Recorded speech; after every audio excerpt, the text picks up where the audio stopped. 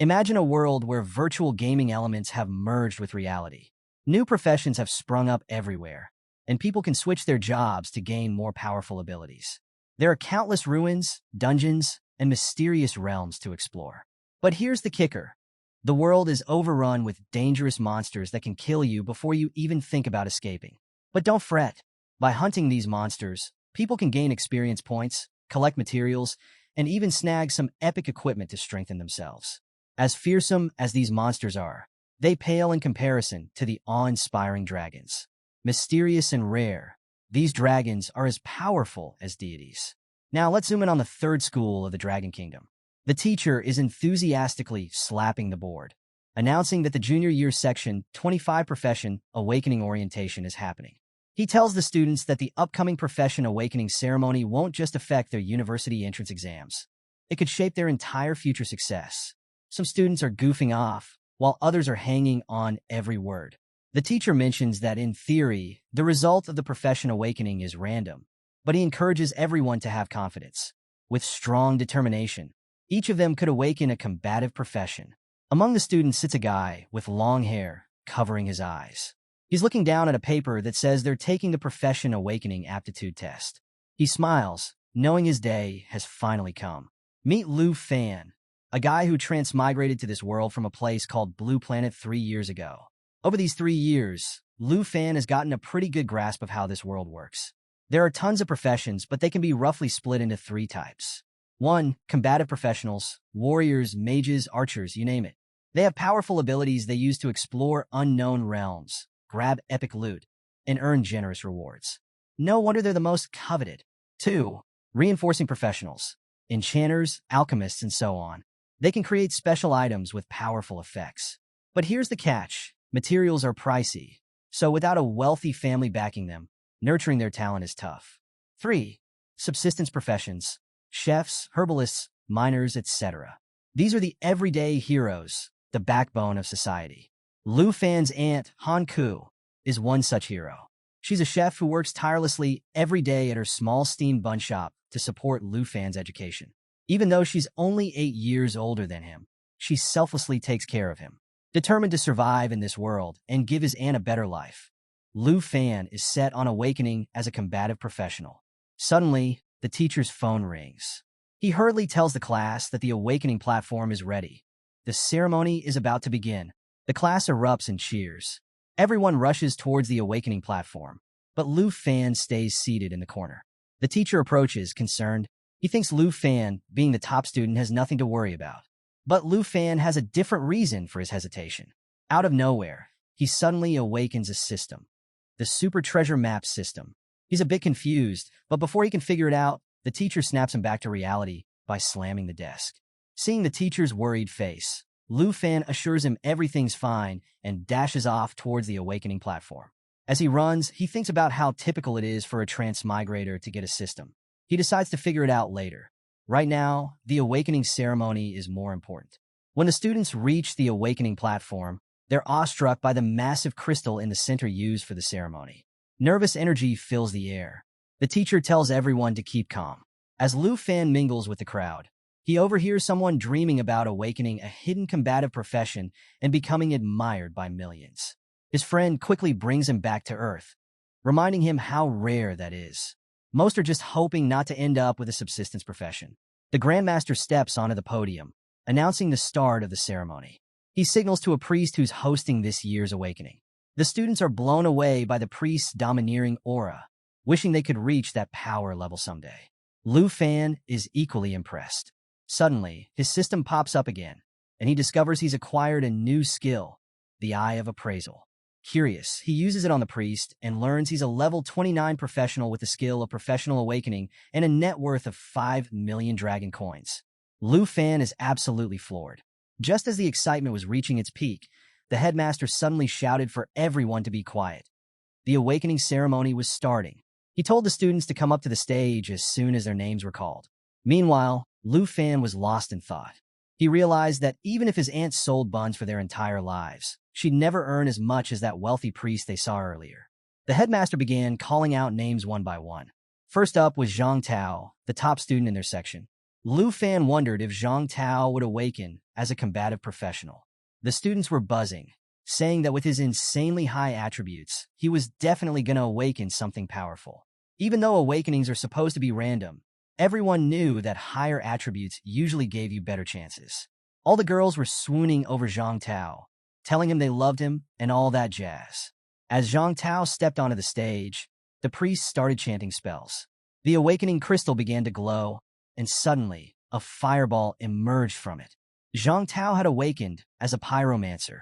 Everyone was stunned. Having a pyromancer among them was huge. The students were envious. Zhang Tao now had a bright future ahead of him. He smirked and conjured a fireball in his hand, making the girls go even crazier, screaming and asking him out on dates. Seeing this, Lu Fan realized that if he could awaken as a combative professional, he could kiss his struggles goodbye.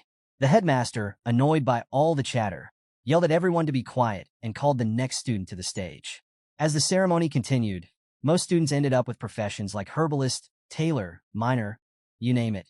Lu Fan was witnessing firsthand that combative professions were rare, and the majority would end up with subsistence professions. Awakening as a combative professional meant unlimited possibilities, while subsistence professions pretty much destined you to an ordinary life. A student ahead of Lu Fan mentioned that even awakening as a subsistence profession was still a decent outcome. They pointed out Li Ping from Section 3. Her family was already struggling, and she awakened as a reinforcing professional, which requires a lot of money to develop. For her, it might have been better to awaken as a subsistence professional to gain some specialized skills. Hearing this, Lu Fan started to get nervous.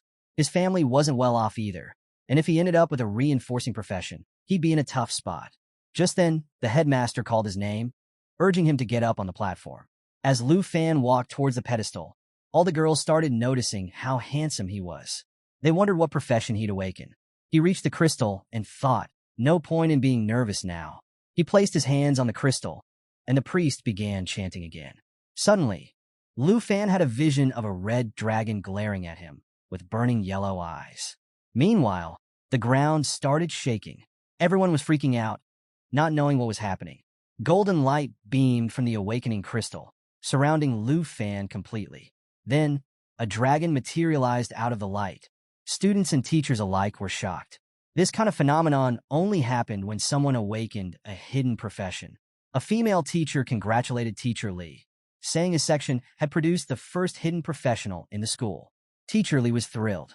If Lu Fan awakened as the strongest hidden professional like Dragon Blood Warrior or Dragon Language Mage, he could become a powerhouse in the Dragon Kingdom and make history.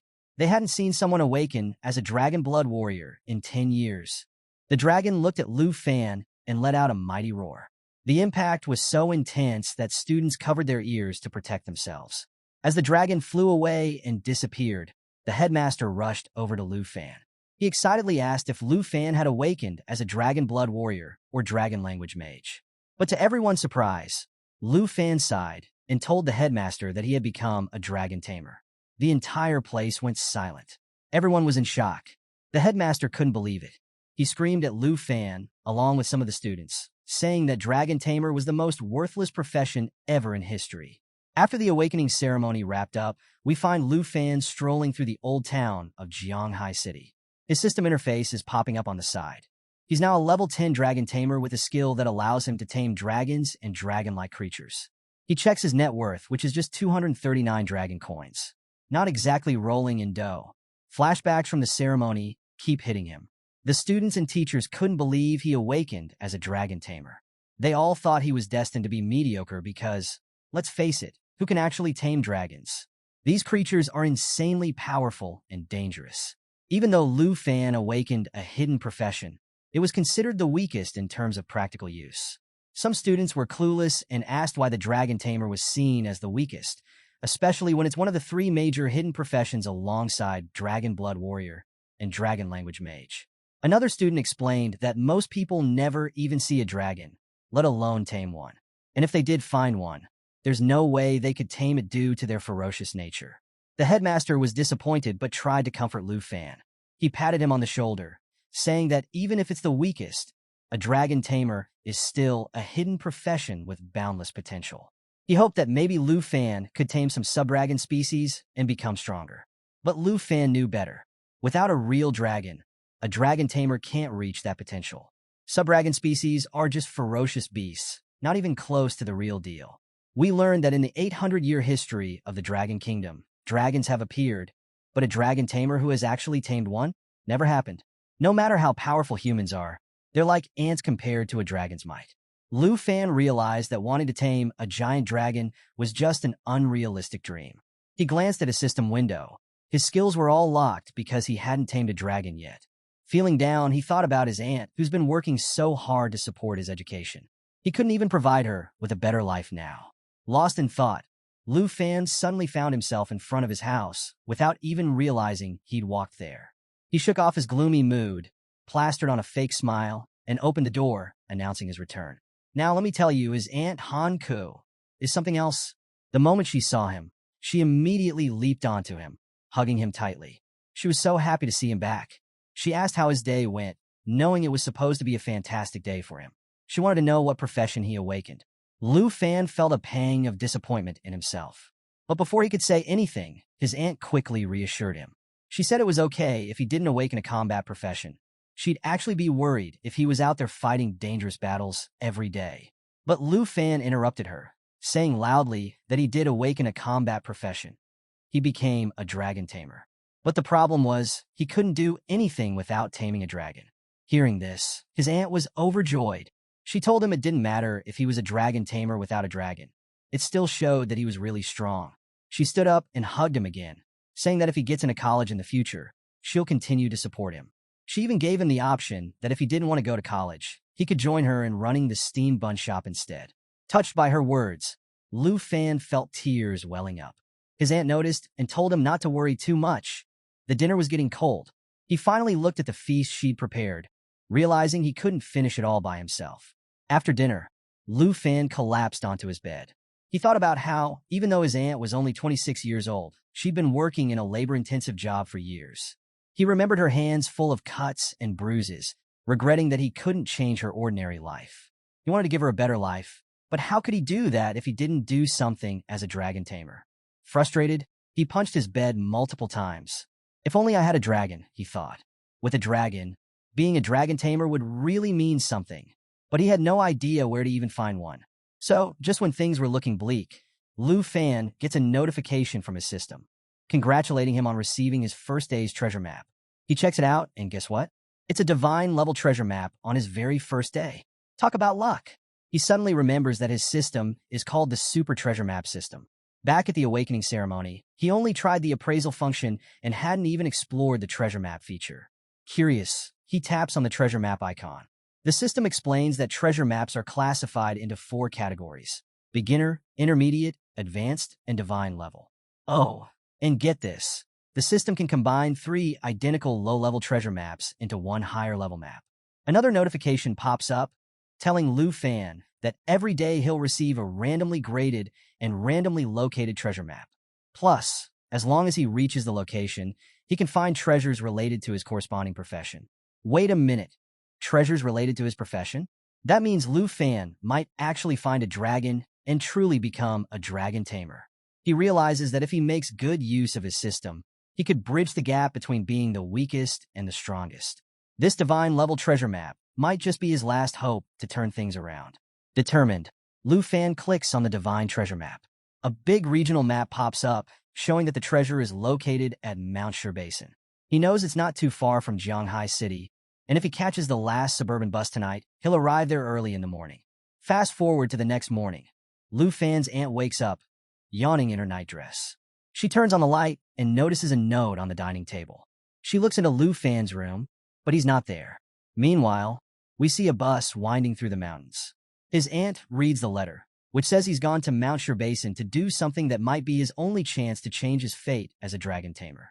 He tells her not to worry and that he'll return soon. Back to Lu Fan. He steps off the bus, and a few sketchy individuals are trailing behind him. Oblivious to them, he's determined to make a better life for himself and his aunt, no matter what. He looks around the outskirts of Manhua Basin, which looks pretty barren. Suddenly, someone bumps into his backpack. He turns around to see a muscular guy and a petite girl eyeing him suspiciously. Lu Fan jumps back and grips his weapon, ready for anything. Then, an old man with an eye patch grabs his shoulder from behind, asking if he'd like to join them. Lu Fan quickly shakes off the man's hand, telling them he doesn't need any companions. He suspects they're dungeon robbers. The girl pulls out a knife and suggests he rethink his decision. The eye patch man warns him that it's dangerous to be alone in the wilderness at night. Sizing them up, Lu Fan realizes they've probably been robbing and stealing materials for a while. Dealing with someone as powerless as him would be a piece of cake for them. Not wanting any trouble, he lies and says he's a summoner who doesn't need companions because he can summon elemental creatures if things get dangerous. Surprised by his answer, the group decides to back off. The eye patch man says that if Lu Fan's a summoner, their concerns are unnecessary. The girl gives him a sly smile, whispering that she hopes they'll meet again, calling him handsome and blowing him a kiss. Lu Fan's a bit flustered but relieved they're leaving. He thinks to himself that, yeah, the wilderness is dangerous, but it's way safer than getting stabbed in the back by dungeon robbers. Realizing that without strength, life is pretty fragile, he checks his system map and decides to move quickly. As he ventures deeper, he spots a herd of power horn horses, level 8 creatures with immense strength, grazing peacefully in an open field. He knows they won't attack unless disturbed, so he carefully takes a detour to avoid them. Even though the detour makes his journey longer, he doesn't feel safe at all. He soon encounters a group of giant horn antelopes. Moving slowly and cautiously, he accidentally steps on a frog he didn't see, which croaks loudly in pain. Oh! The antelopes turn their attention to Lu Fan, clearly irritated by the disturbance. Before he knows it, they're chasing him. He runs as fast as he can, hoping to escape. Spotting a flat area beside him, he dives toward it, crashing onto the ground, but managing to evade the stampede. Catching his breath, he realizes he couldn't even handle a timid giant horn antelope in his current state. He thinks, if I miss this opportunity today, my fate might end up like that poor frog. Just then, a notification pops up. He's arrived at the designated treasure map location. Ahead, he sees 2 giant rocks with a faint red glow emanating from behind them. This matches the treasure map's indication.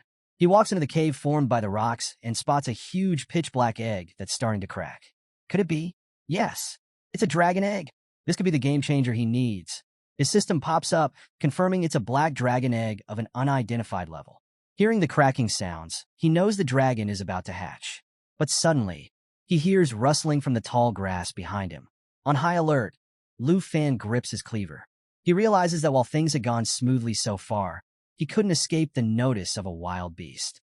He turns around and slashes at the approaching creature. It's a bloodthirsty gray fox. The fox catches his cleaver in its sharp canines, snarling fiercely. It howls and lunges at him with all its might. Lu Fan manages to deflect it, throwing the creature to the ground. He takes a few deep breaths, trying to recover his stamina. Using his appraisal skill, he sees that the bloodthirsty gray fox has some nasty abilities. Triple Claw Strike and Bloodthirst Recovery. It can hit you 3 times in a row, make you bleed, and then heal itself by absorbing your blood. Glancing back at the dragon egg that's about to hatch, Lu Fan realizes he doesn't have much time or the skills to deal with this creature. He thinks maybe he can stall the fox until the dragon hatches and then use his dragon taming ability. But the fox isn't giving him any time. It leaps into the air, ready to attack. Instinctively, Lu Fan raises his arm to defend himself. He realizes the fox is too fast, and he can't wait for the dragon to hatch. The fox's sharp claws slice into his arm, and he knows he can't let it use its bloodthirst recovery. He has to act fast. The fox goes for its triple claw strike. He's already taken 1 hit. 2 more to go. Lu Fan blocks the second strike with his cleaver and somehow dodges the third by moving to the side. Now's his chance. Summoning all his strength, Lu Fan slams his cleaver straight into the fox's head. Blood splatters everywhere as the creature collapses. He pulls his cleaver out, panting heavily. A notification pops up. You have defeated a bloodthirsty gray fox and gained 120 experience points. Yes, he did it. So, Lu Fan is catching his breath after taking down that bloodthirsty gray fox. Feeling a mix of exhaustion and relief, he's finally calm, until 3 shadows loom behind him. He hears laughter and turns to see those sketchy robbers from before. They're clapping and complimenting him on taking down the beast. But Lu Fan isn't buying their friendly act. He takes a defensive stance and tells them to back off. He's not joining their shady group. The girl in the group chuckles, telling him there's no need to be so nervous. She hints that they know he lied about being a summoner. The eye patch guy pipes up, reminding Lu Fan that he claimed to be a summoner, but didn't use any summoning skills and still got injured by a mere monster. Oh, they figured him out? Realizing he's been caught in his lie, Lu Fan tries to play it cool. He kicks the fox's body toward them, saying, "If you want the fox fur, take it and leave me alone." The eye patch man laughs, picking up the fur. "This is only worth 80 dragon coins," he says. "We're after something way bigger." Wait a second. They're after the divine treasure too. Lu Fan's heart skips a beat. He glances back, and sure enough, the muscular guy and the girl are eyeing the dragon egg. Before he can react, the muscular dude charges at him, throwing a punch with all his might. Lu Fan is sent flying, his cleaver knocked out of his hand. He crashes to the ground a few meters away, dazed. When he opens his eyes, the girl is on top of him, her knife pressed against his throat. "Don't move," she warns, "or you'll get cut." The eye patch man smirks. "You underestimated the dungeon robber's sense of smell for treasures," he taunts. Meanwhile, the muscular guy calls out, "Hey, check out what I found!" He's standing next to the dragon egg. Lu Fan watches in horror as his plan unravels. The eye patch man, thrilled, orders the girl, "Finish him off." She looks at Lu Fan with a sly grin. "You're handsome, but it's time to say goodbye," she says. But Lu Fan isn't giving up that easily. He notices the dragon egg is starting to hatch. This is his chance. Suddenly, the egg cracks open, and something shoots out into the sky. Everyone looks up, stunned. A giant dragon silhouette hovers above them. They have no idea what just hatched, but they know it's big trouble. The dragon dives toward the robbers. The eye patch guy frantically throws some kind of potion at it, but the dragon dodges effortlessly. The muscular guy tries to punch it. Bad move. The dragon opens its jaws and unleashes a ferocious attack, incinerating him on the spot. The eye patch man is frozen in fear as he sees his buddy's lifeless body. The dragon turns its gaze to him, and he knows he's next. He screams for help, but the girl is just as terrified. She lowers the knife from Lu Fan's throat. Seizing the opportunity, Lu Fan shoves her aside. "You guys really picked the wrong target," he shouts. He sprints toward the dragon. The dragon looks a bit confused but doesn't attack him. Lu Fan yells, "Dragon taming technique." A yellow light glows from his hands. Even the dragon seems surprised. As he touches the dragon, the girl stammers, Who are you?" Lu Fan turns and smirks. "Oh, now you're curious," he says. "I'm not just a summoner. I'm a dragon tamer." A notification pops up. Black Dragon Covenant has been tamed by Lu Fan. The Black Dragon now has skills like Dragon Claw, Dragon Fang Strike, and Dragon's Inspiration. It leaps toward the girl. Panicking, she starts babbling apologies. "I didn't know it was a dragon egg. I'm sorry." But Lu Fan isn't having any of it. "For scheming against innocent people, you can join your buddies," he says coldly. He orders the dragon, "Finish her." After the dust settles, Lu Fan sits on a cliff, bandaging his injured hand. The dragon rummages through his bag, curious as ever. He picks up the dragon, hardly believing his luck. Holding it up like a proud parent, he says, "You're way too lively." He's amazed at how powerful the dragon is right after hatching. "If you're this strong now, imagine when you level up," he exclaims. He hugs his new companion tightly. The title of Dragon Tamer won't be called the weakest class anymore. But then he pauses. "What should I name you?" he wonders. "Little Coalball? Nah. Black Diamond? Too cheesy." As he's thinking, he notices the dragon licking his wounds. Suddenly, a red aura surrounds the creature. The dragon opens its elegant wings, and before he knows it, it starts transforming. In a flash, standing before him is a magnificent girl with a long tail and 2 beautiful wings. Wait, what? All right, folks, plot twist. The dragon just turned into a girl. Looks like Lu Fan's adventure just got a whole lot more interesting. All hail the waifu tamer. Things are about to heat up. So, get this. Lu Fan is absolutely stunned when his newly hatched dragon suddenly transforms into a human form. Yep, you heard that right. He realizes that his dragon can also shapeshift into a human. The dragon girl doesn't understand human language yet, so she just nods along to whatever Lu Fan is saying, kind of like an adorable, clueless kid. She's behaving like a total child, flying around here and there, while Lu Fan checks out his newly unlocked skills. And trust me, they're awesome. First off, there's dragon taming, which lets him tame dragon-like creatures. Pretty handy, right? Then there's Dragon Claw, which transforms his arm into a dragon's claw, and its strength depends on his current dragon pet. Next up is Dragon Fang Strike. which channels dragon energy to deliver a powerful blow. And last but not least, dragon inspiration, which boosts both him and his dragon pet's attributes and attack power by 30%. We find out that the black dragon he tamed is actually a legendary creature. Lu Fan realizes that now that he's successfully tamed a dragon, all his skills have been unlocked. He quickly understands that he could easily crush other combat professionals at his level. Curious, he clicks on the black dragon's profile, and her stats pop up. Get this, the dragon has a strength of 342, agility of 267, spirit of 359, and endurance of 373. Talk about overpowered. She has multiple attacks, including Mighty Jaw Assault, which lets her charge forward and tear into targets, causing continuous bleeding damage. Then there's Lava Flame, which continuously spews flames, dealing damage while healing herself. She also has Black Dragon Heritage, which reduces all damage taken by 50%, grants immunity to all debuffs, and increases her self-recovery ability by 500%. And as if that wasn't enough, she has a special skill called Bloodline Connection, which provides a 10% attribute bonus to Lu Fan himself. Lu Fan is absolutely blown away by how powerful this dragon hatchling is. Even at level 1, she's got these insane skills and nearly 400 points in various attributes. He realizes that even a skilled human expert 20 levels higher wouldn't stand a chance against him now. What's even better is that the Bloodline Connection directly doubles all of Lu Fan's attributes. He finally understands that this is why he feels so much stronger after taming the legendary Black Dragon.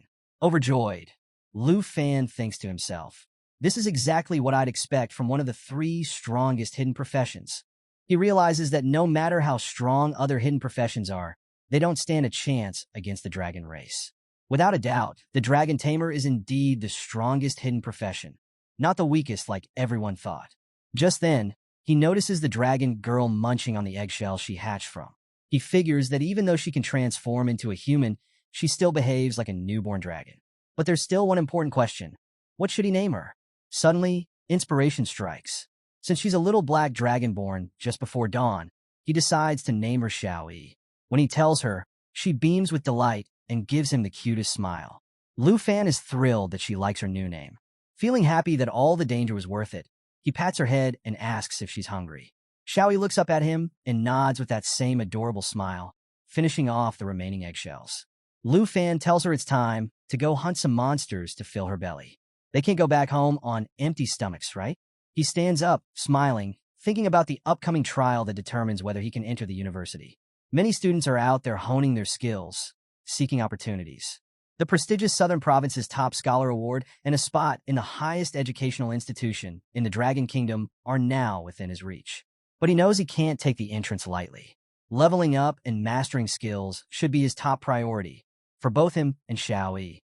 With renewed determination, Lu Fan starts running, and Xiaoyi follows closely, smiling as well. He tells her they're heading deeper into Mount Shur Basin. There are monsters there even tastier than eggshells. As they advance, they suddenly hear some noises. A group of creatures is sprinting toward them at insane speeds. Lu Fan quickly pulls up his system interface, which identifies them as plains hyenas. These beasts have an attack called Rending Bite, which inflicts continuous bleeding damage, and Putrefaction, which gives a disease debuff. On the bright side, if they defeat them, they'll drop canine teeth worth 95 dragon coins each. So, Lu Fan realized that these hyenas were way more dangerous and tougher than that bloodthirsty gray fox he fought earlier. Remember, even though he defeated that fox, he got pretty banged up in the process. So naturally, he's a bit hesitant to take on these new threats. But guess what?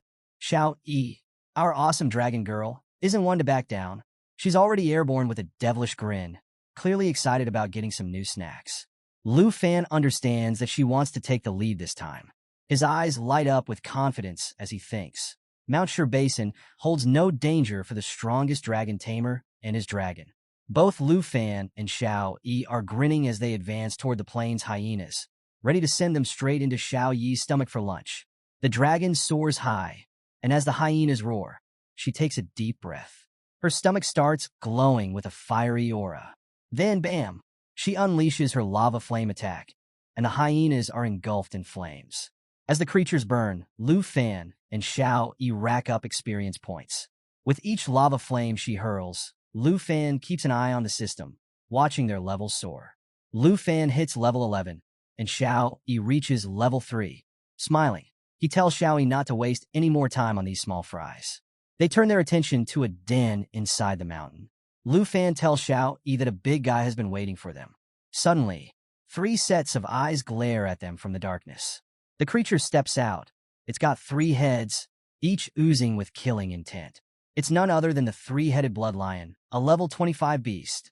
This lion-like monster has multiple attacks, including Roar, which boosts its defense and attack power, Trample, dealing massive damage in its target range, and Triple Flame, which inflicts 3 instances of fire area damage. Defeating this beast will net them a whopping 23,790 experience points and drop valuable materials like Blood Lion's Tooth and Blood Lion Skin. Lu Fan knows that normally, taking on a level 25 elite boss would require a strong team of monster hunters. But hey, he's a dragon tamer now. He can handle anything.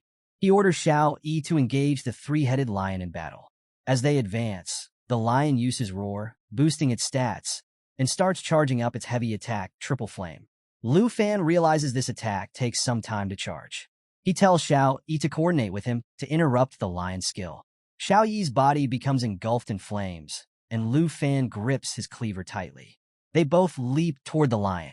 Xiao Yi transforms back into her original dragon form and uses Mighty Jaw Assault. She closes the gap in an instant, biting one of the lion's heads and grabbing the other 2 with her sharp claws. The system notifies Lu Fan that the Triple Flame attack was successfully interrupted. He praises Xiao Yi for her excellent work. Seizing the moment, Lu Fan charges in and unleashes Dragon Fang Strike, channeling Dragon Aura to deliver a powerful blow with his weapon. With this final attack, the 3-headed blood lion falls. Both Lu Fan and Xiao Yi land back on the ground. Xiao Yi transforms back into her human form. Lu Fan is thrilled, realizing that taking down elite monsters helps them level up super quickly. He's now at level 14, and Xiao Yi has jumped to level 9. Suddenly, a system notification pops up.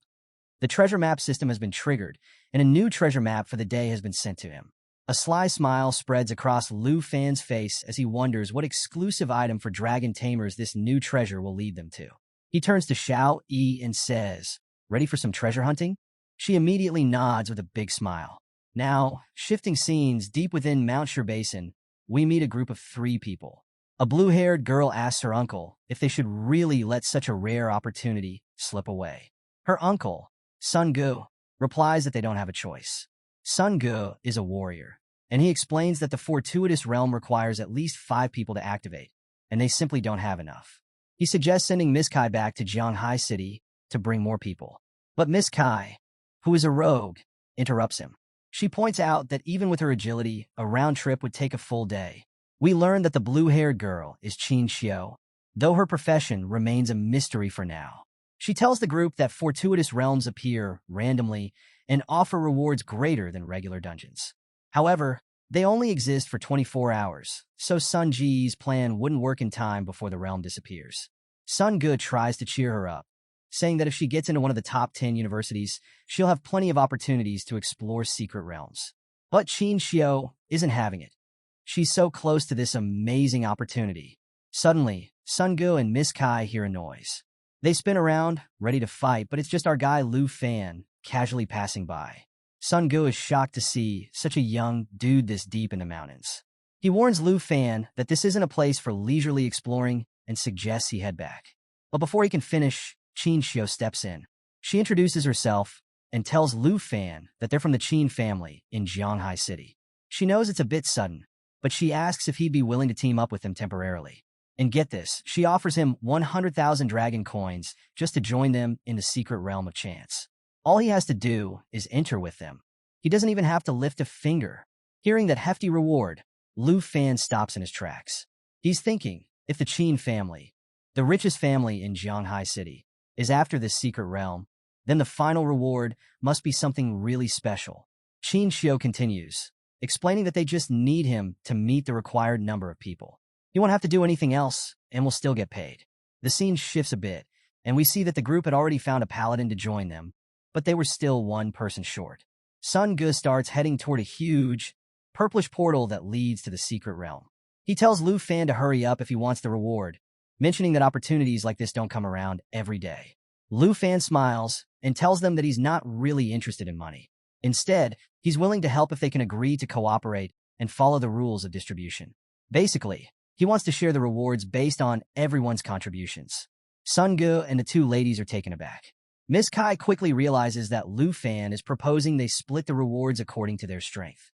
Lu Fan confirms that's exactly what he means. Qin Xiao is a bit puzzled. She thinks our group's average level is around 20, and this guy looks even weaker than us. Is he just super confident or totally arrogant? But they desperately need a fifth member, so she decides to roll with it. She smiles, extends her hand, and says, since you want to cooperate, let's form a team on those terms. And don't worry, the 100,000 dragon coins we promised are still yours as a sign of our sincerity. Lu Fan shakes her hand and agrees to the deal. With that settled, Qin Xiao is pumped and urges everyone to get moving. But Lu Fan has his own thoughts. He decides that revealing his legendary dragon, Xiao Yi, in front of strangers might bring unnecessary trouble. So he plans to keep her hidden until after they get the rewards from the secret realm. He feels a bit sorry for keeping her cooped up, but knows it's the safest move. They all enter the portal and arrive in the secret realm of chance. As soon as they step inside, Lu Fan notices the place is dark and desolate. There are lifeless trees and a dense, purple fog everywhere.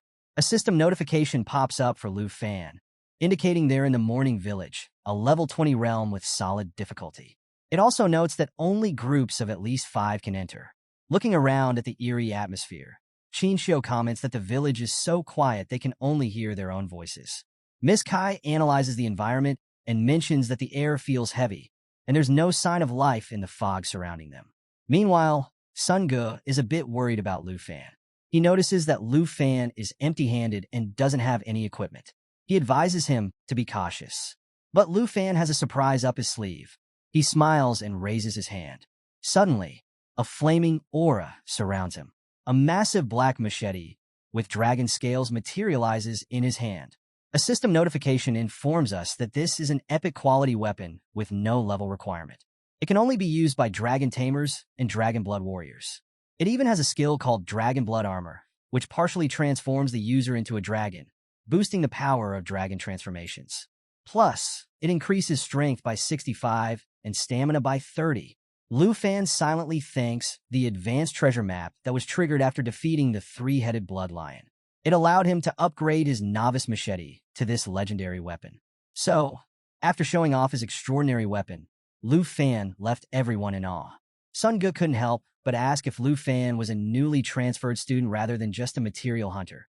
Because seriously, that weapon was something else. But Miss Kai was getting irritated. She snapped at Sun Ge, questioning why he cared so much about a stranger. In her mind, if Lu Fan had any evil intentions, she'd handle him without breaking a sweat. But before they could argue further, something unexpected happened. Out of nowhere, a hand shot up from the ground, startling Sun Ge.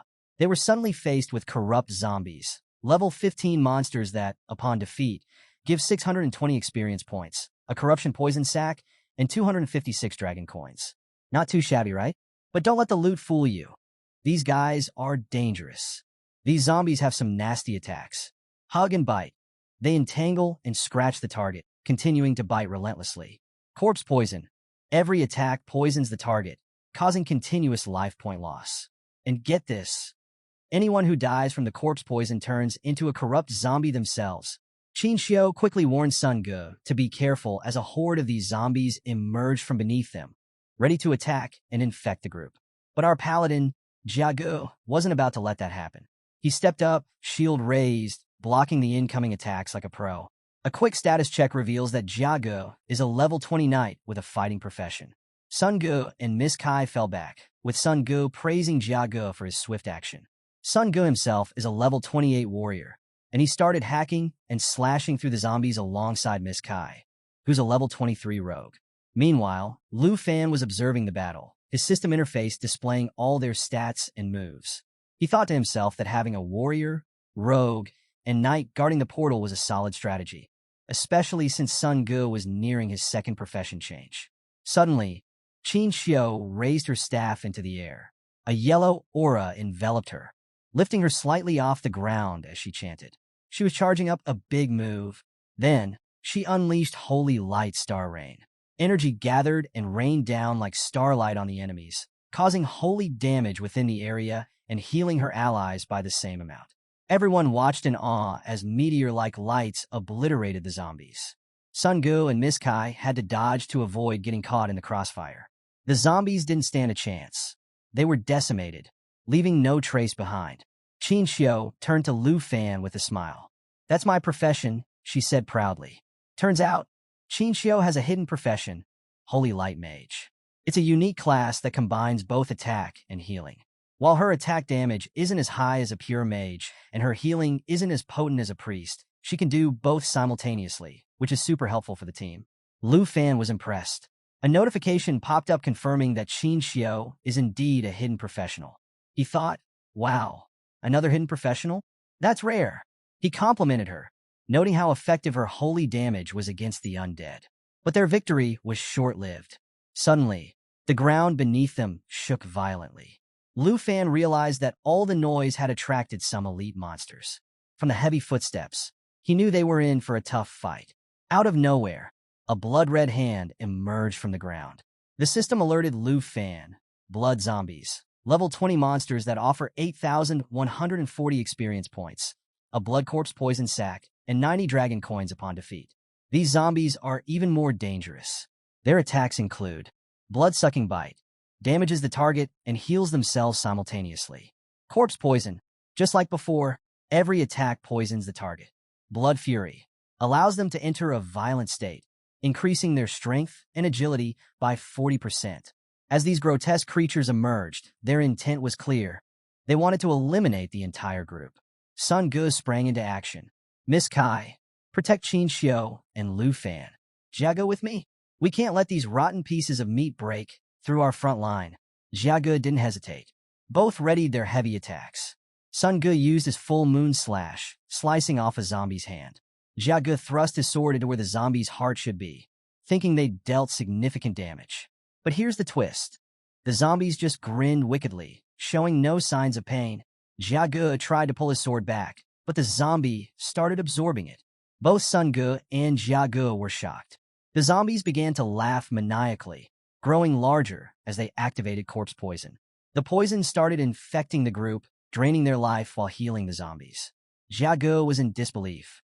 What's happening? This isn't normal. Qin Xiu was equally alarmed. Corpse poison requires a priest's clarity to dispel. I can't help you. The situation was dire. The zombies weren't just resisting. They were overpowering. They engulfed Jia Ji's hand, the poison damage increasing every second. Desperate, he screamed, "Help me! I can't break free!" Sun Gu shouted, "Let go of your weapon, Jia Ge, before it's too late." Jia Ge released his grip, and Sun Gu rushed to pull him away. He called out, "Miss Kai, cover us!" But Miss Kai was swamped, fending off zombies trying to infect her as well. Just when things seemed hopeless, a calm voice broke through the chaos. "Hey, Sun Gu, chill out. Don't trouble Miss Kai." They all turned to see Lu Fan stepping forward. One of his eyes glowed a crimson red, and he wielded his epic machete with confidence. He looked ready to take on the world, or at least a horde of undead monsters. Sun Gu was frantically telling Lu Fan to get out of the way of the red blood zombies. He was worried that Lu Fan would get seriously hurt. But Lu Fan had this intense determination in his eyes. Ignoring Sun Ji's warning, he wielded his legendary ink dragon machete, surrounded by a fiery yellow aura, and lunged straight at the zombie, slashing its throat. Everyone was absolutely stunned. I mean, jaws dropped. Sun Gu couldn't believe what he was seeing. Lu Fan, a supposed newbie, just took down a zombie like it was nothing. Lu Fan casually handed Sun Gu his sword back, telling him not to back down and to keep moving forward, all with a confident smile. But Sun Gu was like, "Hold up. What's your level?" Exactly. He couldn't wrap his head around how a transfer student could have such insane attack power. But they had bigger problems. Jia Ge, the paladin, was gravely wounded. Qin Xiu rushed over to heal him, urging him to hang in there. Lu Fan, with a dragon aura literally glowing from one of his eyes, told Sun Gu that he's just a normal level 14 student. "No need to lie," he said. He explained that he came to Mount Shur Basin to get some practice in for the big exam. Qin Xiu, while healing Jia Ge, overheard this and realized that Lu Fan was the same age as her. She couldn't believe that a level 14 student could have higher attack power than Sun Ge, who was level 28. But before she could process that, a red blood zombie sneaked up behind her, grinning menacingly. Miss Kai saw it and leaped into action, shouting for Qin Xiao to watch out. But guess what? Lu Fan was even faster. He dashed in, pinned the zombie against a wall, and took it out with his legendary machete.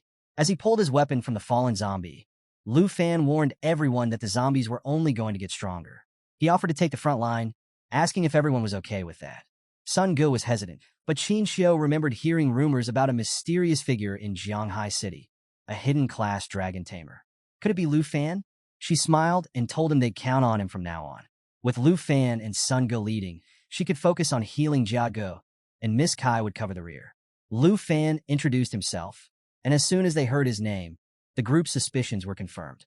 He was indeed the rumored dragon tamer, but Qin Xiao still couldn't figure out how a dragon tamer, considered the weakest class, could be so strong. Fast forward, and the team is now at the center of the village, battling hordes of blood zombies. Lu Fan was deep in thought.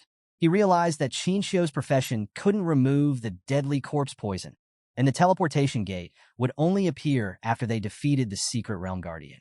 Time was running out. If they didn't hurry, Jia Ge could die and turn into a zombie himself.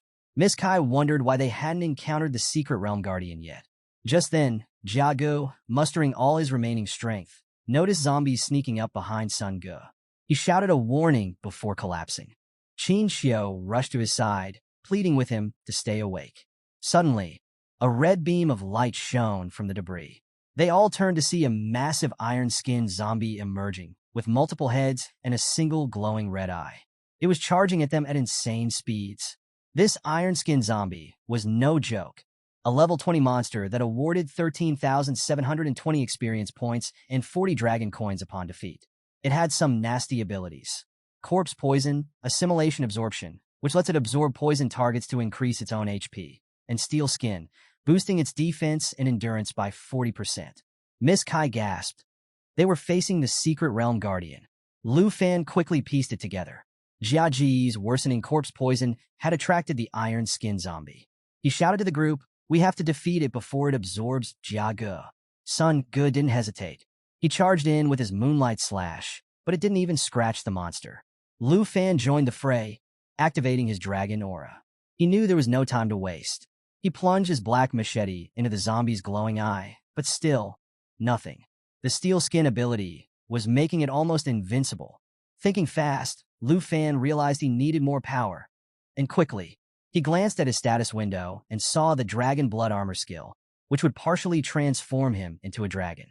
Meanwhile, the iron-skinned zombie was making a beeline for Jia Ge, preparing to use assimilation absorption. At that critical moment, Lu Fan shouted to Qin Xiao, asking her to coordinate holy spells with him. He began transforming, his hand morphing into a dragon's claw. He instructed Sun Ge to protect Jia Ge with Miss Kai's help. As Lu Fan's transformation completed, one of his hands was now a full-on dragon hand. Qin Xiao nodded and started chanting her holy spells, staff raise high. Together, they charged at the iron-skinned zombie.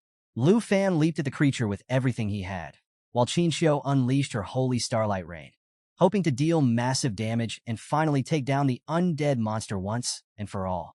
So, the iron-skinned zombie boss is charging at Lu Fan and the group at insane speeds, screaming about wanting fresh blood and flesh. Creepy, right? But our boy Lu Fan isn't backing down. He leaps into the air, ready to attack this seemingly unstoppable creature. But then, something unexpected happens.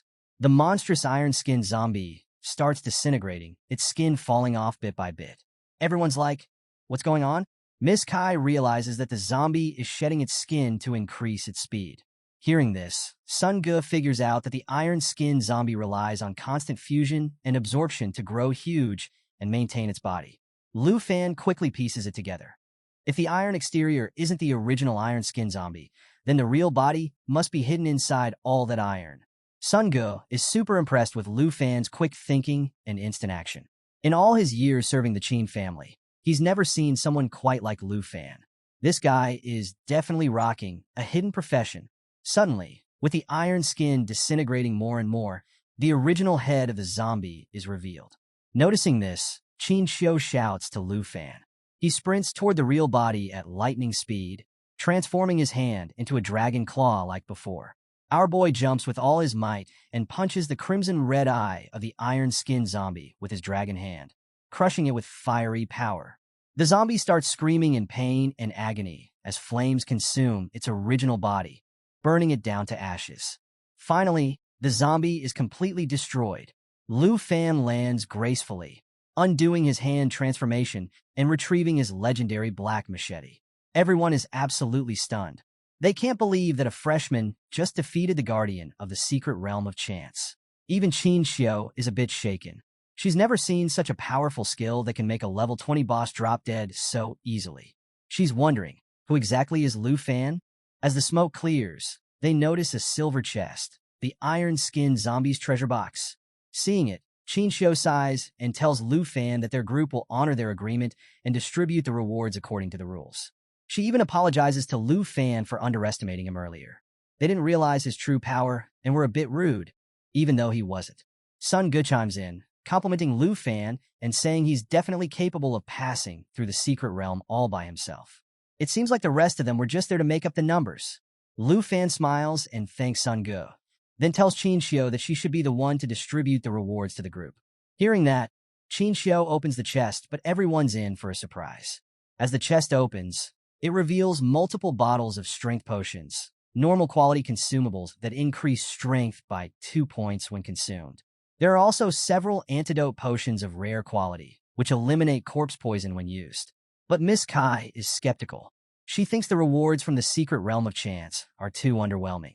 The chest also contains a morning bracelet of excellent quality, which requires level 10 to wear and increases strength by 16 points and endurance by 17. Even Sun Ge is puzzled. He thinks the rewards are pretty shabby, especially considering they just defeated the secret realm's boss. Something doesn't feel right. Lu Fan starts thinking too. What's the deal here? He wonders. Meanwhile, Qin Xiao wants Sun Ge to make Jia Ge drink one of the antidote potions so he can recover from the deadly poison infecting him. After distributing the rewards to everyone, Qin Xiao smiles and hands the morning bracelet to Lu Fan. She tells him he deserves it along with some strength potions and antidote potions. Lu Fan smiles, thinking that the Qin family is really disciplined and fair. Sun Ge helps Jia Ge drink the potion, hoping he'll recover from the poison. So, after handing out all the loot, Qin Xiao starts feeling that something's not quite right. They've defeated the boss, but there's still no portal to exit the secret realm of chance. Weird, right? Meanwhile, Lu Fan is trying on his new morning bracelet when he notices something ominous heading their way. Miss Kai suggests that maybe they should start looking around for the portal, but before anyone can move, our boy Lu Fan shouts for everyone to stay put. He checks his system and realizes that even though they've beaten the blood zombies and the iron skin zombie, they haven't faced the final boss yet. There's still something lurking out there. Sun Ge is like, wait, how do you know there's more? But before Lu Fan can explain, Qin Xiao steps in. As a holy light mage, she can sense a very dark presence nearby. Spooky. They head toward the lakeside of the morning village, and let me tell you, it's super creepy. Dark and gloomy, with the water giving off a stench that'll make your nose hairs curl. The group figures that if Qin Xiao senses something, they better check it out. After all, the secret realm isn't that big. Maybe they missed a spot when they first got here. As they approach the murky water, we catch a glimpse of something horrifying beneath the surface. A massive tentacled monster with multiple gruesome eyes and crimson pupils, seething with anger. It's clearly ticked off that they've been wiping out its minions. Lu Fan feels the impending danger. Suddenly, multiple tentacles bristling with eyes burst out of the ground. Everyone's shocked, scrambling to keep their distance from this monstrosity. Even the status window can't identify what this creature is or what level it's at. Realizing Lu Fan was right all along, Sun Ge admits that this tentacle monster must be the true final boss. They try to dodge the writhing tentacles. Sun Ge steps up, swinging his crimson sword to defend the team. But the tentacles are too powerful. They smack him away like he's nothing, sending him flying several meters. The group's strongest member is down. Oh. Suddenly, Qin Xiao senses the tentacles zeroing in on her. Before she knows it, they're lunging at her with insane speed. She's caught off guard, frozen in place. But guess who comes to the rescue? Lu Fan.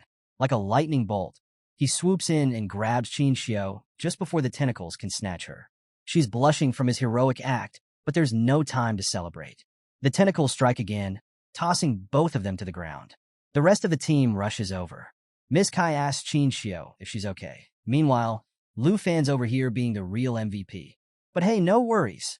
Suddenly, a dark purple aura rises from the river. Miss Kai is stunned, frozen in fear.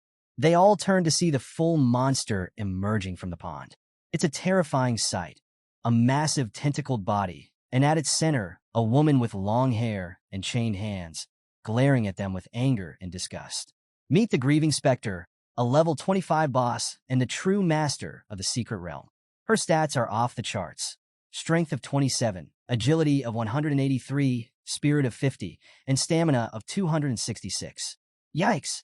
She's enveloped in a corpse aura that continuously decreases all attributes of any creature in the realm by 20%. Talk about a debuff. Her abilities are no joke either. Chain Whip causes massive damage when it hits a target. Resentment Explosion unleashes accumulated resentment energy, pushing back all enemies and inflicting them with corpse poison. So, the Grieving Spectre boss, chains shackling her hands, is now towering over our heroes, using her tentacles to support herself. She's glaring at Sun Ge and the rest of the crew. Miss Kai is absolutely shocked to see the real boss of the secret realm finally appear. Meanwhile, little Jia Ge has regained consciousness and wants to jump back into the fight. But Sun Ge calms him down, saying he'll protect everyone, including Jia Ge, until he's fully recovered. Jia Ge insists, but Sun Ge firmly tells him, "Don't push yourself. You just got some of your energy back." But amidst all this, Sun Ge doesn't notice that the boss's tentacles are about to slam down on him from above. At the last second, he looks up and somehow manages to block the tentacle with his sword. Phew! Our main man, Lu Fan, sees the danger and charges toward the real monster, wielding his big black legendary machete. He knows that Sun Ge and Jia Ge are barely holding on, and it's up to him to take down the boss. Lu Fan realizes that as long as the boss is still a zombie, there's only one way to defeat her. He spots the original body of the Grieving Spectre boss, who's actually controlling all these tentacles, and immediately leaps toward her. But the boss isn't going down without a fight. She makes this creepy, distorted face, her mouth opens weirdly, and she starts screaming at Lu Fan. She activates Corpse Chi Envelopment, emitting a nasty aura that reduces all attributes of creatures in the secret realm by 20%. Not good. Everyone is affected by this, including Lu Fan. But our boy isn't giving up. He dodges ferocious tentacle attacks, jumps onto one of the chains shackling the boss, and starts sprinting toward her main body. Even the boss is shocked by his bold move. Qin Xiao shouts, "Lu Fan, watch out for the iron shackles." But before he can react, the boss unleashes her chain lash attack, whipping chains from the sunken lake toward them, causing massive damage. Lu Fan loses his balance on the chain and starts falling, but he grips his machete tightly. Now the boss is furious. She looks at the group with pure rage and starts whipping her chains everywhere, intent on wiping them out. Sun Ge jumps in, blocking a chain and yelling to Qin Xiao, "Be careful." Miss Kai and Jia Ge try to defend themselves, but Jia Ji's shield shatters from just one hit. Things are looking grim. Despite all this, Lu Fan is still on the offensive, desperately trying to reach the main body. Suddenly, he notices a tentacle sweeping right beside him, heading straight for Sun Ge and the others. The monster taunts, "If you keep resisting, your whole group will die." Fueled by anger, Lu Fan shouts, "Everyone, get out of the way!" He charges up his Dragon Strike attack again, channeling his dragon energy to deliver a powerful blow. The Grieving Spectre boss is hurt, but not defeated. She starts lashing out desperately, her chains whipping in a continuous assault against Lu Fan and the team. Realizing he needs more power, Lu Fan unleashes his dragon blood transformation, turning his hand into a dragon claw. With this newfound strength, he breaks through the chains attacking him and the group. After this epic move, Lu Fan lands on the ground, having destroyed the boss's chains that were attacking them. Sun Ge looks at him and says, "This boss is too much for us right now. We need to retreat and come up with a strategy." Even Qin Xiao is worried. She tells Lu Fan, "We're all in bad shape and no match for her. If we don't leave the secret realm now, we'll be in grave danger." So, the Grieving Spectre boss is still glaring daggers at Lu Fan, ready to unleash another devastating attack. But our guy isn't backing down. He turns to the group and says, "You all should retreat to the village where we've already taken care of the zombies." He assigns Sun Gu and Miss Kai the task of making sure everyone gets there safely. Qin Xiu is visibly worried. She asks, "What are you planning to do by staying here alone?" But Lu Fan just waves her off with a confident smile. "I'll handle the boss no matter what," he assures them. He urges them once again to retreat quickly. Miss Kai nods, agreeing that it's the best course of action.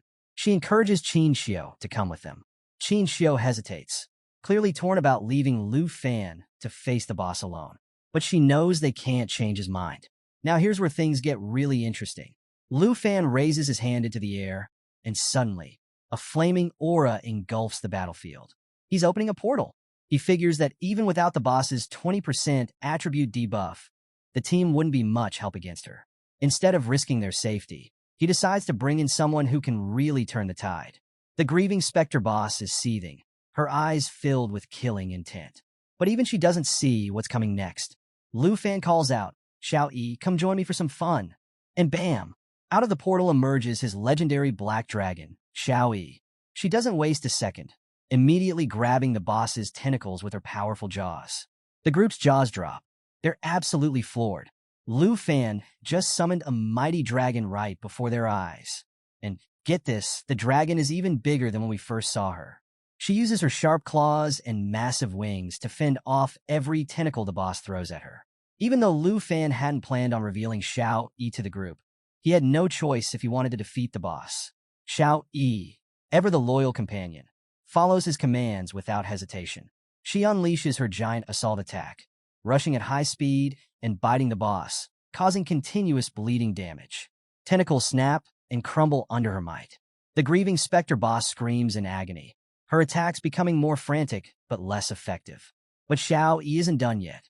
She goes in for the final blow, tearing off the boss's chains and forcing her back into the watery depths from which she came. And just like that, the secret boss of the Realm of Chance is defeated. Sun Gu is left speechless.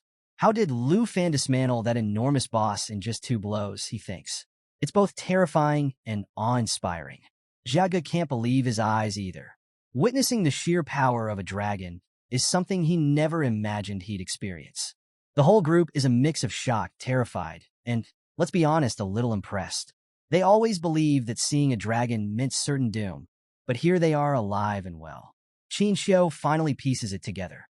The rumors she's heard about a mysterious dragon tamer in Jianghai City, they're all about Lu Fan, the so-called worthless dragon tamer. Clearly, there's nothing worthless about him.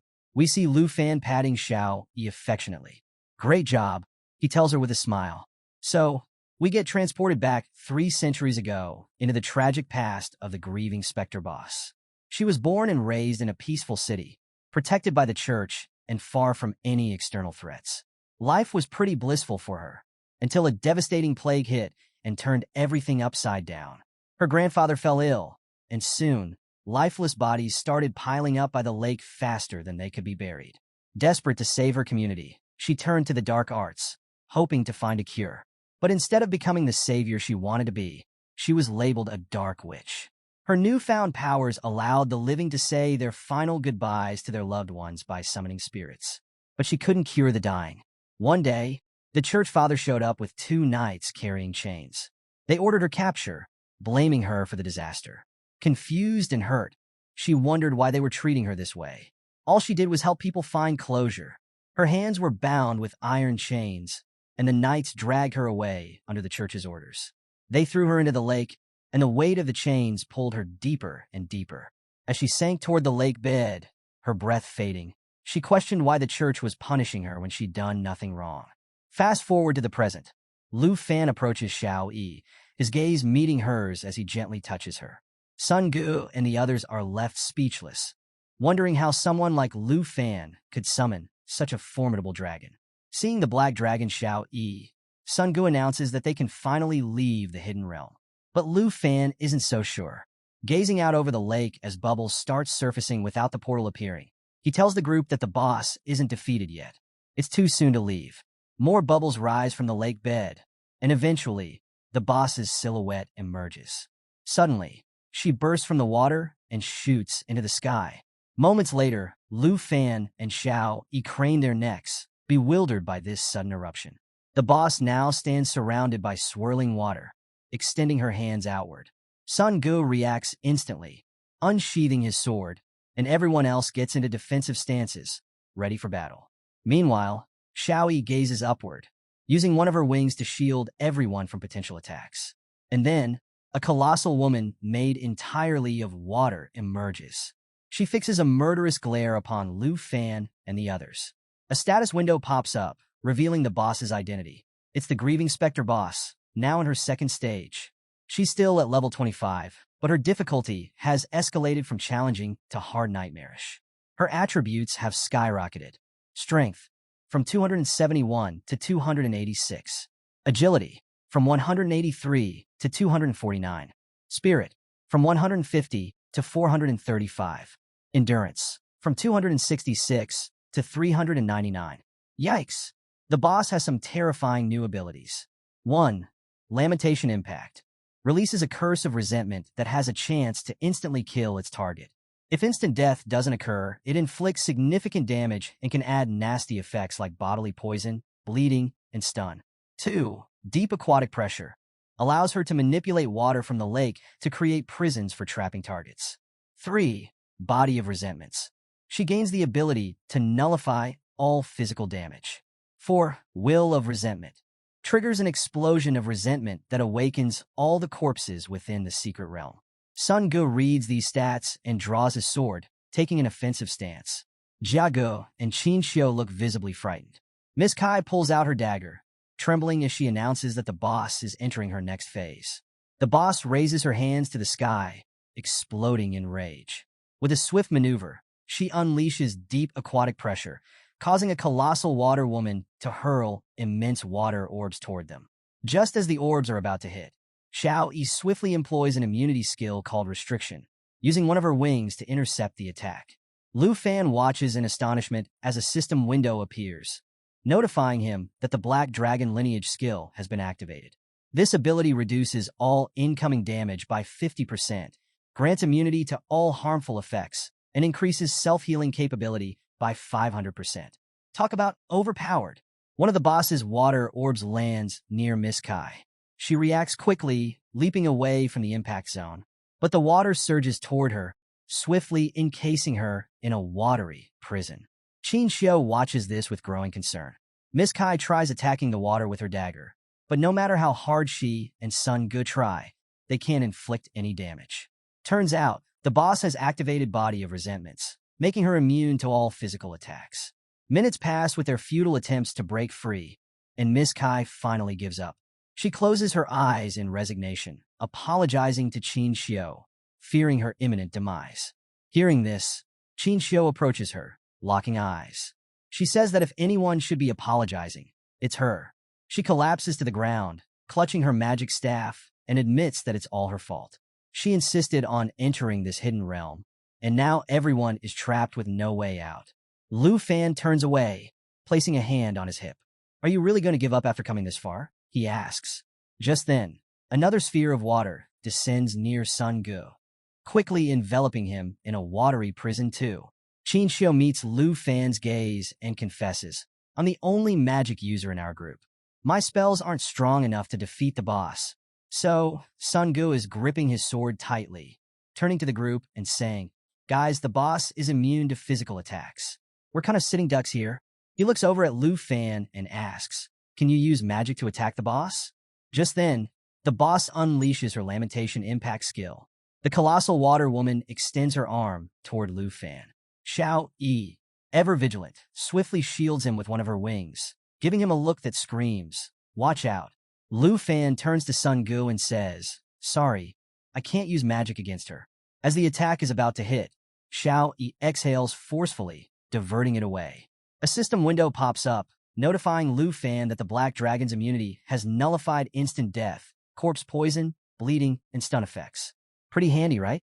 With a calm demeanor, Lu Fan slips his hands into his pockets, a slight smile forming. Another system notification tells him that the Black Dragon lineage has reduced all incoming damage, granted immunity to harmful effects, and boosted self-recovery by 500%. Talk about OP. Sun Gu is like, so if you can't use magic, what can we do? Lu Fan grins and says, well, I might not be able to, but my dragon can. Everyone's eyes widen in astonishment. Miss Kai is speechless. You're a dragon tamer, she stammers. The gap between Lu Fan and the boss suddenly doesn't seem so big. As they're talking, the boss tries to ambush Lu Fan again. But our guy is ready. He clenches his fist, conjuring a fiery ball in his palm. Flames flicker in his eyes as he locks gazes with the boss. Don't worry, he tells Miss Kai. A dragon's attributes are on a whole different level than a human's. The boss guides the water woman's hand toward Lu Fan, triggering Lamentation Impact once more. It strikes Xiao Yi, but another system notification assures Lu Fan that they're immune to all those nasty effects. Surrounded by a fiery aura, Lu Fan activates Dragon Inspiration, empowering both himself and Xiao Yi. Her stats skyrocket. Strength, from 968 to 1,258. Agility, from 767 to 997. Spirit, from 959 to 1,246. Endurance, from 976 to 1,268. With renewed vigor, Lu Fan points at the boss and commands, Xiao Yi, unleash your lava blaze. Within moments, Xiao Yi spews a fierce torrent of fire directly at the boss. The flames engulf her, slowly consuming her watery form. Xiao Yi's lava blaze not only deals continuous damage, but also heals herself. Win-win. The sky fills with swirling flames as the boss's form starts to disintegrate. Qin Xiu stands at the lake's edge, speechless at the overwhelming display of power. Jia Ge joins her, both of them gazing up in awe. As Xiao Yi's flames intensify, the watery prisons holding Miss Kai and Sun Ge begin to evaporate. Miss Kai is freed and left speechless. Sun Ge looks up, solemnly declaring, this power, it's catastrophic. Moments later, the boss starts to explode from within under the intense heat. A wave of flames erupts in all directions. In a last-ditch effort, the boss triggers her will of resentment, trying to awaken all the corpses in the secret realm. But it's too late. The colossal water woman disintegrates, shrouding the area in a purple haze. The boss dissolves entirely, revealing a portal and a treasure chest materializing on the ground. Xiao Yi reverts to her human form, hovering in the air with a satisfied smile. The system notes that the Black Dragon Realm's level has increased, but keeps the details under wraps. Lu Fan clasps his hands together, smiling up at Xiao Yi. Great job, he calls out. Just then, a system notification reveals that his own level has increased by 5. Not too shabby. The area is engulfed in a veil of smoke from the boss's explosion. Qin Xiu hurries over to check on Miss Kai. Sun Ge grins, pointing out the portal. It's over, he announces. Jia Ge stands up, coughing from the smoke. Is everyone okay? He asks. Suddenly, they hear a noise behind them. Turning around, they see village zombies resurrected by the boss's last move, slowly advancing toward them. Sun Ge glances up and is astonished to see Xiao Yi nearby. Without hesitation, Xiao Yi rushes toward the zombies, activating her lava blaze again. She soars above them, unleashing torrents of fire from her mouth. The zombies begin to disintegrate almost instantly. Sun Ge looks up in awe. Is that the giant dragon? He asks Qin Xiu. She nods, equally stunned. She's effortlessly defeating them, zombies that gave us so much trouble. Lu Fan walks over to them with a smile. Yep, that's Xiao Yi, the Black Dragon, he says. He turns to Sun Ge. No need to be tense. Xiao Yi has everything under control. He adds, once we distribute the rewards, we can prepare to leave. Walking toward the chest, he grins and says, according to the rules, I'll choose first.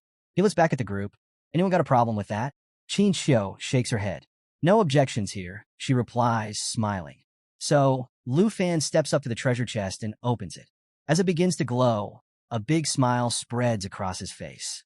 Qin Xiu stands behind him, clutching her magical staff, watching eagerly. The rest of the team waits in anticipation as Lu Fan reveals the loot. Inside the chest are several awesome items. 1. Holy Light Staff. An excellent quality weapon with 32 spirit points and 19 stamina points, requiring level 10 to use. It has a cool ability called Holy Light Seal, which lets the user bind a target with light. The duration depends on the user's spiritual attributes. 2. Twilight Robe. Also excellent quality, offering 35 spirit points and 15 stamina points, with a level 10 requirement. Its ability, Light Flow, allows the user to create a barrier of light to protect themselves from attacks. The barrier's strength is based on the user's spirit attributes. 3. Ring of Morning, a rare quality ring boasting 57 spirit points, 21 stamina, and 12 strength points, requiring level 15 to use. It comes with an ability called Morning Aura, which lets the user assign an aura to any target. Attacks launched by someone with this aura accumulate resentment value, leading to negative effects like poisoning, bleeding, and dizziness when it builds up. Pretty intense, right? 4. Job Transfer Scroll, a rare consumable item that offers a chance for a non-hidden profession to transfer into a hidden profession of the same type. Without a second thought, Lu Fan picks the Job Transfer Scroll. Holding it up, his body emits a blue energy as a system notification confirms he successfully obtained it. Qin Xiu approaches him and says he doesn't need to go out of his way for them. The items are his according to the rules. But Lu Fan replies with a smile, saying he's not trying to be overly generous. The equipment has spirit attributes, making it more suitable for her. All he needs is the Job Transfer Scroll. Touched, Qin Xiu looks into the chest and says that if it weren't for him, they might not have made it out alive.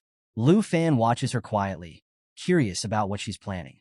After a moment, she takes out the Ring of Morning and extends it to him, asking him to accept it. He accepts the ring without hesitation, closing his eyes briefly as he holds it. Qin Xiu stands up, still holding her staff, and starts blushing while gazing into his eyes. She's wondering what other surprises he might have up his sleeve. He's definitely a hard person to figure out. Meanwhile, Xiao Yi is playfully interacting with Jia Ge. Uncle Sun Gu observes Lu Fan, thinking he's a really interesting guy. Miss Kai joins them, smiling as she tells Qin Xiu it's time to prepare to head back. Later that night, Lu Fan returns to his Aunt Han Ke's bun shop. As soon as she sees him, she throws her arms around him, clearly relieved. She tells him how worried she was, saying he's been facing so many dangers lately. Lu Fan is a bit surprised, but also touched by her concern. He gently asks what's wrong and suggests she let go since his clothes are dirty from being out in the wilderness. But Han Ke just hugs him tighter, saying she doesn't care. She was so scared when he left without telling her. She feared he might not come back. Feeling a bit guilty, Lu Fan apologizes for leaving without warning and promises he won't make her worry like that again. He wipes away her tears and reassures her that everything's fine now. Han Ke smiles and then notices Xiao Yi, who is sitting nearby. She starts stroking Xiao Yi's head, and Xiao Yi closes her eyes, clearly enjoying the attention. Han Ke tells Lu Fan how surprised she was when she first met Xiao Yi, remarking that such a cute girl is actually an incredibly powerful dragon. Lu Fan chuckles at that. Han Ke then asks Xiao Yi if she's hungry, noticing that she might not have eaten enough lately. Xiao Yi eagerly nods. She's definitely hungry. While they're chatting, Lu Fan approaches holding the Job Transfer Scroll. He tells his aunt that this is a reward he specifically chose for her from the dungeon. He explains that if she uses it to change her profession to a hidden one, she wouldn't have to run the bun shop anymore. Han Ke is taken aback and says she can't accept such an expensive item. She suggests he sell it instead and use the money to buy equipment for his upcoming big exam. But before she can finish, Lu Fan pulls out his phone and shows her his bank balance. With a big grin, he tells her that he doesn't lack money or equipment anymore. She's amazed to see how much money he has. Lu Fan explains that he sold a lot of the materials he collected during his trip, and that his companion Qin Xiu promised him a reward of 100,000 dragon coins. He assures his aunt that they won't have to worry about money ever again. Oh, after hearing Lu Fan's words, Han Ke approached him with joy shining in her eyes. She couldn't help but shed a tear of happiness. Lu Fan insisted that she use the Job Transfer Scroll he had brought for her right away. With a grateful smile, she agreed, taking the scroll from him. As she opened the scroll, it began to shine brilliantly. Blue energy enveloped her body, causing her hair and dress to float as if she were weightless. She was surprised but also excited by this newfound sensation. Slowly, the scroll dissolved, and she found herself floating gently in the air, absorbing the energy from it. Lu Fan shielded his eyes from the intense light, looking up at Han Ke. He asked if she had been successful. Surrounded by the glowing blue aura, she turned to him and confirmed that she had indeed succeeded. She had obtained the hidden profession of enchantment chef. Lu Fan was amazed and asked what was special about this new profession. Han Ke explained that she now had a skill called enchantment cooking, which allowed her to prepare food with various buffs. Lu Fan grinned, praising her by saying that her cooking was already fantastic, so the additional attributes would be incredible. She chuckled, saying he was just flattering her. Changing the subject, Lu Fan wondered where Xiao Yi had disappeared to. Turns out, while they were talking, Xiao Yi had snuck into the kitchen and devoured all the food. After filling her stomach with all the buns, she fell asleep right there on the floor. Classic Xiao Yi. Meanwhile, over at Qin Xiu's family villa that same night, Qin Xiu sat in her father's study. Her father, Qin Shanhai, was seated in his office chair, swirling a glass of champagne. He asked her if it was true that a dragon tamer named Lu Fan had summoned a powerful black dragon to save their lives. Qin Xiu admitted that her stubbornness had almost cost them dearly. She reflected on how strong Lu Fan was.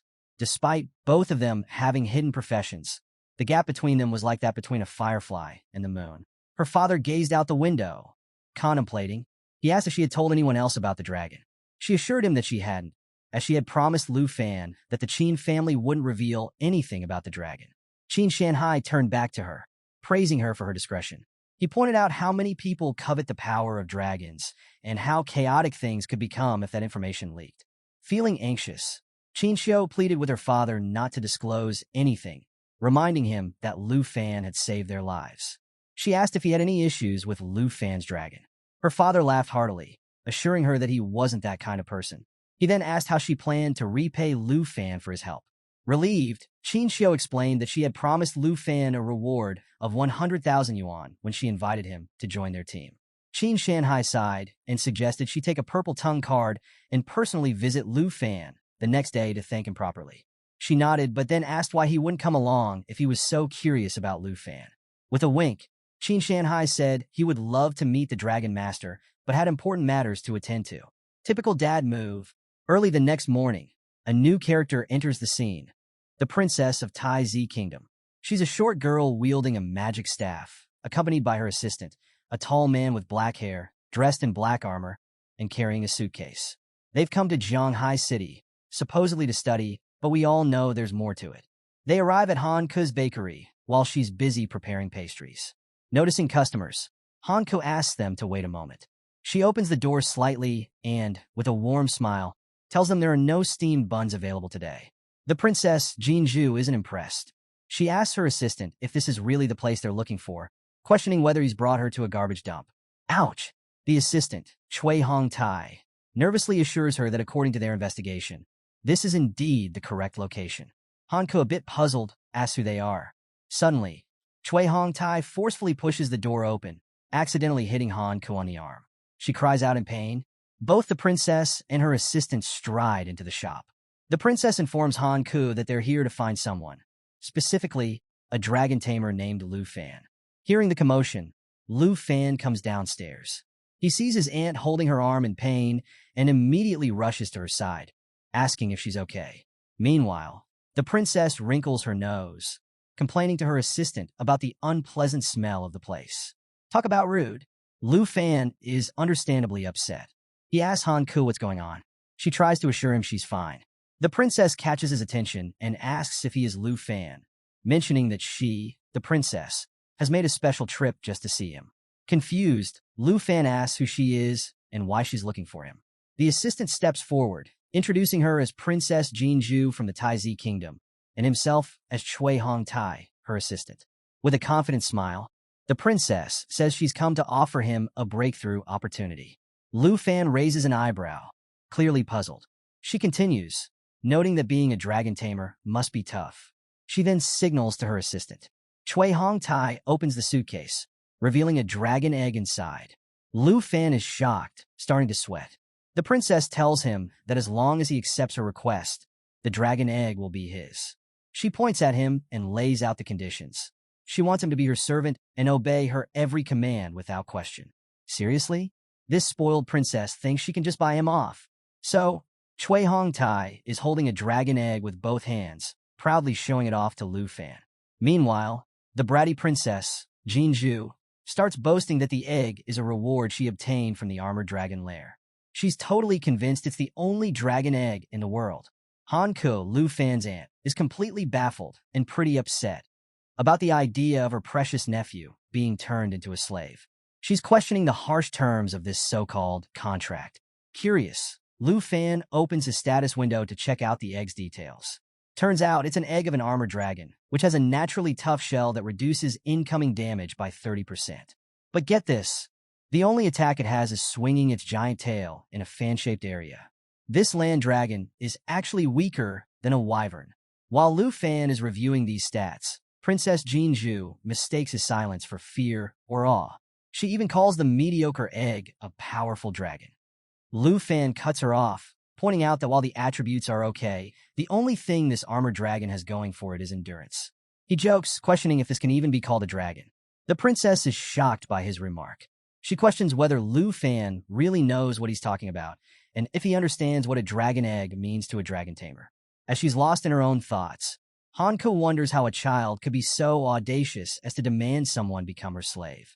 Lu Fan reassures his aunt not to worry. He'll handle the situation. The princess continues her tantrum, declaring that a dragon tamer without a dragon is worthless.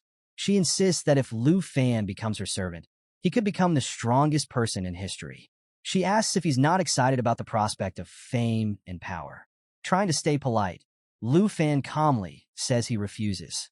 That's our guy. I knew he wouldn't fall for that offer. Now, it's time to see how he'll handle this spoiled princess. The refusal hits the princess like a ton of bricks.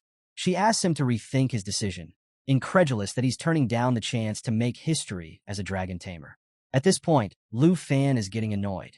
He tells her to leave if that's all she came for.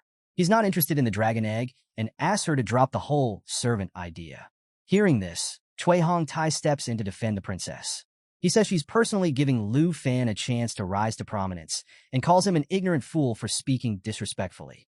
Chance? Respect? Don't be ridiculous. I won't be anyone's servant, Lu Fan replies. The princess, now enraged, points at Lu Fan and orders Cui Hong Tai to teach him a lesson. He readies his fists and agrees. Sensing danger, Hanka steps in front of Lu Fan, pleading with him to wait and not be angry. She explains that Lu Fan doesn't want this, and they should just drop the matter. But in an instant, Cui Hong Tai closes the distance and pushes her aside, causing her to cry out in pain. He yells that the princess has given her order and she should stand aside. Lu Fan is shocked by what's happening. He rushes to help his aunt, asking if she's injured and offering to assist her. Holding her swollen, red cheek, she assures him that she's fine.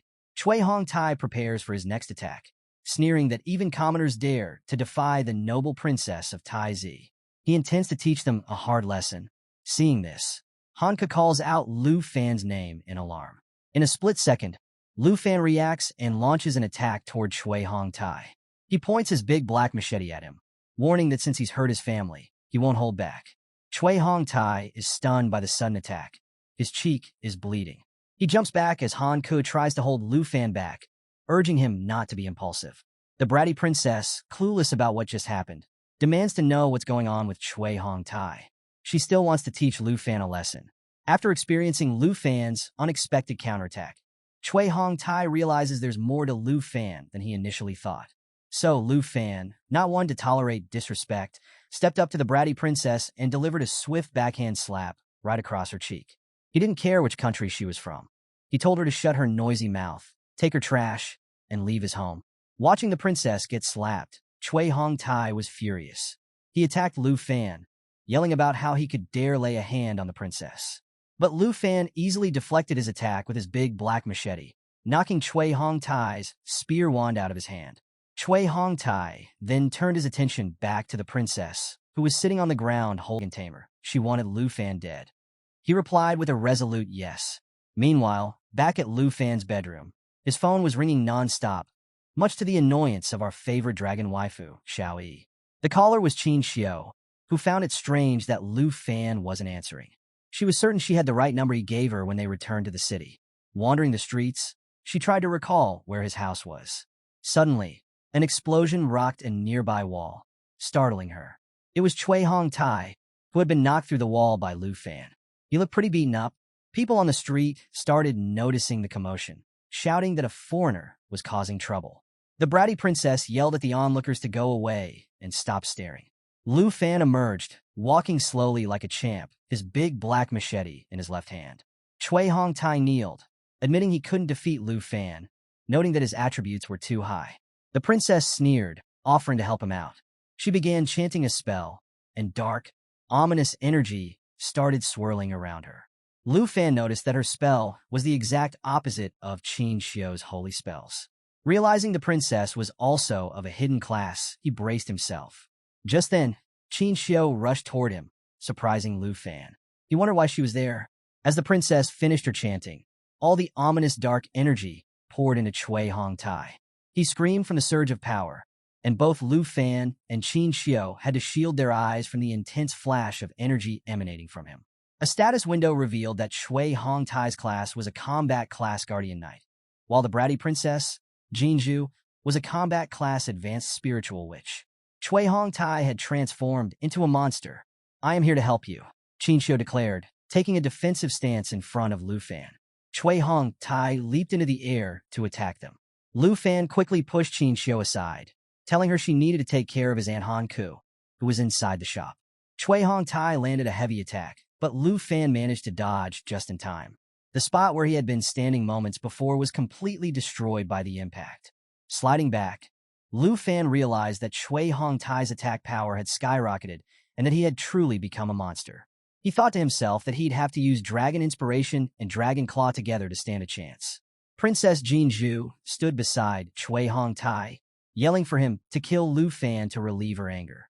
Hearing this, Cui Hong Tai pulled his staff from the ground and prepared to attack again. But before he could make a move, our waifu Black Dragon, Xiao Yi, leaped from the window and transformed into her original dragon form. This shocked both the princess and Cui Hong Tai to their core. The only words they could mutter were, "It's a real dragon." So, our bratty princess is clutching her staff, calling Cui Hong Tai useless, and urging him to hold on a little longer as she begins casting a spell.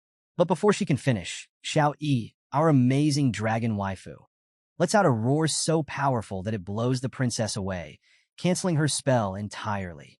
Xiao Yi activates her dragon bloodline skill, which reduces all damage she receives by 50%, provides immunity to all debuffs, and boosts her self-healing by a whopping 500%. Talk about overpowered. She then slams Cui Hong Tai to the ground. He's utterly powerless, screaming like a baby for her to let him go. Being the good dragon she is, Xiao Yi complies, but not before throwing him towards Princess Jinju. He crashes onto the road, creating a massive crater upon impact. Honestly, he should be apologizing to Han Ku and Lu Fan for all the trouble he's caused. Seeing Cui Hong Tai in such a pathetic state, the princess starts to realize the true power of a real dragon. She finally understands that there are actual dragons out there, not just the Jin family's so-called defensive lizards. Snapping her out of her shock, Lu Fan calls out to her. He begins walking towards her like a total badass, holding his big black machete in his right hand. He asks if she wasn't planning to kill him to vent her anger. Hearing this, the princess steps back in fear and ends up falling over. "Stay away from me. You attacked my attendant, seriously injured him, humiliated me, and threatened me," she screams with teary eyes. She continues her rant, warning Lu Fan about the consequences of his actions, saying he's now an enemy of the Taizi kingdom. Honestly, she's just blabbering at this point, playing the victim. Classic spoiled brat behavior. Lu Fan isn't fazed by her threats. He casually flexes his machete and asks if she's trying to scare him. Reaching her, his eyes filled with rage, he tells the princess that she sent her man to harm his family. He doesn't care if she's a princess or even a god. He'll repay her actions with interest. At this point, the princess is absolutely terrified, practically shaking in her boots. While Xiao Yi is charging up a massive fireball attack, Lu Fan raises his machete to strike the princess. Just as he's about to land the blow, someone calls out his name from a distance. It's Qin Xiu's father, Qin Shanhai, flying towards them on a griffin. "Dad, it's dangerous," Qin Xiu screams, trying to warn him. Xiao Yi notices Qin Shanhai and aims her fire attack in his direction. But before she can unleash it, Lu Fan stops her, telling her to hold back. At the same moment, he slices through the princess's staff with his machete. Xiao Yi cancels her attack, and Qin Shanhai lands safely on the ground. He urges Lu Fan to call back his dragon, pointing out that the area is filled with residents who could get injured. As he observes Xiao Yi, he's amazed at how different true dragons are from subtypes. The immense pressure she's emitting makes it hard to even stand near her. Even his poor griffin is scared out of its wits. Qin Xiu also pleads with Lu Fan to listen, assuring him that they're on his side. Being the reasonable guy he is, especially when his friends ask. Lu Fan calls back Xiao Yi. She instantly transforms back into her human form. Qin Xiu then grabs Lu Fan by the arm and urges him to follow her. Meanwhile, her father approaches the terrified princess, asking if she's all right. He explains that he went to the airport to pick them up and didn't expect her to be here. He also mentions that the Qin family driver will arrive soon to take them to the hospital. So, the scene shifts back to Hanke's bun shop. She's explaining to Lu Fan that Qin Shanhai knows the princess, the one who's been causing all the trouble, and that he might be able to resolve the conflict. That's actually why Qin Xiu called her father and filled him in on the situation. Lu Fan responds, saying he has a feeling the princess won't let this go easily. Just then, Qin Shanhai walks in. He says he understands what's going on, but jokes that Lu Fan sure knows how to stir up trouble as soon as they meet. Lu Fan apologizes, explaining that this time, he can't really be blamed. The princess was at fault. Hanke asks Qin Shanhai how the incident will be handled. He explains that they've sent both the princess and Shui Hong Tai to the hospital and mentions that they'll need to provide an explanation to the Jin family. He adds that the Jin family isn't just involved in business. They also have considerable influence in the upper echelons of the Taizi kingdom. Hearing this, Hanko becomes concerned that Lu Fan might face punishment for hitting them. But Lu Fan, ever the confident one, replies that even if she has immense power, he's not going to compromise his dignity over a dragon egg. Qin Shanhai is impressed by Lu Fan's integrity and tells him he admires him. He assures Lu Fan that he doesn't have to worry too much. He'll ensure his safety. But, while casually smoking, he mentions that he can't do it alone and has a condition. Curious, Lu Fan asks, "What condition?" Pointing his cigarette at Lu Fan, Qin Shanhai says, "Achieve the position of South Province champion in the grand exam." He further explains that he'll do his best to keep the princess at bay until the exam is over. Hearing this, Qin Xiu chimes in, pointing out that it won't be easy. There are countless top students in the entire South Province. Qin Shanhai adds, "But only if you surpass them and become the champion can I help you." Suddenly, Lu Fan gets a determined look on his face. He tells Qin Shanhai that he understands the situation and accepts the condition. Meanwhile, over at the hospital, the princess is fuming. She's pacing back and forth, angrily talking on the phone. She's yelling that Qin Shanhai is obviously favoring Lu Fan since he hasn't been caught yet. The person on the other end tries to calm her down, saying they'll contact high-level officials in the kingdom to resolve the situation. But she's not having it. She orders them to put pressure on the higher-ups, insisting it's her command. She angrily declares that she's going to make Lu Fan pay. Looks like she still hasn't learned her lesson. But honestly, with Lu Fan and his dragon companion around, I bet even her entire empire wouldn't stand a chance.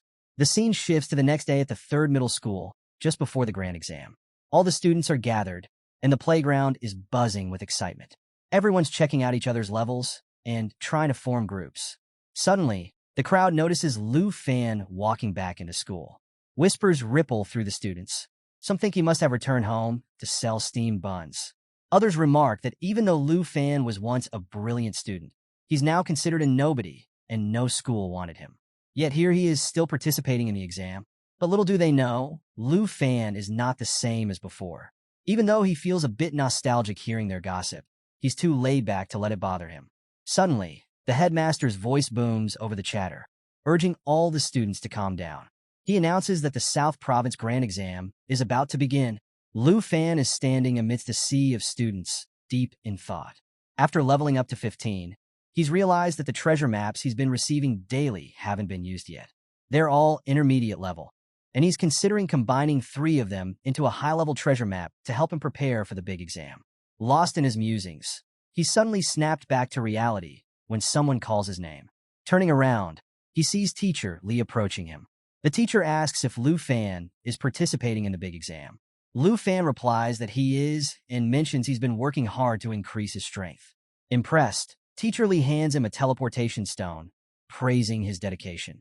He tells Lu Fan that he believes in his fighting spirit and that it might rival that of other professionals. Lu Fan smiles and checks out the stone. It's of rare quality and has some nifty features.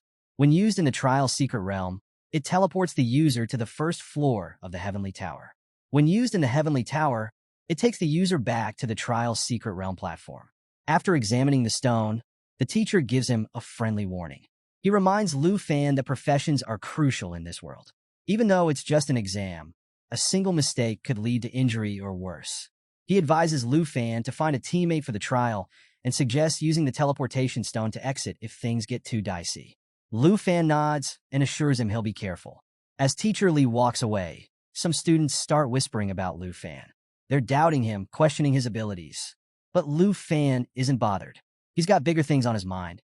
He knows that in team scenarios, scores are divided among members. But he doesn't just want to pass. He wants to ace the trial and secure the top spot, just as he promised Qin Shanhai. Just then, someone else calls out to him. He turns to see Qin Xiu approaching with another girl by her side. And who might this be? Potentially another addition to Lu Fan's circle. Lu Fan greets them and asks if the new girl is Qin Xiu's teammate. She introduces her as her best friend, Tao Xiaoman, a level 1 combat professional swordsman. Tao Xiaoman says hello, but before she can say more, Qin Xiu cuts to the chase. She asks Lu Fan if he'd like to team up with them for the trial. Tao Xiaoman is taken aback by the invitation, and to her surprise, Lu Fan politely declines. He explains that he's planning to participate solo. He appreciates Qin Xiu's offer, but mentions that he's set this challenge for himself.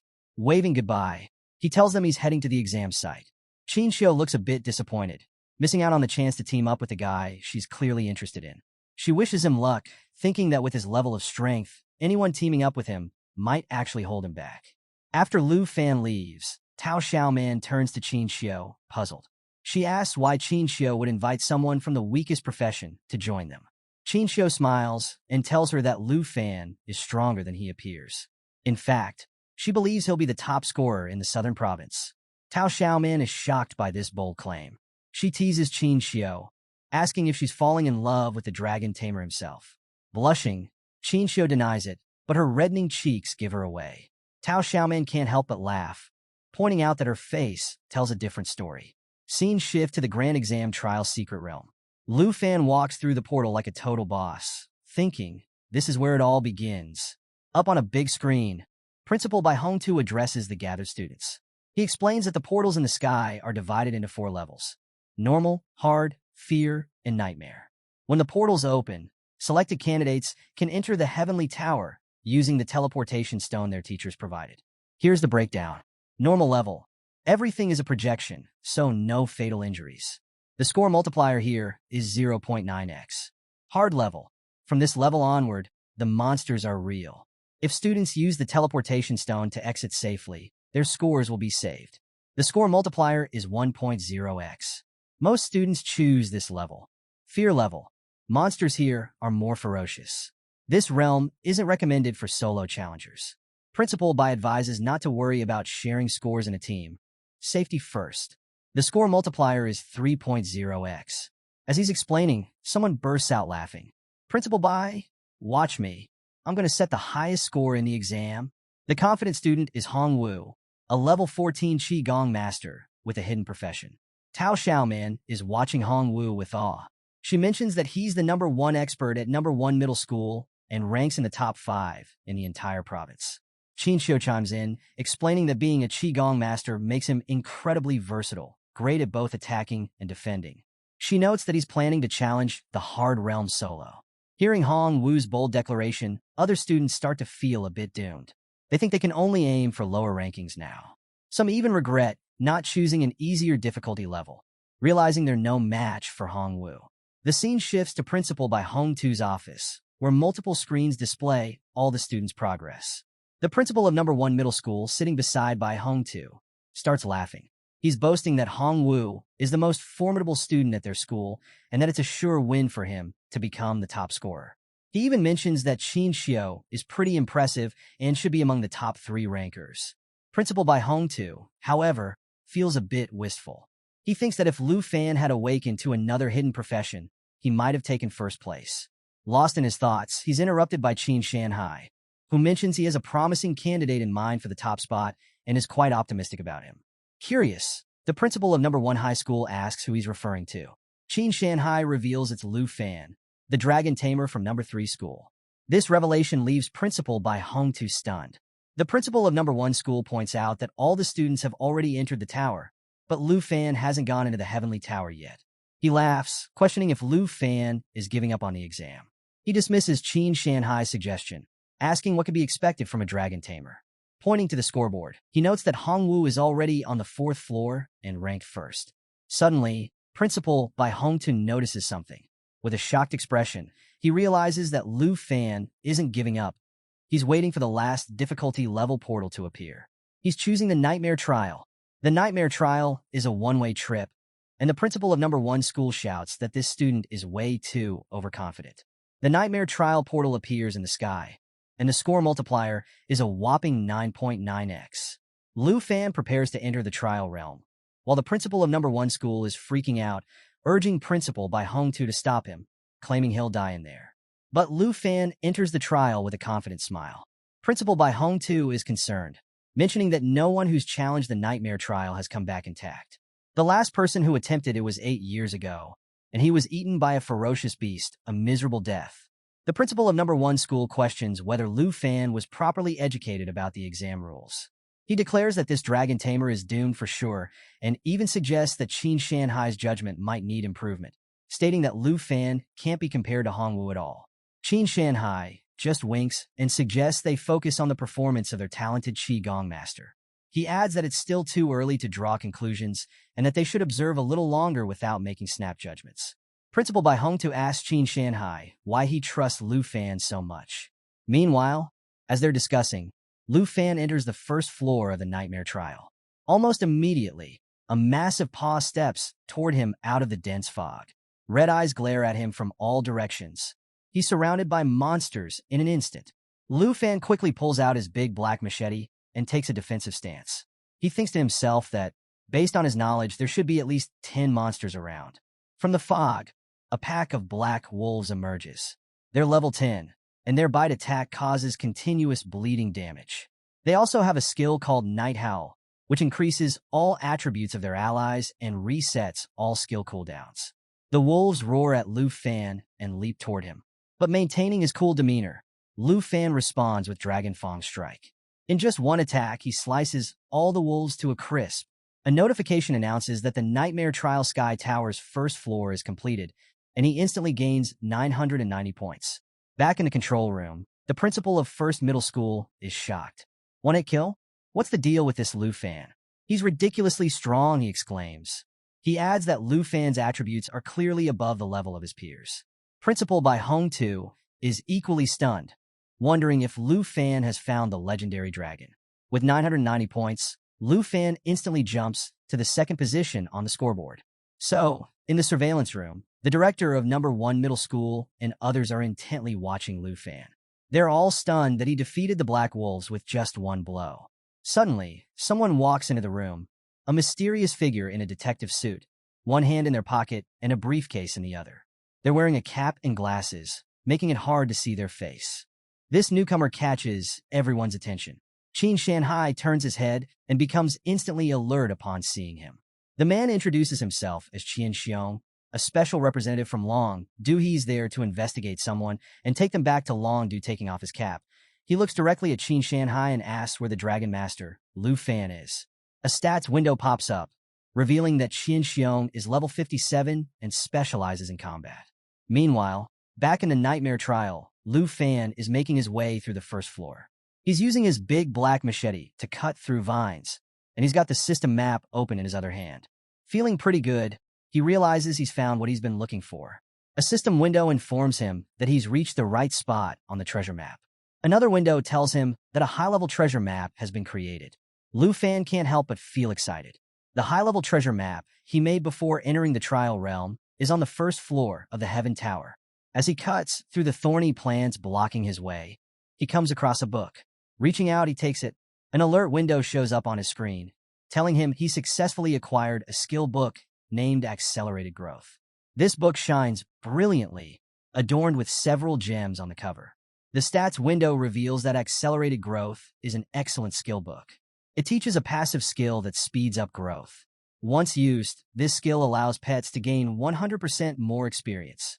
Lu Fan opens the book right away. It emits strong energy that starts to surround his body. He gains the ability to grow faster as a result. He thinks to himself that this skill will be perfect for Xiao Yi, his dragon companion, who he felt was leveling up too slowly since they left the Morning Village. With this passive skill, she'll level up a lot faster. Back in the surveillance room, Principal by Hong Tu, Qin Shanhai, and Qin Xiong are watching Lu Fan on the screen. Qin Xiong tells Principal by that since Lu Fan is a student at their school, they should immediately interrupt his trial and have him return. Principal by gives him a serious look, suggesting that it's best to wait until the students are done with their exams. He even offers to take responsibility for Lu Fan's actions, being in charge of the Third Institute. But Qin Xiong isn't having it. He says that while Principal Bai can take responsibility instead of Lu Fan, he can't get punished on his behalf. Confused, Principal Bai asks what punishment he's talking about. At this point, Qin Shanhai steps up to Qin Xiong, grabbing his arm and asking him to step back a bit, considering their old friendship. A man from number 1 middle school interjects, asking what Lu Fan has done. Qin Xiong pulls his arm away with a bit of force, leaving Qin Shanhai somewhat confused. With an angry look, he tells Qin Shanhai not to distract him while he's performing his task and requests that he not try to approach him again. He warns that if Qin Shanhai gets involved, the Jin family and the top-level members won't be happy. Even though he doesn't understand why Qin Shanhai is defending Lu Fan, Qin Shanhai just looks at him seriously and stays quiet. Qin Xiong pushes him back and asks if he gets the message. He then tells Principal Bai to bring Lu Fan immediately, saying he's busy. When Qin Shanhai refers to him as an old friend, Qin Xiong turns his head back upon hearing it. Qin Shanhai takes out a cigarette, lights it, and takes a puff. Their conversation hints at the close ties between important long-due officials and the Jin family, affecting both the Dragon Kingdom and the Taizi Kingdom, making things more complicated. Qin Shanhai tells everyone that the high-level officials and the Jin family won't matter once Lu Fan's secret comes out. He looks at Qin Xiong seriously and declares that no one can take Lu Fan away today. Qin Xiong gets really angry upon hearing this. He tells Qin Shanhai to stop talking nonsense because he doesn't think Lu Fan is hiding anything. He accuses Qin Shanhai of going too far and defying orders from an envoy. As Qin Xiong is about to turn around, Qin Shanhai grabs his arm again and says that even if he's going too far, he'll accept it. The tension between them escalates. A system window reveals that Qin Shanhai is a level 57 knight, and Qin Xiong is a level 57 swordsman. Qin Xiong replies angrily that he'll report Qin Shanhai's actions to the higher-ups in Longdu. Principal Bai Hongtu steps in, trying to calm them down. He reminds them that they must not disrupt the major exam. Qin Shanhai then poses a question to Qin Xiong, asking if he's not curious about Lu Fan's secret, one that could shock the higher-ups of Longdu and the Jin family. So, Qin Xiong just realized that Lu Fan is currently challenging the nightmare level of the trial. This revelation absolutely shocks him. He's questioning how Lu Fan dares to attempt such a difficult level and what's so special about him. Meanwhile, Lu Fan is standing in front of a massive gate, thinking about testing his limits by relying solely on himself. Now that he has this new passive skill, he figures it's a good idea to summon Xiao Yi early to gain more experience. He checks his status window, which now includes the growth acceleration skill. This awesome skill increases the experience gained by his pet by 100%. Not too shabby, right? Back in the surveillance room, the principal of the first school remarks to Qin Xiong, "Didn't you see him taking out multiple opponents in a single move earlier?" They're both amazed at Lu Fan's capabilities. At that moment, Lu Fan shouts, "Come out, Xiao Yi," and summons the Black Dragon. With a loud roar, Xiao Yi appears. Both the principal and Qin Xiong are utterly stunned by the sudden appearance of the dragon. Qin Xiong is at a loss for words. The only thing he can mutter is, This is a dragon." Xiao Yi then raises her claw and attacks the gate. Watching the dragon's power, Qin Shanhai is sweating bullets. Even though he's seen her before, witnessing her strength again is still shocking. In an instant, Xiao Yi completely destroys the gate, filling the entire area with rubble. Qin Shanhai turns to everyone and says, "Now you've seen Lu Fan's secret." Everyone in the room is in awe, sweating at the sheer power of the dragon. He points toward the screen and announces that Lu Fan is the only dragon tamer in history who has a real dragon. Principal Bai Hongtu is also stunned. The only words he can muster are, "Lu Fan really tamed a giant dragon." They continue watching the screen, which shows the Nightmare Trial's second floor. Xiao Yi is using her flame breath to burn everything in sight. Flames are everywhere. Lu Fan is effortlessly cutting down giant plant monsters. In no time, a notification announces that the second floor is cleared. Witnessing this, the principal of the first middle school thinks, "This is the power of the real dragon race." A class without the third transformation wouldn't stand a chance against him. Qian Xiong agrees, saying it's terrifying. He realizes that if the dragon levels up even more, it could potentially destroy an entire country on its own. They're both in shock at the dragon's tremendous power. With the completion of the second floor, Lu Fan takes the first place on the leaderboard with 50,000 points. In second place is Hong Wu with 27,550 points. And in third are Qin Xiao and Tao Xiaoman with 12,570 points each. Lu Fan keeps climbing the tower, easily conquering all the floors with Xiao Yi's help. The scene shifts to him on the 13th floor of the Nightmare Trial. Xiao Yi is relentlessly taking down monsters, while Lu Fan unleashes massive slashing attacks with his big black machete. He's eliminating beasts left and right without mercy. A notification pops up, informing him that the 13th floor is now cleared. Watching this, Principal Bai Hongtu wonders not only about the dragon, but also how Lu Fan has miraculously gained such strength. He guesses that Lu Fan's attributes must all exceed 100 at this point. He thinks that even without summoning the giant dragon, Lu Fan could easily rank first in Jianghai City. Back in the surveillance room, Qin Shanhai turns to Qian Xiong and asks, after witnessing how powerful a real dragon is, do you still want to bring Lu Fan in front of the higher-ups? Qin Xiong replies that now he understands why Qin Shanhai dares to oppose the Jin family. He's truly witnessed the power of a dragon today. Hearing this, Qin Shanhai says he'll send a video segment of Lu Fan's major exam to the teacher. From now on, there's no need for a special envoy to bother Lu Fan or the Jin family. He suggests that Qin Xiong should return. Qin Xiong asks, by teacher, you mean North Marquis Tu Jing? Qin Shanhai simply smiles in response. By this time, Lu Fan has already reached the 20th floor of the Nightmare Trial. He's standing in a dark corridor with a purple light at the end. The purple light moves toward him. It's a magic spell cast by a dark sacrifice, a level 15 enemy. The status window informs him that this foe has several abilities. Black Curse decreases all target attributes by 50% and increases all friendly target attributes by 25%. Merge into Darkness pulls itself and all allies into the shadows, becoming immune to all attacks for 15 seconds. Dark Control allows it to command the Dark Knights behind it, giving full control over them. Looking at all these enemies, Lu Fan thinks that with the accelerated growth effect, Xiao Yi should be close to leveling up. He orders Xiao Yi to use Lava Blaze. Xiao Yi starts charging up her Lava Blaze attack. In the next moment, she releases a massive burst of fire. The status window informs that the attack continuously spews flames forward, dealing damage while healing the dragon. Talk about multitasking. The entire floor gets covered in flames, and all the Dark Knights and menacing enemies are reduced to ashes. A notification pops up, informing that the 20th floor is now cleared. Several other notifications appear. The Black Dragon Xiao Yi has leveled up to 11. Lu Fan's own level has increased to 16. With the completion of the 20th floor, Lu Fan's score skyrockets, leaving other players far behind. He smiles and tells Xiao Yi, let's conquer the Heavenly Tower together. So, the scene shifts to a massive explosion on the 50th floor of the Fear Trial. Turns out, it's Hong Wu making waves. A new notification pops up, announcing that the 50th floor has been cleared. Hong Wu is feeling pretty smug, thinking to himself that this year's grand examination is exceptionally tough. He wonders why these monsters aren't on the 70th floor instead. Despite the challenge, he's convinced that he'll secure first place. He considers Qin Xiao his only real competition, but since she's in a team, her points will be halved. Confident as ever, he declares that the title of top scholar in the Southern Province examination is destined to be his.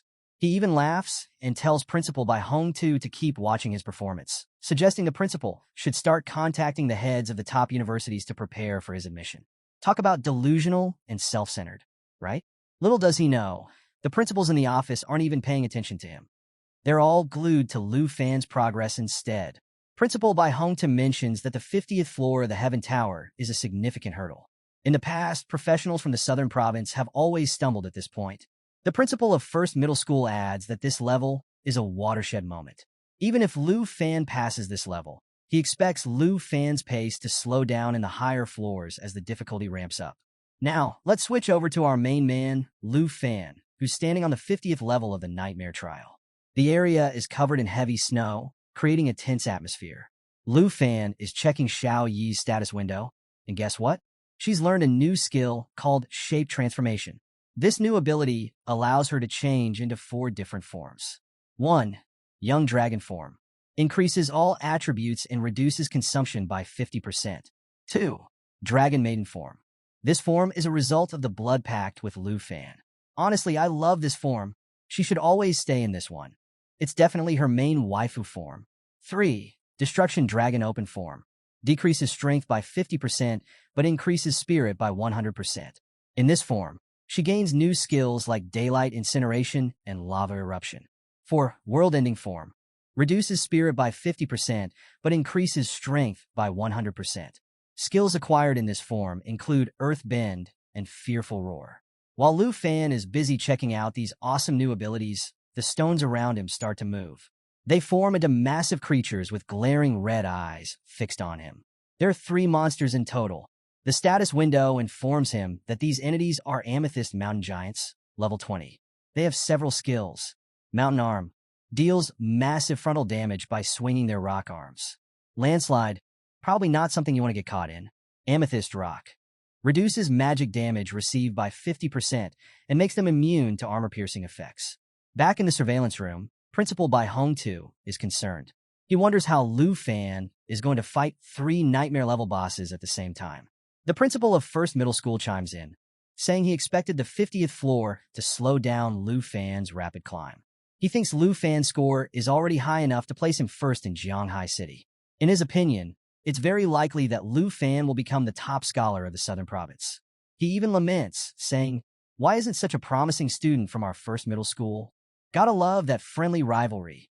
So, the scene shifts back to the 50th floor, where our boy Lu Fan is about to face off against some seriously tough monsters. The status window shows that the monsters are gearing up to use their Mountain's Arm attack. A powerful move heading straight for Lu Fan. But does he look worried? Not at all. He's thinking that now that he's halfway up the tower of the ladder, the difficulty has definitely ramped up from the previous floors.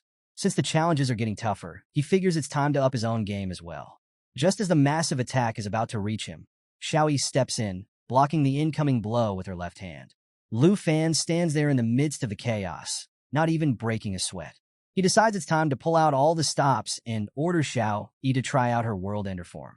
She instantly roars in agreement, and in the next moment, her dragon body becomes enveloped in red flames.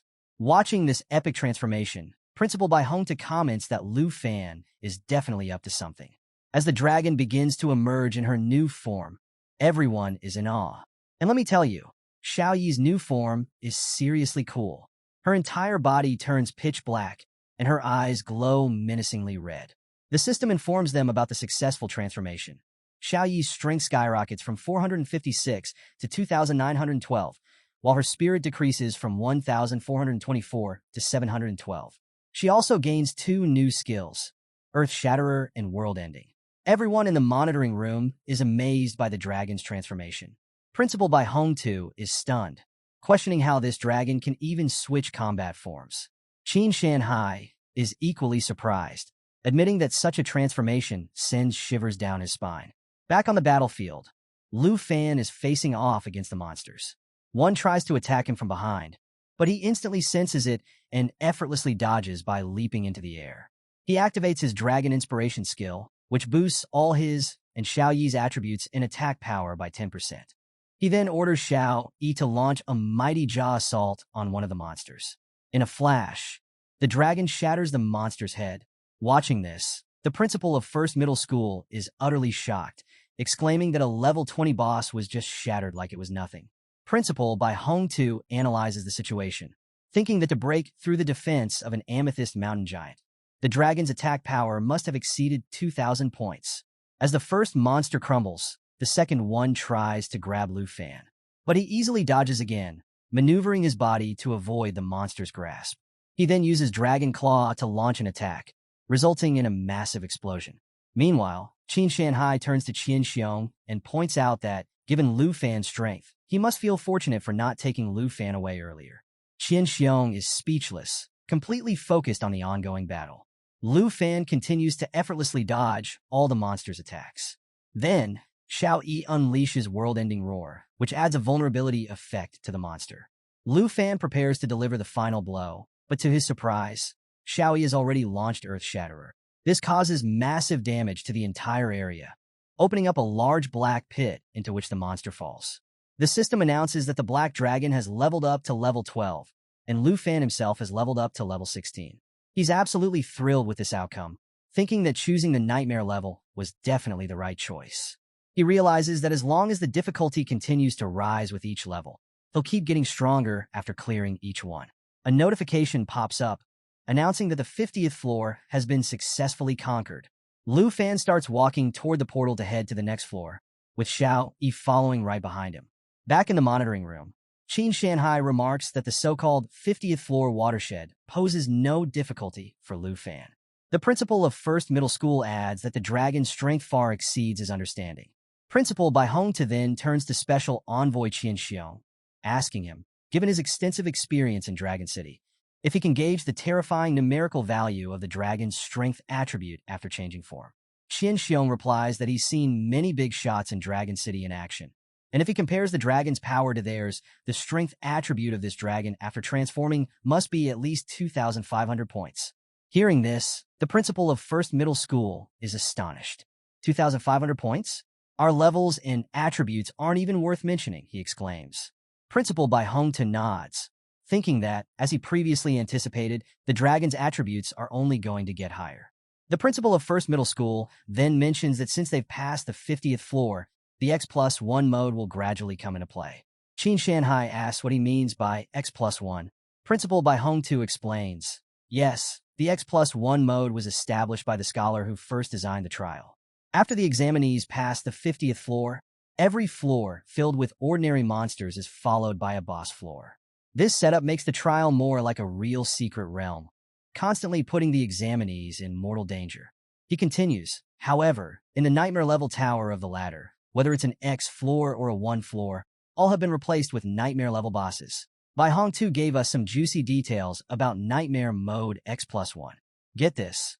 Instead of fighting just one boss, you've got a whole squad of them coming at you. And as if that wasn't enough, each boss gets a crazy boost to their power. Qin Shanhai chimed in, admitting that, yeah, it sounds terrifying, but hey, why waste brain cells worrying about strategy when Lu Fan is out here smashing bosses left and right? While Bai and Qin discussed, the scene cut to Lu Fan, who was going all out. His big black machete, Black Dragon, was tearing through another boss like it was nothing.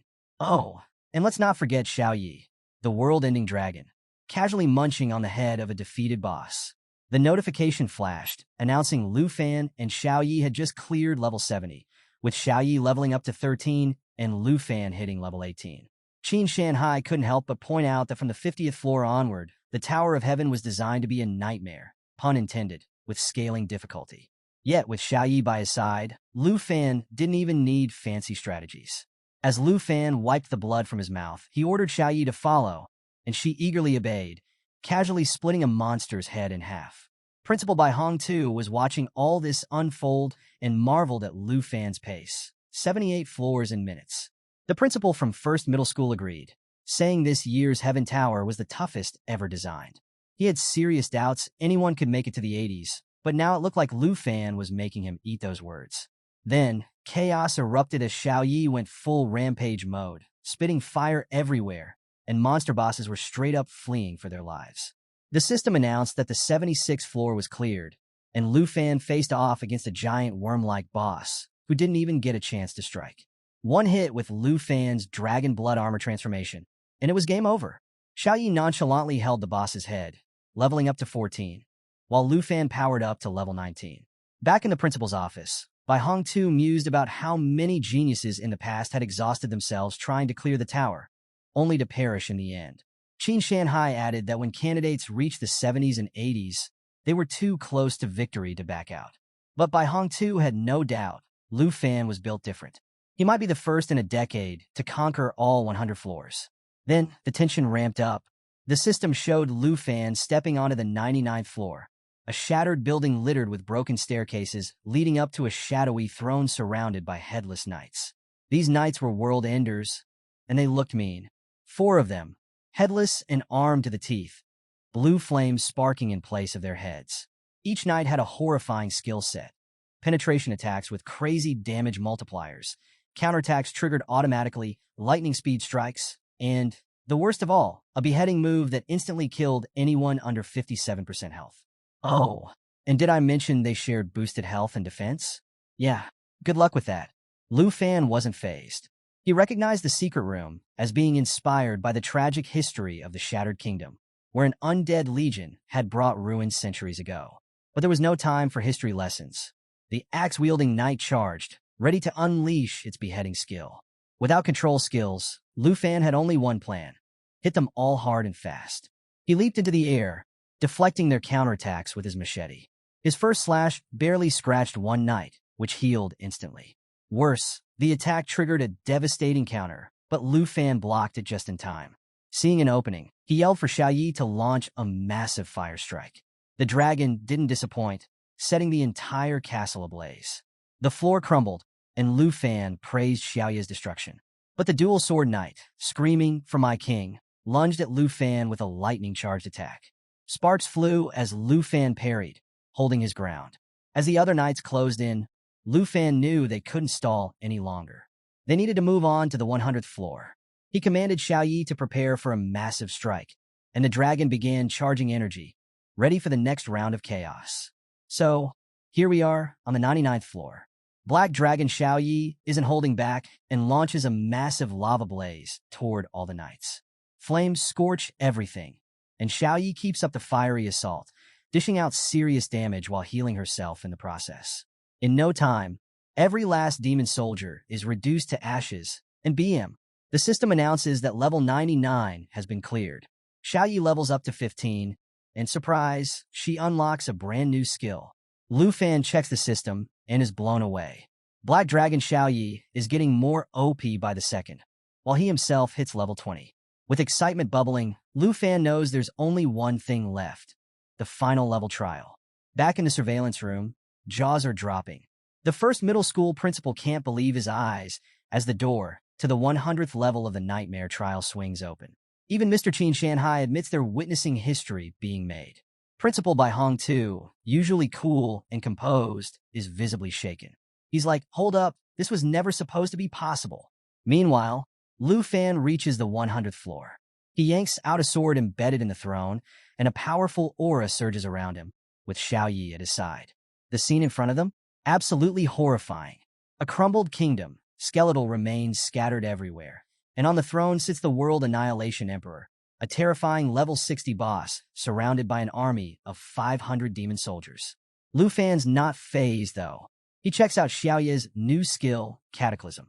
This thing is no joke.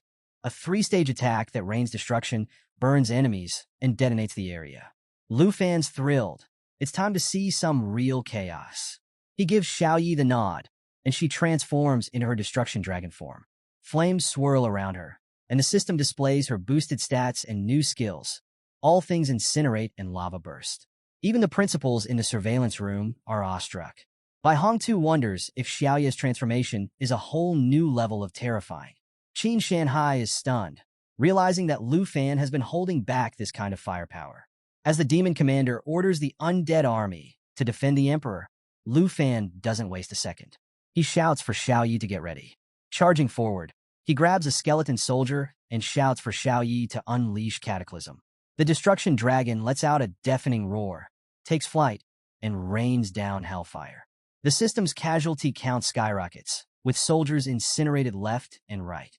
Flames spread like wildfire, and within moments, the undead army is reduced to less than 200.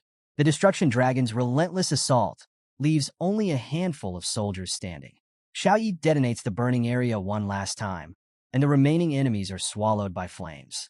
The surveillance room erupts into shocked silence. The principals marvel at how a mere student could wield such power. Qin Shanhai, still in disbelief, sees the undead army practically wiped out. The system reports just 42 soldiers left, then 37. With the demon commander stepping forward, demanding Lu Fan kneel before their king. Lu Fan grips his dragon sword tightly. Xiao Yi continues her onslaught, and the remaining enemies fall one by one. Finally, the battlefield is engulfed in flames, leaving only devastation behind.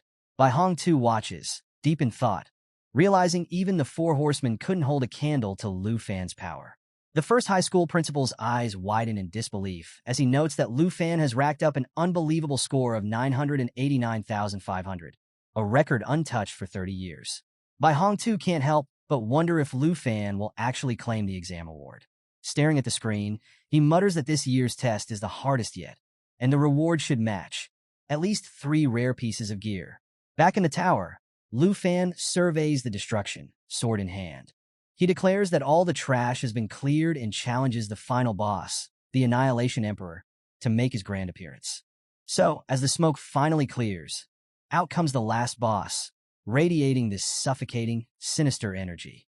Without even flinching, it stomps the ground, draws its sword, and glares at Lu Fan with a look that screams, "You're dead." The system window pops up to remind Lu Fan that only one undead soldier remains. The boss doesn't waste time, building up momentum and lunging straight for our hero. But Lu Fan's not just going to stand there. Oh no, he activates dragon armor, and his arm transforms into a wicked dragon claw, the power tied to Black Dragon Xiaoyi herself. With his hands morphing into these beastly claws, an intense aura bursts around him. Smirking, Lu Fan stretches his dragon claws forward and signals to Xiaoyi to gear up for an attack. Xiaoyi fixes the boss with an intimidating stare, claws extended, ready to pounce. The boss swings with all its strength, trying to end Lu Fan in one blow. But Lu Fan blocks it effortlessly, dragon claws against a blade. Seeing his moment, he orders Xiaoyi to strike. She activates all things incinerate, and let me tell you, it's a spectacle. Xiaoyi flaps her massive wings, releasing fire tornadoes that slam into the boss and send it hurtling backward. The boss struggles, plunging its sword into the ground to stop its backward slide. It's shocked, realizing that its strength is fading fast. The source of that power drain? Lu Fan's ring, the Lament Ring, which saps the life force of enemies. Lu Fan, with a cocky grin, points to the ring and taunts the boss, reminding it that the power drain isn't stopping anytime soon. The system confirms. The Lament aura is in full effect. The ring, a rare item requiring at least level 15, is a game changer, boosting Lu Fan's spirit, stamina, and strength. The boss, now desperate and enraged, calls Lu Fan a cheat for using dirty tricks. But Lu Fan is unfazed. He calmly instructs Xiaoyi to unleash the second stage of all things incinerate. She roars, flaps her wings even harder, and summons more fire tornadoes that detonate around the boss, sending it crashing into the throne. The boss, barely holding on, braces for a counterattack. But Lu Fan isn't giving it a chance. He unsheathes his dagger, gathers his energy, and bursts forward, emerging from the flames to deliver a devastating surprise attack. The boss tries to block, but it's all in vain. Lu Fan drives the dagger straight through the boss's chest, pinning it to the stone throne. The boss gasps, defeated, and the system declares victory. 0 undead soldiers remain. Black Dragon Xiaoyi levels up to 17, and Lu Fan hits level 22. Triumphant, Lu Fan strides up to the throne, one foot on the armrest and one hand on the fallen boss's shoulder. With a flourish, he yanks the dagger out of the boss's chest and announces to Xiaoyi that it's all over. Back in the surveillance room, every single person is stunned into silence. Principal Bai Hongtu, with disbelief all over his face, reveals that no one has scored 1,000,000 points in the last 30 years. The first middle school principal is still too shocked to speak. Mr. Qin Shanhai crosses his arms, a smile playing at his lips, and remarks that their school's reputation is about to skyrocket. Meanwhile, Lu Fan casually walks away from the chaos, dagger resting on his shoulder and a hand in his pocket. Turning to Xiaoyi, he suggests it's time to go home, and playfully asks if she's been craving his Aunt Hank's cooking. Xiaoyi happily flies over, her eyes shining as she roars in delight, confirming she's definitely missed the food. Just then, the system announces that level 100 has been cleared, and a chest materializes in front of Lu Fan. Hands still in his pockets, he watches as it opens, revealing 3 incredible items. First up, a rare blue skill book, The Wrath of the Ice Dragon King. This book lets dragon masters learn a devastating ice skill, freezing enemies and slowing them down. Lu Fan's thrilled. He thought he'd have to wait until level 30 to get control skills. The second item is a rare spirit wind ring, which boosts agility, stamina, and spirit, with a skill that increases speed by 35%. Although Xiaoyi can't use it, it's perfect for Lu Fan. And the last item? A legendary red cloak called Flames and Frost Cloak, offering huge stat boosts and incredible protection against fire and ice attacks. It can even enhance damage against ice and fire enemies. Lu Fan drapes the cloak over his shoulders, slides on the ring, and picks up the skill book, feeling ready for anything. He pulls out his teleportation stone, creating a portal to return to the school. Appearing in the surveillance room, he greets everyone and asks Principal Bai Hong-tu if he can head home and wait for his results. The teachers stare, astonished, until Bai Hong-tu steps forward, pride radiating from his expression. He praises Lu Fan, declaring him the pride of the school and promising his photo will hang on the Wall of Fame. The first middle school principal pipes up, noting that the Wall of Fame is for heroes who've died fighting monsters, and jokingly asks if Bai Hong-tu is cursing Lu Fan. Bai Hong-tu fires back, telling him to mind his own business and pointing out that Lu Fan has broken records and has an immeasurable future. The first middle school principal laughs it off, admitting that this exam has definitely made Lu Fan famous. Mr. Qin Shanhai, with a serious look on his face, approaches Lu Fan. Even though he tried to mentally prepare himself for this grand exam, he admits he's still blown away by Lu Fan's sheer power. Lu Fan, putting all emotions aside, locks eyes with Qin Shanhai and asks, seriously, if he's fulfilled all the conditions, and if that means the princess of Taizi Kingdom won't be throwing any more tantrums.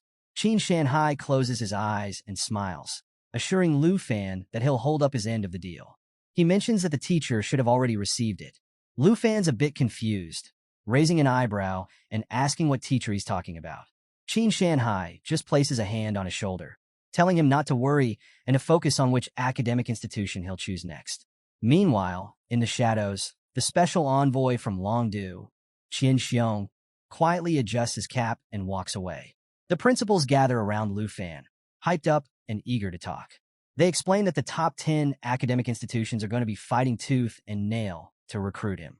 Oh, and let's not forget the wealthy merchants from the southern province who'll be all over him, hoping to establish connections.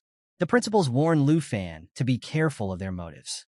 Amid all the chatter, the first middle school principal excitedly asks if Lu Fan could call out Black Dragon Xiaoyi so they can see her in person. Principal Bai Hong-tu steps in, warning against it. Xiaoyi might accidentally level the entire school if she shows up. All eyes turn to the ranking board, where Lu Fan holds the top spot with an insane 1.3 million points. Bai Hong-tu can't hold back his admiration, admitting no one has come close to this record in the past 50 years. And now, let's shift scenes to the far north, deep in the snowy, level 60 territory of the Dragon Realm. At a fortified base, Marcus Tujing, the northern frontier marquis, sits with gray hair and a weathered face, sipping wine while watching recordings of Lu Fan and Black Dragon Xiaoya's battles. The scenes leave him refreshed, even smiling. But before he can enjoy the moment, someone knocks on his office door. A man in a jacket enters, carrying reports. Apologizing for the interruption, he hands over the files. Tu Jing, suddenly serious, asks if there's any new evidence.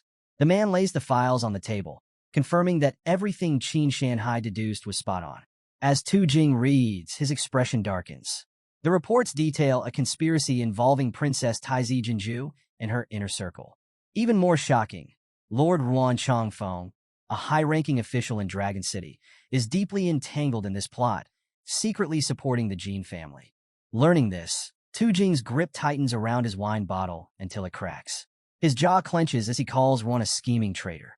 The white-haired subordinate explains that Ruan and the Jin family have been pretending to maintain friendly relations between nations, but privately, Ruan's been granting them all kinds of privileges. Furious, Tu Jing shatters the bottle into pieces and stands up. Ruan Chongfeng, he realizes, has been backing Princess Jinju, letting her do whatever she pleases.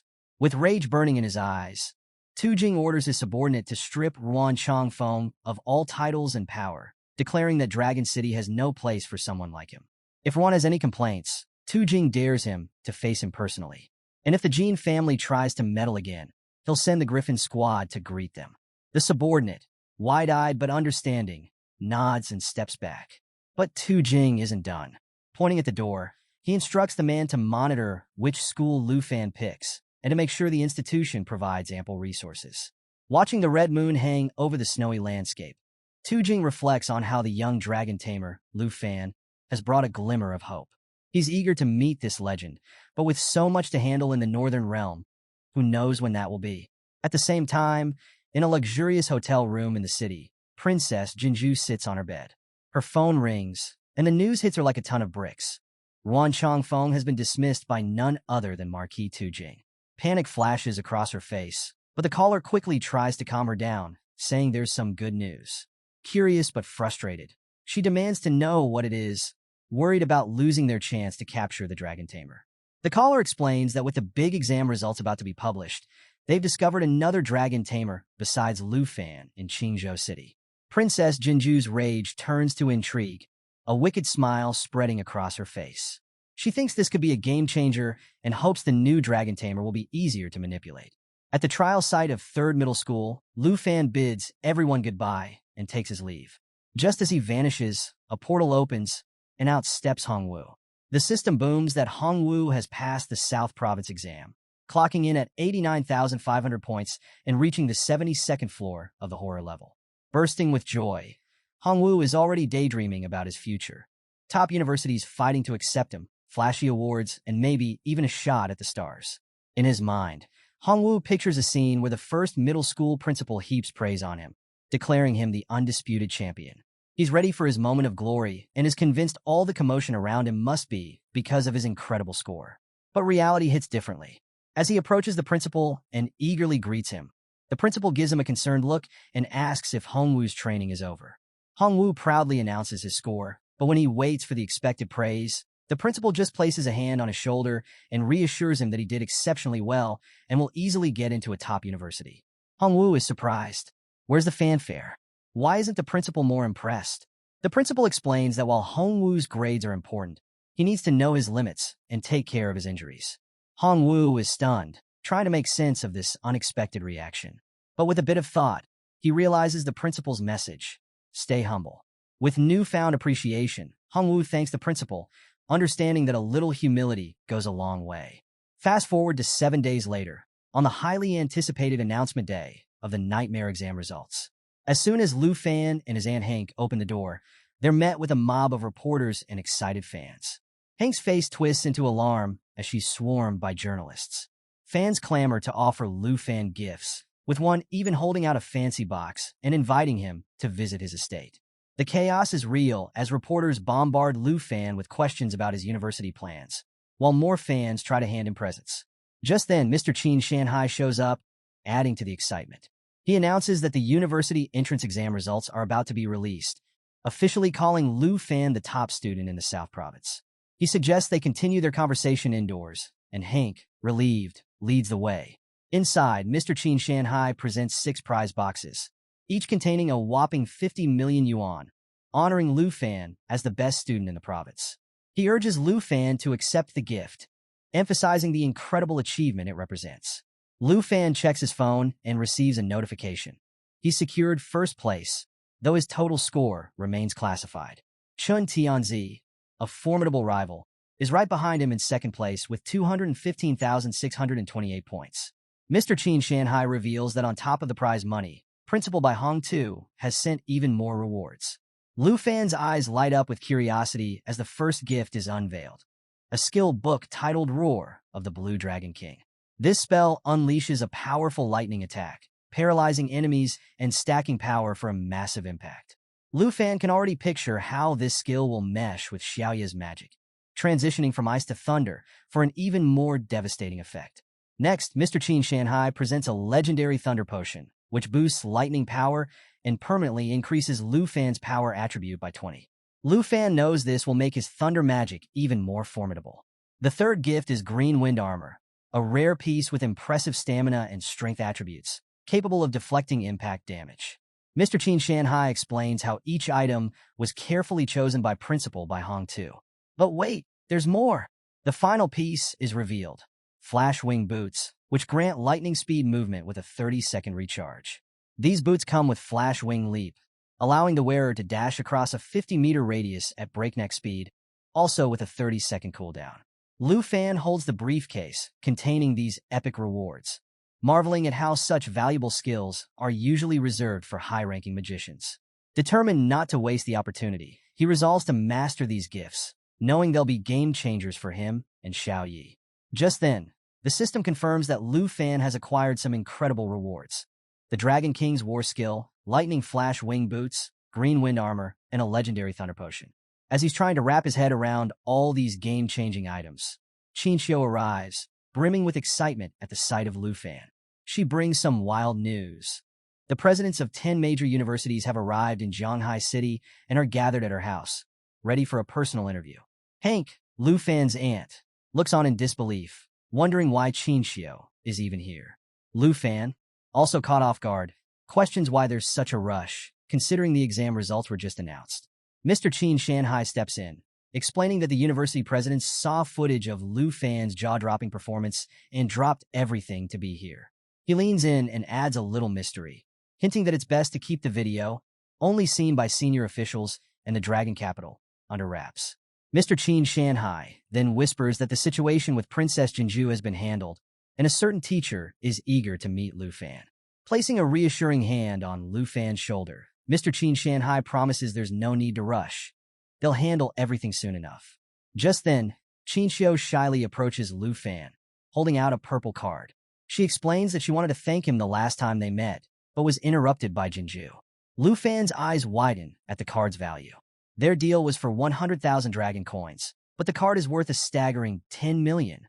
Mr. Qin Shanhai laughs, emphasizing that the card represents the Qin family's deep gratitude. Then Mr. Qin Shanhai announces that an escort will arrive in the evening to take Lu Fan to Jiangshan Park. He can't help but joke about the luxurious villa the city awarded Lu Fan for being the top scorer. Hank moves closer to Lu Fan, and Qinxiu, embarrassed, tells her father to stop teasing. She grabs Lu Fan's hand and reminds him that they have an appointment with the academy officials. Now let's switch scenes to the Dragon Kingdom, outside Qingzhou City. A jeep pulls up in the forest, and out steps the arrogant Princess Jinju. She demands an update from her subordinate, Cui Hongtai, asking about the progress of the Dragon Tamer they've been monitoring. Cui Hongtai reports that this Dragon Tamer, Chen Tianji, has reached level 19, and his armored dragon is already at level 14. Jinju raises an eyebrow, impressed. Dragon Tamers, she notes, are always full of surprises, leveling up fast and taking down enemies way above their rank. We then cut to Chen Tianji himself, a level 19 Dragon Tamer, facing off against a ferocious wild monster. The monster attacks with brutal force, but Chen Tianji leaps into the air, dodging with agility. The fight is intense, but with a single, powerful strike, Chen Tianji takes down the monster, leveling up to 20. Watching from a distance, Jinju begrudgingly admits he has skill and is glad he hasn't wasted the dragon egg she gave him. Chen Tianji respectfully thanks her, vowing he won't tarnish the royal family's reputation. But Jinju isn't all praise. She makes it clear that she'll be disappointed if he fails her, just like the last guy did. With a stern glare, she announces that from now on, Chen Tianji will wield the dragon lance, asking if anyone has a problem with that. Cui Hongtai immediately replies, "As you wish, Your Excellency." Chen Ti bows deeply, expressing his gratitude for the powerful spear and armored dragon. With this newfound power, he's confident he can challenge the top scorer, Lu Fan. Jinju, however, can't help but think about Lu Fan. His exact score is still a mystery, but speculation is swirling that it could exceed 300,000 points. A flicker of hope lights up in her eyes, but she's also boiling with anger at the thought of Lu Fan. Turning to Chen Tianji, she commands him to engrave Lu Fan's name into his memory and never rest until he's defeated and Black Dragon Xiaoyi is claimed. She promises Chen Tianji that if he succeeds, she'll ensure he becomes the greatest dragon tamer in Taizi history, ranking just below her. Chen Tianji, ever loyal, bows again, vowing to live up to her expectations. As Jinju leaves, she can't resist a final dig. She calls Chen Tianji wiser than Lu Fan, bitterly remembering how Lu Fan failed to seize the chance she offered. Before departing, she orders Cui Hongtai to go to Shanghai City and investigate which university Lu Fan plans to attend. Cui Hongtai nods, but Jinju adds a warning. If he fails, he'll be dismissed. With a determined expression, Cui Hongtai promises to complete the mission. And there's Jinju, glaring at the horizon, vowing that Lu Fan will pay for crossing her. Meanwhile, at the Qin family villa, just outside the grand reception hall, Qinxiu is blushing as she asks Lu Fan if he's decided which academy he's going to apply to. But before he can even answer, she quickly adds that it's really her dad who's curious. Apparently, Her dad suggested it'd be a great idea if they both applied to the same academy, so they could look out for each other. Lu Fan, ever cool, agrees, mentioning that he's heard teamwork is crucial for academic success. He even jokes that since they've worked together before, they'd make a good team, especially if they ever went into the wilderness. But he admits he hasn't quite made up his mind yet and promises to let her know later. Chinchio looks flustered, and inwardly, she worries. She doesn't know how many points Lu Fan scored exactly, but she's terrified of the gap between them widening. With determination, she vows to catch up and apply to the same academy as him. Lu Fan, with a warm smile, says it sounds like a good plan. As he pushes open a door and walks into a large room, he's met by a fat man dressed in priest robes. The man stands up excitedly, recognizing Lu Fan and cheerfully showering him with praise for his performance in the entrance exam video. A woman sitting next to the priest, her face hidden behind a mask, chimes in, acknowledging Lu Fan as the first dragon tamer in history to actually have a dragon companion. She asks if he's thought about which academic institution he'd like to join as the top scorer in the southern province. But before Lu Fan can answer, the fat man from Jiangnan Academy butts in, practically shouting that Lu Fan shouldn't hesitate. Jiangnan Academy doesn't mess around, he says, offering an annual scholarship of 10 million dragon coins, unlimited resources like potions, and access to exclusive secret realms. The masked woman scoffs, calling the fat man out for trying to win over the top scorer with little things, even though they're all heads of the Dragon Kingdom's top academies. The fat man turns red with anger and throws back an even better offer. Northern Academy will grant Lu Fan 20 million dragon coins per year and access to a top-secret realm in the Snow Kingdom, reserved just for him. And with that, the room descends into chaos. Everyone's arguing, each academy trying to outdo the others. One head says Northern Academy has resources, but they're not the only ones. Another promises countless opportunities to explore hidden secret realms. It's an all-out bidding war, and they're practically tripping over each other to sweeten the deal for Lu Fan. Watching this circus unfold, Lu Fan is silently stunned. He didn't expect his interview to turn into a heated auction, and he's completely lost on which academy to pick. Then Gahan, the head of Dragon Capital Academy, steps up and drops a bombshell. He declares that Dragon Capital Academy controls this year's national trial quota, and he's willing to give it to Lu Fan. Everyone freezes. The fat man from Jiangnan Academy spins around, wide-eyed, asking if it's really true. He can't believe a newcomer like Lu Fan is even being considered for the national trial, given that he's only just changed professions. The masked woman jumps in, calling it absurd. She reminds everyone that previous candidates were rigorously selected, and other nations are already preparing for this monumental event. Giving the quota to a freshman, she says sounds like a bad joke. Lu Fan stands there, bewildered, and wonders aloud what the national trial even is. Gahan explains, and it's a big deal. The national trial is a super-secret realm constructed through a collaboration of 23 countries. Every 3 years, each nation sends a young participant, under the age of 25, to represent them. Because it's a trial that demands newcomers, national-level experts aren't allowed. It's a high-stakes, globally watched event with incredibly rare treasures up for grabs. The envoy from Northern Academy, now more desperate, turns to Lu Fan and urges him to commit to joining the next trial, which kicks off in half a year. The envoy from Jiangnan Academy is visibly worried and accuses Dragon Capital Academy of playing unfairly, arguing that it's way too much for them to recruit like this. Hearing all these envoys, Gahan confidently lays out the ultimate offer. Those who pass the national trial get the chance to become national-level experts. From being the top in the southern province to possibly ruling the entire Dragon Kingdom, Dragon Capital Academy is pulling out all the stops for Lu Fan. In the middle of this heated exchange, a system notification suddenly appears in front of Lu Fan, revealing that a new treasure map has just been sent. Lu Fan is taken aback. It's been ages since he got the first divine treasure map, which led him to Black Dragon Xiaoya's egg. Excited and curious about what this new map could bring, he realizes the treasure's location is within Dragon Capital Academy. With that, his decision becomes clear. Gohan asks if he's satisfied, and Lu Fan confidently announces he's made up his mind. He's going to Dragon Capital Academy. But Lu Fan has one more request and asks Gohan for a favor. Gohan is surprised but agrees, as long as it's not too complicated. 4 days later, Lu Fan is closing the shutters on Hank's steamed bun shop for the last time. Hank sighs, feeling nostalgic and admitting she never imagined leaving this place after so many years. Lu Fan, dusting off his hands, reminds her that there's no reason to feel reluctant. After all, they now have a villa and savings. Hank smiles, reminiscing about when Lu Fan was a small child moving in with her, and she marvels at how fast time flies. Just then, a car pulls up, and Qin Xiu and Tao Shimon jump out, waving excitedly. They're here to pick up Hank and Lu Fan, ready for their big move to Dragon Capital Academy. Tao Shimon grins, announcing that they'll all be students at the academy now, and Qin Xiu's family has even chartered a plane for them.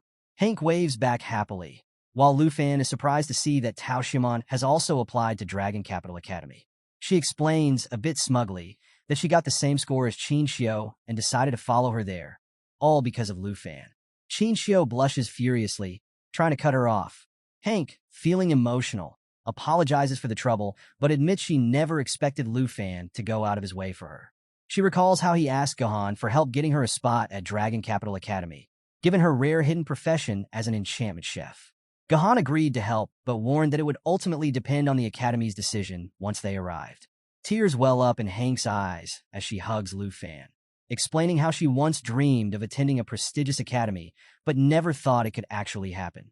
Lu Fan gently tells her not to cry, and Qin Xiu happily urges Hank to get in the car because they need to catch their flight.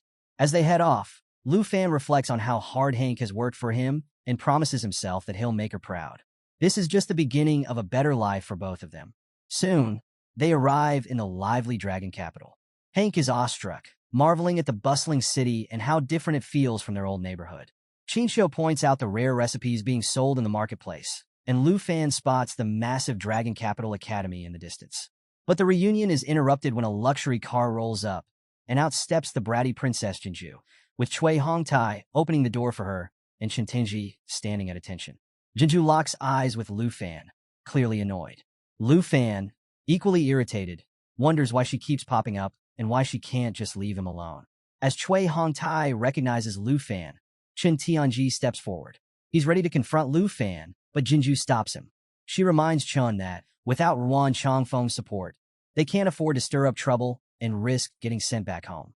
Chun Tianji apologizes, backing off for now. Qin Xiu, curious, remembers her dad mentioning that Jinju had come to the Dragon Kingdom to study. She wonders aloud if he was referring to Dragon Capital Academy. Tao Shimon, sensing the tension, asks what's up with Jinju and her entourage, while Hank gently tries to calm Lu Fan down. Just then, Gahan arrives, surprised to see both groups together. She asks if they really don't know each other, pointing out that Lu Fan and Chen Tianji are the twin stars of the southern province, both dragon tamers. Lu Fan's jaw drops, shocked to learn that Chen Tianji is also a dragon tamer. Before he can even process this revelation, Chen Ti steps forward, sneering with barely contained rage, and tells Lu Fan that he's heard his name many times. But Lu Fan, feeling the exhaustion from their long journey, asks Gahan if he and his group can finally get some rest. Hank eagerly agrees, urging him to leave quickly before anything else holds them up. Gahan steps in and graciously offers to show them their accommodations, adding that if anything isn't to their liking, she can make adjustments. She mentions that she'll explain the details of freshman orientation tomorrow. The bratty Princess Jinju, of course, insists that she'll handle things on her own and walks off. They soon reach the dormitory area, where Gahan introduces the villa zone for first-year students. She explains that there are 30 villas in total, and each year, the freshmen's comprehensive ranking, based on their entrance exam performance, determines who lives here. With Lu Fan ranked first, he gets villa number 1.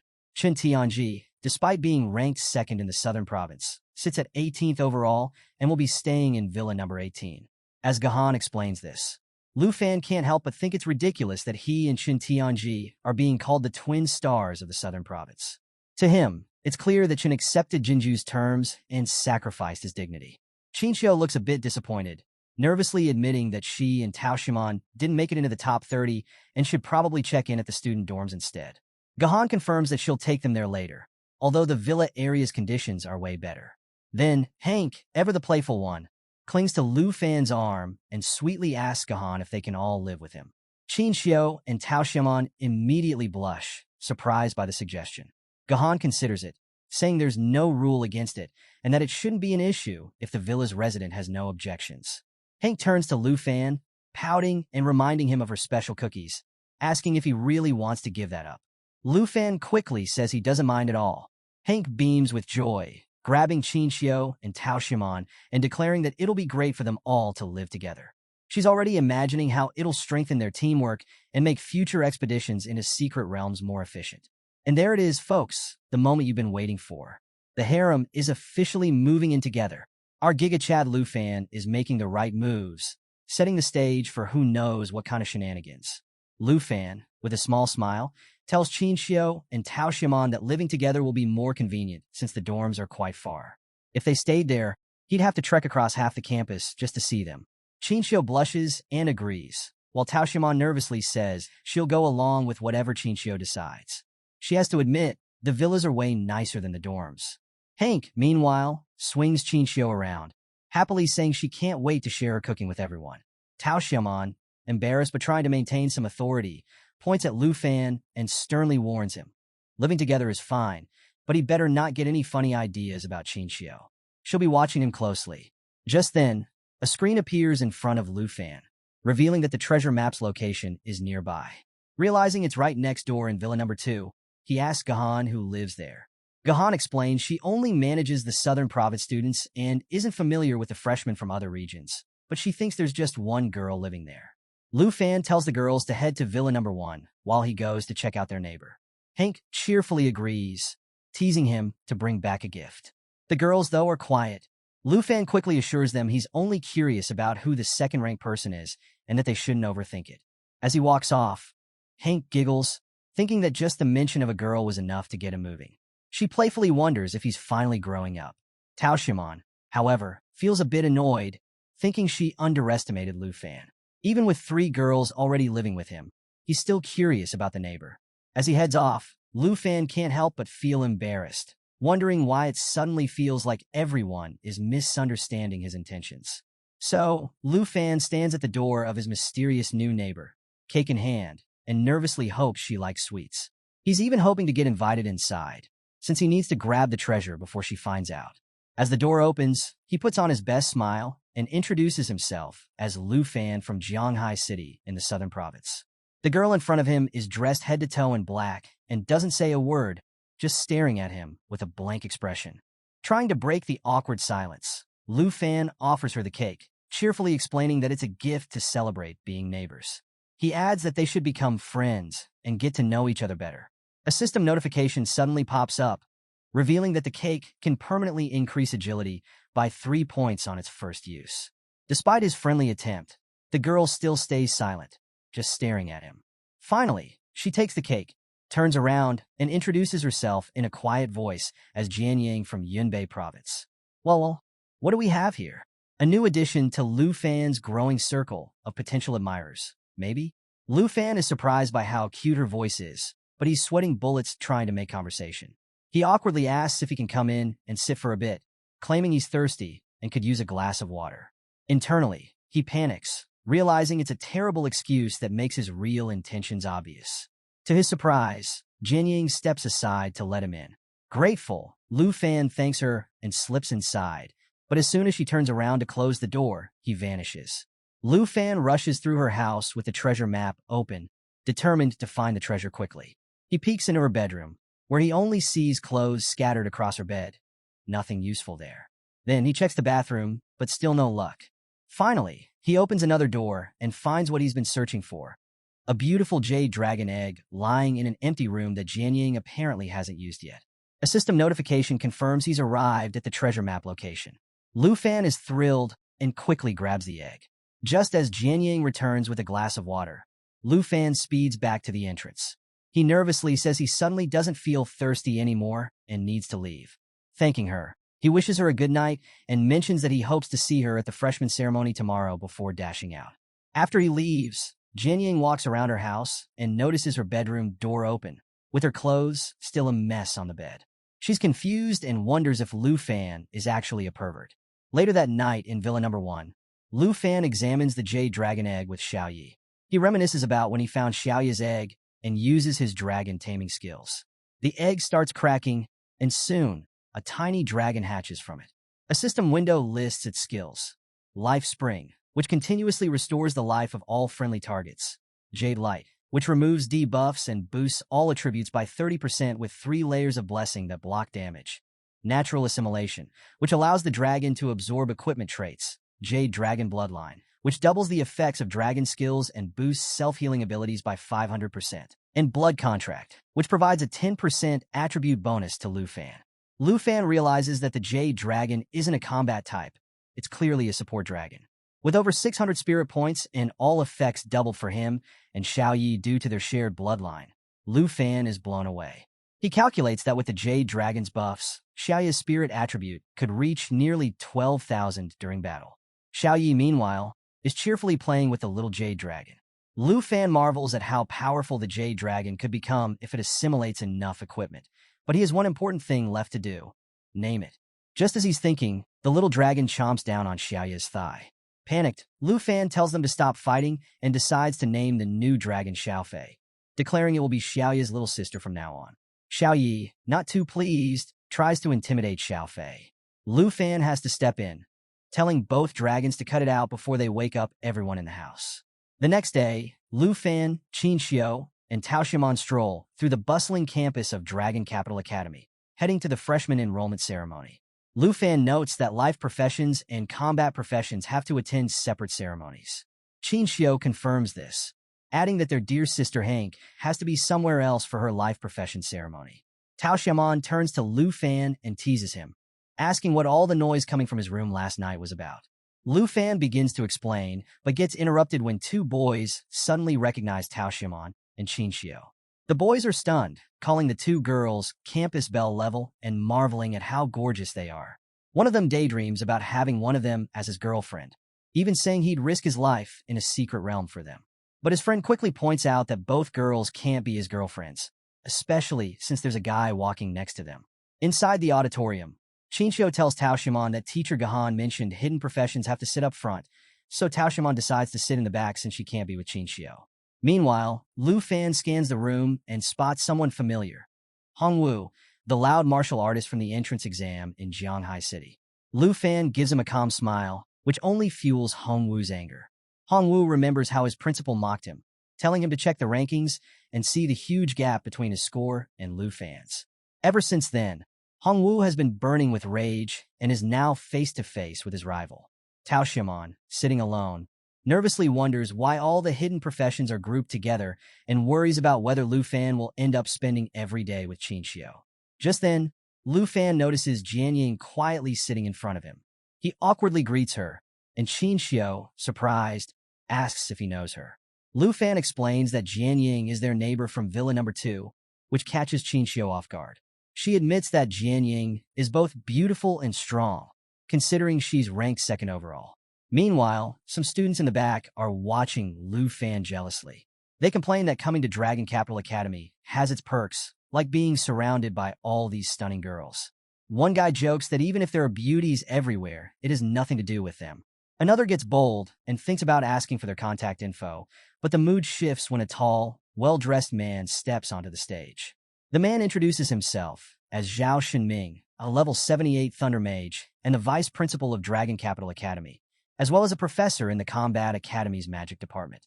Adjusting his glasses, he welcomes everyone and tells them their teachers will soon distribute their ID cards. He isn't a fan of long speeches, so he jumps right into explaining the Academy's rules. As Gahan hands out the cards, Lu Fan receives his and notices that it shows 13,539 points.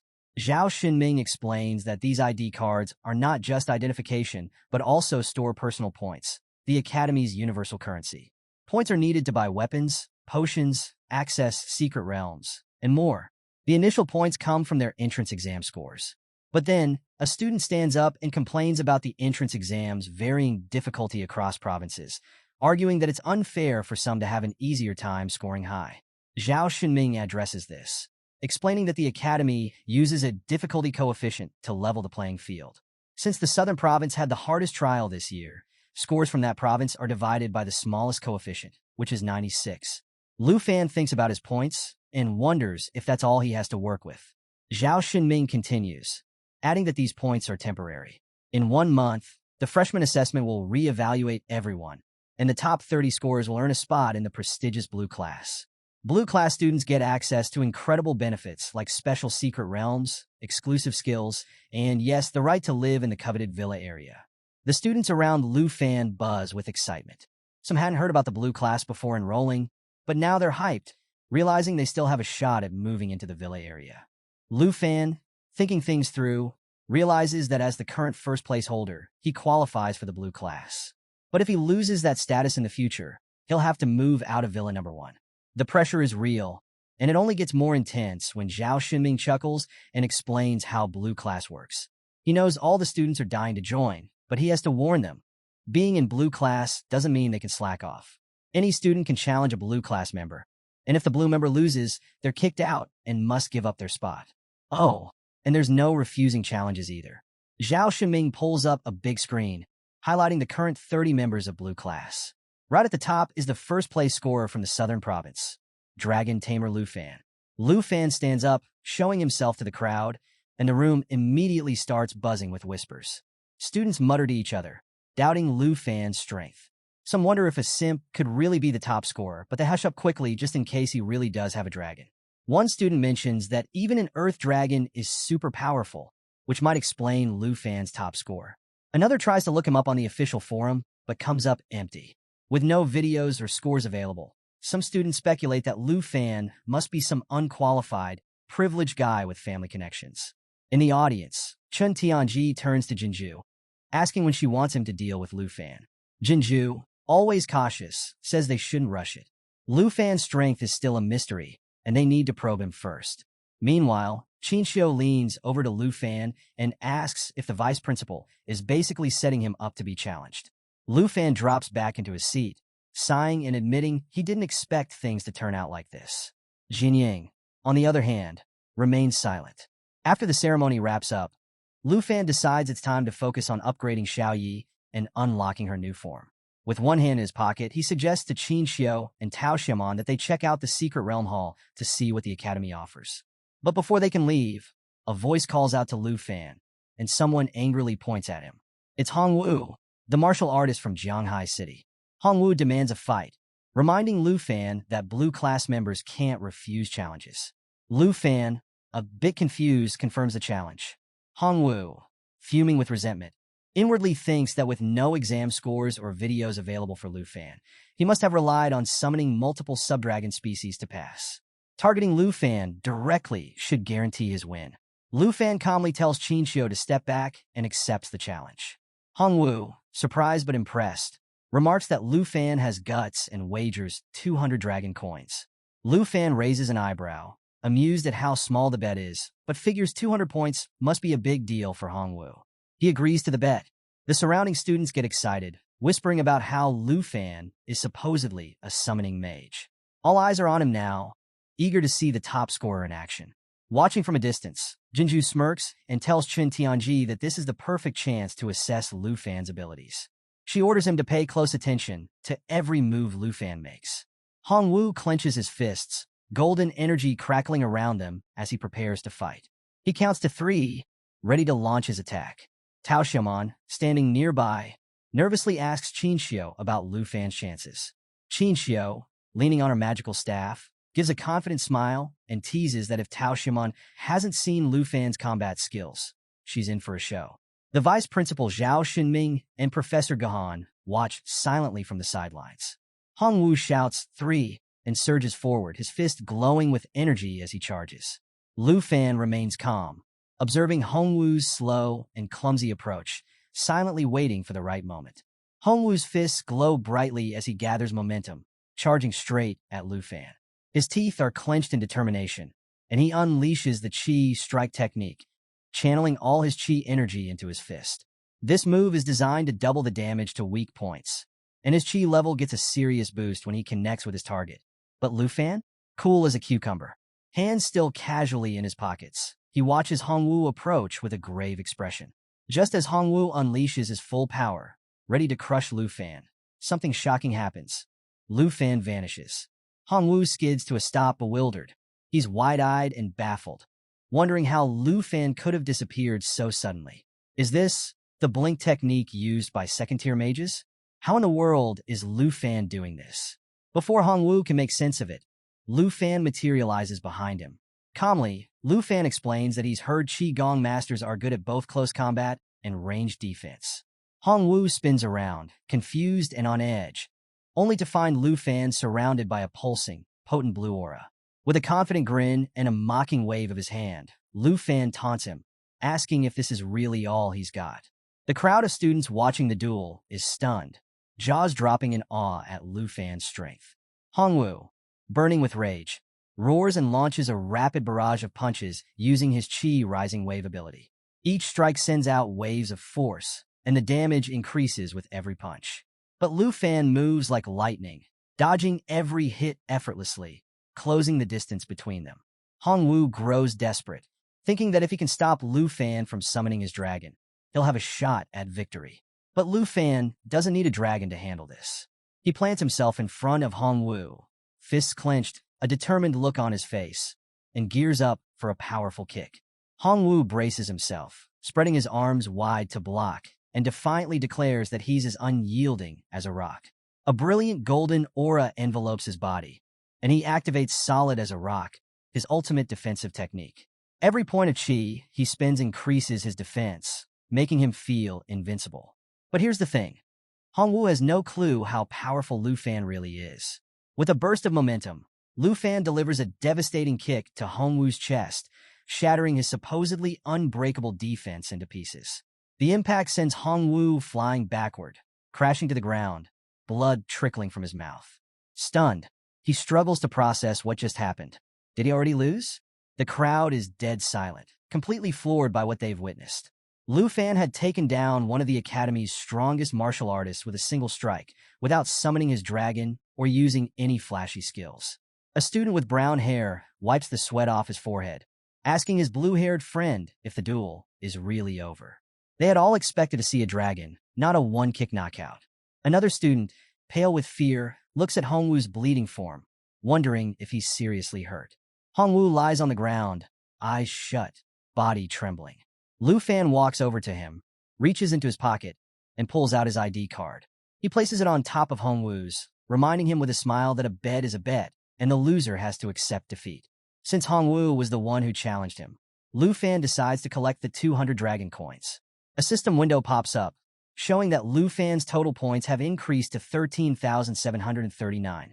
Hongwu, propping himself up with one hand and clutching his chest with the other, glares at Lu Fan in disbelief. When he sees Lu Fan's total points, his expression turns to pure shock. Sweat pours down his face as he realizes the terrifying truth. With the 96x difficulty multiplier from the Southern Province, Lu Fan's entrance exam score amounts to a jaw-dropping 1.3 million points. In comparison, Chen Tianji's score of 210,000 looks pitiful. Overwhelmed, Hongwu collapses back to the ground, his arrogance and confidence shattered. He can't believe he was foolish enough to challenge Lu Fan. Meanwhile, Jinju watches from the sidelines, hands on her hips, and turns to Chen Tianji. She demands his assessment of Lu Fan's abilities. Chen Tianji, seething with hostility, admits that Lu Fan hasn't even summoned his dragon yet. He calculates that with Jinju's support, they'd only have a 70% chance of beating Lu Fan. Jinju, unimpressed, remarks that the odds aren't good enough. As Lu Fan casually slips his hands back into his pockets and walks away, Qin Xiu and Tao Xiaomon follow him. Hongwu, left in the dust, stares at the ground, filled with regret for ever underestimating Lu Fan. As Lu Fan and Qin Xiu entered the Grand Hall of Dragon Capital Academy's Secret Realm Center, Qin Xiu stood near the doorway, clutching her magical staff with a joyful expression. She nodded and told Lu Fan that Hank had already arrived. Meanwhile, Tao Xiaomon trailed behind, hands clasped behind her back, with a growing smile spreading across her face. Hank entered the hall, her expression full of concern. She rushed over to Lu Fan, asking if he was hurt and who had challenged him. Lu Fan, holding his tablet, turned to her with a calm smile, reassuring her that everything was fine.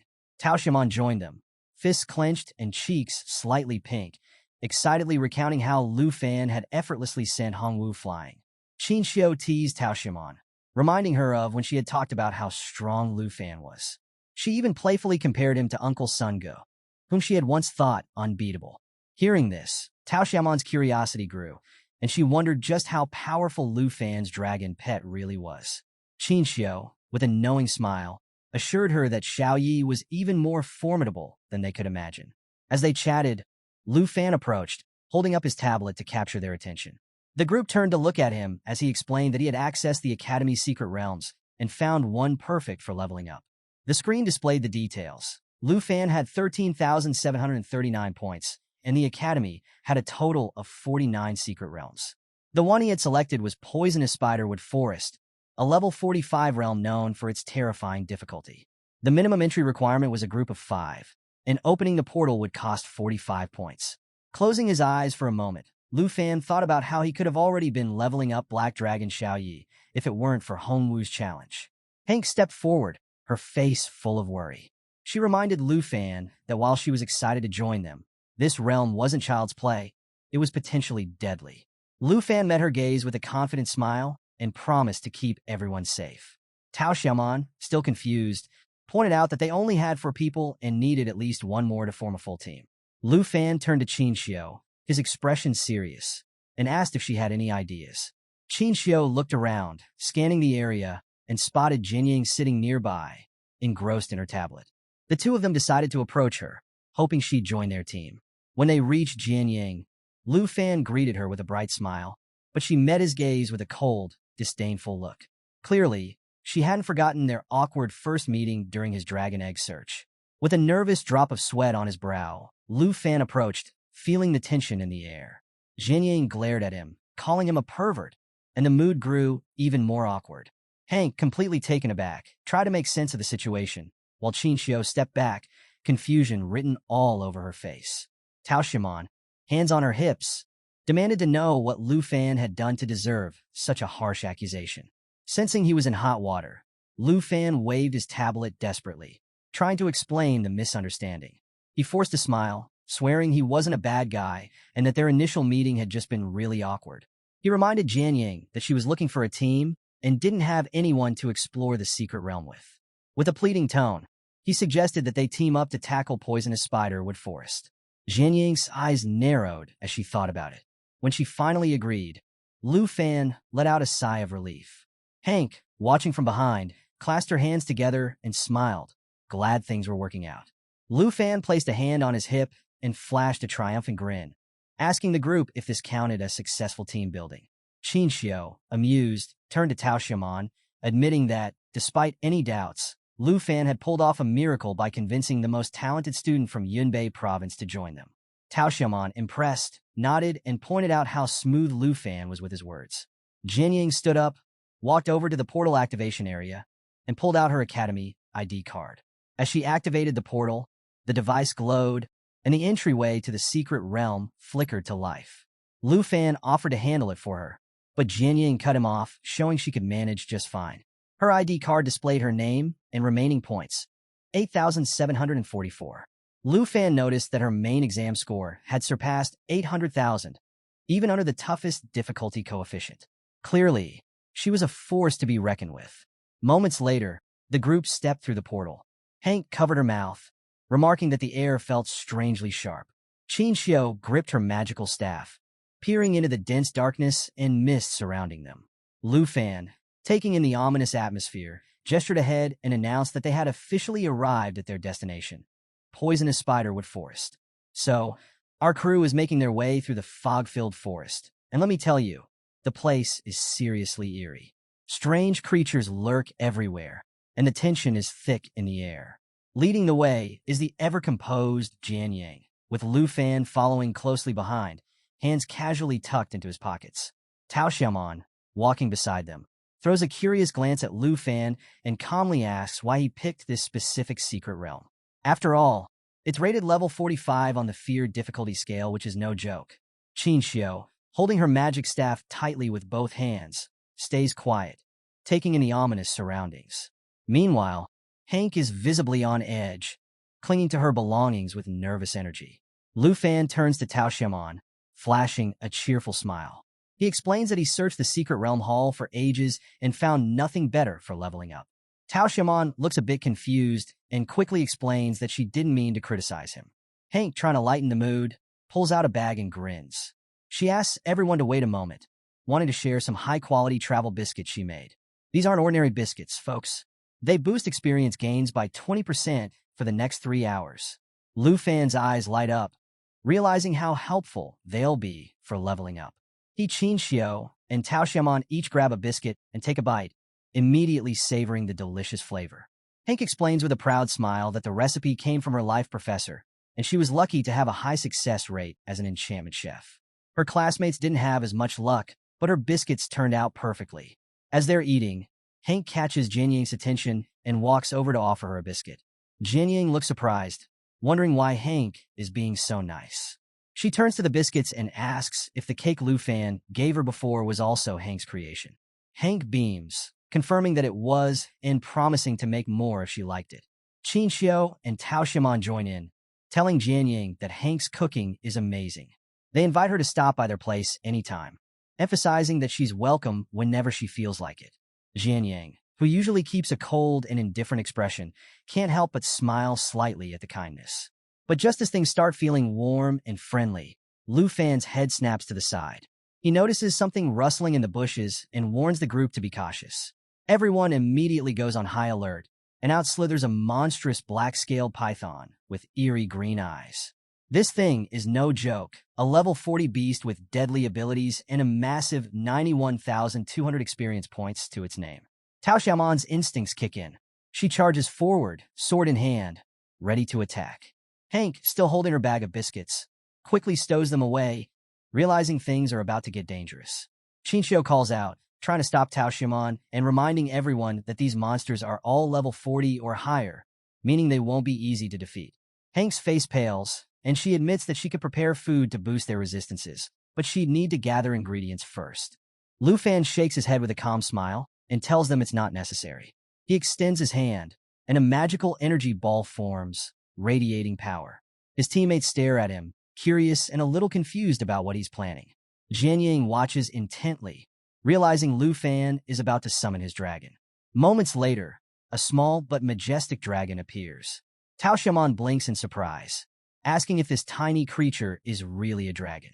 The little dragon climbs on a Lu Fan's head, and he smiles, telling Jade Dragon Xiaofei to get off. Qin Xiao, shocked, notes that this isn't Black Dragon Xiaoyi, but a different dragon. Hank is equally amazed, asking where this dragon came from and why she hadn't seen it before. Jianying stays silent, her gaze fixed on Xiaofei. Meanwhile, the black-scaled python gets ready to strike. Realizing the threat, Tao Xiaomon braces herself for the incoming attack. Lu Fan doesn't miss a beat. He commands Xiaofei to activate Emerald Light, and the dragon's gem glows brilliantly. The python lashes out with its tail, aiming for Tao Xiaomon, but just before it connects, a green shield materializes in front of her. The impact sends her flying backward, but the shield absorbs the blow. Qin Xiao rushes to Tao Xiaomon's side, preparing to heal her. She notices that 3 leaves hover above Tao Xiaomon, but one vanishes as the shield takes the hit. Tao Xiaomon sits up, realizing the shield had protected her, and a system notification confirms it. Jade Dragon Xiaofei's Emerald Light has activated, granting 3 layers of Emerald Blessing. The blessings block damage, remove debuffs, and boost attributes by 30%.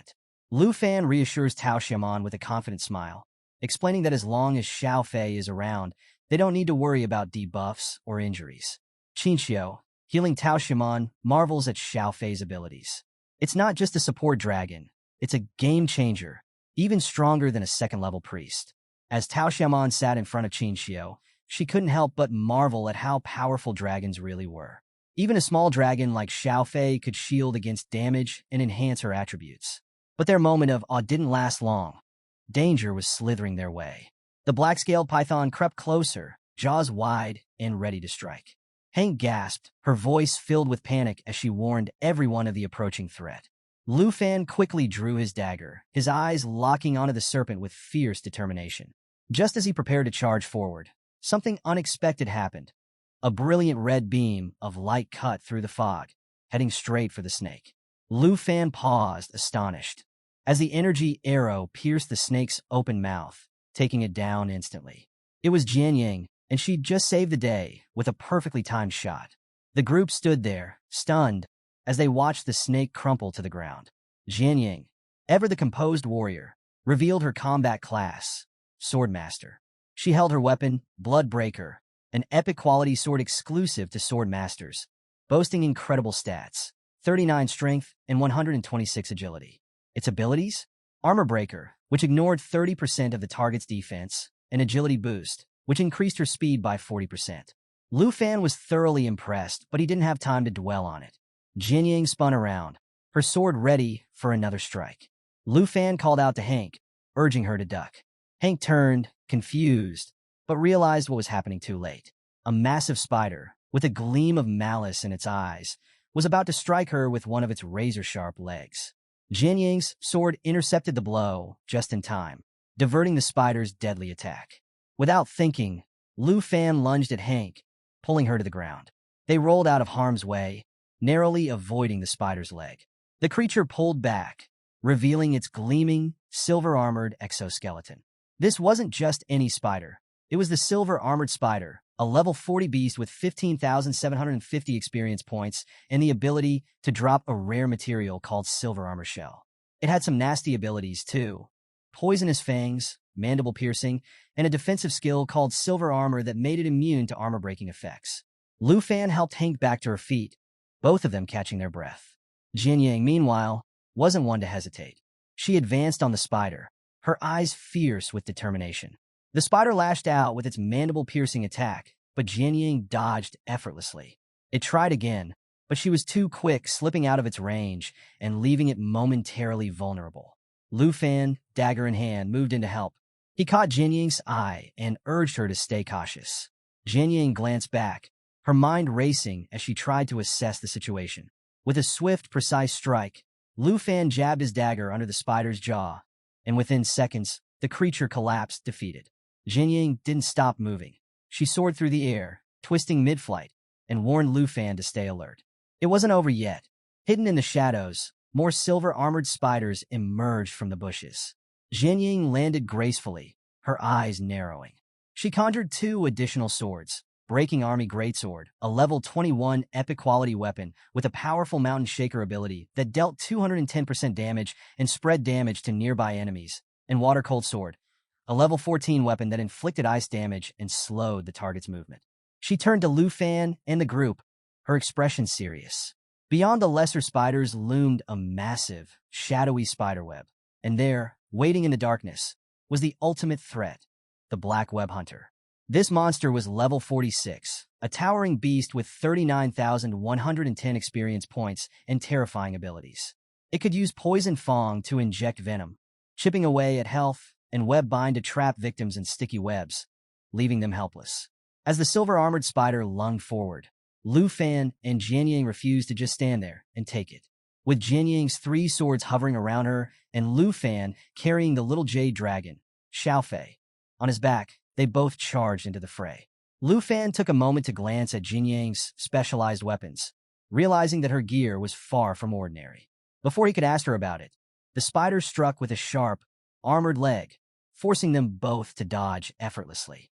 Mid-leap, Jin Yang locked eyes with the spider, explaining to Lu Fan that sword masters could craft and level up their own weapons.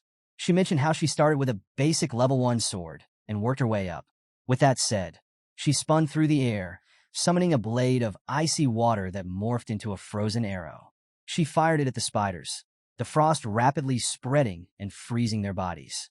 Landing gracefully, Jin Yang fixed her gaze on the enemy, reminding Lu Fan that now wasn't the time for small talk. Lu Fan watched her, impressed, thinking that her skills were as versatile as a dragon tamer's. Just as she focused on the fight, another spider crept up behind her, jaws wide open, ready to strike. Jin Yang sensed the danger, but before she could react, Lu Fan intervened, deflecting the spider's attack with his dagger. Locking eyes with the monstrous arachnid, Lu Fan called for Xiaofei to activate Emerald Light. The little dragon soared into the air, extending its tiny claws toward Jin Yang and activating the spell. A radiant glow enveloped her, and 3 shimmering leaves appeared above her head, forming protective barriers. Jin Yang looked at Lu Fan, astonished and a bit speechless. Choosing to stay on the offensive, Jin Yang clenched her fists and activated Mountain Shaker. Her Breaking Army great sword surged forward, piercing through the spider's armored chest and bringing it down in a single, crushing blow. With her water-cold sword still in hand, she turned to Lu Fan with a grin, thanking him for the 30% buff from Xiao Fei's spell. With her boosted power, she swiftly dispatched another spider. Lu Fan couldn't help but smile, observing how Jian Yang's breaking army greatsword had incredible piercing power, while her water-cold sword excelled at defense and damage enhancement. Together, her weapons made her an exceptionally versatile sword master. Meanwhile, little Xiao Fei happily fluttered beside Lu Fan, having leveled up to level 2.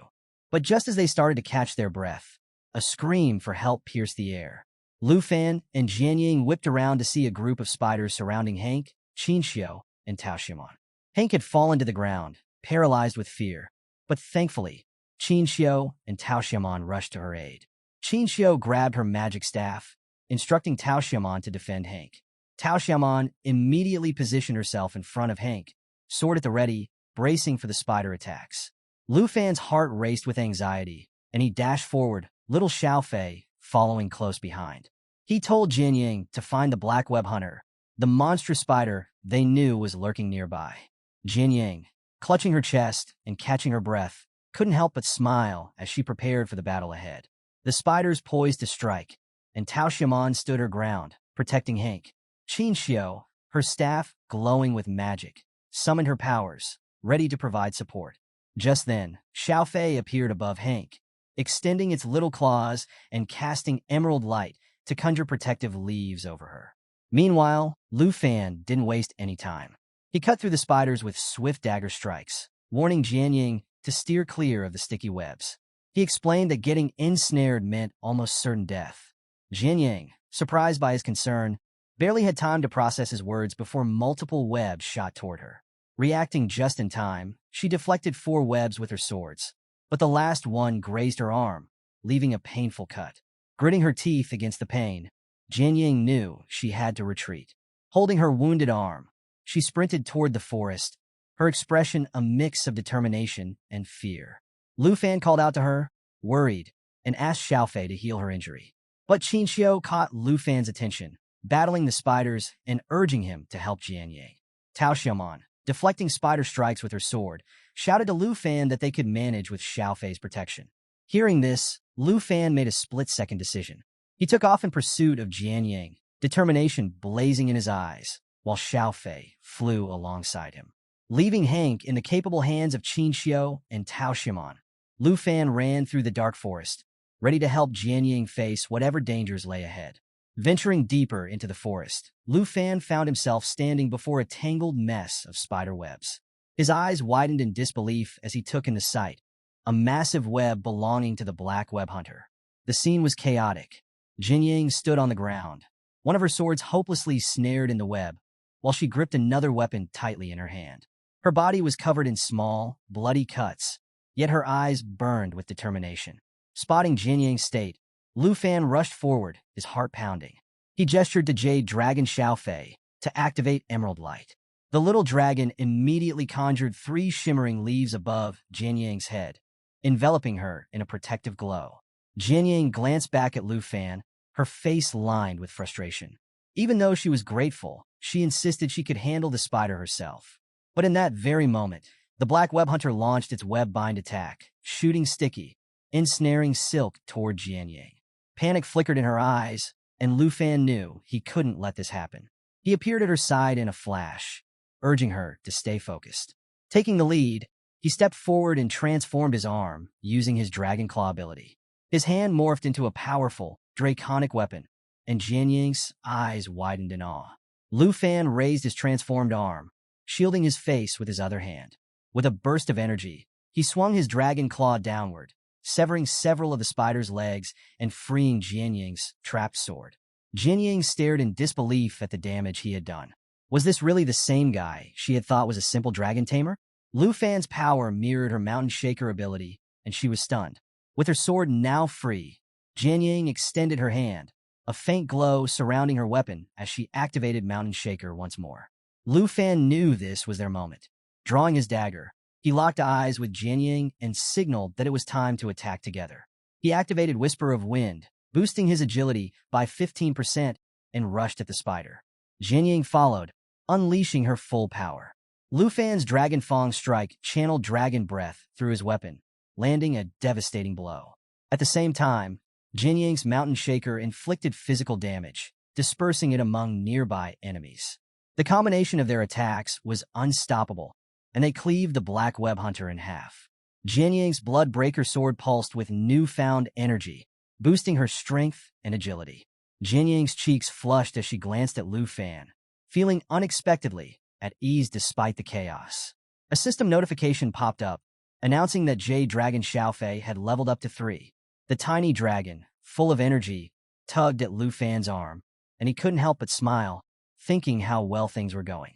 After a few more monster takedowns, Xiaofei was getting stronger by the minute, and Lu Fan wondered if the dragon would reach level 5 by the end of this secret realm. Jin Yang approached Lu Fan, looking introspective. She mentioned how vulnerable she had felt during their battle, admitting that she was grateful for the help. Lu Fan turned, listening intently, and was about to respond when the rest of their team arrived. Qin Xiu, magic staff raised, proudly announced that they had defeated all the silver-armored spiders. Blushing, she told Lu Fan they had successfully protected everyone. Hank, with a relieved smile, announced that she had leveled up. Lu Fan turned to Jin Yang, praising her strength. Jin Yang looked puzzled, but was soon reassured when Lu Fan reminded her that no matter how strong someone was, teammates would never let each other fight alone. Jin Yang's cheeks warmed, and she looked at him with newfound admiration. Meanwhile, little Xiaofei perched on Lu Fan's head, observing everything. Hank approached and questioned why Lu Fan hadn't used Emerald Light on himself. Lu Fan placed a hand on his waist, closed his eyes, and smiled, explaining that he didn't need it. Tao Xiaomon, hands on her hips, teased him, saying he should use the healing ability on everyone, not just a select few. At Lu Fan's command, Xiaofei activated Fountain of Life. The little dragon's gem glowed brightly, and a wave of healing energy enveloped the team, restoring their health. Qin Xiu smiled, feeling revitalized and ready to fight again. Tao Xiaomon closed her eyes, placing a hand on her belly, and teasingly joked that Lu Fan's head was glowing green. Lu Fan chuckled, telling Xiaofei to stop healing her next time. The team burst into laughter, and even Jin Yang couldn't hide her smile. It felt good to have teammates by her side. As the sun began to set, the group found themselves standing at the edge of a cliff. Xiaofei perched on Lu Fan's head as he peered over the edge, hands on his hips. Tao Xiaomon, holding the tablet, scratched her head, confused as the map seemed to end there. She approached Lu Fan, asking what lay ahead. He stayed silent, but when Qin Xiu looked down, her expression shifted to shock. At the base of the cliff lay a swarm of spiders, and among them was the secret realm's final boss. As Lu Fan and Qin Xiu stood at the edge of the cliff, the poisonous mist slowly drifted away, revealing a massive web below, crawling with hordes of small spiders. In the heart of that giant, sticky network sat the fearsome boss of this secret realm, the Screeching Spider Mother. Lu Fan focused on the status window hovering above the Spider Queen, analyzing its abilities. This monster wasn't just about raw power. It commanded an entire army of spiders with skills like regenerative feeding and collective fury. Taking down the queen wouldn't be a simple feat. Jin Yang approached the cliff, squinting at the scene below. With her typical calm, she commented that whether they were confronting the boss or its minions, the small spiders would have to be dealt with first. Meanwhile, Hank stepped forward, trying to steady herself. Qin Xiu quickly advised her not to look, but Hank clenched her fists and insisted she needed to learn, even if she was scared.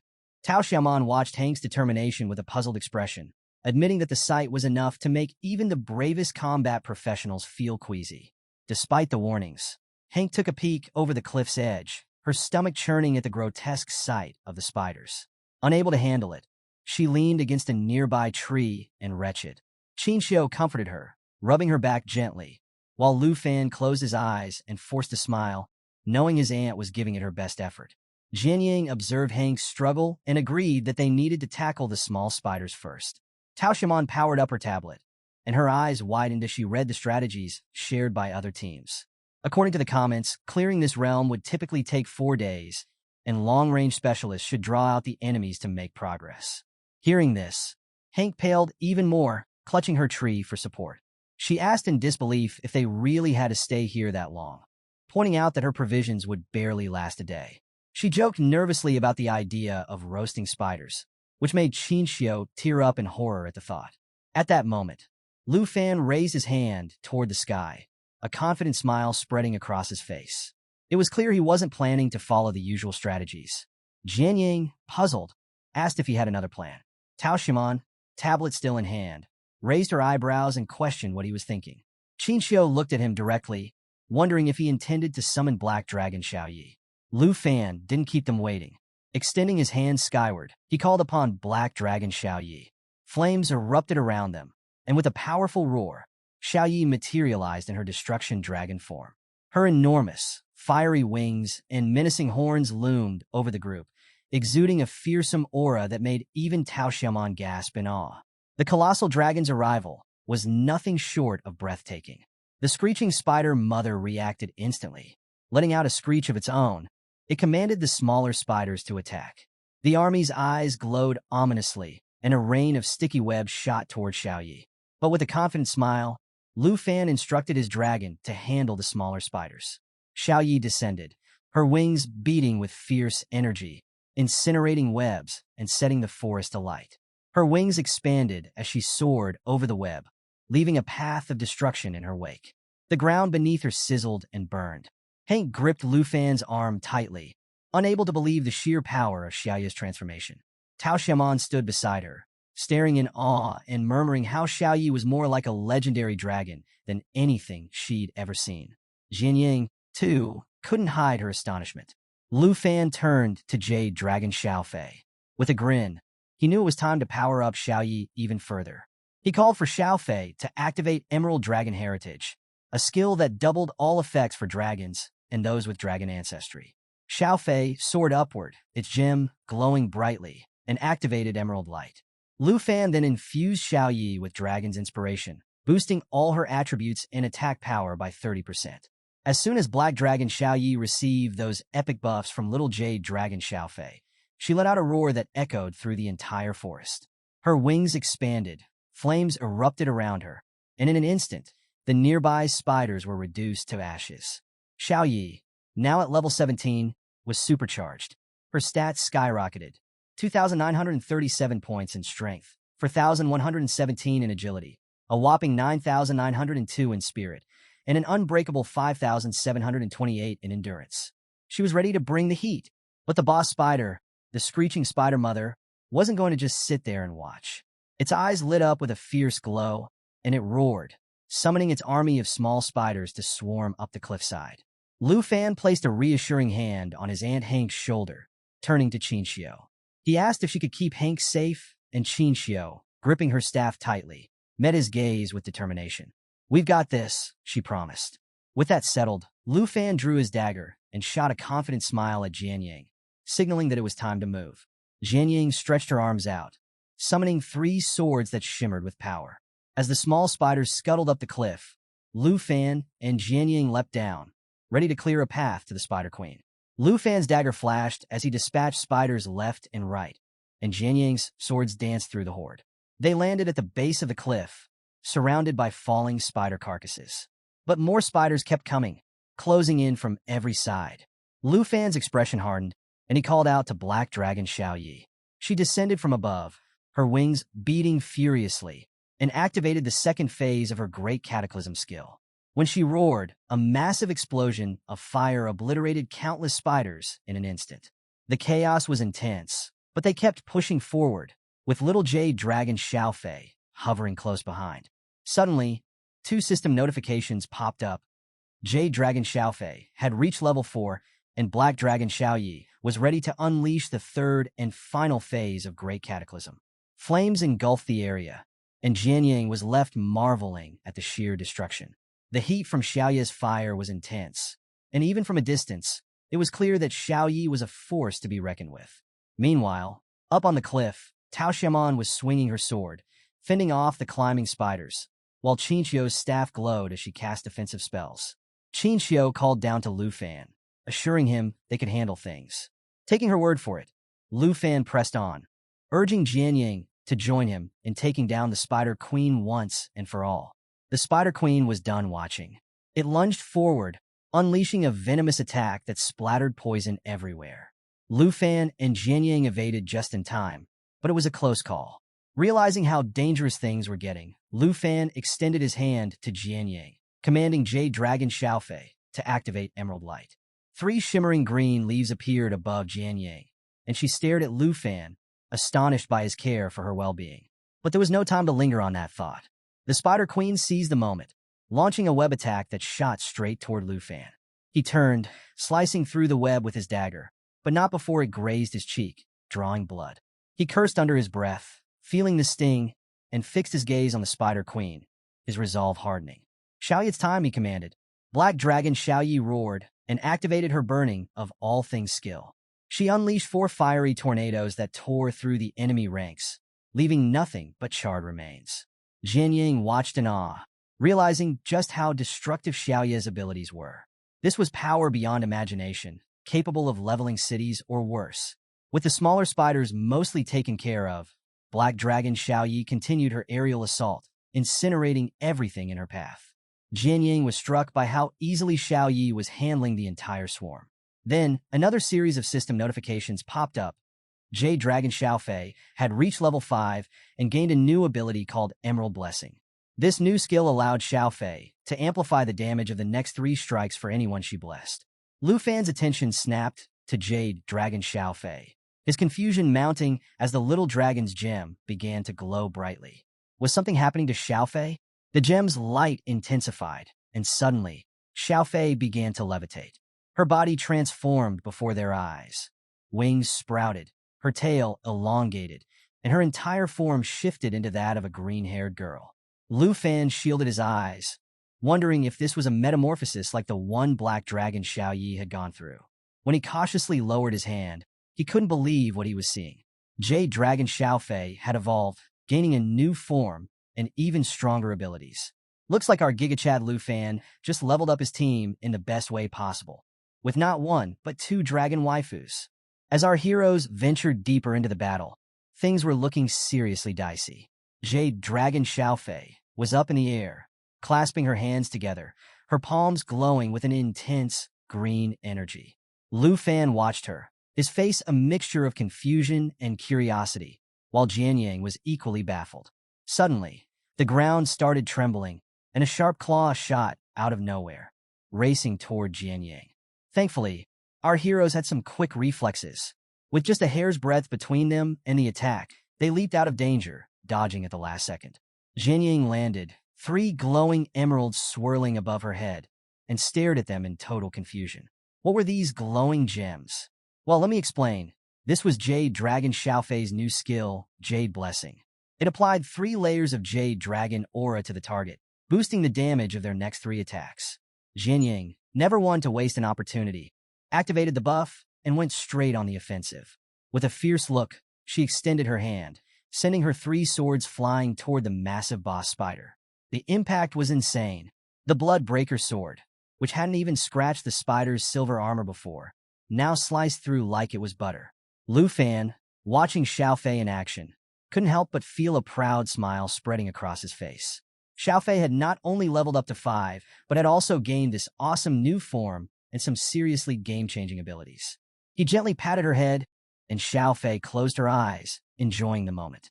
But before they could celebrate, the boss spider was back and angrier than ever. It unleashed its venom spray attack, spewing out a pool of poison that would have melted them down to 5% health per tick. Luckily, Lu Fan sensed the attack just in time, leaping out of the way and dodging it like a pro. Xiaofei zipped out of danger too, but they knew they needed to step it up. Lu Fan quickly turned to Xiaofei and told her to buff Black Dragon Xiaoyi. Xiaoyi, who had been surrounded by her signature roaring flames, locked eyes with the boss spider. Xiaofei didn't waste a second. She perched on Xiaoyi's head, activated her ability, and 3 emeralds glowed brightly above Xiaoyi. You could feel the power in the air, folks. Xiaoyi's flames intensified, her wings expanded, and she was ready to unleash her next move. With a roar that made the ground quake, she used everything burns, sending fiery tornadoes spiraling toward the spider boss. The force of the flames was absolutely wild, and Jianying had to shield her face from the scorching heat. Thanks to Xiaofei's buff, Xiaoyi's attack packed over 10,000 points of pure destruction, and the screeching spider mother toppled, spitting blood and writhing in agony. Lu Fan seized the moment. He called out to Jianying and Xiaofei, a smile playing on his lips, and dashed toward the downed spider. Jianying, still processing the raw power of Xiaoya's flames, was right behind him, summoning her swords with renewed determination. As the spider boss tried to get up, it realized too late that it was game over. With one powerful leap, Lu Fan closed in, his dagger infused with the Dragon Fang strike ability, boosted by the Blood Pact enhancement. He drove it straight into the spider's head, and the ground trembled from the force. The spider let out a final, blood-curdling shriek before collapsing, shattered and defeated. Jianying didn't waste a second. With the Emerald Blessing still active, she sent her 3 swords piercing into the spider's mouth, slicing through its innards and finishing the job. With a triumphant smile, Lu Fan landed gracefully on the ground. Black Dragon Xiaoyi returned to her human form, smiling, while Xiaofei flew down beside him. A flurry of system notifications flashed before Lu Fan's eyes. Xiaoyi was now level 18. Xiaofei reached level 7, and Lu Fan himself hit level 23. Level ups all around. Jianying, still a bit in shock, turned to Lu Fan and asked, "How many points did you actually score in the major exam?" Lu Fan gave her a playful smile and casually revealed, "About 1.3 million. Jianying's eyes widened, and a bead of sweat rolled down her cheek. 1.3 million points? She thought that with his strength, he could probably even surpass that. Lu Fan chuckled, explaining that he had maxed out the score cap for the highest nightmare difficulty. With that, he turned away, his cheerful grin making it clear that for him, that was only the beginning. So, Lu Fan and his team finally wrapped up their adventure in the forest of venomous spiders. As they made their way back to the cliff, Lu Fan signaled Qinxiu and Tao Xiaoman to bring Hank over. Just as they regrouped, Jade Dragon Xiaofei floated up to Lu Fan and closed her eyes, giving him an affectionate embrace. But oh boy, Black Dragon Xiaoyi wasn't having it. Jealousy flared in Xiaoya's eyes as she clenched her fists and stormed over, grabbing Xiaofei's arm and yanking her away from Lu Fan. Our poor MC was left standing there, completely bewildered, wondering what on earth was going on. Jianying watched the whole scene unfold, quietly noting the massive skill gap between her and Lu Fan. But let's get to the good stuff. Thanks to Aunt Hank's delicious food buff, not only did the crew level up fast, but they also managed to snag some rare materials and treasures. As the spider boss lay defeated, a shiny treasure chest appeared. Tao Xiaoman rushed forward to unlock it, her eyes lighting up with joy, as if she'd just stumbled upon the jackpot of all loot drops. Qinxiu, watching from behind, felt a twinge of jealousy as she noticed Xiaoyi and Xiaofei clinging to Lu Fan. Even Jianying couldn't help but join the team dynamic, and with the adventure over, everyone finally made their way back to the academy. Qinxiu, still clutching her magic staff, smiled warmly and asked Jianying if she could share her contact info. But Jianying, ever the mysterious one, casually replied that she didn't use a phone. Tao Xiaoman jumped in with a grin, promising to drop by Jianying's place if they ever needed her for another secret realm adventure. And what better way to celebrate their new team bond than with a feast? They all headed back to Lu Fan's mansion, where Aunt Hank whipped up a fantastic dinner. With 2 extra stamina-boosting dishes on the table, everyone dug in. Jianying, eating plain rice, couldn't help but ask the girls if they really lived with a pervert. Lu Fan nearly choked, jumping in to clarify that it was a massive misunderstanding. Qinxiu and Tao Xiaoman just giggled, clearly amused by the whole situation. Meanwhile, Black Dragon Xiaoyi lay sprawled on the floor, overstuffed from dinner, while Xiaofei snoozed peacefully.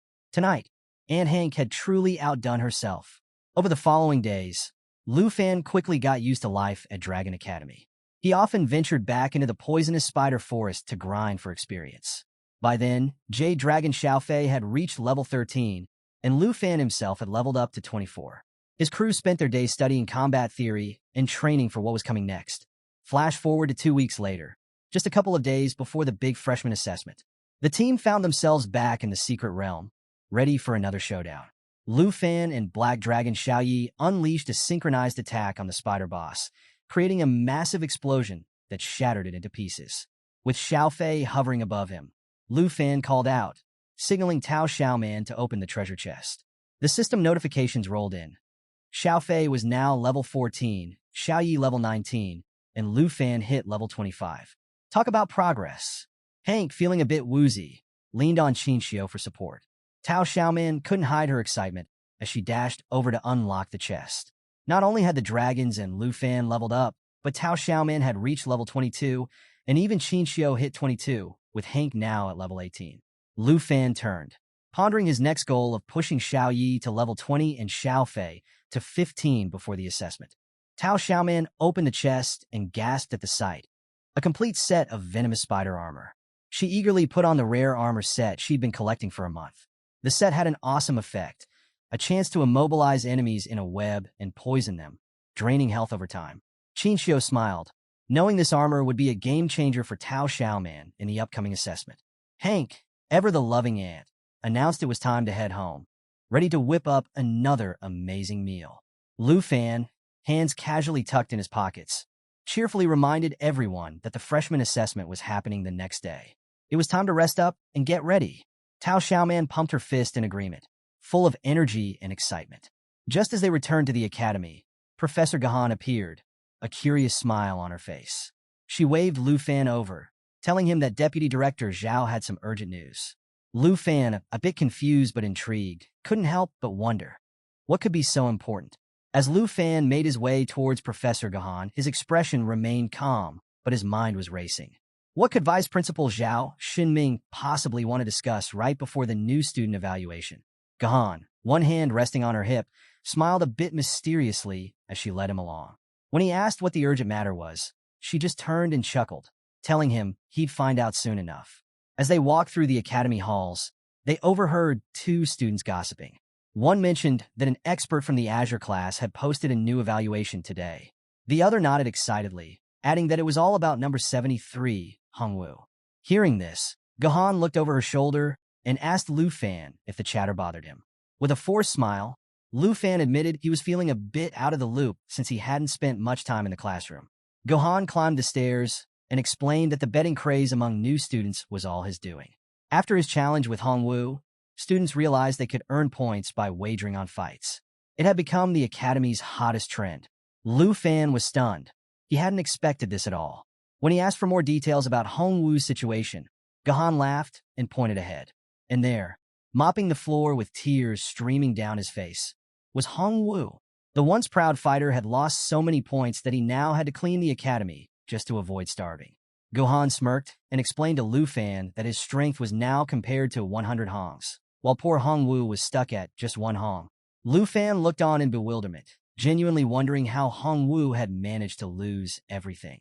Eventually, they reached Vice Principal Zhao's office. Gahan turned to Lu Fan, gave him a reassuring smile, and told him to head inside. Lu Fan, now looking serious, grasped the doorknob, peeked in, and asked if Zhao Xinming was looking for him. Zhao immediately waved him in, looking both relieved and a bit tense. As Lu Fan entered, Zhao Xinming leaned forward, his hands on the table, and dropped the bombshell. The national test was being moved up. Originally planned for 5 months later, it had been pushed forward by 2 months. The host country, Taichi Nation, was planning to time the test perfectly with Jin Shingan's third transformation. Jin Shingan, the eldest son of the Jin family, was expected to hit level 60 soon and complete his transformation, making him a nearly unbeatable force. Lu Fan's face darkened as he processed this. He knew the gap between a second and third transformed professional wasn't just about levels. It was an entirely different league of power. Zhao Xinming, fists clenched and voice filled with frustration, confirmed that the Dragon Kingdom was being targeted by these underhanded tactics. He admitted the situation was unfair, but also reminded Lu Fan that in the past, the Dragon Kingdom had always emerged victorious. Now, they had even less time to prepare. Zhao Xinming placed a heavy hand on Lu Fan's shoulder, eyes blazing with determination. He told Lu Fan that he needed to hit level 30 and complete his second profession transfer within the next 2 months, or it could mean certain defeat. The stakes were sky high. He'd be facing off against level 50 experts, and the pressure was intense. For a moment, Lu Fan stared silently at the ground, deep in thought. Zhao Xinming, curious about his intentions, watched him closely. Finally, Lu Fan lifted his head, a confident smile spreading across his face. He told Zhao Xinming that this was his chance to prove himself and join the ranks of the elite. Not only would he participate, but he planned to win. Zhao's eyes lit up with hope, and he resolved to place his faith in Lu Fan. With that, he gave Lu Fan one final pat on the shoulder, encouraging him to excel in the upcoming new student evaluation. Lu Fan left the office, more determined than ever. The day of the new student evaluation conference had finally arrived, and the excitement in the air was palpable. All the new students gathered in the massive hall, eyes fixed on Vice Principal Zhao Shunming as he took center stage. With both hands gripping the dais, Zhao emphasized how crucial it was for everyone to follow the rules. Then, with a dramatic gesture, he clicked a remote, and a giant system window lit up behind him. And there it was, the criteria for this year's assessment. A big, glowing bracket labeled 2 versus 2 Arena flashed across the screen. The rewards? Top-ranking teams would snag a juicy 5,000 points each, second place would net 3,000 per person, and third place would walk away with 2,000 points each. As soon as the announcement was made, you could feel the tension in the room rise. Whispers filled the hall as students buzzed about this new twist. Some were thrilled, while others, not so much. One student even tried to convince his friend to team up, only to be reminded that they were both healers, definitely not ideal for combat. Qinxiu, ever the supportive friend, came up to Lu Fan with her trademark smile, reminding him that their team setup was perfect and didn't need more than 5 members. Lu Fan grinned back, explaining that since Aunt Hank was focused on non-combat professions, they were set for a perfect 2 versus 2 setup. Around them, the chatter continued until Zhao Xinming's commanding voice pulled everyone back to attention. He noted how some of them still hadn't grasped the importance of teamwork, but assured them it wasn't too late to fix that. He then dropped another bombshell. The first round of matches would kick off that very afternoon. Professor Gahan was handling the sign-ups, and with that, the crowd began to disperse. Stepping outside, Lu Fan and Qinxiu made their way over to Jianying, who was standing by the door, looking as calm and composed as ever. Qinxiu greeted her warmly, magic staff in hand, while Lu Fan, hands casually stuffed into his pockets, flashed a confident smile. But before they could chat, a purple-haired student made his entrance, dramatically sweeping his hand to his forehead. He proudly introduced himself as the 7th-ranked dual swordsman and nervously asked Jianying to join his team, convinced they'd dominate the competition. Jianying didn't even flinch. She declined, and the poor guy looked like his world had just crumbled. Tao Shimon soon arrived, cheerful as ever, and suggested they head over to find Professor Gahan to get registered. On the way, she noticed another student looking devastated and asked what was up. Qinxiu explained with a grin that the guy had also tried to recruit Jianying and failed. Lu Fan chuckled and made his decision. He'd team up with Qinxiu, and Jianying would partner with Tao Shimon. But, as fate would have it, Qinxiu had other ideas. She insisted Lu Fan should partner with Jianying to ensure they stayed at the top of the rankings, while she and Tao Shimon would handle the rest. Flash forward to the arena the next day, and things were heating up. In one corner, Chun Tianji, another dragon tamer, was putting on a show with his sub-dragon. With one mighty sweep of its tail, the dragon sent his opponent flying. Chun Tianji leaped in for a follow-up, his dagger flashing as he unleashed a flurry of attacks, securing his 28th consecutive victory. Standing nearby, the ever-arrogant princess, Jinju, congratulated him, hands on her hips and a smug smile on her face. She reminded him that he needed to keep winning, especially with her brother, Jin Shingan, about to make his grand entrance. Chun Tianji bowed, promising to do whatever it took. But then, in a dramatic twist, the announcer called out the next match, and who should appear but Lu Fan and Jianying. The crowd erupted with excitement, buzzing over the epic showdown about to unfold. Chun Tianji froze, and Jinju's eyes widened in disbelief. How were these two on the same team? Lu Fan simply cracked his knuckles, giving Jianying a confident grin. Jianying, ever composed, got into a defensive stance, her eyes gleaming with determination. Qinxiu, standing among the audience, waved enthusiastically, cheering Lu Fan on. Tao Shimon, standing beside her, gave a quiet smile, ready to see their friends shine. Lu Fan turned to Jianying, a playful grin on his face, and asked if claiming first place would be a problem. Jianying met his gaze, her expression firm. Not at all, she replied. All right, let's rewind a few hours before the intense showdown in the arena. Lu Fan was in the break room, looking super focused as he opened up his system interface. With a determined look, he tapped on the chest icon. Ping! A notification popped up, letting him know that an advanced treasure map had been synthesized. Lu Fan couldn't help but reflect on how many low-quality maps he had collected, finally deciding that combining them was the best move. And guess what? Another notification flashed, announcing that he had created a divine-level treasure map. Jianying, who was standing behind him, was visibly confused. She watched him seemingly poking at the air and couldn't resist asking, "Lu Fan, are you okay?" But before he could explain, the system revealed the treasure map's details. The next dragon egg was hidden in the Flying Dragon Cemetery, with a difficulty level ranging from 45 to 60. Lu Fan's face lit up with curiosity, though he had no idea where this place was. He made a mental note to investigate it later. Fast forward to the present. The loudspeakers blared out, summoning Team 18, the Princess Jinju and Chun Tianji, and Team 1, Lu Fan and Jianying, to the arena. Hearing the announcement, Jianying turned around, deep in thought. Lu Fan, ever cheerful, placed a hand on his waist and flashed a confident grin. "Looks like it's our turn," he said, emphasizing how crucial this evaluation was. Meanwhile, the spectators were buzzing.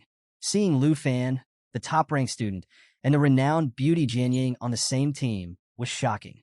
Some were certain they'd win, but others whispered doubts. After all, Chun Tianji had already racked up 28 consecutive victories. The tension was real.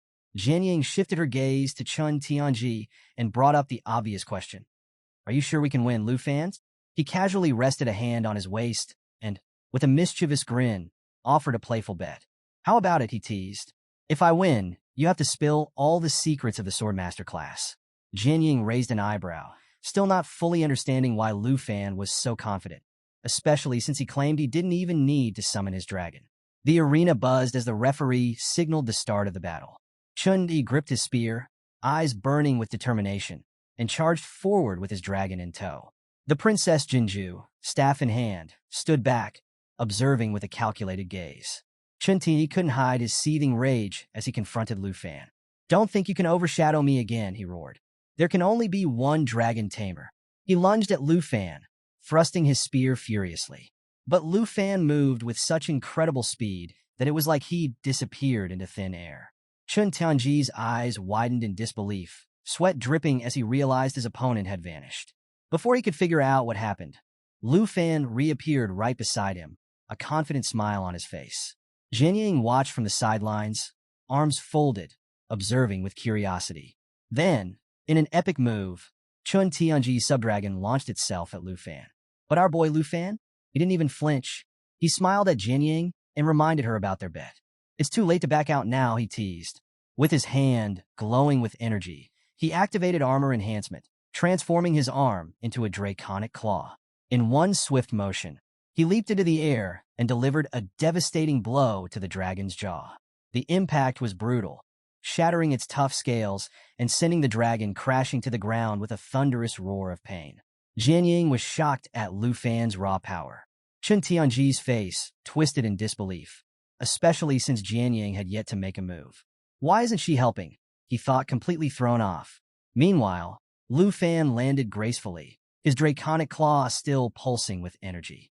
Chun Tianji, spear in hand, demanded an explanation, noticing Lu Fan's dragon was nowhere to be seen. Lu Fan just smiled, explaining that this was all for a silly bet. "No need to go all out," he added. Princess Jinju, finally making her move, approached with a mischievous laugh. "So, today's the day I get to face you, Lu Fan," she declared, her voice dripping with anticipation. Lu Fan turned, surprised to see her, and braced himself for whatever was coming next. Chun Tianji raised his spear, locking eyes with Lu Fan, and boy, the tension between them was palpable. Meanwhile, Princess Jinju glared at Lu Fan with pure disdain. To her, Lu Fan's confidence and casual attitude were nothing short of insulting. Determined to put him in his place, she silently vowed to make him pay. Chun Tianji, on the other hand, was in shock. His dragon, armor shattered and all, had just taken a major beating from Lu Fan. But it wasn't about to give up. With a thunderous roar, the dragon rose and charged at Lu Fan, anger radiating from its every move. Lu Fan, unfazed, rolled up his sleeve with a taunting smirk. He even pointed out the dragon's broken fang, mocking it for looking uneven. The dragon, now even more furious, lunged with its massive claw, but Lu Fan was too quick.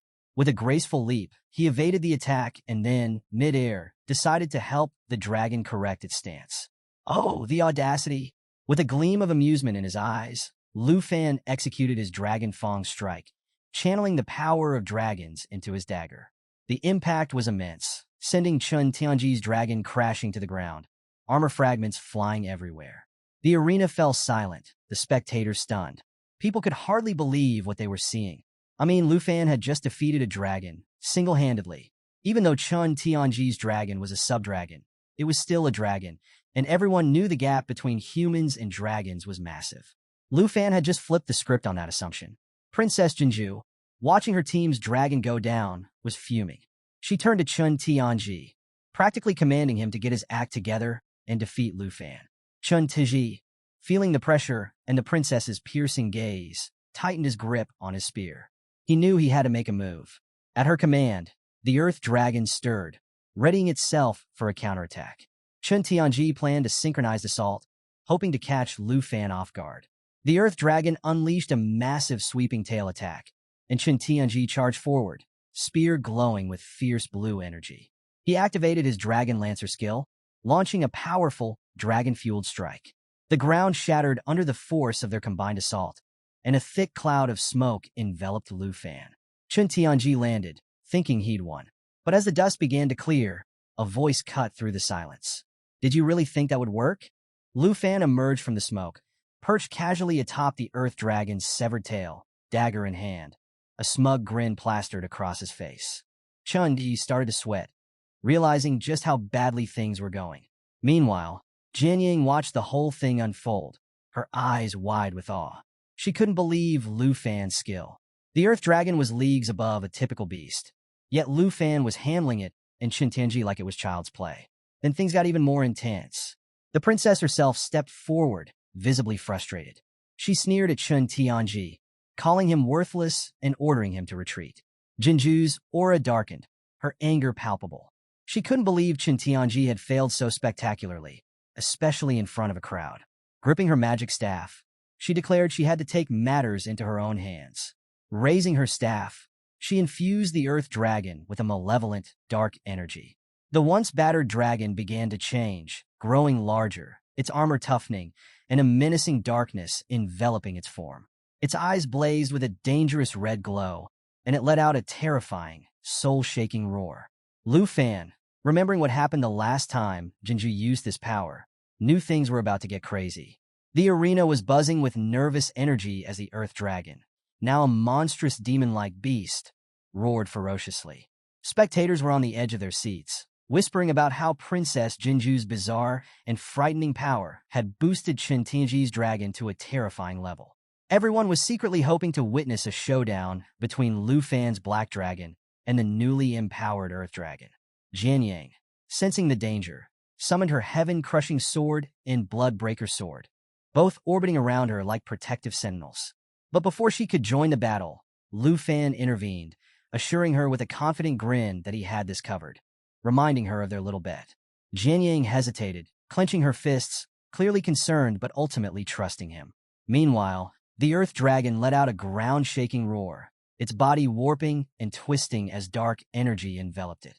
Lu Fan casually explained to Jianying that he recognized this ability. Apparently, it was a painful transformation that traded physical torment for massive power gains. Princess Jinju stood behind Chun Tianji, her face contorted with frustration. She commanded Chun Tianji to end Lu Fan right there, her voice laced with a mix of fear and fury. She even declared she'd take Lu Fan's black dragon for herself, leaving him helpless. The earth dragon raised a mighty paw and slammed it into the ground, the force shattering the arena floor. It began to advance on Lu Fan, who stood there motionless, with that ever-confident smirk. Jinju sneered, mocking him and daring him to summon his dragon if he didn't want to be crushed. She couldn't hide the bead of sweat trickling down her cheek, though, and tried to taunt him about not having high enough attributes to handle her buffed-up beast. Then Lu Fan made his move. He extended his hand, and a frosty aura filled the air. His eyes glowed intensely as he invoked the wrath of the Ice Dragon King. A massive, ghostly ice dragon materialized behind him, and with a flick of his wrist, he unleashed the fury of the Ice Dragon King. Ice erupted from the ground, spreading toward the earth dragon. In an instant, the creature was engulfed in a blizzard, its body freezing over as it howled in pain. The temperature in the arena dropped dramatically, and spectators shivered from the cold. Jinju clutched her magic staff in disbelief, while Chun Tianji's eyes were wide with terror. Lu Fan then drew his dagger, casually rolling up his sleeve. He fixed Jinju with a cold stare, remarking that her spell had definitely boosted the Earth Dragon's attributes. But that wasn't enough to beat him. With a burst of speed, he dashed toward the princess, his movements so swift that it left everyone stunned. Before Jinju could react, he was right in front of her, gazing into her eyes with a look of pure intensity. He called her unworthy of his black dragon, and as he prepared to strike, she shut her eyes, bracing for impact. But Chun Tianji, acting just in time, intercepted Lu Fan's attack with his spear, warning the princess to stay alert. He ordered the Earth Dragon to attack once more. The dragon, its eyes now glowing with a fierce purple light, opened its mouth and began to form a massive fireball. Just when things seemed dire, Lu Fan activated his teleportation skill, vanishing from sight. Chun Tianji and Jinju found themselves right in the Earth Dragon's danger zone, realizing too late what was happening. Suddenly, Lu Fan reappeared behind the Earth Dragon. With a grin, he activated Blue Dragon King's Roar, summoning a radiant blue energy ball. A majestic blue dragon formed behind him, and he unleashed the technique. The energy ball collided with the Earth Dragon, sending bolts of lightning crashing down on the beast, paralyzing it and causing immense pain.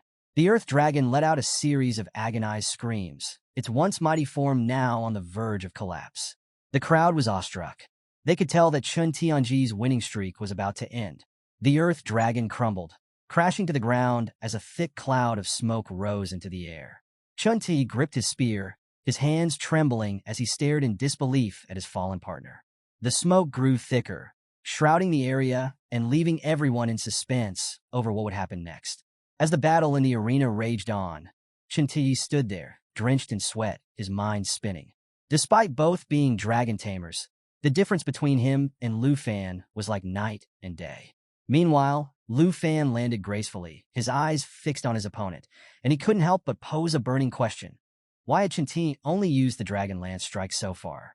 The princess, Jinju, wasn't having any of this hesitation. Her grip tightened on her magic staff, and with a voice filled with panic, she barked at Chun Tianji to stop messing around and get his dragon to fight properly. Chun Ti snapped back to attention, positioning himself defensively in front of the princess, still trying to comprehend what Lu Fan was getting at. Lu Fan's gaze sharpened as he explained that while the Dragon Lance strike was indeed powerful, it was incomplete without other dragon techniques like Dragon Claw or Dragon Inspiration. Hearing this, Chun Ti's eyes widened in realization, and beads of sweat began to drip down his face. The truth was dawning on him. Lu Fan knew more than he let on. Princess Jinju, however, was furious, calling Chun Tianji worthless and berating him for failing to avenge her honor. With lightning crackling around his black machete, Lu Fan took in the scene, realizing that Chun Tianji hadn't unlocked all the Earth Dragon's powers. It wasn't a matter of choice, but of lack. Lu Fan suggested surrender, pointing out that there was no shame in admitting defeat. Chun Ti bristled with anger. How dare Lu Fan not only surpass him, but also suggest he lacked honor? His pride boiled over, and he turned to the princess, asking her to grant him one last boost of power. Jinju, though initially surprised, agreed with a sinister smile. She raised her staff, and a dark aura seeped into Chun Tianji's body, causing him immense pain as his physique grotesquely transformed. Lu Fan watched, bewildered, wondering why Chun Tianji would submit himself to the princess's manipulations. But Chun Tianji roared with a desperation that was hard to miss. His muscles bulged, 2 extra arms sprouted, and veins pulsed across his face.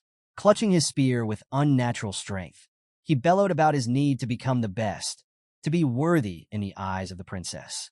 With newfound, monstrous power, Chun Ti leapt into the air, coming down on Lu Fan with the ferocity of a dragon himself. He executed the dragon spear technique, fully intent on crushing Lu Fan. For a split second, Lu Fan stood motionless, observing his opponent with a tinge of sorrow. There was no hate in his heart, only pity for Chun Tianji, who had sacrificed everything, even his dignity, for a chance at greatness. But pity didn't mean inaction. Gritting his teeth, Lu Fan invoked Wind's Spirit Whisper, gaining a 35% boost in agility. He darted forward with incredible speed, and Chun Tianji's eyes widened in terror. Before he could react, Lu Fan struck with Dragon Fang's strike, disarming him and sending waves of pain coursing through his body. To add insult to injury, Lu Fan activated Blue Dragon King's roar, sending lightning bolts surging into Chen Tianji, burning his body to a crisp. Chun Teng fell to his knees, the spear slipping from his hands. Smoke curled from his mouth as he uttered a final, broken apology to the princess before collapsing. Princess Jinju, seeing her champion defeated, burst into tears, completely overwhelmed and confused. She had been so certain of her power, so confident in her victory, only to watch it all shatter before her eyes. After defeating Chun Tianji, Lu Fan doesn't waste a second. He storms toward Princess Jinju with his hand raised, ready to strike. Now, Jinju, clearly panicking, throws her hand out in desperation, trying to stop him. She's shouting frantically, warning Lu Fan that her brother, this big shot in the Tai Chi Empire, won't let this slide if he dares lay a finger on her. But does Lu Fan look bothered? Not even a little. Without a moment's hesitation, he smacks her hard, sending her flying to the ground. Her magic wand slips out of her hand and clatters away as she lies there in utter shock. And Lu Fan? He just turns to her and, in the most casual way possible, says that if her brother does come after him, he'd actually be doing him a favor. Can you believe this guy? Ice cold. Now, the audience? Oh, they're losing it. Some can't believe what they just saw, while others are busy criticizing Lu Fan for taking things too far. A few even start whispering about how Jinju, despite her sweet and innocent appearance, wasn't exactly a saint. Let's not forget, she had no problem manipulating Chun Tianji earlier. Looks like karma came knocking, huh? Amid all this chaos, the vice principal finally steps in, grabs the mic, and demands silence. He announces the inevitable. Jinju and Chun Tianji's team has lost, while Lu Fan and Jian Yang emerge victorious. Then, without skipping a beat, he orders Gahan to send Lu Fan to his office immediately. Oh, and he doesn't forget to get the next match rolling. No time for drama, people. This academy runs on efficiency. Fast forward a little, and Lu Fan's in the vice principal's office. The vibe is tense. The vice principal is facing away, deep in thought. Without even turning, he starts speaking, saying he initially thought Lu Fan's beef with Jinju was some sort of family grudge. But nope, turns out it's all personal, and Mr. Qin Shanhai spilled the tea. The vice principal warns Lu Fan that using the arena to settle personal scores is a slippery slope. Keep this up, and he might attract accusations of misconduct. Lu Fan, staying cool as always, just acknowledges the warning and calmly explains himself. He admits that he couldn't stand seeing Chun Tianji being manipulated and New Jinju had to be put in her place. The vice principal listens, then hands Lu Fan a tablet, signaling that it's time to move on. He reveals that both he and the principal have been keeping a close eye on Lu Fan's performance. Now, at this point, Lu Fan's a bit worried. Was his performance a letdown? But nope, the vice principal assures him it's quite the opposite. In fact, they were seriously impressed when he pulled off those dragon language techniques. They're so impressed that they've lined up something big for him. Access to a secret realm. Lu Fan starts scrolling through the tablet, checking out the options. It's like window shopping for danger. The vice principal explains how these secret realms work, dropping some knowledge about the secret realm hunters who discover and auction these places off for a hefty price. It's high-stakes, high-reward stuff, but Dragon Capital Academy isn't playing around. They're ready to foot the bill, no matter how steep. As Lu Fan keeps browsing, something catches his eye. A realm called Flying Dragon Cemetery. It's got a level 55 rating, a nightmare difficulty, and a requirement for at least 2 participants. You can almost feel the tension as he points it out to the vice principal, who immediately recognizes Lu Fan's seriousness. Looks like our guy just picked his next big challenge.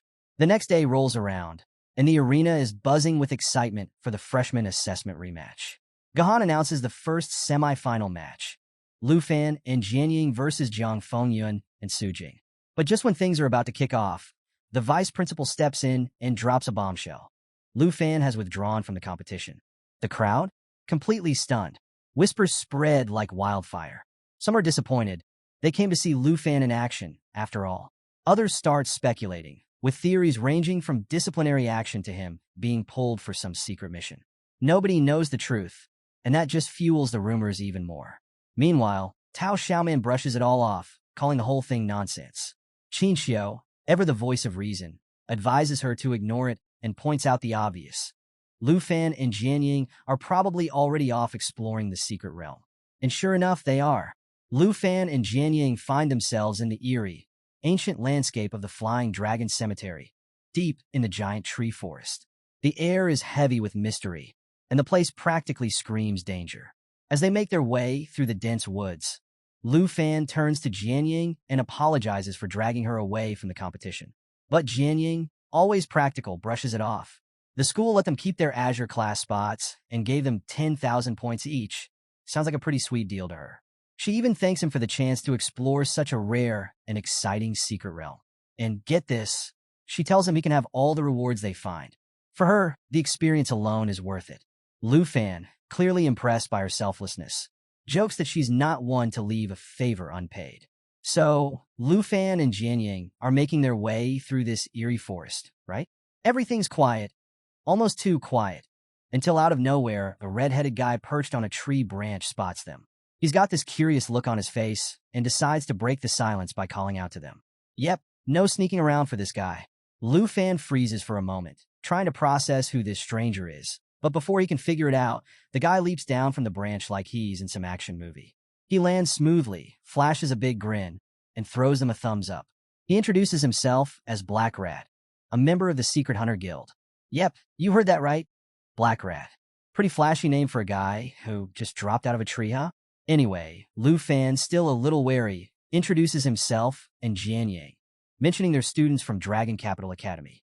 Then he asks if Black Rat is supposed to guide them to the Flying Dragon Cemetery's entrance. Black Rat notices the Academy badge on Lu Fan's shoulder and nods knowingly, motioning for them to follow. He casually mentions that his job is just to escort them to the teleportation gate. Then he's done. As they walk, Black Rat starts talking about how loaded Dragon Capital Academy must be to access such a high-level secret realm. With a mischievous grin, he asks about their levels, probably expecting them to drop some crazy high numbers. But get this, Lu Fan, in the most nonchalant way possible, points to himself and says, level 25, then gestures to Jianying, who's at level 24. Black Rat's jaw practically hits the ground. He's stunned. A level 55 secret realm? Nightmare difficulty? And these two haven't even hit their second transformation yet? He's convinced there's been some kind of mistake. Frantically, he pulls up his system, muttering that he needs to contact the Academy to double-check.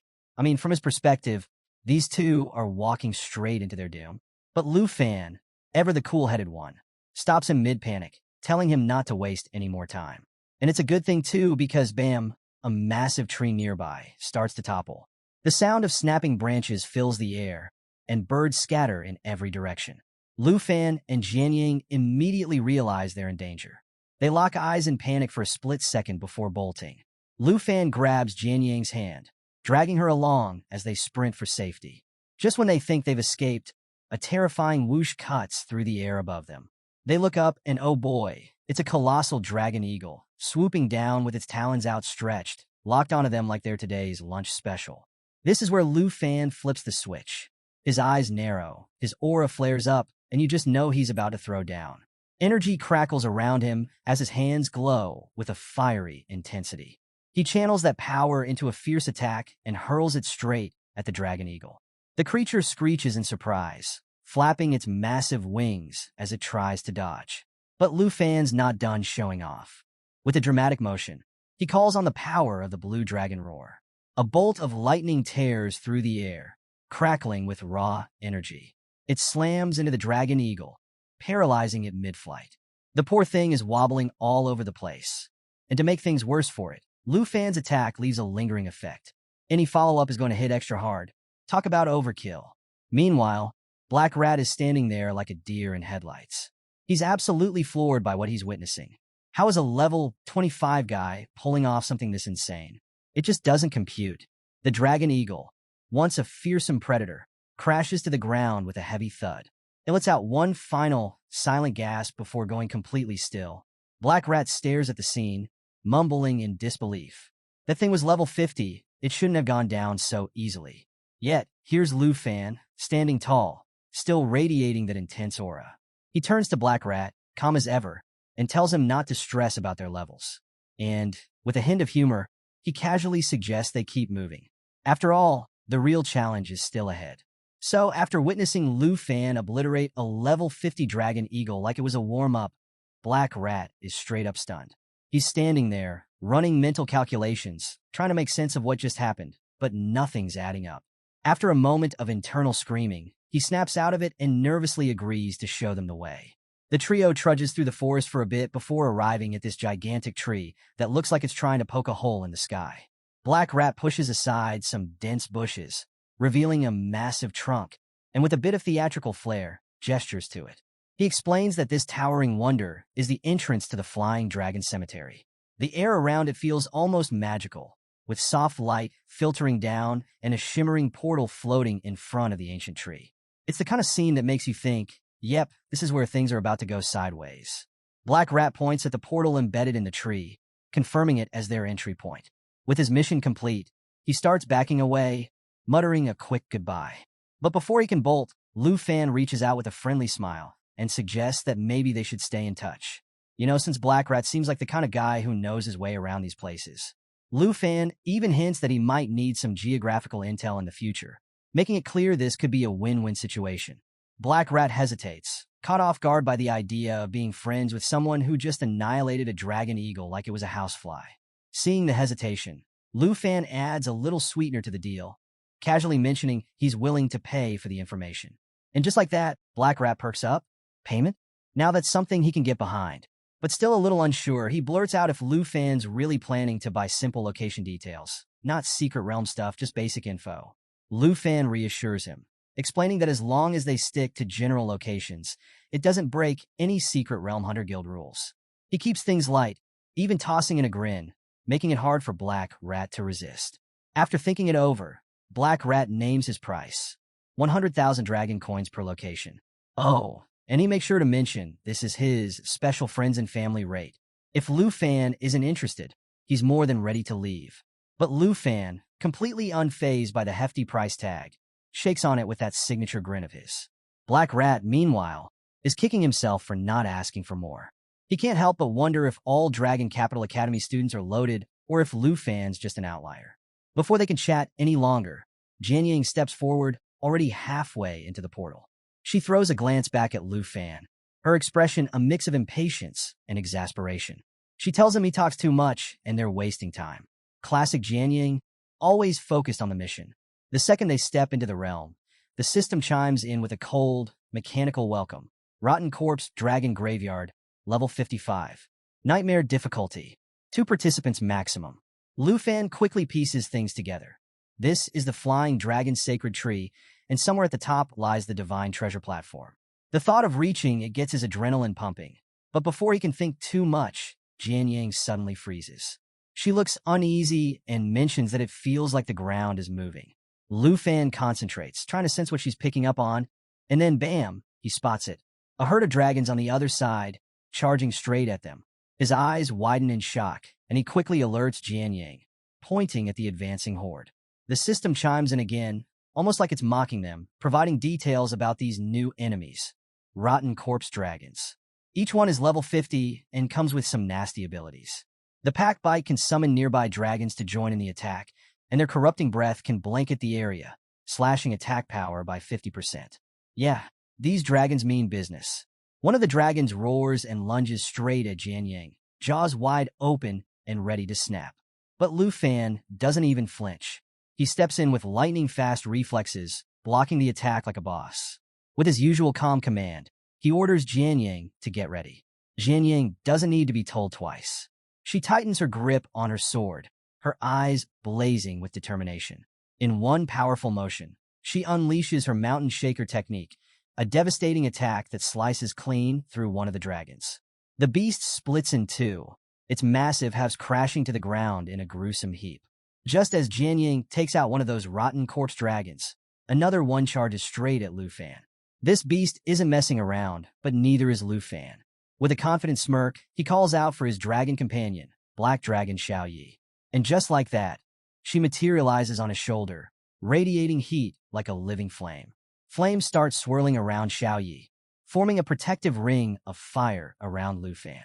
Then, with a flick of her gaze, Xiaoyi unleashes her burning flame ability. Fire erupts in every direction, roaring through the battlefield, turning several dragons into nothing more than piles of ash. And here's the kicker. This fire doesn't just deal damage. It powers Xiaoyi up even more, making her flames burn brighter and stronger with every enemy taken down. Talk about leveling up in real time.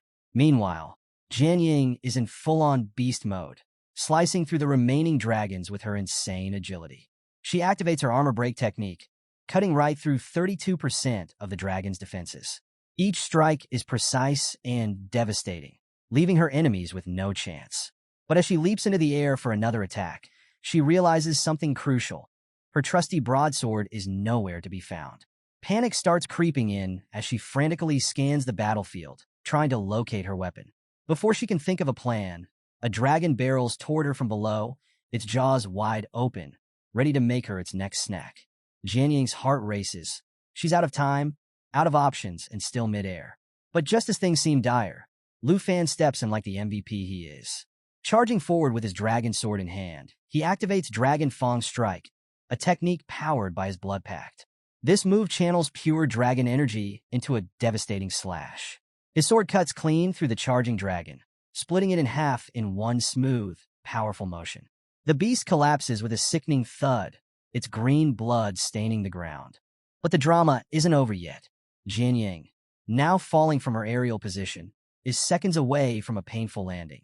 Lu Fan doesn't hesitate. He rushes to her side, reaching out to grab her hand. Their fingers meet, and for a moment, it seems like everything's under control. But then gravity kicks in, and now both of them are plummeting. Thinking fast, Lu Fan drives his dragon sword into the massive tree trunk, using it as an anchor to stop their fall. With one hand gripping the sword and the other holding on to Jian Ying, Lu Fan glances over at her. His expression says it all. Relief, concern, and maybe a hint of, can we please stop almost dying today? Jian Ying meets his gaze, her exhaustion and gratitude clear. She manages to steady herself, and the two settle onto a thick branch, finally catching their breath. Lu Fan, ever the strategist, points out something important. They've been heading in the wrong direction. Their destination isn't down below. It's much closer than they thought, right here in the massive tree. But of course, the universe isn't about to let them relax. Out of nowhere, a dark, shadowy figure appears in the distance. Lu Fan's instincts go on high alert, and he immediately calls for Xiao Yi. She's ready in an instant, perched and glowing like a fiery guardian.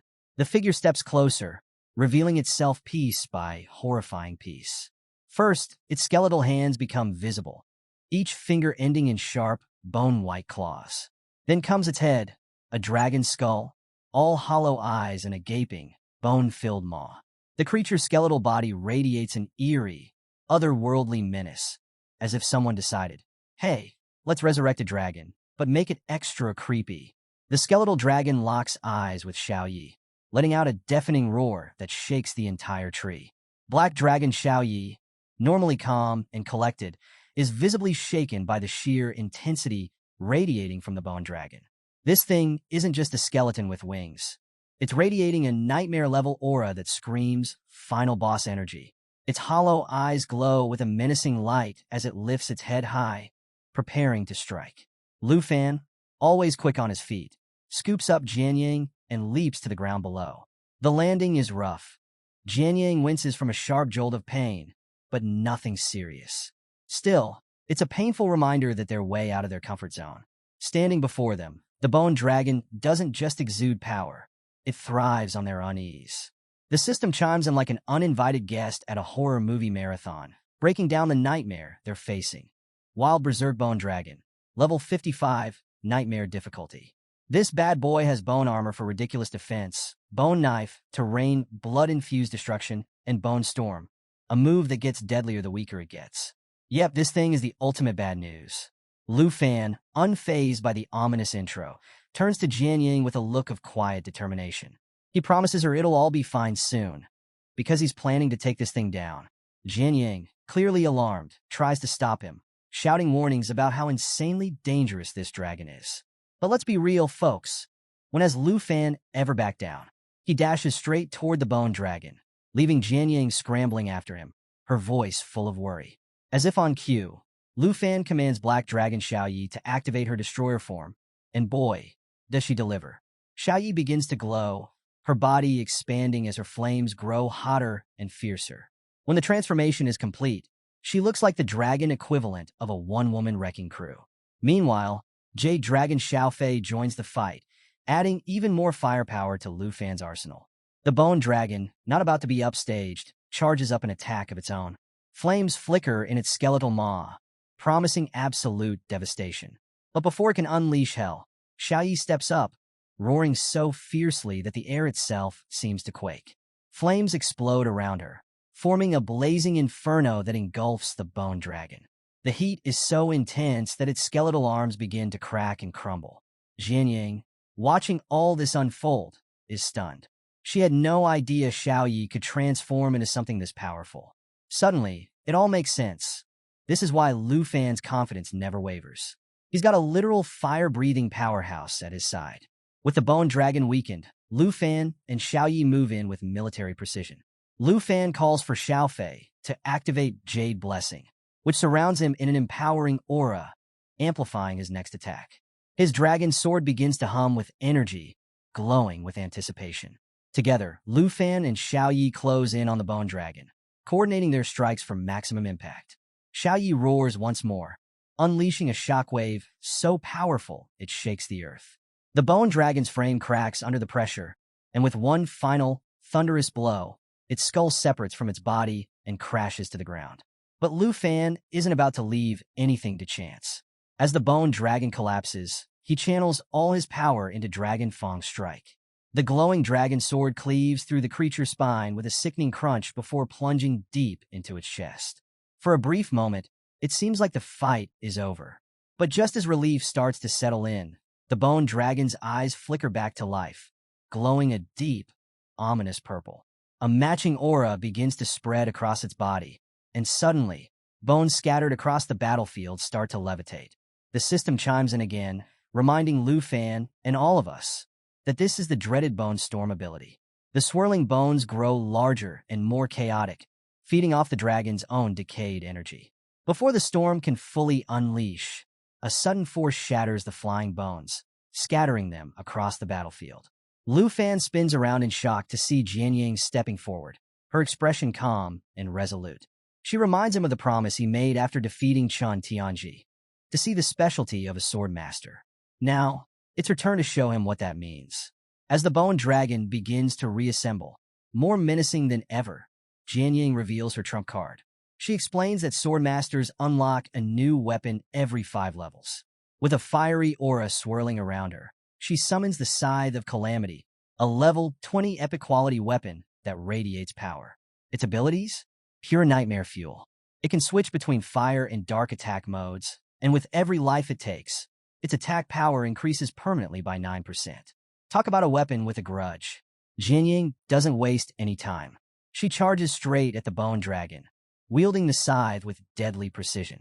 The first strike connects with an explosive impact, triggering a massive blast that shakes the battlefield. The bone dragon, caught in the inferno, struggles to hold itself together under the relentless assault. Lu Fan can't help but crack a smile as he watches Jianying in action, realizing just how unique swordmasters really are. Turns out they don't just unlock flashy skills. They unlock weapons with insane powers. But before he can marvel too long, Jade Dragon Xiaofei appears, signaling to him with her usual eagerness. Lu Fan nods, knowing it's time to make their next move. He wastes no time, commanding Xiaofei to cast her Jade Blessing on Black Dragon Xiaoyi. Xiaofei, always ready to deliver, unleashes the blessing, amplifying Xiaoyi's next 3 attacks to devastating levels. With that setup locked in, Lu Fan orders Xiaoyi to use her earth-shattering ability. And boy, does she deliver. The ground quakes as Xiaoyi channels her energy, and then boom, a massive explosion shakes the battlefield. The earth splits open, forming a giant fissure that swallows the bone dragon whole.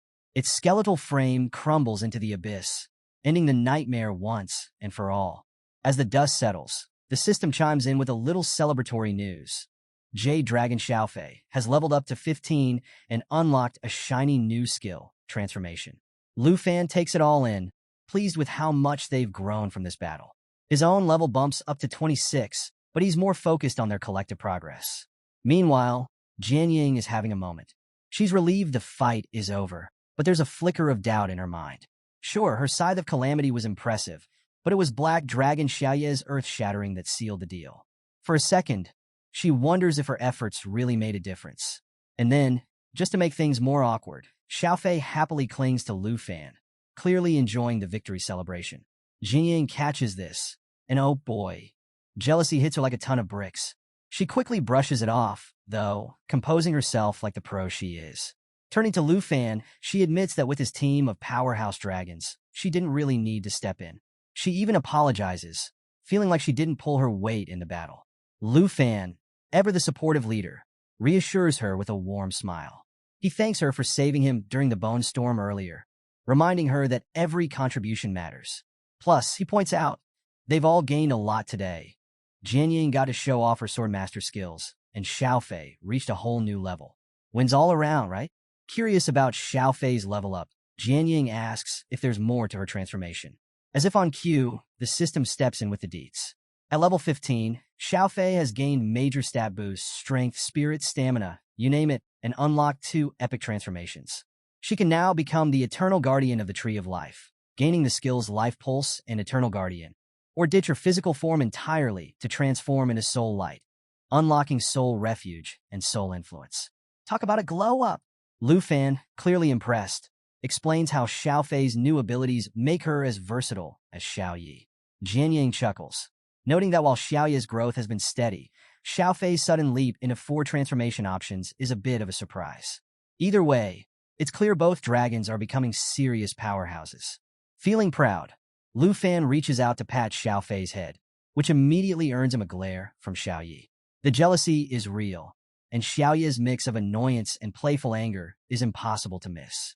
To break the tension, Lu Fan suggests they test Xiaofei's new form, eager to see what she's capable of. Jianying agrees, her mood lifting as she suggests they head back to the Flying Dragon Sacred Tree to continue their search. But just as things start to settle, Xiaoyi and Xiaofei begin bickering, this time over who gets to stand closer to Lu Fan. The scene is almost comical, a much-needed breather after all the chaos. That is, until fireballs start raining from the sky, shattering the moment like glass. The explosions send shockwaves through the battlefield, kicking up a storm of dust and debris. Jianying's voice cuts through the chaos, identifying the assault as a magic attack. Her tone is sharp with urgency, and Lu Fan immediately orders everyone to scatter and take cover. The group sprints for the nearest shelter, a massive tree, where they huddle together to regroup. Jianying crouches, her sharp eyes scanning for any sign of their attackers, while Lu Fan carefully peeks out from behind the tree. It doesn't take long for him to piece things together. The noise from their fight with the bone dragon must have drawn unwanted attention. And sure enough, when he looks up, he sees them, a swarm of dragons filling the sky, their massive wings blotting out the sun. Lu Fan ducks into a safe spot, his heart pounding as he surveys the area. There's no time to waste. Dragons are everywhere, and the pressure is on. Glancing at the system, he explains to the team that Jade Dragon Xiaofei's Soul Light form can ditch her physical body and turn into a Soul Light. It's not just a fancy trick, though. It provides a game-changing soul shield for whoever she attaches to. Without hesitation, he orders Xiaofei to link up with Xiaoyi. In her soul form, Xiaofei merges with Black Dragon Xiaoyi, creating an aura that practically screams unstoppable. As they soar above, Lu Fan turns to Jianying, his tone all business, and tells her to head toward the Divine Dragon Tree. It's like a high-stakes treasure hunt. Only this time, the prize comes with a side of potential death by dragon. Suddenly, a new system notification rolls in. Jade Dragon Xiaofei's Jade Dragon form is officially activated, and she's unlocked a shiny new skill called Soul Light. Sounds cool, but here's the kicker. All her effects are doubled for anyone with dragon blood. Oh, and the skill doesn't just shield damage. It absorbs it, stacking layers of Chi Shield.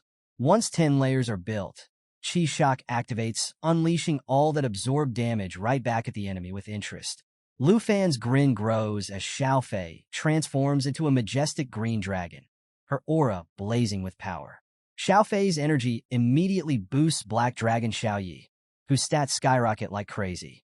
Xiaoyi's strength shoots from 4,375 to a jaw-dropping 26,244. Her roars echo across the battlefield, filled with enough power to make the ground tremble. Jianying, watching this transformation, can barely contain her awe. She turns to Lu Fan, marveling at how Xiaofei's influence has supercharged Xiaoyi. Lu Fan nods, breaking it down for her. Jade Dragon Xiaofei's abilities are basically tailor-made for dragons. He thinks to himself that if Xiaoyi keeps this up, she might break the 30,000 strength mark by the time they reach the tree. But of course, things aren't going to be that easy. Out of nowhere, fireballs rain down from the sky like meteor showers. Lu Fan's heart sinks as he looks up to see dragons swarming above, their massive forms blotting out the light. It's an ambush, and they're surrounded. Keeping his cool, Lu Fan orders Xiaoyi not to fight back just yet. Instead, he tells Xiaofei to absorb the incoming damage. A glowing green orb forms above Xiaofei's head, pulsating with energy as it builds up the damage. Then comes the moment of truth. Lu Fan commands Xiaofei to unleash Qi Shock. In an instant, a massive wave of energy explodes outward, releasing all the absorbed damage in one devastating counterattack. And because dragons get a bonus, the effect is doubled. The green aura around Xiaofei lights up the sky, and dragons screech in pain as the blast sends shockwaves through the air. Jinying, wide-eyed and amazed, watches as the counterattack not only defends but annihilates anything within range. Lu Fan can't help but grin as he explains to her how Xiaofei's soul protection is like having a shield that punches back harder every time it's hit. But just when things start looking up, the air changes. A powerful gust of wind blows through the battlefield, shaking the group to their core. Lu Fan's instincts kick in. It's the boss. Sure enough, a massive dragon descends, its metallic scales shimmering in the light. The system identifies it as a steel dragon, level 60, nightmare difficulty. And its powers? Absolutely terrifying. First up is Rapid Storm, where the steel dragon flaps its wings to create a whirlwind that slows and damages anyone caught in it. Then there's Steel Thrust, a devastating charge that obliterates anything with less than 1 point of endurance. And to top it off, Steel Reinforcement has all incoming damage while boosting its defense to insane levels. The steel dragon lets out a thunderous roar, and for a moment, even Lu Fan feels a chill.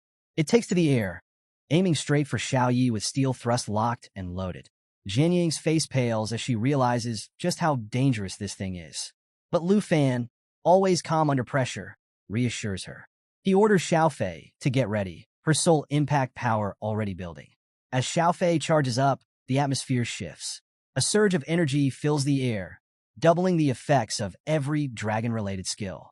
So, after that jaw-dropping battle against the steel dragon, Jinying can't help but beam with pride as she announces she's reached level 25.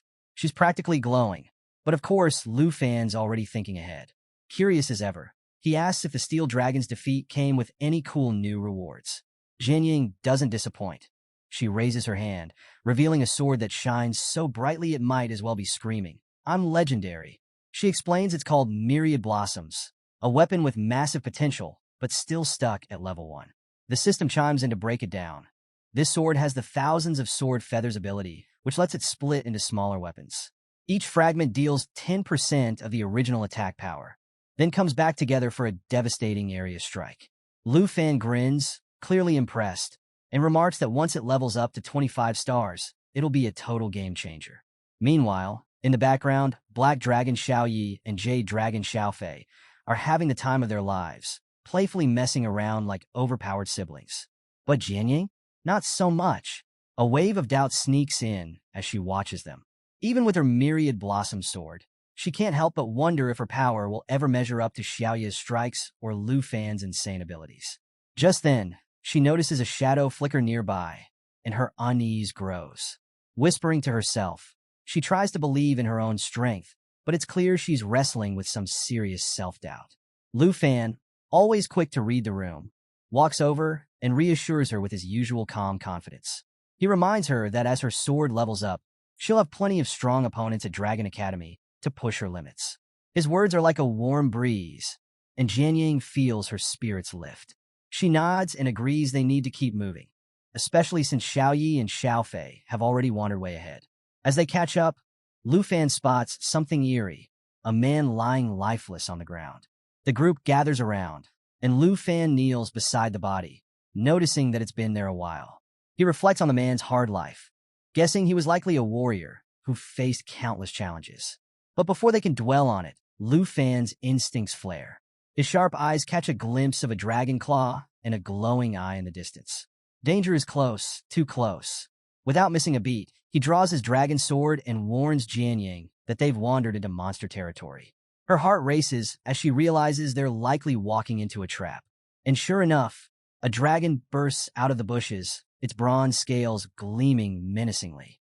The system identifies it as a bronze dragon, star level 60, with an insane defense-boosting skill called bronze armor. Lu Fan's about to engage when another dragon appears, and this one's on a whole other level.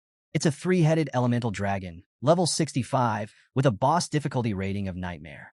The system lays out its terrifying abilities. Triple magic, which lets it unleash fire, ice, and thunder simultaneously. Regeneration that allows its heads to grow back if even one survives. And enough raw power to wipe out anyone unprepared. Lu Fan and Jianying freeze for a moment, staring in disbelief. Two bosses at once? Yeah, this just got real. Jianying quickly suggests focusing on the bronze dragon first, but Lu Fan flashes his confident grin and tells her to hold tight. He's got a plan. With a quick command, Lu Fan calls for Xiao Fei to shift into her jade dragon form, and the transformation is nothing short of breathtaking. Surrounded by a bright green glow, Xiao Fei radiates raw energy as she readies her soul light skill. Meanwhile, Lu Fan tells Xiao Yi to switch into her destruction form, setting the stage for an all-out assault. The three-headed dragon wastes no time, taking to the air and bombarding them with fire and ice. Lu Fan dodges skillfully, charging forward with his dragon's sword glowing fiercely. He commands Xiao Fei to activate Soul Impact, and the energy release is immediate and overwhelming. The surrounding dragons reel from the shockwave as Xiao Yi, now fully transformed, unleashes her new skill, Intimidation. Her deafening roar sends a ripple of fear through the battlefield, paralyzing the enemy in its tracks. Even Jianying feels the weight of Xiao Yi's aura and realizes this control skill is unlike anything she's ever seen. With the bronze dragon weakened by Xiao Yi's devastating pressure, Lu Fan sees his opening. He charges in with his dragon sword and combines Soul Effect with Dragon Fang Strike, shattering the bronze armor skill. Xiao Yi follows up, twisting the dragon's neck with brutal efficiency. The bronze dragon collapses in a heap, its metallic blood pooling on the ground. The system chimes in to announce the victory. Xiao Yi levels up to 22, Xiao Fei reaches level 17, and Lu Fan himself hits level 28. Jianying, though she's also leveled up to 27 and upgraded her Myriad Blossoms sword to level 6, feels a twinge of sadness. She didn't get to contribute as much as she wanted. Lu Fan, ever the leader, places a reassuring hand on her shoulder and explains that taking out all three heads of the elemental dragon was essential to prevent its regeneration. He suggests they let Xiao Yi and Xiao Fei handle things for a bit while they rest at the nearby camp. Later that night, under the light of the moon, Jianying brings some food to Lu Fan, mentioning it was prepared by Sister Hank. She steps outside, expecting to find him by the fire, but he's nowhere to be seen. The flames flicker brightly, but the absence of her companion leaves her feeling strangely hollow. She reflects on her emotions, questioning if Lu Fan shares her worries. Despite her best efforts, she can't shake the feeling that she's been more of a burden than a help. Meanwhile, Lu Fan is already deep in thought, silently apologizing to Jianying as he focuses on their mission. The system alerts him to something extraordinary, a massive egg. As he approaches, the system reveals they are now close to the divine treasure, the very reason they entered this perilous forest in the first place. Just when Lu Fan thought he could catch his breath, danger strikes again. Out of nowhere, a ferocious dragon materializes, roaring loud enough to make the ground shake. Its eerie green eyes glow with a deadly intensity, and the system wastes no time throwing up a warning. Soul of the Flying Dragon King, level 70. This beast isn't just strong, it's nightmare fuel. Its dragon's breath attack can unleash fire, ice, thunder, or wind, and its Assault Dragon King ability lets it dive at lightning speed, piercing through anything in its way. Oh, and to make it worse, it takes 50% less damage from everything. Because why not? Lu Fan instantly knows this is the final boss of the level 55 Nightmare Secret Realm. The tension is real. Drawing his dragon sword, he prepares for the toughest fight of his life. Xiao Yi and Xiao Fei step up, their expressions a mix of determination and, let's be honest, a bit of what did we get ourselves into? Lu Fan orders them to focus. It's all or nothing now. Back at the resting area, Jianying hears the dragon's roar echoing in the distance. Her stomach twists into knots. Memories of Lu Fan saving her flash through her mind, and doubts creep in. What if she's just holding him back? What if he decides he's better off without her? The thought stings, but she shakes it off. Clenching her fists, she reminds herself that she's not here to be a bystander. She's going to fight alongside Lu Fan, no matter what. Meanwhile, on the battlefield, the soul of the Flying Dragon King wastes no time, blasting powerful winds and thunder in Lu Fan's direction. Lu Fan glares at the dragon, realizing this thing might even be stronger than the great destroyer emperor he faced before. His eyes narrow as he orders Xiaoyi to prepare lava flame, while activating Dragon's inspiration to boost everyone's power by 30%. Xiaoyi roars, shifting into her destruction form, and unleashes a scorching torrent of flames that engulfs the dragon. The dragon screeches in pain, but quickly retaliates with soul assault, charging uncontrollably toward Lu Fan. It's fast, too fast. Lu Fan's heart skips a beat as the dragon shifts behind him, ready to strike. Thinking quickly, he commands Xiao Fei to switch into her eternal being form.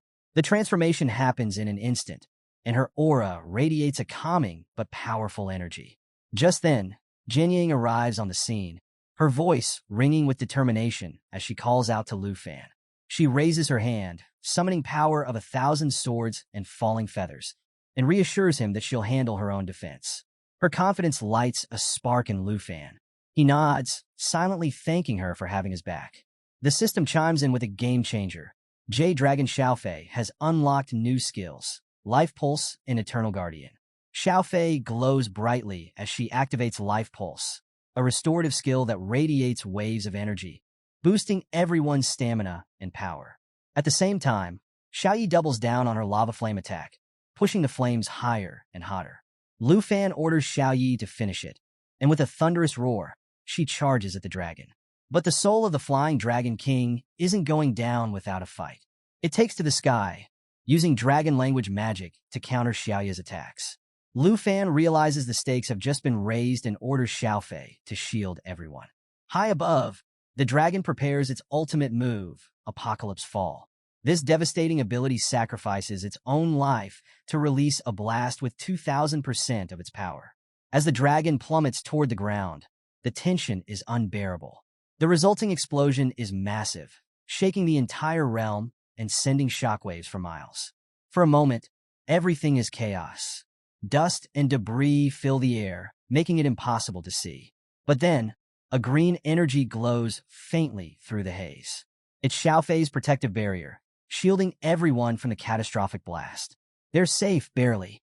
When the dust finally settles, Lu Fan turns to Jianying, concern etched on his face. He asks if she's okay, and she assures him she's fine, though clearly shaken. She thanks Xiaofei for saving them, and they all take a moment to acknowledge how close they came to total disaster. The system reports their progress. Lu Fan levels up to 29, Xiaoyi hits level 23, and Xiaofei reaches level 17.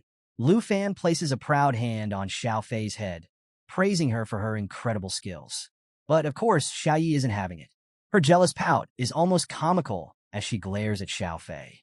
Lu Fan notices and chuckles, reassuring Xiaoyi that her massive damage output was key to taking down the level 70 boss. Her mood lifts slightly.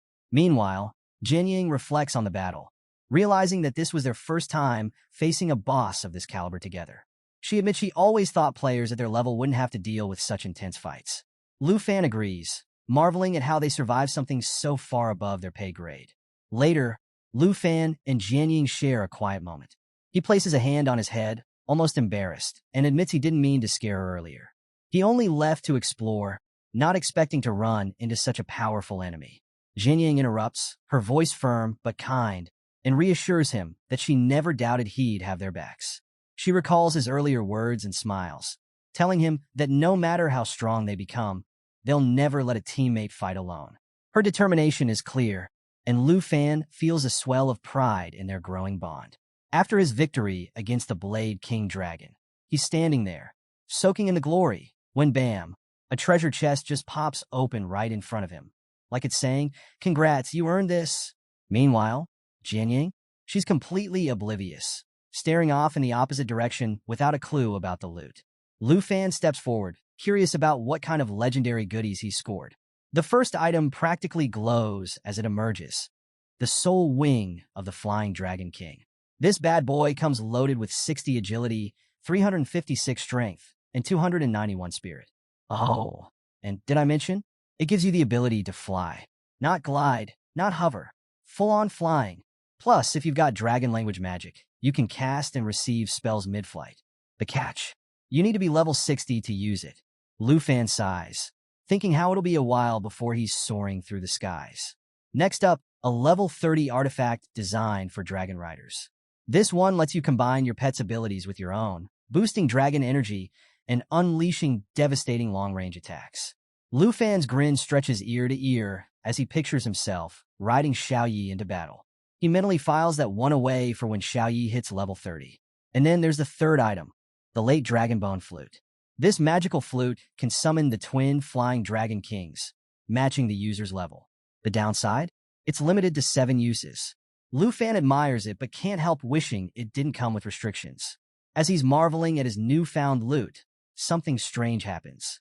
Xiaofei starts glowing intensely, drawing both his and Jianyang's attention. The little jade dragon moves toward a massive tree and begins healing it with her energy. The plants around them start stirring, as if responding to her. It's almost mystical, like something straight out of a legend. And then, just as they're piecing it together, the system pops up with a new mission: restore the sacred tree. Apparently, the tree is under threat from the Abyssal Dragon's minions, and the only way to save it is to slay the Abyssal Dragon and soak the tree's seed in its blood. In return, they'll earn the favor of the Life Dragon, a source of immense power. Lufan retrieves the sacred tree seed and lets out a low whistle as he reads the mission details. The Abyssal Dragon is no joke. This thing comes from the lower realms and is infamous for devouring demons.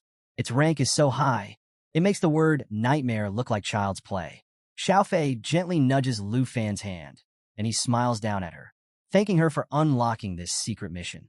Then, in true Lufan fashion, he gets an idea. Turning to Xiaofei, he asks, completely seriously, if she can eat the flute. Xiaofei and Jianyang freeze, both utterly baffled by the suggestion.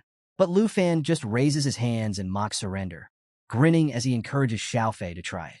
Xiaofei steps up, and before anyone can stop her, she starts chomping on the flute like it's her favorite snack.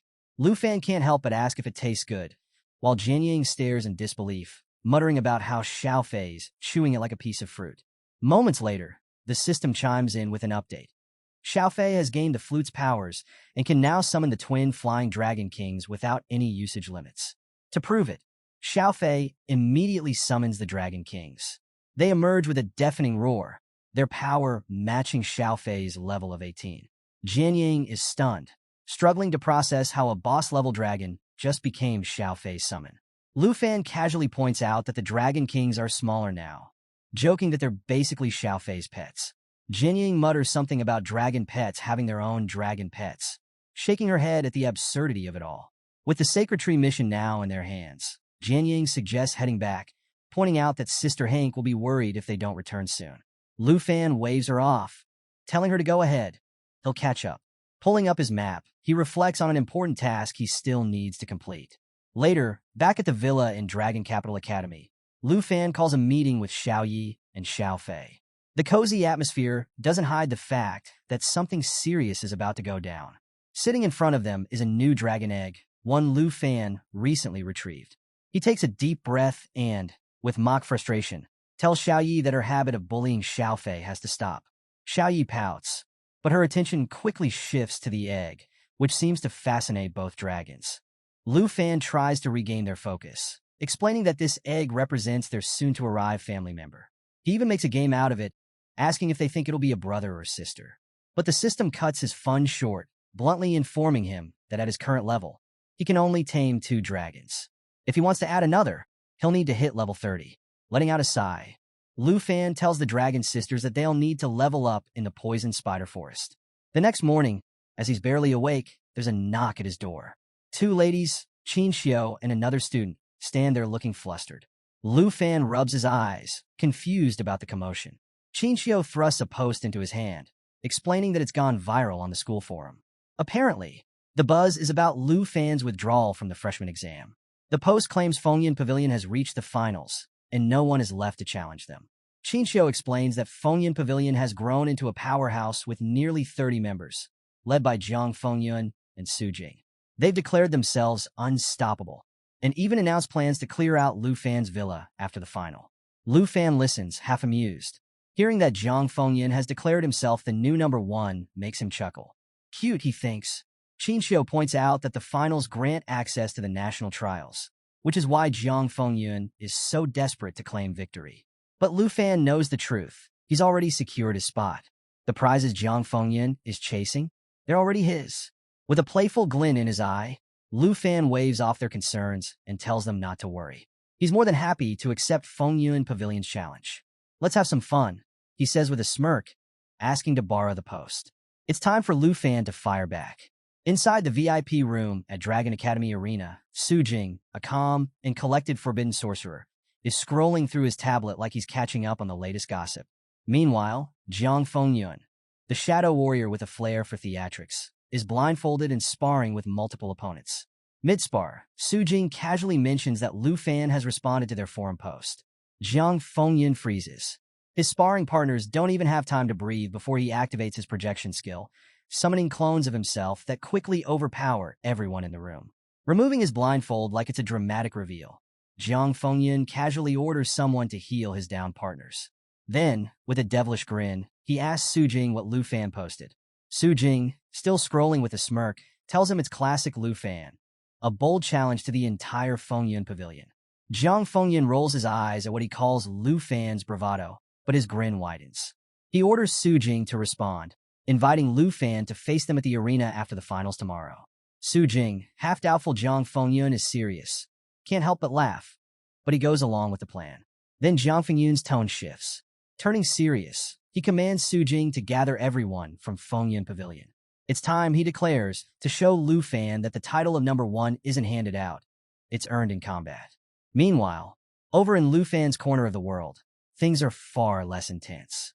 He's chilling with his friends when Qinxiu bursts in, announcing with excitement that Fengyun Pavilion has accepted the challenge. Jiang Fengyun is even competing in a semi-final match today. But Lu Fan? Not impressed. He waves it off, casually saying he'd rather spend his time leveling up in the Poison Spider's secret realm. Talk about priorities. Just then, Lu Fan's aunt appears, reminding him that overconfidence can lead to failure. She suggests he at least check out Jiang Fengyun's match to better understand his opponent. One of the ladies chimes in, pointing out that Lu Fan's supporters might even outnumber Fengyun Pavilions. Qinxiu, ever the voice of reason, warns that if Lu Fan is spotted in the crowd, rumors will explode across campus. Lu Fan's aunt, clearly a problem solver, suggests he go in disguise. Cue the stealth makeover. Lu Fan dons a dark cloak and mask, looking like he just stepped out of a spy movie. Qinxiu and Xiao Man accompany him to the arena, confident no one will recognize him. Even his aunt approves of his shadowy new look, calling it both functional and fashionable. Inside, Gahan announces the start of the semifinals. But just as the teams take the stage, Lu Fan suddenly gets up. His aunt looks at him, surprised, and asks where he's going. Lu Fan shrugs, saying the match looks boring and he'd rather go for a walk. Classic Lu Fan, casual to the core. He tells her to call him when it's over and leaves. While the crowd buzzes with excitement over the semifinal match, the vice principal, seated in the stands, watches the disguised Lu Fan. His thoughts drift to a recent conversation with the principal. In a flashback, he recalls bursting into the principal's office to discuss the forum drama. He was worried Lu Fan didn't understand how powerful he was, especially since Chen Tianji was still recovering from their fight. But the principal, as unbothered as ever, had brushed it off, saying Gahan could handle it. His real concern? The arrival of the Dragon Capital Special Envoy in a month to assess Lu Fan for the national trial. The vice principal had been stunned by the news, especially when the principal revealed that the envoy was now Wan Changfeng, a once powerful figure with a notorious grudge against Lu Fan. While the vice principal worried this could spell trouble for Lu Fan, the principal had laughed it off, confident in his choice of Lu Fan as a national trial candidate. Back in the present, the vice principal watches the arena, wondering how the upcoming battle between Lu Fan and Jiang Fengyun will unfold. He can't help but chuckle, knowing the principal wouldn't miss it for the world. Elsewhere, in the points room at the Academy's arena, professionals are dropping like flies. One after another, They leave in disbelief, muttering about an impossibly tough opponent inside. Rumors spread like wildfire. Someone at level 29 is pretending to be weaker than they are, stealing points from challengers. Outside the room, veterans warn others not to enter unless they're ready to lose. Inside, the mysterious arena master is none other than Lu Fan himself. Sitting casually, he reflects that sparring here is far more productive than watching a boring match. But then the door creaks open, and a challenger steps in. It's not just anyone. It's a striking woman with long white hair and a sleek black dress. She greets Lu Fan with a calm smile and asks if he has time for a match. Lu Fan greets the woman respectfully, calling her senior. But she just smiles, brushing her hair back playfully and teasing him. She quips that if he wants her to spare him, he'll need to show a lot more respect. Classic Lu Fan keeps his composure, replying with a serious tone that there's no need to hold back. Hearing that, her enthusiasm surges. Fierce flames suddenly engulf her body, and she begins to float, her presence instantly more commanding. Lu Fan realizes this woman isn't just strong. She's dangerous. As the flames intensify, her dress burns away, replaced by a form-fitting armor that radiates power and elegance. Lu Fan knows she's not here for a casual sparring match. This is the real deal. Before he can react, she vanishes. In an instant, she reappears behind him, her voice playful, yet sharp as she says she's not like the classmates waiting outside. A massive flaming trident materializes in her hand, its glow illuminating her confident smirk. With a warning not to hold back, she lunges at him, thrusting the weapon with incredible force. Lu Fan blocks just in time, summoning his big black machete to parry the blow. But the sheer power of her attack sends him sliding back several meters. His grip tightens on his weapon as he wonders just how strong she is. The woman laughs, surprised that Lu Fan managed to block her attack. She starts teasing him, asking if he's too scared to hit a pretty lady. To top it off, she seductively licks her finger, taunting him further. Her teasing only fuels her determination. She's made up her mind to teach him a lesson. Lu Fan, calm but focused, tells her he understands and prepares for his counterattack. Their eyes meet, both burning with the thrill of competition. The battle intensifies. Lu Fan's machete clashes with her fiery trident in a flurry of sparks and heat. Each strike grows more powerful, their attacks shaking the ground beneath them. Outside the arena, students gather in awe, whispering about the beautiful woman who just walked in. Some think she's struggling, given her overly enthusiastic fighting style, while others suspect she's just toying with Lu Fan. Either way, they can't take their eyes off the fight. Meanwhile, in the main arena, the crowd erupts as Jiang Fengyun's semi-final match concludes with his victory. He's basking in the cheers when his friend approaches, reporting that rumors of Lu Fan sneaking into the audience have spread. Jiang Fengyun smirks, dismissing the idea as irrelevant. He didn't even show half his strength during the match, so why should he care? Then, in a dramatic twist, Jiang Fengyun points to the audience and shouts, challenging Lu Fan directly. He warns Lu Fan not to be arrogant for long and tells him not to run away from tomorrow's battle. The crowd eats it up, cheering wildly as the tension escalates. But here's the kicker. Lu Fan isn't even there. Qin Xiao and Xiao Man, realizing this, panic and start looking for him. Hank sighs, knowing full well that Lu Fan found the match boring and left long ago. Back in the points arena, Lu Fan is still locked in his intense duel. The mysterious woman's relentless attacks keep him on edge. He's impressed by her power, but puzzled by her motives. Suddenly, his phone rings, distracting him. She notices and, mid-attack, grabs his hat, teasing him about his defense while complimenting his rapid improvement. It dawns on Lu Fan. She's not just fighting him. She's guiding him, exploiting weaknesses in his movements to help him grow stronger. But why? He doesn't have time to figure it out as the woman gets dangerously close, her armor gleaming and her teasing grin inches from his face. She points out that he needs more endurance and stamina if he wants to keep up. Flustered, Lu Fan can't even respond before his phone rings again. Apologizing, he takes the call. When he turns back, he thanks her sincerely for teaching him so much in such a short time. He even asks for her contact information, hoping to schedule more training sessions. The woman, now back in her sleek black outfit, laughs, teasing him for asking a pretty senior for her number so quickly. Lu Fan, panicking, clarifies that it's strictly for training purposes, but she waves him off.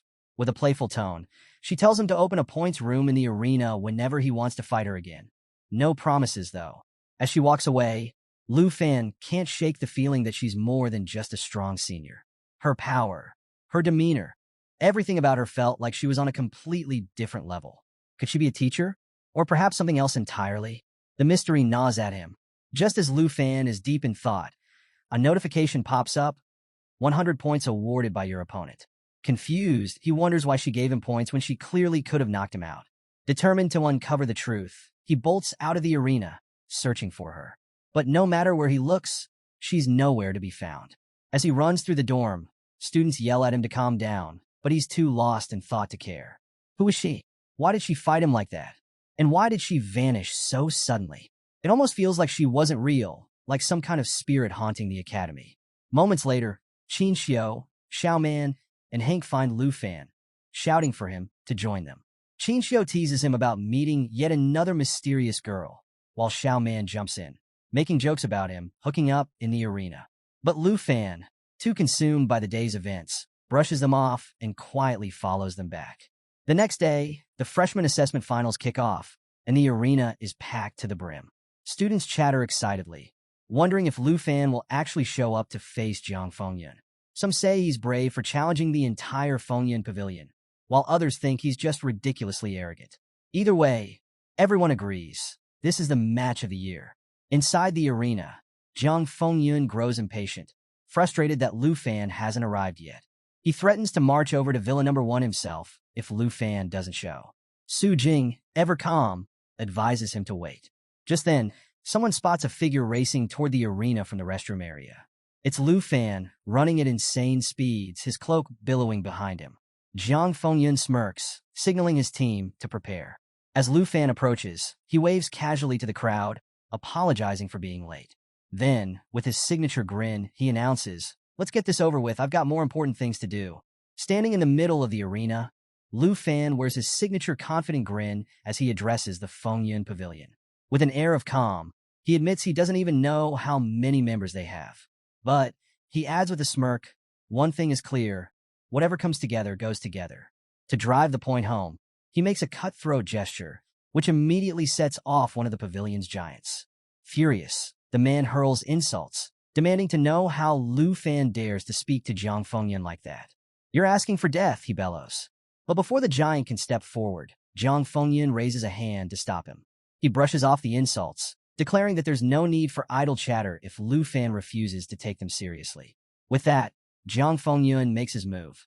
He wagers 7,000 points on the match, confident in his victory. Lu Fan, clearly unbothered, starts searching his pockets like he forgot what he even brought. Then, with a flourish, he pulls out his points card and declares a bet of 177,000 points. The crowd gasps. Jiang Fengyun's team panics, shouting that they don't have enough points to match.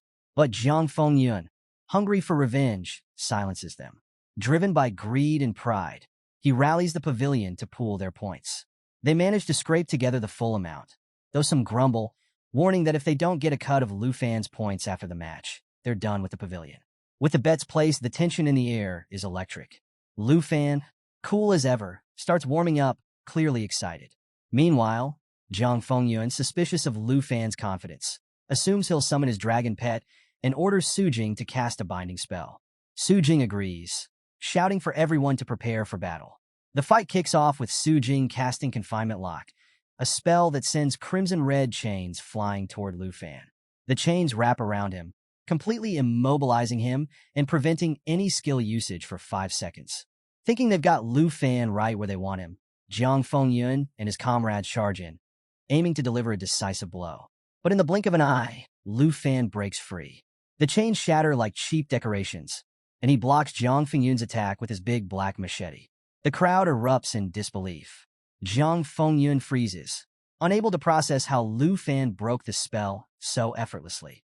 Before he can recover, Lu Fan grabs him by the collar, flips him 360 degrees, and slams him into the ground with a thunderous crash. The cheers grow louder as Lu Fan stands over Jiang Fengyun like it's just another day at the office. Refusing to give up, the pavilion's mage sneaks behind Lu Fan and casts Stiffness, a spell designed to slow him down by reducing movement and attack speed by 75%. The mage signals the long-range attackers, who unleash a barrage of projectiles at Lu Fan. Dust and smoke fill the air, and for a moment, it seems like they might have turned the tide. But as the dust clears, there's Lu Fan, grinning like he's at a picnic. Is this really your plan to take down the top freshman? He asks, slamming his foot into Jiang Fengyun's face for good measure. Jiang Fengyun, dazed, demands to know why the spell didn't work. Su Jing, baffled, explains that it is working. Lu Fan's speed has indeed been reduced. The problem? Even at 25% speed, Lu Fan is still faster than everyone else. Lu Fan casually shrugs, looking down at Jiang Fengyun with a playful smile. Don't blame your friends, he says. It's just that my dragon pet bonuses make your skills kind of useless. Feeling the pressure, Jiang Fengyun activates his trump card, Afterimage, a skill that creates multiple mirages of himself to overwhelm his opponent. The pavilion cheers, convinced this is their leader's big comeback. But as the mirages swarm Lu Fan, he cuts through them one by one like he's swatting flies. Lu Fan even compliments the move, saying it's pretty cool, before deciding to end things. He starts materializing a massive fireball, one so large it seems like it could engulf the entire arena. The flames swirl and grow, radiating heat and power. Jiang Fengyun's confident smirk fades as he realizes Lu Fan isn't bluffing. The fireball explodes into an inferno as Lu Fan summons Black Dragon Xiaoyi in her World Destroyer form. The massive dragon emerges from the flames, her fiery aura burning away the remaining mirages. The crowd and the pavilion members alike are thrown into chaos. The sky darkens as Xiaoya's sheer size and power block out the sun. Panic spreads as the pavilion begins to scatter, screaming in terror. One of Lu Fan's teammates pulls out a phone, recording the chaos for posterity, while others stand frozen, unable to process the sight of a real dragon in its most fearsome form. Jiang Fengyun, now blindfold off, stares at Xiaoyi in disbelief. He's faced fake dragon tamers before, but this is something else entirely. His team begs him to retreat, but Jiang Fengyun knows it's too late. He's made a colossal mistake. Lu Fan, standing amidst the chaos, warns Jiang Fengyun not to collapse just yet. His counterattack is coming. Xiaoyi lets out a deafening howl, and Lu Fan unleashes a pressure attack that radiates fear, immobilization, and stunning effects across the arena. Every member of the Fengyun Pavilion is hit, frozen in place as panic overtakes them. Even Jiang Fengyun, trying desperately to move, finds himself completely powerless. With a grin, Lu Fan pulls out his points card and asks Jiang Fengyun if he finally understands who the true number one is. As the system tallies the results, Lu Fan collects a staggering 189,041 points, leaving the pavilion utterly defeated. Jiang Fengyun collapses, fainting from the sheer humiliation. As the dust settles, Xiaoyi lands beside Lu Fan, her fiery presence still commanding the arena. Lu Fan pats her head and casually remarks that their mission is complete. But even after wiping out the pavilion, he's not done. I've got more important things to do, he says, walking away like it's all in a day's work. Later, in the Dragon Academy points room, Lu Fan is on the phone, bragging about his massive haul of points. His friends suggest throwing a party to celebrate, but Lu Fan is already focused on his next move. Just then, the mysterious senior sister steps into the room. Dressed in her striking black outfit, she approaches Lu Fan with a sly smile. "Were you waiting for me?" she asks. Lu Fan grins, replying that there's no point in competing with anyone else. If he's going to learn, it has to be from someone like her. He adds, almost teasingly, that since she's over level 70, she's the only real challenge around. The senior sister pauses, glancing at the arena's level requirement, and smiles knowingly. Lu Fan, too, begins to piece it together. She's not a student. She's something far beyond what he imagined. The scene shifts back to the arena, where the vice principal kneels beside a defeated Jiang Fengyun, checking his pulse after that epic battle. As he surveys the destruction, still surrounded by the stunned members of Fengyun Pavilion, one thing becomes clear. Lu Fan doesn't just fight, he calculates. Every move, every decision was timed perfectly, and despite the intensity of the showdown, no lives were in danger. The vice principal can't help but nod in approval. Lu Fan truly understands the weight of his actions. Meanwhile, back in the points room, the mysterious senior sister sits casually, teasing Lu Fan. "Did you set a trap for me to walk into?" she asks with a sly smile, clearly enjoying herself. Lu Fan quickly defends himself, saying, "Hey, it's not a scam. The level limit is posted right on the door." If you walked in, that means you're over level 70. Definitely not a student.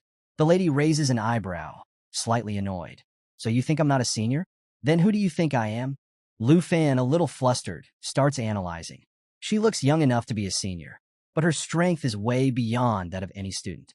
After a pause, he blurts out, "You must be a teacher." That earns him a burst of laughter. A teacher, she chuckles, clearly amused. Then her tone shifts as she steps closer, her fiery aura returning. "Whether you believe it or not, I am your senior," she says. Her eyes glimmer mischievously as she adds, "And this time, you didn't hide your handsome face." Much more pleasant to look at. But before Lu Fan can respond, her tone sharpens. "Don't dig too deep into who I am," she warns. "If you want to see me again, don't set the points room level to 70 or higher. Otherwise, I won't come back." Lu Fan nervously promises, though he'd been considering setting it to 80 next time. Well, that plan's scrapped. The air thickens as flames swirl around the woman, and her black dress transforms once again into that stunning, intimidating armor. "I have to admit," she says, "your performance in the arena was impressive. You used my techniques against Jiang Fengyun perfectly. You learned fast." Hearing her praise, Lu Fan can't help but grin. He materializes his big black machete, realizing that she must have been watching the entire battle. She explains how the crowd erupted when he summoned his dragon so quickly and knocked down Jiang Fengyun with lightning speed. "Your reactions," she adds, "are proof of the speed you honed in the points room." Flattered, Lu Fan scratches his head, thanking her for the guidance. But, he admits, "I still have a lot of weaknesses in melee combat." Without warning, she materializes her fire trident and lunges at him, her expression dead serious. Lu Fan barely manages to block, his mind racing. "You've made progress," she says, her voice sharp, "but don't get cocky. You're still far from ready to brag about it."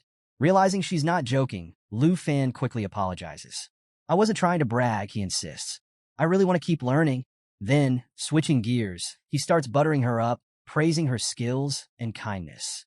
"You treat me like a younger brother," he says, "teaching me so much and even giving me 100 points. The woman laughs, clearly entertained by his flattery. "You're pretty good at building relationships," she says. "But if you want to keep learning from me, you'll have to bring me something in return, like enchanted food from your house. I hear your big sister is a great cook." Lu Fan smiles, agreeing without hesitation. Though his big sister is technically his aunt, he figures it's close enough. "No problem," he says, already imagining what dishes his aunt might prepare. The lady's tone shifts again. "What else did you learn in the arena?" she asks. Lu Fan grins, readying his machete.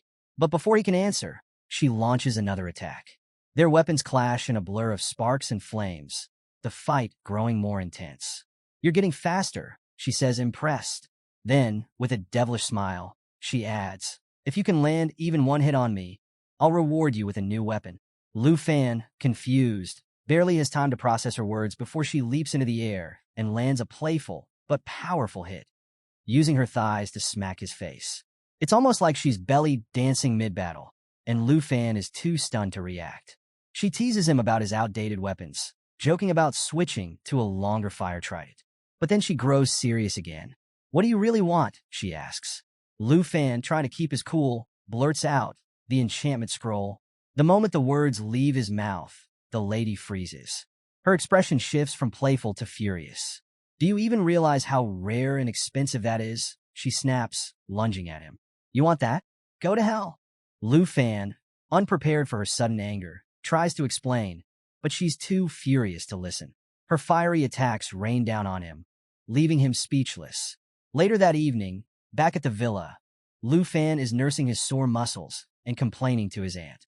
"I couldn't land a single hit on her," he grumbles. "Now my whole body feels like it's been hit by a truck." His aunt, clearly shaken, tells him she was scared to death during his battle with Jiang Fengyun. "I thought you two were going to fight to the death," she says. Meanwhile, Qin Xiao, sitting nearby with her tablet, casually mentions that the senior sister probably isn't a teacher. According to Nan Jianyang, she's never seen anyone like her at the academy. Qin Xiao suddenly perks up, announcing that Lu Fan is trending on the school forum again. Turns out, someone recorded his fight against Fengyun Pavilion, complete with footage of the legendary black dragon Xiaoyi. Lu Fan's aunt watches the video, smiling proudly. "Now everyone knows you won," she says. "This should settle all the disputes." Lu Fan, still baffled, wonders how anyone managed to record the chaos. Some people just have perfect timing, he mutters. Jinying, now curious, teases him. After beating Jiang Fengyun, you should be the new idol of the Fengyun Pavilion, she jokes. But Lu Fan, too exhausted to care, waves it off. I'm just focusing on recovery, he says. The hype will die down soon. The next day, in the spider's secret realm, Lu Fan is back to grinding levels. As he slices through hordes of spider monsters with ferocious attacks, Jianying watches in confusion. I thought your goal was learning new techniques from your senior, she says. Lu Fan, focused on the fight, explains, if I upgrade my level, I'll have an advantage over her. Besides, I'll need it to keep up. Just as he finishes a particularly tough wave of spiders, Lu Fan feels it. The surge of energy as he finally hits level 30. Overjoyed, he calls everyone over to open a treasure chest and celebrate his achievement. Qin Xiu congratulates him, while his aunt, trying not to gag at the sight of the spider corpses, reluctantly pats him on the back. Jianying and Xiaoman are equally excited, knowing that hitting level 30 means one thing. It's finally time for Lu Fan to visit the job transfer hall and upgrade his class to the next level. Lu Fan steps out of the secret realm, his excitement practically radiating. He's ready for whatever comes next after his second job transfer. But as soon as the nearby students recognize him, the guy who single-handedly defeated Chen Tianji and wiped the floor with the entire Fengyun Pavilion, chaos erupts. Boys and girls swarm him like he's a celebrity, all clamoring for selfies, autographs, and even just a handshake. The crowd grows larger and rowdier, separating him from his group. Jianying and Xiaoman watch the madness unfold from a distance. Jianying's eyes narrow in jealousy at the girls fawning over Lu Fan, while Xiaoman shakes her head in disbelief. How did he get this popular so fast, she mutters. Realizing there's no escape from the crowd, Lu Fan's aunt springs into action. 10 minutes later, Lu Fan emerges disguised in his trusty undercover gear. Mask, goggles, the whole shebang. As students frantically search for him, the disguise works perfectly and the mob disperses. Qin Xiu exhales in relief. Thank goodness, she says, we finally dodged them. Lu Fan, however, looks a bit deflated.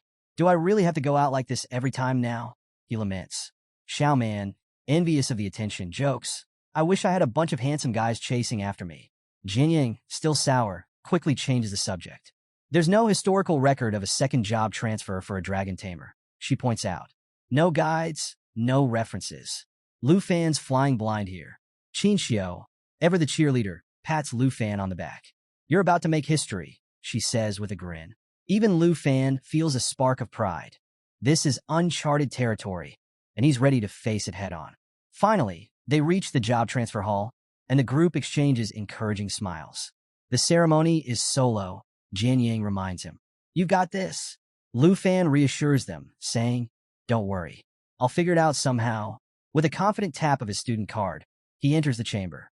The room is circular and bathed in soft blue light. As the system announces that the second stage transfer is ready, Lu Fan realizes there's no existing data for a Dragon Tamer's second transfer. Usually, these jobs are documented for future generations, but his path is entirely blank. Determined, he begins exploring his options. 3 glowing notifications appear before him. 1. Dragon Priest. A path centered on healing, buffs, and enchantments, enhancing dragon pets, but leaving the user's abilities weaker. 2. Dragon Spellcaster. A mage-like role that absorbs dragon skills and lets the user cast dragon magic themselves. 3. Flame Dragon Warrior. A melee-focused class with incredible strength and endurance, allowing transformations into a giant dragon form. Each option has clear strengths, but comes with significant trade-offs. None of them fit Lu Fan's balanced fighting style. Frustrated, he stares at the choices, feeling stuck. Then, as if sensing his dilemma, a 4th option materializes, Dragon Rider. Before him, a suit of powerful armor with a flowing cape appears, radiating energy. The system explains that the Dragon Rider branch enhances skills by synchronizing them with dragon pets. It's versatile, allowing growth in multiple combat styles and further strengthening his bond with his dragons. This is it. Lu Fan realizes, his eyes lighting up. It's a perfect match. Fighting side by side with his dragons is his core strategy, and this path amplifies everything he excels at. With a confident swipe, he selects Dragon Rider. Meanwhile, back outside, the ladies are starting to get anxious. Why is it taking so long? Xiaoman asks, pacing. Hank, trying and failing to stay calm, reassures her, don't be nervous. Lu Fan's just exploring his options. Jianying, ever composed, chimes in. He's making history. He has to be careful. His choice might even change the way dragon tamers are viewed forever. Qin Xiu smiles. This is the end of the 800-year decline of dragon professions. Trust him. Lu Fan knows what he's doing. Just as the tension reaches its peak, the doors swing open. Lu Fan steps out, and the group breathes a collective sigh of relief. They bombard him with questions, eager to know what path he chose. As they walk, Lu Fan reveals his new class, Dragon Rider. My contract slots increased from 2 to 3, he adds with a grin. Xiaoman, ever curious, asks, wait, does that mean you actually have to learn how to ride a dragon now? Laughing, Lu Fan explains, I already found a dragon riding saddle in the cemetery's secret realm. As long as my dragons hit level 30, I can ride them. His aunt raises an eyebrow.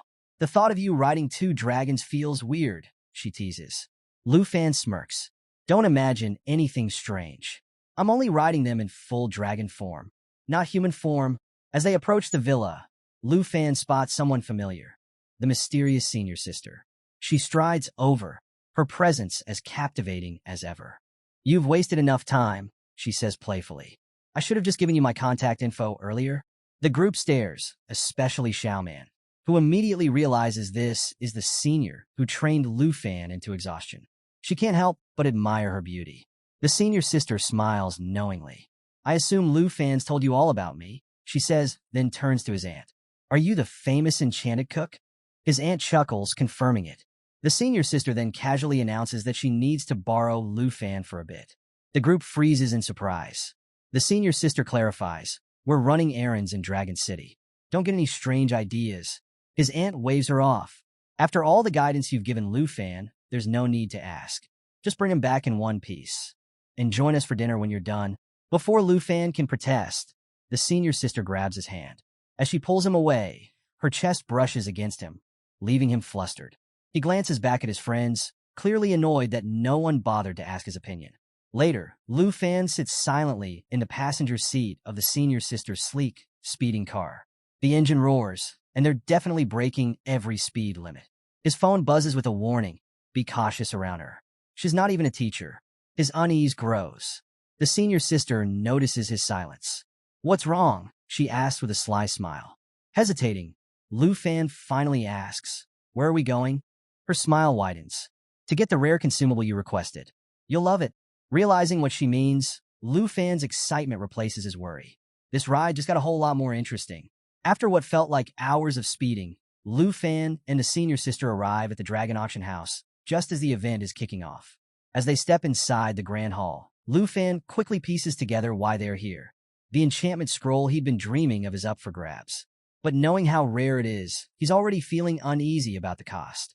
The senior sister, ever calm, flashes him a confident smile and encourages him to snag it. But Lu Fan, remembering the eye-watering bids during the Secret Realm auction, feels a knot form in his stomach. Forget it, he mutters. It's going to cost a fortune. The senior sister chuckles, clearly amused. Relax, she says.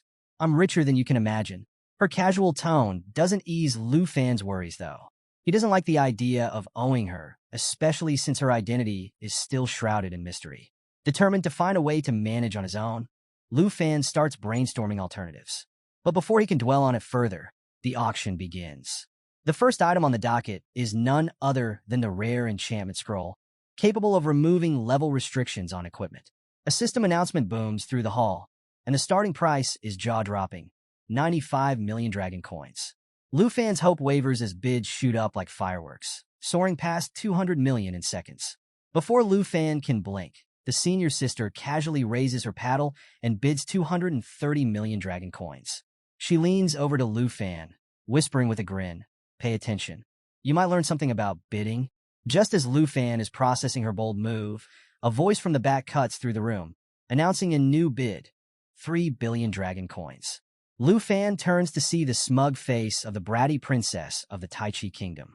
Lu Fan is floored. Why does she want the scroll, he wonders. The senior sister, unfazed, leans back in her chair. Her family's loaded, she explains. And trust me, Bidding against her could stir up trouble. Curious, Lu Fan asks how she knows so much about the princess. The senior sister shrugs. I'm a well-informed woman, she says slyly. Then, lowering her voice, she adds, I also know all about you. The mention of his past run-in with the princess in Chun Tianji stirs Lu Fan's frustration. The senior sister picks up on his mood and, with a reassuring pat on his arm, says, don't stress about paying for the scroll. It's my gift to you. Before Lu Fan can protest, she raises her paddle again, declaring 4 billion dragon coins. The crowd gasps at her audacity. The princess, trying to mask her frustration, instructs her minion to check their funds. He reports back, they only have 5 billion dragon coins to work with. Not missing a beat, the senior sister makes the decisive move, 5 billion dragon coins. The auction house falls silent. Even the announcer is stunned. Sold, he declares, slamming his gavel. The enchantment scroll is officially hers. The princess is livid, fuming that someone dared outbid her. Spotting Lu Fan, her minion points him out, muttering something about low-class trash. The princess sneers, completely oblivious to the fact that Lu Fan could obliterate her ego in one blow. Her minion tries to calm her, suggesting they can find a similar scroll elsewhere. But the bratty princess, always one for dramatics, pouts and threatens to get her brother involved. Let's see who dares oppose me then, she huffs. Typical. Meanwhile, Lu Fan and the senior sister retreat to the VIP lounge, where they're joined by an elegant woman in a red dress. The senior sister stands, greeting her warmly with a hug. It's clear these two know each other well. The woman, clearly amused, scolds the senior sister. You didn't even say hello when you arrived. Every time you're here, you spend a fortune on the most random things. It's my job to cater to you, you know? Her attention shifts to Lu Fan, her sharp gaze taking him in. And who's this? She asks with curiosity. The senior sister introduces him as her junior, adding that the enchanted scroll was a gift for him. The woman smiles, introducing herself as Sister Duyakyu, the boss of the Dragon Auction House.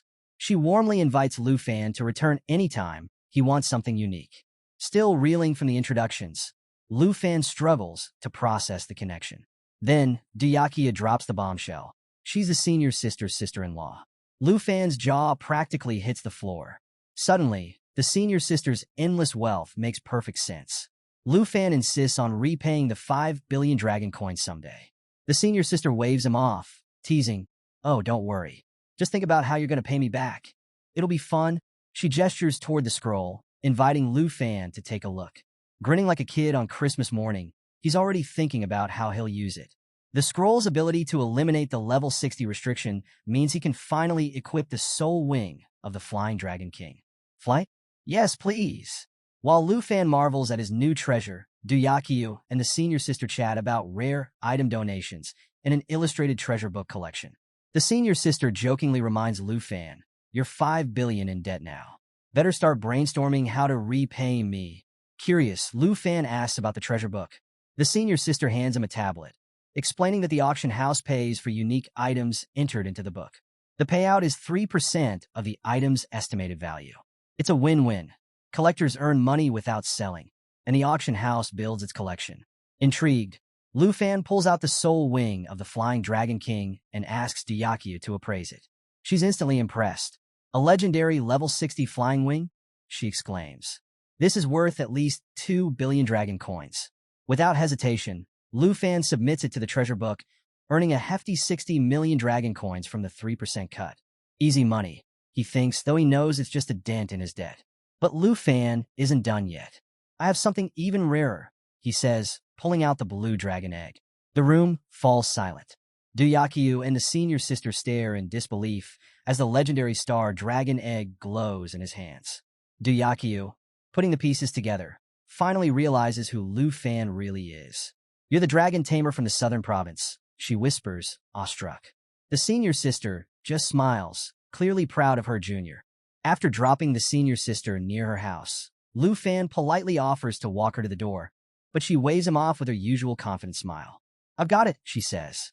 As Lu Fan flies off into the distance, she finds herself quietly impressed. Most guys would have insisted on walking her to the door, either out of over-politeness or to sneak a peek at her private life. But not Lu Fan. He's refreshingly straightforward. Not bad, she muses. Then, with a start, she remembers something. Lu Fan left her bike hanging in midair during their adventure earlier. Now, it's probably reduced to scrap metal. Poor bike, she sighs, shaking her head. Back at the villa, Lu Fan plops down between the Black Dragon Xiao Yi and Jade Dragon Xiao Fei, exhausted but triumphant after the long flight. He's definitely getting the hang of those soul wings now. But there's no time to rest. He's finally ready to hatch the Star Dragon egg, and nothing's going to stop him. The dragon ladies glance at each other. Xiao Yi looks surprised, and Xiao Fei stirs from her nap, eyeing the egg curiously. Lu Fan, ever the peacemaker, reminds them that they'll need to coexist peacefully once the new dragon arrives. No more petty squabbles. At least, that's what he hopes. Channeling his dragon tamer skill, Lu Fan pours his aura into the egg. The room fills with an intense blue light as the egg begins to crack.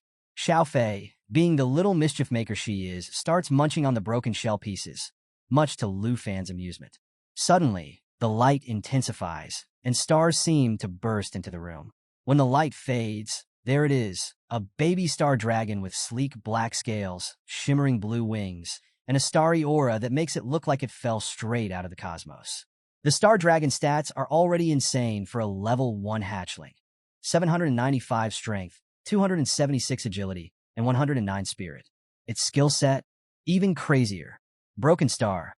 Summons a star to crash into enemies, causing massive area damage. Starlight Scale Armor. Absorbs damage for 60 seconds, then reflects it back.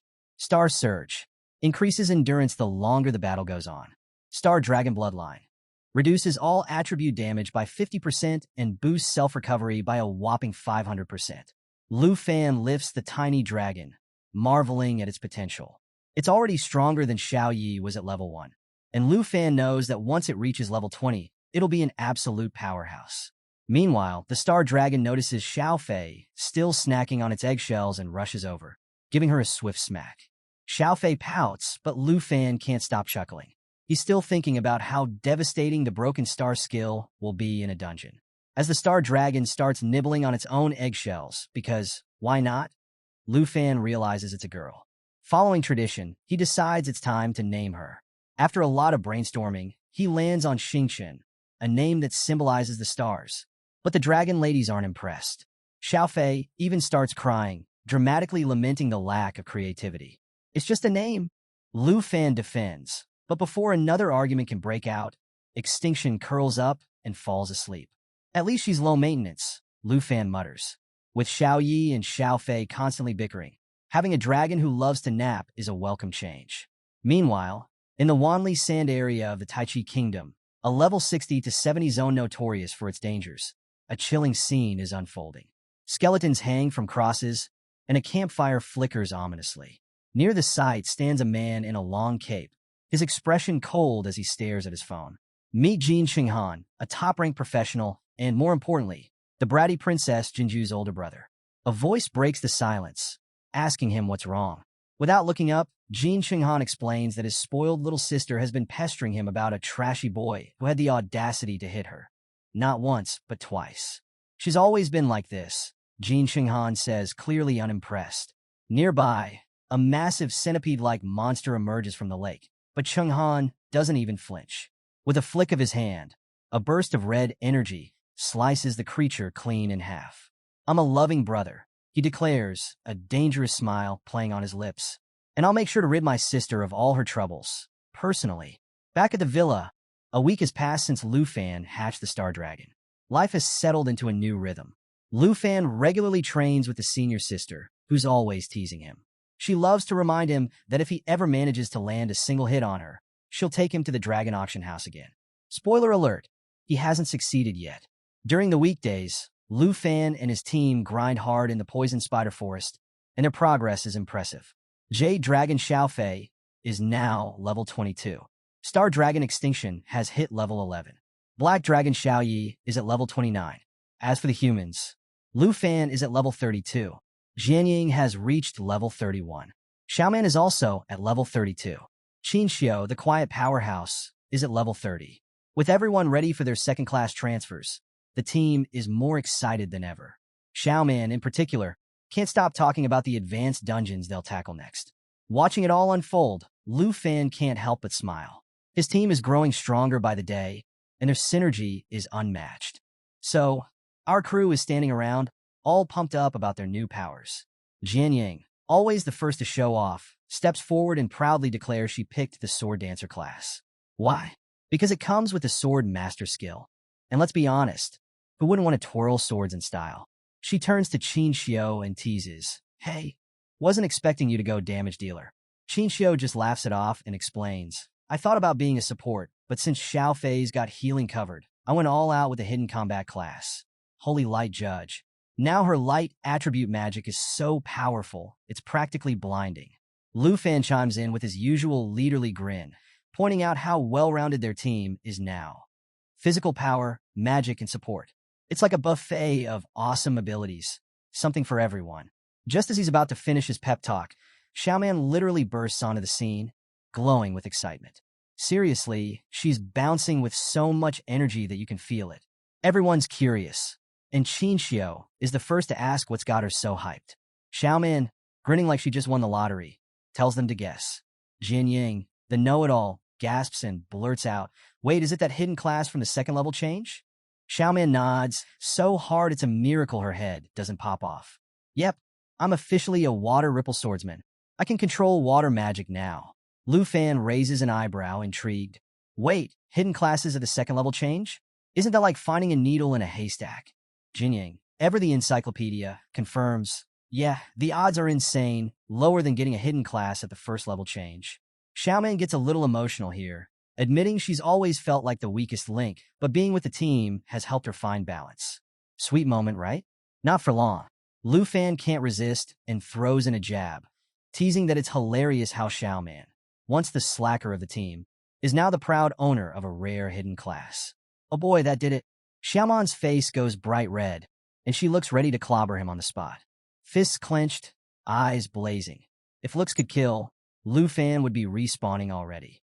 But just as things are about to escalate, Lu Fan's phone buzzes. It's Vice Principal Zhao, and suddenly the mood shifts. Lu Fan answers, and his playful expression turns serious. The envoy is coming. He cuts the call and tells the team he's got to go.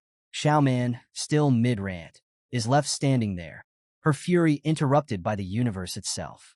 Fast forward to the combat class hall at Dragon Capital Academy. The students are gathered, and all eyes are on the stage.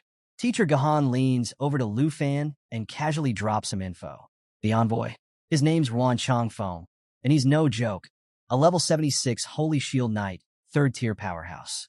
Oh, and Gahan also mentions that Vice Principal Zhao hinted this envoy has some opinions about Lu Fan.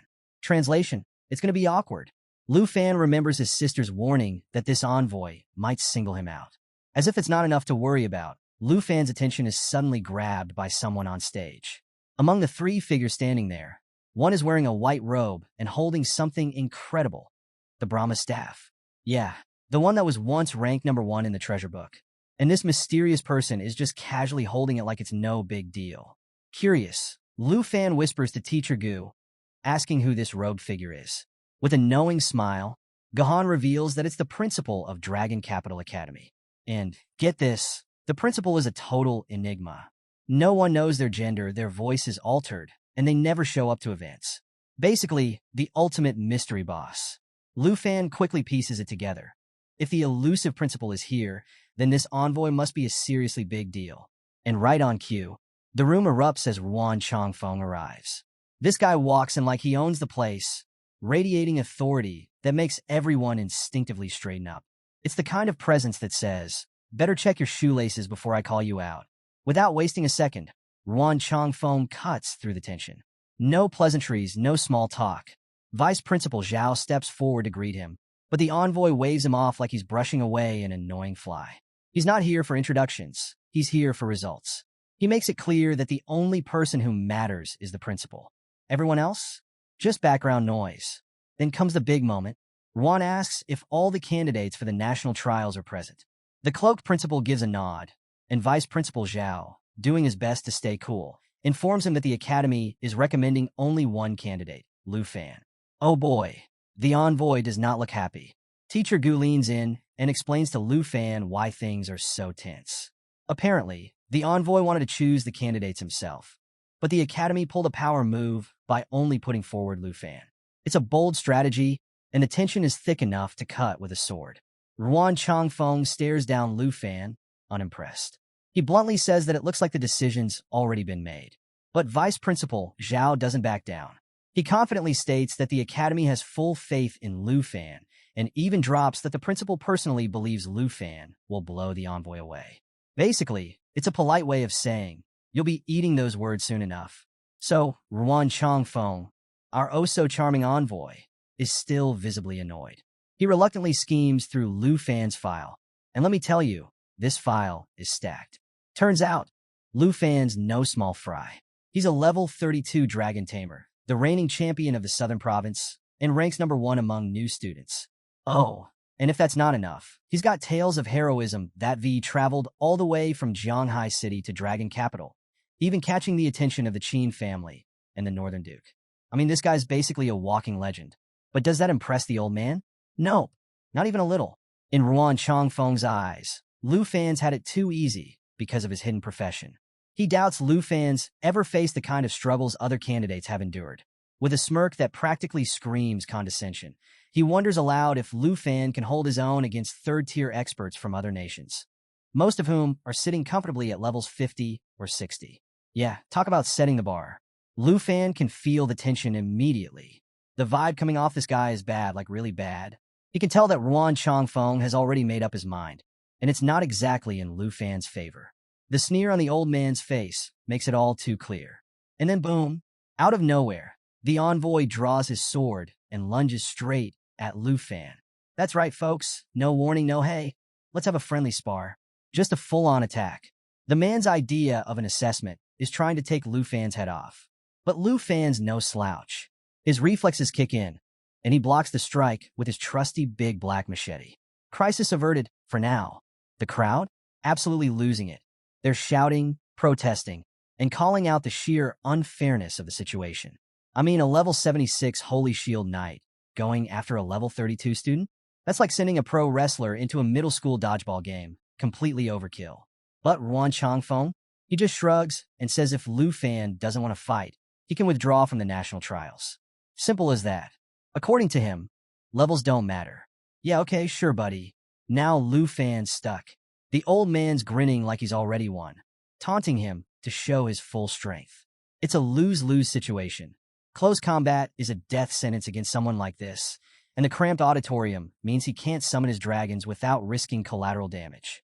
The guy's got him boxed in literally.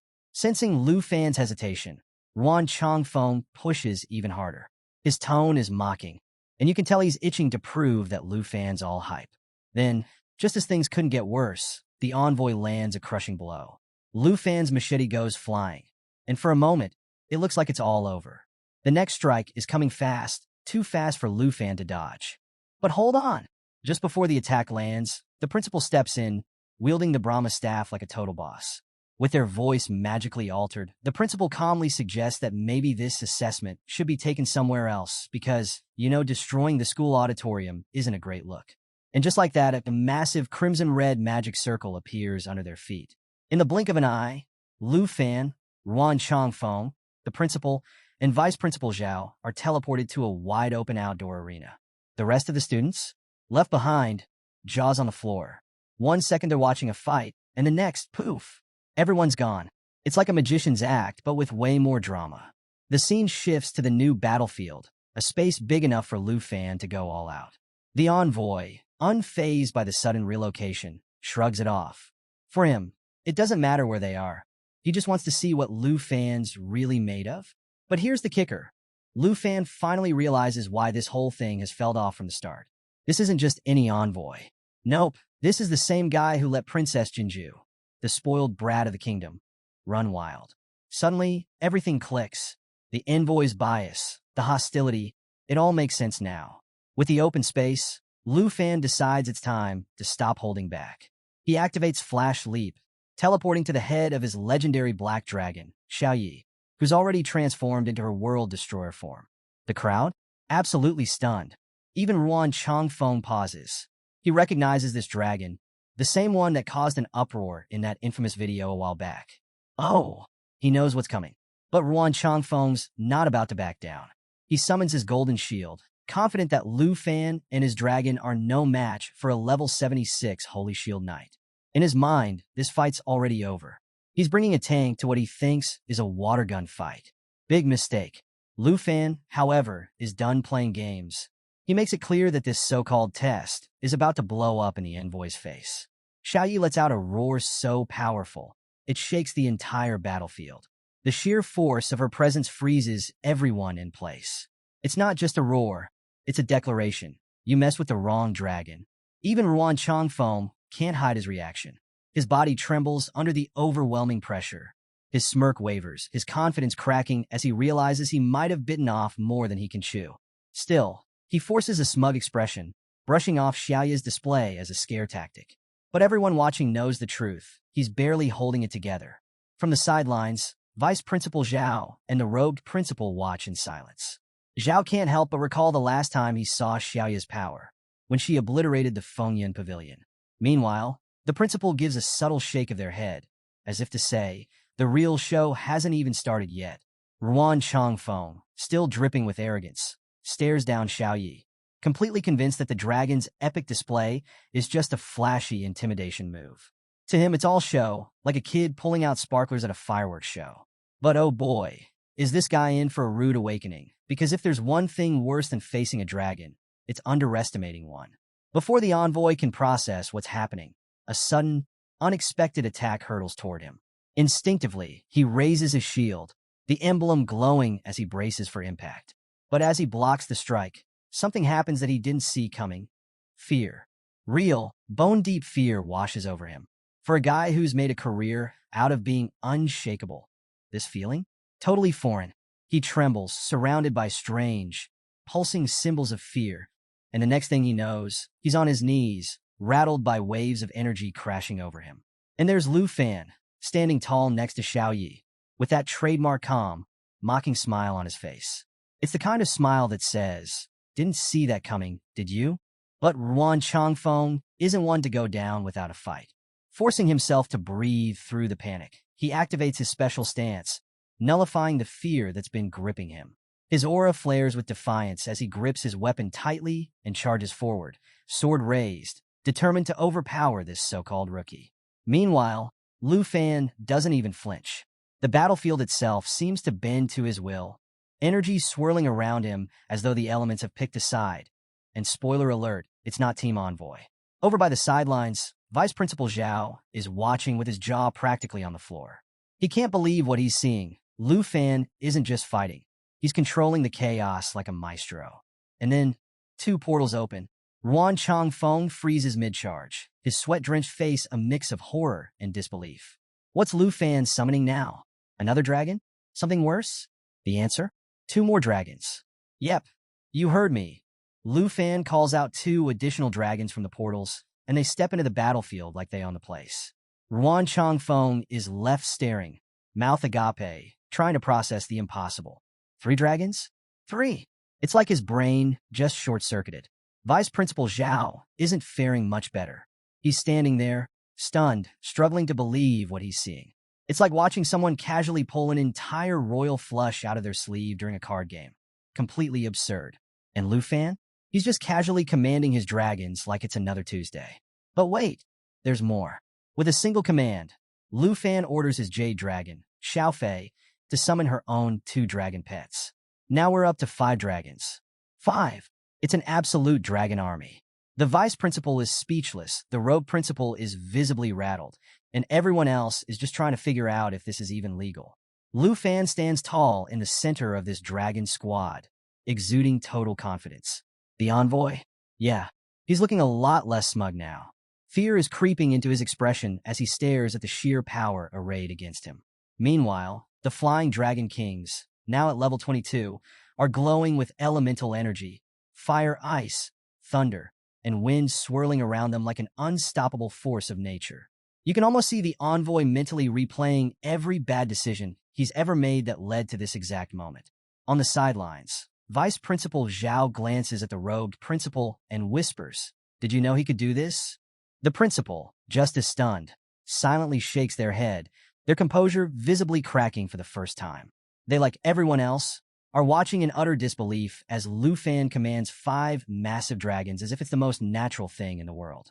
The envoy, still gripping his shield and trying to keep his cool, refuses to back down. He knows he's outmatched, but he charges forward anyway, his shield glowing brightly with holy light protection. To his credit, he's determined to prove his strength, even if he's facing a full-blown dragon battalion. But let's be real, it's like signing up for a sparring match and accidentally walking into a boss raid. As flames and shadows engulf the battlefield, the envoy summons his defensive shield, hoping it's enough to hold back the incoming storm. But Vice Principal Zhao watches with a wary eye, ready to step in if this fight spirals completely out of control. And honestly, he's already calculating how much all this dragon damage is going to cost the Academy's insurance. Amid the chaos, the envoy suddenly bursts out laughing, a wild, defiant laugh that has everyone questioning if he's finally snapped. Perched on his mount, he charges forward with his shield shimmering, like sheer stubbornness alone will save him. His confidence cracks, but he keeps taunting, sneering that without his dragons, Lu Fan is nothing. It's the kind of overconfidence that makes you wonder if he's been hanging out in an echo chamber of his own hype. With only seconds left on his holy light protection, the envoy makes one final, desperate move. He gathers all his energy and unleashes holy light judgment, a massive, radiant strike aimed directly at Lu Fan. The battlefield lights up like a second sun as the attack hurtles toward its target. But Lu Fan? He doesn't even blink. His jade light shield, powered by Xiaofei, absorbs the strike effortlessly. Layer after layer of protection shrugs off the attack like it's nothing more than a minor inconvenience. Lu Fan's calm expression barely changes. He's standing there as if waiting for the envoy to finish throwing his tantrum so they can move on. Realizing his attack has failed to make a dent, the envoy falters, his confidence crumbling by the second. And now, with his holy light protection seconds away from disappearing, he's left staring down 5 dragons and a completely unfazed Lu Fan. Yeah, things aren't looking so good for him. Lu Fan's not holding back now, channeling the Blue Dragon King's roar, and boom, a towering spectral dragon, crackling with raw energy, swirls to life around him. The sheer force of it is enough to make even Ruan Changfeng falter. For the first time, the envoy looks like he's second-guessing every life choice that led him here. He starts to retreat, but Lu Fan delivers a chilling warning, basically letting the guy know he's one step away from being treated like the rookie he's acting like. Before the envoy can even react, the star dragon appears behind him, moving so fast it leaves the man completely stunned. His smug expression melts into pure, unfiltered shock. It's the kind of look that screams, "Oh no, I've made a huge mistake." And honestly, he's not wrong. Lu Fan closes in, his gaze fierce, ready to end this nonsense once and for all. The Blue Dragon King lets out another earth-shattering roar, and purple lightning rains down like judgment itself, slamming into the envoy and knocking him clean off his mount. The once mighty shield knight hits the ground hard. His posture? Gone. His confidence? Completely shattered. The whole arena is chaos, dust and smoke everywhere, tension so thick you could cut it with a knife. Vice Principal Zhao and the robed principal are watching from the sidelines, expressions tight, like they're torn between stepping in and letting this play out. Finally, the smoke clears, and there's the envoy, flat on the ground, coughing, his body trembling from the sheer force of the attack. His mount? Lifeless beside him. Yeah, this guy is having the worst day ever. But wait, it gets better. Even in this state, Ruan Changfeng refuses to throw in the towel. With visible effort, he tries to stand, his body shaking like a leaf in a hurricane. Lu Fan, ever the gentleman, actually apologizes for killing the guy's mount. Of course, it's the kind of apology that comes with a side of sass, reminding Ruan that taking out an opponent's mount is fair game in the national trials. Ouch! Vice Principal Zhao can't believe the envoy is still trying. He's impressed, but also probably thinking, dude, just give up already? But no, Ruan Changfeng doubles down on his stubbornness. He snaps at Zhao, telling him to butt out because it's the envoy's job, and his alone, to decide when this evaluation is over. Even lying flat on the ground, this guy is clinging to authority like it's all he's got left. The principal, watching all this drama, finally steps in with a dose of reality. He calmly suggests letting it go, pointing out the obvious. Ruan Changfeng's pride is the only thing keeping him going, and even that's on its last legs. But Ruan isn't ready to let it go. Oh no, He's seething, muttering under his breath about how someone like Lu Fan, flash damage immunity, dragon tongue magic, and 5 dragons under his command, would be a perfect contender for the trials. Admitting that, though, it'd be like swallowing nails. Instead, his anger takes over, and he rises for one last desperate attack. Fueled by rage, Ruan charges at Lu Fan, hurling every insult in the book. He blames Lu Fan for everything. His fall from grace, being abandoned by the Jiang family, losing his position, and of course, the cherry on top, his dead mount. And yeah, he even throws in an insult about Lu Fan being a smelly poor fool from a dumpling shop. Real mature. Lu Fan? Completely unbothered. He stands there with one hand resting on his dragon, casually dodging Ruan's wild swings. It's almost like Lu Fan's giving him one last chance to get it all out of his system before the inevitable. Ruan, still raging, draws his sword and screams that today is the day Lu Fan dies. Big talk for a guy who's clearly out of moves. Lu Fan, with the kind of calm that can only come from knowing you've already won, delivers a swift, powerful kick that sends Ruan flying. The envoy crashes to the ground again, while Lu Fan approaches, each step slow and deliberate. It's the walk of someone who knows exactly how this is going to end. Standing over the defeated envoy, Lu Fan offers a little wisdom, telling him that losing one's cool in battle is pointless. It's almost like a lecture, delivered with all the authority of someone who just flattened his opponent. He assures Ruan that he won't strike him while he's down, but if Ruan insists the evaluation isn't over, he's welcome to stand up and keep fighting. Bold offer, considering Ruan looks like he's about to pass out. And then Lu Fan addresses the deeper issue. If Ruan really thinks his career with the Jin family was ruined by Lu Fan, he's welcome to take revenge. Anytime, anywhere. But Lu Fan warns him. Next time, there won't be any mercy. The message is clear. Today's defeat is just a taste of what's to come if Ruan doesn't back off. Hearing this, Ruan finally starts to cool off, or at least runs out of steam. All 5 of Lu Fan's dragons gather around him, their massive forms towering over the fallen envoy like silent judges. Ruan collapses further, unable to rise, his energy completely drained. Vice Principal Zhao, seeing the envoy's condition, rushes over, calling for a priest immediately. It's clear Ruan's pride-driven tantrum has cost him dearly, and even Zhao can't help but feel a little sorry for him. But hey, that's what happens when you bite off more than you can chew against a guy who commands a dragon army. So, after all the chaos, the principal, still keeping that mysterious vibe, turns to Lu Fan with an impressed look. I mean, 5 dragons? That's not exactly something you whip out at a dinner party. The principal admits he didn't expect Lu Fan to have that kind of power and, out of curiosity, asks how much of his strength he actually used in the fight. Lu Fan, humble as ever, responds with a casual, not even 1%. Yep, you heard that right. 1%. He explains that the dragons barely even moved, let alone used any skills. Essentially, Lu Fan let his dragons take a light jog, and it was enough to dismantle everything. The principal is visibly taken aback. It's the kind of statement that makes you wonder what 100% would look like. Probably world-ending. Then, the Brahma staff starts glowing in the principal's hand, and the whole atmosphere shifts. His aura intensifies, his voice firm and approving as he declares that selecting Lu Fan was absolutely the right decision. It's such a monumental moment that you half expect a choir to start singing in the background. Lu Fan, keeping it cool, simply nods before turning to leave, Xiaoyi and Xiaofei faithfully at his side. But just as he's walking away, something stops him. A strange feeling of familiarity tugs at him as he looks at the principal. It's like déjà vu, but stronger. Like he's seen this person before, but can't quite place where. The memory dances just out of reach, leaving Lu Fan wondering if there's more to the principal than meets the eye. Meanwhile, far to the north in Dragon Country, the camera pans to Duke Jinbei, who's busy reviewing Lu Fan's file. And let me tell you, the man is loving every second of it. He's chuckling to himself, clearly impressed.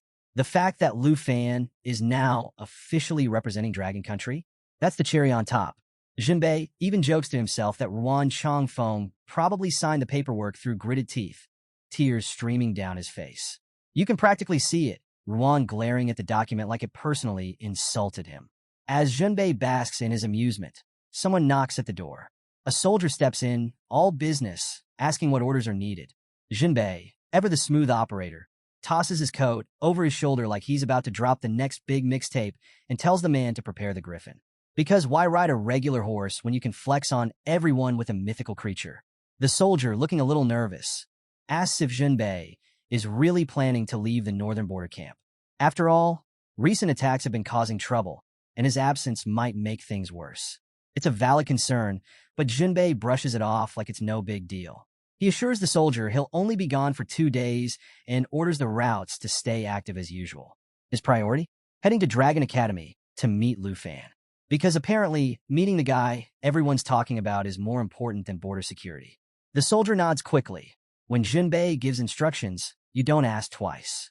Back at Dragon Academy, Lu Fan is sitting in his room, staring at his system screen with a mix of curiosity and unease. He's been thinking about his next destination, over 3,000 kilometers away. And let's be real, even a hero isn't thrilled about that kind of distance. As he scrolls through, he notices something surprising. Wan Chongfeng has officially approved his national trial qualification. You'd think that'd be a relief, but Lu Fan can't shake the feeling that something's still missing. He briefly considers going on a treasure hunt to clear his mind, but the thought of that 3,000 kilometers journey makes him hesitate. This isn't a quick trip.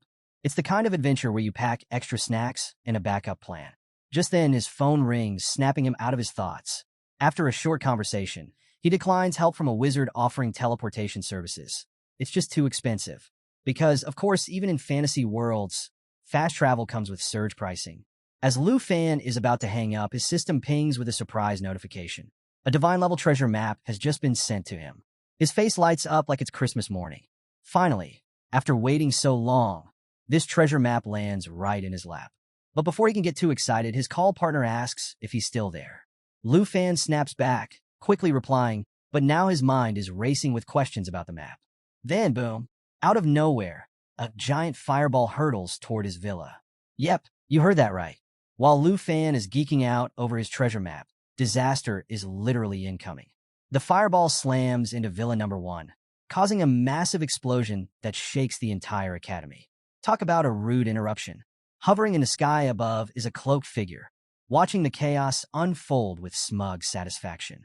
In his hand, he's clutching some kind of mysterious stone, probably thinking he's just pulled off the ultimate villain move. But before he can even start celebrating, the flames are suddenly sliced apart by the claws of Lu Fan's legendary black dragon. That's right. Lu Fan isn't just alive. He's stepping out of the flames completely unscathed, along with the other villa residents. When you've got dragon insurance, explosions are just minor inconveniences. Lu Fan looks up at the cloaked figure, his voice cutting through the chaos as he orders him to stop right there and warns him not to even think about teleporting away. His dragon doesn't wait for permission. It charges straight at the figure, slamming into him and knocking back his hood. And who's behind the mask? None other than the teacher who was standing with the principal during the envoy assessment. Plot twist. Even in the middle of all this chaos, Lu Fan somehow keeps his cool. He calls out to someone on the ground, telling them to contact the fire department, while the rest of the villa's residents scramble to ensure everyone is safe. Because hey, even in a showdown with a cloaked villain, safety comes first. So, Chinchou wastes no time calling out what just happened. The hooded man had ambushed them with one clear goal: wipe them out. No warm-up, no hello, just straight-up murder vibes. The teacher, now fully embracing his role as the villain of the day, sneers at Lu Fan and declares that since he's been spotted, the only option left is to bind him. Because apparently, tying up the hero with magical fire chains is the go-to move when you're caught red-handed. With a dramatic flourish, the teacher casts a blazing binding spell, locking Lu Fan in place. It's like a magical timeout, but with flames.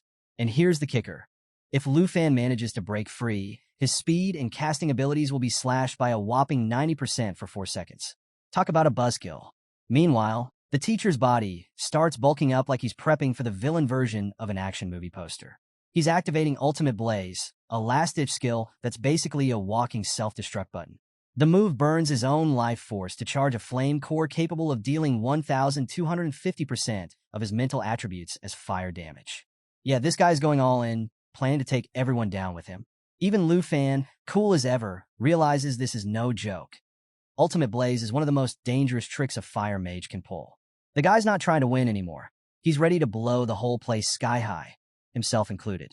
Qin Xiao and Jian Ying immediately spring into action, weapons raised, shouting that they've got Lu Fan's back.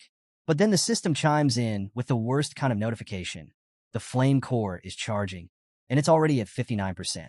Yep, we got ourselves a ticking time bomb. The hooded teacher, now looking more like a fire-filled piñata, taunts Lu Fan, saying there's no escape and death is inevitable. Gotta love a confident villain, even when he's puffing up like a balloon ready to burst. At 72% charge, Lu Fan stays cool under pressure, literally, and commands his Jade Dragon to cast Eternal Guardian. The Jade Dragon springs into action, throwing up a massive barrier to shield Qin Xiao, Jian Ying, and the legendary Black Dragon. Because when you've got a squad, you protect the squad. But here's the kicker. Lu Fan himself is still trapped in those crimson chains, unable to move. Meanwhile, the flame core hits a terrifying 96%, and it's clear the old man is seconds away from blowing everything sky high. Lu Fan, still bound but ever defiant, materializes his big black machete, glaring at the man and calling him crazy. And honestly, that feels like an understatement. Just as the core is about to detonate, something unexpected happens. Out of nowhere, the Brahma staff pierces through the old man's stomach, interrupting his ultimate blaze skill at the last possible second. The entire battlefield freezes. Even Lu Fan looks shocked as the principal's staff saves the day in the most dramatic way possible. Because when your principal shows up wielding a magic staff, it's less school rules and more epic hero entrance. The old man, now visibly frustrated, tries to reignite his plan, but the principal isn't having it. The Brahma staff strikes again, delivering a final blow. The old man collapses, his self-destruct scheme falling apart as he hits the ground. It's safe to say his villainous plan failed, spectacularly. As the dust settles, Lu Fan lands gracefully, just as Teacher Gu and his aunt, Hank, rush over to check on him. Hank, in full protective aunt mode, has tears streaming down her face, clearly terrified something might have happened to her nephew. Dragons, explosions, and magical self-destruction aside, family priorities stay the same. But Lu Fan reassures her with a calm smile, telling her not to worry. Qin Xiao races over too, concern etched across her face, and asks Lu Fan who the hooded man really was. Lu Fan answers that it was the same fire mage present during the envoy assessment. Plot thickened. Nearby, Vice Principal Zhao stands over the remains of the old man, looking completely stunned. He admits he never expected such an extreme betrayal. An honorary professor, no less, attempting murder right in the middle of the academy. Even Lu Fan is baffled, struggling to understand how someone so respected could go this far. But Hank is not in the mood for confusion. Furious, she demands that Vice Principal Zhao launch a full investigation, reminding him that her nephew's life was on the line. Qin Xiao, equally outraged, points out just how far the professor was willing to go. He'd rather blow himself up than face the consequences. I mean, that's commitment to being a sore loser if I've ever seen it. Zhao, clearly shaken, tries to reassure everyone, promising to get to the bottom of it. The next morning, we're back in the principal's office, where the usually composed leader looks rattled. He's deep in thought, reflecting on the murder attempt. Even though he managed to intervene in time, he knows this is just the beginning. It's like a bad sequel waiting to happen, more villains, more danger, and probably more explosions. The treacherous professor had been part of the academy for years, and no one had suspected a thing. The principal can't shake the thought that, if he'd been just a second too late, the consequences would have been catastrophic. As the principal sits in silence, his thoughts are interrupted by a familiar voice. Duke Junbei has entered the room, and his first order of business? Criticizing the tea. Yep, nothing says urgent meeting like complaining about bland tea. Junbei, clearly unimpressed with the refreshments, jokes that the principal's office needs better drinks. The principal, visibly annoyed, glares at him, and Junbei quickly changes the subject, laughing it off and assuring the principal he's been paying attention. Classic Junbei. The Duke then explains why he's here. After everything that's gone down, he figured the principal might want to know what's happening in the north, and to meet Lu Fan in person, of course. The principal snaps back to reality, realizing he's been talking about Lu Fan for far too long. Apologizing, he shifts the conversation, asking if Junbei has completed his mission in the far north. Junbei waves off the question, saying the mission's still ongoing. Apparently, even dukes can't escape the grind. But Junbei adds that with the recent attempt on Lu Fan's life, and with the academy leadership tied up investigating, he's more than willing to step in and help lighten the load. because when the going gets tough, the Duke brings a griffin and a lot of sass. So, the principal is sitting there trying to figure out what the Duke is getting at, and the Duke, being his usual straightforward self, lays it all out. He plans to take Lu Fan to the far north. Why? Well, it's not because Lu Fan is bad at dodging assassins. Clearly, that's a skill he's got down. But because trouble seems to follow him around like a needy puppy. The Duke argues that taking Lu Fan with him will not only keep him safe before the national trials, but also protect everyone else who's constantly getting caught in a splash zone of chaos. The principal raises an eyebrow, still not entirely convinced. He wonders why the Duke, a big-shot figure in the north, would bother with a student, albeit one who collects dragons like their Pokemon. It's a bit of a stretch, like sending Gandalf to babysit a rookie wizard. But the Duke? Totally unfazed. He casually grabs a bottle of wine, pours himself a glass, and starts explaining how he's been keeping an eye on Lu Fan for a while. Apparently, Lu Fan's growth has been nothing short of legendary, like the guy's been training for the Olympics of dragon wrangling and magic. The principal, nodding along, seems almost convinced, but he throws in a condition before agreeing to the plan. He tells the Duke he has to guarantee Lu Fan's safety. Now, that's a tall order considering Lu Fan seems to attract life-threatening situations like their party invitations. The Duke, sipping his wine like it's tap water, grumbles about the terrible taste and brushes off the concern. Clearly, protecting Lu Fan is less stressful than finding decent booze. Meanwhile, over at the front gate of Dragon Academy, a fancy car rolls up, and guess who steps out? Princess Jinju. Surprisingly, she's looking calm and happy for once because her big brother, Jin Chunghan, has come to visit. For a brief moment, she almost seems sweet. Almost. But let's not get ahead of ourselves. This is Jinju we're talking about. As soon as she starts talking to her brother, she's already plotting revenge, asking if he's going to help her settle the score with Lu Fan. Jin Chunghan, acting like the perfect sibling accomplice, assures her that he'll take care of it. But we all know this lesson is probably going to involve less advice and more punches. Back at Villa Number 2, Black Rat, Lu Fan's informant, checks in to confirm if Lu Fan received the treasure map. Lu Fan assures him the payment is on its way, proving that even in the middle of murder attempts, our guy keeps his treasure-hunting business running smoothly. Black Rat, though, can't help but ask why Lu Fan suddenly went offline last night. It's like he vanished into thin air. He's relieved to hear Lu Fan is fine, especially since no one else would dare buy such a dangerous map. But Lu Fan? Dangerous treasure maps are basically his weekend plans. After a quick exchange, Lu Fan cuts the call, brushing off Black Rat's concerns. Just as he's about to leave, Jian Yang approaches him. She asks if he's really planning to leave, her voice tinged with worry. Lu Fan hesitates, admitting that he's still concerned about the villa's safety after last night's attack. He's considering delaying his trip until the investigation wraps up. Because who leaves in the middle of a literal murder mystery? Jian Yang, clearly still shaken, confesses that none of the ladies slept well last night. They all stayed upstairs, too tense to rest properly. She tells Lu Fan to let them know when he's ready to leave and says her goodbyes to everyone. Lu Fan thanks her for keeping the group together during all the chaos. Suddenly, the doorbell rings, cutting through the quiet moment. Thinking it might be Vice Principal Zhao with the investigation results, Lu Fan heads to the door, only to find a complete stranger standing there. The man, looking nervous but trying to act calm, quickly reassures Lu Fan that he's not here to cause trouble. Because, of course, nothing says, "Trust me," like nervously announcing, "I'm not dangerous." The man explains that he had to subdue the villa's bodyguards because, well, they attacked him first. Apparently, the bodyguards run on a strict punch first, ask questions never policy. Now Lu Fan is standing there, machete in hand, sizing the guy up. He's torn between attacking and negotiating, leaning more toward the "let's solve this with sharp objects" approach. Just as the tension reaches its peak, Qinxiu comes down the stairs and casually addresses the stranger as Uncle Tuesday. Lu Fan's confusion levels hit an all-time high. Uncle Tu? The same guy who just wrecked his bodyguards? The pieces start clicking together, but not before Lu Fan questions his entire bodyguard hiring process.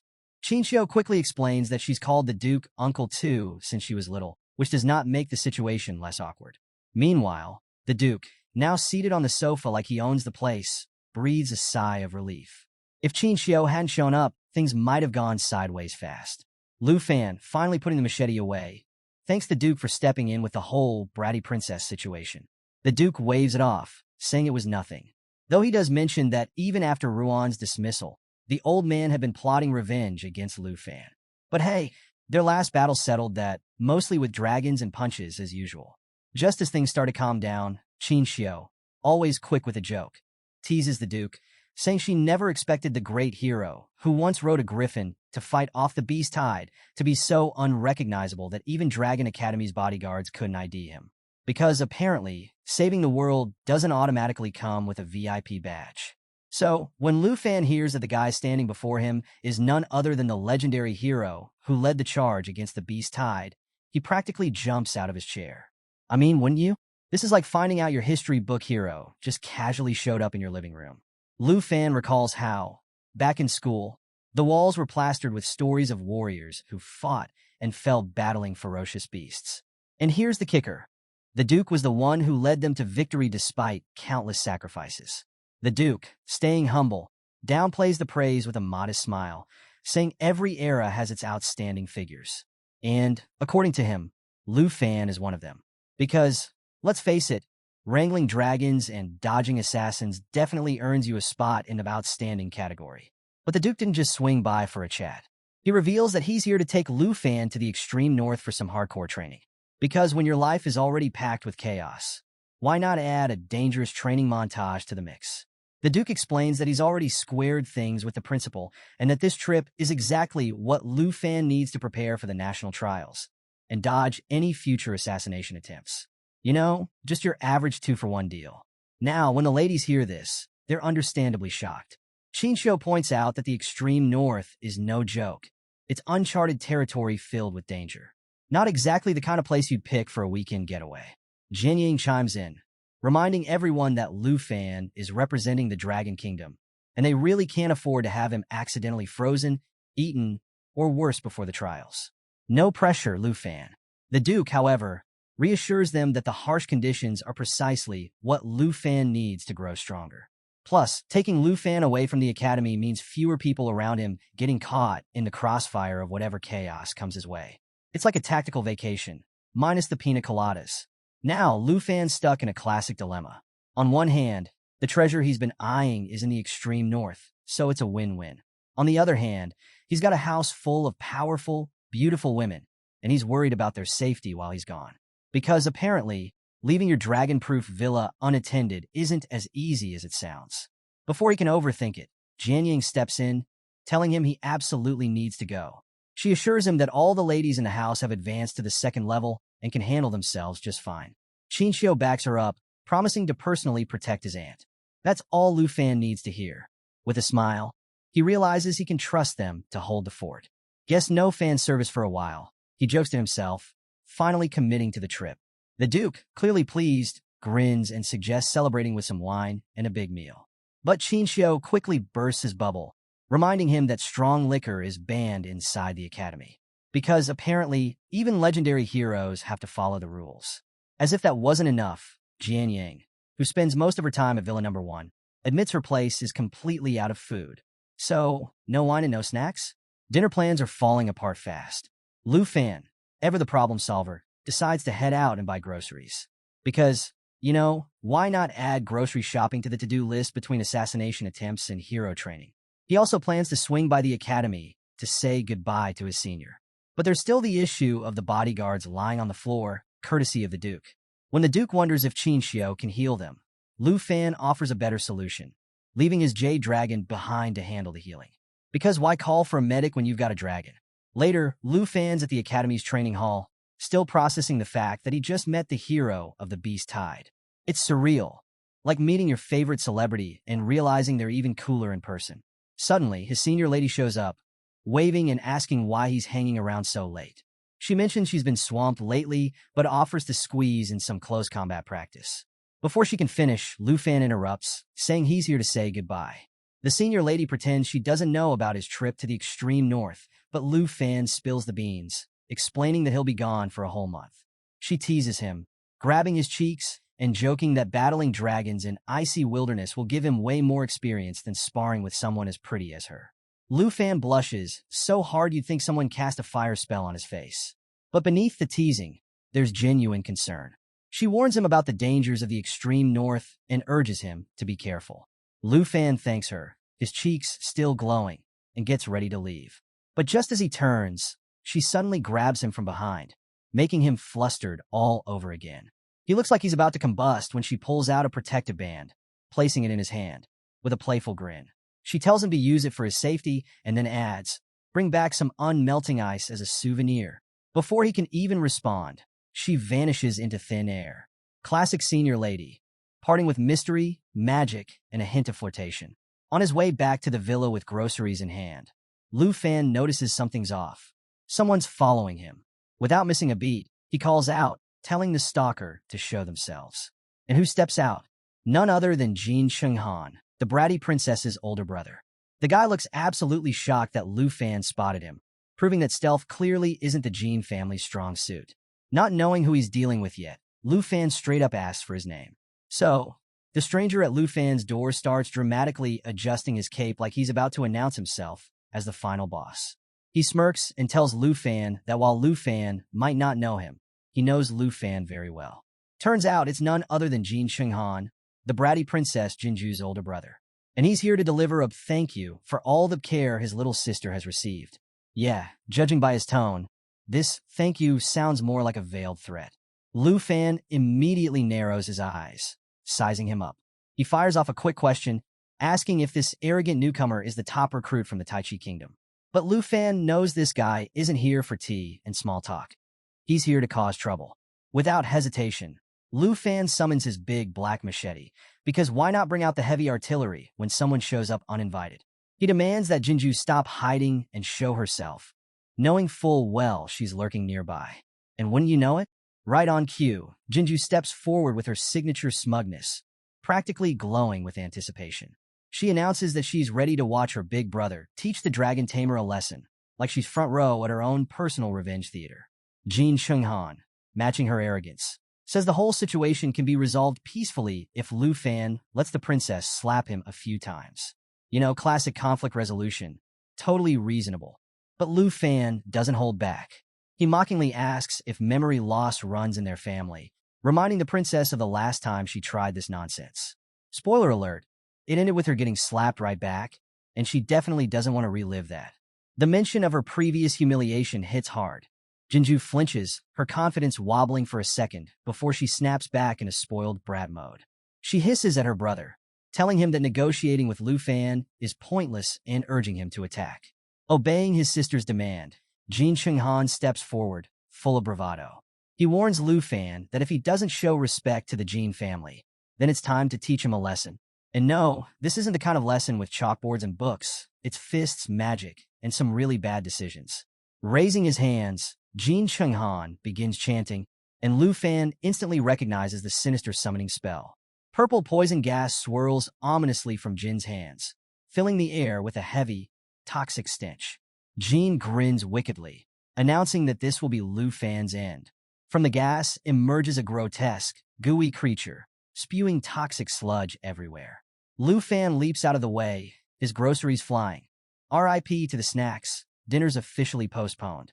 As the acid melts through everything it touches, Lu Fan realizes he needs to avoid it at all costs. But then it gets even weirder. The creature starts morphing, its shape shifting until it takes on the face of Jin Chunghan. Because, apparently, one arrogant Jin wasn't enough. Now there's two. The real Jin Chunghan and his monstrous twin begin walking toward Lu Fan, their matching expressions both menacing and infuriating. Lu Fan quickly realizes this abomination is an abyssal crawler, a nightmare creature straight out of horror stories. Just as things are about to go from bad to worse, a piercing screech echoes through the air. Lu Fan spins around to see a massive, legendary quality mount swooping in. It's the extreme cold Griffin King. And let me tell you, it's the dramatic rescue moment we've all been waiting for. The Griffin King wastes no time, diving straight for the abyssal crawler and tearing into it with icy ferocity. Even Jin Chunghan is stunned, his jaw practically on the floor as his prized summon gets shredded. Before anyone can figure out what's going on, a figure leaps off the Griffin King, landing with a flourish. It's none other than Duke Yunbei, looking every bit the hero we know he is. The Duke doesn't bother with pleasantries. He demands to know why Jin Chunghan is outside his domain, his voice calm but deadly.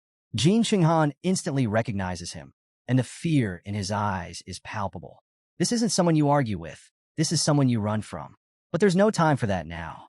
The Duke raises his staff, elongating it in one swift motion.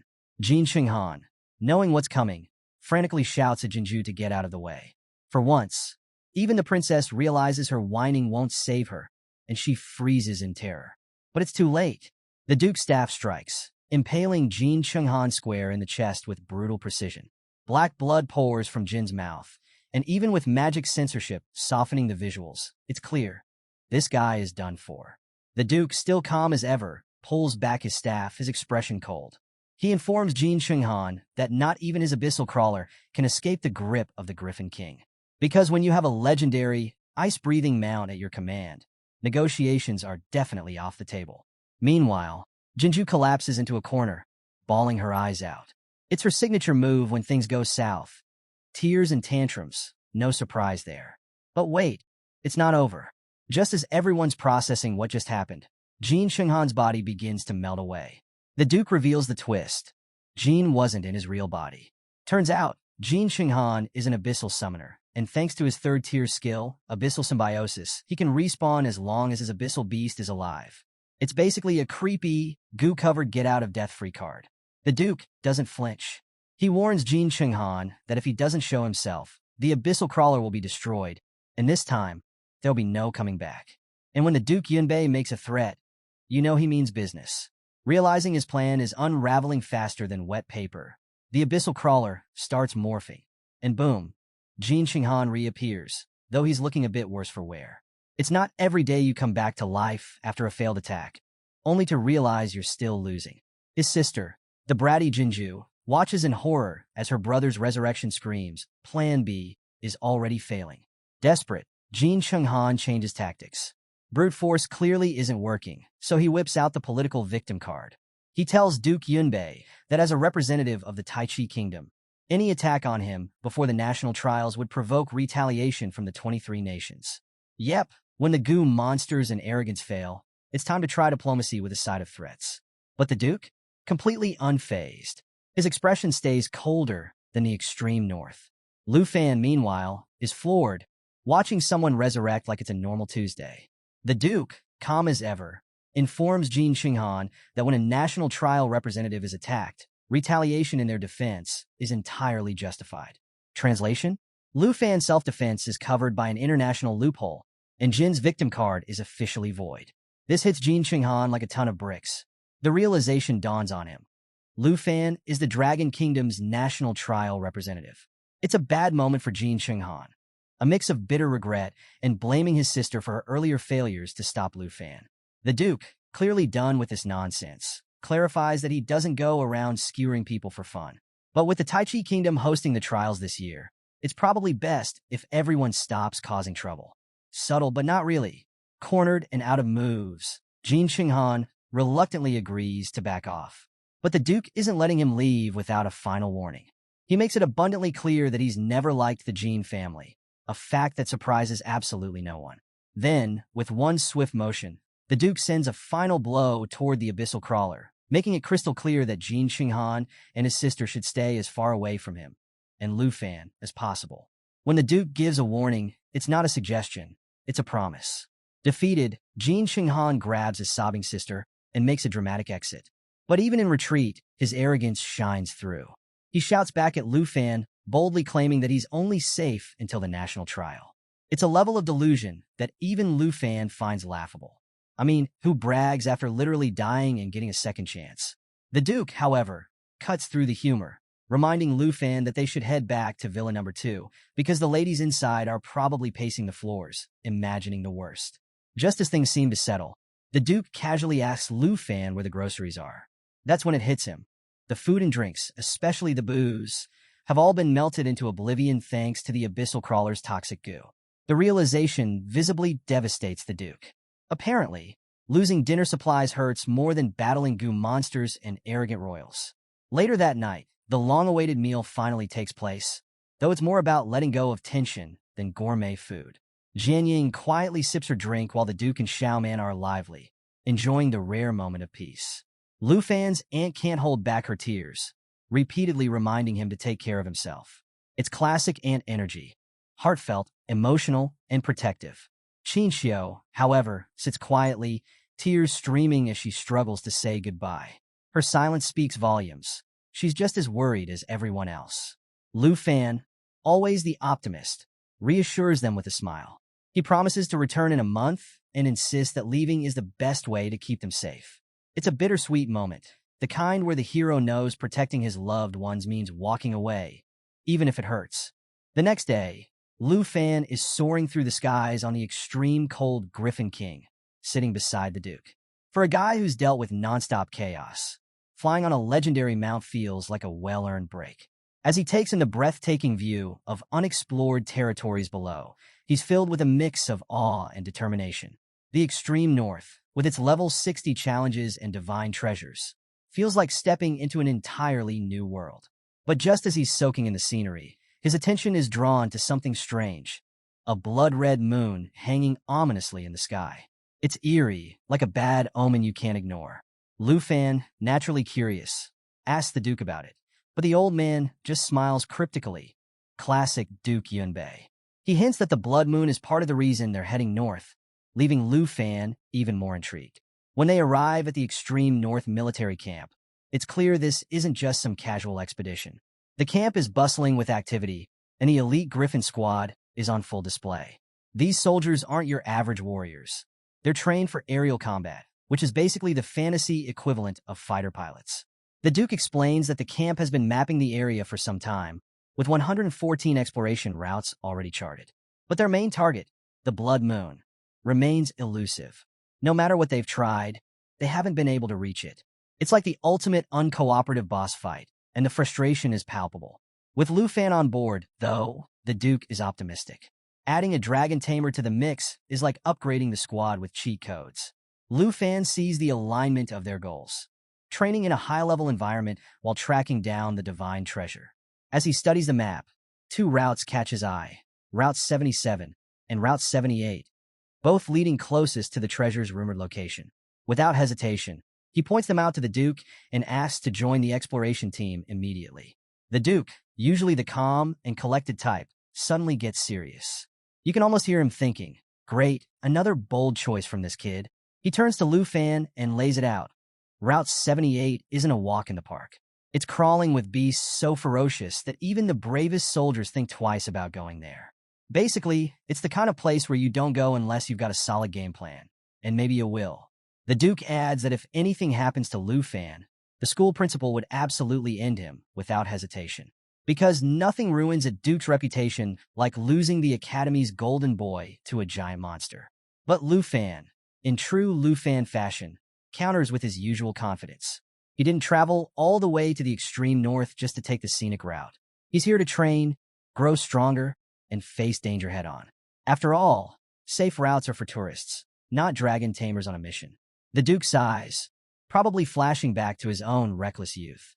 With a flick of his wrist, he activates an inventory portal because pulling magical weapons out of thin air is just part of his Tuesday routine. He chuckles, mentioning that Lu Fan's eagerness reminds him of the dumb decisions he used to make back in the day. Ah, nostalgia. From the portal, the Duke pulls out a crimson bow, and Lu Fan's eyes immediately light up. This isn't just any bow. It's a level 70 legendary weapon. You can almost hear Lu Fan's inner monologue screaming, "Is this real life?" The Duke hands it over casually, telling Lu Fan he'll need it to survive what's ahead. Lu Fan blushes slightly, a little overwhelmed by the gift, but the Duke waves him off, saying, "Quit acting modest. Just take it. It's not like I'm giving you socks." The Duke makes it clear that Route 78 is no joke, and Lu Fan is going to need every edge he can get. Lu Fan nods, promising he's ready for the challenge. The Duke, ever the jokester, adds that if he were still young enough to wield the bow, Lu Fan wouldn't be getting it. But hey, one man's too old for this is another man's treasure. Just then, a soldier arrives with a military uniform, and the Duke insists Lu Fan put it on before they head closer to the Blood Moon. Because nothing says ready for battle like a fresh new fit to match your legendary weapon. Lu Fan suits up, brimming with excitement, and declares that he's ready to go. It's clear he's itching to dive into the chaos ahead. Later, as they soar through the sky on the extreme cold Griffin King, the Duke can't help but poke fun at Lu Fan. He teases, asking why a dragon tamer is riding a griffin instead of one of his dragons. Lu Fan sheepishly admits that his dragon's level isn't high enough yet to unlock the necessary skills. Basically, it's like having a sports car, but not knowing how to drive it. Embarrassing, but full of potential. The Duke laughs, taking a swig of his drink, and jokes that maybe Lu Fan should join the Griffin squad. Once he learns how to properly ride his dragons, of course. But their banter is cut short when Lu Fan spots something ominous. Owl demons circling in the distance. These level 60 monsters are infamous for their eerie calls that drive their targets insane within seconds. It's like a bad horror movie, but worse. Even as the owl demons approach, the Duke stays perfectly calm, sipping his drink like it's just another boring meeting. Before Lu Fan can get a warning out, the Duke materializes his staff with lightning-fast reflexes. He casually tells Lu Fan to stay sharp, reminding him that the reaction speed required for Route 78 isn't a joke. Lu Fan quickly realizes he's not in the safety of the academy anymore. This is the real deal, no do-overs. As the Griffin squad makes it closer to the Blood Moon, Lu Fan finally gets a clear look. But what he thought was a moon is actually a giant eye. Yep, you heard that right, a colossal eyeball embedded in the mountains, staring ominously into the distance. It's the kind of thing that makes you question all your life choices. The Duke explains that somewhere deep within these mountains lies a massive creature. The problem? No one knows what it is. Not even his legendary Griffin squad has been able to figure it out. Lu Fan studies the landscape and notices that the surrounding mountains seem to form the shape of half a dragon's head. He starts to wonder if the creature could actually be a dragon, but there's no way to confirm it. Whatever it is, it's so massive and terrifying that even the Duke's Griffin was too scared to get close. And when a legendary Griffin gets spooked, you know you've got a problem. Hoping for some answers, Lu Fan opens his system window, only to find nothing. The system can't identify the creature either. It's a rare moment where even Lu Fan's cheat codes fall short, leaving him feeling more curious and uneasy than ever. The Duke, sensing Lu Fan's thoughts, breaks the silence. He points out that their world is still filled with uncharted territories and mysterious creatures humans haven't even begun to understand. Many of these areas remain untouched, waiting for someone brave or reckless enough to explore them. And if that someone happens to enjoy a stiff drink while leading a legendary squad, well, that's just a bonus. The Duke, ever the cool and collected leader, reflects on the first time he encountered the giant eye. It was supposed to be a straightforward mission, a simple extraction to save some teammates from a horde of owl demons. But because nothing is ever simple in the extreme north, an avalanche hit mid-battle, and as they fought to survive, the giant eye opened in the middle of the mountain, staring down at them like something straight out of a nightmare. Talk about derailing a rescue mission. That was over a year ago, and since then, experts from all over have tried to figure out what this creature is. The only thing everyone agrees on? It's alive. And the Duke knows one terrifying truth.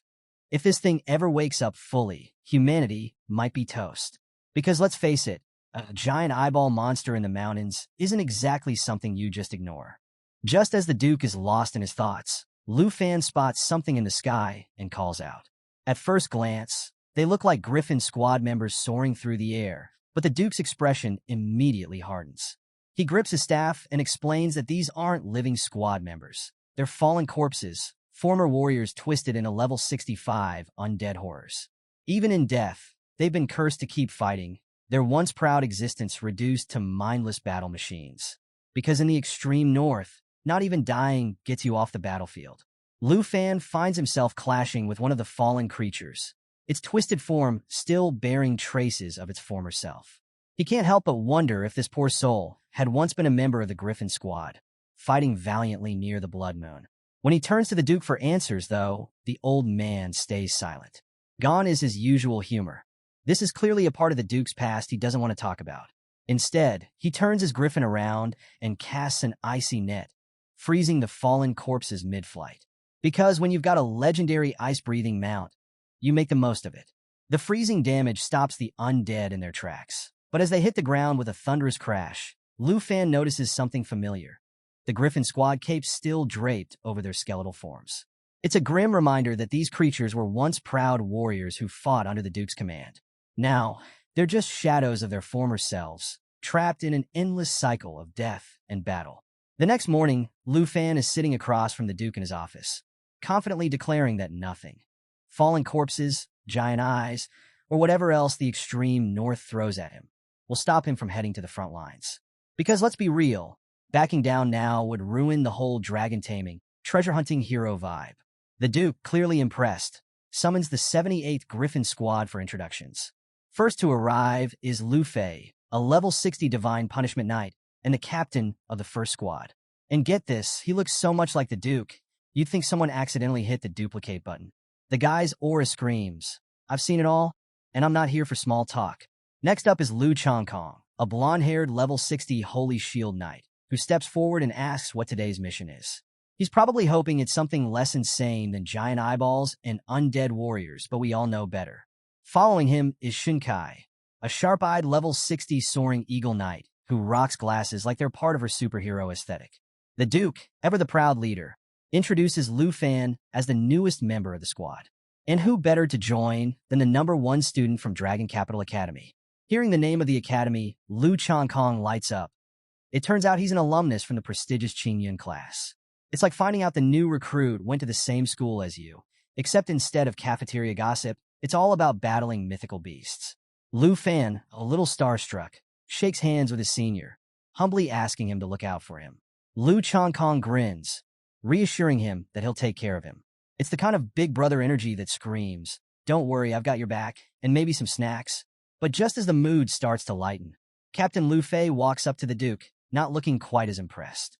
He questions whether it's wise to send a college student on a mission in the extreme north. I mean, can you blame him? It's like sending an intern to defuse a bomb. Not exactly standard protocol. Captain Lu Fei makes it clear that the squad doesn't have time to babysit, and the mission is far too dangerous for someone so green. The Duke, not one to have his authority questioned, shuts that down fast. With a serious look, he reminds his brother, because, surprise, Lu Fei is the Duke's sibling, that he doesn't joke about these decisions. If Lu Fan faces danger, or even death, that's his problem. The battlefield doesn't come with safety nets. Then, in classic Duke style, he drops the hammer. Lu Fan is now officially a member of the 78th Griffin Squad. No special treatment, no babysitting, just trial by fire like everyone else. Even Captain Lu Fei, though reluctant, agrees. He orders Shinkai to take Lu Fan to the squad meeting room for a mission briefing. Shinkai, however, looks less than thrilled. Her expression says, "Great, I'm stuck with the new guy." But orders are orders, so she begrudgingly complies. The scene shifts to the 78th Squad's meeting room, where Captain Lu Fei kicks off the briefing. He announces that a massive blizzard is barreling toward them and will hit in 4 days. Because, naturally, nothing says fun mission like a looming natural disaster. With the clock ticking, the squad has exactly 2 days to explore Route 78 and 2 days to travel back. Yep, no pressure. It's just a race against time and Mother Nature. Lu Changkong, ever the logical one, points out the obvious. 2 days isn't much time to explore properly. But Captain Lu Fei, as stern as ever, declares that the mission's success will be measured by whether they clear 100 miles. Easy, right? Not so fast. Shinkai, with her trademark sarcasm, pipes up, saying that with a student on board, ahem, looking at you, Lu Fan, 100 miles might be pushing it. Clearly, she's still not sold on having the academy rookie join the team. While Shinkai grumbles and Lu Changkong tries to keep the peace, Lu Fan stays quiet, eyes locked on the map. He's already plotting his own path, mentally strategizing how to locate the divine-level treasure map he's hunting for. Because when you're on a team mission, obviously, you sneak in a side quest. Captain Lu Fei, however, shuts down the chatter and orders everyone to prep their griffins. They're leaving in 15 minutes. Shinkai, never one to miss an opportunity to complain, mutters about how they're being treated like machines, sent into the wild with zero regard for the incoming blizzard. But hey, when has a little weather ever stopped a squad like this? When it's Lu Fan's turn to prepare, Captain Lu Fei tells him to leave his mount in the stables for safekeeping.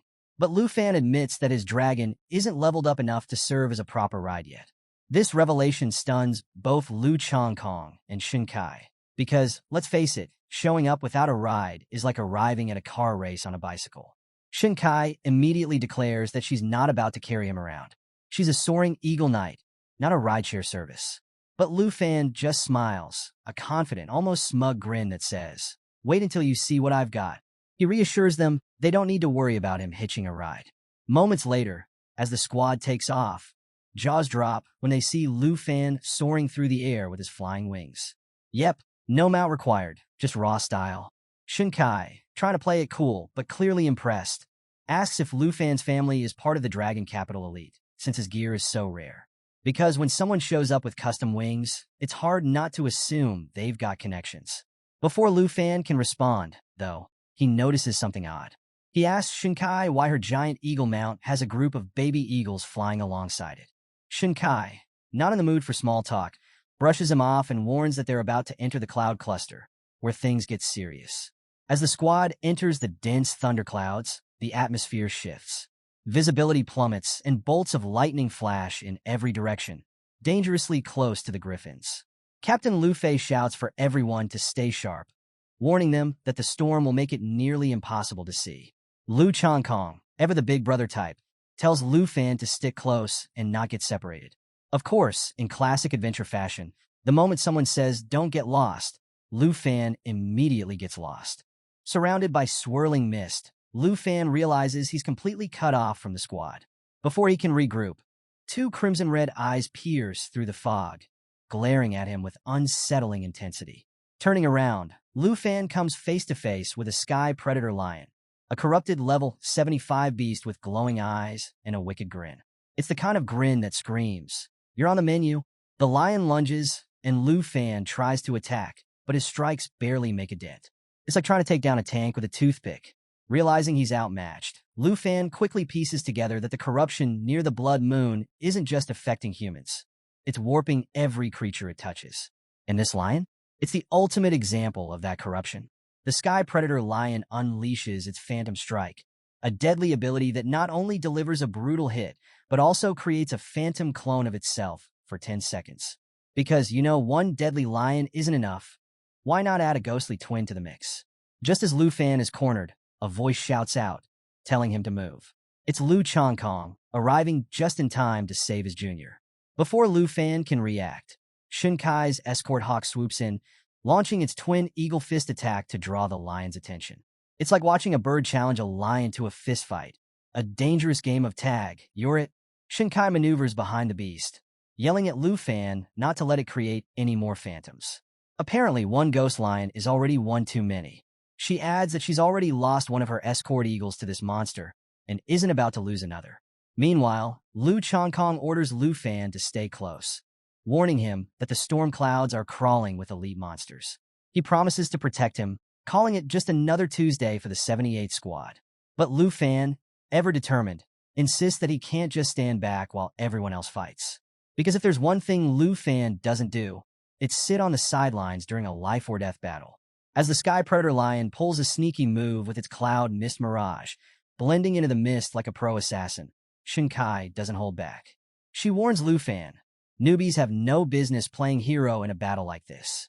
This isn't the time to be the main character. It's the time to not get us all killed, she snaps. Shunkai's tone is sharp, but she's got a point. This isn't the kind of fight where you can go rogue and hope for the best. Lu Changkong, always the steady one, reassures Lufan that they've got this covered. He reminds everyone that they've relied on Captain Luffy for far too long. It's time for the squad to prove they can handle the Sky Predator Lion on their own. After all, taking down a giant corrupted lion is the perfect way to prove you're ready for a Griffin squad badge. Because apparently, in this crew, promotions are earned by battling nightmare-level monsters. But before they can make their move, the squad hears an eerie voice echoing through the mist. It's low, ominous, and definitely not coming from the Sky Predator Lion. Even Lufan can feel the shift. Something much worse has entered the fray. Shunkai and Lu Changkong, both visibly shaken, shout for Lufan to run. They don't need to explain. The name alone says it all. The Heaven Devourer. This corrupted monstrosity isn't just any monster. It's a living apocalypse. As Lufan glances up, he sees it. A massive, whale-like beast hovering above the cloud cluster. Picture Moby Dick, but way angrier and giving off all-in-the-world vibes. It's even bigger than the legendary Black Dragon in its world-destroying form. And that realization sends a cold chill down Lufan's spine. Before he can fully process what's happening, Captain Luffy swoops in like the MVP he is, shouting at Lufan to stop staring and start flying. Because if there's one rule when facing a giant death whale, it's this: don't stand around like a deer in headlights. Even Lu Changkong, usually confident to a fault, starts to lose hope. But Shinkai snaps him out of it, reminding him that the cloud cluster is already crawling with corrupted corpses, and anything tainted by the blood moon is a lost cause. Lu Fan, meanwhile, realizes the sheer scale of the problem. The Heaven Devourer doesn't even have life energy.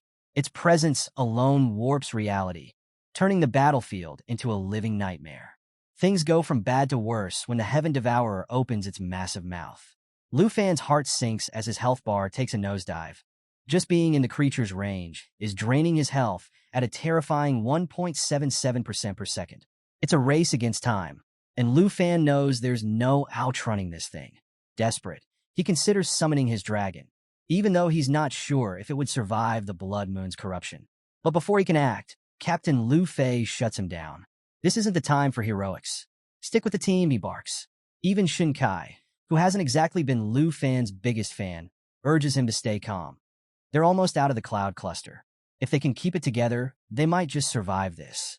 And then, just like that, they burst out of the storm. Shinkai breathes a sigh of relief, announcing that the worst is over. But Lu Fan can't shake the question. Why did the Heaven Devourer suddenly stop chasing them? Captain Lu Fei explains that once the creature leaves the cloud cluster, it can't sustain itself in open air. It'll fall to the ground, taking itself out in the process. Turns out even boss monsters have weaknesses. You just have to know how to exploit them.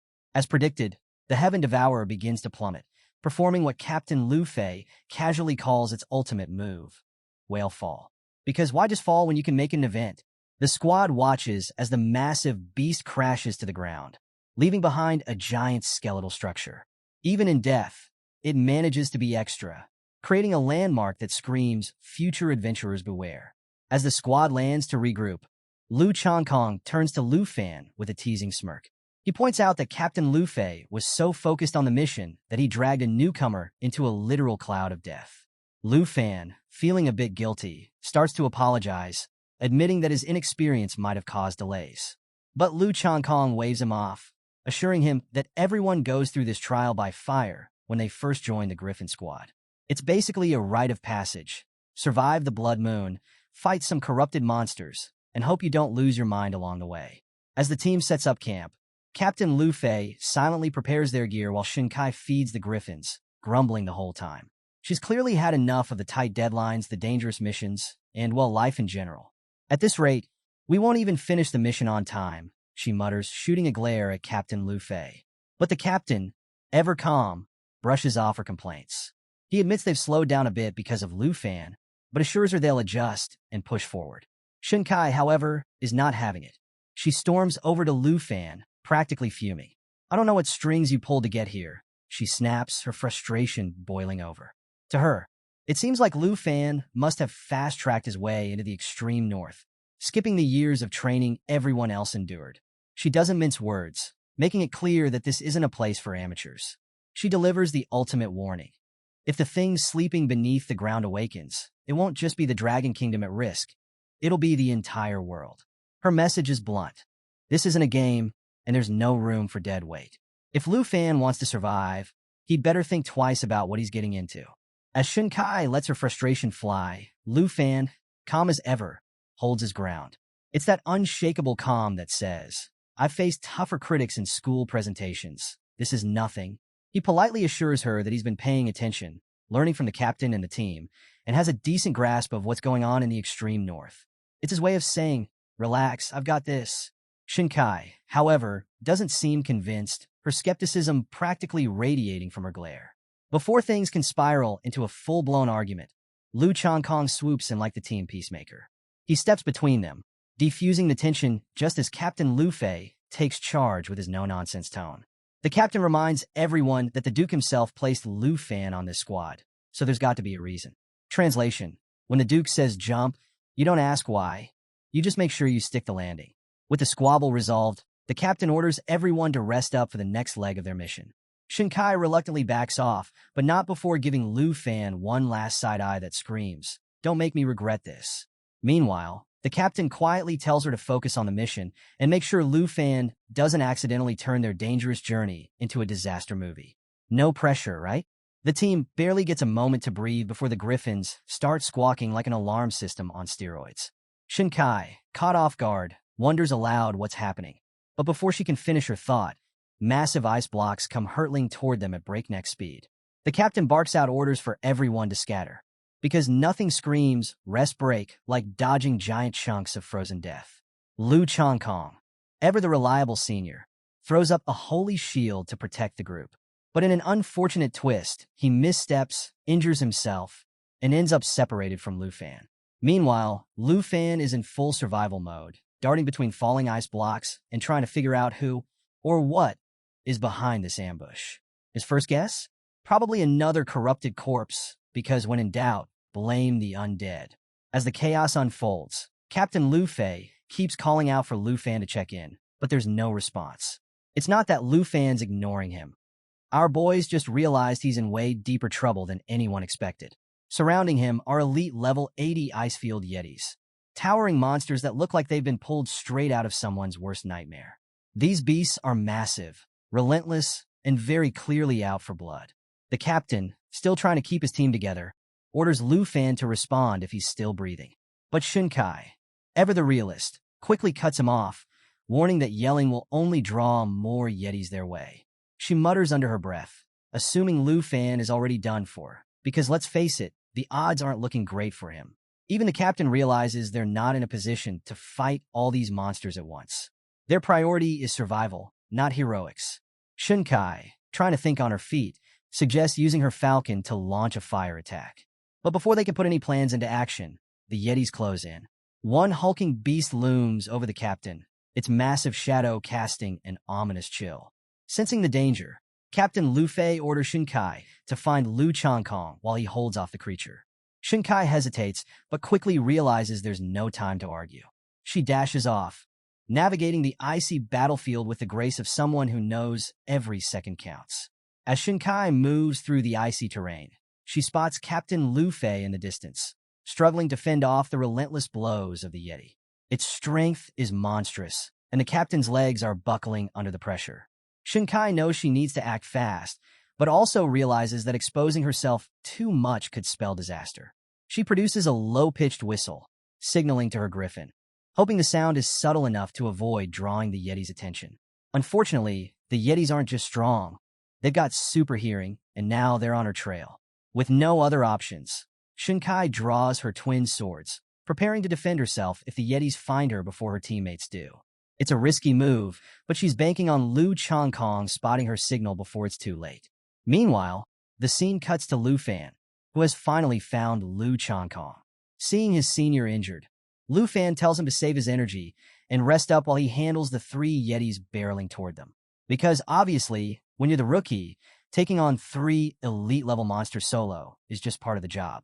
Lu Fan materializes his trusty big black machete, standing his ground as the Yetis close in. Lu Changkong, lying injured, watches in disbelief. He's convinced Lu Fan has no chance. Facing monsters of this caliber isn't something you just wing. To him, it's like watching someone try to fight a tank with a stick. But Lu Fan, unfazed as always, leaps into action. The Yetis charge, activating their Ice Howl skill, creating shockwaves of freezing energy. One of them swings a massive fist at Lu Fan, aiming to crush him, but Lu Fan reacts with lightning speed. In a single, clean strike, he slices off the Yeti's hand, leaving the beast howling in pain. His Dragon Fang strike, powered up with sky breathing and infused with dragon energy, tears through the Yeti with a ferocity that leaves even Lu Changkong stunned. As the Yeti stumbles, engulfed in flames summoned by Lu Fan's dragons, he doesn't hesitate. Seizing the moment, Lu Fan charges forward, delivering the finishing blow. The massive creature collapses onto the ice, its severed hand lying nearby. Lu Changkong, witnessing the whole thing, is left completely speechless. This rookie just took down a creature that should have been impossible to beat.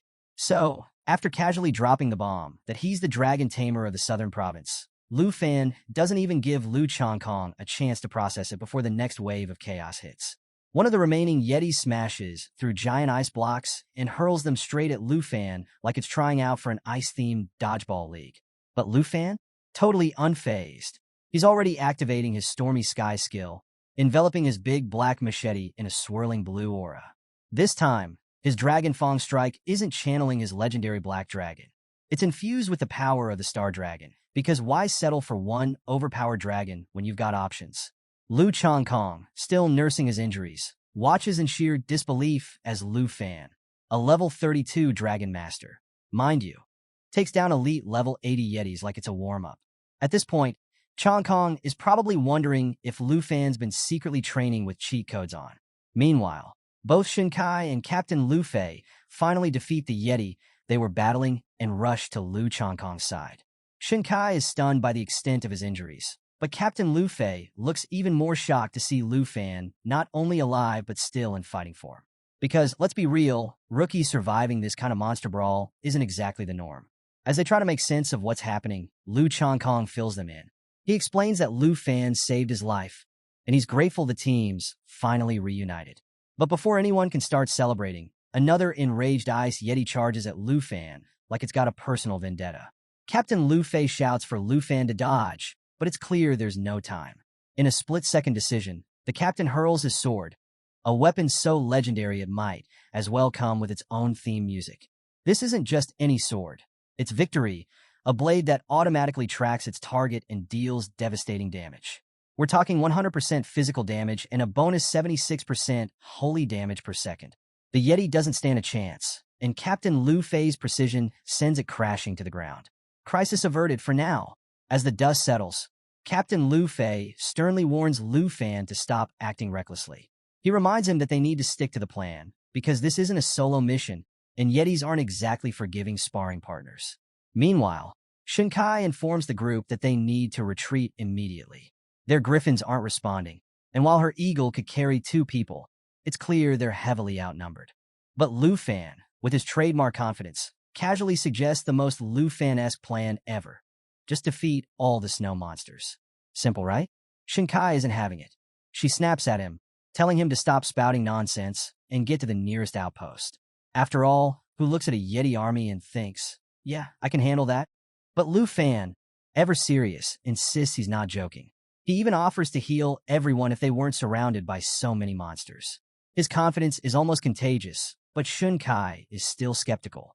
At this point, she's probably thinking Lu Fan's auditioning for the lead role in a Monster Slayer Extreme North Edition movie. Just then, Lu Fan materializes something from his inventory, a crimson bow gifted to him by the Duke. This isn't just any bow. It's the Dark Serpent bow, a weapon so legendary it's basically a celebrity in the world of combat. When Captain Lu Fei sees it, his eyes widen in recognition. This is the bow that once forced back entire armies, and now it's in the hands of a guy who just casually suggested fighting off an entire snow monster horde. Even Shinkai, who was moments away from calling Lu Fan delusional, starts to reconsider. Because when someone pulls out a weapon with that kind of reputation, you can't help but wonder if they might actually know what they're doing. Still, the captain and Shinkai don't have time to argue. They follow Lu Fan's orders to evacuate the injured, leaving him alone on the battlefield. Because if Lu Fan wants to solo an army of Yetis, who are they to stand in his way? As the trio flies toward the outpost, Shinkai can't shake the uneasy feeling that leaving Lu Fan behind was a huge mistake. She's probably replaying the scene in her head, thinking, we just left him in a buffet of Yetis, and he's the main course. But Lu Changkong, ever the optimist, reassures her.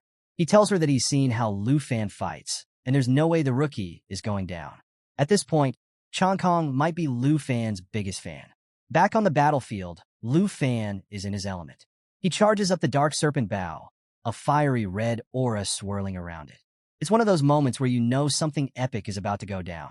The Yetis, relentless as ever, continue their assault, hurling their ice throw attacks. These chunks of ice deal massive damage, and if hit consecutively, could freeze Lu Fan solid for 30 seconds. And let's be real, getting frozen in place while a Yeti horde charges at you isn't exactly ideal. But Lu Fan isn't fazed. He steadies his aim, the bow glowing brighter as he channels its power. Somewhere in the distance, Shinkai and Captain Lu Fei glance back, the tension in the air thick enough to cut with a sword.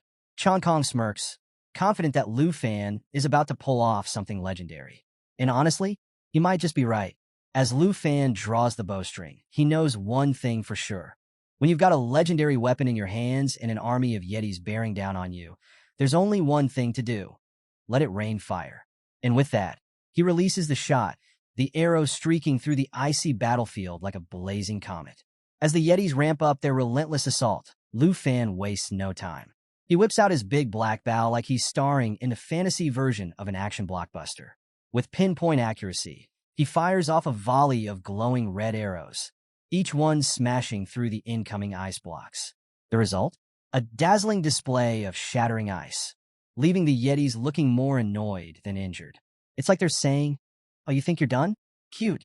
But Lu Fan isn't here for games.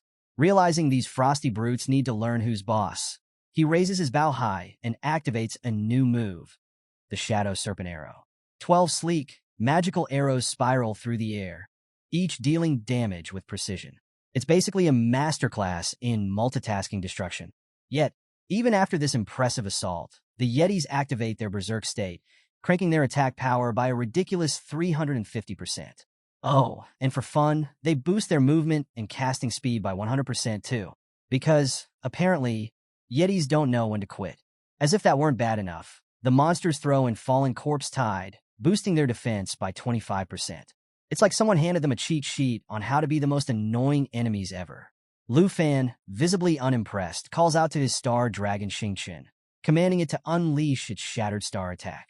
The dragon summons a massive star, glowing with enough destructive energy to make any monster rethink its choices. But just as Xingqian is about to fire, Lu Fan has a better idea. He calls the dragon back, like a chef tweaking his recipe mid-cook, and fuses the Shattered Star attack with his charged Shadow Serpent Arrow, letting the power multiply. By the time he releases the shot, the damage boost has hit 500%. The result? A massive, explosive combo move that even the Yetis pause to reconsider. Wait, maybe this wasn't the best idea. You can almost hear them think. The explosion is deafening, shaking the entire ice field. The shockwave knocks even the griffins off balance, sending Lu Fan's teammates crash landing onto the frozen ground. It's the kind of blast that doesn't just clear monsters, it changes the landscape. When the dust settles, what's left behind is a crater so massive it looks like Lu Fan decided to remodel the extreme north. As the griffins scramble to rescue the team, Captain Lu Fei is the last one pulled out of the ice. Staring at the gigantic crater, he finally understands the sheer power of a dragon tamer when paired with their legendary dragons. It's like witnessing cheat codes in action. Meanwhile, Lu Fan stands tall, casually praising his dragons, Xiaoyi and Xingqian, like a proud parent after a school recital. Except, with more explosions. He commands the legendary black dragon Xiaoyi to clear out any remaining fallen corpses, but before she can take off, a griffin lands nearby, carrying Captain Lu Fei and the rest of the team.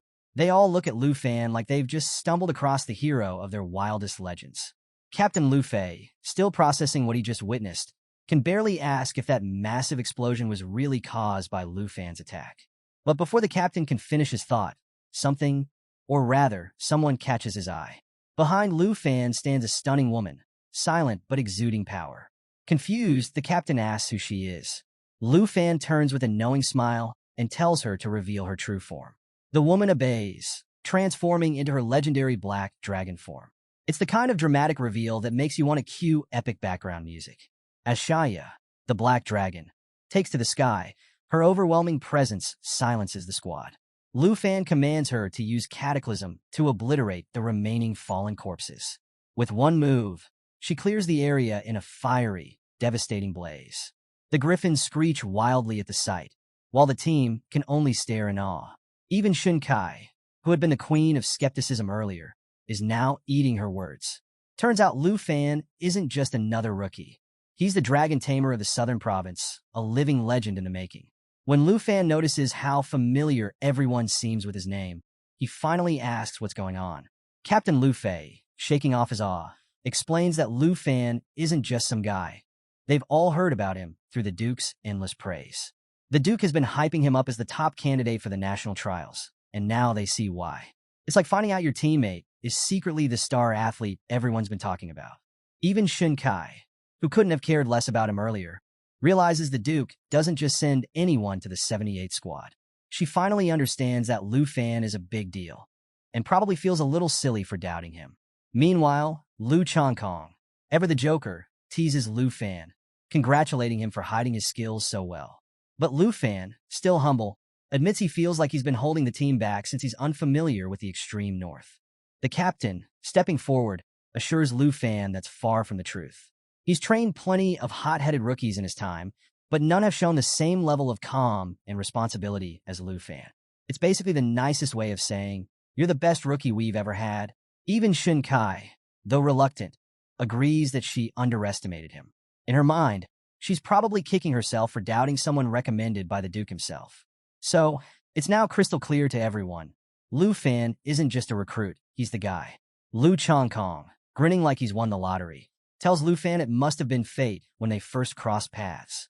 And now, he's planning to rely on Lu Fan to take care of him. Classic move, find the strongest guy in the room and buddy up. Lu Fan, always humble, just smiles and thanks the team for their support. But before things can get too touchy-feely, something jaw-dropping happens. The Black Dragon starts transforming. Yep, right there in front of everyone, she begins to ascend to a more mystical form. And let me tell you, the squad's eyes go wide. It's like watching the ultimate magic trick, but this one comes with a side of, oh no, what's happening? Turns out, the Black Dragon's hit level 30, and with that, she unlocks a second-tier transformation. But that's not all. Her contract with Lu Fan has evolved to Black Dragon 2, and she's gained a shiny new skill called Perception. What does it do? Oh, just the ability to detect any enemies in stealth or disguise. Think of it as the ultimate anti-ninja radar. Now, anyone thinking they can sneak up on Lu Fan? Yeah, they'd better rethink their entire career path. The team is still staring, trying to process what's happening, when Lu Chongkong, ever the curious one, asks what in the world this transformation is all about. Lu Fan, ever the cool customer, casually explains that the Dragon Lady just hit level 30, and with it came some serious stat boosts. It's like she went through dragon puberty and came out an apex predator. Not only has she reached her second-tier transformation, but her attributes are now off the charts. Oh, and ambushes? Yeah, those are officially canceled. Then Chong Kong remembers something. Didn't Lu Fan say earlier that he couldn't ride the dragon because her level wasn't high enough? He's about to bring it up when Lu Fan interrupts him with the smoothest move ever. Out of nowhere, Lu Fan materializes an epic quality dragon saddle. That's right. The moment has arrived. Lu Fan declares that he's officially becoming a dragon rider. And honestly, it's like a mic drop in saddle form. Now, this isn't just any saddle. It's next level. With this bad boy, Lu Fan doesn't just ride the dragon. He levels up their entire combat potential. Mounted mode boosts both their stats, and all of Lu Fan's attacks get infused with dragon energy, turning him into a flying, long-range, fire-breathing powerhouse. The squad watches in awe as Lu Fan prepares to claim his rightful place as a true rider. Then it happens. The Black Dragon bursts into flames, going through her second transformation right before their eyes. The sky lights up with fiery intensity as she takes on her new, majestic form. She's no longer just a dragon. She's a full-fledged adult Black Dragon, radiating raw power and grace. Even the normally stoic captain can't hide his shock. It's like the dragon just went from being super cool to how do we even deal with this? The captain, realizing what a big deal this is, decides to offer Lu Fan a military saddle. It's a rare item that boosts dragon stats by 10%, a huge advantage for most riders. Even Shinkai, who's been warming up to Lu Fan, chimes in, telling him that 10% of a dragon's stats is no joke. But Lu Fan, ever the gentleman, politely declines. He explains, casually, that he's already using a 100% attribute transfer saddle specifically made for legendary dragons. The captain and Shinkai are floored. Shinkai, who was already impressed, now looks like she's questioning all her life choices. Meanwhile, Lu Chongkong, realizing there's no point in doubting Lu Fan anymore, just laughs. Of course he has the best gear. He's probably thinking, it's Lu Fan. Then the Black Dragon lands, and here's where things get adorable. She immediately starts licking Lu Fan's face, her way of showing just how happy she is after leveling up. Imagine a giant, world-destroying dragon acting like a puppy. It's weirdly wholesome. The captain, watching this, quietly realizes how far out of their league Lu Fan is. Even Shinkai, who started the day thinking Lu Fan was a burden, is now looking at him like he's the coolest person alive. She starts daydreaming about having gear as amazing as his, but the captain quickly snaps her out of it with a sarcastic, "You riding a dragon or a griffin?" Classic burn. Lu Fan, meanwhile, thanks his Black Dragon for being his rock through all the chaos. He promises her that from now on, They'll face every challenge together.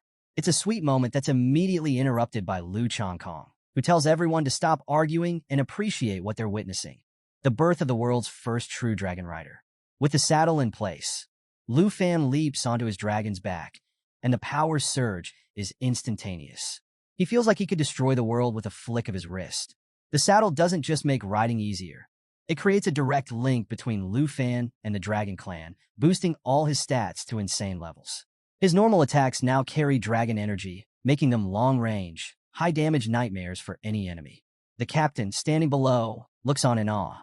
Even Lu Changkong, who spent years building his strength, realizes there's no comparison. Seeing Lu Fan rise to this level makes him question every decision he's ever made. It's like watching someone casually surpass all your achievements without even trying.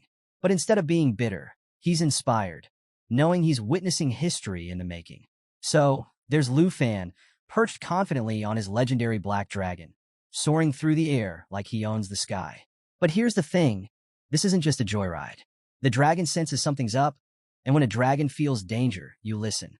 Lu Fan, never one to ignore his trusted mount, commands her to activate perception, and suddenly her eyes light up, detecting hidden enemies lurking nearby. It's not long before the dragon reveals the threat: snow moths. Now, if you've never heard of them, let me break it down. They're like vampiric mosquitoes from your worst nightmare. They hide in the snow, completely invisible, and once they latch on, they drain your health like it's going out of style. 10% per second, to be exact. The captain spots them and immediately yells for the squad to keep their distance. These things are no joke. But let's be real, this is Lu Fan we're talking about. Running isn't exactly his style. Instead, he's hyped, ready to turn these deadly pests into target practice. With his legendary black dragon by his side, he synchronizes their movements like it's a deadly dance routine.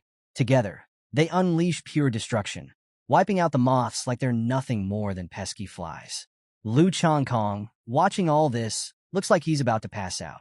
For years, the snow moths have terrorized the Griffin squad, and here's Lu Fan making it look easy, like he's just swatting bugs on a lazy afternoon. Meanwhile, Shun Kai, starting to relax a little too much, assumes Lu Fan's got everything under control. But you already know what happens when you let your guard down in these stories. The captain snaps her out of it just in time, but not before she nearly gets ambushed by a swarm of moths. Luckily for her, Lu Fan is ready. With that trademark smirk, he unleashes his dragon's fiery breath, turning the moths into crispy snowflakes before they can even get close. The dragon's perception skill proves invaluable, exposing every hidden enemy and making this extermination mission a breeze, for Lu Fan at least. After what feels like a one-sided video game boss fight, Lu Fan and his dragon land gracefully, declaring that the last of the moths have been dealt with. Lu Changkong, still reeling from the chaos, thanks Lu Fan for saving him again. But before he can say too much, Shun Kai snaps, telling him to stop relying on Lu Fan like a personal knight. Maybe try doing something useful for once, she grumbles, clearly fed up with his repeated rescues. Lu Fan, as calm as ever, reassures the group that with his dragon's flying abilities and perception skill, they can handle whatever comes their way, even a blizzard. But the captain isn't convinced. He's been around long enough to know better than to underestimate the extreme north. Looking at the ominous sky, he warns that the snowstorm might arrive sooner than expected. If it hits tomorrow, they won't even have time to make it back to camp. Shun Kai's worry deepens, and the captain hesitates. He doesn't want to push the squad further, especially with a wounded team member. But Lu Fan, always the optimist, steps forward with a confident grin. He assures them that the snow moths are no longer a threat and suggests that the storm and its dangers could actually be an opportunity for the squad to rack up some serious military merit. He extends his hand, promising to lead them safely through the storm. The captain, probably wondering how his life got to this point, takes Lu Fan's hand after a long pause. With Lu Fan and his dragon leading the charge, the squad suddenly looks fired up. After all, if anyone can turn a deadly blizzard into an opportunity, it's the guy who just roasted thousands of snow moths like they were marshmallows. As they continue their journey, Lu Fan stumbles upon a rare treasure, the unmelting ice. This isn't just any ice. It's the legendary item his senior sister has been wanting forever. Imagine finding a rare Pokemon, but instead of fighting it, you put it in your inventory for bragging rights. Lu Fan smiles, feeling like a treasure hunter, and calls the squad over to see his find. Shunkai, ever the realist, compares the snow moths to earthworms after a rainstorm. Annoying, numerous, and everywhere during a blizzard. Even the captain can't hide his admiration, noting that Lu Fan probably took down thousands of the beasts. But Lu Fan, ever humble, shrugs it off, mentioning that his hands gone numb from all the action. Classic Lu Fan, saving the day without breaking a sweat. Meanwhile, Lu Chongkong, clearly inspired by Lu Fan's heroics, jokes that if he were a level 32 dragon rider, he'd wipe out the entire blizzard in one go and earn a shiny gold badge.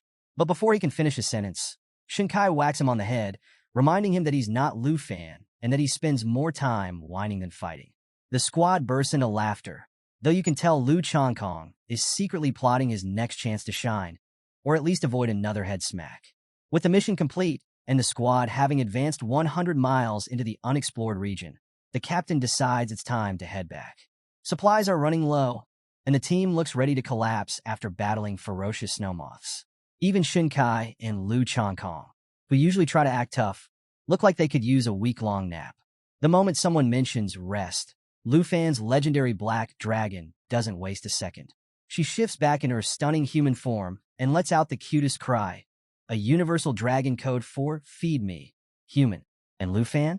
Well, he hears those little whimpers and immediately knows what's up. His dragon lady is not just tired. She's cold and starving. Even dragons need their snacks and beauty rest, right? Not about to let his prized dragon stay hangry. Lu Fan quickly tells the team they need to head back and get her some food.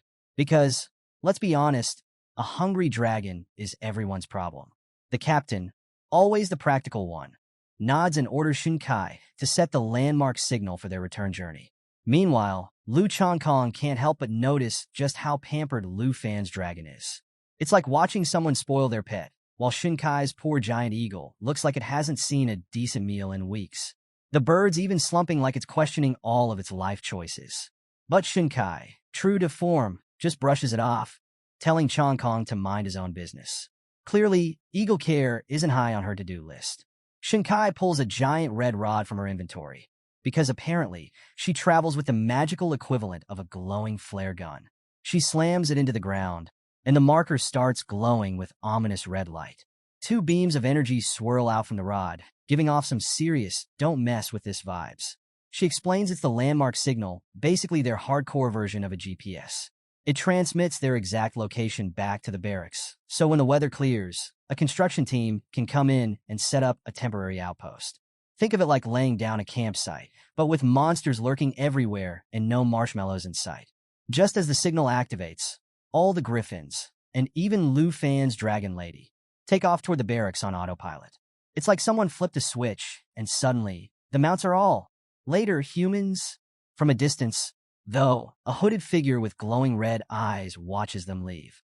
And let's be real, nothing good ever comes from glowing red eyes. The next day, back at the extreme North Region barracks, the captain orders the team to rest up. They've earned it after all the monster mayhem. While the squad gets a much-needed break, the captain heads off to report everything to the Duke. Because even in a fantasy epic, someone's got to do the paperwork. Meanwhile, Lu Fan is already on a mission. He runs up to Shinkai and asks if there's anyone in the barracks who can work with unmelting ice, that legendary treasure he snagged during their adventure. Shinkai smirks, directing him to the blacksmith at the supply office. But, being Shinkai, she can't resist teasing him, asking if the ice is for his girlfriend. Cue Lu Fan's immediate blush and panic denial.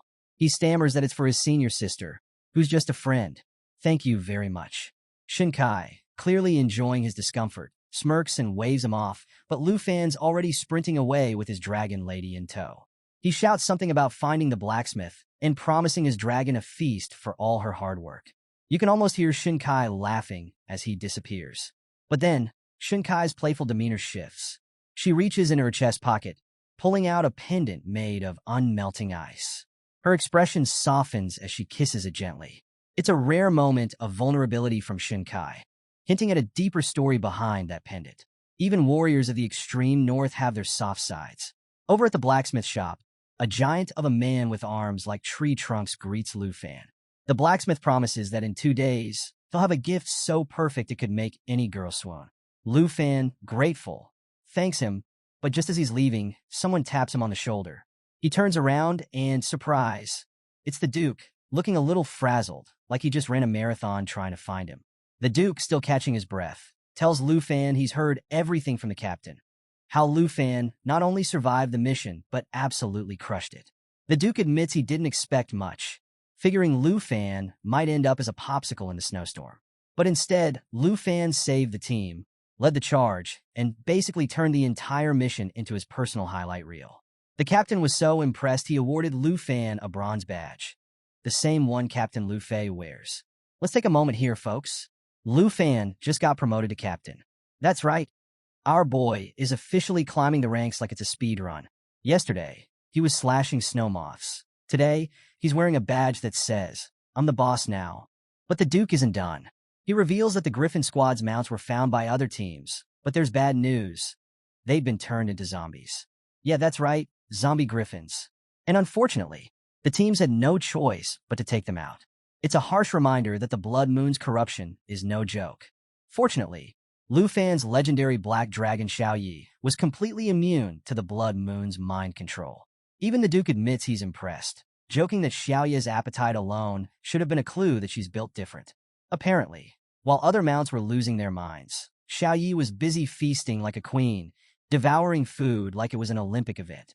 So, the Duke, who was just chuckling about his dragon eating like a buffet commentary a moment ago, suddenly switches gears. His face gets all serious, the kind of serious that makes you sit up and think, oh, this is about to get wild. He tells Lu Fan there's something he needs to show him, no jokes this time. He hands over a stack of confidential documents, and as Lu Fan starts flipping through, his eyes widen faster than a kid seeing a dragon for the first time. The documents contain photos of something massive. We're talking giant.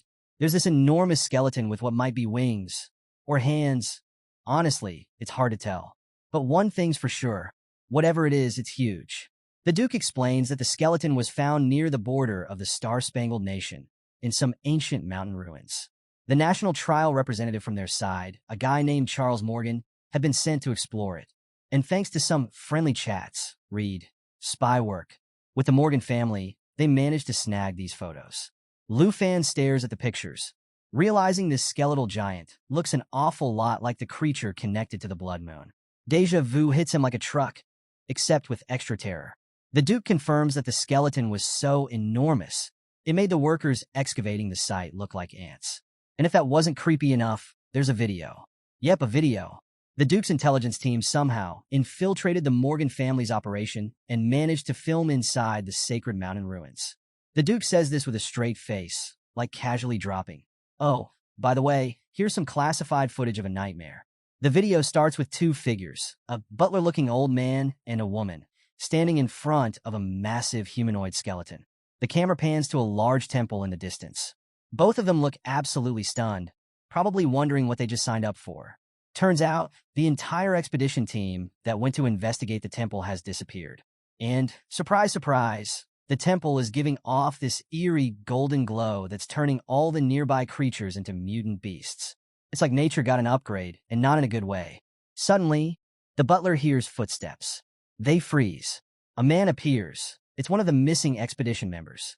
But hold on, this isn't the happy reunion they were hoping for. The guy looks like he just walked out of a horror movie. His wings are drenched in blood, and the butler quickly realizes that this isn't their old pal anymore. The man's been transformed into a holy mountain thrall, a creature straight out of someone's worst nightmare. Before anyone can react, the thrall launches himself at the duo. The butler screams for the woman to run, shouting that the man is no longer human. And just like that, the video cuts out. The Duke, now looking like he needs another drink, explains that his informant barely escaped alive to deliver this footage. Otherwise, no one would have believed it. Lu Fan, still trying to process what a holy mountain thrall even is, asks the Duke for more details. The Duke calmly explains, like he's giving a weather report, that thralls are creatures mutated by the insane power of the giant skeleton in the temple. They're like the next-level version of the holy mountain puppets, and trust me, that's not a promotion anyone wants. Suddenly, the pieces start falling into place for Lu Fan. He connects the dots between the thralls and the fallen corpses he's been fighting near the Blood Moon. Both seem to follow the same creepy pattern, ancient powers twisting everything around them into something horrific. The Duke, taking another swig from his flask, because honestly, who wouldn't need a drink right now, tells Lu Fan that scholars at the academy are already calling these creatures the ancient gods. Yeah, that's right, gods. Apparently, these skeletons and temples are too old to trace, and whatever power they hold is way beyond anything humanity understands. Lu Fan's head is spinning. Where did these things come from? Why are they here? And what kind of power are they hiding? But before his brain can implode, the Duke drops the ultimate mic. Nothing about the ancient gods is known. That's it. That's all we've got. The Duke says it with the kind of nonchalance you'd expect from someone who's just accepted that the universe is full of unsolvable mysteries. The Duke goes on to explain that the creatures corrupted by these ancient powers are divided into two categories: puppets and thralls. The puppets? They're your basic zombie types, mindless, shambling, gross. But the thralls? Oh, those are the elite-level nightmares. They're faster, stronger, and way harder to kill. Lu Fan, sharp as ever, realizes something. He cuts the Duke off and says, "So, the fallen corpses aren't just regular undead, are they? There are puppet fallen corpses and thrall fallen corpses too." The Duke nods, giving him a look like, finally someone gets it. He warns Lu Fan and the captain that while they've mostly been dealing with the basic zombie versions, the real threat, the corpse thralls, are out there waiting. Lu Fan presses for more details, asking what happened after the thrall attacked the Morgan family. And here's where it gets even weirder. The Duke reveals that the thrall wiped out every single Morgan family member at the ruins, except for one, Charles Morgan. Yeah, the guy leading the expedition. For some reason, the thrall spared him. Why? Who knows? Maybe even ancient zombie monsters respect bureaucracy. But here's the kicker. After killing everyone else, the thrall and Charles didn't fight. Nope, they talked. That's right. This monstrous undead creature and Charles Morgan had a full-on chat in front of the ancient temple. What they talked about? That's anyone's guess. The Duke reveals the ultimate twist. The thrall didn't just spare Charles Morgan. It gave him something. And no, it wasn't a pat on the back or a motivational speech. It handed him the essence of the holy mountain. Lu Fan's curiosity shoots through the roof. What kind of overpowered nonsense is this now? The Duke explains that Charles, already a beast as a combat priest, used the essence to unlock an entirely new profession: holy priest.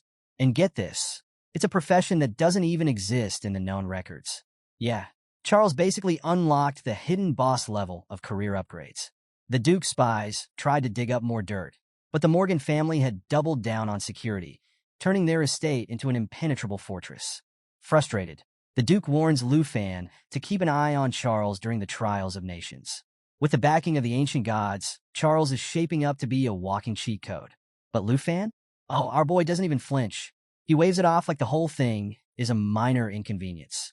In Lu Fan's book, titles like toughest opponent just means someone standing in the way of his victory lap. Fast forward 2 days, and we're back in the blacksmith shop. The burly blacksmith hands Lu Fan a brand new necklace, his pride practically radiating off him.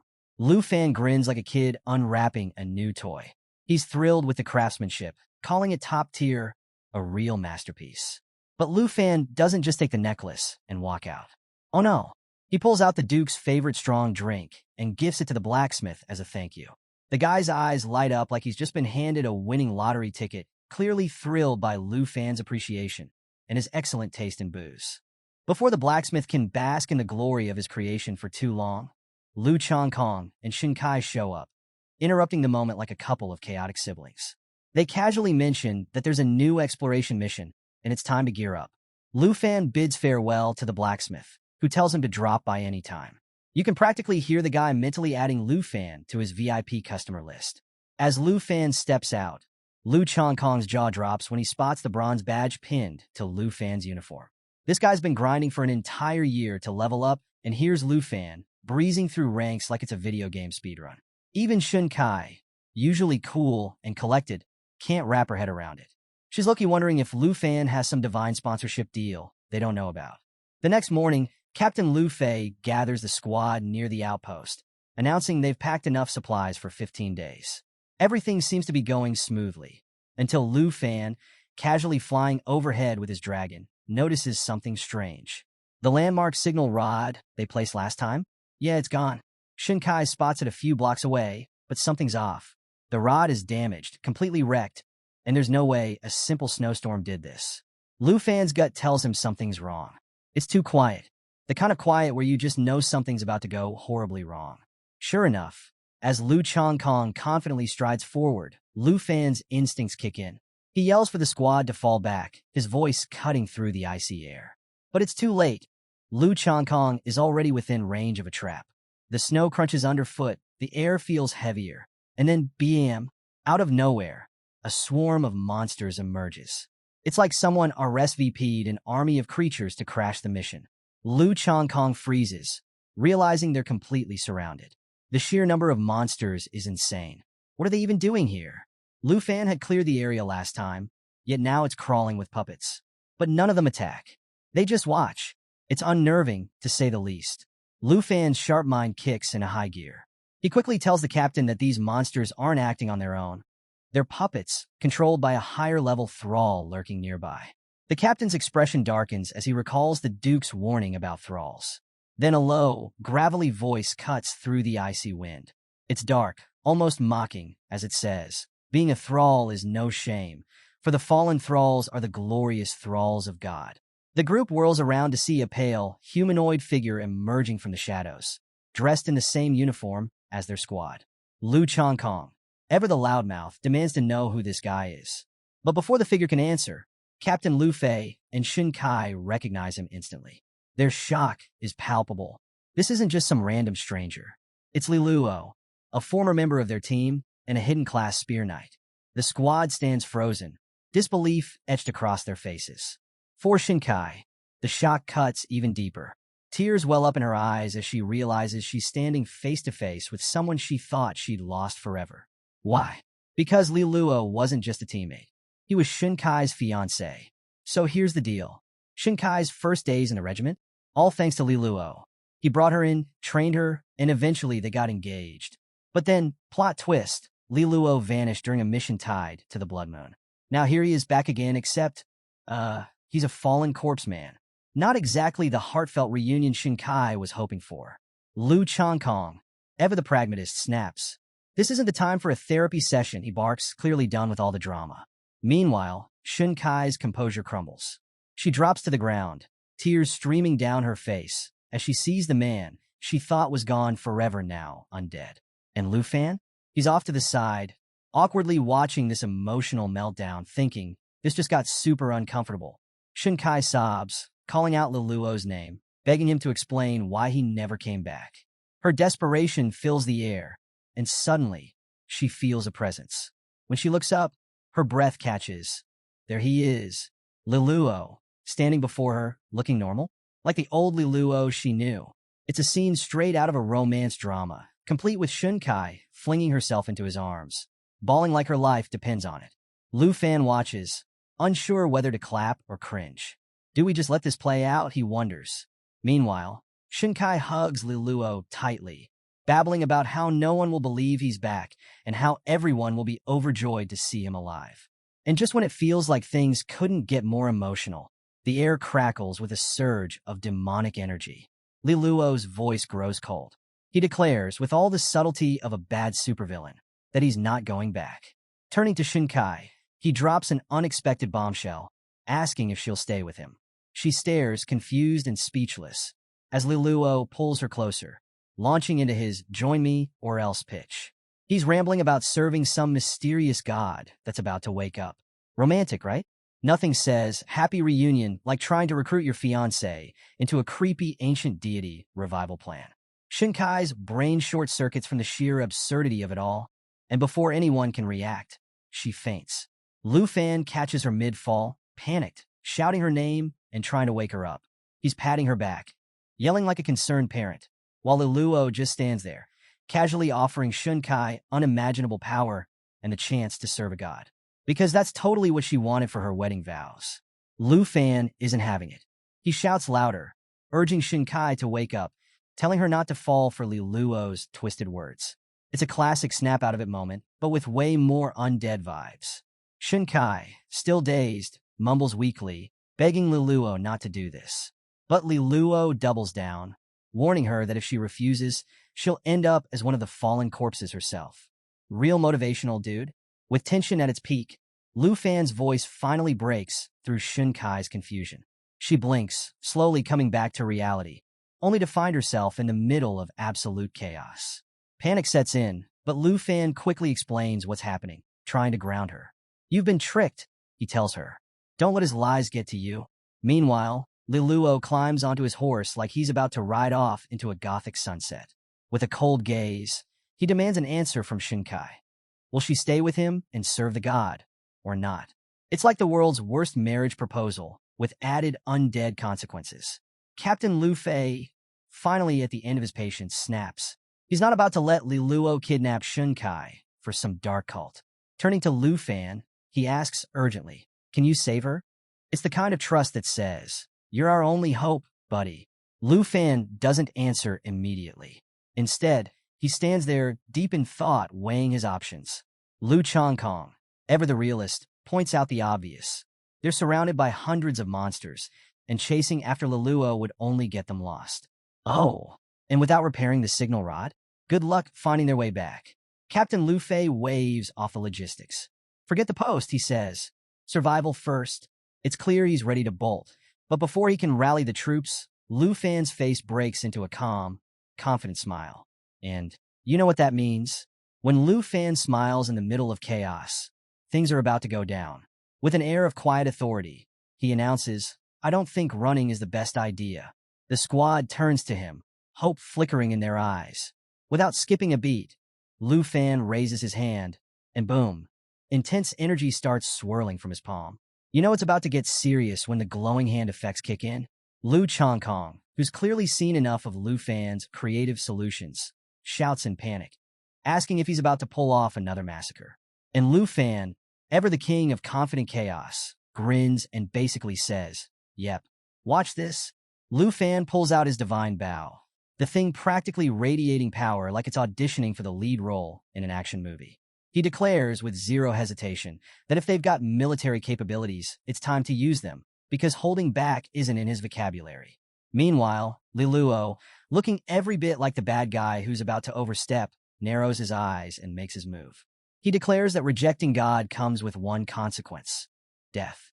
And just like that, he orders his horde of monsters to attack, screaming for them to kill the group and turn them into puppets.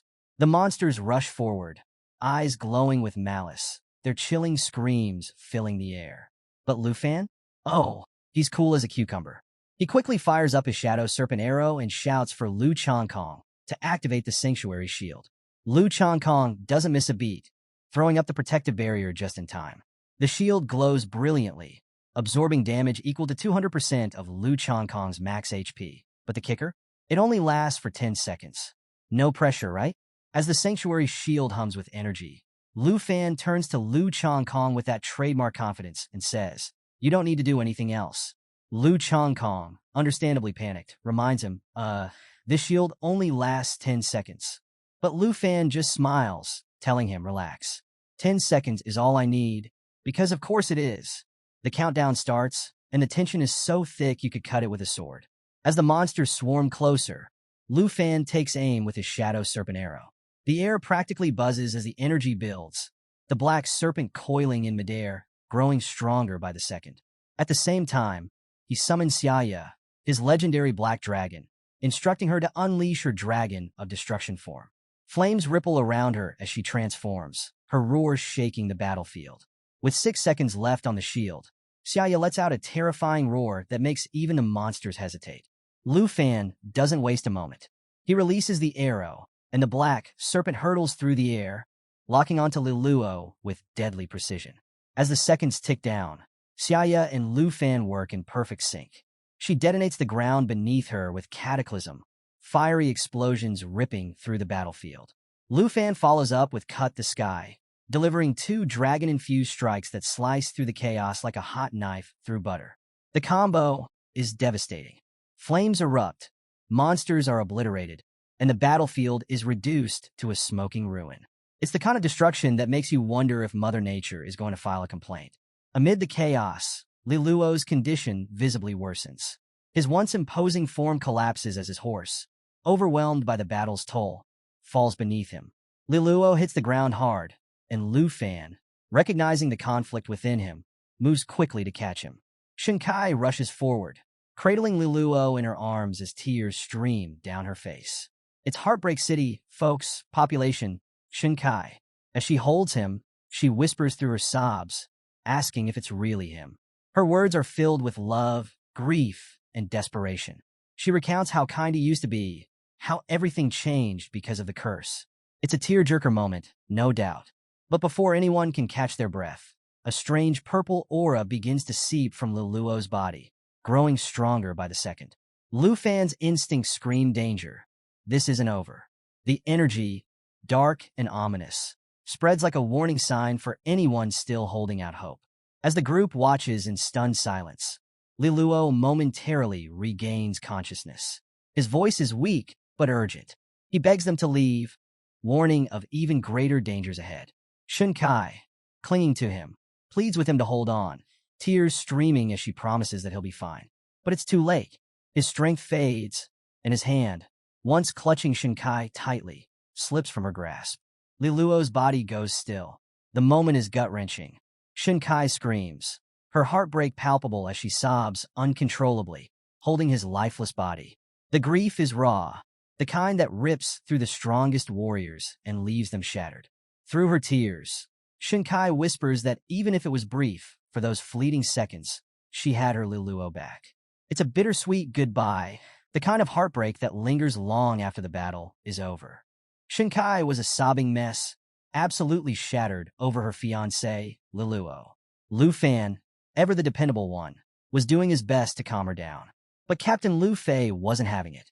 He was still on high alert, worried about the danger lurking nearby. He gave Lu Fan a serious look and basically said, "Hey man, we're grateful for you and Black Dragon Xiaoyi saving us. But Liluo's situation is anything but normal. We need to haul back to camp." Lu Fan, being the thoughtful guy he is, knew that Shinkai needed a moment to process everything. He told Captain Lu Fei as much, explaining that she was mourning Liluo deeply. But before anyone could catch their breath, a strange purple aura started glowing from Liluo's body. Yep, you guessed it, Liluo wasn't done causing chaos. Captain Lu Fei's jaw hit the floor as he realized what was happening. He's not dead yet? Cue Lu Fan springing into action like the hero he is. With his trusty dragon sword in hand, he figured out what was going on. The energy of the fallen corpse was still inside Liluo, and it was making a beeline for the ominous blood moon. Lu Fan wasn't about to let that happen. He sprinted after the energy, slashing it in half with a dramatic swipe. What happened next? Oh, just a crystal containing the essence of the fallen corpse spilling out, glowing with an eerie aura of gratitude. Lu Fan held the crystal, deep in thought. Could this be the sacred essence that Charles had once obtained? He couldn't shake the feeling that this essence had something to do with hidden powers, or worse, becoming a servant of the ancient god. Captain Lu Fei was understandably freaked out and asked if carrying such a bizarre object was even safe. But Lu Fan, lost in his thoughts, wondered if Charles had also pledged loyalty to the ancient god. He remembered Liluo's chilling words, "Obey me, and I'll give you unimaginable power as a servant of the gods." Lu Fan snapped out of it and made a decision. They'd have to hand the crystal over to Duke Junbei for safekeeping. Captain Lu Fei agreed, but before they could leave, they turned their attention to Shinkai, who was digging a hole in the snow for Liluo's burial. Captain Lu Fei suggested they wait, and Lu Fan, heart heavy, insisted they help her. Together, the group dug a large grave, and Shinkai, with tears streaming down her face, buried Liluo with his necklace and badge. After saying her final goodbye, Shinkai stood tall, glasses back on, declaring herself strong sister Shinkai once more. Her recovery lifted everyone's spirits. Captain Lu Fei rallied the group, and they flew off on their eagles, heading back to Team 78's camp. Now here's where it gets even more interesting. The next afternoon, Lu Fan met with Duke Junbei to hand over the crystal. Duke Junbei was stunned, immediately recognizing its significance. Lu Fan shared his hypothesis. The ancient god servants had to meet certain conditions. The essence of the corpse could turn beings into slaves, but only those with intelligence could become actual servants. He explained how Liluo, once controlled by the corpse's essence, had essentially become one of these servants, with the ancient god seemingly making the final call. Duke Junbei was intrigued and added his own insight. He mentioned rumors of cults popping up across more than a dozen countries.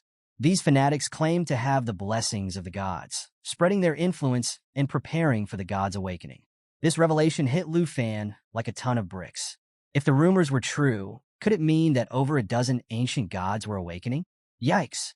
Lu Fan didn't waste time connecting the dots. He asked Duke Jinbei how many members of the Griffin squad were still unaccounted for.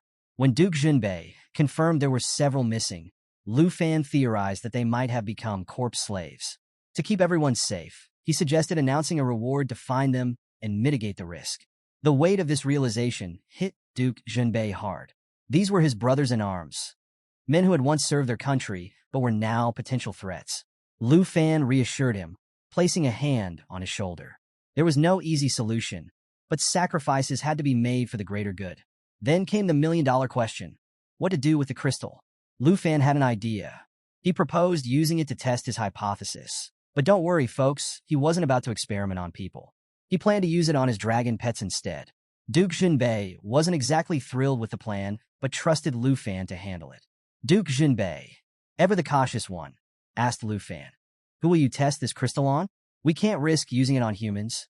Lu Fan, grinning like he had a secret, casually said, "Oh, don't worry. I'll test it on my dragon." Naturally, Duke Jinbei's eyebrows shot up. He was like, "What? Are you crazy? Using this on a dragon could be catastrophic.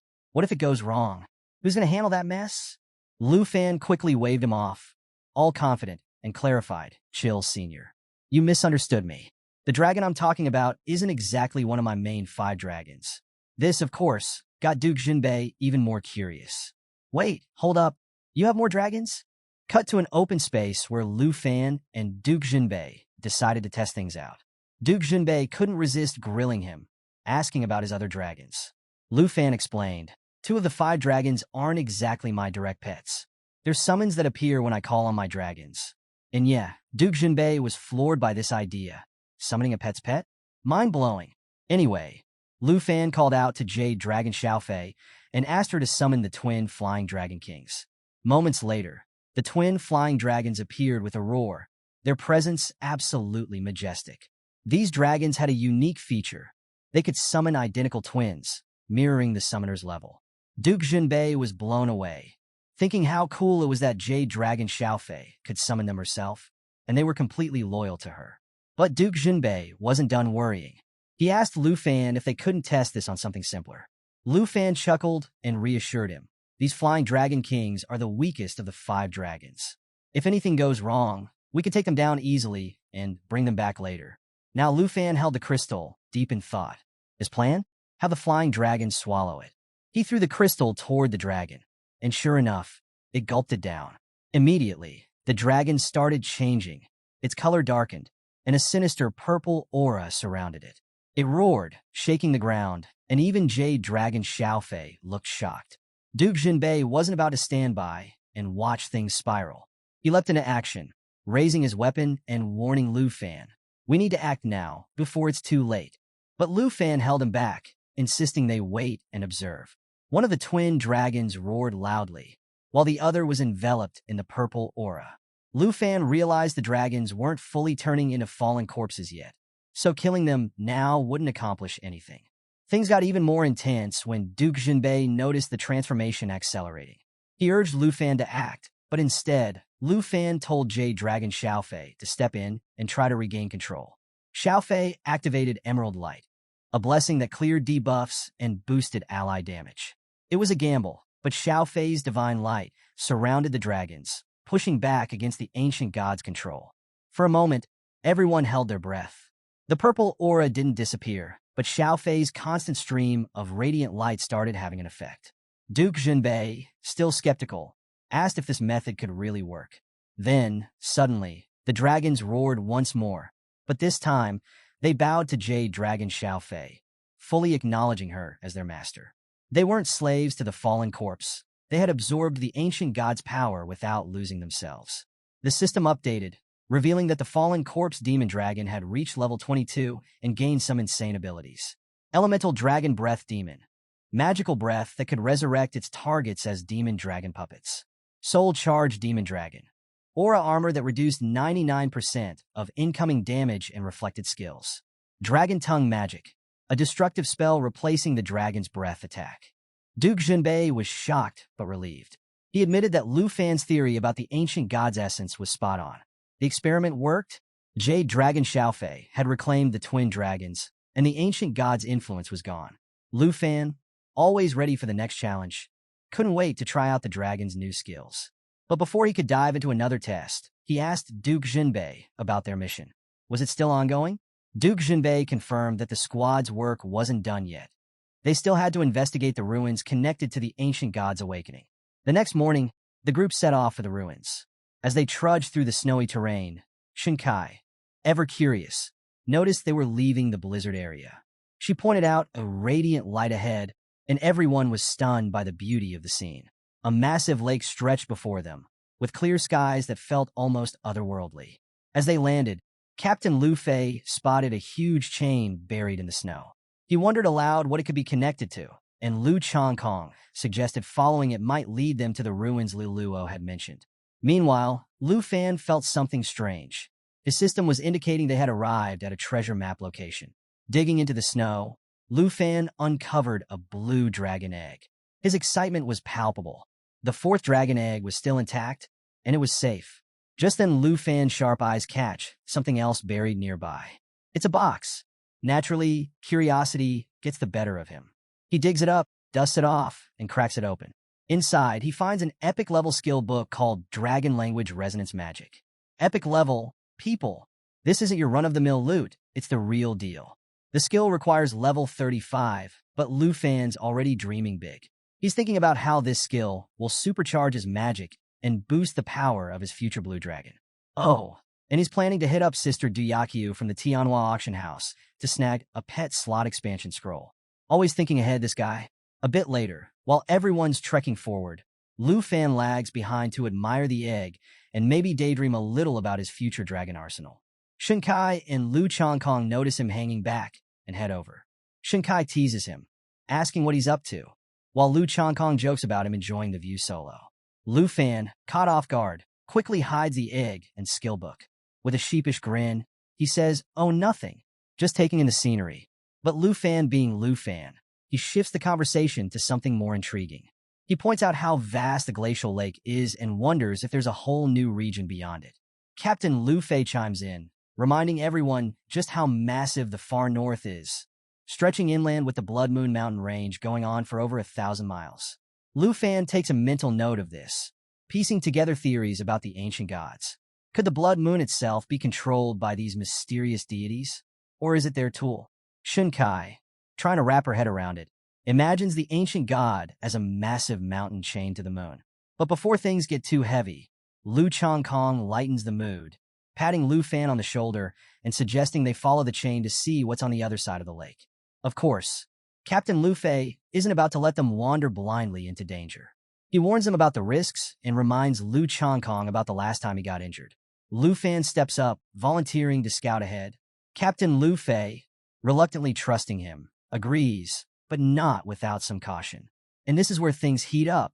Lu Fan summons Black Dragon Xiaoyi in her destroyer form, complete with molten lava vibes. The crew is hyped. This is one epic dragon. As they prepare to rest, Shinkai tells Lu Fan to be careful, and he promises to signal them once it's safe. Off they go, flying over the lake for 2 straight hours. But even after all that time, Lu Fan hasn't reached the end of the massive chain they're following. Suddenly, his system throws up a warning. You have entered the Fallen Corpse Ruins realm. Yep, it's as ominous as it sounds. Lu Fan knows this place matches the clues left by the Star-Spangled Kingdom's discoveries. He's thinking about the sacred temple and those who became sacred slaves, piecing together the mystery of the ancient god's power. Then, Black Dragon Xiaoyi stops mid-flight, roaring loudly. Something's up. Lu Fan looks down and spots a giant black coffin buried in the snow. His system offers no info, just a cryptic label, the mystery of the Fallen Corpse Ruins. Black Dragon Xiaoyi is clearly agitated, roaring uncontrollably. Lu Fan tries to calm her, but it's clear this coffin, and the strange shadow around it, is bad news. He knows they're in over their heads. The shadow seems to notice them. Lu Fan doesn't waste a second. He orders Black Dragon Xiaoyi to retreat, activating his spiritual wind ring to boost their speed. It's a close call, but they manage to escape back to the lake. When Lu Fan finally returns to the group, he's visibly shaken. Lu Changkong rushes over, excited to hear what he found, but Lu Fan's tone is dead serious. He explains the fallen corpse ruins and warns them about the terrifying presence buried in the snow. Everyone looks at him in confusion, trying to grasp the gravity of the situation. Lu Fan doesn't mince words. They need to teleport back to camp immediately. Lu Changkong, shocked, asks what could possibly be so dangerous that even Lu Fan had to retreat. After Lu Fan warned the team about the dangers lurking in the ruins, everyone decided to get the heck out of there and teleport back to camp. The tension was sky high, and when they finally reached the office, all eyes turned to the screen. Duke Junbei laid it all out for them. The black coffin, the shadows under the snow, the massive chains, it all screamed danger. He reminded everyone what happened to the Morgan family, warning that no one would survive if they messed with the fallen corpse ruins. Lu Fan, dead serious, chimed in. He described how the area seemed sealed off, with chains everywhere and a strange creature in the lake. Even Black Dragon Xiaoyi, who's usually a total powerhouse, was uneasy and losing control. That alone was enough to give everyone chills. Duke Junbei didn't waste any time. He marked the frozen lake as a forbidden zone, canceling all special routes in the area. Captain Lu Fei was ordered to notify Dragon City scholars about the discovery ASAP. And just like that, Team 78's isolation mission was called off. Instead, they were assigned to assist the scholars in researching the ruins. Now here's where things got interesting. Duke Junbei turned to Lu Fan and dropped a bombshell. He praised Lu Fan for leading the team to such a massive discovery in under a month and awarded him the Griffin Corps Silver Military Merit Medal. This was no small deal. This badge is a high honor, and only a handful of people had it. Naturally, Lu Fan tried to play it humble, saying he didn't deserve it after just 1 month in the Griffin Corps. But Duke Junbei wasn't having it. He insisted Lu Fan take the badge, saying it would open doors for him if he joined the Griffin Corps after graduation. Lu Fan finally accepted the badge, and the whole team was thrilled for him. Captain Lu Fei joked that he might have to take orders from Lu Fan if he joined officially. Meanwhile, Lu Changkong couldn't help but pout a little, joking about how jealous he was of Lu Fan's fast promotion. Shinkai shook his head in mock disappointment and muttered something about, what a shame. The lighthearted moment didn't last long, though. Duke Junbei pulled Lu Fan aside after everyone left. He handed him a book and explained that it was time to prepare for the national trials. Lu Fan realized he only had about 2 weeks left and started planning his return to Dragon City Academy. Meanwhile, trouble was brewing in Taichi Nation. Jin Chenghan, the princess's brother, was up to no good in the forest. His summoned creature, an abyss crawler, looked terrifying, and it wasn't even fully grown yet. To help it grow, Jin Chenghan released it on a nearby family, mercilessly sacrificing them to the beast. Even when Chun Tianji, an old family ally, tried to stop him, Jin Chenghan brushed him off, calling the citizens lowly sacrifices. The princess, Jinju, was horrified but powerless to stop her brother. As he left, she reluctantly followed, disheartened by his cruelty. Elsewhere, the stage for the national trials was being set.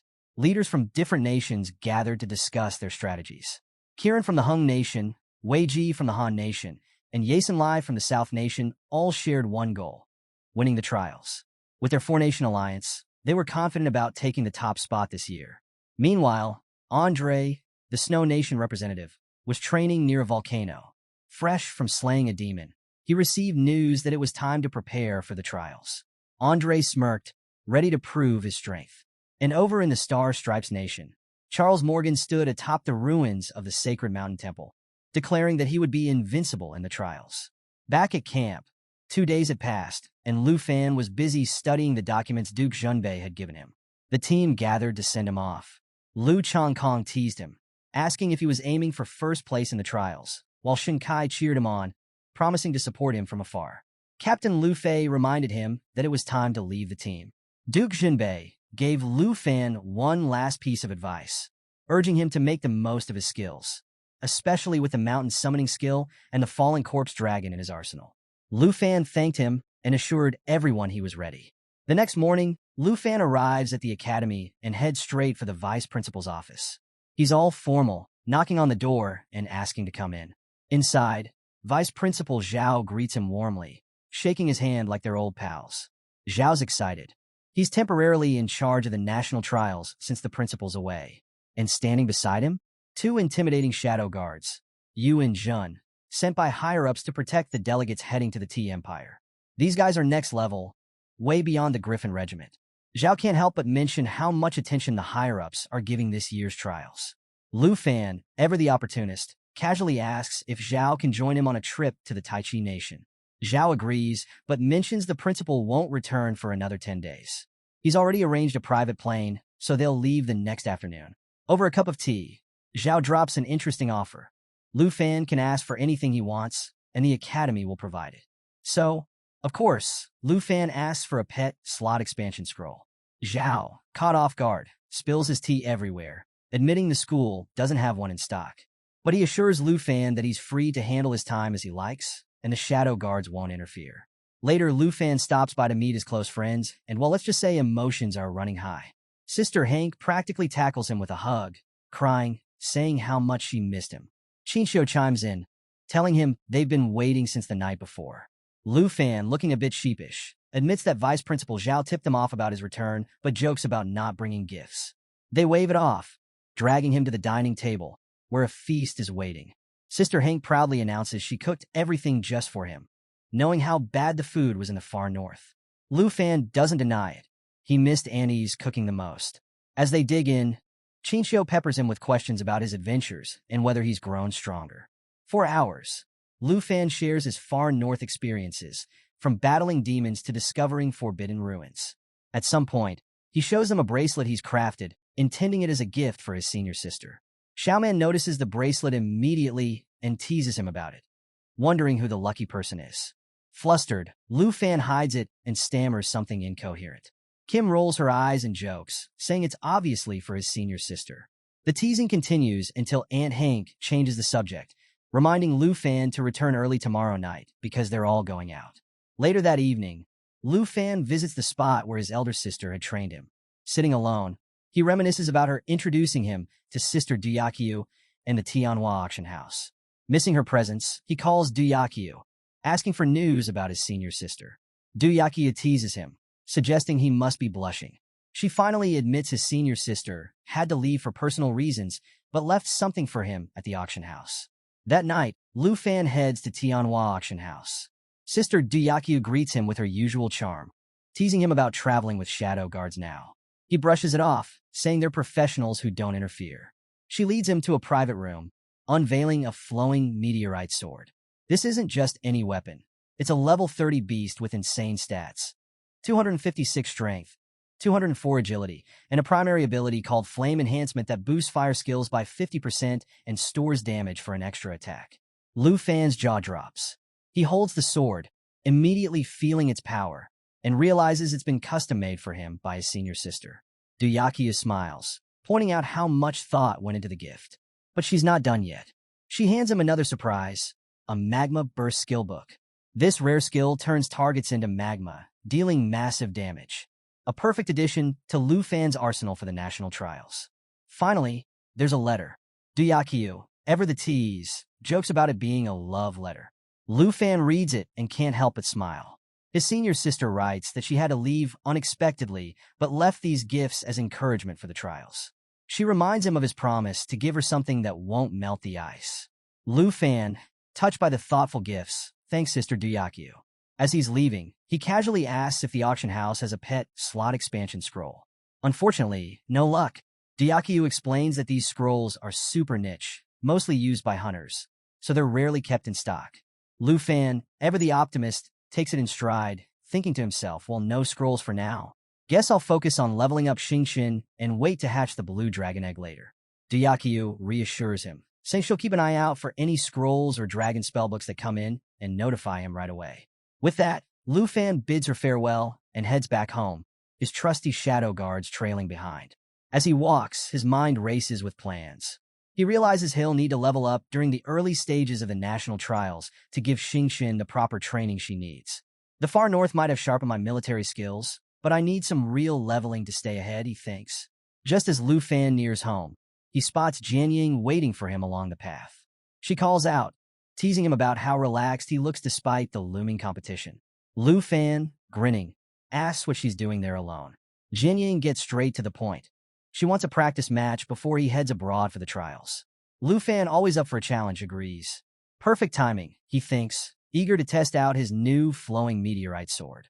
The two head to the training hall at Dragon Capital Academy, where Jianying draws her sword, ready for battle. Lu Fan unsheathes the flowing meteorite sword, its fiery aura lighting up the hall. Jianying smirks, reminding him not to rely too much on new skills. Let's see how far your training in the far north has taken you, she says. The duel begins with Jianying's swift attacks, but Lu Fan's new sword makes quick work of them. Its lightweight design and responsive movements amaze him. It's like this sword already knows my next move, he marvels. Activating Wicked Surge, Lu Fan adds a fiery sheath to his weapon, amplifying his power with every strike. Jianying, impressed, notes how the bonus attack power keeps stacking. This sword is incredible, Lu Fan thinks. Big Sister was right. It's the perfect match for me. It might be time to retire my permanent dragon scale sword. The battle rages on, with Jianying countering using Army Breaker Great Squad, but Lu Fan effortlessly deflects her strikes. She admits she can't keep up with his combat skills anymore, even as she pushes herself to the limit. Finally, Lu Fan activates Mountain Shaker, a devastating move that deals massive physical damage and reduces health. Jianying is knocked down, but smiles, acknowledging Lu Fan's growth. You're stronger than ever. You'll definitely win first place in the national trials, she says. The next morning, Lu Fan gathers with his friends and family for an emotional send-off. Sister Han fusses over him, reminding him to stay safe and eat on time. Xiaoman reassures him, saying they'll always be with him in spirit. Aunt Hank wishes him a smooth trip. Lu Fan waves goodbye, thanking them for their support. Vice Principal Zhao accompanies him to the airport, reminding him that the national trials are a big opportunity to prove himself and rise among the elite of Dragon Nation. Lu Fan, reflecting on everything, silently vows to seize this chance. At the airport, Vice Principal Zhao mentions that the Dragon Nation Overseer is already waiting for them. This sparks Lu Fan's curiosity, and he asks who the Overseer is. Zhao explains that every nation sends not just representatives, but also an Overseer to ensure the competition rules are followed. As they arrive, Lu Fan is surprised by the Shadow Guards bowing and kneeling before the Overseer. The air feels heavy, and Lu Fan can't shake the feeling that something's off. Zhao warns him to mind his conduct and stay humble. The Overseer, exuding authority, steps forward and waves for everyone to stand. His attention shifts to Lu Fan, and he acknowledges him as Dragon Nation's representative. Vice Principal Zhao's eyes widened in surprise as he spotted Overseer Han waiting to greet them personally. Wasting no time, Zhao hurried over to express his gratitude, recognizing the extraordinary honor of such a reception. The Overseer, Elder Han, greeted him warmly, downplaying the gesture by insisting it was only fitting to extend this respect to state representatives. Gesturing toward Lu Fan, Vice Principal Zhao introduced him as a second-tier professional from the prestigious Dragon Capital Academy. He also mentioned Lu Fan's dual professions as a beast rider and tamer. Upon hearing this, Lu Fan froze momentarily, realization dawning on him. He had met Elder Han before. This revelation caught Vice Principal Zhao off guard, but Elder Han only chuckled knowingly, confirming their prior meeting. He praised Lu Fan, commenting on the large dragon now under his care, and likened the young man to the legendary heroes of ancient times. Elder Han expressed confidence that Lu Fan would bring glory to the Dragon Empire upon his return from the national trials. Humbled by the high praise, Lu Fan bowed deeply, offering his heartfelt thanks and vowing to live up to the Overseer's expectations. Before departing, Elder Han offered a piece of advice, mentioning his good rapport with Tu Jing. If Lu Fan encountered trouble, he should seek out Tu Jing first. If that proved insufficient, Elder Han himself would intervene. With these parting words, Elder Han climbed into his car, his bodyguard holding the door for him. Just before the car sped off, he reminded them to prepare for the evening's banquet. As the vehicle disappeared into the distance, Lu Fan turned to Vice Principal Zhao, asking if Elder Han was truly one of the 3 elders of the Dragon Empire. Zhao confirmed this with a nod, emphasizing Elder Han's vast influence and standing within the empire. The revelation left Lu Fan stunned. The 3 elders were the most powerful decision-makers in the Dragon Empire, their authority surpassing even the dukes. Yet, Elder Han's demeanor lacked the overpowering presence one might expect from a combat master. This contradiction puzzled Lu Fan. Curiosity gnawed at him, and he voiced his thoughts to Zhao, wondering if Elder Han might be concealing his true strength. The vice principal chuckled, explaining that Elder Han's power lay not in physical combat, but in his immense wisdom and far-reaching influence. Despite being in his early 40s, Elder Han wielded power capable of shaping the Empire's destiny. Zhao elaborated further, noting that while combat strength was highly revered, it wasn't the only form of power. Of the three elders, only one was known to possess a combat-related profession, rumored to be at the rare 5th tier. Another elder specialized in enhancement, contributing little in direct combat, yet regarded as a pillar of the Dragon Empire. Elder Han exemplified the idea that true power often lay beneath the surface, beyond the grasp of mere strength.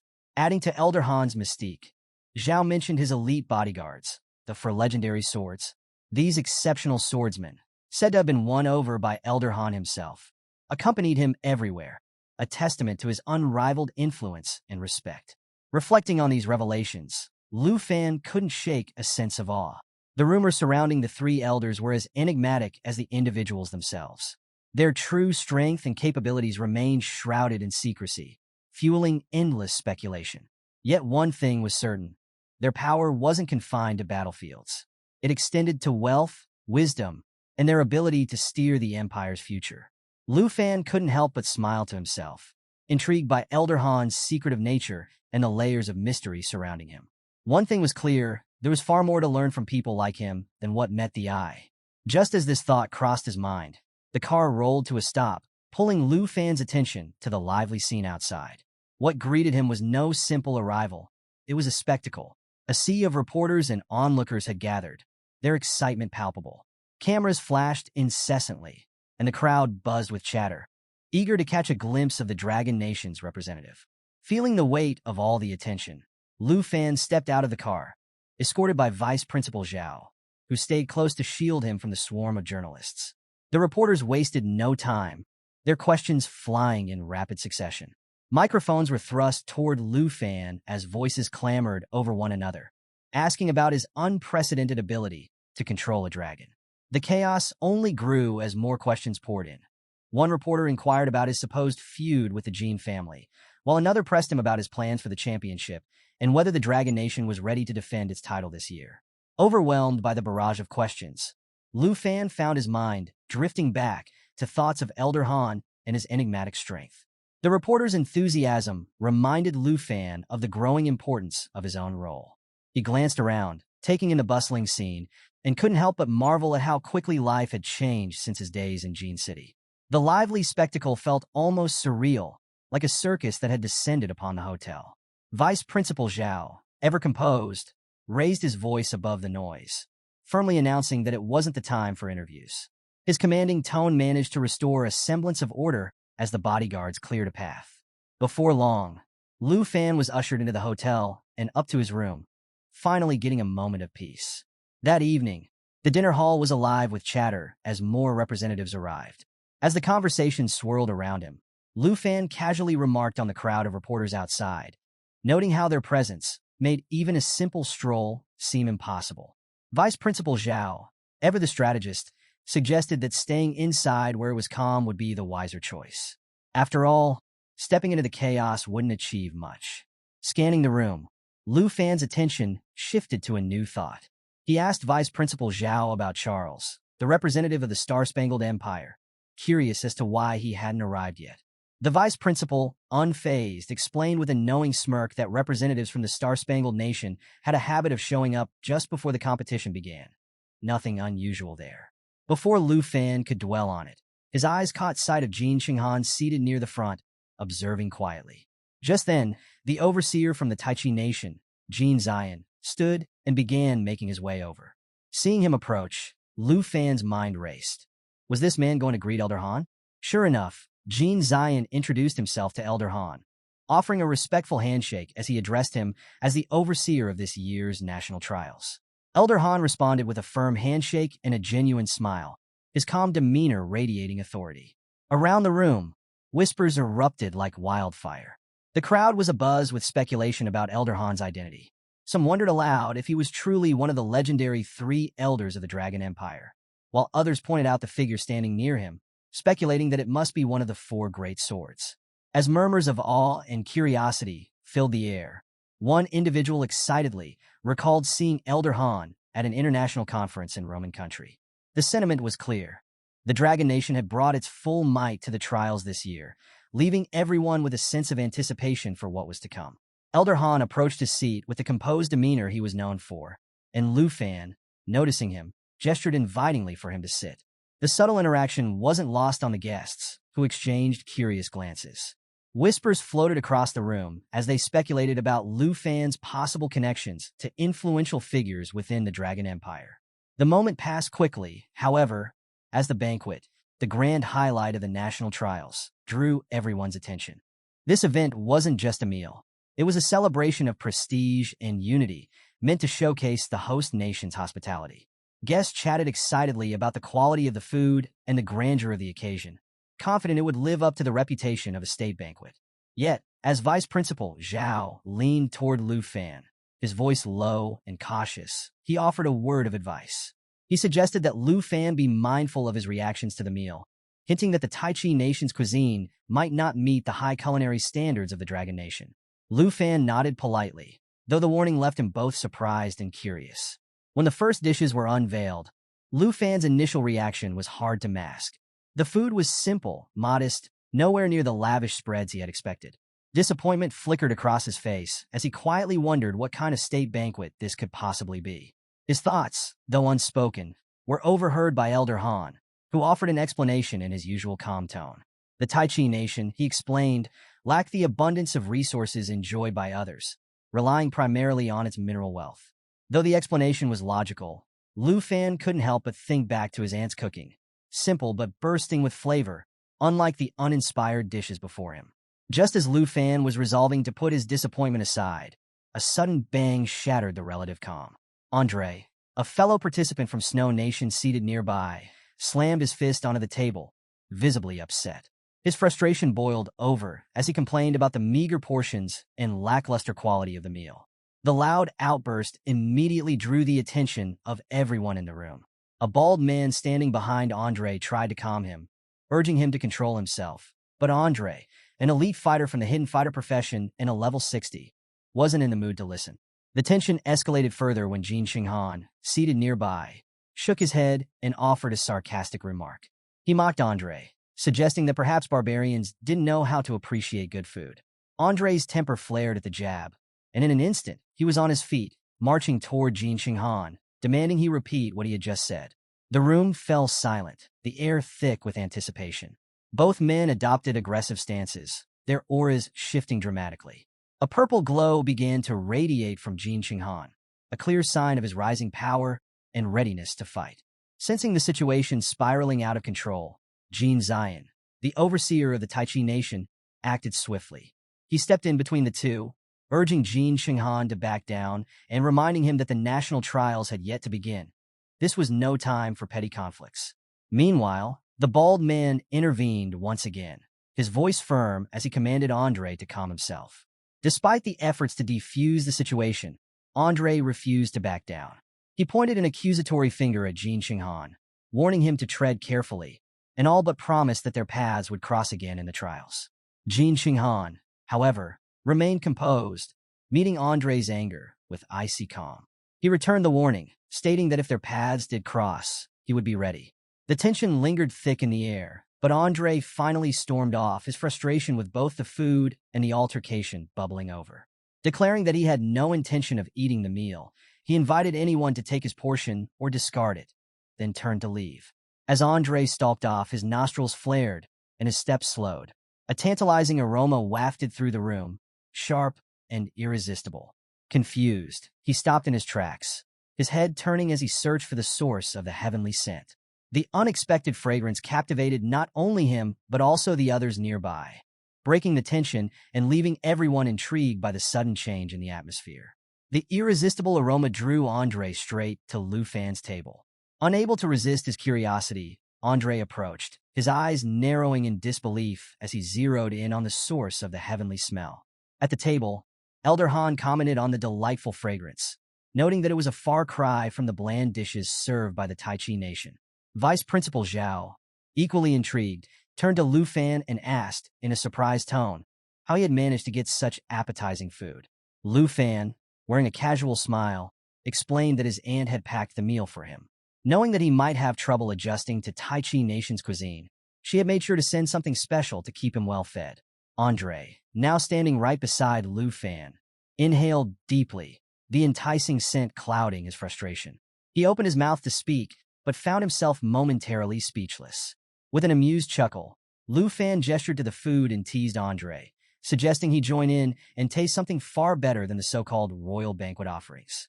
Andre, unable to resist any longer, nodded enthusiastically, clearly enticed by the idea of savoring authentic Dragon Nation cuisine. With a friendly grin, Lu Fan handed him a freshly steamed momo. Andre held it up to his nose, taking a long sniff as the rich aroma filled his senses. His eyes lit up in astonishment, and he declared that the smell alone was pure magic, almost like the momo held the secret to happiness itself. Lu Fan laughed, assuring Andre that there was no need to stand on ceremony. He invited Andre to sit and enjoy the meal to his heart's content. Overcome with gratitude, Andre accepted the invitation, settling down beside Lu Fan and eagerly digging into the meal. Each bite seemed to elevate his mood, and he couldn't help but express his admiration for the exquisite flavors. As the two shared the meal, Lu Fan turned to Elder Han and Vice Principal Zhao, inviting them to try the food as well. Elder Han, intrigued by the enthusiasm, couldn't resist. He chuckled as he took a bite, his curiosity rewarded by the burst of flavors. Nearby, Jin Qinghan watched the scene unfold with growing irritation. The sight of Andre, once furious, now blissfully enjoying Lu Fan's meal, along with the murmurs of approval from others drawn in by the aroma, made his blood boil. The audacity of Lu Fan's food upstaging the Tai Chi Kingdom state banquet gnawed at him.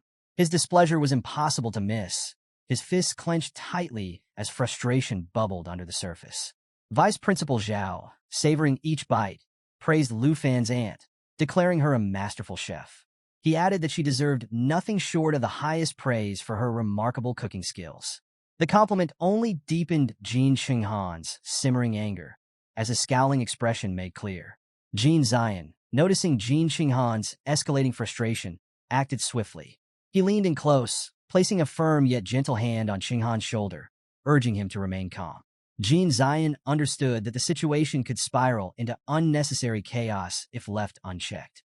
To defuse the tension, Jin Zion stood, clearing his throat loudly enough to command the room's attention. Conversations halted, and all eyes turned to him. Before Jin Zion could say a word, a sudden beep from the sound system filled the air. The signal drew everyone's focus, indicating that something important was about to happen. The room fell into an expectant hush, the tantalizing meal momentarily forgotten as anticipation hung thick in the air. The atmosphere in the room shifted dramatically as all eyes fixed on Jin Zion. With a confident gesture, he used a remote to display the map and rules for this year's national trials on a large screen. The map unfolded in vivid detail, and Jin Zion began his explanation, pointing out the key regions and their significance. Lu Fan leaned forward, studying the layout intently. The map revealed 9 distinct regions, each home to unique and fierce beasts. His heart raced with excitement as he realized the vast size of the map indicated a prolonged competition. For Lu Fan, this was the perfect chance to hone his skills and build his strength. Jin Zion highlighted that this year's map was the largest in the competition's history, surpassing anything from previous years. Tai Chi Nation had selected 9 regions from across the globe, each teeming with fierce beasts ranging from levels 50 to 80. He explained that the points awarded for defeating these beasts would depend on their strength and rarity. The stronger and rarer the beast, the higher the points. Then came the twist. Jin Zion announced the introduction of mission points. Every region would feature specific missions, and participants could earn additional points by completing them. As he elaborated, the room buzzed with intrigue. Lu Fan's expression grew serious as he listened intently. The missions, Jin Zion explained, would be entirely random, adding an element of unpredictability to the trials. Each participant could only undertake one mission at a time and would need to complete it before taking on another. Lu Fan processed the new rules carefully. On the surface, the mission seemed like an innovative way to earn points. But the more he thought about it, the clearer it became. These rules were paving the way for something much darker. He began to visualize a grim scenario where participants might resort to eliminating each other to steal points. This wasn't just a competition anymore, it was a battle for survival. His expression hardened as he grasped the brutal reality of what lay ahead. Elder Han, sitting nearby, watched silently, his thoughtful gaze suggesting he too was piecing together the implications of the new rules. Suddenly, a participant raised his hand and asked about a peculiar skull symbol marked on the map. The question drew murmurs of curiosity from the room. Jean Zion, with a knowing smile, explained the ominous icon. The skull symbol, he revealed, was tied to a new challenge centered on the Dark Towers. The screen shifted to show a towering, ominous structure that loomed large over the map. Its dark, foreboding presence sent a shiver through the room. Jean Zion continued, describing the towers as rotating structures in each region, imprisoning ancient armies of beasts from history. At the heart of these towers resided their commander, the Demon of the Nine Realms. His voice grew heavier as he emphasized the significance of this revelation. The participants were visibly shaken as he revealed that this was no ordinary enemy. The Demon of the Nine Realms was the same terrifying being that nearly destroyed Taichi Nation 50 years ago. Gasps rippled through the room. One participant, unable to believe what he was hearing, exclaimed in disbelief. A large woman seated nearby muttered that this was madness, her stunned reaction mirrored by many others. Amid the growing murmurs and shocked expressions, Lu Fan's mind raced. He couldn't help but wonder about the Demon of the Nine Realms. What kind of being could instill such fear, even decades after its defeat? Vice Principal Zhao, noticing Lu Fan's curiosity, leaned in to explain. The Demon of the Nine Realms, he said, was an ancient and unimaginably powerful entity that had nearly annihilated Taichi Nation. 50 years ago, a catastrophic accident had unleashed the demon and its army, bringing the nation to the brink of destruction.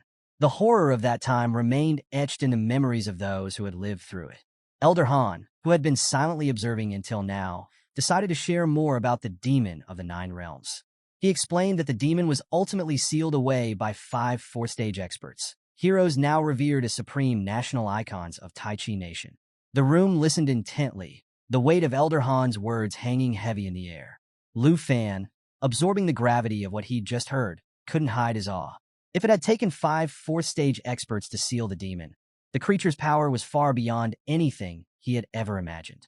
The atmosphere grew even tenser when someone asked whether the demon in this trial had been weakened, as was usually the case for trial challenges. Jean Zion's response shocked everyone. This year's demon was in its original, full-strength form. The beast army within the Dark Tower was equally unaltered, making this trial the most dangerous in history. A long-haired girl voiced her fear, wondering aloud what would happen if the demon and its army managed to escape the test area. She recalled the devastation the creature had caused decades ago in Taichi Nation, where millions had perished. Her concerns stirred murmurs throughout the room. Andre, clearly shaken, attempted a quick calculation. At his level 60, he estimated that at least a team of 10 strong individuals would be needed to take on the demon. However, with all 23 representatives competing and scheming against each other, forming such a team seemed impossible. Breaking the tension, Lu Fan raised his hand, drawing the attention of the room. His question took everyone by surprise. He asked Jean Zion whether defeating the Demon of the Nine Realms would result in a significant amount of points. For a moment, the room fell silent as participants exchanged incredulous glances. Some wondered if Lu Fan was joking, while others questioned if he truly understood the magnitude of the task. Jean Zion, wearing a wry smile, addressed the question. Whether he interpreted it as curiosity or an attempt to lighten the mood, he reassured the group. Yes, points would be awarded for all beasts defeated in the trial, and taking down the Demon of the Nine Realms would indeed yield a massive reward, more than anyone might expect.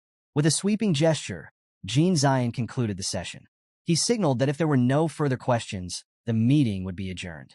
The participants slowly began to rise, some releasing deep breaths as they processed the daunting information they had just received. As the crowd dispersed, Elder Han turned to Vice Principal Zhao and suggested that Lu Fan should get some rest. With a hint of amusement, he added that they would meet again tomorrow. Zhao nodded in agreement, and he and Lu Fan bowed respectfully before heading out. Elder Han watched them leave, a knowing smile on his face. He murmured to himself, reflecting on Lu Fan's earlier question about defeating the demon. The thought stirred something in him, an excitement he hadn't felt in years. This young man, he mused, will make things very interesting. Later that night, Lu Fan lay in his room, his mind a whirlwind of thoughts. The challenge ahead was far more perilous than he'd initially anticipated. The mention of the ancient beasts and the allowance for participants to kill others for points weighed heavily on him. The stakes were no longer just about glory. They were about survival. Though he wasn't entirely sure what Jin Xinghan would do, he felt certain that Kim Sung-han, another participant, would act decisively to secure an advantage. Seeking some clarity, Lu Fan reached for his phone. He decided to check the trial rankings, hoping to get a better sense of the competition. Opening the app, he scrolled through the national trial predictions. The list displayed the names of all 23 representatives, their ranks clearly labeled. His breath caught when he spotted his own name. Under Dragon Nation, next to T1, was his name. Lu Fan stared at the screen, stunned. He couldn't understand how he had been ranked so high. He stretches, still groggy, and glances at the list again. The notion of placing him and Jin Xinghan at the top feels utterly absurd to him. Scoffing, he scrolls through the app, shaking his head in disbelief. The rankings, in his eyes, feel misplaced, almost laughable. For a media outlet claiming to be reputable, Lu Fan thinks their predictions are anything but reliable. As he scans the list, his gaze stops on one name, Musashi Ten from Sakura Nation. A chill runs down his spine. He knows that name all too well, and it leaves him uneasy. This is a contender worth watching closely, and the thought lingers as he prepares for the day ahead. The trials officially kick off later that morning. The air buzzes with excitement as participants line up in their designated spots. A booming voice fills the arena, announcing that the national trials, organized by Taichi Nation, are about to begin. The crowd stirs with anticipation, eager to see the competition unfold. Look to the sky, the voice commands. Lu Fan and the other participants tilt their heads upward, spotting a swirling blue vortex forming high above them. It sparkles with streaks of light, a mesmerizing tornado of energy.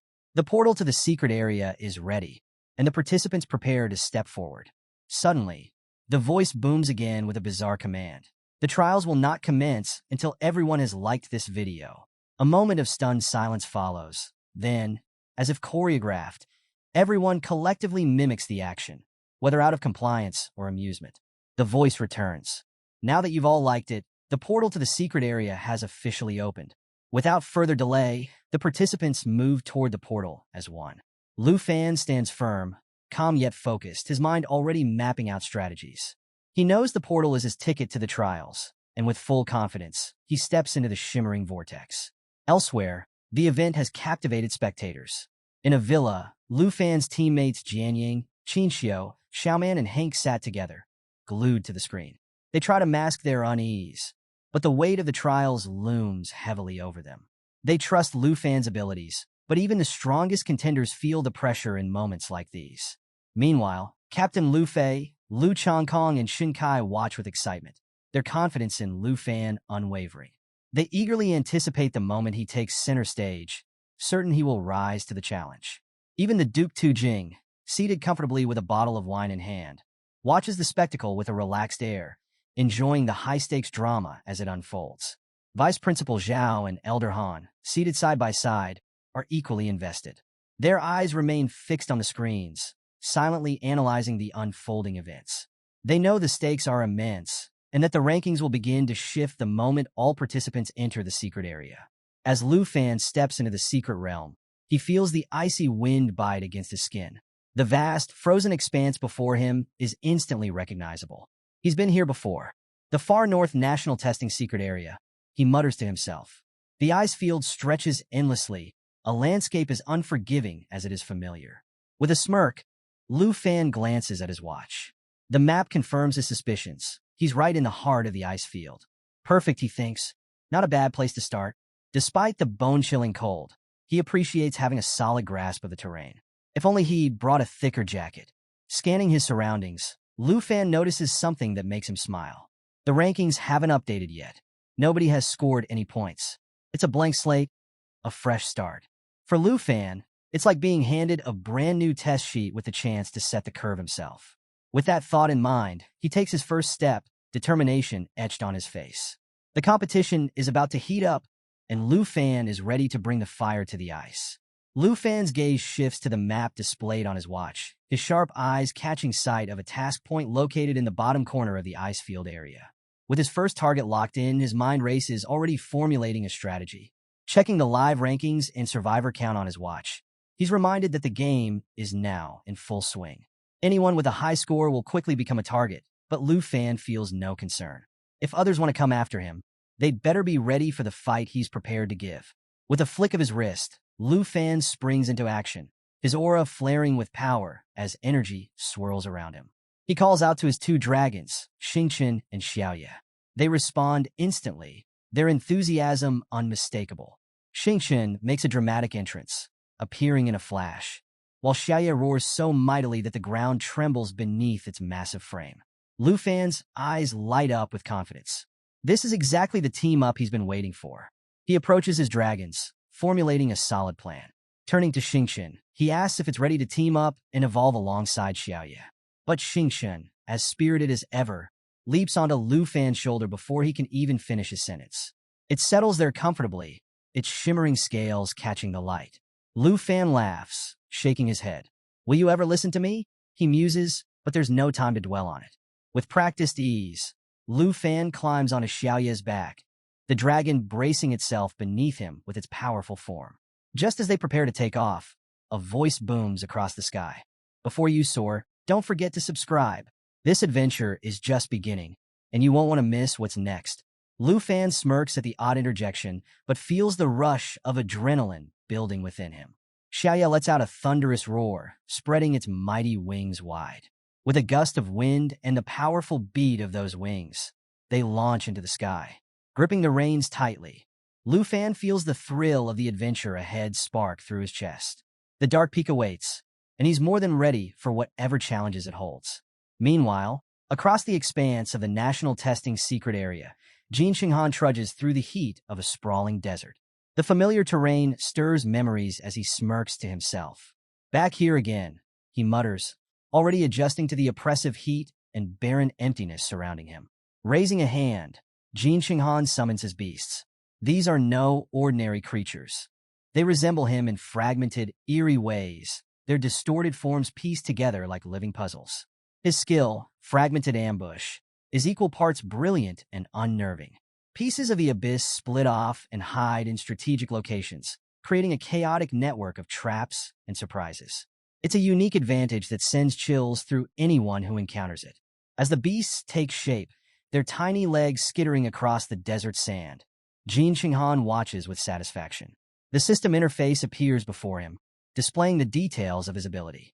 The Abyss Symbiosis effect stands out as the cornerstone of his power. As long as his Abyss-summoned beasts live, Jin Xinghan shares their symbiotic strength. More unnervingly, if he dies, it's no problem. He can revive within any of the Abyss summons. This ability makes him a near-immortal force, almost like a one-man army. Well, sort of, he muses aloud, his grin widening. He counts his chances, 9 revivals in total, thanks to his beasts. Practically immortal, he declares, savoring the irony. His voice echoes in the lifeless desert, but there's no reply from the sands. Probably for the best. Deserts aren't known for their sense of humor. Just as Jin Xinghan was basking in his invincible thoughts, a sword sliced through the air with terrifying precision. It struck the head of one of his summoned beasts like a needle through fabric, killing it instantly. The beast's fragmented body disintegrated into the desert sand as Jin Xinghan's eyes snapped to the source of the attack, Musashi 10, the representative of Sakura Nation. With a smug grin, Musashi mockingly called out, "Now you've only got 8 lives left." Jin Xinghan's temper flared as he stared at the lifeless remains of his summoned beast. His fists clenched tightly, barely containing his frustration. The audacity of Musashi's move stunned him. They were supposed to be allies. What could have prompted this betrayal? Through gritted teeth, he demanded answers, accusing Musashi of breaking their agreement. The system promptly popped up, displaying Musashi's profile. Musashi 10, Sakura nationality, level 61, class, Demon Samurai. But Jin Xinghan barely registered the information. His attention was fixed on Musashi, standing there casually, as if he hadn't just destroyed a vital part of Jin Xinghan's arsenal. Musashi, with the same irritatingly calm demeanor, sheathed his sword and offered a nonchalant explanation. He simply wanted to test whether killing one of Jin Qinghan's summons would earn him points. His tone suggested it was no big deal, as though Jin Qinghan should be thanking him for the experiment. Jin Qinghan scoffed, gesturing toward Musashi in anger. "If you're so desperate for points," he spat, "why didn't you target Lu Fan instead?" His voice rose as he reminded Musashi of their pre-match agreement, emphasizing that eliminating one of his summons was a direct blow to his survival chances. Pointing an accusing finger, Jin Qinghan demanded to know what Musashi was thinking. But Musashi remained unbothered, shrugging off the accusations. "You still have 8 lives left," he remarked casually, as if to say it was nothing to get worked up about. Then, with a smirk, he offered compensation, a boss fight of all things, as if that could somehow make up for the loss of a resurrection. Jin Qinghan's fury simmered, though the absurdity of the offer managed to diffuse his anger just slightly. He sighed, muttering that he didn't have time to argue. Gesturing for Musashi to move aside, he reluctantly decided to let it go. Musashi, ever the opportunist, fell in a step beside him, cheerfully calling out for him not to leave his ally behind. As they moved forward together, Musashi revealed a surprising tidbit. Jin Zion had teleported him under the Overseer's radar, placing him at Jin Qinghan's side. This, he claimed, was to ensure their alliance remained intact. "You'd better protect me," he added with a mischievous grin. Jin Qinghan snapped, telling Musashi to lower his voice so the Overseer wouldn't catch wind of their discussion. He then laid out their plan. Their alliance had been formed under the committee's orders. As for Lu Fan, Jin Qinghan assured Musashi that he would handle him personally. Musashi, on the other hand, was tasked with dealing with a black dragon Xiaoya. In a more serious tone, Jin Qinghan shared a critical piece of information he'd been withholding. "There's something Jin Zion didn't mention about the Dark Spire," he began. He explained that the spire moved randomly across the map, and if it detected a participant, it would launch an attack. Musashi's expression shifted to one of alarm. "Why didn't you tell me this sooner?" he demanded, realization dawning on him. "No wonder you've prepared so many resurrections." Jin Qinghan's lips curled into an ominous grin, his eyes glinting with mischief. He didn't bother justifying himself further, leaving Musashi muttering in irritation. The demon samurai scowled. "So if I face the demon of the 9 realms at the peak, and you die, you just resurrect. But what happens to me if I fall?" Jin Qinghan turned toward him, raising his hand as a sinister purple aura swirled around it. "Don't worry," he said with a wicked smile. "Since we're allies, I'll protect you." Without warning, Jin Qinghan unleashed his power in Musashi's direction. The sudden burst of energy caught Musashi off guard, but he didn't flinch. Instead, with a puzzled expression, he asked what exactly Jin Qinghan was doing. Jin Qinghan, in his usual dry tone, explained that it was an abyss contract. A powerful aura enveloped Musashi, and within moments, he let out a scream of pure agony. The pain was overwhelming, but somehow, Musashi managed to endure it. As the energy subsided, Jin Qinghan calmly informed him of the terms. From this moment on, Musashi could also be resurrected through the beast Jin Qinghan summit. But there was a price. Their fates were now intertwined. If Jin Qinghan died, Musashi would share the same fate. Musashi, still recovering from the ordeal, struggled to his feet, his composure slowly returning. Jin Qinghan, completely unbothered, continued walking away without sparing him a glance. Gritting his teeth, Musashi called after him, frustration evident in his voice. He accused Jin Qinghan of holding back, treating him with distrust despite their so-called alliance. Musashi insisted he had no intention of betrayal. Jin Qinghan dismissed the reassurances without even looking back. "Working with Taichi Nation is the right choice for me," he said coldly. "When this trial is over, I'll end the Abyss contract." Not wanting to fall behind, Musashi hurried after him, suggesting they track down Lu Fan together. But Jin Qinghan remained focused, explaining his strategy with chilling calm. They wouldn't act immediately. Instead, they would let the demon of the 9 realms do most of the work, eliminating the other delegates first. Once the field was cleared, they would proceed with their plan. "The less effort we need to expend," Jin Qinghan said flatly, "the better." As they walked, Musashi spotted a mission point in the distance and suggested they accept it. Jin Qinghan turned toward him, his tone icy. "That's a trap mission," he explained. Jin Zion marked those locations on purpose. "Once you accept a mission, you can't take on any others." Musashi frowned, glaring at Jin Qinghan. "What makes it a trap?" he demanded. Jin Qinghan met his gaze with a sharp, murderous intensity. "You'll understand soon enough," he said, his voice low and foreboding. "It's impossible for anyone to complete." Hours passed, and the overseers watched the unfolding events from their monitors. Jean Zion leaned back in his chair, mocking the situation as he observed the rankings. "It seems the big three nations, Dragon Nation, Star Nation, and Snow Nation, are nowhere to be seen this time," he said with a smirk. Another overseer turned to him, curious. "What exactly are you trying to say?" Jean Zion gestured to the screen, where the current rankings were displayed. "Look at Dragon Nation," he sneered. "Their representative, Lu Fan, was hyped as Tier 1 by the media, but he's ranked dead last with only 257 points. The overseer raised an eyebrow. "What's going on with Dragon Nation? Their rankings are usually solid, but this year, maybe it's all just hype because of that dragon pet of his." Jean Zion chuckled. "Must be overrated. Even killing a few basic beasts should have earned more than 257 points by now." Behind them, Elder Han sipped his green tea quietly, the faintest of chuckles escaping his lips. He didn't correct them. Let them underestimate Lu Fan. It would make his inevitable rise all the more satisfying. Meanwhile, Lu Fan wandered through the secret area, frustration growing with every passing minute. He checked his watch again, 257 points. No change. His anxiety deepened as he muttered to himself, questioning the location of the peak of darkness. He had been searching for what felt like forever, but there was no trace of it, not even a hint. As he spoke, the icy wind picked up around him, and a faint, ominous sound echoed in the distance. Just then, a lion-like monster materialized in front of Lu Fan, its powerful frame radiating a ferocious aura. The system quickly displayed its details. Sky Hunting Flying Lion, level 60. Defeating it would yield a moderate amount of points. Before Lu Fan could react, the beast lunged at him with startling speed. However, Xiaoya, ever alert, gracefully leaped backward, narrowly avoiding the attack. Lu Fan observed the creature closely, his mind analyzing the situation. Compared to the zombies from the fallen clouds, this flying lion was far weaker and offered only a small number of points. He saw no value in wasting time on it.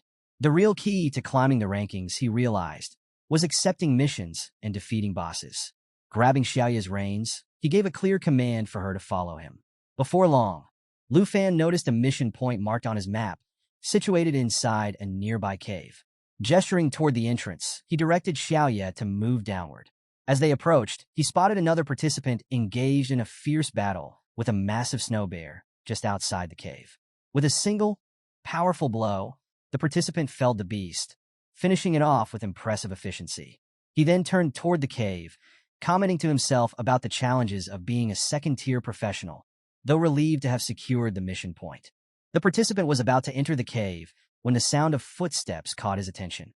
Turning around, his eyes widened in disbelief as he saw Xiaoya, the legendary black dragon, standing imposingly before him.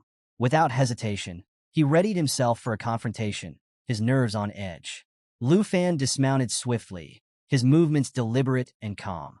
The man's gaze shifted from the dragon to Lu Fan, his expression a mix of awe and suspicion. Recognizing him almost immediately, the man spoke, his voice tinged with disbelief. "Are you Lu Fan from the Dragon Empire?" Lu Fan didn't answer. Instead, he casually opened his watch to check the system, which confirmed the participant's identity. Yason Lai, level 45 Waterwave Swordsman, South Nation, rank 19, score 5,153. A faint smile flickered across Lu Fan's face, but he didn't engage. Turning off the system, he walked past Yason Lai without a word. His indifference stung, and Yason Lai's expression darkened with irritation. The Waterwave Swordsman couldn't believe the arrogance of Lu Fan, who hadn't even acknowledged his presence. As Yason Lai stared at Lu Fan's retreating figure, his thoughts raced. Memories of past tensions between the Southern Empire and the Dragon Empire surged in his mind. He recalled how Tu Jing, a representative from the Dragon Empire, had humiliated the king of the Southern Empire, nearly bringing his nation to its knees. For Yason Lai, this was an opportunity. If he could kill Lu Fan, the Dragon Empire's representative, he would gain recognition and boost his nation's reputation. Seeing Lu Fan ranked last at level 32, Yason Lai deemed this an easy win and a golden chance for glory. Without hesitation, Yason Lai drew his sword. His intent was sharp, his resolve unwavering. He activated his water cage technique, and water shot out from his blade, forming a tight, imprisoning cage around Lu Fan. Confident in his advantage, Yason Lai smirked, convinced victory was within his grasp. "You're naive," he taunted, "if you think you can match me." But Lu Fan remained unfazed, his expression calm. The lack of reaction only irritated Yason Lai further. Muttering to himself, he prepared to strike again and solidify his victory. Just as he began his follow-through, Xiaoya sprang into action. The black dragon lashed out with her massive claws, slashing at Yason Lai with tremendous force. The blow sent him hurtling through the air, crashing hard into the ground. A sharp pain coursed through Yason Lai's arm as he realized, with horror, that it was broken. Gritting his teeth, he groaned in agony, the humiliation stinging almost as much as the injury. His thoughts raced as he writhed on the ground. This is the true power of the Dragon Empire, he admitted to himself, his pride now in tatters. Struggling to stand, Yason Lai grimaced, feeling the fracture throb with every movement. For the first time, the invincible strength of the Dragon Kingdom felt all too real. Lu Fan calmly stepped out of the water cage, as if it were no more than an inconvenience, leaving Yason Lai utterly dumbfounded. Approaching the stunned swordsman, Lu Fan spoke with a faint trace of amusement in his voice. "If you're thinking of gaining a fisherman's profit, you're sorely mistaken," he said. Then, with a nonchalant shrug, he added, "Frankly, sparing you is more efficient. The points I'd earn for defeating you wouldn't be worth the effort." Yason Lai froze in disbelief. Lu Fan's dismissive words struck like a hammer, shattering his confidence. How could someone at level 32 be so powerful, so untouchable? His mind reeled as he tried to grasp the situation. He cursed inwardly, his pride stinging. Even if he couldn't rank in the top tier of the trials, killing the representative of the Dragon Empire would make him a hero in the Southern Empire. It would restore his reputation and maybe his dignity. But before he could act on his thoughts, Xiaoya roared, her powerful voice reverberating through the icy air. The sheer force of it made Yason Lai stumble backward in alarm. The black dragon moved toward him with terrifying speed, flames flickering ominously at the edges of her mouth. Panic gripped Yason Lai as he realized the dragon's full strength was now directed at him. For a brief, terrifying moment, he thought this was the end. Lu Fan, however, remained perfectly calm. He smiled coolly and advised Yason Lai, his voice measured and firm, "Don't rush things. This mission is mine, and there's no room for objections." With that, he turned his attention to his system, ignoring the trembling swordsman entirely. A notification blinked onto his screen. "Mission accepted. Current task, defeat the epic boss, Demon of the Nine Realms, level 85. Lu Fan stared at the notification, his expression serious yet composed. The stakes were clear. Xiaoya stood tall beside him, her chest glowing with fiery embers that pulsed with a menacing rhythm. The towering dragon loomed over the battlefield, ready to unleash devastation. Meanwhile, Yason Lai collapsed onto the icy ground, trembling. His weapon slipped from his hand as he struggled to process the overwhelming pressure surrounding him. Why wasn't Lu Fan attacking? Was this some sort of elaborate trick? Before he could make sense of it, a shadow descended rapidly from the sky. A massive creature slammed into the ground, its impact shattering the icy terrain. Xiaoya reacted instantly, lunging forward and pushing the creature back with a thunderous strike. The beast stumbled, but the force of the collision caused the ice beneath Xiaoya to crack, sending Yason Lai sliding uncontrollably across the frozen surface. Catching himself on a nearby rock, Yason Lai's eyes widened in disbelief. "Wait, is that the Guardian boss?" he muttered, his voice shaking. The system flashed a notification on his interface. "Ice Yeti King, level 75. Defeating it will earn 245 points. Hope surged through Yason Lai as he watched the massive beast roar. A grin spread across his face as he leaned back, convinced that Lu Fan couldn't possibly escape this one. This monster will finish him off, and I won't have to worry about him anymore. The heaven trial will finally be mine." But his triumphant thoughts were cut short as the Ice Yeti King turned its furious gaze toward him. Its glowing red eyes locked onto Yason Lai, radiating rage. With every step the beast took, the ground cracked beneath its massive frame. Yason Lai stumbled back, his heart pounding. "Wait, no, this can't be happening," he thought in panic as the Yeti King advanced relentlessly. The ice gave way beneath him, and Yason Lai fell hard onto the frozen ground. The monster's fiery gaze never wavered, and the crushing reality hit him like a blizzard. There was no escape from this beast. Just as the Yeti King prepared to strike, a sudden flare of red light burst across the sky. The intensity of the aura diverted the creature's attention. It roared, deepening with rage as it turned toward the disturbance. Xiaoya sprang into action, her claws slicing through the air with blinding speed. Her strike landed with brutal precision, tearing into the Yeti King and sending green blood spraying across the icy battlefield. The creature staggered and crumpled to the ground with a thundering crash, but it wasn't down yet. Before the beast could recover, Xiaoya lunged again, her claws poised for the killing blow. But the Ice Yeti King lashed out with its massive claws, catching Xiaoya midair. With a primal roar, Lu Fan sprang into action, channeling the devastating power of Break Sky, a signature Dragon Key attack. The move unleashed 2 consecutive strikes, which triggered Xiaoya to mirror the attack with her own ferocious claw slashes, thanks to their synchronized bond. The Ice Yeti King, overwhelmed by the relentless assault, faltered. Its massive claws loosened their grip on Xiaoya, and the beast crashed to the ground with a thunderous impact, utterly defeated. Lu Fan landed gracefully beside the fallen creature, his smirk as casual as if he'd just brushed off a minor inconvenience. "Big sure," he muttered, his tone light and dismissive, but not all that powerful. Behind him, Xiaoya stood tall, her imposing form radiating triumph as she let out a roar of approval. The system chimed in, updating Lu Fan's tally with an additional 245 points, bringing his score to 502. The ground trembled from the aftermath of the battle, and a nearby rock formation cracked, creating a jagged gap near Yasen Lai. The young swordsman, still trembling from the fight, could only stare in disbelief at what he had just witnessed. Lu Fan had shattered the Guardian boss with ease, his level 32 seemingly irrelevant to the sheer strength he had just displayed. Yasen Lai's mind raced as he tried to comprehend the power gap. A chilling thought struck him. What would have happened if that devastating attack had been directed at him instead of the boss? Terror gripped his chest, and panic rooted him to the spot as Lu Fan began walking toward him. Every step Lu Fan took seemed to amplify Yasen Lai's dread. When Lu Fan finally stopped in front of him, Yasen Lai closed his eyes, bracing himself for the inevitable strike. But no blow came. Instead, Lu Fan simply stood there for a moment, then turned and walked away, sparing Yasen Lai without a word. It took Yasen Lai a few moments to realize what had happened. Slowly opening his eyes, he saw Lu Fan already walking into the distance. The faintest smirk played across Lu Fan's lips as he muttered under his breath, "I can't waste my time on people who don't even subscribe. They're just not worth it." Yasen Lai could only watch, stunned. Lu Fan had spared him, deliberately choosing to walk away instead of finishing him off. It was baffling, almost surreal. Just as Yasen Lai began to process this unexpected turn of events, a bright light appeared beside him. Squinting at the glow, he realized it was another mission prompt. His eyes widened in disbelief as he read it. Epic Boss Mission, Demon of the 9 Realms, Level 85.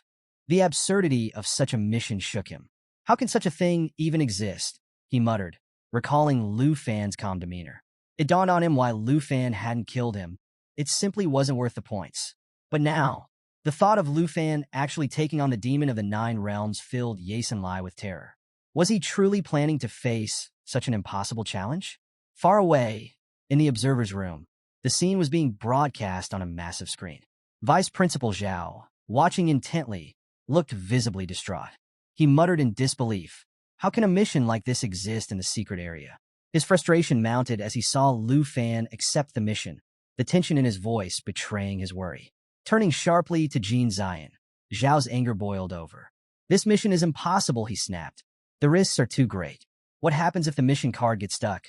And how could Lu Fan possibly earn points from it? It's absurd."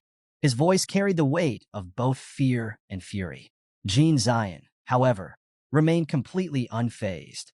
A teasing smile played on his lips as he dismissed Zhao's concerns with mock calmness. "Relax," he said, his sarcastic tone doing nothing to soothe the increasingly irate vice principal. That was the last straw. Zhao grabbed Jean Zion by the collar, his face turning crimson with rage. "This mission design is a disaster," he shouted, vowing to personally file an appeal to have it canceled. His frustration and protectiveness over Lu Fan were clear in every word. Jean Zion's smirk didn't falter. Instead, he smiled knowingly, his expression full of amusement. "Appeal all you like," he said calmly, "but your position doesn't grant you the authority to make such a request." His words were a sharp reminder of Zhao's limited power, leaving the vice principal simmering with anger as the mission continued to unfold. With a quick and deliberate motion, Jean Zion grabbed Vice Principal Zhao's hand, shaking it firmly while smirking in a way that made his intentions clear. The message was unmistakable: any further trouble, and Zhao would find himself escorted out. Elder Han, seated nearby, observed the tense exchange with a calm and measured demeanor. Turning his gaze toward Zhao, he broke the silence in a composed tone, telling him not to be angry. Zhao, expecting Elder Han to share his outrage, was caught off guard by the overseer's unflustered reaction. As Elder Han casually poured himself a cup of coffee, he took a slow sip before addressing the issue. "The matter can't be resolved with an appeal," Elder Han explained, his voice steady. Zhao, now listening intently, furrowed his brow in confusion. He pressed for clarification, not fully understanding Elder Han's calm acceptance of the situation. Leaning in slightly, Elder Han lowered his voice and shared a revelation that deepened the tension. He explained that Tai Chi Nation had manipulated the trials to favor their own representatives while deliberately hindering others. This favoritism, he continued, wasn't a recent development, but part of a larger, ongoing corruption. Zhao, indignant, suggested that if Elder Han knew about this corruption, he should stand up for Lu Fan. But Elder Han, with a knowing expression, calmly replied that even the sharpest minds could be misled when facing overwhelming power. "Appealing is pointless," he said. "We're up against forces far beyond us." Instead, Elder Han urged Zhao to consider that the mission might be exactly what Lu Fan wanted. He expressed confidence in Lu Fan's abilities, encouraging Zhao to trust him as well. Zhao was stunned. Elder Han's unusual support for Lu Fan left him questioning the overseer's motives. But before he could respond, his attention was drawn to the screen. Zhao's eyes widened in disbelief as he saw Lu Fan confidently entering the secret area, determined to take on the demon of the 9 realms. "He's really doing it," Zhao muttered, his voice trailing off as he tried to process what he was witnessing. Back in the icy terrain, Lu Fan moved with unwavering purpose, a confident smile playing across his face. The weight of the monumental task ahead didn't seem to faze him. The system chimed, notifying him that the Tower of Darkness was just ahead. He tightened his grip on Xiaoya's reins and pressed forward, his determination unshaken.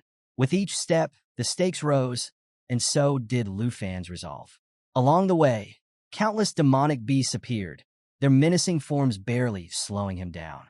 Xiaoya roared beside him, a fierce reminder of the strength they shared. As the system alerted him that the demon army was awakening, the deafening roar of countless creatures filled the air. A swarm of killer bats, each at level 60, charged toward him. The system informed Lu Fan that each bat defeated would earn him 84 points. He smirked, unfazed by the sight of the approaching swarm. The precious mountain of Ruan Changfeng, he mused to himself, recalling the name of the area. But to him, it was just a gold mine of experience points waiting to be harvested. He turned to his Xingchen, its small but powerful frame glowing with energy. "Time to shine," he commanded. Xingchen growled low, sensing the incoming danger and readying itself for action. Next, Lu Fan issued a command to Xiaoya. "Transform into your destroyer form," he ordered. Xiaoya responded immediately, her massive form shifting as her strength, agility, and stamina surged to incredible levels. Strength, 5124 agility, 9,431 stamina, 10,474. In her destroyer form, Xiaoya let out a thunderous roar, the power of her transformation crackling in the air. She lunged at the swarm of killer bats, tearing through them with terrifying speed and precision. The bats' cries echoed as they fell one by one, their points adding steadily to Lu Fan's total. Despite his approval of Xiaoya's performance, Lu Fan's sharp eyes noticed a new threat. He quickly warned Xiaoya to keep an eye on the ground. From below, another wave of monsters emerged, burrowed demon. The system chimed again. Defeating these creatures would earn him 127 points per kill. Lu Fan was already on the move, his sharp eyes scanning the battlefield with precision. A confident grin spread across his face. It was time to obliterate everything in his path. Xiaoya, his loyal and formidable dragon, was quick to respond, transforming yet again. This time, she unleashed dragon control, an ability that pulsed with raw energy, combining devastating dragon power with a barrage of regular attacks. Monsters fell in droves, obliterated in mere moments. But the battle didn't stop there. Xiaoya pressed forward, seamlessly transitioning into her lava inferno attack. Rivers of molten lava erupted from her form, cascading over the battlefield and engulfing everything in their path. Flames roared like a wildfire, consuming the enemy with relentless force. The air crackled with the intense heat of destruction. Suddenly, Lu Fan's gaze shifted upward. His instincts flared as he spotted a new wave of monsters descending from the sky. These airborne beasts radiated a dangerous aura that set them apart from their ground-bound counterparts. A slight frown crossed Lu Fan's face. Taking them out one by one will take too long, he thought. A new strategy is needed. Wasting no time, Lu Fan tapped into the power of Dragon's inspiration. Raising his hand, a radiant golden light enveloped him and his dragons. The ability surged through them, increasing their attributes and attack power by 30%. Sensing the surge, Xiaoya let out a deafening roar, her body now surrounded by a molten aura. Her already fearsome stats skyrocketed: strength, 6,661, agility, 12,260, mental power, 26728, and stamina 13,614, making her a force to be reckoned with. Lu Fan, eyes narrowing with determination, drew his divine bow. Time to bring disaster, he muttered. Signaling Xiaoya to follow his lead, he knocked a snake arrow, its dark energy swirling with concentrated power. Xingqian, perched nearby and brimming with energy, twitched impatiently, eager to join the fray. Lu Fan's strategic mind raced. He instructed Xiaoya to prepare for her ultimate move, Cataclysm, and with precision, released the snake arrow from his divine bow. The arrow's trajectory was flawless, cutting through the air with lethal intent. Infused with the energy of the underworld snake bow, the arrow stored power for 3 seconds before unleashing its devastating effect. The shadow serpent it summoned, a manifestation of pure destruction, was amplified by 500%, ensuring the strike would wreak havoc on everything in its path. Simultaneously, Xiaoya charged her mental power to over 26,000, her molten form vibrating with anticipation. With Cataclysm, her ultimate move, she prepared to devastate the battlefield. The destroyer dragon flew high, her fiery form leaving a blazing trail as she ascended. She let out a thunderous roar, the sound so powerful it reverberated through the ground, shaking the very earth beneath her. The energy coursing through her body surged to its peak, radiating an oppressive, destructive pressure that even the sky seemed to tremble under. And then the world erupted. Xiaoya detonated the area beneath her with a catastrophic blast, reducing everything within its range to ash. Monsters disintegrated in an instant, their cries drowned by the deafening explosion. Before the approaching wave of beasts could even react, as Lu Fan released the snake arrow from his divine bow, its trajectory aligned perfectly with the area targeted by Xiaoya's destroyer dragon form. The moment the arrow hit, an explosive firestorm ignited, consuming everything in its path. Amplified by Xiaoya's immense mental power, the attack's damage skyrocketed to a staggering 500%. The battlefield was engulfed in flames, the air thick with the acrid scent of burning flesh. The sound of a final, earth-shaking explosion marked the end of the relentless onslaught. The system chimed with a notification. Dragon Nation's Lu Fan has earned 22,758 points. Current rank, number 1. Lu Fan stood tall, surveying the battlefield. His gaze swept over the smoldering ruins of the demon army, his faint smile betraying his satisfaction. Not a single creature remained. The system delivered another update. Xingqian has reached level 12, and Lu Fan's level has risen to 33. Progress was undeniable, and the momentum was his. At the monitoring station, disbelief filled the air. The room buzzed with murmurs of astonishment as Lu Fan's name surged to the top of the rankings. The three great families, long overshadowed, were once again in the lead, with Lu Fan claiming the number 1 spot. Amid the chatter, someone exclaimed, "We didn't think he'd actually take on the dark forces and succeed." Charles and Andre, who had been given the same mission, were now stagnant, their scores failing to rise.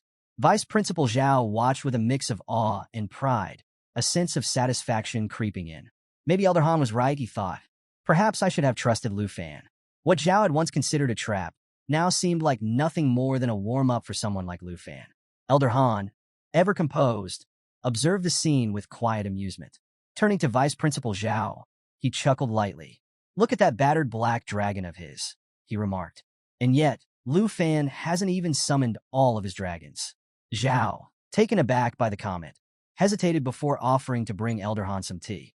But the overseer waved off the suggestion. "No need for tea just yet," he said with a faint smile. "The real matter at hand is watching Lu Fan's performance. We can't afford to miss him taking on the demon of the 9 realms." Jean Zion, seated nearby, watched the exchange with a satisfied grin. In his mind, everything was going exactly as planned. The demon of the 9 realms had yet to appear, and when it did, he was confident Lu Fan would exhaust himself collecting the remains of his dragons and facing the true challenge. Back on the battlefield, Lu Fan's momentary satisfaction was cut short. The ground trembled as the stone chain suddenly broke, sending a shockwave through the area. The air crackled with energy as a massive, pyramid-like structure began to collapse rapidly. Lu Fan's expression shifted to one of seriousness. This challenge was far from over. The rumbling earth gave way as a massive door swung open, releasing a flood of ferocious beasts. These creatures were far more vicious than he had anticipated. A grim realization hit him.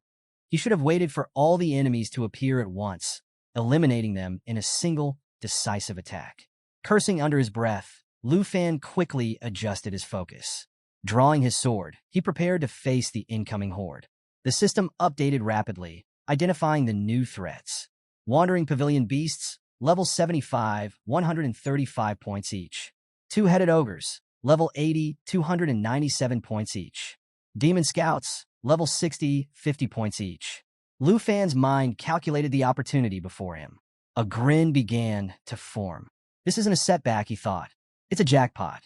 Xiaoye, sensing the intensifying battle, shifted back into her destructive form, her molten body pulsing with renewed energy. Lu Fan, fully aware of the scale of what lay ahead, felt a surge of determination. "This is exactly what I needed," he said to himself, eyes gleaming. More points, more monsters to destroy. Calling out to his team, he ordered them to prepare for the fight. With a nod to the Xingqian, he signaled it to join the fray. Xingqian's eagerness surprised him as the dragon surged forward, almost as if it had been waiting for this exact moment. Watching Xingqian charge in a battle with reckless enthusiasm, Lu Fan couldn't help but ask, "Are you planning to fight them all by yourself?" Xingqian let out a sharp, determined roar in response, and with that, the next phase of the battle began. The battlefield is a symphony of chaos as waves of monsters charge forward, their roars merging into a deafening cacophony. At the center of it all stands Lu Fan, steady and resolute. Xingqian lets out a thunderous roar, unleashing a blast of icy breath that freezes enemies in their tracks. Her powerful wings create gusts of wind, so strong they scatter enemy ranks, breaking their formation.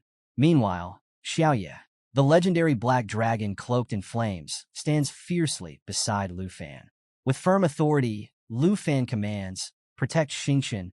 Xiaoye responds with a fearsome roar, her fiery aura expanding into an unstoppable inferno, ready to incinerate anything in her way. Above, a radiant light descends from the sky, drawing the attention of the monsters. A massive two-headed brute leads a pack of goblins, all roaring furiously as they surge toward Lu Fan. But atop Xiaoye, Lu Fan stands unshaken, his fiery eyes glowing with deadly intent. Surrounded by swirling flames, the dragon roars mightily, ready to annihilate everything in her path.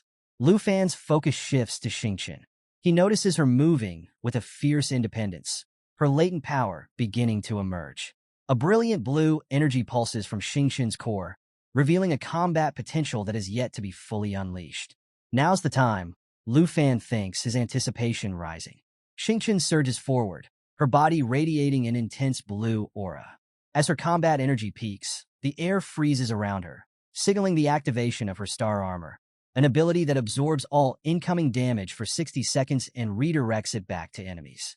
The battlefield erupts as Xingqian unleashes a devastating wave of energy, sending goblins flying in all directions. The force of her attack shatters their ranks, leaving nothing but frozen fragments behind. Amid the chaos, the towering two-headed brute bellows in defiance. Raising its massive club, It charges through the icy whirlwind with unstoppable determination. The brute swings its club with immense force, generating a shockwave that tears through the battlefield, scattering debris and sending tremors through the ground. Above it all, Lu Fan hovers on Xiaoya, the fiery flames surrounding them lighting up the sky. The brute's blazing red eyes lock onto Lu Fan, its challenge unmistakable. Lu Fan's gaze is icy, his fiery aura intensifying as he prepares to strike. But then he notices something. He signals Xiaoya to stop, saying calmly, "It seems we don't need to worry about this brute anymore." The system display confirms it. All damage has been absorbed and redirected.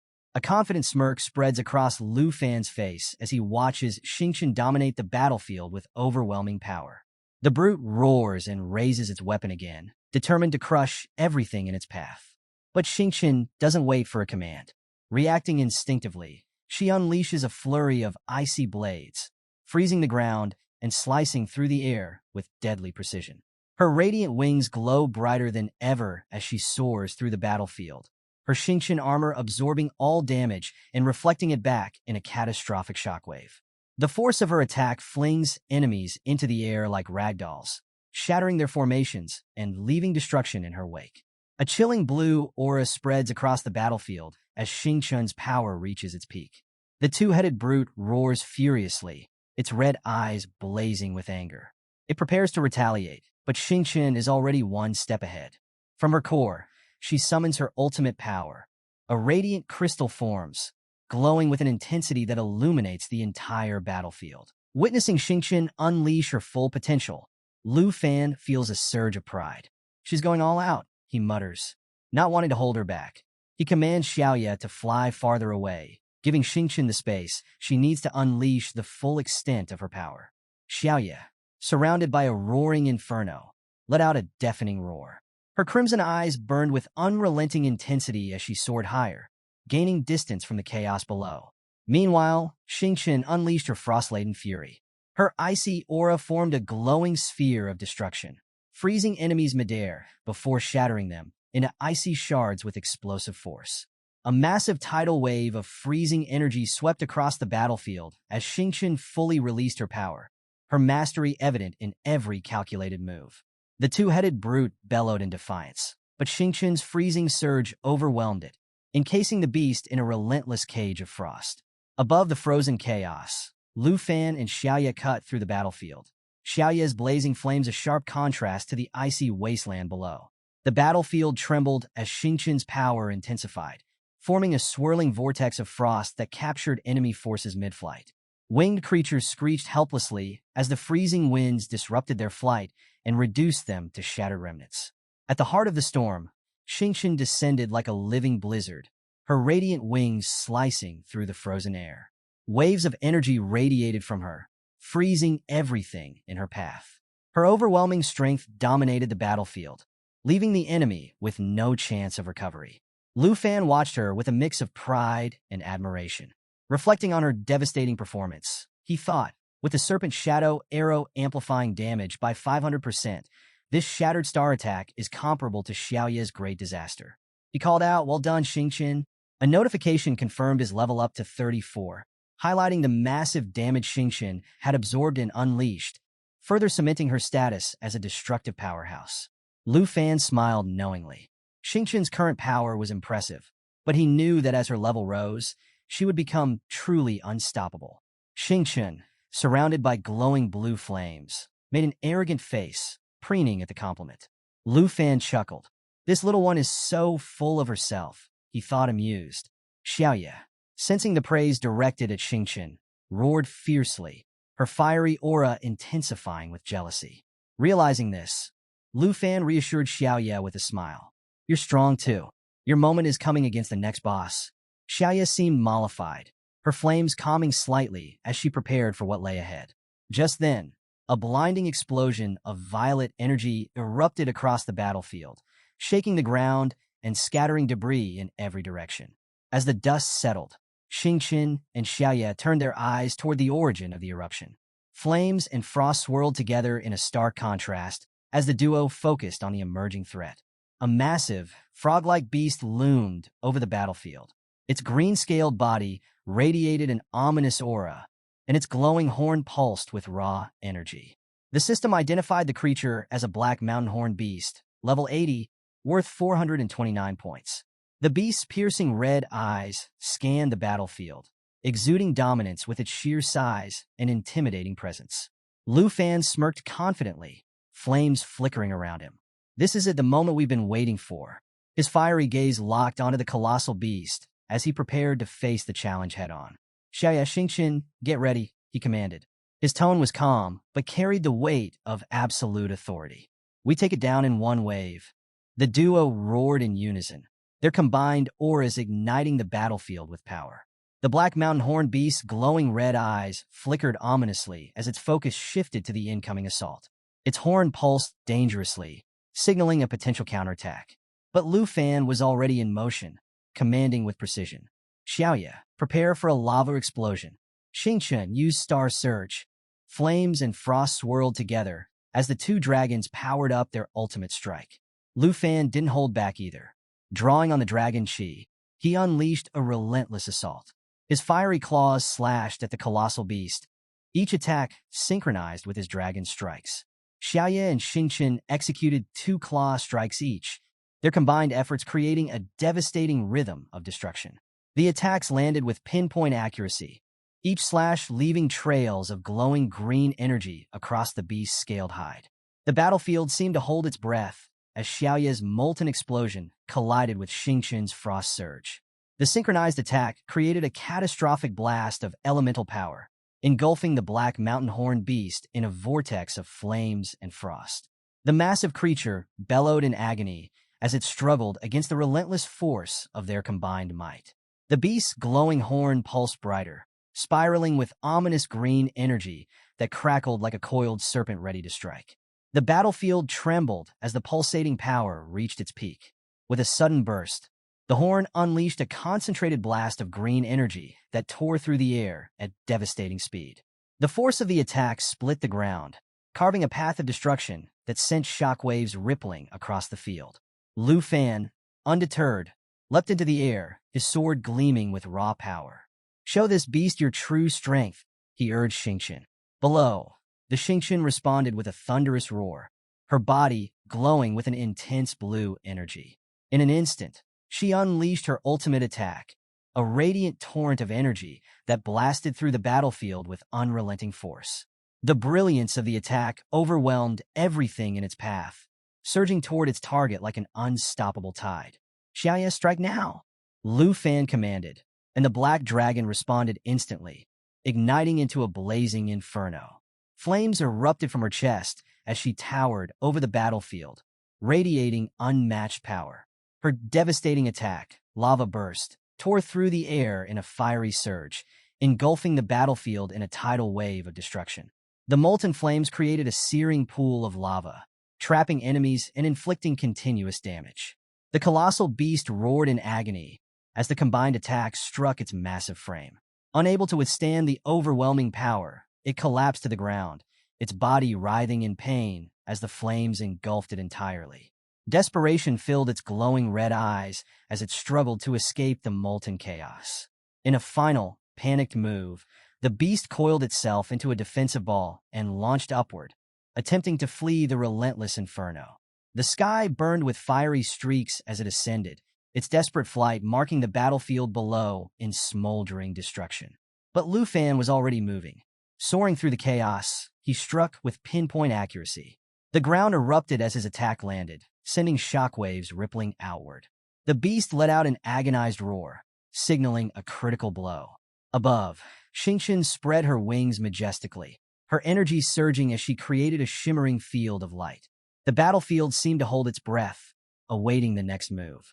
Lu Fan and Xingqian unleashed a perfectly coordinated strike. Their precision was unmatched, their timing flawless. The attack hit its mark with devastating force, and the colossal beast let out a deafening cry as its defenses shattered completely. Amidst the chaos, Lu Fan grinned confidently, recognizing the seamless teamwork that had led to their victory. The battle's outcome not only solidified their strength, but also sent their rank skyrocketing. The scoreboard lit up with new rankings, and Lu Fan's name shot to the very top. His dragons perched proudly beside him, their auras glowing with satisfaction. "Look at that score," Lu Fan mused, reveling in their triumph. The awe-inspiring points left the competition stunned. In the supervision room, murmurs of disbelief rippled through the audience. Vice Principal Zhao watched with growing enthusiasm, marveling at Lu Fan's transformation during his journey to the northern regions. Elder Han acknowledged the feat with quiet approval, his eyes twinkling with amusement. Jean Zion, however, was far from impressed. Panic and frustration gripped him as he stared at the screen, his disbelief mounting. How could Lu Fan, a representative of the Dragon Nation, achieve such an unprecedented feat? His gaze locked onto the scoreboard, where Lu Fan had not only wiped out the Warcraft army, but surpassed Jin Xinghan by a significant margin. "This is impossible," Jean Zion fumed, his voice dripping with anger. Struggling to comprehend the situation, he issued strict orders to his subordinates. "Verify the data from the Black Tower immediately," he demanded, his tone sharp and unrelenting. "Find out if there's any exploitation or abnormalities. Report to me the moment you find anything suspicious." His frustration reached a boiling point as he continued to watch the screen, his confidence in his own plans shaken by Lu Fan's meteoric rise. Jean Zion's grin twisted with sinister satisfaction as he contemplated the odds. He was convinced that only Tai Chi Nation's supreme national hero could possibly defeat the demon of the Nine Realms. In his mind, Lu Fan's accomplishment was an impossibility for anyone else. His confidence, dark and assured, fueled his belief that he could dismantle Lu Fan's efforts by catching him in an act to revoke his qualification. Half an hour later, at the entrance of the supervision room in Jean City Arena, a security guard reported to Jean Zion. "The inspection is complete," the guard said nervously. "The trial system, including the Dark Spire section, is functioning properly. No weaknesses were detected." Jean Zion's expression darkened. Furious, he grabbed the guard by the collar and snarled, "How could you overlook something so critical?" The subordinate stammered an apology, promising to reinspect the system immediately to avoid further mistakes. But Jean Zion was unforgiving. He lashed out at his staff, calling them incompetent, and ordered them to inspect again, this time without failure. The panicked guards scrambled to comply, retreating quickly to avoid further wrath. Jean Zion seethed with frustration. The mechanism designed to intimidate the other representatives had become a weapon in Lu Fan's hands. Consumed by rage, he resolved to manipulate the stats of the demon of the Nine Realms, intending to force Lu Fan into surrendering.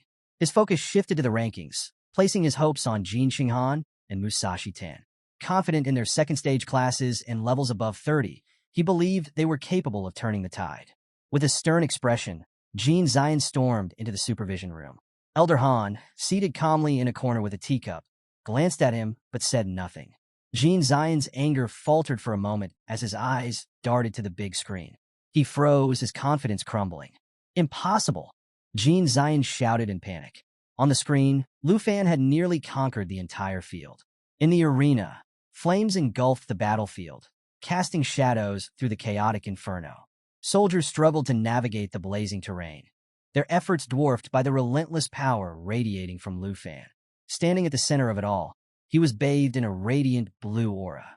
His weapon pulsed with unyielding energy, casting an indomitable light across the battlefield. Behind him loomed Xiaoye, her dark form blending seamlessly with the fiery depths, her eyes burning with fierce determination. Across the battlefield, a legion of demonic creatures emerged from the shadows, their crimson eyes burning with malice. At the forefront stood a massive armored entity, its pulsating blade of dark energy exuding a menacing presence. The system identified the boss, level 86. Lu Fan's gaze sharpened as he analyzed the challenge ahead. This is no ordinary fight, he thought, realizing that Xiaoye alone wouldn't be enough to handle this opponent. Without hesitation, he made the call. He knew splitting the experience points was necessary to win. "Xiaofei, it's time." The battlefield roared with chaos as Lu Fan summoned Xiaofei, the Emerald Dragon. A brilliant flash of green light illuminated the area as Xiaofei appeared in her Eternal One form, towering above the battlefield. Her presence radiated strength, her blade glowing with otherworldly power. Lu Fan stood resolute, ready to lead the charge. Xiaofei unleashed her Emerald Dragon bloodline, amplifying the effects of all allied dragon skills. A radiant glow surrounded the battlefield as Xiaofei activated Life Pulse, casting Emerald World Blessing across the area. The aura enhanced all allies within range, boosting their abilities by up to 400%. The tide shifted dramatically in Lu Fan's favor. Xiaofei roared, releasing an Emerald Blessing that surrounded Lu Fan, Xiaoye, and Xingqian with 32 stacks of dragon energy, massively amplifying the damage of their next attack. At the same time, Xiaofei activated Emerald Light, enveloping the trio in protective layers that removed debuffs and boosted their attributes by up to 60%. Each layer could absorb powerful hits, adding a crucial defensive edge to the team's strategy. Xiaoye unleashed an earth-shaking roar, her fiery aura igniting the air around her and spreading like an inferno across the battlefield. Responding to Lu Fan's signal for a counterattack, she dove into action with ferocious intensity. Now at level 30, Xiaoye activated her signature move, Lava Flame, spewing continuous streams of searing fire that inflicted massive damage on enemies while simultaneously healing her wounds. The battlefield burned brightly, echoing with the agonized cries of foes consumed by the relentless flames. Standing beside Lu Fan, Xiaoye summoned her ultimate move, Eternal Guardian. A radiant protective barrier enveloped the group, shielding all allies within its range. The barrier absorbed damage based on Xiaoye's health and self-healing abilities, casting a glowing emerald light that strengthened their position. Lu Fan's strategy unfolded with precision. He commanded Xingqian to activate Starlight Scale Armor, a shimmering shield infused with star energy. The armor absorbed damage for 60 seconds and stored it for a devastating counterattack. As relentless waves of enemies struck Xingqian, the glowing armor absorbed each blow, shimmering brighter with every hit and preparing to unleash its retribution.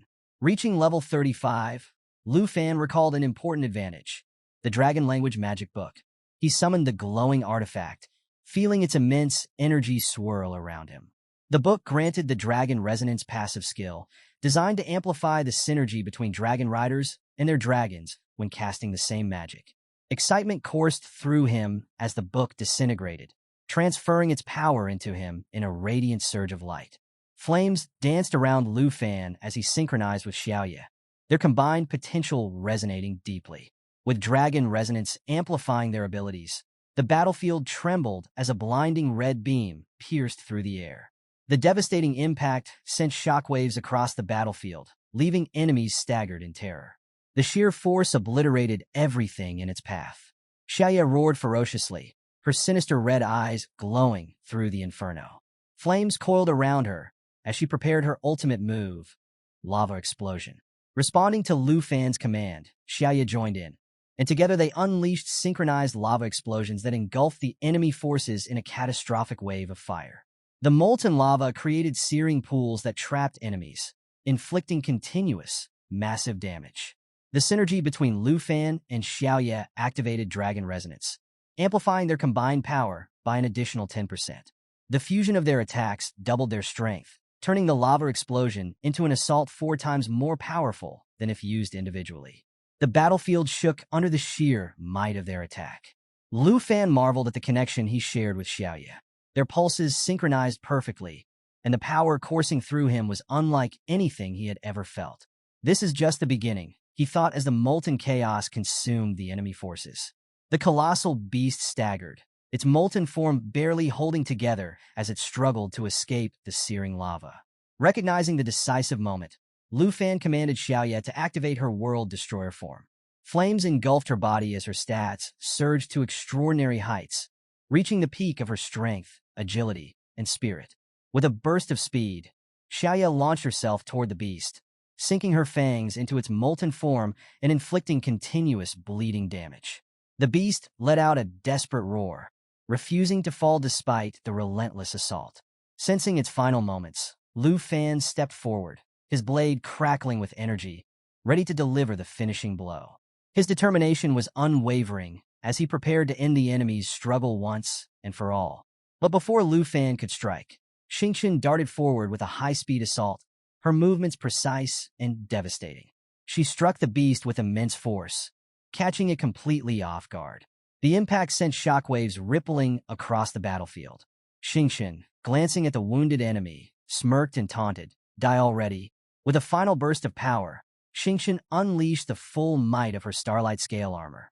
All the absorbed damage was released in a massive explosion that decimated the colossal beast and wiped out every enemy within melee range. The battlefield fell silent, the once formidable army reduced to nothing but ash. As the battle concluded, Xiaoye leveled up to 31, and Xiaofei, the Emerald Dragon, reached level 23, their powers significantly enhanced. Xingqian stood triumphantly, her aura glowing with newfound strength as she leveled up to 15, unlocking her form transformation. Turning to Xingqian with a teasing grin, Lu Fan asked, "Since when did you learn to steal kills?" Xingqian's smug expression didn't falter, clearly enjoying her moment of victory. Xingqian's form now radiated a newfound maturity, shedding many of the attributes from her baby dragon days.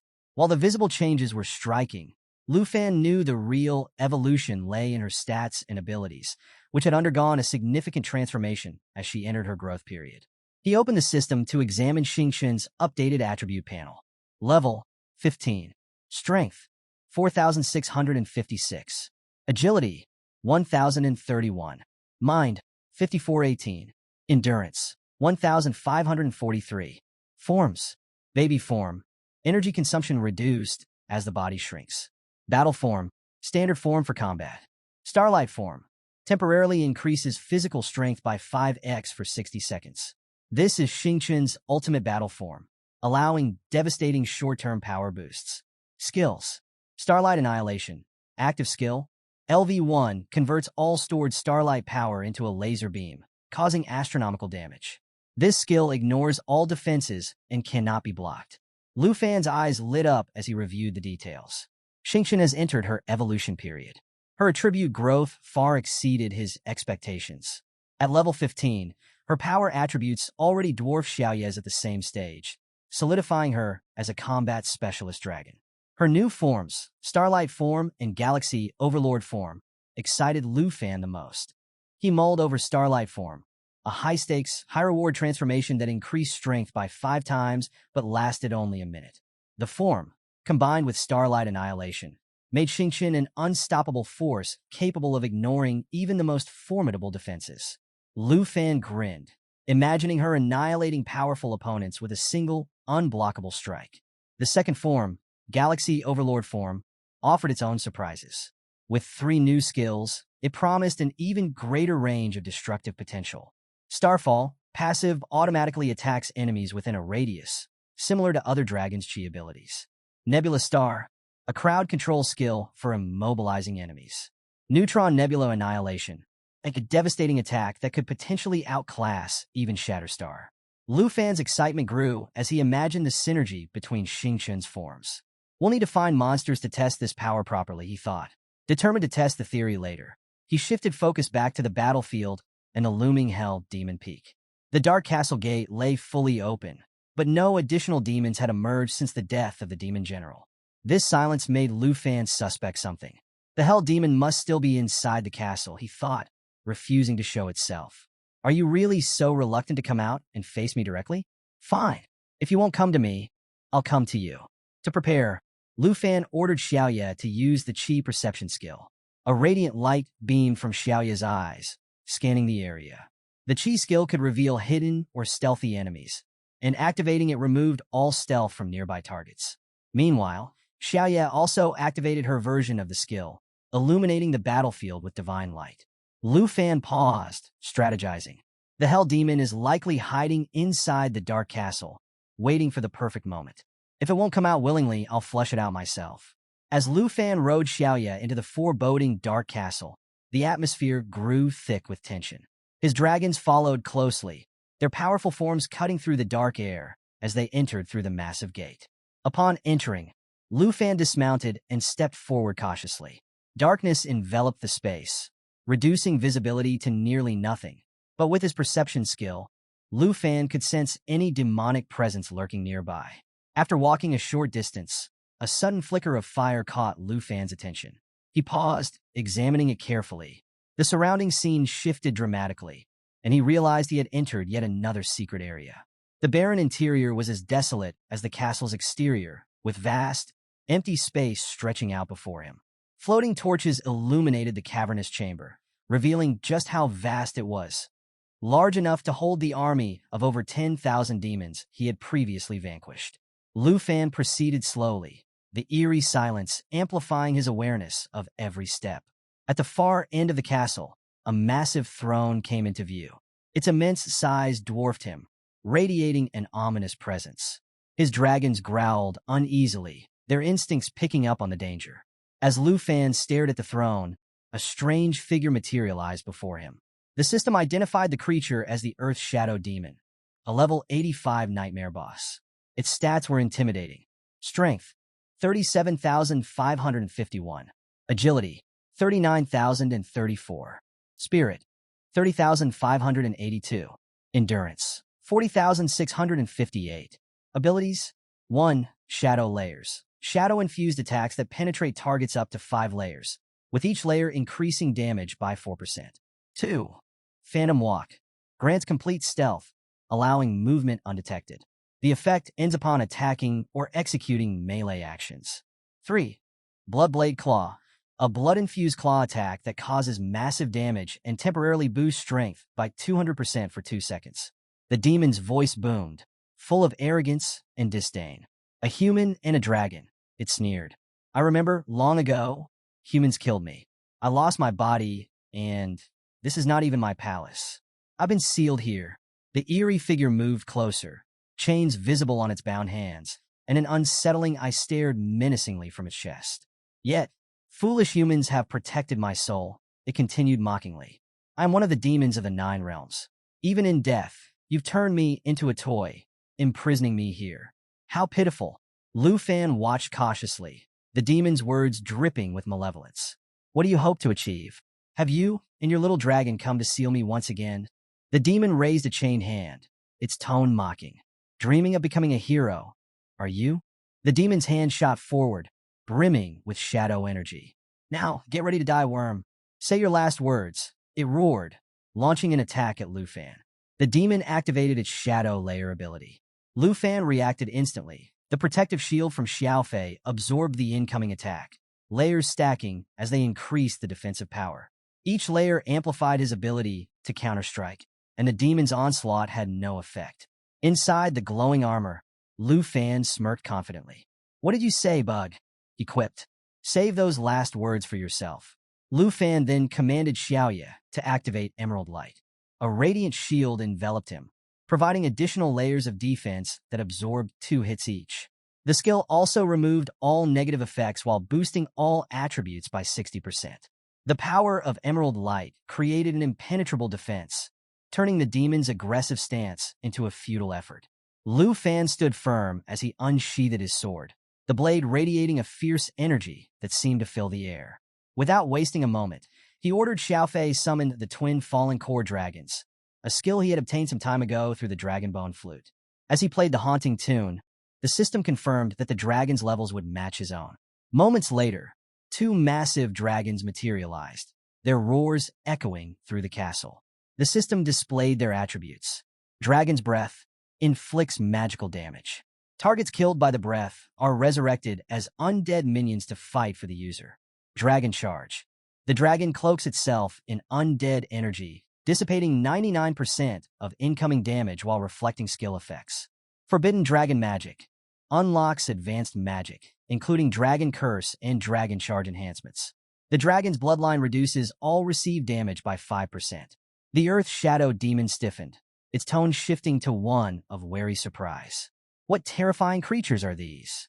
What is this power? Lu Fan's gaze didn't waver. You don't need to know, he replied coldly. His sword pulsed with an intense aura as the black dragon Xiaoye roared, readying her lava explosion. Waves of molten fire surged toward the demon, igniting a massive explosion that sent shockwaves rippling across the castle. For a brief moment, Lu Fan thought the attack had succeeded, but as the flames cleared, the Earth Shadow Demon emerged unscathed, its mocking laughter filling the air. You weak and careless fool, the demon sneered. Do you think it will be so easy to kill me? Lu Fan's expression hardened. The demon had activated Phantom Walk, allowing him to move undetected within the Earth Shadow energy. Lu Fan's frustration grew as the demon's stealth abilities rendered Xiaoye detection skills ineffective. The Earth Shadow Demon capitalized on the advantage, launching a claw strike at Xiaofei. The claw attack landed 4 times, stacking shadow layers on its target. Each layer increased the demon's damage output by 40%. The demon grinned maliciously.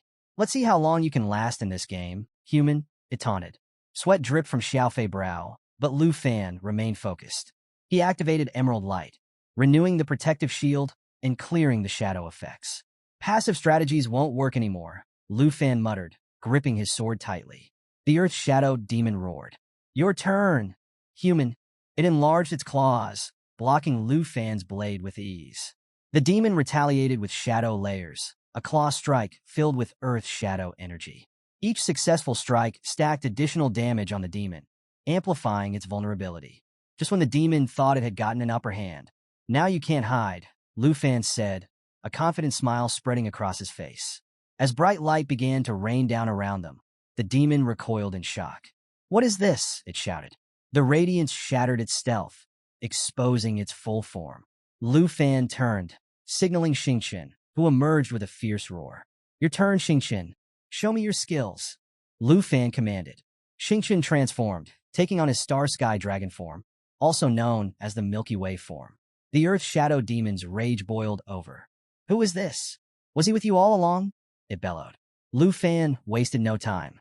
He ordered Xingqian to activate Stellar Rain, summoning a constant downpour of celestial light that blanketed the battlefield. The system indicated that this skill could remain active indefinitely until cancelled, and it synergized with Xingqian form to deal continuous damage. The Earth Shadow Demon howled in pain as the galactic energy tore through its defenses, making it impossible to hide any longer. The demon's massive form trembled as it struggled to maintain its composure. Lu Fan, now fully synchronized with his dragons, raised his sword high, its glowing edge radiating with unstoppable energy. "You don't need to know anything more, demon," he said, his voice steady and commanding. "Just prepare your last words, insect." The battle was far from over, but the tides had turned. As a massive force surged toward the Hell Demon, it braced itself, attempting once again to vanish into the shadows using its shadow walk ability. However, Xingqian's relentless attacks disrupted the skill repeatedly, leaving the demon stunned and flabbergasted. Each time it tried to disappear, Xingqian's abilities forced it back into visibility, effectively pinning the demon in place. Turning its gaze to Lu Fan, the demon realized that Xingqian's attacks weren't dealing significant damage. They were purely designed to interrupt its movements. Enraged, the demon shifted its focus entirely to Lu Fan.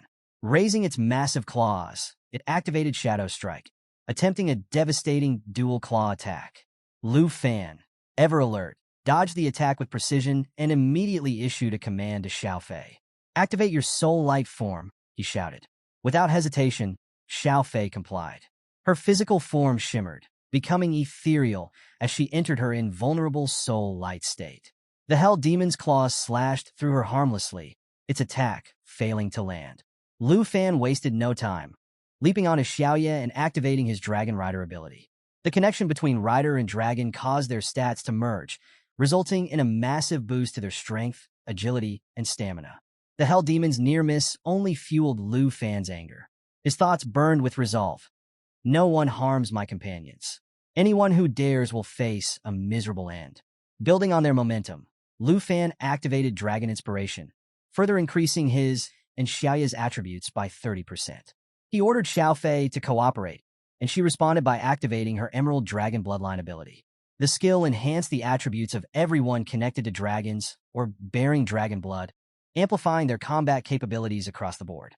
To further reinforce their position, Xiaofei activated her Soul Protection ability, linking a soul light to Xiaoye. The protective aura bolstered Xiaoye's defense and attributes, making her an unstoppable force. The combined effects of the boost caused Xiaoye's eyes to blaze with unrelenting fury. She let out a thunderous roar, her fiery aura radiating through the dark spire, turning the battlefield into her domain. The waves of Dragon Chi, enhanced by the layered abilities, struck the Hell Demon repeatedly. Each blow battered its massive form, drawing guttural roars of pain and frustration from the once mighty creature. "Despicable human," the Hell Demon spat venomously, its voice trembling with rage. "How can you control the power of giant dragons? They were like gods. Why do they bow to an insect like you?" Desperation etched across its face. The hell demon clawed at the surging streams of dragon chi, trying to deflect the relentless assault. Unmoved by the hell demon's taunts, Lu Fan's voice cut through the chaos with sharp authority. Xiaoye, enhance the offensive chi, he commanded. Without hesitation, Xiaoye responded, intensifying the fiery assault. The relentless waves of chi battered the demon, forcing it backward under Xiaoye's unyielding strikes. Despite the demon's incessant bickering, questioning why the dragons followed a human, Lu Fan ignored its words entirely. His focus was absolute as he drew the underworld serpent bow, the dark energy radiating from it matching the intensity of the battlefield. At the same moment, the twin fallen corpse dragons entered the fray. They activated their dragon charge ability, coating their massive forms in undead energy. The shimmering aura nullified 99% of incoming damage as they barreled toward the demon. Their coordinated strikes slammed into the demon, further forcing it to the ground. The demon let out a roar of disbelief, its frustration palpable. Why? It howled, its voice tinged with desperation. Why would you submit to a mere human when you possess such mysterious powers? Lu Fan, his brow furrowing in irritation at the endless complaints, turned to Xingchen with a knowing smirk. What do you say about this? He asked. Xingchen, ever eager, sprang into action without hesitation. A faint twang echoed as a brilliant star, the size of a human head, streaked through the air like a meteorite. The concentrated energy moved with breathtaking speed, targeting the hell demon with unwavering precision. The demon, realizing the impending danger, roared defiantly, preparing for a final attack. It charged forward, claws outstretched, but Xiaoye intercepted its strike with perfect timing. Her shadow claw block deflected the attack, leaving the demon momentarily stunned. From his vantage point atop Xiaoye's head, Lu Fan nodded approvingly. Excellent work, Xiaoye, he said, his voice filled with admiration. With that, he began charging the serpent bow, its energy building layer by layer.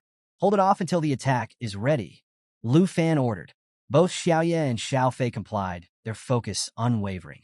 As the energy at the bow's head reached its fourth layer, Lu Fan activated the snake's shadow ability, further amplifying its destructive power. Sensing imminent danger, the hell demon activated its blood blade claw ability, launching a ferocious strike at Lu Fan. However, Xiaoye deftly dodged the attack and, in a swift counter, ensnared the demon's arms with her claws. The demon roared in panic, struggling violently against Xiaoye's grip. Let go, it bellowed, its voice filled with fear. But it was already too late.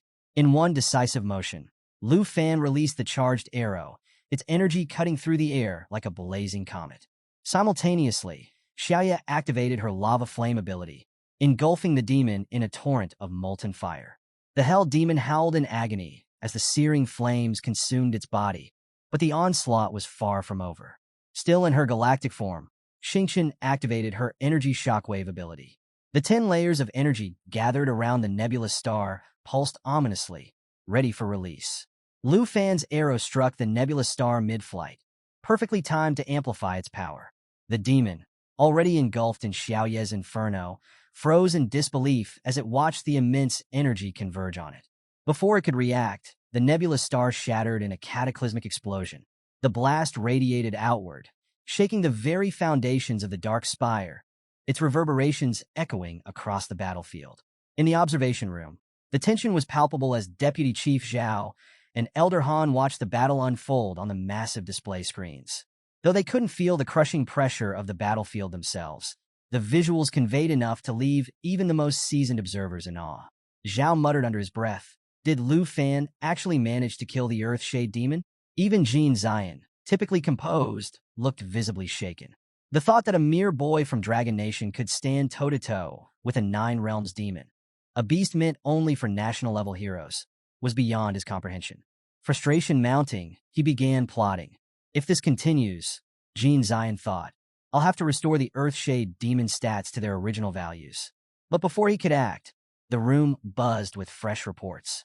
Someone shouted, the explosion has ended, but the Earthshade demon is still alive. Jin Zion's lips curled into a sinister grin. Still alive, he whispered, chuckling. This isn't over yet. Back in the secret realm, as the dust began to settle, the battlefield revealed the demonic hell demon. Emerging from the mushroom cloud, its form was battered, but far from defeated. The demon's snarl broke the silence, dripping with venom and disdain. "You filthy insect," it bellowed. "To think you actually managed to injure me. I will not spare you." Black energy erupted from its form, enveloping the demon in a menacing aura. Its attributes surged, rapidly boosting its strength. But instead of intimidating Lu Fan, the display only amused him. "Won't spare me?" Lu Fan asked with a smirk. "Perhaps you should focus on saving yourself first?" With a casual motion, Lu Fan pointed upward. The demonic-held demon froze, feeling an ominous force bearing down on it. Its eyes widened in disbelief as it saw the twin fallen corpse magic dragons descending from the sky. Their massive forms were ablaze with blue-black flames, their dragon language magic fully unlocked. These pure-blooded dragons, their wings folded tight against their sides, radiated an apocalyptic aura of destruction as they dove toward their target. The overwhelming pressure was enough to shake the air, and the demon could feel its defeat looming. As they dove, the dragons activated their downfall ability, an ancient technique reserved for the most desperate of battles. This ability allowed the dragons to sacrifice themselves to deal devastating damage, scaling up to 2,000% of their total power. The Earth Shade Demon, realizing the impending doom, roared in defiance. "You reckless creatures! What is a dragon that serves as a pet to a human? You dare to be this bold?" Its mocking tone masked its desperation as it activated its Blood Blade Claw ability, charging forward in a desperate attempt to stop the dragons mid-dive. Its massive claws lashed out, striking the dragons directly. But the dragon's downfall ability had already been triggered. Their bodies erupted with explosive force, creating a collision that shook the dark spire to its core. The cavern was consumed by a blinding flash of light, followed by a deafening boom that reverberated through the spire. The raw, sacrificial energy unleashed by the twin fallen corpse magic dragons engulfed the demon entirely. And that, dear viewers, is where we'll leave it for today. Stay tuned for the next update, where we'll uncover the aftermath of this climactic clash and whether Lu Fan can finally bring the Earth Shade Demon to its knees. The Dot Castle was engulfed in flames, casting a fiery glow over the battlefield. The air was thick with smoke, the scent of burning ruins filling the night. Amidst the chaos, the King of the Nine Realms lay in agony, his hands severed, his shackles shattered. Blood dripped onto the scorched ground as he coughed violently, struggling to stay upright. His gaze locked onto Lu Fan, disbelief flashing in his eyes. "You, Lu Fan, this can't be happening. It's impossible."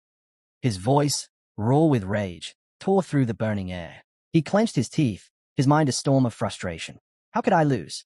His body, this pathetic, weakened shell, was failing him. Am I truly doomed to fall at the hands of mere humans once again? The thought sent a bitter shudder through him. He refused to accept it. No matter what, he would not die like this. If fate demanded his rebirth, then so be it. But he would return only to destroy Lu Fan. A scream of defiance erupted from his throat as his body darkened, his presence merging into the shadows beneath him. Shadow work, the ultimate stealth technique, allowing him to slip into the darkness undetected. No one could trace him unless he was struck. Just as he began to vanish, Lu Fan raised his divine bow, eyes sharp with determination. In a flash, a relentless rain of arrows tore through the battlefield, piercing the very shadows themselves. The Nine Realms King barely had time to react before the barrage struck, disrupting his escape.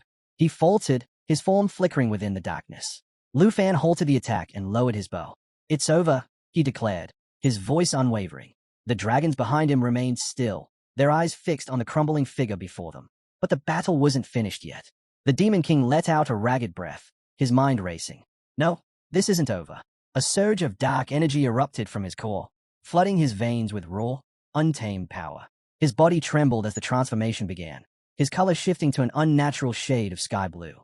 His claws gleamed ominously, his veins bulging with the force of his awakening strength. Lu Fan's eyes widened in shock. This wasn't supposed to happen. The demon was on the brink of death. How was he still standing? A sinister aura pulsed around the Dark King, his purple energy spreading through the battlefield like a living force. His screams echoed as his body surged with newfound might. One of his eyes burned with an eerie glow, his claws gleaming as his power soared. Lu Fan's breath hitched. His instinct screamed at him. This was no ordinary resurgence. His system interface flickered to life, revealing a pulsating, monstrous eye. He clicked on it, searching for answers. His heart pounded. Is this the second form of the Earth Shadow Demon? Or wise? Was there still a hidden power lurking within this creature? The heroes of the Tai Chi Empire had sealed this demon away long ago, but had they truly erased his full strength? Because right now, it seemed as if the real fight was only beginning. Lu Fan stood frozen, his mind racing. What's happening? The demon's second form had emerged, its eyes glowing ominously, its tongue slithering out from between razor-sharp teeth. But what truly sent a chill down Lu Fan's spine was the monstrous eye attached to its tongue.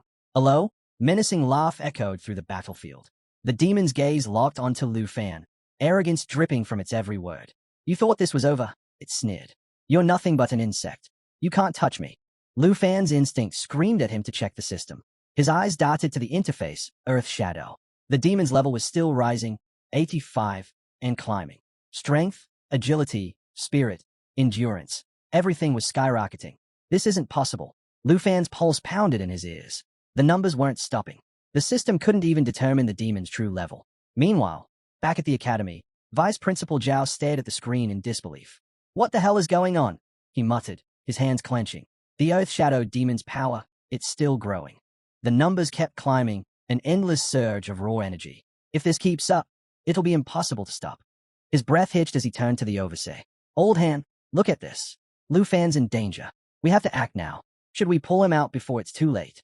Old Han, sitting calmly in his chair, finally spoke in a low voice. Vice Principal, he said, his tone steady. Do you remember the promise you made to me? Or have you forgotten already? His gaze didn't waver. Once Lu Fan wipes out the Earth Shadow sorcerers, we'll have fresh tea together. Vice Principal Zhao's eyes widened. He stared at Old Han, frustration flashing across his face. Tea, he snapped. Lu Fan's life is on the line. That thing's power is breaking past 100,000. And you want to sit here and... Old Han remained unfazed. His expression was serious, unreadable. Lu Fan's instincts and battle experience are remarkable. He's not an ordinary fighter. He leaned forward slightly, his voice filled with quiet confidence. No matter how high the demons of the 9 regions rise, I trust him. He won't lose here. Then, he looked straight at Vice Principal Zhao and asked, do you trust him? The room fell silent. After a long pause, Zhao let out a breath. Of course, I trust Lu Fan, he admitted. But, Old Han, as long as you can ensure his survival, I'll be at peace. The Dragon Capital Academy has invested everything into him. He sighed, shaking his head. I apologize for my outburst. Old Han smiled slightly. No need to apologize. I understand your concern. But his eyes remained fixed on the screen. Because while he had faith in Lu Fan, this battle was far from over.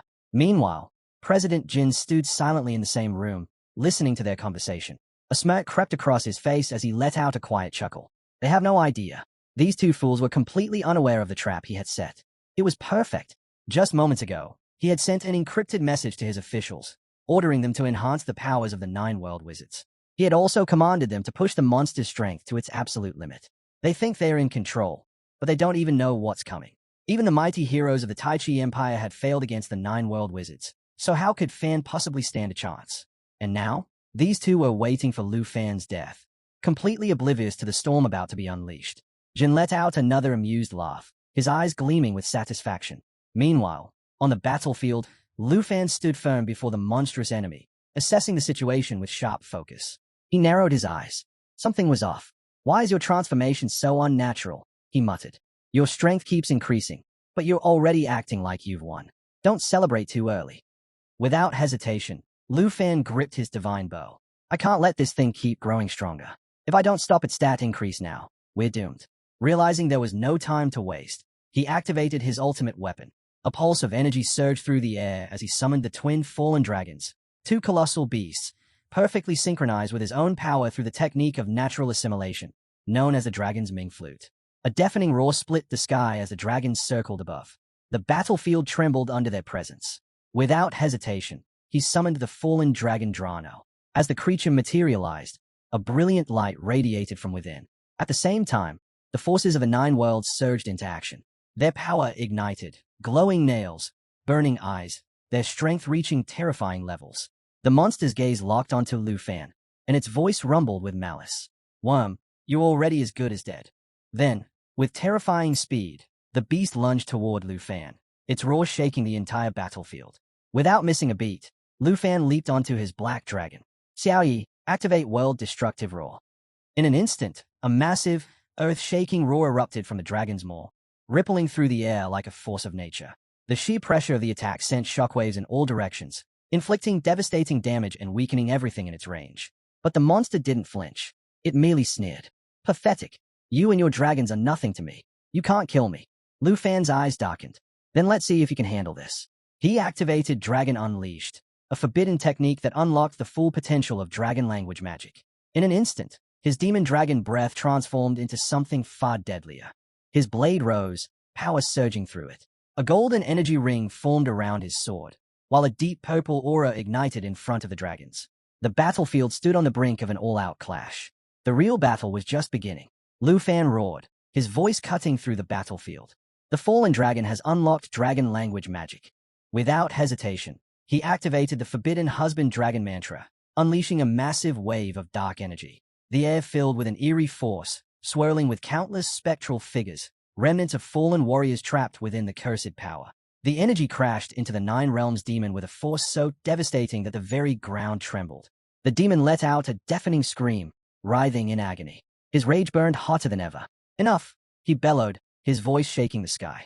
His burning gaze locked onto Lu Fan, hatred radiating from his entire being. You dare insult me as if I were one of the ancient beasts. You will pay for this with your life. The dignity of the Nine Realms demon cannot be tarnished. But just as he prepared to strike back, something unexpected happened. A strange force surrounded him, locking him in place. He struggled against it, his massive form straining as invisible chains held him still. Confusion flickered in his eyes. What is this? He snarled, realizing he couldn't move. Lu Fan smirked. Too bad for you. Now it's time for you to learn true Fei.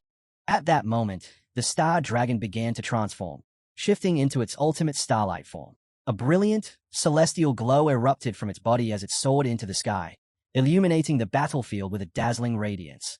Lu Fan's voice rang out, filled with confidence. You underestimated a dragon tamer, and now, you'll pay the price. The system's notification flashed in his mind. A starlight form activated, time remaining, 59 seconds. The power surge was immediate. Star Dragon Strength, 4,656, 23,280. Agility, 548, unmatched. Without wasting a second, Star Dragon unleashed its most devastating ability, Morning Starlight. The Nine Realms demon howled in agony as the celestial energy surged through him. He trembled, his massive form barely holding together. This young dragon, he stammered, disbelief in his voice. But the attack wasn't over. With an earth-shaking roar, Star Dragon activated its final, ultimate ability, Starfall Burn.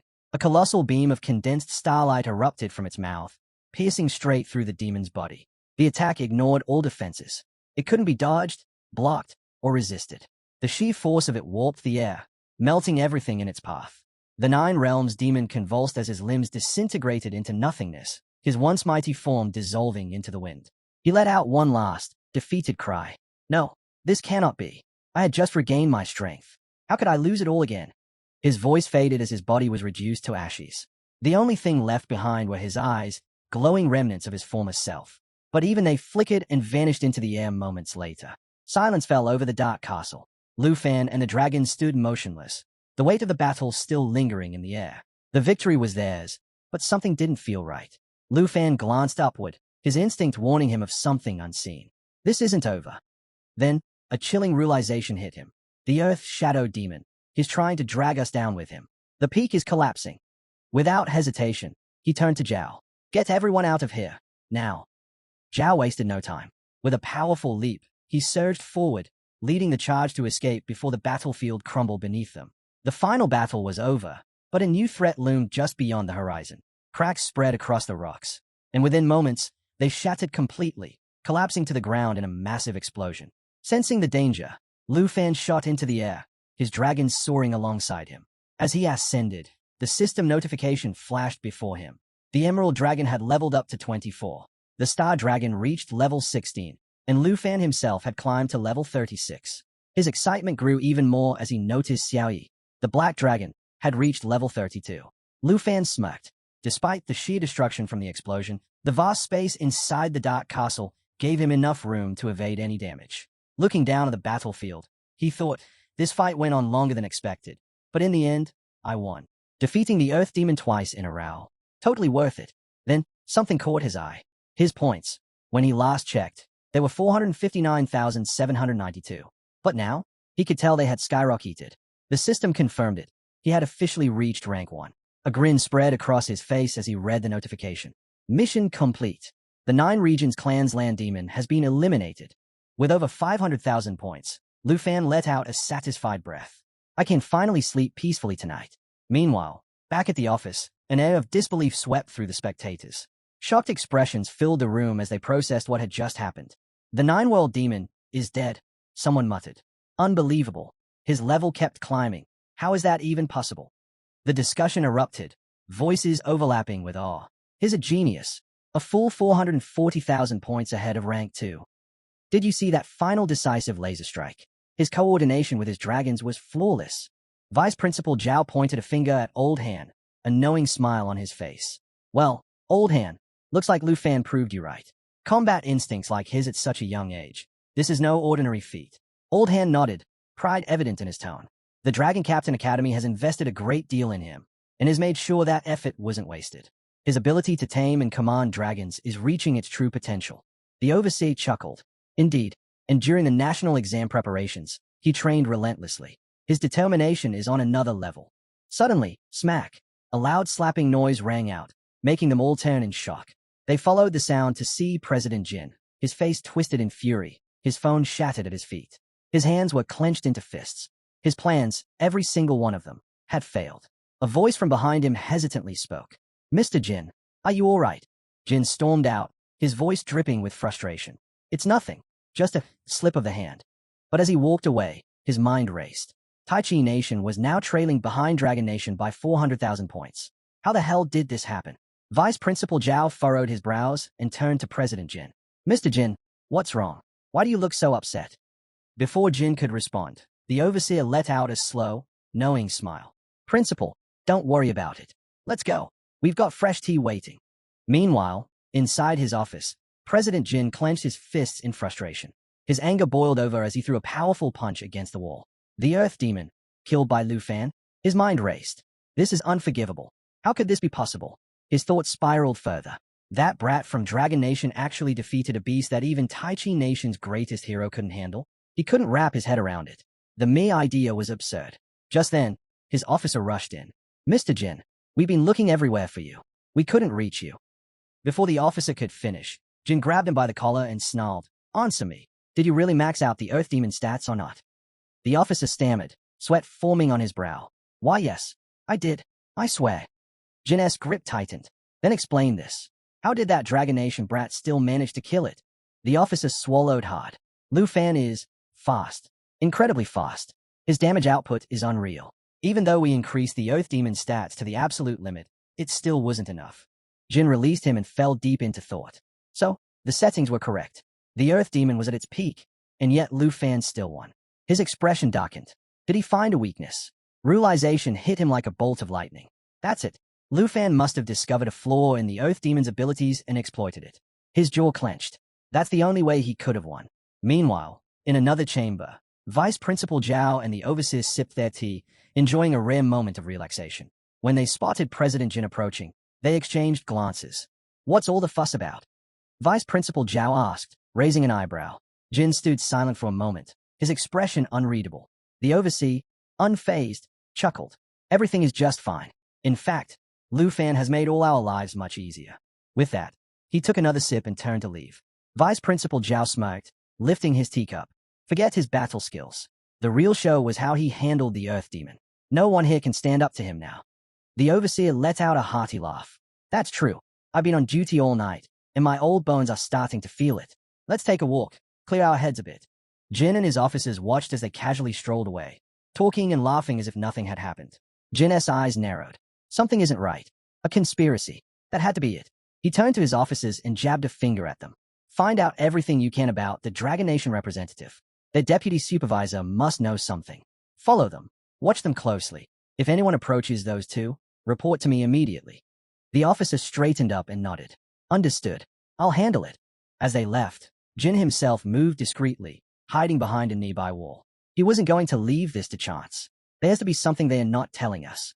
His grip tightened. Even the demon of the 9 realms couldn't stop Lu Fan. I need to know. What weakness did he find? As the overseer and vice principal Zhao walked together, their conversation remained light but meaningful. If everything goes smoothly, the nation's trial championship will undoubtedly be ours, right? The overseer mused. Vice Principal Zhao nodded confidently. Yes, I believe so too. Old Han is as calm as ever. Then, with a small sigh, he added, I must apologize, overseer. I was a bit too concerned for Lu Fan earlier. Perhaps I overreacted. Meanwhile, hidden in the shadows, President Jin listened intently to their exchange. His mind churned. They are too confident. They must have found a loophole. Even the demon of the 9 realms couldn't stop Lu Fan. How did he do it? His eyes narrowed.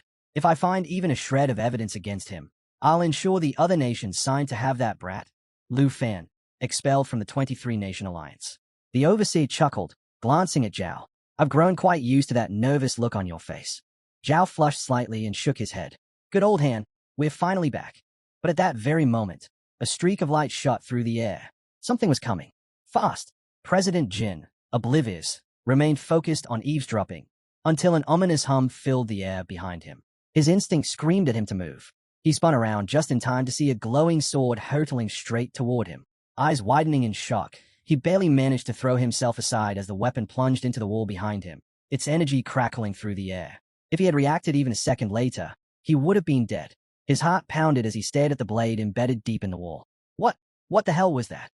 He scanned the area, searching for an attacker, but there was no one. That's when he saw it, a symbol etched into the hilt of the sword. His breath hitched. This is a level 90 Dark Knight Ripper. A cold sweat dripped down his temple. His hands trembled. No. I completely forgot about Old Han's personal bodyguard. Then it hit him. The 4 phantom blades, weapons that attacked automatically, and one had just warned him to back off. He took a deep breath, forcing himself to stay composed. But inside, he was unraveling. If I stay here any longer, I'm finished. His mind screamed at him. Leave. Now. Not wasting another second, President Jin turned on his heels and disappeared into the shadows. 10 minutes later, the overseer and vice principal Zhao arrived at the scene, their eyes immediately landing on the deep hole in the wall. Zhao's brows furrowed. What happened here? The overseer studied the damage carefully before letting out a small chuckle. Nothing to worry about. Zhao, still surprised, turned to him. Old Han, let's head back to the commander's room. I don't want to miss Lu Fan's performance. I can't wait to see what he does next. The overseer gave the whole one last look, a knowing glint in his eyes, before nodding. Let's go. The overseer narrows his eyes and mutters. As expected, this tiny Taichi nation is as shameless as ever. He was trying to eavesdrop on our conversation. No wonder he got attacked in the other room. Meanwhile, as soon as President Jin arrives, a group of officers rushes toward him. Mr. Jin, you're finally back. We've been searching for you everywhere, one of them exclaims. They immediately hand him a brand new phone, replacing the one he had broken earlier. This is your backup phone. Please check it. You've been receiving non-stop calls. We've been trying to reach you. Another officer, a bald man, looks at Jin's face and hesitates before asking, Mr. Jin, are you okay? You look furious. Without a word, Jin's expression darkens. He snatches the phone from the officer's hand, his voice sharp. What are you staring at? Get back to your post and keep monitoring. Do I have to spell everything out for you? The officers stiffen, clearly shaken by his outburst. Why yes, sir. We're on it. They nod hurriedly and scatter. Jin exhales sharply and glances at his phone. His inbox is flooded with urgent messages. The first one reads, the representative of the Dragon Nation has defeated the Earth monster. You need to review the data immediately. Another message follows, filled with outrage. The judges suspect the Dragon Nation of cheating. Hurry up and verify it. Then another, why aren't you answering? Call back immediately. And the latest message is the most alarming. Public outrage is surging online. There are demands to disqualify the Dragon Nation. What are you doing? Collect evidence of their cheating. Now. Jin's eyes narrow as he grips the phone tightly. His voice drops to a grave tone. Do they really think I'm protecting Lu Fan? If he cheated, I'll be the first to bring him down.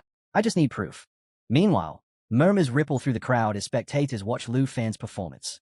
Is Lu Fan faking his achievements just to boost his score? One whispers. How is he still gaining points? Another asks. Jin's curiosity spikes. He strides toward the leaderboard, eager to confirm the numbers himself. But when his eyes land on Lu Fan's score, he freezes. The points are still rising. Impossible, he mutters.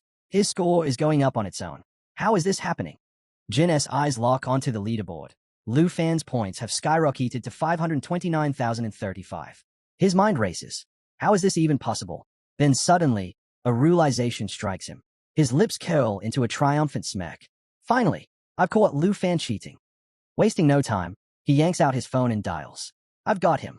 Lu Fan made a fatal mistake.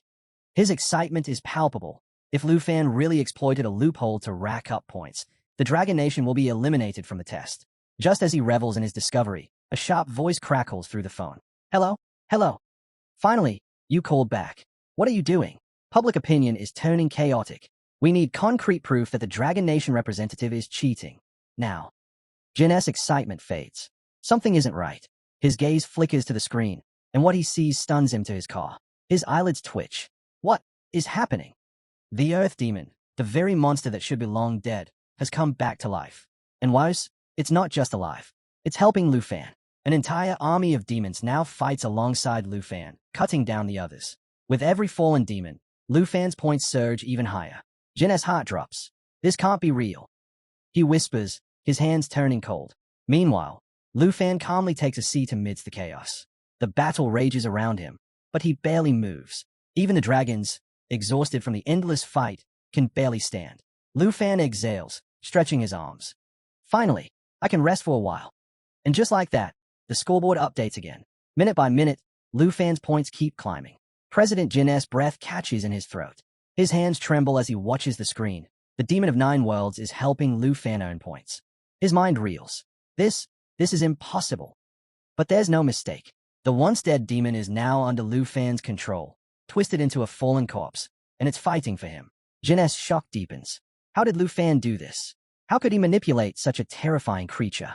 1 hour earlier, high above the battlefield, Lu Fan's black dragon bursts through the top of the tower, its massive wings slicing through the air. As it emerges, Lu Fan glances down at the structure below, murmuring, "This tower is far bigger on the inside. That climb took forever." Seated atop his dragon, Lu Fan exhales, reflecting on his brutal battles. His body is battered, but his efforts have paid off. I finally killed the Earth Demon, he thinks, feeling the surge of power coursing through him. His strength has grown, his level has increased, and for the first time in a long while, I can finally rest. Leaning back on his dragon, Lu Fan allows himself a brief moment of relief. He's earned it, but as he gazes at the spirit dragon beside him, something clicks. This dragon isn't just a companion. It's a true partner. Flashes of past battles fill his mind. Time and time again, his dragon has fought beside him, never faltering. Through countless skirmishes, it has become a force of nature, capable of going toe-to-toe with the deadliest creatures. Suddenly, a deep tremor shakes the ground. Boom! A massive claw erupts from the tower's foundation. Smoke and debris billow into the air as something colossal begins to emerge. Lu Fan, unshaken, narrows his eyes. Looks like I don't get to rest after all. His mind races, formulating a plan. As his dragon hovers near the mysterious tower, Lu Fan recalls an important truth, a story buried deep in his memory. A battle in the far north. 2 mighty dragon kings had fallen, their bodies corrupted into monstrous versions of themselves. From the hands of an ancient god, Evershao had reclaimed the fallen king. That decision had changed everything. By seizing control of the fallen dragon's power, they had gained its immense energy, without succumbing to its curse. Lu Fan's mind sharpens as he remembers a lesson from his master. The difference between a fallen being and an undead puppet is simple. A fallen being still holds a trace of its original will. A puppet, however, is nothing more than a lifeless corpse controlled by external forces. And right now, Lu Fan knows exactly which one he's dealing with. The awakening of power. In the present, Lu Fan surveys the battlefield, his mind sharp with realization. His 2 dragons, once formidable, have now reached their peak as fallen beings. Their power is overwhelming, their presence suffocating. Yet, as he observes the ground below, something stays. Shadows slither beneath the earth. The remains of celestial soldiers litter the battlefield, hinting at new threats rising from the depths. Lu Fan's lips curl into a confident smile. Another challenge. Perfect. His dragons turn toward him, their glowing eyes filled with curiosity. They sense it too. Something big is coming. And then, boom, 2 colossal fallen demon dragons emerge, their thunderous roars shaking the heavens. Their aura is oppressive, their very existence radiating death and destruction. Lu Fan's eyes gleam. Now, I have 2 fallen demon dragons filled with corpse-killing energy. This battle just got interesting. The battlefield quakes beneath their presence. But Lu Fan isn't reckless. He immediately analyzes the situation. They are incredibly powerful, but something is missing. Unlike the creatures he faced before, These dragons lack the ability to control undead forces. Just as he contemplates his next move, a sudden pull on his arm startles him. His emerald green dragon begins to glow. Its form shifts, the light intensifying until it undergoes an astonishing transformation. The dragon turns ethereal. Its body stretches, taking on a humanoid shape, radiating a divine green aura. Lu Fan instinctively steps back, his mind racing. What's happening? And then, it evolves. As the emerald dragon fully transforms, its presence becomes overwhelming. No longer just a beast, it exudes a majesty that even surpasses the fallen dragons. Lu Fan watches in stunned silence. This is incredible. The system screen flashes, new abilities unlocked. The emerald dragon's protective aura expands, encircling Lu Fan and his allies. But this isn't just any barrier. This shield amplifies all their attributes, enhancing speed, strength, and endurance. Not only that, it grants them near invincibility, absorbing damage and unleashing devastating counterattacks. Lu Fan's heart pounds.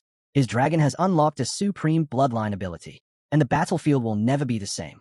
He quickly scans the system stats. His fallen demon dragons have also surged in power. Their strength, agility, spirit, and endurance have reached monstrous levels. Lu Fan exhales slowly. This isn't just a battle anymore. It's domination. The final phase begins. Lu Fan carefully analyzes the emerald dragon's new ability, and a crucial realization dawns upon him. The fallen demon dragons aren't weak.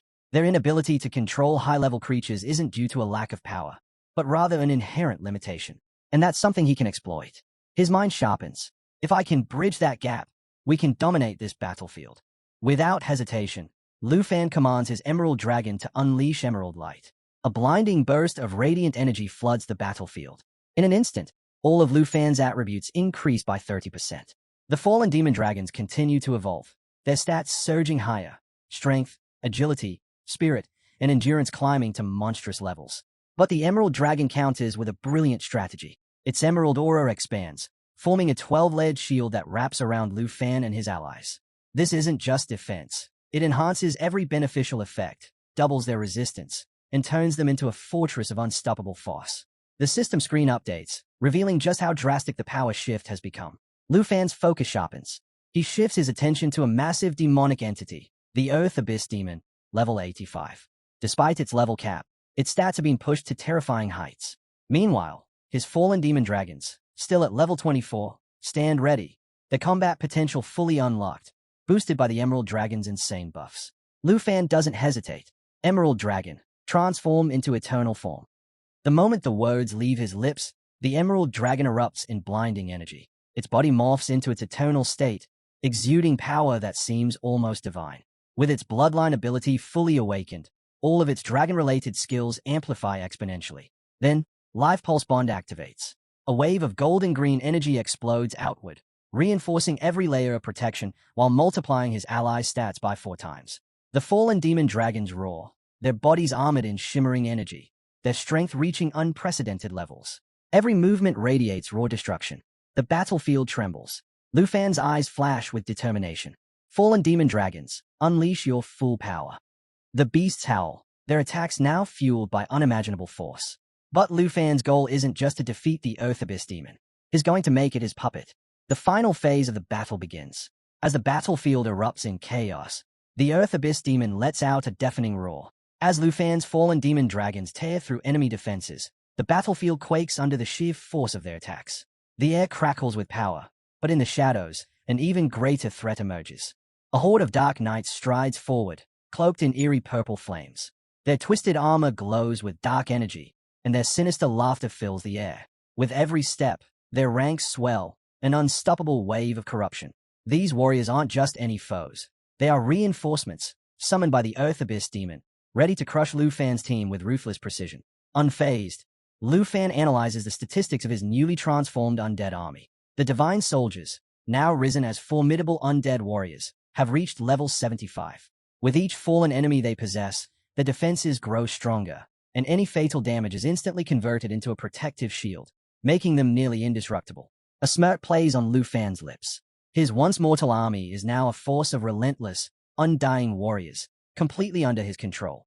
More than that, they can fight autonomously, grinding down enemies and owning him points without him having to lift a finger. Then, a system notification flashes before him. new skill acquired, Control the Fallen Corpses. This ability grants him absolute command over his undead forces, allowing him to summon and recall them at will, even within the secret areas. The realization dawns. This power is beyond anything he's wielded before. Lewin, watching the spectacle, marvels at the army's potential. With this force at his command, Lu Fan is poised to recreate the legendary battle that reshaped the demon realms 50 years ago. His ambitions have never been clearer. But then, the ground trembles violently. A deafening crash shakes the battlefield as a monstrous claw slams down, barely missing Lu Fan and his companions. From the darkness, a colossal demonic beast emerges, its very presence radiating raw fury and destruction. Its blood-curdling roar reverberates through the air, shaking the battlefield to its core. The real battle is about to begin. As a monstrous entity readies itself to challenge Lu Fan and his newly risen army, he calmly analyzes the latest addition to his forces, the transformed Earth Abyss Demon Puppet. Its stats are staggering, solidifying its place as a devastating offensive force. Among its abilities, one stands out: Shadow Mark, a skill that layers its target in darkness, amplifying the damage they take. But the real game changer is its critical surge. Whenever it suffers a critical hit, its power explodes by 200%, turning it into an even deadlier force the more it's attacked. Lu Fan smirks, reveling in his success. Taming a creature of this magnitude, a beast once thought too powerful and independent to be controlled, only proves his dominance. Meanwhile, back in the control room, Jin stays at the live feed in disbelief. The Earth Abyss Demon, a creature known for resisting even the strongest wills, is now completely under Lu Fan's command. His mind races to make sense of it. Then it hits him. His grip on his phone tightens, frustration bubbling over. This wasn't supposed to happen. The shift in power is more than just unexpected. It's catastrophic for their plans. The phone slips from his grasp, hitting the floor with a sharp clack. Beyond the control room, chaos erupts across the online world. Forums are flooded with disbelief, heated arguments breaking out as players and strategists scramble to process this unprecedented turn of events. Across the room, Old Hand chuckles, shaking his head. Well, that settles it. Lu Fan is officially at the top. He muses, his tone a mix of admiration and amusement. Leaning forward, he steeples his fingers and scans the room, his sharp eyes assessing the situation. Everyone, stay calm, he orders. We need to adapt. If the balance shifts too much, the global competition loses its edge. And where's the fun in that? A knowing smirk tugs at his lips. We're not about to let things get dull, are we? Jin, still reeling from the online backlash, clenches his fists. The Jin family's reputation is now on the line. With public opinion turning against them and their strategy in shambles, he has no choice but to act. Gritting his teeth, he turns to Lu Fan. I'm leaving this to you. Lu Fan exhales, his confidence unwavering. Everything has gone exactly as planned. With a simple command, his Emerald Dragon unleashes the fallen demon dragons, which in turn take control of the Earth Abyss Demon. The chain reaction continues as celestial troops are deployed, securing their dominance. Beside him, his comrades relax, watching as the system tallies their skyrocketing points. Lu Fan studies the intricate layers of their strategy, acknowledging its brilliance. They've optimized every move to squeeze the maximum benefits from their forces. But just as he settles in, a sharp notification chime cuts through his thoughts. Lu Fan pulls up his communications device. A new mission location flashes on the map. His rank, number 1, but a fresh challenge looms ahead. A bigger test of his abilities is waiting. A thick layer of snow blankets the ground, marking the start of a new mission. Suddenly, a brilliant ray of light pierces through the sky. A boy, holding his breath, quickly ducks behind a tree. His heart races, but a smirk forms on his lips. His mission is complete. I got lucky this time, he mutters to himself, though the thought of encountering Lu Fan at the checkpoint still lingers in his mind. With no one else in sight, he boldly claims the mission as his own. But his confidence is short-lived. His triumphant grin fades as a massive dragon appears in the sky. An ominous presence looms closer, and his stomach tightens with unease. From above, Lu Fan soars through the air, his majestic black dragon cutting through the icy winds. Its aura alone is enough to send chills down the spine. The boy's excitement quickly turns into dread as he realizes Lu Fan is here again. Lu Fan moves toward the mission point with his usual steady, unshaken steps. In the distance, he spots Lu Fan. A wave of frustration washes over him. Not again.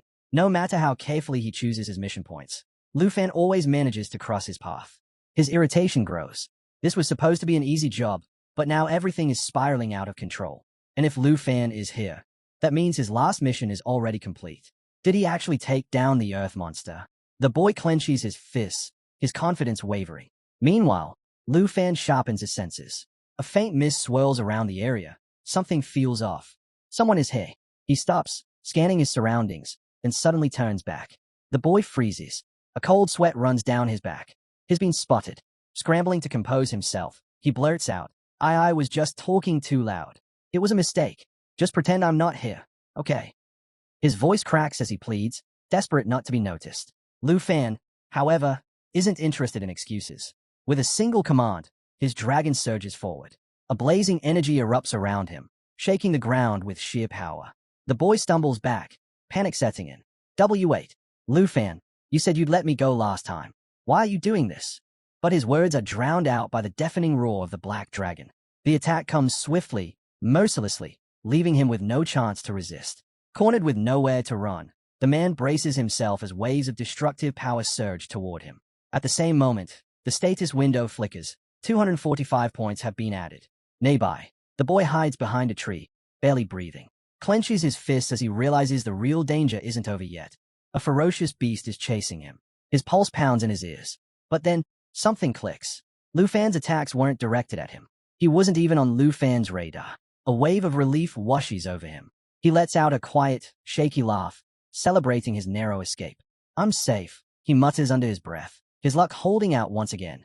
Meanwhile, Lu Fan pulls up the status window, scanning the details of the mission.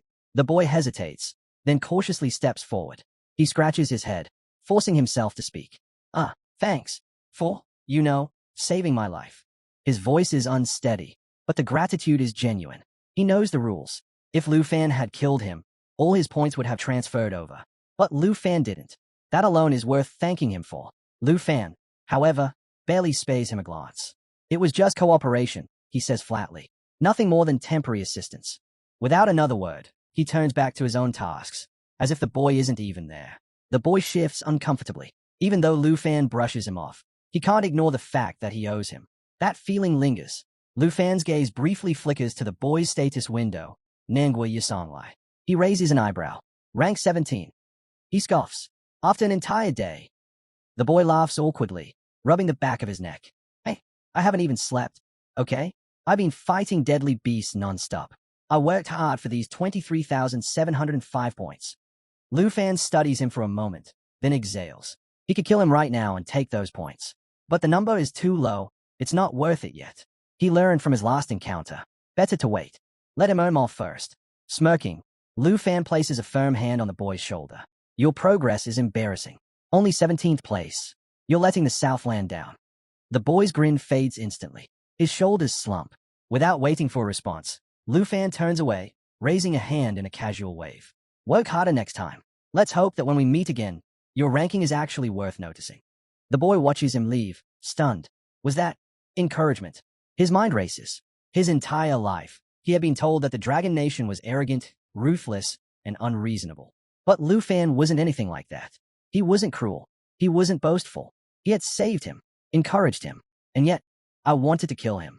A pang of shame settles deep in the boy's chest. What kind of person does that make me? For the first time, he realizes how foolish he's been. Lu Fan pulls up the next mission details, his eyes scanning the screen. Just as he does, the boy beside him clenches his fists, determination burning in his gaze. I'll earn more points for the dignity of the Southland. And next time, I won't let Lord Lu Fan's glory overshadow me. I'll work harder. I'll meet expectations. With that resolution in mind, he watches as Lu Fan climbs onto his dragon. With a single command, the mighty beast spreads its wings and soars into the sky, leaving behind only the chilling sound of its roar. Meanwhile, Lu Fan focuses on his next task, a mission. His target, a rank 6 opponent hiding in a swampy region. The weight of the challenge is clay. Even though it's only the second day of the test, life and death are already on the line. He briefly considers who the opponent might be. Kim Sung, Han, Charles, all strong contenders. But in the end, it doesn't matter. Whoever it is, they'll fall just the same. A confident smirk tugs at his lips. Xiaoyi, let's go. With a powerful flap of its wings, the black dragon ascends, slicing through the sky. Its deep, resonating roar echoes across the battlefield as they make their way toward the swamp. The scene shifts. A murky, swampy land stretches far and wide, filled with lurking threats. A massive boar with glowing red eyes prowl through the thick mist, its heavy footsteps sinking into the mud. Hidden in the shadows, a snake watches, silent, patient. Then, With a sudden burst of speed, the snake strikes. Its fangs sink deep into the boar's flesh. The beast lets out a deafening roar of agony, thrashing wildly, but resistance is futile.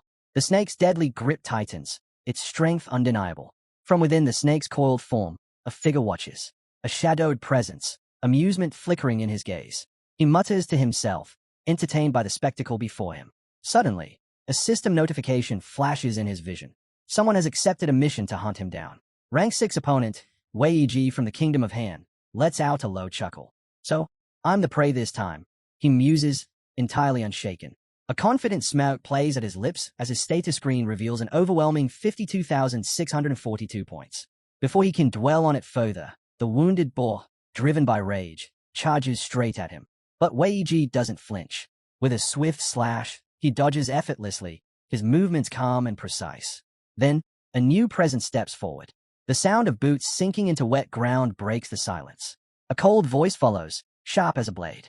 If you're my prey, then you should start preparing yourself. Wei Ji turns, eyes narrowing. The game has begun. Nearby, he speaks with measured calm, his voice steady against the eerie silence of the swamp. Damp, poisonous, merciless, this place is worse than I expected. He shakes his head, acknowledging the brutal conditions.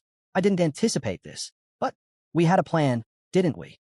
His gaze shifts to Wei Ji, reminding him of their earlier agreement. Within the Four Nations Alliance, they were supposed to pool their resources, stack their points, and crush their rivals. Leaning casually against a tree, Wei Ji scoffs. Then why is it just the three of us here? Where's the rest of our so-called alliance? Ji Lan studies the swamp's shifting mist, eyes narrowing. Baden made it, he mutters, but Wei Ji, I haven't seen her since the trial started. His mind races, considering the possibilities. She might still be alive, lost somewhere in the murky depths of this cursed place. Or worse, he exhales sharply. Waiting around isn't an option. Pulling up his status window, Ji Lan frowns. I've been moving fast, clearing whatever got in my way. If I'd run into you earlier, I wouldn't still be stuck in 10th place. I'd be much higher. Wei Ji's lips curl into a slow, knowing smile. Well, then, his fingers flex, his confidence solidifying. Looks like our hunter has finally arrived. The tension thickens. Ji Lan remains seated, his snake coiled beside him, watching the unfolding moment with quiet amusement. His fingers lightly graze at scales as he considers the upcoming fight. If the intruder has racked up a decent number of points, he muses, then this might be worth our time after all. His gaze flickers to the map. A smirk forms. Let's remind him who the real hunter is and who's just prey. After nearly 4 hours of travel, Lu Fan finally arrived at the swamp, a classified testing ground of the country. As he descended, his sharp gaze swept across the rugged terrain. Poisonous mist lingered in the air, and deadly insects skittered about. So, this is the swamp. The terrain is rough, and visibility is low. Flying might be the only way to get a clear sense of what's happening here, Lu Fan thought to himself. As he moved cautiously, he stopped near a tree, spotting a massive snake slithering through the underbrush. His instinct kicked in. These creatures are vicious. Taking them down would earn me more points. But judging by their movements, they're not just wandering around. They're setting a trap. I need to stay alert. Without hesitation, Lu Fan gave the order. Gog, activate cast perception. At that moment, Shuya's eyes flashed, activating the perception skill. A subtle glow illuminated the area, and in an instant, hidden enemies lurking in the shadows were exposed. This ability didn't just reveal their locations, it also disrupted their vision, making it impossible for them to track their target. Lu Fan smirked. So, an ambush after all. But something felt off. He had sensed 3 figures just moments ago. Now, as he tightened his grip on his sword, a faint energy pulsed around the blade. His voice carried through the swamp. You've been listening to me this whole time, yet you refuse to show yourselves. Fine, then I'll come to you. The black dragon called beside Lu Fan as he provoked the massive snake lying in wait. The creature reacted instantly, lifting its head and hissing violently. Its fangs glistened in the dim light as it lunged, tearing through the air with terrifying speed. A system notification popped up. Omission target identified. As the beast loomed over him, a figure seated on its back finally made his presence known. He chuckled, his voice laced with amusement. Lu Fan, I didn't expect you to find me, and I wasn't even fighting seriously. Seems you're more capable than I thought. The man's name flashed in the status window, Ji Lan. Nationality, Kingdom of Hing. Level, 60. Occupation, Poison 5. Score, 67,375. Rank, 6. Lu Fan glanced at the information, unfazed. Not much room to hide here. Figuring it out wasn't hard. But honestly, I'm a little disappointed. You're not the opponent I was hoping for. My targets are neither Kim Sung, Han, nor Charles. Ji Lan's smirk faded slightly as he checked Lu Fan's status window. So, that's who you are? Lu Fan, the Dragon Country representative. I thought you might be the master himself, but it turns out you're far behind in rank. His eyes glinted with curiosity and just a hint of condescension as the tension in the air thickened. Ji Lan barely glanced at the warning on his status window, dismissing it without a second thought. Instead, he focused on scanning Lu Fan's information. Status window opened. Name, Lu Fan. Nationality, Dragon Country. Level, 36. Occupation, Dragon Rider. Points, 55, 1992. Rank, 1. His eyes widened. 50,000 points. First rank. Just moments ago, this so-called representative of Dragon Country was nowhere near the top. How did he rack up so many points in such a short time? Then, it hit him, the system's warning. A true hunter has appeared. Ji Lan let out a low chuckle, realization dawning on him. So that's what it meant. His surprise quickly turned to excitement. According to the rules, if he killed Lu Fan, every single one of those points would be his. The thought sent a thrill through his veins. His lips curled into a sinister grin. I never expected to stumble upon such a prize. Looks like the feast has come to me on its own. Clenching his weapon, he made a vow. No matter how strong you are, I will kill you and take every last point. This opportunity, I won't let it slip away. Locking eyes with Lu Fan, he sneered. Do you still think you're the hunter, hey? With that many points, you're nothing but prey. And I am the one who will devour you. Lu Fan met his gaze with unwavering confidence. That might work on others, but not on me. Ji Lan's smirk deepened as he gripped his staff. With a swift motion, he unleashed a deadly wave of poison, its toxic aura spreading through the air like a lethal storm. Your journey ends, hey. Those points, they are mine now. The venomous strike surged toward Lu Fan, but in the blink of an eye, he leaped onto Xuye's back, evading the attack effortlessly. Landing with ease, he let out a small chuckle. If that's what you think, let's put it to the test. Without wasting another second, he gave the command. Xiaoyi, lava flame, now. Xiaoyi roared, flames igniting around its body as it gathered raw, molten energy. The temperature in the air surged, heat waves distorting the space around them. But Ji Lan refused to back down. Standing atop his massive snake, he shouted, Don't be afraid. This dragon is nothing. It can't defeat you. With a flick of his wrist, he conjured a swirling mist of deadly poison. The thick, toxic cloud expanded rapidly, creeping toward Lu Fan and Xiaoyi like a rolling tide. At that moment, Xuye's lava attack reached its peak. Flames condensed into a scorching fireball, pulsating with explosive power. Then, in a blinding flash, both attacks collided, venom against fire, poison against lava. The impact sent shockwaves through the air, triggering a massive explosion that shook the swamp. As the dust settled, Xiaoyi let out a thunderous roar, the sheer force of the lava flames still radiating in the aftermath. The battle had only just begun.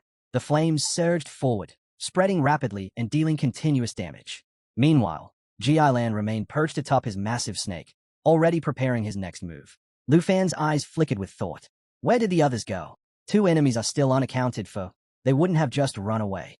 Before he could react, a sudden movement from behind caught his attention. A woman, spinning chains with heavy stones at their ends, closed in on him with lethal precision. With a sharp instinct, Lu Fan leaped out of the way just in time to avoid her attack. But before she could recover, Xiaoyi sprang into action. The dragon lunged, its razor-sharp claws striking her full force and slamming her into the ground. A guttural growl rumbled from Xuye's throat. Blood trickled from the woman's lips as she coughed violently. How? How is he this strong? Is only level 36. Her mind struggled to process the overwhelming power she had just faced. As pain coursed through her, she realized something terrifying. This dragon was far more dangerous than she had anticipated. The sheer force behind its attack was undeniable. Ji Lan's expression twisted as he watched the scene unfold. Damn it, that woman looks furious. But is she laughing or crying? Lu Fan thought, momentarily puzzled by her erratic reaction. Just then, the giant snake slithered aggressively toward him, fangs bared and hissing with fury. Sensing the threat, she didn't hesitate. She lunged at the serpent, reaching out to seize it mid-strike. But before she could grab hold, the snake lashed out and sank its fangs deep into her hand. A sharp sting shot through her, but instead of flinching, she retaliated with raw strength. With her free hand, she gripped the snake's thick neck, squeezing hard before lifting its massive body and slamming it into the ground. A thunderous roar erupted from her as the swamp trembled beneath them. Ji Lan's eyes widened in shock.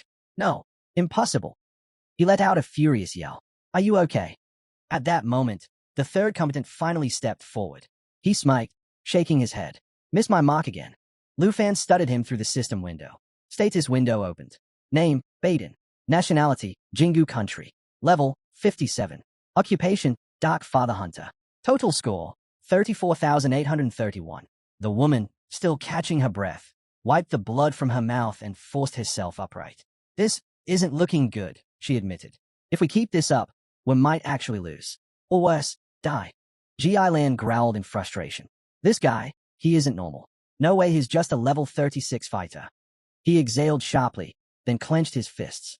Still, no matter how strong he is, we have no choice. If we take him down, we'll be in the top 3. Lu Fan, still smiling, met their glaze head-on.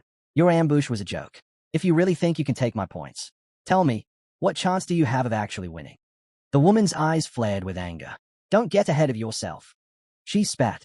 You're stronger than we expected, but that doesn't mean this is over. The real fight starts now. Lu Fan raised his sword, the steel glinting under the dim swamp light. His stance was steady, unwavering. Then let's settle this up close. Let's see whose body gets buried in this swamp. The air grew heavy with tension as the final battle loomed. Qilong wasted no time. Now, spray the poisonous mist, he commanded. The giant snake obeyed instantly, releasing a thick, toxic fog that spread toward Lu Fan, its venomous properties designed to weaken and corrode anything in its path. But Lu Fan was ready. Sensing the danger, he swiftly defended himself before barking out a countercommand. Xiao Yi, finish that snake, now. The moment the poison dissipated, the black dragon unleashed its bloodline power, a legendary ability that reduced incoming damage by 50%, granted immunity to all negative effects, and amplified its healing ability by 500%. With terrifying force, Shuya's claws clamped around the massive serpent. In one brutal motion, she slammed it into the ground and ripped it apart. A deafening roar echoed through the swamp as green blood splattered everywhere, soaking the battlefield in the remains of the beast. Ji Lan's face twisted with rage. My little snake. You killed my snake. Now, no one can save you from me, he bellowed. Meanwhile, the third fighter assessed the situation. Lu Fan had gained the upper hand. If they didn't act now, they would lose their chance. We need a new plan, he said, gripping his bow. He turned to Ji Lan. I'll cover you. Move in. Lu Fan's eyes narrowed. What does he mean by that? Before he could react, a blinding light enveloped the area. Something was coming. Ji Lan raised his staff high. Lu Fan, my magic circle is complete. Just wait a few more seconds. Lu Fan tensed. Magic circle. The ground trembled as the air filled with an ominous hissing. Then, in a sickening wave, 10,000 snakes manifested out of thin air. Their furious hisses sent a chill through the battlefield. This was no ordinary attack. This was one of the 5 world magician's forbidden spells. 10,000 snakes summoned. The true terror of this technique wasn't just the overwhelming numbers, it was the secondary effect. Once activated, the caster could summon an endless wave of poisonous snakes at will, each one dealing 50% damage to their target's spiritual energy while inflicting a deadly venom. The writhing mass of snakes surged forward like a living tide, all set on one target, Lu Fan. For a brief moment, the sheer scale of the attack made Lu Fan hesitate, but he took a deep breath, gripping his sword tightly. No choice but to cut them all down. Slashing relentlessly, he carved through the endless waves of serpents. Their hisses grew louder, more vicious, as they lunged at him from every direction. Lu Fan gritted his teeth. This will take forever. There are just too many. But he didn't stop. He couldn't stop. The battle had only just begun. Lu Fan raised his hand high, his voice echoing through the battlefield. Lu Fan won't escape my 10,000 snakes formation. Now, it's your turn. Go forward and take down that black python. The fighter behind him hesitated, his face tense with doubt. Are you serious? How are we supposed to harm that massive black dragon? And if we step into that sea of snakes, won't we get caught in the poison too? The woman clenched her fists. We don't have time to hesitate. If we wait any longer, we'll lose our chance. Let's finish him now. Meanwhile, the swarm of 10,000 snakes had completely swallowed Lu Fan from sight. The slithering mass coiled tighter, venom dripping from their fangs as they prepared to strike. Then, without warning, a massive burst of flames erupted from within. Xiao Yi roared, unleashing an inferno that incinerated hundreds of snakes in an instant. Their charred bodies fell away like ash, clearing a burning path through the writhing mass. Lu Fan's eyes widened in panic. What? No, this isn't possible. But even as the fire raged, he gritted his teeth and snarled. Don't get cocky. You won't escape. Not now. Xiao Yi let out another oath-shaking roar, a devastating attack that sent shockwaves through the battlefield, dealing massive damage to everything within range. Flames expanded outward, scorching the remaining snakes and sending embers spiraling into the air. As the chaos unfolded, Lu Fan finally emerged from the inferno, a red aura blazing around him. His hand had transformed into a dragon's claw, shimmering with raw power. With one powerful swipe, he tore through the remaining snakes, shredding them apart with effortless precision. His voice was calm, yet cutting. Your formation, it's nothing more than an annoying spectacle. Activating the Dragon Claw's ability, Lu Fan launched into rapid combos, his strikes swift and lethal. The skill allowed him to attack from 6 different distances, perfectly synchronized with his dragon. Each strike landed with a devastating impact. Ji Lan's face twisted with fury as he locked eyes with Lu Fan. You're going to regret that, Lu Fan. Now, you'll suffer the punishment. With a fierce cry, he raised his staff high into the air. The moment it activated, a massive magic circle appeared overhead, pulsing with ominous energy. The cut-up remains of the fallen snakes began to stir. Then, horrifyingly, they started rising. The severed bodies fused together, reforming into new monstrosities. Hurry, hurry, Ji Lan commanded. At the same time, the woman launched her attack, swinging her chain circle with full force, aiming straight for Lu Fan. But just as it was about to ensnare him, Lu Fan caught it mid-E with his dragon claw. The force of the impact sent cracks rippling through the ground beneath them. Lu Fan's grip tightened. He looked up, eyes blazing. Nice try. The battle was far from over. The warrior's eyes widened in shock. How did he stop my attack so easily? Lu Fan still held his ground, gripping the chain effortlessly. Xiao Yi stepped closer, her piercing gaze fixed on him. But just then, the ground trembled. Lu Fan's instincts flared. An earthquake. No, this sound, what is it? A sinister laugh cut through the air. Ji Lan had been waiting for this moment. Come back to life, he roared. The battlefield shifted as a horrifying spectacle unfolded. The 10,000 fallen snakes twitched, their lifeless bodies suddenly reanimating. The slithering mass twisted together, fusing into a single monstrous entity, a colossal, poison-drenched serpent. Toxic fumes oozed from its scales, filling the air with a sickening stench. Status window update. Crazy Dragon resurrected. Created using the spiritual power of the 5 Wish Magicians. Cannot die as long as its master lives. Can be revived infinitely by injecting spiritual power. If destroyed, it will split into multiple giant pythons. Lu Fan's breath hitched. It keeps reviving as long as is alive. But the true horror was yet to come. Another deadly ability of this 10,000 snake formation was that even in death, the summoned snakes wouldn't truly perish. Instead, their bodies would merge with the environment itself, turning the entire battlefield into a death trap. Incoming effect. A poison fog detected. Mental damage increased by 900% per second. Lu Fan clenched his jaw. This python, it's not just a summoned beast. It's a manifestation of his entire profession's power. And if I cut it apart, it just multiplies. He knew what had to be done. Xiao Yi, get to me, now, he commanded. As the venomous mist thickened, its deadly effects took hold. Even the woman, one of Ji Lan's own allies, began to choke and struggle. Gasping, she turned to Ji Lan with fury. Are you insane? You're poisoning your own ally. Her body convulsed, her breath ragged. Why are you doing this? Status window alert. A snake's poison intensifying. Target's physical condition worsening. Ji Lan smirked. The dragon might be immune, but you're not. And Lu Fan, without that immunity, is already dead. She clutched her throat, her lungs burning, her muscles locking up from the venom coursing through her veins. I can't breathe. Help me, someone. She stumbled, body trembling violently, vision blurring. Help me, she choked out again. But Ji Lan simply watched. Unmoved. Cold. It doesn't matter if you die, he thought. If both of you fall to my poison, my score still rises. She collapsed, her body writhing on the ground, her skin rotting before their eyes. The man beside her stepped forward, eyes filled with shock. Hey, are you okay? He turned to Ji Lan. Damn it, help her. But before anyone could react, a white aura shimmered above her head. Something was happening. The tide of battle was about to change. Within moments, the woman's body began to heal. The decaying flesh restored itself, and she slowly sat up, gasping for breath. Status window update. Poison neutralized. Effect of hemolytic protection activated. It was Ji Lan who had intervened, using hemolytic protection to remove the poison's effects. He exhaled and spoke with a hint of regret. That was my mistake. I should have granted my allies poison immunity before the battle even started. He turned to the woman, adding, as an apology, I'll transfer 10,000 points from Lu Fan's account to yours. Status window updated.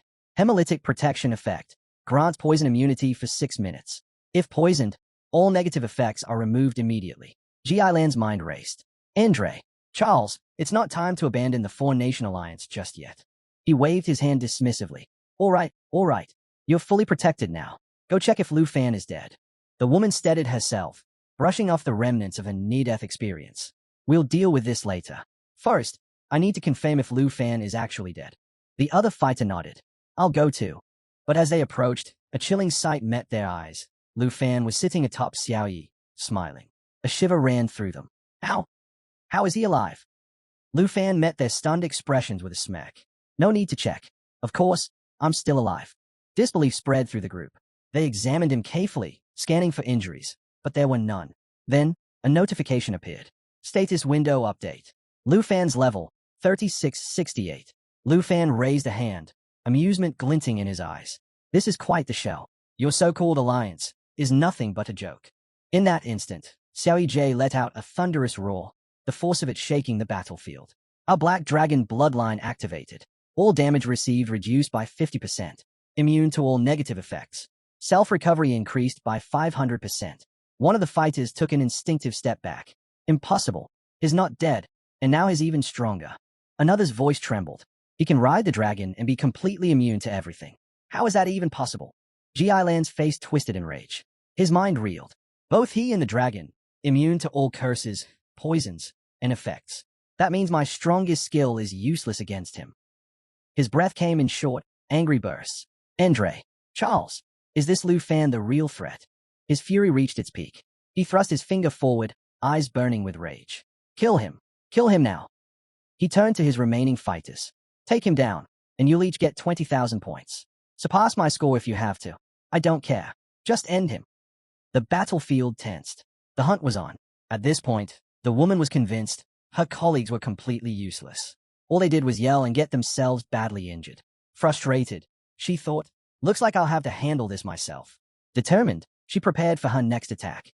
Turning to her assistant, she commanded, Baden, assist me in the next strike. Just as she was about to launch forward, something caught her eye, a fireball hurtling toward her from behind. Her movements froze. What? Her eyes widened as she took in the blazing sphere. Lu Fan also noticed the incoming attack. His first thought, an ally? Someone's come to back me up? But the woman wasn't so sure. A flicker of doubt crossed her mind. Could it be Yasenlai? The thought sent a chill down her spine. The fireball closed in at an alarming speed, and before she could react, the figure behind the flames collided with her. The impact sent her crashing to the ground, slightly injured. The fire didn't just disappear. It spread around them, burning fiercely. And at the center of it all, a man stood tall, completely unbothered. He smirked, exuding confidence. Hey, brother, don't be scared, he called out. I'm here to help. Surveying the battlefield, he raised an eyebrow. 3 of you against 1 enemy, and you in this sorry state. He let out a chuckle, shaking his head. If you really think you're strong, why don't you try fighting me instead? At that moment, a status window materialized. Andre, rank 4, class, Flame Warrior, level 60, nation, Snow, points 80,167. Lu Fan's eyes widened in recognition. Andre met his gaze with grin. Walking up, he extended a hand. Well, Lu Fan, your dragon looks more terrifying than ever. Nearby, Wei Ji tensed at Andre's arrival, mistaking him for another enemy. She immediately shifted into a battle stance, ready to strike. But before she could move, Lu Fan placed a firm hand on her head. Calm down, Wei Ji, he said firmly, is not our enemy. At his words, Wei Ji reluctantly backed off, though her sharp gaze remained locked on Andre. Lu Fan and Andre had crossed paths before, back when Lu Fan was with the overseer, enjoying a meal prepared by his aunt. The memory of them sitting together, sharing that meal, flashed through his mind. Looking at Andre now, he smirked. Surrounded by fire, crazy strong skills. You as impressive as ever, but did you really have to hit her that hard? Andre merely chuckled, raising his hand. I've mastered 3rd-level magic. I ignited the true body of a god. These weaklings, they don't stand a chance against me. Meanwhile, the woman who had been knocked down slowly got back to her feet, dusting herself off. Her expression? Pure fury. Andre froze at Lu Fan's words. His eyes widened in shock before he blurted out, Wait, hold on. What did you just say? She's a woman, Lu Fan chuckled. That's right. And don't underestimate her. She hasn't even shown us what she can really do yet. Hearing their conversation, the woman's anger fled. Her fists clenched tightly, barely holding back her fury. Andre, however, was unfazed. With a confident smirk, he stepped forward. All right, if she's really that strong, I'll take care of her first. Then, glancing at Lu Fan, he added, you can handle the speedster and the archer. Lu Fan leaned back, casually resting his hands on his head. He let out a laugh. There's really no need for that. What he meant was clear. This fight is mine. I don't need any help handling them. That was the final straw. The woman's rage boiled over. Grinding her teeth, her body began to glow with a golden hue. Her eyes burned bright yellow, and an intense aura radiated from her. You dare underestimate me, she roared. In an instant, her body morphed, growing larger and more powerful. Muscles expanded, fur sprouted across her body, and with a deafening roar, she completed her transformation, a towering, battle-hardened beast. I'll make you all pay for this. She had activated her strongest ability, God Bear Doto. With this power, her strength and stamina skyrocketed by 20%, though it came with a cooldown of 16 hours. But right now, all she cared about was crushing the ones who had belittled her. Without hesitation, the giant bear charged straight at Andre, shaking the ground beneath her. As she closed in, she let out another earth-shattering roar. Andre, unfazed, gripped his weapon tightly. The moment the beast lunged at him, his blade erupted with fiery energy, crackling with raw power. As their attacks clashed, a shockwave of energy burst through the battlefield, flames swirling wildly around them. Through the blaze, Andre shouted, Lu Fan, worry about yourself. This one's mine. I won't let her get away. His body ignited as he activated his Flame Lord True Body, summoning the power of the Supreme Fire God. Every attribute increased by 1%, granting him permanent flight and explosive flames, the intensity controlled by his mental strength. Meanwhile, Lu Fan sat comfortably atop his dragon, watching the chaos unfold below. He smirked to himself. Andre's got good intentions, but he's still a handful. He had no plans to rely on backup. There was no need for earth mags or reinforcements. This fight was his to win alone. Without another thought, he spurred his dragon forward. From above, he spotted a figure below, a man riding a massive snake, bow in hand. The archer took a shot and missed. Lu Fan shook his head and smirked. Shame on you. Ji-Lan, I missed again. Ji-Lan clenched his fists. He finally understood. Defeating Lu Fan was no simple task. And now, with Andre joining the fight, things had become even more difficult. Realizing this, he sighed. This is bad. We have to stick to the plan. Without wasting another second, he turned to his massive snake and commanded, Xiaoqi, spray the poison mist, now. Poison mist, a deadly ability that released a thick, multicolored toxic fog, poisoning anyone caught in its range. At his master's command, the giant snake's mouth opened wide, unleashing a swirling cloud of venomous mist straight toward Lu Fan. From above, Lu Fan watched the attack unfold and smirked. Really? You do know that neither my dragon nor I can be harmed by this, right? A completely useless move. But just as he was about to brush it off, something caught his attention. His eyes narrowed. Wait, something's off. A realization hit him. That's not the same snake. The other one is gone. Before he could react, two massive snakes lunged at him, one from the front and the other from behind. Lu Fan quickly pieced it together. So that's their plan, huh? But he was ready. Without hesitation, he activated Void Slash. This powerful ability, linked to his dragon's aura, unleashed 3 consecutive strikes in the blink of an eye. In a flash, the twin snakes were sliced clean in half, their massive bodies crashing to the ground, lifeless. Lu Fan exhaled and patted his dragon. They were too slow. Let's move on. Meanwhile, Ji-Lan stared at the remains of his snake, shaking his head. Disgusting, he muttered.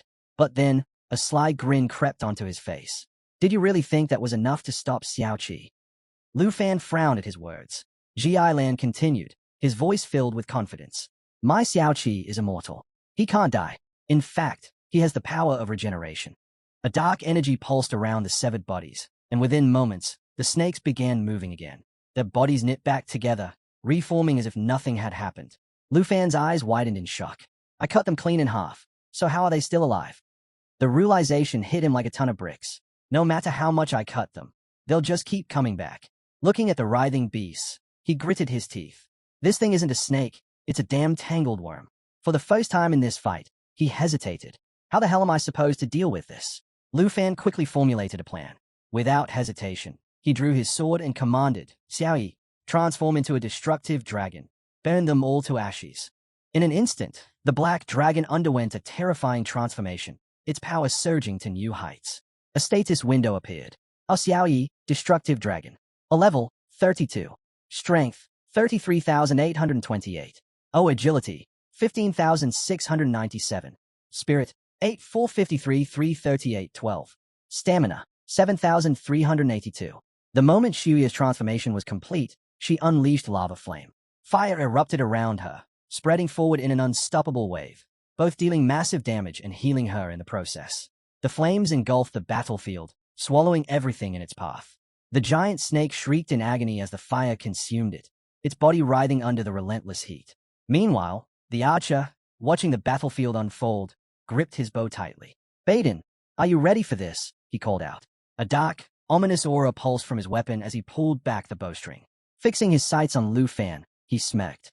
"Recharge complete." Then, without waiting for a response, he snapped, "Jiailan, cover me, now." Silence.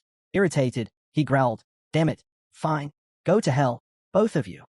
Without hesitation, he activated Evil Thunder Power. A massive surge of lightning crackled to life, swirling around the shadow arrow in his grasp. This wasn't just any attack. It was the Evil Eye, a deadly ability that combined darkness and thunder attributes to deal 4 times the normal damage. Meanwhile, Shuya's lava flame continued to roar forward, devouring everything in sight. Lu Fan narrowed his eyes, watching the archer's attack charge up. "A lightning-based skill," he muttered. Then he scoffed. "I know this kind of magic well. It won't work on me." With a calm, unshaken expression, he extended his hand forward. "Now, let me show you the true power of dragon language magic." As he chanted, the battlefield trembled. A deafening roar erupted, the roar of Azure Dragon King. The sheer force of the attack sent a shockwave tearing through the air, a crushing force imbued with the power of the Dragon King. The moment the attack landed, a powerful explosion followed, causing massive destruction. But that wasn't all. Every subsequent strike was now enhanced with a 20% thunder attribute boost and had a 20% chance to paralyze the target. What Lu Fan didn't realize, however, was that attacking the snake wasn't the key. The real target was its master. The snake's life force was tied to its owner, and as long as he remained untouched, the creature would continue regenerating. But that didn't stop Jiailan from panicking. Eyes wide, he stammered. "He has thunder attribute magic too." "No, that's impossible. That's dragon language magic."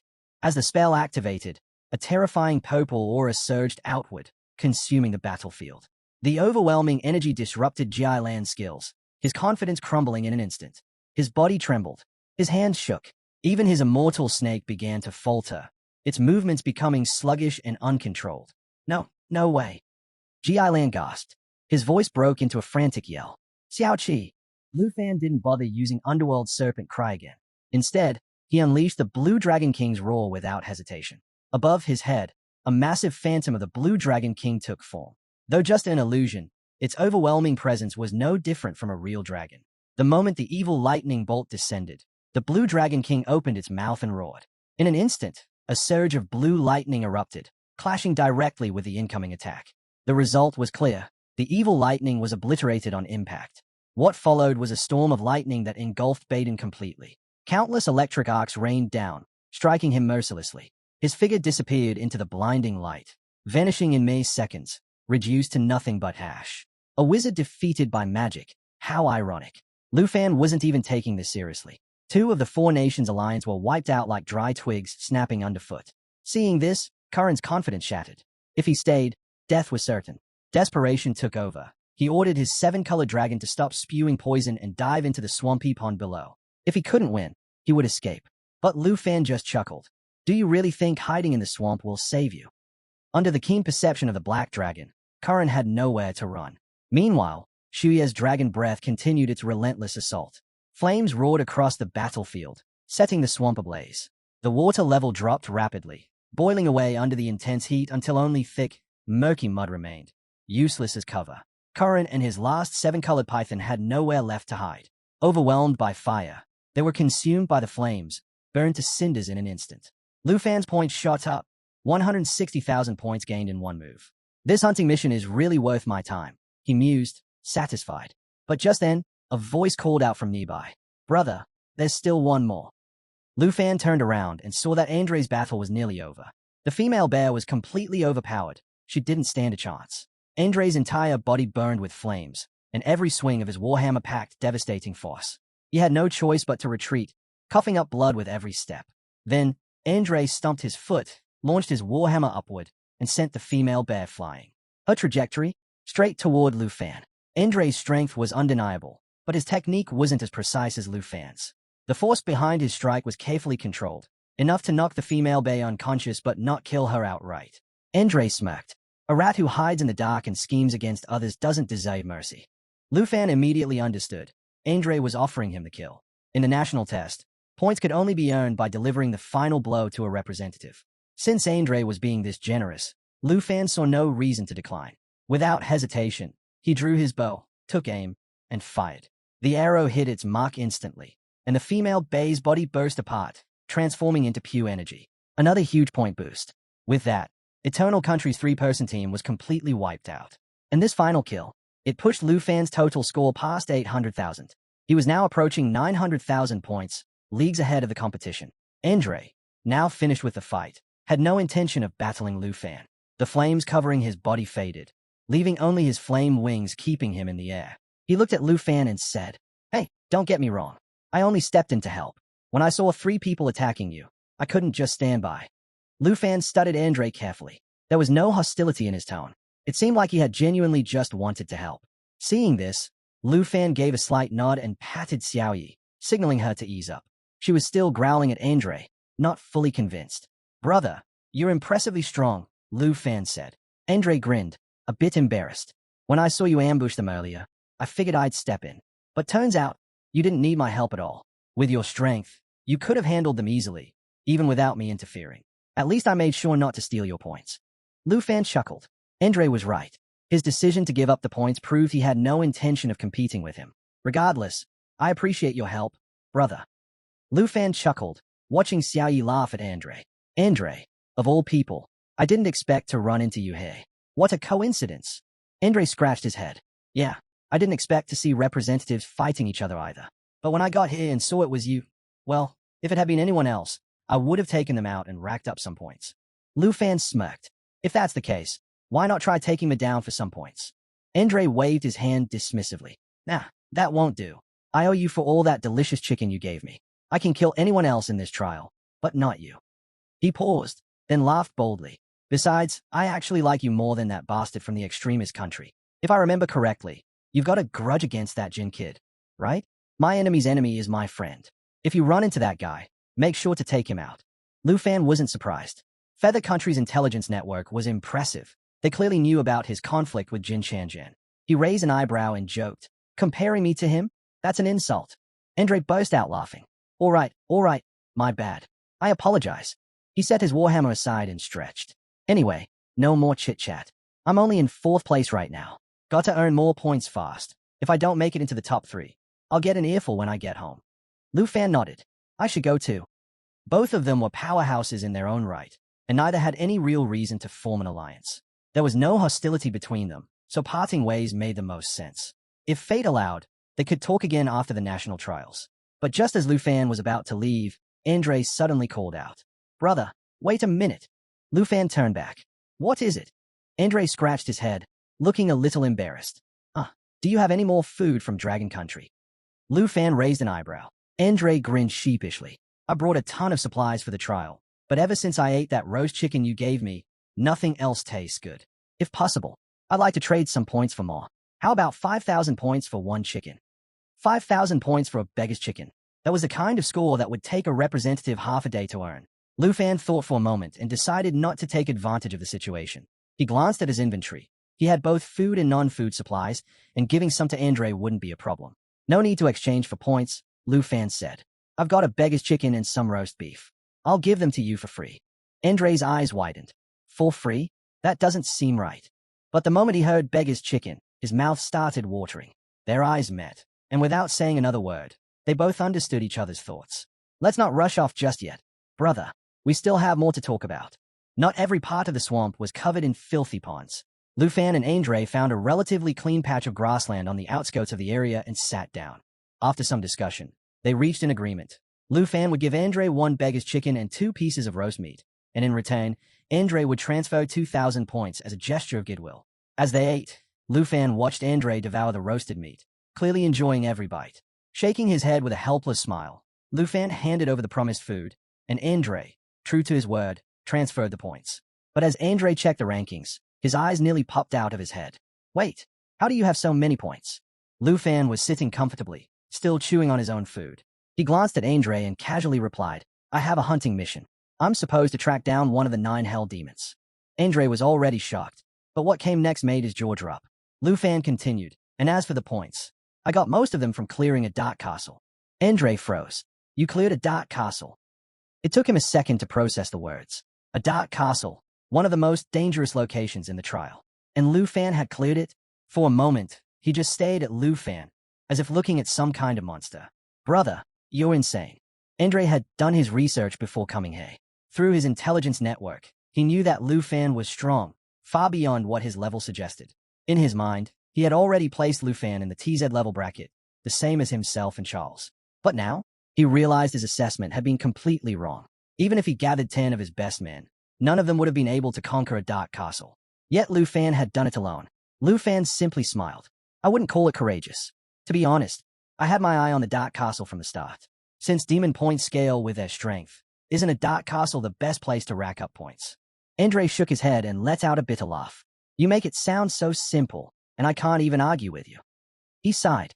At first, I thought you had some secret method for farming points, something I could learn. But now I see that was just wishful thinking. Your way of earning points isn't something just anyone can replicate. He leaned back slightly, reflecting.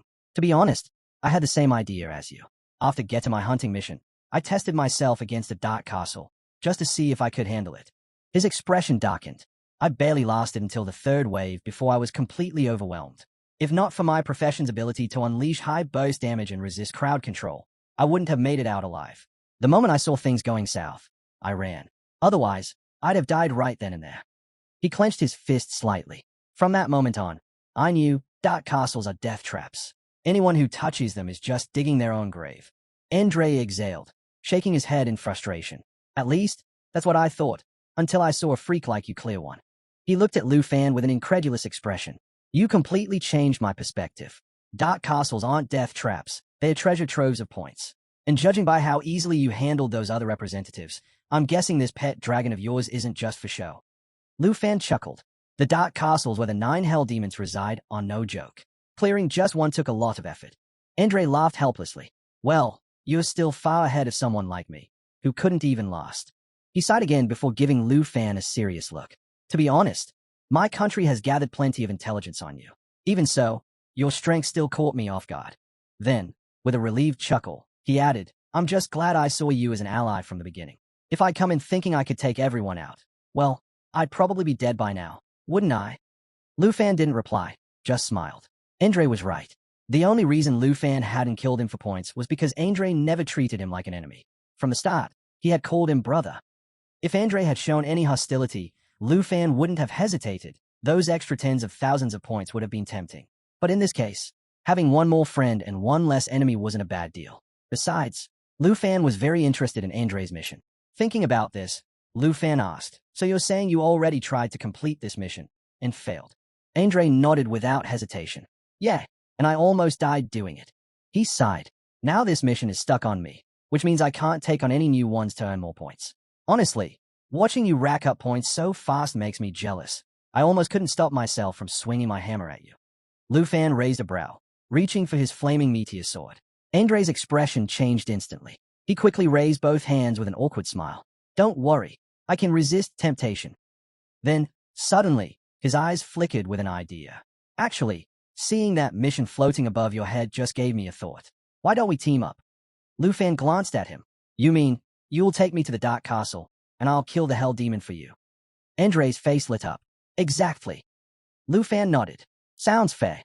Andre agreed instantly. That's perfect.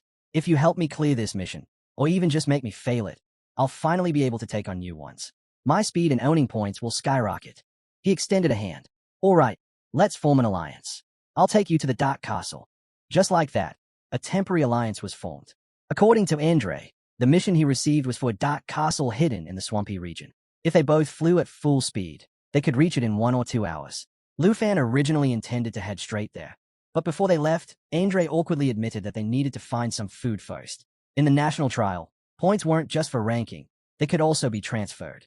Some representatives, when cornered, would choose to hand over all their points in exchange for leaving the trial alive. There were only two ways to exit the trial. 1. If a country's representatives all agreed to end it, the rankings would be locked based on current points. But if even one person refused, the trial would continue. 2. If a representative's points hit 0, they would be forced out of the trial.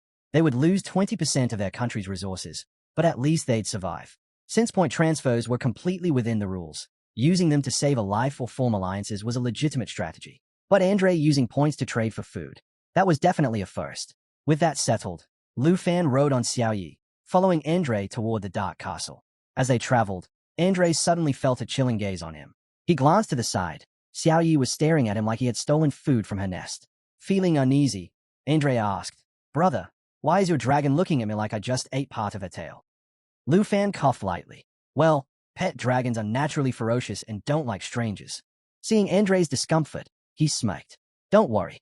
As long as I'm here, she won't bite you. Probably." Andre nodded but kept his eyes on Xiaoyi, still wary. "You better keep a close watch on her. If she decides to bite me, I'm done for." What Andre didn't realize was that Shuya's hostility had nothing to do with him personally. It was because Lu Fan had given him 2 pieces of roast meat that were actually dragon feed. Of course, Lu Fan wasn't deliberately deceiving him. The meat had been expertly roasted by Han Qi, making it perfectly edible for humans. If he didn't mention it, how would Andre ever know he had been munching on pet food? Under Andre's guidance, the two traveled through the swamp, quickly locating the Dark Castle. At first glance, this Dark Castle looked slightly different from the one Lu Fan had cleared before. Along the way, Andre had shared details about his last attempt at clearing the Dark Castle. He had encountered corpse eagles and corpse-eating insects, instead of 2-headed demons or bloodthirsty bats. Different monsters, but the same level and difficulty. That was enough for Lu Fan to remain completely confident about taking down this Dark Castle. As they approached, Andre suddenly slowed his pace, eyeing the castle warily. Then he turned to Lu Fan. "Brother, we found the Dark Castle. How do you want to clear it?" He crossed his arms. "We both have combat professions, so we don't need to worry about formations when dealing with the monsters, right?" Lu Fan and Andre quickly came to an agreement and soared toward the ominous Dark Castle. As they closed in, the demons guarding the fortress immediately sprang into action. Above the castle, over 1,000 corpse eagles took flight, swarming toward them like a dark storm. Lu Fan eyed the incoming enemies and turned to Andre. "With your strength, handling the corpse eagles and the demon sky horn shouldn't be a problem, right?" Andre nodded. "The first 2 waves are mostly low-level creatures. There's a lot of them, but they're not too tough to deal with." Lu Fan smirked. "Good, then I'll leave these waves to you. I'm heading straight inside to wipe out the monsters." Andre barely registered the words at first, but the moment they sank in, he froze. "Wait, what did you just say? You're going inside? To kill them all?" Lu Fan nodded casually. "Instead of waiting for them to come out wave by wave, I can just go in and handle them all at once. It'll save me a lot of time." Andre's entire worldview cracked. He had a million objections, but he didn't even know where to begin. Andre had no idea how Lu Fan planned to charge straight into the Dark Castle, but he didn't have to wait long for an answer. Lu Fan was about to show him. Without hesitation, Lu Fan retrieved an array, and in an instant, another dragon materialized beside him. It was Xing Cheng. Andre had already heard rumors that Lu Fan might own more than one pet dragon, but witnessing it with his own eyes was an entirely different experience. Pet dragons were unbelievably rare, yet Lu Fan had 2. And not just any dragons. Both of them were pure-blooded giants, their scales so flawless and radiant that they seemed like living legends. But before Andre could even process his shock, something even crazier happened. Lu Fan issued a simple command. "Xing Cheng, switch to your starlight form. Open the starry space passage to the Dark Castle." Xing Cheng shot Lu Fan a world-weary look, as if reluctant to obey. Yet, despite her rebellious nature, she complied. Tiny, shimmering specks of starlight flickered to life on her scales, spreading across her body like a cosmic tide. In an instant, her entire form radiated with dazzling brilliance. Though her physical shape remained unchanged, the pressure she exuded was completely different, so immense it felt like the heavens themselves had been overturned. With her transformation complete, Xing Cheng ascended before diving sharply toward the Dark Castle. As she moved, her massive claws tore through the air with an ear-splitting crack, like glass shattering across the sky. Out of nowhere, fragments of starlight coalesced, rupturing space itself and forming a passageway.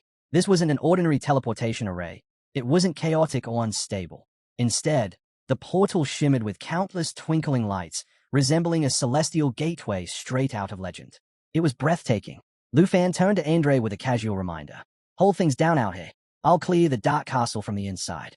And with that, he shot through the portal alongside Xing Cheng, disappearing in an instant. Lu Fan stepped through the starry space passage and emerged inside the dark castle. His eyes widened.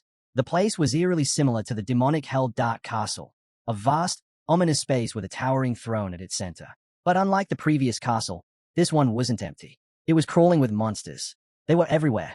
Creatures of all levels and grades filled the massive hall, an uncountable sea of darkness. Among the countless creatures, one stood out above the rest.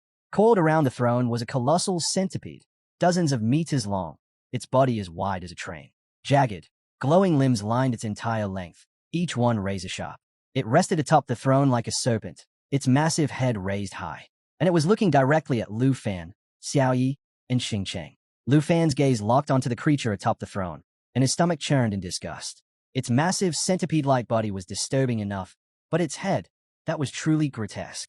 A bloated, greasy human face sat atop its monstrous frame, resembling a middle-aged man who had long abandoned hygiene. Fat, disheveled, and utterly repulsive. Through quick evaluation, Lu Fan identified it. One of the 9 hell demons, the strong hell demon. The moment Lu Fan appeared, every single demon in the Dark Castle's hall turned to face him. Thousands of monsters, more than 10,000 high-level creatures locked onto him at once, their collective presence creating a pressure so immense it felt like the air had thickened. Even Lu Fan felt a brief moment of tension. For anyone else, this would have been paralyzing. A lesser warrior might have collapsed under the sheer weight of so many monstrous gazes. But Lu Fan, he only saw experience points and loot waiting to be claimed. With a smile, he pulled out his bow and rode up to Xiao Yi. I brought a gift for everyone today. Hope they like it. As he spoke, a massive summoning array materialized behind him. A sudden burst of energy. Xiao Yi shot out, instantly transforming into his soul-light form and joining Lu Fan's side. At the same time, Shuya's body ignited with roaring flames, shifting into her world destroyer form. And that wasn't all. 2 more summoning arrays flashed to life. Fallen corpse magic dragons emerged, their massive wings unfurling as they joined the ranks. Lu Fan's dragon team had assembled. Facing a single hell demon was already a challenge. But now, Lu Fan was about to take on the entire demon army. There was no room to hold back. He had to go all in from the start. The moment his pet dragons appeared, realization dawned on the monsters. Intruders. The dark castle erupted. Roars filled the air as the demon army surged forward, rushing toward Lu Fan and Xiao Yi. Their only goal, tear them apart. But did Lu Fan look like someone who'd sit back and wait? He grinned. Xiao Yi, attack them. Use great cataclysm to clear the field. Lu Fan's eyes gleamed with anticipation. This was exactly what he wanted, monsters grouping together into the perfect kill zone. Because he and Xiao Yi had AoE skills made for this moment. Without hesitation, Xiao Yi and Lu Fan shot forward like meteors, slamming through the Dark Castle's airspace 4 times in a row. Flying monsters in their path were shattered instantly, torn apart mid-air. Then came the final strike, breaking voidness plus great cataclysm. The combination attack exploded through the battlefield. A 100-meter-high wall of fire surged from the ground, swallowing the floor of the Dark Castle hall. Every monster caught in the flames screamed in agony. The massacre had begun. Before the monsters could even react, they were engulfed in flames, the bodies reduced to ashes in an instant. But the devastation didn't stop there. Giant wind blades tore through the battlefield, sweeping across everything within range. These weren't ordinary wind blades. Each one was razor-sharp and immense, cutting through the air with a force strong enough to cleave through solid stone. Then, something even more terrifying happened. When these wind blades collided with the great cataclysm's flames, the elemental reaction caused the fire to surge even higher, intensifying into a roaring inferno. The flames spread like wildfire, growing even more destructive. For a while, the Dark Castle was thrown into utter chaos. Explosions, screams, destruction. Monsters fell in droves, their bodies disintegrating into experience points and battle rewards. Lu Fan and his dragons showed no mercy, their mass destruction skills turning the battlefield into a hellscape. But the carnage was far from over. Above them, a shift occurred. The starlight around Xing Cheng began to flicker and fade, his body turning translucent, as if he were dissolving into the cosmos itself. This was the telltale sign he was about to evolve. Xing Cheng was transitioning from his starlight form into his galaxy overlord form. Lu Fan knew exactly what this meant. Starlight form was designed for taking down individual bosses. But galaxy overlord form? It was made for mass destruction. A few moments later, The transformation was complete. Xingqiang no longer shone with a bright glow. Instead, his body had become almost illusory, a ghostly silhouette of a dragon barely visible in the air. Within his translucent form, entire nebulae swirled and shifted, as if his body contained an endless universe. Stars flickered into existence inside him, collapsing and reforming in an eternal cycle. Then, it began. Xingqiang's passive skill, Starfall, activated. A deafening dragon roar shook the castle. And then, the sky rained destruction. Countless stars materialized out of thin air, descending with relentless force. Some were no bigger than a fist. Others were the size of a car. They weren't physical objects, but the power contained within them was terrifyingly real. From above, the entire battlefield was bombarded. Even flying monsters had nowhere to escape. Those that got hit instantly disintegrated, their bodies unable to withstand the raw energy of a falling star. The stronger monsters tried to resist, striking at the incoming celestial bombardment. But it was futile. The moment a star was struck, it exploded. And the explosion's power was several times greater than the star's impact force. One after another, monsters were obliterated, crushed, incinerated, or torn apart in the relentless stellar onslaught. How could they possibly survive this? Xingqiang was unlike any other dragon. Every one of her skills was built for raw physical destruction. While Xiaoyi specialized in firepower, Xingqiang reigned supreme in pure physical might. Suddenly, a monstrous creature appeared, a grotesque, bloated giant worm with tiny, useless wings on its back. The Crypt Devourer, a magic attack-focused boss with deadly poison-based abilities. The creature lurched forward and launched a massive, sticky ball of toxic sludge straight at Xingqiang, aiming to corrode her into nothingness. But in her Galaxy Overlord form, Xingqiang was untouchable. The poison attack passed right through her, as if she were nothing but an illusion. From a certain perspective, her Starfall passive made her practically invincible. However, Xingqiang was not amused. A disgusting creature had the audacity to spit something so vile at her, unforgivable. Even without Lu Fan's command, Xingqiang took action. She ascended rapidly, her ethereal body twisting through the air before coming to a halt. Then, a black hole materialized. Neutron star.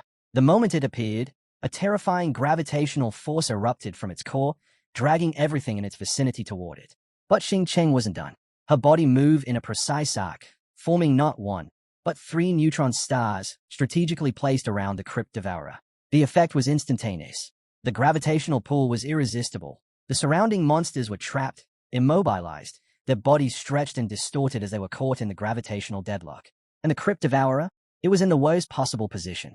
The 3 neutron stars pulled it in opposite directions, their forces tearing it apart from all sides. But Xingqiang wasn't finished yet. The neutron star skill didn't just trap enemies. With a thunderous dragon roar, Xingqiang activated the final phase of her attack. Boom! All 3 neutron stars detonated simultaneously. The resulting explosion ripped through the dark castle, unleashing a wave of destruction even more terrifying than her Shatterstar attack. Every single monster attached to the neutron stars was obliterated instantly. Having dealt with a disgusting creature that dared to spit at her, Xingqiang's mood improved significantly, obliterating his forces before they even had a chance to counterattack. The strong Hell Demon could no longer sit idly by. Moving with eerie grace and precision, he slid down from his throne, his long, centipede-like body undulating soundlessly. The formidable Hell Demon possessed a terrifying ability called Deathbind, a deadly technique where it wrapped around its enemies, using its countless limbs to crush them into nothing but pulp. If Lu Fan got caught in this move, even with his Jade Shield, survival was impossible. The Hell Demon wasn't just strong, it was cunning. It quickly realized that Lu Fan was the master of all the pet dragons, and instead of wasting time fighting them, it went straight for him. Take down the leader, and the battle is over. But Lu Fan wasn't about to play along. This wasn't the time to fight head-on, not yet. Besides, Lu Fan had already prepared a countermeasure for this exact moment. Just as the Hell Demon lunged, ready to strike, a powerful presence burst forth from the fallen corpse magic dragon's summoning array. In the blink of an eye, a figure moved with eerie speed, using Ghost Walk to appear right in front of Lu Fan, intercepting the attack. It was none other than the demonic Hell Demon, or rather, its fallen corpse puppet. Unlike ordinary summons, these puppets could be stored in the puppet's subspace, waiting to be deployed at the perfect moment. When Lu Fan left the previous Dark Castle, he had sealed away the demonic Hell Demon, the Demon General, and 2 other main stage bosses, keeping them as his personal war puppets. The sudden appearance of the demonic Hell Demon left the strong Hell Demon momentarily stunned. Finally, it raised its grotesque, bloated body and spoke in a guttural human voice. Demonic Hell Demon, why are you siding with a mere human in my own castle? But the demonic hell demon had no interest in words. It raised its blade-like fingers, gripping at the air, ready to strike again. The battle was just beginning. Without hesitation, the diabolical hell demon unleashed Blood Blade Claw Strike, a brutal attack that sent 5 massive crimson slashes tearing through the air, aimed directly at the sturdy hell demon. Sensing the incoming threat, the sturdy hell demon coiled its massive body, a golden light flickering across its hardened exterior as it braced for impact. The attack struck head-on, unable to break through its defenses, but the sheer force of the blow sent it hurtling backward. Rising to its full height, the sturdy hell demon glared at the diabolical hell demon, its voice thick with scorn. "You're being controlled. How pathetic. Once my equal, now a mere puppet. Twice slain by humans, and now you serve them? You disgrace the name of the 9 hell demons." With a sickening series of cracks, its segmented body stretched and elongated, countless limbs extending and sharpening into deadly blades. It wasn't just recovering, it was evolving, its power increasing with every second. As one of the 9 hell demons, it was only natural that it possessed powerful enhancement skills. But Lu Fan wasn't concerned. The diabolical hell demon was no ordinary foe, and even as a fallen corpse puppet, its battle instincts remained razor-sharp. Sensing the surge in pressure from its opponent, it responded in kind. Dark ghostly shadows swirled around its form as bloody energy flowed through its 10 blade-like fingers, dripping with toxic fumes. The sturdy hell demon knew it had no time to waste. If it couldn't defeat the diabolical hell demon, it would never reach Lu Fan. Without warning, it lunged forward, and its body split. Then split again. What had been a single demon was now 8 identical figures, all charging at once. These were no mere illusions. Each one was real, though slightly weaker than the original. But the true sturdy hell demon was hidden among them, and if Lu Fan's forces weren't careful, they'd be torn apart before even finding the real one. The diabolical hell demon didn't hesitate. Its blade fingers struck out in a blur, tearing through the air as it fought against the relentless assault. Skills clashed wildly as the 2 monsters battled, their movements so fierce that even the demon army's monsters nearby were caught in the crossfire, suffering heavy casualties. For now, neither side held the advantage. But the tide of battle was shifting. From the fallen corpse magic dragon's summoning array, new figures began to emerge. The demon general and the other bosses Lu Fan had brought with him, each one a war machine in its own right. And now, the real battle was about to begin. Lu Fan had stored the fallen corpse puppets inside the fallen corpse magic dragon's puppet subspace, keeping them as backup forces for a critical moment like this. Now, with the battlefield in chaos, it was time to unleash them. The moment the demon general and the other fallen corpse puppets emerged, they wasted no time. They tore into the demon army, cutting down anything in their path. As powerful bosses, they were far superior to the average demon, and with the army already in disarray, their assault turned into a one-sided massacre. The demon general moved like a whirlwind, his sword carving through enemies with each strike, slaughtering everything in sight. Realized it was an urgent message from the overseas command. At that moment, Mr. Jean appeared before them out of the blue. Musashi narrowed his eyes, barely able to process what he had just witnessed. Was teleportation like this even possible? Lightning bolts struck down upon the monsters as the Earthblood demon activated its phantom tiger step, instantly splitting into multiple transparent tiger illusions that flickered unpredictably around the players. Each time one attacked, it exploded and vanished. With skills like Thunderclaw Strike and Soul Hunting Tiger, the demon lunged at Lu Fan. It slammed the ground with a thunder-charged claw, preparing to strike, but Lu Fan's summon's death coil bound it in place, tightening its grip and rendering it immobile. The Earth Demon cried out in shock, questioning the Earthblood Demon's betrayal. Before it could react, another of Lu Fan's summoned demons tore through it with a blood claw. The Earth Demon howled in disbelief, demanding to know why even the Earth Fiend Demon had turned against it. Lu Fan remained calm, observing the battle with interest. If just 2 9-realm demons were this powerful, he wondered what would happen if all 9 attacked at once. As he spoke, multiple demons roared behind him, making him realize that Tai Chi Kingdom's schemes had completely backfired, benefiting him instead. As the Earth Demon finally fell, Lu Fan stood stronger than ever. He couldn't help but consider the chaos he could unleash if he released his demon army now. The thought of adding yet another powerful demon to his realm filled him with pride. Musashi shouted at Jin Chung to slow down as they soared through the air on a mysterious magic sphere. Frustrated, he demanded to know why Jin Chung wasn't heading straight for the ultimate mission now that the Overseer had provided its location. Jin Chung dismissed the idea, saying he didn't need it yet. He then reminded the Overseer that the teleportation ray was unstable and that he had to deliver the information quickly before leaving. Annoyed, he recalled how shameless the Tai Chi Kingdom was for sending an Overseer into the trial. With such vague point allocations, why not just disqualify their representative outright? He asked Mr. Jean about it, and Mr. Jean explained that the secret realm rooms were operating normally without irregularities, leaving no valid grounds for a forced removal. Slowly grinding monsters and completing quests wouldn't be enough to climb the rankings. To gain more points, they needed to understand how the Dragon Nation's representative was farming Darkspire. If Lu Fan could do it, so could they. As the teleportation ray grew more unstable, the Overseer quickly left, reminding Jin Shenghan that the ultimate mission had been activated and urging him to use it wisely. Jin Sheng and Musashi remained silent for a moment before Jin Sheng decided that the ultimate mission was meant to target Charles Xian, not Lu Fan. Wasting it now would be pointless. First, they needed to locate Darkspire and uncover how Lu Fan had defeated the 9 realm demons. He knew the ultimate mission automatically locked onto the highest-ranked player on the leaderboard, making it most effective when used against the strongest opponent. Musashi grumbled about the Taichi Kingdom's underhanded tactics, but had no choice but to follow Jin Sheng's lead. As he was lost in thought, the magic sphere suddenly halted, sending him crashing to the ground. Furious, he accused Jin Sheng of retaliating over a simple comment, but Jin Sheng urged him to look ahead. As Musashi lifted his gaze, his expression darkened. Heavenly demon soldiers of the fallen corpse had appeared before them. The overwhelming pressure of Darkspire's ominous aura filled the air. Jin Sheng, however, remained unfazed, assuring Musashi that their strength was more than enough to handle the situation.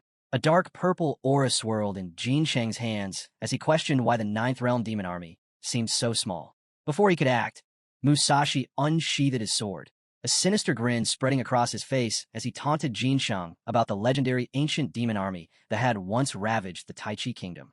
Testing their power, he swung his sword, unleashing a devastating ghost side slash that sent a high-speed rotating wind blade tearing through the soldiers. Jin Sheng followed up with a spell, scoffing at Lu Fan's reliance on dragon pets. If it weren't for loopholes in the system, could he really have conquered Darkspire on his own? With his magic, Jin Sheng seized several demon soldiers and effortlessly tore them apart, flinging their bodies like ragdolls. He smirked, declaring that whatever Lu Fan could do, he could match. After wiping out the demon soldiers, Musashi frowned in frustration. Despite all the kills, their points hadn't increased. Jin Sheng found it suspicious and decided they needed to investigate further. As they stepped inside Darkspire, they were surprised to find it eerily empty. Had someone already cleared the area? Something felt off. A sudden unease settled over them. Their instincts screamed danger. Before they could react, a colossal earth demon appeared alongside 2 other powerful monsters. Cold sweat dripped down their backs as they faced the overwhelming threat that had been lying in wait. The presence of 3 9 realms demons made Musashi's voice tremble. Shocked by their sheer pressure, he muttered that he could feel their power. Jin Shenghan frowned, sensing that something had gone terribly wrong. As they observed the demons, a voice unexpectedly spoke from behind them. Lu Fan. Startled, they turned to see him standing there. With a smirk, Lu Fan remarked that he hadn't expected to see them here as well. Jin called out his name, while Musashi, still surprised, questioned why he had come. Lu Fan, unfazed, told him not to act so shocked. After all, he had gone out of his way to set this up for them, especially after they had destroyed his base. Lu Fan was a master of controlling the undead, using corpse puppets to command his forces. He recalled his own abilities, knowing that he could direct the 9 realms demons to attack at will. The monsters roared in response, their power radiating through the battlefield. Each 9 realms demon controlled an army, gathering both points and experience for Lu Fan. Overhead, a massive purple dragon soared, drawing the attention of those nearby. The smaller ones, however, had been left behind to guard Darkspire. Musashi scoffed, claiming that Lu Fan had walked into his own death, not theirs. Just then, a system notification revealed Lu Fan's abilities to Musashi. Checking his status window, Musashi turned to Jin and urged him to kill Lu Fan so they could split the points between them. Jin, however, refused to rush. He had a personal grudge against Lu Fan, and a swift death wouldn't be enough to make him suffer. But as he considered the situation, he realized something. The 9 realms demons weren't the real threat here. They couldn't be controlled. Yet somehow, 3 of them stood with Lu Fan. If he had come here alone, he must have found a way to win without fighting them directly. Lu Fan chuckled at their hesitation, mocking them for doubting his power even while standing before him. Jin, determined to uncover the truth, demanded that Lu Fan reveal his secret regarding the 9 realms demons. If he cooperated, Jin might let him go. Musashi, however, had no patience for talk. Summoning his mana, he told Jin to stop wasting time. They should capture Lu Fan and force the truth out of him. Amused, Lu Fan pretended to be surprised by their curiosity. He admitted that he had exploited a bug to farm Darkspire. Jean immediately questioned how he had earned points so easily when they had already encountered 2 waves of gatekeepers and found nothing beyond the gate. Musashi added that it was unbelievable for a player like Lu Fan, who had only gone through 30-plus job changes, to clear Darkspire on his own. Lu Fan simply closed his eyes, dismissing their doubts. But Musashi pressed further, demanding to know why the Nine Realms demons were standing behind him instead of attacking. Jean, now equally suspicious, observed that the demons were unusually silent when they should have been hostile. He wondered if Lu Fan had somehow gained control over them, but that seemed impossible. Lu Fan laughed, mocking their logic. If such a system existed, wouldn't their Tai Chi kingdom already know about it? Could he really manipulate quests at will? Jin's expression darkened as he considered the possibility that Lu Fan had discovered their interference in the trial, and worse, that he might actually be controlling the Nine Realms demons. Musashi, unwilling to wait any longer, shouted that they should just attack. But Lu Fan smirked, calling them a disappointment. If they weren't convinced yet, he would have to prove his power. With a simple twist of his fingers, he commanded the Nine Realms demons to attack. The battlefield erupted in chaos as the demons charged forward. Jean, realizing the danger, shouted for everyone to run. He refused to believe that Lu Fan could actually control them. It had to be some trick. As he fled, his mind raced. How could Lu Fan claim their hard-earned rewards from the trial? The Nine Realms demons belonged to the Tai Chi kingdom, and yet, in the blink of an eye, they were fighting under Lu Fan's command. This was impossible, or at least it should have been. The demons roared as waves of red mana locked onto their targets. A system notification popped up, Death Coil skill activated. Before Jean could react, a blast of dark energy struck him, slamming him into the ground. He let out a sharp cry of pain, his body writhing from the impact. Struggling to lift his head, he spotted another monster looming over him. His legs trembled. He couldn't even stand against them. Another system notification flashed, Abyssal Entangler summoned. Then another, Bloodblade Claw activated. Jin's eyes widened. This power, it could terrify an entire nation. But he had no time to dwell on it. Clenching his teeth, he forced himself up, refusing to die here. Damn it, I won't go down this easily. His mind raced. He was the pride of his people. He couldn't let it end like this. Just as he steadied himself, the monster lunged and smashed him back into the ground. Watching from above, Lu Fan casually took a seat. I told you, he said, smirking. I never cheated. I just worked hard enough to make them my puppets. Nearby, Musashi's eyes burned with fury. Purple mana erupted around him as he roared. I can't die here. I am the pride of the Sakura Nation, a powerhouse in this world. Without hesitation, he charged the monster. The system chimed again, Ghost Scythe activated. A deafening blast followed. Musashi staggered, refusing to accept the reality before him. Lu Fan tilted his head. You guys dream of being the greatest, but without the right moves, you're just easy targets. He pulled up his status window, expecting a surge of points, but nothing. His brows furrowed. No increase. Then it hit him. Of course, he muttered. Jin Chenghan can revive through his summoned beasts, and Musashi 10 has the same ability. The scene shifts to the National Trial Secret Realm, where the scorching sun blazes over an endless desert. Musashi and Jin trudge through the sand, their faces filled with frustration. System notification. Split hibernation skill activated. Musashi suddenly collapses to his knees, coughing hard and realizing that the revival is real. Another system notification follows, indicating that the abyssal symbiosis cooldown is in effect. Trying to steady himself, he forces a weak grin while noting that at least their chances of survival remain high. Jean, however, stays cautious and warns him not to get ahead of himself, reminding him that Lu Fan still has 3 Nine Realms demons along with an entire army. If they fail to eliminate him, they will continue reviving until their lives are completely depleted. A sudden system alert makes Musashi freeze as he notices their remaining split hibernation points, now reduced to only 5. He whirls toward Jean in shock, demanding an explanation for the wasted revival points. Jean ignores him deep in thought. We need to find another Darkspire and figure out how Lu Fan tamed the 9 Realms demons. If he can do it, then I can too. His eyes sharpen. He's a dragon tamer, but that doesn't explain beast control. There's a trick to this, and I need to uncover it. Musashi smirks, pushing himself up. Fine, then let's kill him within these 5 lives. But the moment he takes a step, his legs buckle, and he falls again. System notification, weakness debuff active. Jean glances at him and frowns. Your energy is too low. You'll need at least 9 minutes to recover. Musashi's face pales. You mean we're vulnerable right now? We're sitting ducks. Jean exhales. We need to move carefully and find a dark spire near the ultimate mission before it's too late. Just then, boom, a massive fire explosion erupts behind Jean, sending sand flying. He whips around, heart pounding. Who the hell just attacked us? A voice echoes through the desert, remarking on the luck of encountering such weak opponents in this godforsaken place. Jean turns to see Musashi's body slumped lifelessly in the sand while a young man stands over him with a smirk. The prince of the Jean family should know better than to wander into this desert. He taunts, reminding Jean that he had already warned him and does not spare anyone in the secret realm. Jean stiffens, fully aware that he is in no condition to fight since the system has already notified him about his weakened state. A system notification appears, identifying the opponent as Andre of Snow Country. Andre tilts his head, watching Jean with amusement and questioning his purpose there, teasing that it almost seems like he is trying to play whack-a-mole. System notification. Andre has activated Flame Avatar. Temporary flight with blazing wings enabled. With a smirk, Andre soars into the air, fire surging around him. Whack-a-mole is a fun game, don't you think? Jin's mind races. He has no strength left to dodge. He stumbles back, still seated in the sand, as Andre hurls a blazing fire attack straight at him. Boom! A massive explosion engulfs the battlefield.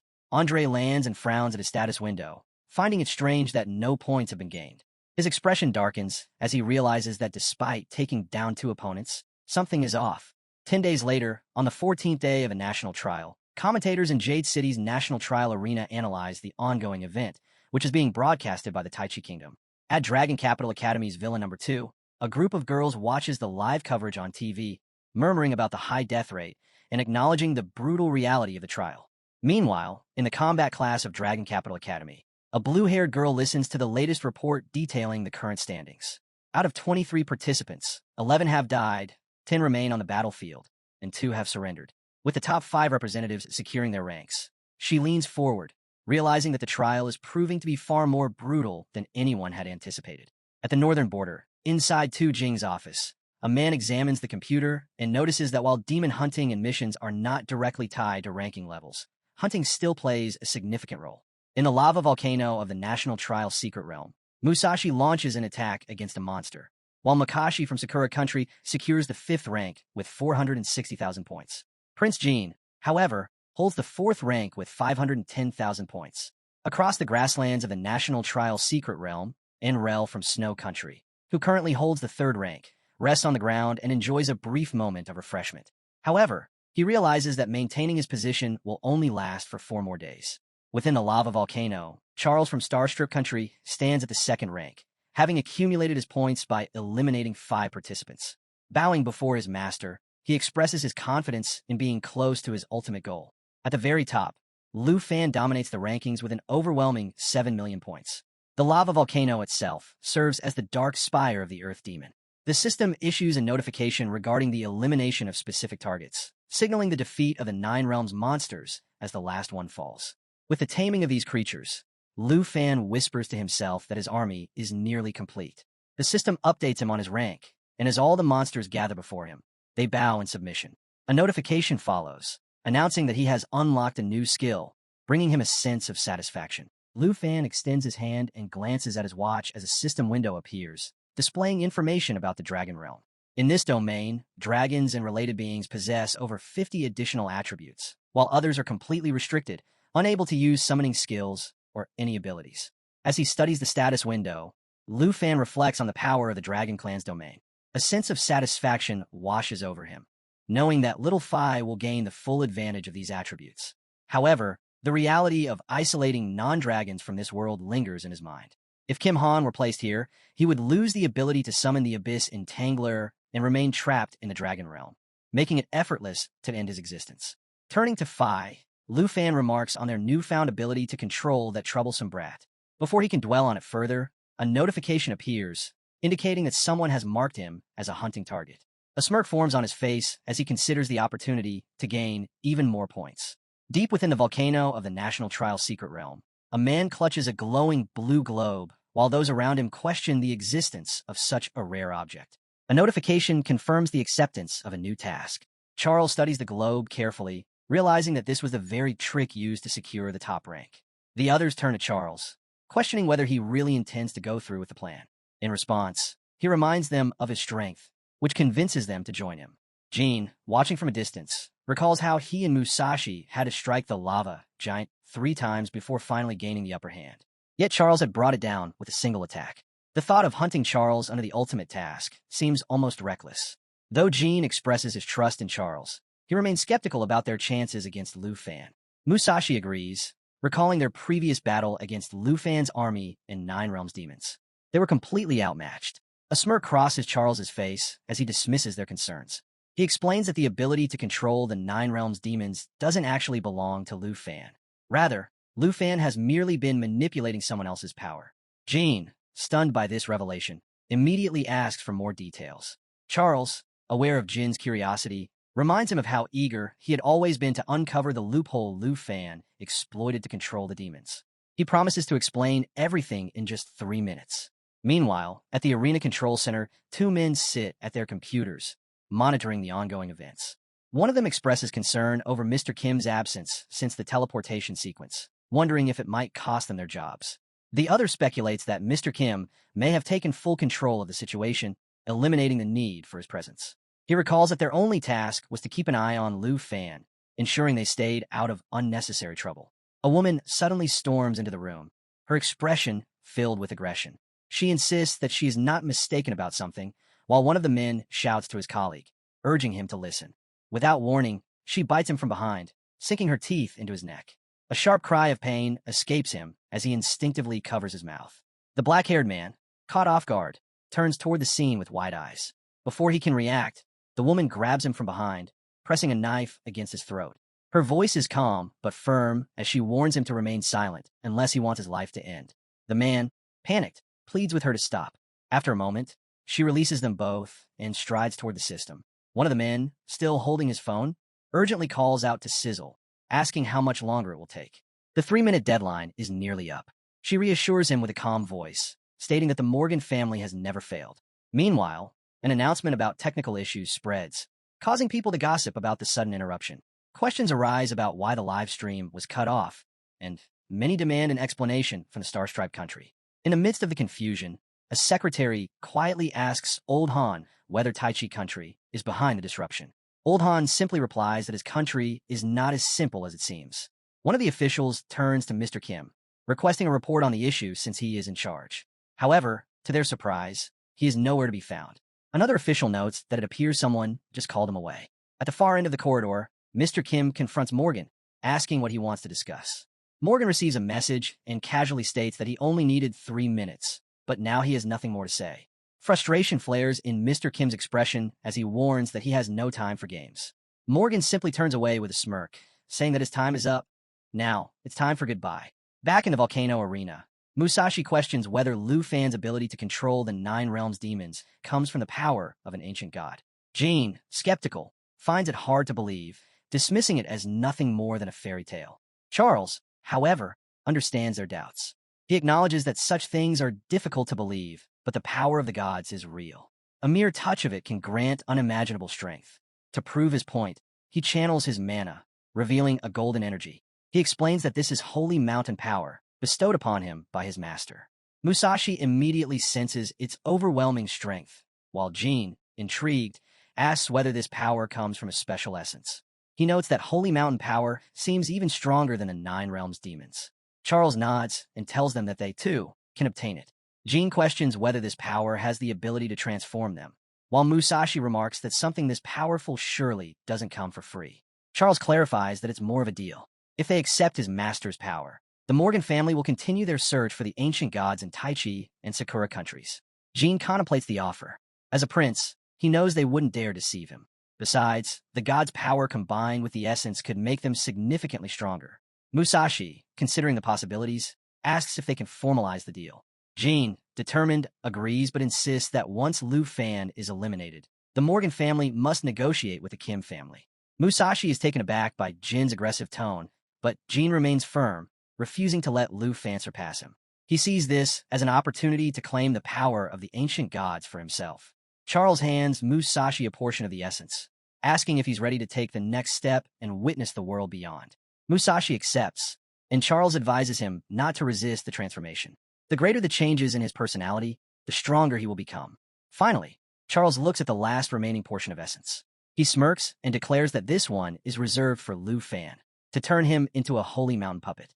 In the national trial arena, two men lie dead in the management control center, their blood staining the floor.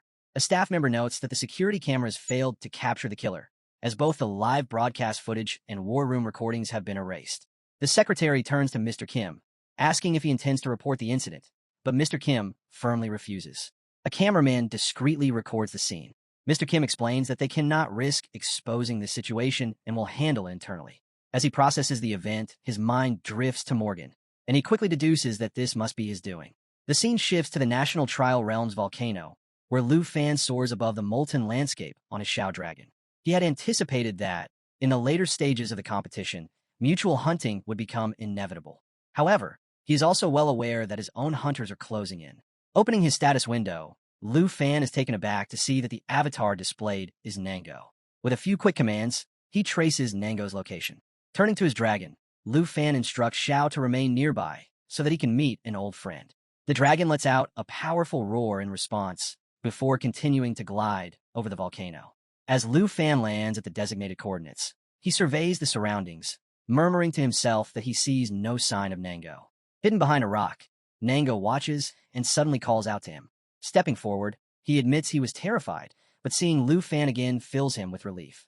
He realizes that, unlike others who are ruthless and dangerous, Lu Fan had spared his life and even given him courage.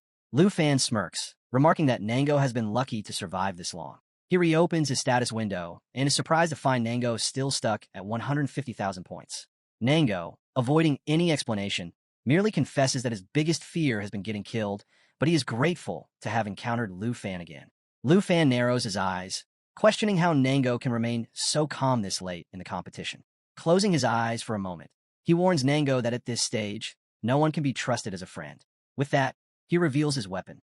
Suddenly, Shao lets out a deep growl, her heightened perception detecting something hidden in stealth. Lu Fan, sensing the shift, looks around cautiously. He quickly realizes that a massive surge of mana surrounds Nango. From behind, a colossal monster emerges, raising its paw high. It is a summoned beast. It roars before lunging at Nango, who panics and screams for help. Observing the scene, Lu Fan immediately recognizes that this creature is tied to Kim Song and carries the distinct traits of a holy mountain golem. Without hesitation, Lu Fan conjures a protective barrier and fires the serpent arrow, an attack that inflicts 100% damage against the beast. However, before the arrow can land, the monster engulfs Nango, whose desperate cries fade as he is consumed. A system notification flashes in the lava volcano of the National Trial Realm, announcing Nango's death. Jean appears, sneering as he greets Lu Fan once more. He apologizes for stealing his points, but mockingly reassures him not to be upset, as Lu Fan's own points will soon belong to him. Lu Fan studies them carefully and acknowledges their newfound strength, scoffing as he labels them holy mountain slaves. A status window materializes, revealing the power levels of Kim Song and Musashi. Lu Fan pieces everything together, realizing that both of them have allied with Charles, meaning Charles is the one orchestrating this hunt against him. Right on cue, Charles steps forward, smirking as he addresses Lu Fan. He assumes Lu Fan must already recognize the power they wield now. A system alert triggers, warning of an imminent hunter encounter. Another notification pops up, displaying Charles's status. He too is a holy mountain slave. Charles tilts his head, offering Lu Fan an alternative. Before killing him, he presents a choice. Lu Fan can surrender himself to the Holy Master, become its loyal servant, and in exchange, gain holy powers. Lu Fan eyes the holy mountain essence while thinking about his fallen corpse essence. A realization strikes him. Charles must have used this power against Jean and Musashi. Jean and Musashi step forward, offering him a chance to join them, insisting there's no need for a fight. Lu Fan lets out a mocking laugh. Join you? Don't make me laugh, he scoffs. Charles's expression darkens. How dare you look down on us, he shouts. Lu Fan smirks. Even with holy power, you've only reached the level of my dragon pets, summoned creatures. Charles clenches his fist. The deal between us is over. He turns to Musashi and Jean. It's time for revenge. He killed you before. Now it's your turn to return the favor. Kim grins. I've been waiting for this. I'll make you suffer for every grudge I've held against you. With a roar, he launches a powerful strike, his clawed hands slicing through the air. Lu Fan dodges effortlessly, summoning his serpent arrow. His gaze sharpens as he watches them. You became slaves willingly, throwing away your dignity for power. Musashi steps forward, leaping from a high cliff onto the battlefield. He adjusts his mask and shakes his head. I gave you a chance to survive, but now your fate is sealed. You'll die by my hands. A system notification appears, displaying information about the Oni mask and its abilities. Meanwhile, Charles raises his glowing hand, holy essence swirling around him. Don't worry, you won't die just yet. I'll turn you into my holy mountain golem first. Lu Fan scoffs as his mana flares around him, dismissing the idea that mere slaves could threaten him. He recalls defeating an ancient god in the Northern War and considers them insignificant in comparison. Musashi narrows his eyes, sensing a change in Lu Fan's demeanor. He remarks on his newfound obedience, convinced that fear has taken hold of him. Lu Fan grips his serpent arrow and commands his dragon to transform from its black dragon form into the destruction dragon form. A system notification flashes, confirming the transformation. The dragon's body ignites in lava-like flames, its burning aura regenerating its own wounds. Musashi smirks, questioning whether this transformation will be enough to stop him. Lu Fan swings his sword, the blade slicing through the air toward Musashi. Musashi braces himself, recognizing the power behind strike. Kim sneers. Struggle all you want. It won't change your fate. He orders his beast to attack. Lu Fan leaps high, dodging with ease. You're blinded by anger, he shouts, landing atop his dragon. He releases a surge of green mana, eyes locked on Xiao. If I feed the fallen corpse dragon with Charles's holy essence, all three of them will become mine. In the lava volcano of the national realm, the system notifies about the dragon's lava eruption skill, which can sink the target into magma while dealing continuous damage. Lu Fan calls for the magic lava eruption skill, and the dragon responds with a powerful roar, releasing a massive flow of fire.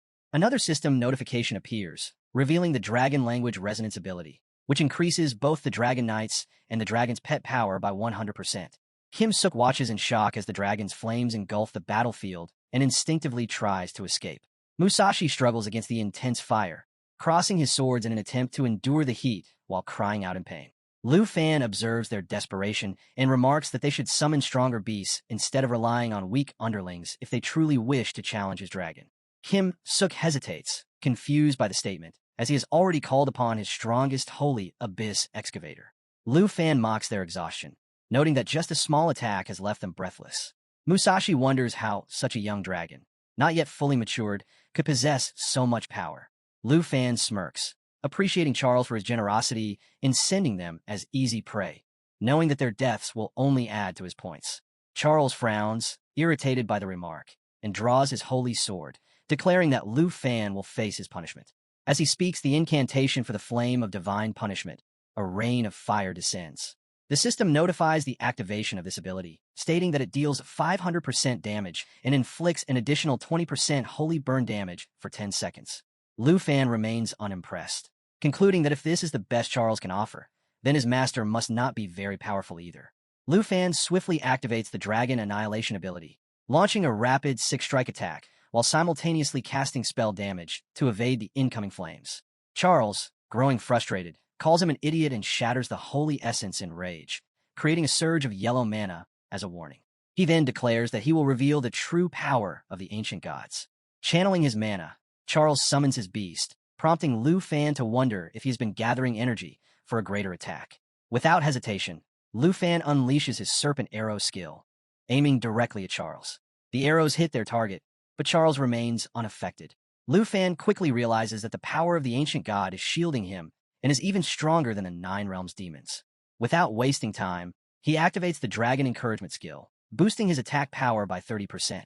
The dragon roars in response, and the system displays a notification detailing Xiao Ye's increased strength.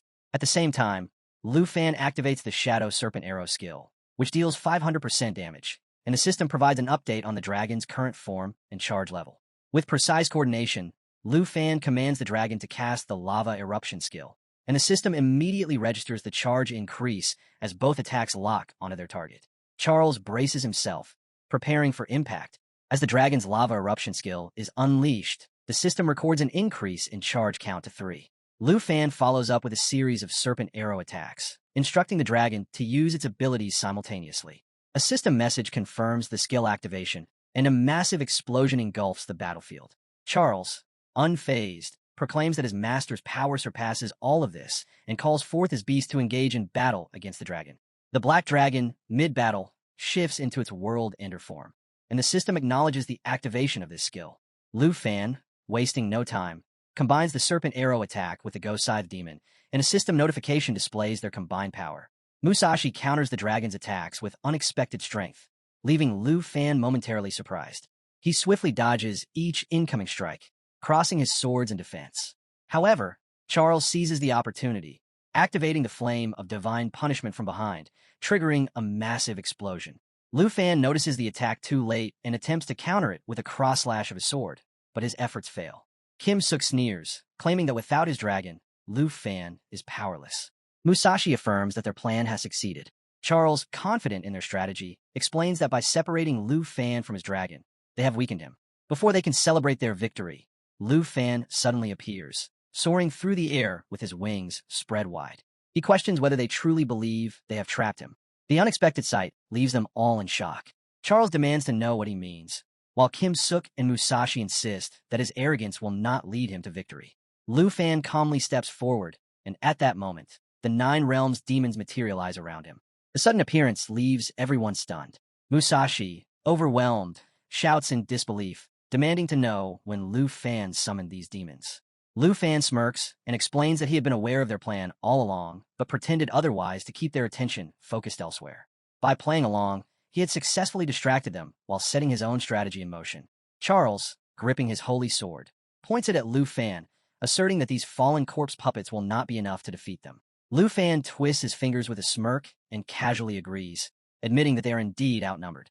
Without hesitation, he summons all his monsters, taunting his enemies with a smile as he declares that perhaps their numbers are still too small to ensure victory. The Nine Realms demons materialize and lunge at their enemies, attempting to seize them. Shocked by their sudden appearance, everyone calls out their names in trembling voices.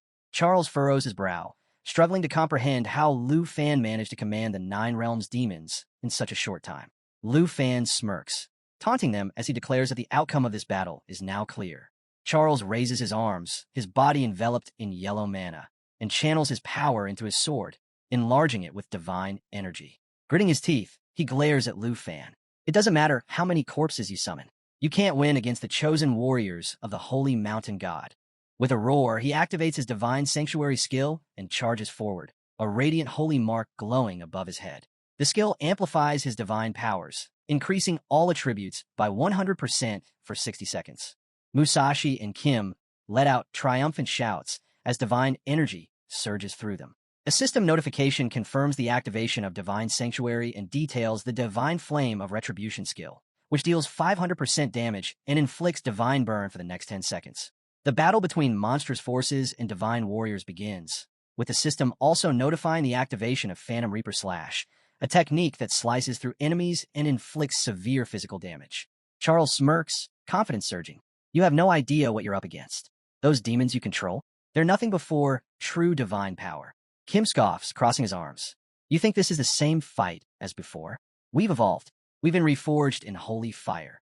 Lu Fan clicks his tongue. Buffs won't make you invincible. A temporary power-up doesn't change the fact that you're still weaker than my dragon army. Without hesitation, he activates the Emerald Dragon, elevating it to its eternal form. The system confirms the transformation, announcing that the Emerald Dragon has successfully ascended. With an earth-shaking roar, the Emerald Dragon unveils its full strength, doubling the effectiveness of all dragon-related abilities. Seizing the moment, Lu Fan commands Xiao to unleash its pulse power. A system notification confirms the activation of Pulse of Life, which doubles the effect of all abilities within range. At the same time, the Emerald Blessing skill is triggered, applying 6 stacks of the Emerald Dragon's aura to enhance the next 6 attacks. The system acknowledges the activation, confirming the applied buffs. A dazzling light floods the battlefield, bestowing 36 text blessings upon Lu Fan and his allies. These blessings significantly boost all attributes, increasing them by 30 to 60%. The system immediately registers the enhancement, confirming the applied buffs. The monsters respond with deafening roars, their battle cries echoing across the battlefield as they prepare to launch their assault. Kim grits his teeth, eyes widening. What? What is this pressure? Musashi grips his sword tightly, trying to steady himself. This isn't just some power boost. This is something else entirely. Empowered by the blessings, the dragon surges forward, engaging the beast summoned by Charles. Another system notification announces the applied blessings, granting an additional 50% bonus to attack power. Fueled by its newfound strength, the dragon lets out a thunderous roar that shakes the ground beneath it. As its fury reaches its peak, it unleashes a devastating torrent of scorching flames, setting the battlefield ablaze. Charles steps back, covering his face from the intense heat. His hands tremble as he grips his sword tighter. This isn't possible. How can you wield such power? Lu Fan smirks, his voice dripping with amusement. You Holy Mountain dogs talk too much. I thought you wanted to fight. He raises his hand, signaling another attack. Let's see how long you can last. The system announces that the dragon has activated Just Strike, delivering a devastating bite that inflicts massive damage over time. The beast, engulfed in flames, staggers backward, its body scorched and battered by the fierce assault. Charlie's eyes widen in disbelief. This shouldn't be possible. Have the powers of the Holy Mountain truly been lost? He shouts in alarm, sensing an immense surge of mana radiating from Lu Fan. Lu Fan smirks. Open your eyes, Charlie. The real excitement is just beginning. With a swift motion, he raises his hand, revealing a glowing orb of mana. Dragon Domain, activate. The system immediately confirms the activation of Dragon Domain. Effective range, 10 meters. All attributes increased by 50%. As the domain takes effect, the air around Lu Fan and his dragon distorts, wrapping them in an intense golden aura. The atmosphere crackles with energy, signaling the start of an intense battle. Everyone is stunned. Mustache exclaims, unable to believe what he's witnessing. A player below level 30, using a demon skill? Charlie scoffs, flashing a mischievous grin. It doesn't matter if you use a domain skill. I'll crush you with divine retribution. A massive swirl of yellow mana surrounds Charlie. System notification. Divine Flame of Retribution activated. Damage increased by 500%. Charlie taunts, I'll show you the power gap between us. Prepare to face the consequences. Lu Fan remains motionless, floating in midair, until a majestic eagle suddenly soars forward from behind him. Charlie turns to face it, his expression shifting from confidence to shock. What? My 50% damage boost. Neutralized by a basic counter. He stares in disbelief. This can't be happening. Mustache chimes in, sensing something is wrong. Charlie, your power's weakening. Kim suddenly panics. I can't call my beast. It's like I lost my connection to it. Charlie grits his teeth, realization dawning. This isn't just weakening us, it's strengthening their side. Kim and Mustache are stunned. They shout orders at their monsters, trying to retreat. Meanwhile, Lu Fan remains calm, his expression completely relaxed. You won't die here, he says confidently. Above him, the eagle soars as the monsters launch a relentless assault on their enemies. Charlie's expression darkens.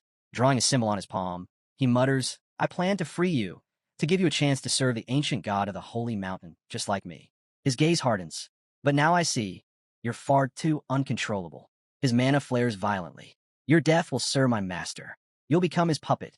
A radiant yellow mana shield envelopes Charlie, his beast standing guard at his side. Suddenly, a brilliant surge of yellow energy erupts from the ground, drawing the beast's attention. Endless Holy Light, activate. Charlie roars. System notification. Endless Holy Light activated. Holy damage increased by 200%. Additionally, an unremarkable holy spell has been unleashed. As the skill takes effect, Charlie's body radiates an intense, holy glow, illuminating the battlefield. The sheer brilliance signals the start of a fierce clash. A man with glasses watches in astonishment, turning to the old man beside him. Can Lu Fan really dodge that? In the next moment, Charlie crashes to the ground, kneeling in defeat. Mustache and Kim fall silent, frozen in shock. Charlie gasps, struggling to comprehend. Impossible. My spell. It had no effect on Lu Fan or his monsters. He stares in disbelief. How? How did he survive a direct attack infused with the ancient god's essence? System notification. Eternal Guard activated. Lu Fan is now invulnerable to attacks. As if that weren't enough, the system delivers another revelation. System notification. Murderous dragon bloodline detected. All attributes doubled. Self-regeneration increased by 5,000%. Lu Fan smirks. You look disappointed, Charlie. Was it your final move? He raises his hand. The black dragon roars. System notification. Intimidation skill activated. All enemies within range suffer a depressive aura and dizziness. Mustache clutches his ears, wincing in pain. Charlie collapses to his knees, overwhelmed by the crushing pressure. Desperate, Mustache tries to flee the skill's range. Kim lunges to grab him, but Mustache shakes him off and escapes, leaving Kim behind. Lu Fan swings his sword, his tone calm, yet chilling. Looks like today isn't your lucky day. His smirk deepens, and this time, I doubt you'll be coming back. Suddenly, Mustache vanished from sight. Kim tries to stop him, but it's too late. His eyes widen in horror. I can't sense Mustache anymore. His voice shakes as he stares at Lu Fan. This can't be happening. Kim struggles to understand why he can't establish a connection with his beast. Panic sets in as Charlie grabs his hand, his eyes burning with desperation. He demands that Kim sign a contract with him, refusing to die alone. Kim, terrified by the sudden request, recoils and firmly refuses. Before he can process the situation further, Lu Fan approaches from behind, his sword resting in a yellow scabbard, radiating a brilliant golden mana. With a casual tone, he dismisses Charlie's plea, stating that it's too late now since revival is no longer an option. Lu Fan grins and reminds them that under the dragon domain, no one besides him can use summoning techniques to call their beasts or monsters. Without his beast, Kim has no way to form a contract with Charlie. The system promptly notifies that Lu Fan has earned 1,000 points for successfully executing his strategy. Charlie glares at Lu Fan, his voice rising in frustration as he realizes he had never considered such a vast gap in their power. Despite both being servants of the gods, he cannot comprehend why he isn't as strong as Lu Fan. Determined, he reveals the holy essence, holding a sphere of yellow mana in his grasp. He had prepared it for Lu Fan, but scoffs spreads among the onlookers as they question whether the Dragon Nation player single-handedly eliminated them all. A bespectacled man calls out to Old Han, who remains silently fixated on the screen, taking a deep breath. As tension mounts, the bespectacled man hurriedly exits the room, rushing outside as panic grips him. He wonders how he will explain this to the Jin family now that their strongest warrior has been slain. The grim reality sets in. Jin Shinghan had been their last hope for victory in the trial, and Taichi Kingdom had poured all its resources into his success. But now, Jin Shinghan is gone. At that moment, a dark void begins to form, tendrils of shadowy magic stretching outward like the limbs of a monstrous octopus. The man's breath catches as he stares into the abyss and calls out, asking if his master has arrived. A deep, resonant voice responds, questioning whether his son is truly dead. The man immediately drops to his knees, his voice trembling as he takes full responsibility. With unwavering resolve, he accepts whatever punishment his master deems fit. The bespectacled man kneels before his master, his voice trembling. Master, the Dragon Nation representative is too strong. I tried to stop him, but I failed. Charlie from Star Country and Musashi from Sakura Country. They're both dead. He killed them. A heavy silence follows. Then, the dark figure chuckles, his voice laced with cold amusement. I had a bad feeling about this, and now, it seems my instincts were right. Before the bespectacled man can react, a shadowy tendril lashes out, coiling tightly around his neck. His breath catches as he's lifted off the ground, eyes wide with fear. The man slowly raises him toward the ceiling with the octopus limb. I made a promise before this trial began. Now my son is dead. Our kingdom has lost. The bespectacled man gasps for air, his hands clawing at the tendril. Please, master, just one more chance. I won't fail again. After a brief pause, the tendril releases him. He crashes onto the floor, his head bouncing against the cold ground. The man's voice remains cold and unwavering. Ensure Lu Fan's demise at any cost. Keep him trapped in Taichi Kingdom by any means necessary. The bespectacled man scrambles to his knees, nodding frantically as sweat drips down his face. Why, yes, master.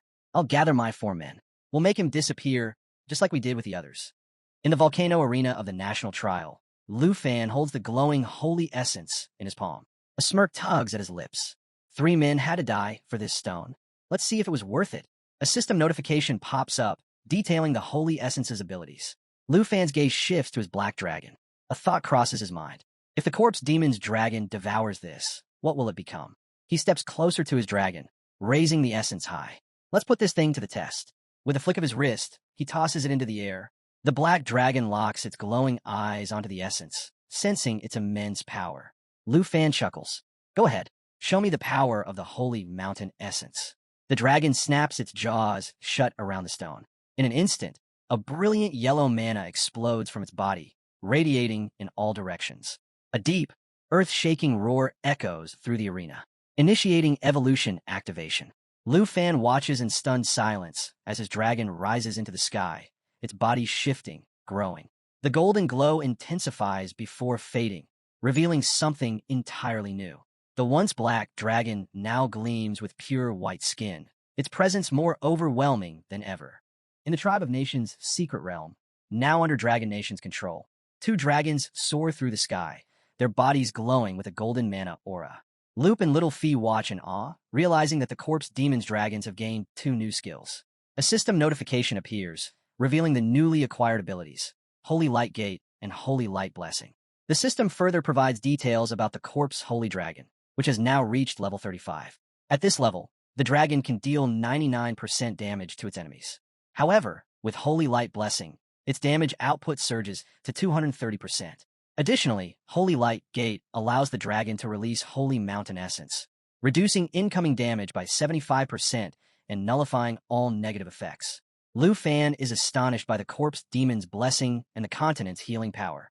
While the healing effect isn't overwhelming, the 30% boost is more than enough to greatly counter the Corpse Prophet's army. Stroking his chin thoughtfully, Lu Fan considers the strategic advantage of Holy Light Gate. Previously, both he and Xia were required to summon the Corpse Demon and Nine-Headed Demon, but now, he can call them forth at will.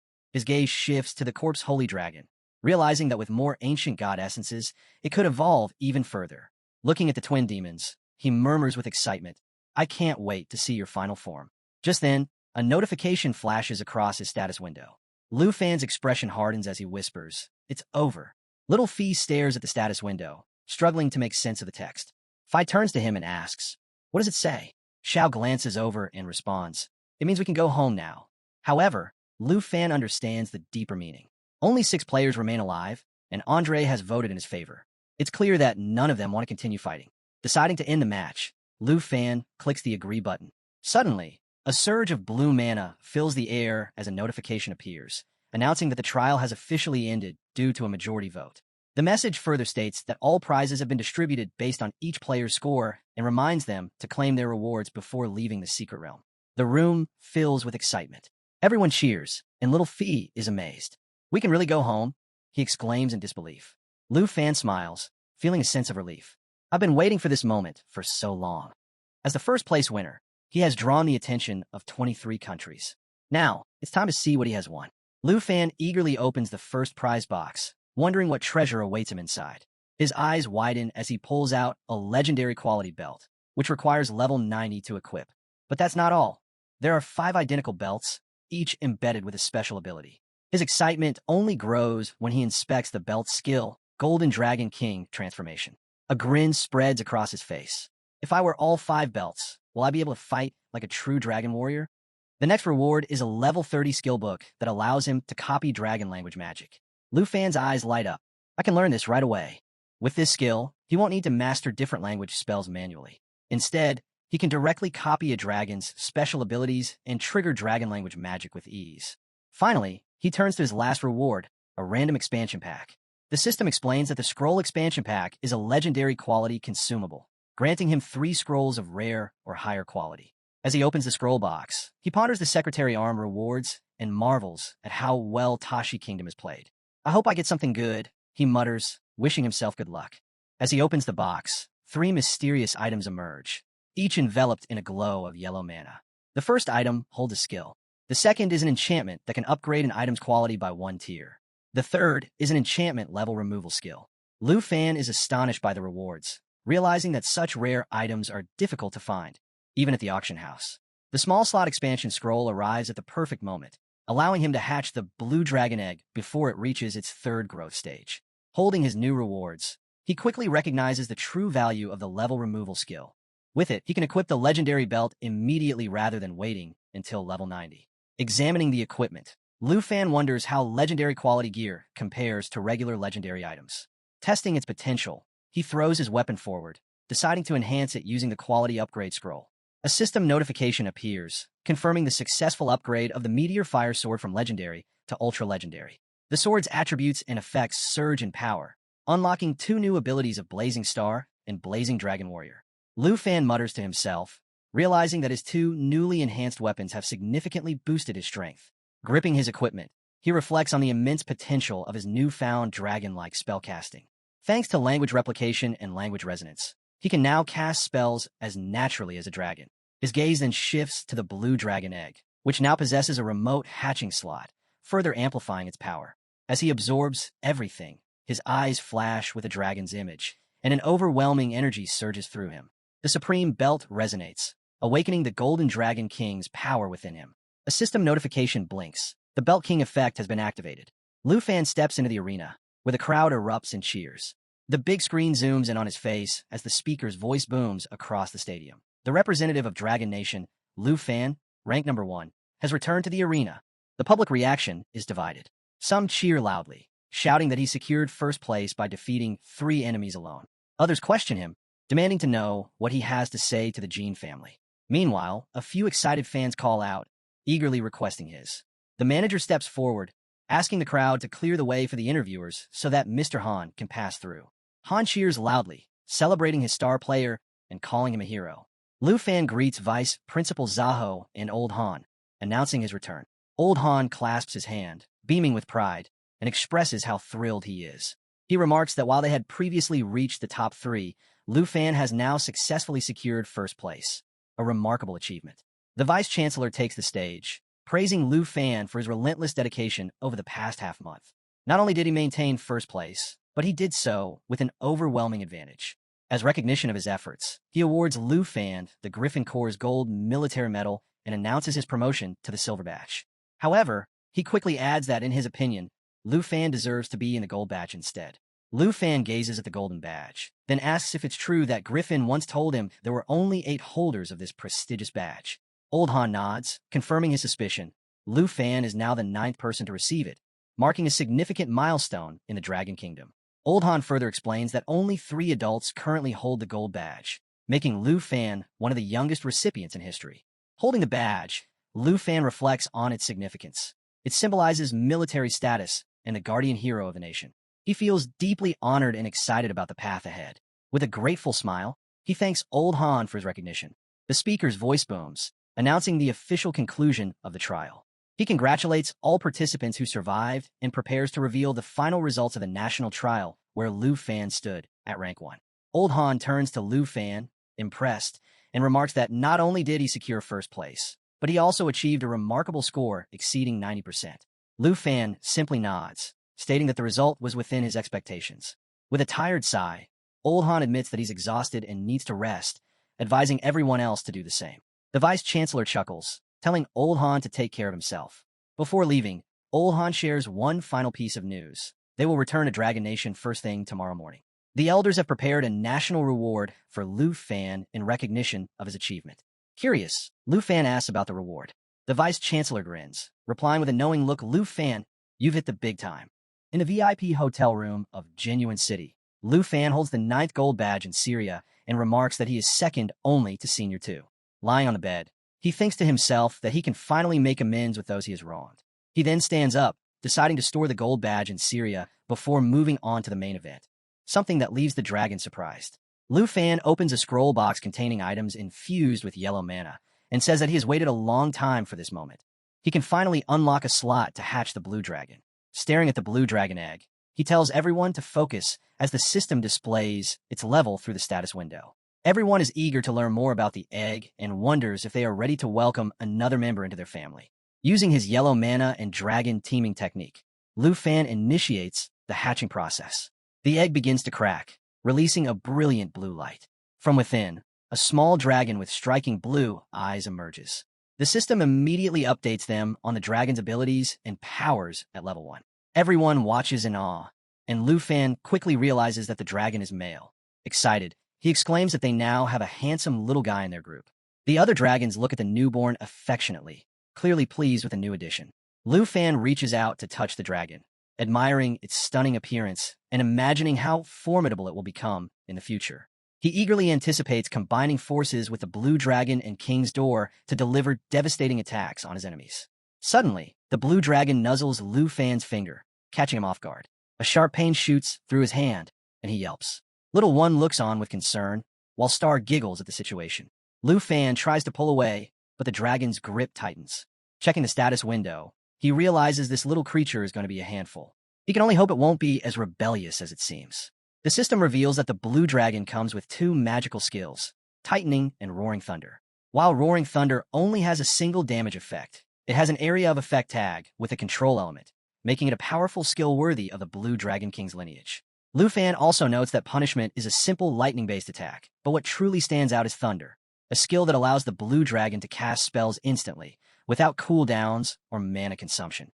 Lu Fan is thrilled to understand the dragon's potential and decides it's time to give him a name. However, before he can do so, the blue dragon suddenly locks eyes with the Starry Sky Dragon and rushes toward it aggressively. Lu Fan is startled, and the Starry Sky Dragon doesn't hold back, swatting at the smaller dragon's back. As the two dragons call out to each other, Lu Fan sighs and scolds them for being so possessive over food. He then tries to calm down Shin Chong, warning him not to cause trouble since he's about to name the blue dragon. After feeding the blue dragon, Lu Fan realizes that choosing a name is more difficult than expected. He considers its abilities and suggests Little Blue, since it is a blue dragon. However, the dragon doesn't respond. Lu Fan immediately understands that the name must match its fierce nature. He then tries Angry Blue, and this time, the dragon reacts. Lu Fan smiles, realizing the name is a perfect fit. But just as he celebrates, the dragon bites him again. He groans and mutters that this little beast is already disobedient, and now he has to deal with another troublemaker, Albeo. The other dragons, unimpressed, look annoyed. A notification suddenly appears, alerting Lu Fan that another trailer map has been sent. He examines the map and wonders what awaits him, knowing he's been anticipating this moment for a long time. Meanwhile, at the Yun family manor, located on the western border of Dragon Nation, a girl stares at a screen displaying the winner of the national trailer competition, Lu Fan from Dragon Nation. She smirks, already familiar with him, knowing that the weapon she provided him is powerful enough to handle any opponent, no matter how hard they try to win. Suddenly, she coughs violently and looks down at her hand, now stained with blood. Her expression shifts to shock. The family method's attacks are typically internal, rarely showing physical signs, but now, the evidence is right in front of her. A maid enters the room and bows respectfully before delivering troubling news. Miss Yi, the Huang family has arrived once again, she announces. Miss Yi's expression hardens, concern flashing in her eyes. Again, she mutters, gripping the armrest of her chair. They just won't give up, will they? Her frustration deepens. Yinshui Mountain has been under her family's care for nearly a century, yet the Huang family continues to stake their claim on it. The maid speaks carefully, choosing her words with caution. The Yi family has already sacrificed many resources, and we are at a disadvantage. The Huang family is using old grievances to justify their actions. Miss Ye's fingers tighten into a fist. Ungrateful wolves, she spits. Even noble families in the Western Territory aren't above resorting to these underhanded tactics. Her thoughts drift elsewhere. Has there been any word from the dragon family? She asks, hopeful for some support. The maid hesitates before shaking her head. No response, my lady. A sharp bang echoes through the room as Miss Yi slams her hand against the table, her frustration boiling over. But before she can say another word, a violent cough overtakes her, and she quickly covers her mouth with a handkerchief. The maid rushes to her side. Miss Yi, please take care of your health, she pleads. Miss Yi glances at the blood-stained fabric in her palm, but brushes it off. It's nothing serious, she insists, shoving the handkerchief into her sleeve. Steeling herself, she rises from her seat. I will meet the Huang family myself, she declares. It's time to expose their shamelessness. Meanwhile, Lu Fan sits by the airplane window, watching the golden hues of the sunset stretch across the horizon. As the plane cruises above the clouds, his mind drifts to Old Han and the rewards that await him. Turning his attention to a digital tablet, he examines the details of a newly discovered desert secret realm located on the Taiji Dragon Nation border. The realm's high difficulty intrigues him, making him wonder if it holds any hidden treasures. Upon arriving at Jinyu City International Airport, Lu Fan steps out with Old Han and a small team. A sense of excitement hums in his chest. This national-level reward is no ordinary prize. It allows him to choose hidden challenges. Standing beside Old Han, he scans through a list of 460 secret realms, though he is only permitted to select 10. Old Han gestures toward the list. These 46 secret realms were gathered by Dragon Nation's high authorities from across the world. Even the wealthiest people could never buy access to them. Lu Fan scrolls through the options, but feels a twinge of disappointment. Most of these are level 60 and above, he murmurs. They won't be of much help to me. Just as he's about to move on, his eyes widen. The Sea of Death. Marked with nightmare difficulty, the name alone is enough to send chills down most people's spines. But what catches Lu Fan's attention is something more. This was the very location hinted at by the divine treasure map he found the night before. Old Han notices his reaction and raises a brow. You seem interested in something. Have you made your decision? Lu Fan takes a deep breath and nods. Yes, I'll take the Sea of Death. Old Han strokes his beard thoughtfully. Just that one? You still have 9 more choices. Lu Fan smirks. The others don't matter. Old Han lets out a short chuckle and raises a finger. The Sea of Death lies right on the border.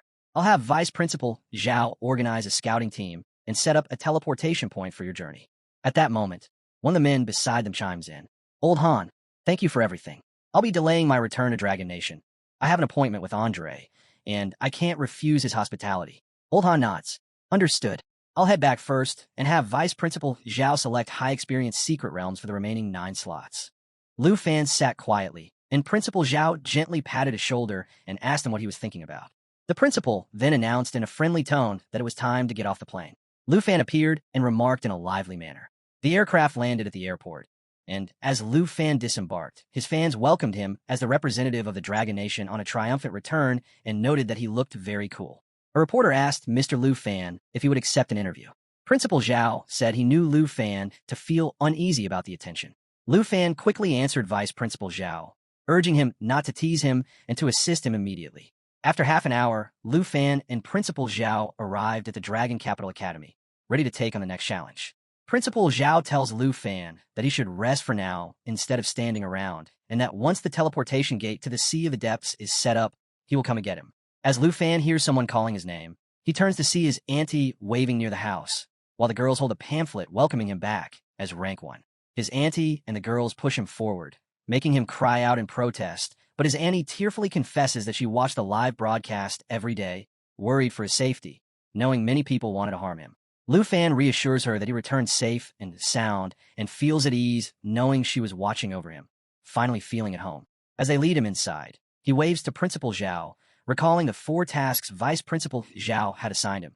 Eat, sleep, care for his dragon pet, and spend time with family and friends. Seated at the dining table, Jianing asks why he returned later than expected. Lu Fan explains that a Snow Nation representative invited him to a banquet before his departure. Someone teases that he's turned bad and started drinking, prompting Tao Zi to scoff that she's not from Snow Nation, where people drink themselves to death. Qin Xiu laughs, calling Sister Han an overreactor, shocking Lu Fan's auntie. Grateful to enjoy his auntie's cooking and be with everyone again, Lu Fan feels his hardships fade away, wondering if his older sister knows he achieved Rank 1. Meanwhile, at the Jin residence reception hall in Jinyu City, a Mr. Jin rushes in, reporting that Jinyu City Airport confirmed Lu Fan is heading to the Sea of Death's secret realm. A man rises from his seat, confirming that the Sea of Death lies within the forest of the Divine Bonds, between Taiji Nation and Dragon Nation. He orders the Gods Legion and War God Legion to mobilize there. The Mr. Jin, shocked, is suddenly overpowered as the man pushes him to the ground, declaring that for his son's revenge, even the nation's full power isn't excessive. He vows to ambush Lu Fan at the secret realm, personally leading the 4 guardian heroes to eliminate him. The story takes a sudden shift to the Forest of the Divine Bones, located at the border between Dragon Nation and Taiji Nation. As Lu Fan and the girls step out of the portal, an air of excitement surrounds them. The girls can hardly contain their enthusiasm. I can't believe this is actually happening, one of them exclaims. We're about to take on a national-level dungeon. Another nods eagerly. It's all thanks to Lu Fan. If not for him, we wouldn't have this opportunity.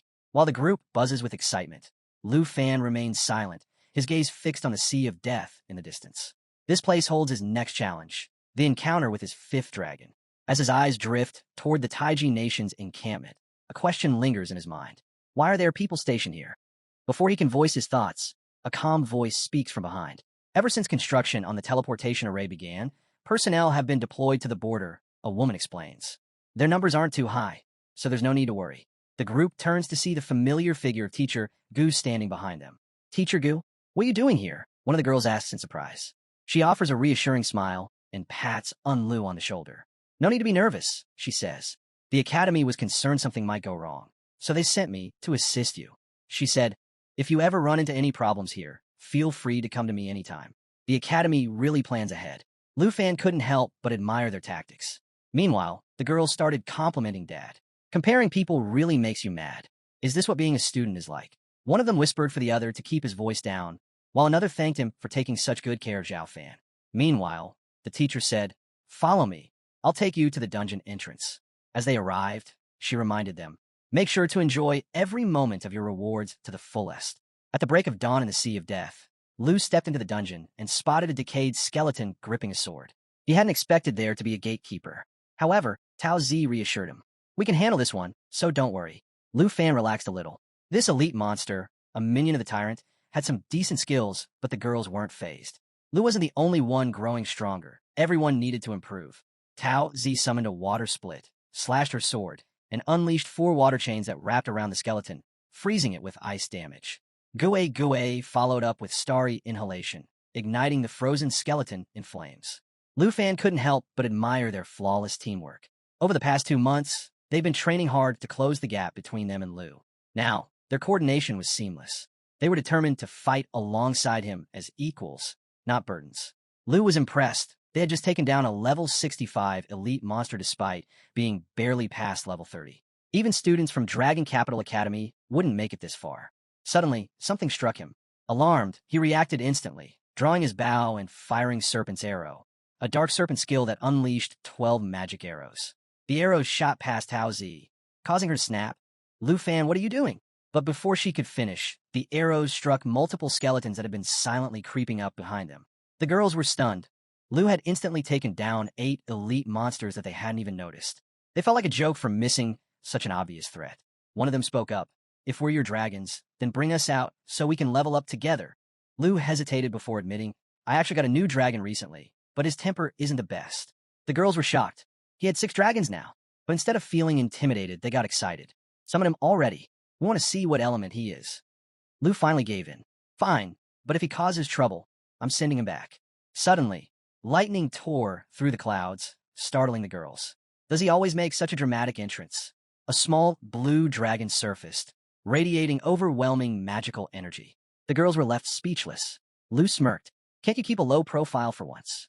The dragon roared, summoning multiple lightning strikes, creating a storm zone that paralyzed and damaged nearby monsters. Lu realized this was no ordinary dragon. It was a blue dragon king. Despite its small size, its sheer power made it feel like a colossal beast. Lightning surged from its body, unleashing electric charged attacks. With dragon resonance, both the dragon rider and the dragon could use the same dragon language magic, doubling the spell's power. Lu recognized the skill. Abayo had just activated Blue Dragon King's roar. By using it together, they triggered dragon resonance, allowing the blue dragon to level up to level 2, raining down destruction with lightning. Just then, a dungeon quest notification appeared. Collect the map fragments to piece together the tyrant's retreat route and locate the tyrant's hidden treasure. As Lu takes out a fragment of the tavern's retreat route map, the others ask if they're supposed to search for the tavern's treasure. Jin Yang explains that by collecting 500 fragments, they can piece together the full retreat route map and locate the treasure. But 500 fragments is a lot, and they know they can't afford to waste time. What are we waiting for? Let's flatten this desert and start searching, someone exclaims. However, Lu stops them. Don't rush. This entire area is a desert, and we have no idea what's buried beneath. If we move carelessly, we might trigger the wrong trap. Realizing the risk, they turn to Lu. Do you have a plan? Lu smirks.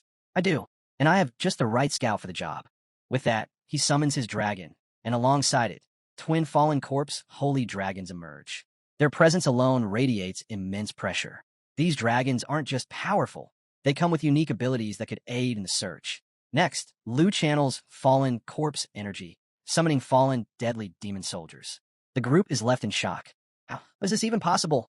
Someone gasps. You pulled these puppets straight out of the dungeon. Lu calmly explains. The fallen corpse holy dragon has the ability to open the holy light gate, allowing it to teleport itself and all the fallen corpse puppets to any location, completely unrestricted by distance, domain barriers, formations, or even dimensions. Jin Yang is stunned. This is on a whole different level compared to hidden glass necromancy. Tao stares at the summoned army and asks, Did you just bring out the entire 9-round demon city? Lu chuckles. Well, I wouldn't let such powerful miners go to waste. Suddenly, a giant monster surfaces, letting out a deafening roar. The fallen demon soldiers charge forward, engaging in battle with tyrants, servant skeletons, and desert spiders. Within moments, chaos erupts. More monsters emerge from the ground, and the entire area turns into a full-scale battleground. Above them, thunder roars, and lightning strikes repeatedly, forming a storm zone that sweeps across the battlefield. The girls can only stare in disbelief at the insane spectacle before them. Tao mutters, I spent 2 months training hard, proud of my progress, but this guy just wipes out an entire dungeon like it's nothing. How is anyone supposed to survive in this world? The others are speechless. Suddenly, a notification pops up. Congratulations. The host location matches the coordinates of the dividing treasures map. The treasure map has been successfully used.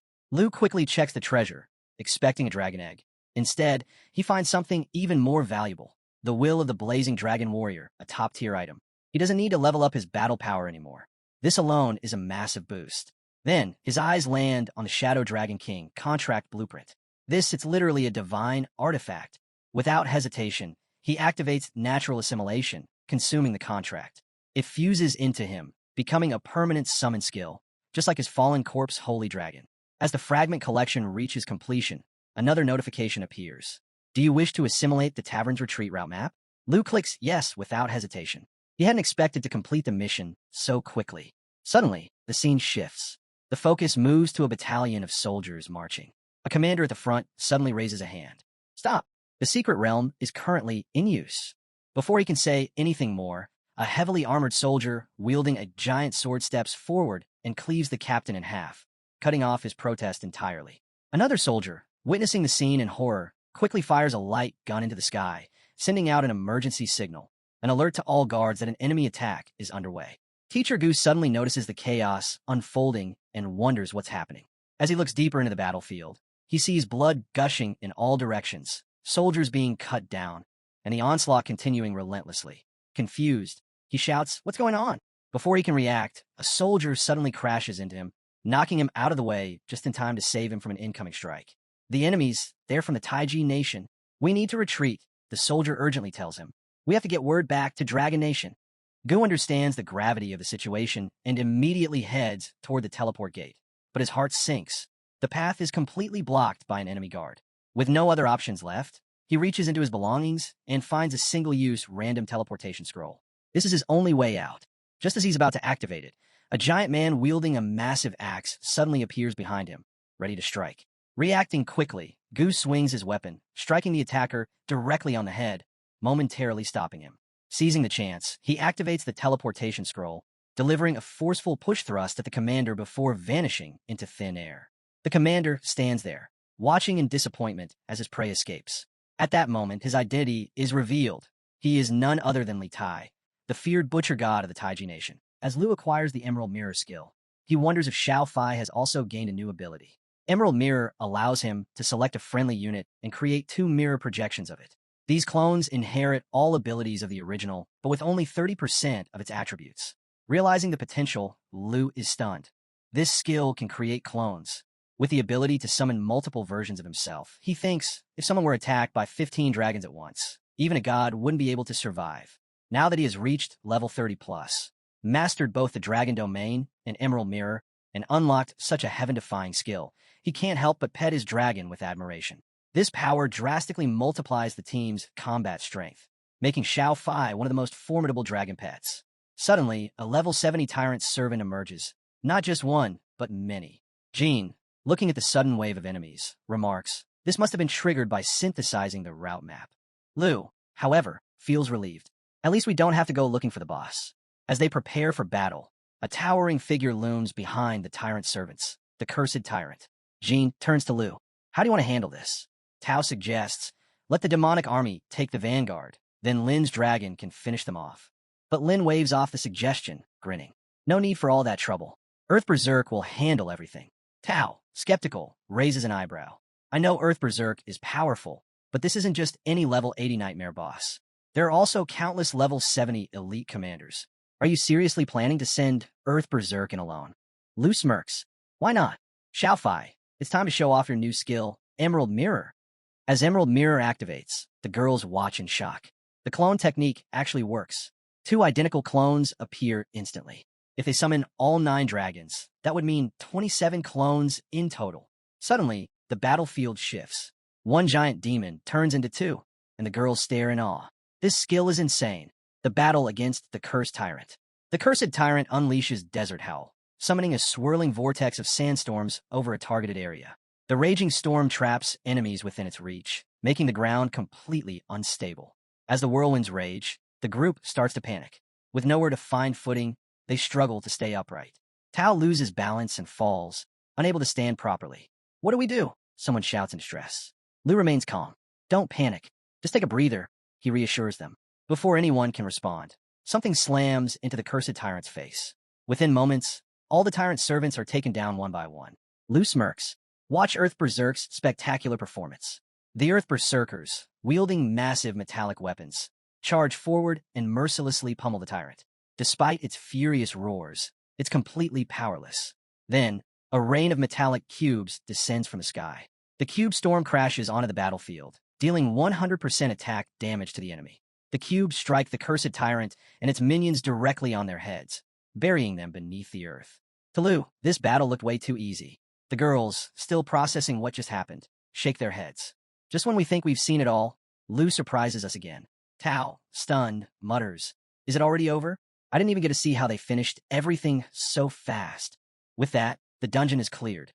Lu, eager to see what rewards they would receive, looks at the shining yellow chest. His level increases to 42, and a notification appears, granting him an enchantment level removal scroll. Lu grins. This is exactly what I needed. With this, he saves a fortune on the insanely high upgrade costs. More rewards appear. A seeker paper, which is a rare item that Xiao Fai can use. It allows him to swallow and remove usage limits, making it perfect for cracking and looting. A cooking blueprint, Dawnstep Platinum Boots, and a Tidal Blade, special ability, summons a water element shield for a short period, blocking enemy attacks. Yuan speaks up. I'll take the scroll and the seeker paper. The rest can go to whoever needs them. He then adds, we can farm this dungeon multiple times, so eventually everyone will get the gear they need. The girls happily agree. Then what are we waiting for? Let's do it again. Meanwhile, on the battlefield, a soldier rushes to report to the commander standing before the teleportation portal. We've already sent men to capture the escaped woman, he informs him. The commander smirks. Good. Report to Lord Jean that Goodborn Forest has been completely purged. As soon as Lu Fan steps out, we'll eliminate him and his allies in one sweep. But before he can finish speaking, a chilling voice cuts him off. No need for that. I'm already here. In an instant, a dark magic surges. The speaker's octopus-like power engulfs the soldier, reducing him to a rancid, rotting corpse. With eyes burning with hatred, the mysterious figure sneers. Lu Fan, I swear, I will personally kill you. The commander bows deeply. Welcome, my lord. The sinister lord gives a cold order. Make this place look like the work of those ancient god-worshipping heretics. The Dinjin nation must never know we were behind this. The scene shifts to Zhao Zheng, who mutters that it is strange why he cannot reach the guild. He calls the Dragon Nation Border Defense Department and introduces himself as Zhao Zheng from Dragon Capital Academy. He asks if Teacher Gu is still at the Death Sansi camp. Suddenly, a sharp voice responds that Vice Principal Zhao and their camp have already been attacked. Zhao's eyes widen as he asks what happened. The voice continues by saying that the Taiji Nation has sent an official notification. Over the past 6 months, active heretic groups from various countries have attacked Dragon Nation camps. Zhao clenches his fist as he asks how that is possible. The voice tries to reassure him by telling him to stay calm and ensure the students and staff remain composed since the Border Defense Department is currently verifying the report. Back at the Jean Mansion in Taiji Nation, General Jean lounges with his foot on the table. He smirks while questioning what is there to verify and why Dragon Nation does not trust him. He waves his hand dismissively and tells his men to inform Dragon Nation that the Death Sand Sea is extremely remote. Even if they send immortals, it would take at least 10 days to half a month to reach there if nothing holds them up. A girl approaches and informs him that Dragon Nation has sent 2 letters. Jean raises an eyebrow and asks why she is panicking and what is so urgent about these letters. The girl bows and apologizes while explaining that the letters are from Han Fai and to Jean. Jin's expression changes as he quickly opens the letters. She explains that Han is accusing them of negligence in investigating the heretic incident. In order to uncover the truth, he has decided to send Tu Jin to handle the matter. Tu Jin has already dispatched the Griffin Squad, which is gathering at the border. He also states that if a conflict arises, he hopes for the Taiji Nation's understanding. Jin remains silent for a moment, but then anger flares in his eyes as he states that these forces are getting too bold. He believes their words are practically a declaration that if they are stopped, it will mean war. A subordinate hesitantly speaks up and tells him that the Dragon Nation's Griffin Squad is not something they can handle. Jean slams the letter down and declares that they must not hinder Lord Jin's plan. He issues his orders by instructing them to send word to the Godslayer Legion and have Li Tai deliver a message to the National Guard hero. At the same time, he commands the Good Killer Legion to move to the border to stall the Griffin Squad. He He believes that as long as they kill Lu Fan, there will be no evidence and Dragon Nation will only be able to investigate the heretics. He insists that nothing must go wrong in eliminating him. Meanwhile, Lu Fan's group is traveling when Tao groans in exhaustion.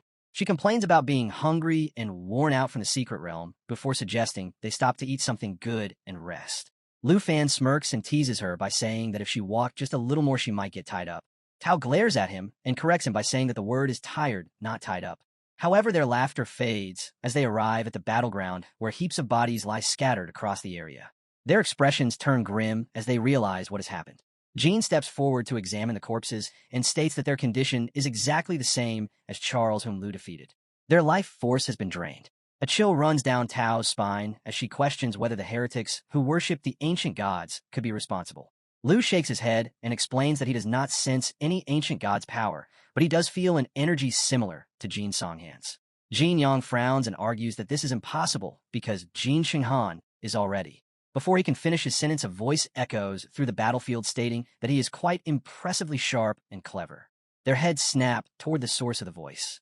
Jin Yang's instincts scream danger as he immediately readies his sword. A man steps forward with a cold smile and tells them that their cleverness will not save them today. Lu narrows his eyes and identifies him as Jin Zaishi. Lu steps in front of Jin Yang and warns him not to act recklessly since their opponent is at level 97, just like Jin Xinghan, and carries the aura of the abyss. Jin jumps in saying her father once knew him. She said that this man is the Taiji Nation's national guardian hero, Jin Zaishi. Lu exhales sharply as he comes to the realization that Jin Xinghan, being a prince, is the son of his son. Suddenly, another man named Park Jae, who was lounging on a tree branch, scoffed and questioned whether Nation Lord Jin really needed all of them just to handle this so-called formidable brat. He found it ridiculous since the kid did not even seem to have undergone the third transformation. He and the others decided they would not let Li Tai deal with him alone. Li Tai, a young combatant widow walker, remained cautious. He reminded them that while their opponent might be low level, he had already defeated their old friend, the Nine Realms Demon.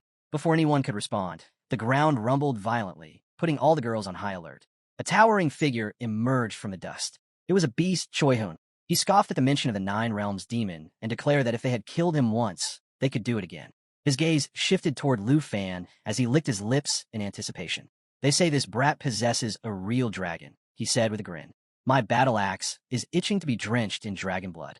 The girls instinctively looked up at the sky, where towering pillars of light illuminated the battlefield. A new presence descended from above.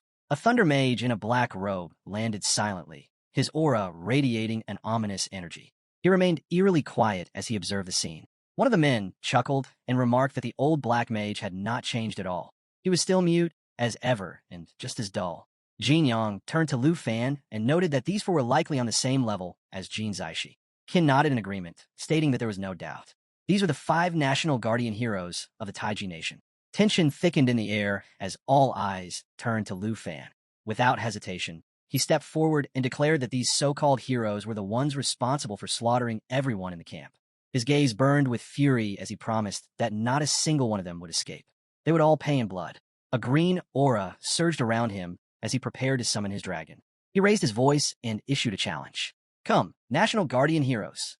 Kill me if you can, or you will be buried alongside the innocent souls you massacred.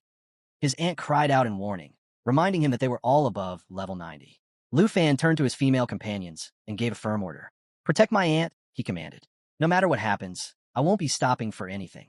Jin Zaishi sneered and called Lu an ignorant brat before unleashing his octopus-like tentacles, which lashed out alongside the other weapons, all aimed straight at him. He commanded his forces to fight and avenge his son. Choi-hun charged forward and slammed his weapon into the ground with a massive strike, shattering the surface into pieces. Lu effortlessly lifted himself into the air to evade the impact. Meanwhile, Li readied his arrow, forcing Lu to command Xiaofai to activate the Emerald Dragon's power.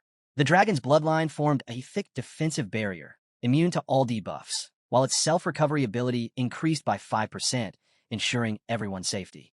Seeing his arrow fail to leave even a scratch on the protective layer, Li was stunned. Lu, now irritated, shouted, "If you want to kill someone, then come at me. How dare you slaughter innocent Dragon Nation citizens? I'll make sure you witness the death of every Taiji Nation soldier under your command." Enraged by Lu's words, Park Ji lunged forward with a piercing sword strike. But as soon as his blade made contact with the barrier, he realized it was completely ineffective. Choi-hun stepped up, brushing Park Ji aside, saying, "Move. I'll handle this." He mocked Lu, calling him a coward hiding in his shell, before hurling his battle axe. The Hell Blood Axe totem unleashed 300 physical damage upon impact, yet the attack had no effect whatsoever. In response, someone attempted to summon the twin fallen corpse holy dragons using the natural remediation dragonbone flute, but even that failed to break through. Lu descended to the ground, scoffing. "Did you just call me a coward?" Jin Yang, concerned, reminded him that his only priority should be protecting his aunt. A dense yellow energy now surrounded Lu, shielding him completely. The Holy Light Gate skill activated, ensuring that the fallen corpse Holy Dragon's ability could reach across all dimensions of the battlefield. As the command was given, the summoned dragons charged into attack. The energy of the fallen warriors flowed back to the Holy Dragon, empowering it further. Suddenly, massive demons were summoned right in front of the Taiji Nation forces. Shocked, they realized what had happened. Lu had pulled the Nine Realms demons out of the secret realm, but Jean remained unfazed. So what if he summoned them? They're nothing more than empty shells now, he scoffed. Even the old mage finally spoke up, confident that they had killed the Nine Realms demons before and could do it again. But standing before his dragons, Lu smirked and challenged them. "Then show me. Let's see exactly how you plan to kill the Nine Realms demons this time." Suddenly, Park sensed that something was off. He noticed an unusual behavior in the Nine Realms demons. Their deafening roars filled the battlefield as they multiplied in numbers. Using the Emerald Mirror, he realized there were now 18 of them. Shocked, he shouted for the others to stay close. Jean, however, remained calm. "Even if they're clones, their stats are definitely lower. We can take them down easily." To prove his point, he swiftly killed an Earth demon and another Realm demon, reducing their number to 16. "See, this is just a scare tactic. These clones are much weaker than the original," he assured them, boosting their morale. Encouraged by this, they shifted their focus to eliminating the clones first. But the mage had his eyes on Lu, who was glowing with an ominous energy. He frowned and asked, "What is he doing?" Jean also noticed it and grew uneasy. "What trick is he pulling now?" Lu smirked. "So you finally noticed? I've been waiting for this skill to fully charge. Now, you will face the will of the fierce dragon warrior." In an instant, his body transformed, turning into a towering golden dragon. His voice thundered. "The countdown to your death begins." The sight left everyone stunned. The girls gasped in disbelief. How can Lu Fan turn into a dragon? The mage's face twisted in horror. He's not just transforming. He's fully controlling the dragon's power. Realizing the danger, he desperately called for reinforcements. Meanwhile, the summoned demons began capturing their enemies one by one. Li found herself completely trapped with no escape. The beasts overwhelmed the rest, forcing them into a desperate struggle. Their cries for help reached Lord Jean, but he stood frozen. The dragon domain had expanded to a massive 100-meter radius, empowering every dragon and any creature with a shared bloodline. Each demon received layer upon layer of buffs, turning them into unstoppable forces. The defeated Nine Realms demons, once feared by Lu's enemies, were now stepping over them with a triumphant roar. With the golden dragon at the heart of this power surge, its strength doubled, making it nearly invincible. Jean could only clench his teeth, drenched in sweat as he realized the battle had spiraled out of his control. Before he could react, the golden dragon closed in and unleashed a devastating claw strike, tearing through his octopus tentacles like paper. The impact sent him flying like a rag doll. Mid-air, Jean struggled to process what had just happened. Had he really lost? How could Lu Fan be this strong? The pain from a single strike was unbearable. As he crashed to the ground, he heard Li crying for help, but he was powerless to save him. His gaze shifted to the mage, who was also on the verge of death, pleading for rescue. That's when it finally hit him. They should have never provoked Lu Fan. It was over. His comrades lay broken and captured, and he regretted ever starting this fight. Blood gushed from his mouth as he collapsed, helpless. Lu stepped forward, crushing the black blood beneath his feet. "With the dragon domain still active, you'll die here like everyone else," he said coldly. Jean coughed, barely able to speak. "Then just finish me quickly." Lu unsheathed a red blade. "Killing a National Guardian hero won't stop Taiji Nation from coming after me," he muttered. His eyes locked onto Jean. "Do you remember what I said?" Jean, barely holding on, forced himself to stand despite his broken body. "What are you doing?" he stammered, fear creeping into his voice. Lu raised his sword. "I'm going to make you watch as I slaughter every single Taiji Nation soldier under your command." Just as Lu's sword dripped with blood after slaying the 5 heroes, Jin Yang grew curious about how they would explain this to the Taiji Nation. However, His aunt was more concerned about Lu's well-being, asking if he was feeling any discomfort. Meanwhile, Qin wondered if they should clean up the scene. But Tai had a bigger concern. Who would have thought that Jin Zhaoxi, the leader of the 5 heroes who once protected Taichi, would meet such an end? Lu, however, grinned and said, "Who said they're all dead?" The girls looked at him in confusion. Then, suddenly, the fallen heroes began to rise again. Lu smirked. "After killing so many from my Dragon Nation, how could I let them die so easily?" With that, he summoned them back to life, and they stood before the group once more. Meanwhile, back on the battlefield, a commander and his soldiers rushed toward the portal. He wondered how many lords awaited him on the other side.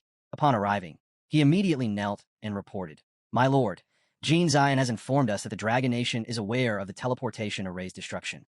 Jinbei has already dispatched envoys to the border." But the lord remained silent, making the commander uneasy. Had he arrived too late? Judging by the battlefield, the lord should have already killed Lu Fan. However, before he could think further, someone stepped forward.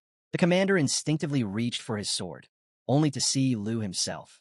Lu's voice was cold. "Who gave you the courage to attack the Dragon Nation?" Seeing that Lu Fan was still alive, the commander immediately ordered his men to attack. But before they could strike, an arrow flew through the air, knocking the commander's sword from his hand. Lu had fired the shot. The commander was sent tumbling backward. Suddenly, sharp tentacles pierced through the soldiers' hearts, and then wrapped around the commander as well. He broke into a sweat, his voice trembling. "Why, Lord Jin? Why are you doing this?" Lu stepped forward and pulled back the lord's cape. "Because," he said with a smirk, "they become my dogs." The commander struggled against the tentacles and finally broke free. Furious, he charged at Lu, shouting, "How dare you kill Lord Jin? Are you seeking death?" He raised his sword to strike, but before he could land a blow, another figure slammed him to the ground with a massive axe. Lu shook his head. "If Lord Jin couldn't last 2 rounds against me, what makes you think you stand chance?" Pinned under the weight of the axe, the commander gritted his teeth and growled, "I swear, I'll kill you and cut you into pieces." Lu smirked. "Save your strength." With that, the tentacles wrapped around the commander again, lifting him high above the ground. The commander shouted in desperation, "What are you trying to do?" Lu's expression darkened. "I'm giving you one last chance. Tell me the truth." The commander struggled, refusing to speak. But after a brutal beating, he was left swollen and barely conscious, until he finally broke down and spilled everything he knew. Tao frowned. "I didn't expect Taichi Nation to send 2 elite armies along with a hero just to kill you." Another added, "And there's no sign of Teacher Gu's body. It seems he escaped, just like the commander said." Lu's aunt turned to him. "What's our next move?" "The teleportation array is destroyed, and we're thousands of miles from the Dragon Nation." Jin Yang spoke up. "The God-slaying army is nearby.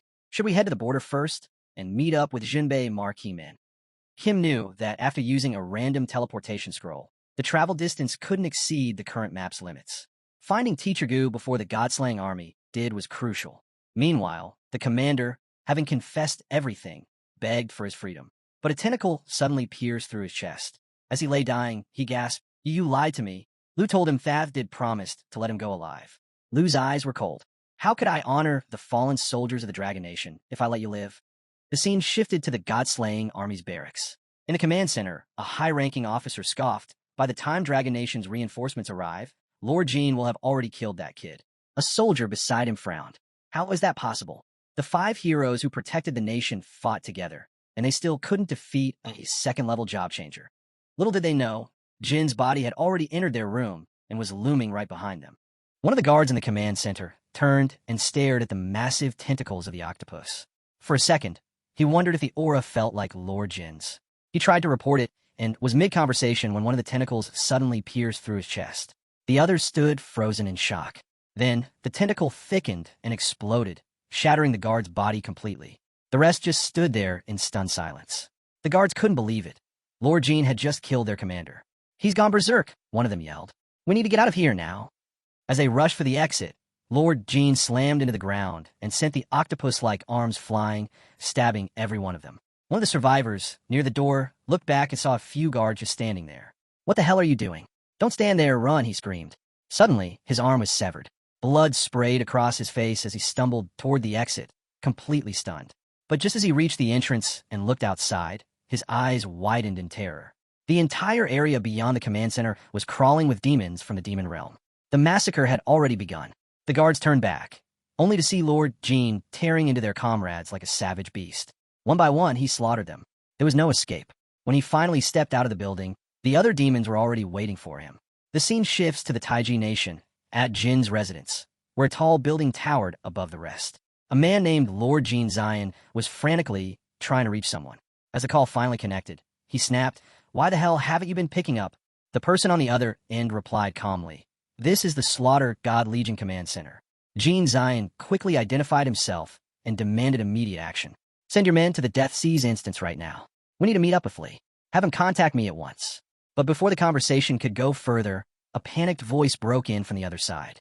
"Oh, outside the base. There are 9. The voice cut off with a loud boom. "Hey, what happened? Talk to me." Jin Zion shouted, but the line had already gone dead. He frowned. Something had definitely gone wrong. He needed to send someone to investigate immediately. Just then, a woman rushed into the room. "General, we have bad news," she said urgently. "The Examination God Legion failed to stop Dragon Nation. One of their top-tier experts is breaking through. They're preparing to force their way into the Divine Bone Forest." Jin Zion froze for a moment, then narrowed his eyes. "What did you just say?" Late at night, on the Dragon Nation's border, several unmarked military ships quietly hovered in front of a towering mountain range. They stood guard silently, watching for any threat. Suddenly, the Dragon Nation's elite Griffin squad appeared out of nowhere, their men already pointing arrows at the ships. Among them, an old warrior stepped forward and declared, "We've been ordered to investigate the foreign cult attack on our camp. You must let us pass." From one of the ships, a captain responded firmly, "This is Taiji Nation territory. Any unauthorized entry will be treated as an act of aggression." Another officer beside him stepped in cautiously. "These are members of the Griffin squad. If we stop them, we might take heavy losses." But their commander wasn't fazed. "The Griffin squad may be formidable, but if we manage to defeat them, our Extermination Guard Legion will become the top force among the 3 trump guards." Getting arrogant, the commander ordered, "Notify all units to prepare for battle. The moment they move, we open fire." But the old warrior wasn't backing down. "The 3 elders of Dragon Nation and Marcus Shinbei have already issued a formal notice to Jin residents. If you deny us passage, you'll be responsible for the consequences." Just then, a memory flashed in his mind, a terrifying weapon known as the Burning Desolation Staff. He hadn't expected it to appear here, nor did he expect him to show up. That man's power was rumored to rival the 5 national heroes. Even the Examination God Legion couldn't stop someone like him. Back on the ship, the captain ignored the warnings and shouted, "Fire!" Immediately, the ships unleashed mana-charged strikes, raining beams of energy toward the Griffin squad. 3 separate mana cannons lit up the sky, forcing the Griffins to alter their course. "They attacked first," one of the Griffin members yelled. The elder shouted, "I'll cover you. Advance to the strike zone. Don't hold back." He raised his staff and slammed it down with overwhelming force. The resulting shockwave tore through the air, smashing the advanced cannons on all 3 warships. In mere seconds, the ships were engulfed in flames, their weapons shattered, explosions ripping through their hulls. The commander stared in disbelief, eyes wide with horror. With a single strike, he destroyed all 3 warships. His voice trembled as panic spread through his crew. The ship was sinking fast, and chaos took over. The staff swirled and returned to the Griffin squad. "Is this really the Burning Desolation staff? I didn't expect the old pal to show up here. His strength, could he truly rival the 5 national heroes? Even the Extermination God Legion wouldn't be able to stop him." Suddenly, a cloaked figure appeared and caught the staff as it spun through the air. With calm confidence, he raised it and addressed the Taiji Nation's forces. "If you still plan to stop us." His voice echoed across the battlefield. "Then I won't hesitate to start a massacre. Choose your answer carefully." The following day, in Jinyu City, breaking news spread like wildfire. Reports confirmed that the Divine Bone Forest, located near the national borders, along with several nearby towns, had come under attack by unknown beast-like entities. Crowds gathered around screens, stunned by the footage of massive beasts wreaking havoc. Panic broke out among the onlookers. "Aren't these the same as the 9 Realms demons from the national trial?" Someone cried out, but that couldn't be possible. The 9 Realms demons had only ever been seen by the 5 national heroes, and they were supposed to be sealed inside a secret realm. There was no way they could have escaped. The report continued, revealing something even more shocking. Among the monstrous figures were terrifying individuals bearing an uncanny resemblance to the 5 national heroes themselves. The Jin residents quickly issued an emergency lockdown. People were stunned by the sudden lockdown order. Fear and confusion spread as they questioned what would happen to the towns near Divine Bone Forest. Whispers turned into loud speculation.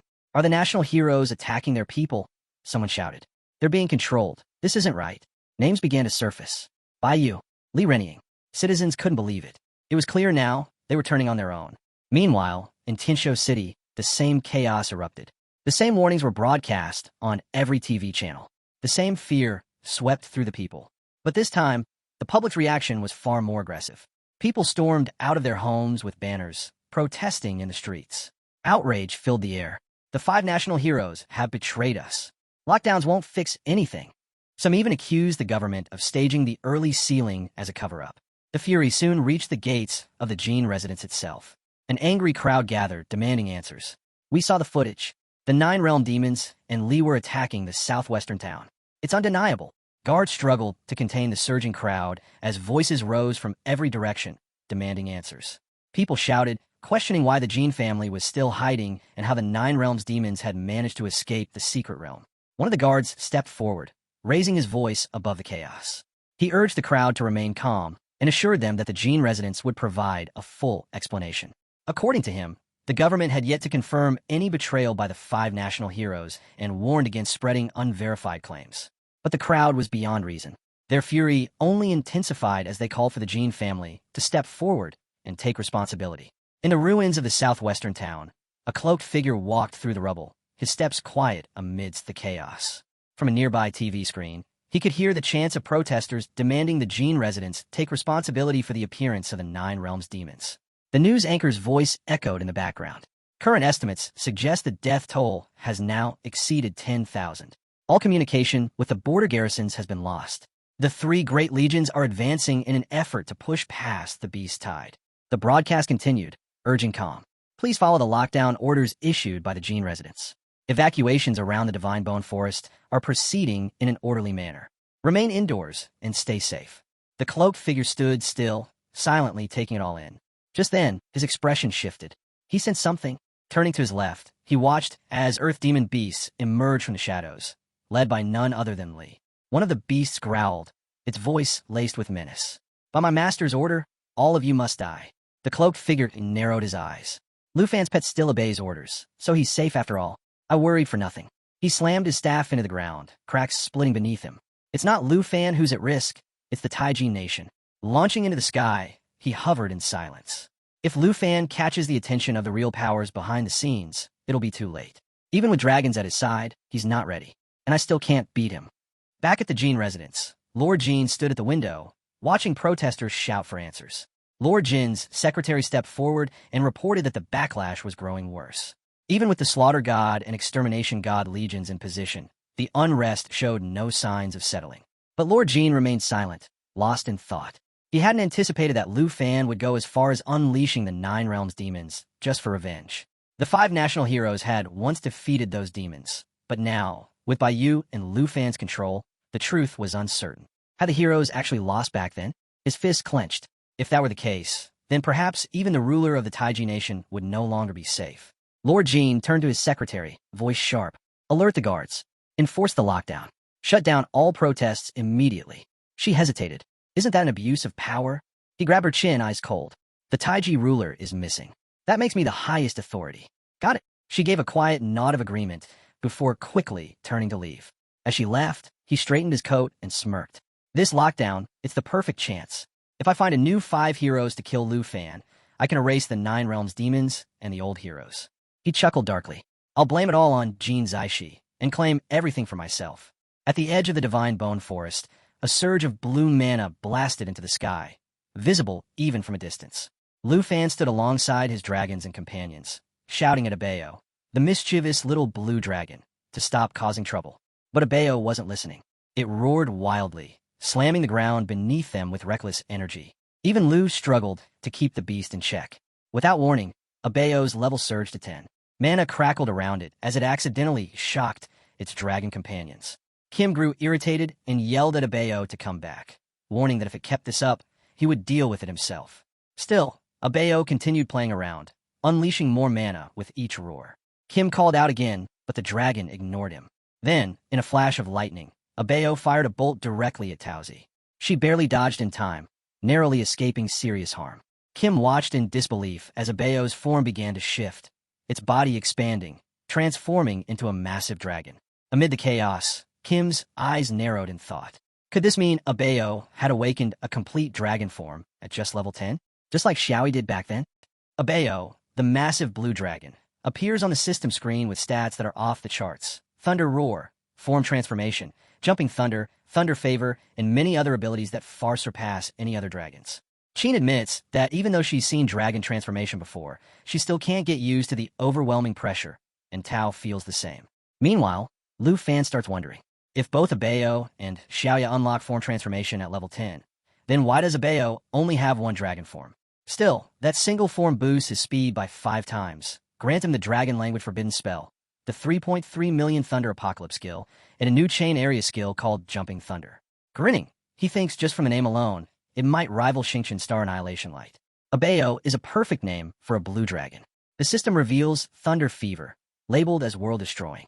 In that state, the Thunder Orb's effect changes. The current Master Thunder Orb is a Crimson Orb. It makes Lu Fan wonder if boss-level orbs evolve over time. The Crimson Orb increases Abeo's Thunder skills by 50%, and with every lightning spell, it creates a Thunder barrier at the target area, dealing damage to enemies who pass through. Suddenly, Xiao Fai gets alerted. Lu Fan asks what's going on. A flash of purple light crashes down, and a Divine Bone Revenant rises, glowing with surging purple mana. Jin identifies it as an elite monster. Lu Fan shrugs and says it's no big deal. Xiao Fai and Abeo can handle it. As Xiao Fai lunges at the Revenant, Abeo unleashes Thunderous Roar. It grills the giant and stuns Xiao Fai with multiple bolts of lightning. The girls start to panic and yell for everyone to stay clear. The lightning is terrifying, like heaven's punishment itself. They're worried it might be the dreaded red lightning, and Lu Fan confirms their suspicion. His eyes are on Abeo. It's Abeo again, using his Crimson Orb to blast the skeletal giants within his area of effect. More skeletons rise, and Abeo charges them, trying to fry them all. Lu Fan yells for him to fall back, but Abeo doesn't listen. Instead, he activates Heaven Punishment Calamity, locking onto the enemies and raining lightning strikes to purge them. He even uses his wings to slam down their heads, completely overpowering them. Tao is left speechless because of the one-sided battle. But then, a bolt of lightning speeds toward Qin, and she doesn't notice it. Just in time, Lu Fan pulls her out of harm's way, saving her from being hit. When the dust settles, everyone starts to worry. Abeo might be getting too out of control. Bao says it looks like Abeo is just showing off now. Jim agrees, saying he's acting recklessly, and it's slowing down their search for Teacher Gu. Suddenly, a strong wind swirls, and Xiao Fai picks up on more strange activity. This time, Lu Fan feels it too. The dragons above start fleeing, reacting to the ominous sound. The girls start panicking. Something serious is coming, and Abeo begins channeling his mana once again. Then, it appears as if a massive skeletal dragon is starting to reconstruct right in front of them. It is the Divine Bone Death Whisper. When it died, it shattered into divine bone fragments, and now those fragments have begun to reform. Lu Fan watches in shock and wonders if all the Revenant fragments are coming together. He looks up and sees a colossal skeletal dragon emerge, radiating thick and intense mana. Abeo roars at it, but Lu Fan tells him not to get cocky. The massive bony dragon soars into the sky and fires a purple flame at Abeo. This time, Abeo gets humbled. This thing is no pushover. Despite its size, it moves fast. The girls brace themselves in a defensive stance. The giant doesn't stop. It flies deeper into the divine forest. Jian is still holding on to Qin and doesn't notice she's pulling away. When Qin points it out, he feels bad for not realizing it. After shrinking back to his smaller form, Abeo gets scolded. Xiao Fai grabs him by the ears and lectures him for being reckless. Meanwhile, Jin asks, "What was that thing?" "That bony dragon was scarier than the berserk one we saw in the Flying Dragon Mausoleum." Lu Fan replies, "That's probably the undead leader of this whole place. If only I'd realized it earlier, but I couldn't risk everyone's safety just to chase a mystery. We can't afford any more distractions. We need to find Teacher Gu now." Right then, his dragon uses natural assimilation to guide them. As a paper charm floats through the air, Lu Fan notices it's pointing in the exact same direction the skeletal dragon flew. As they sneak up on a group of dragons flying toward the colossal skeletal dragon, they notice it unleashing a thunderous roar that tears through the smaller dragons with ease. Lu Fan wonders where these dragons are heading. Qin can't help but admire the spectacle, and even Tao never imagined she'd witness a dragon migration in her lifetime. Though the dragons are trying to escape, their bones and remnants continue to be shredded. Lu Fan questions what kind of force is driving them to push forward despite the destruction. After a while, all the dragons gather on a damp, black mountain covered in the skeletons of other birds. They land there and immediately collapse to rest. The magic compass points deep into the dark mountains, making them wonder what secrets might be hidden within. Blackhead mentions that the paper dolls stopped right in front of the mountain. Could Teacher Gu be inside? Tao adds that the divine-born revenant dragons have fused with the mountain itself. Lu tells him to back off as he's going to clear the path. Tao warns him to be careful since none of their teachers are around, but she quickly assures them not to worry. She knows what she's doing. Activating the dragon claw, she transforms her arm and starts cutting through the path, releasing a wave of paralyzing energy. This immediately catches the attention of the skeletal dragons, who begin to stir and take flight. Now they call for Lu, asking what to do as all the dragons are suddenly flying around them, surrounding the group. Lu tells them to stay calm. This is all part of the plan. He leaves the chaos to his blue and black dragons. The blue dragon transforms before soaring into the sky, while the black dragon spits flames using the crimson orb. The blue dragon unleashes a thunderous roar, creating a storm zone that deals massive damage across the field. Suddenly, a deep voice booms, commanding the human to stop. Lu notices that no one else seems to have heard it. The voice speaks again, this time directly to him, asking, "Are you a servant of the divine-born revenant or the sacred mountain?" Lu hesitates, unsure whether he should introduce himself first. Then the voice declares, "I am the ancient god of the divine-born.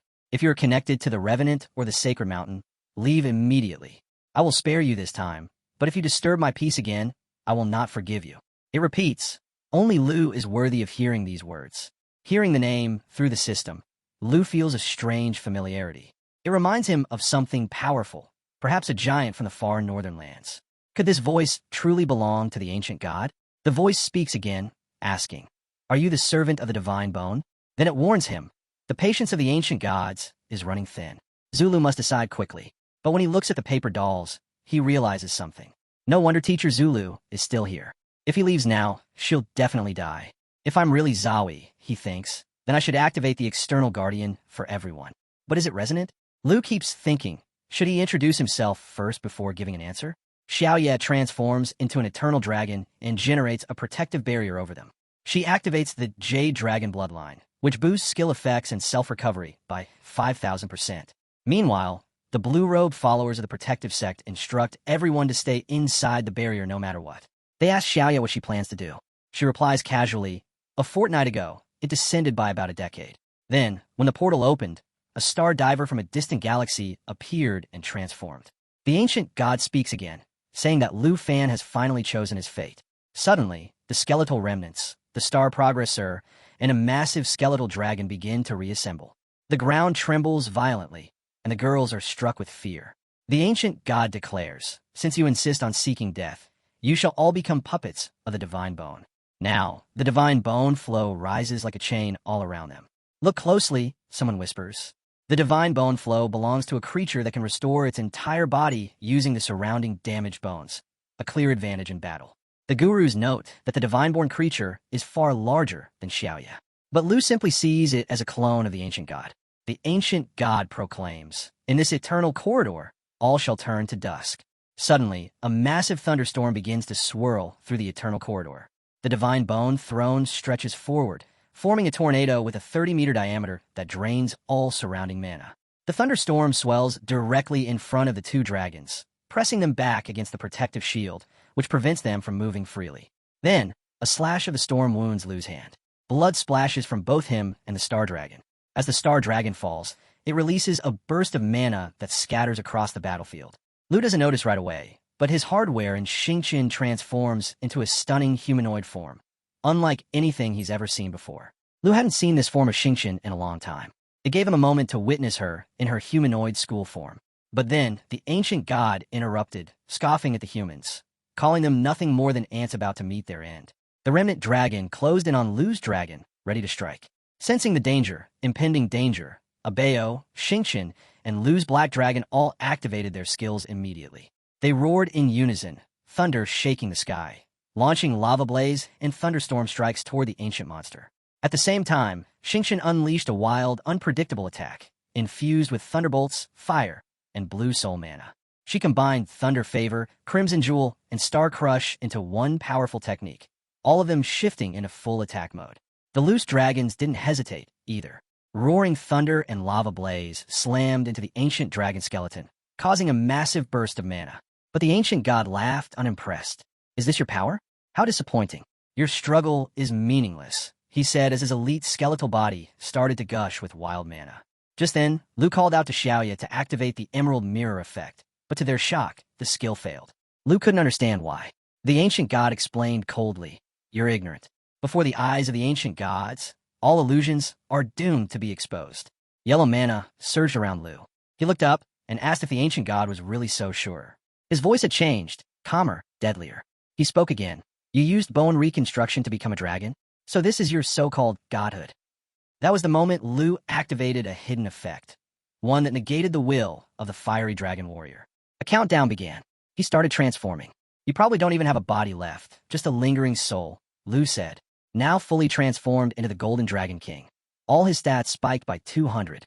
His black dragon shifted forms, too, becoming a destruction dragon, roaring into a blaze of pure fire. Xiaoya entered berserk mode, fusing with the black dragon to become a deadly star dragon.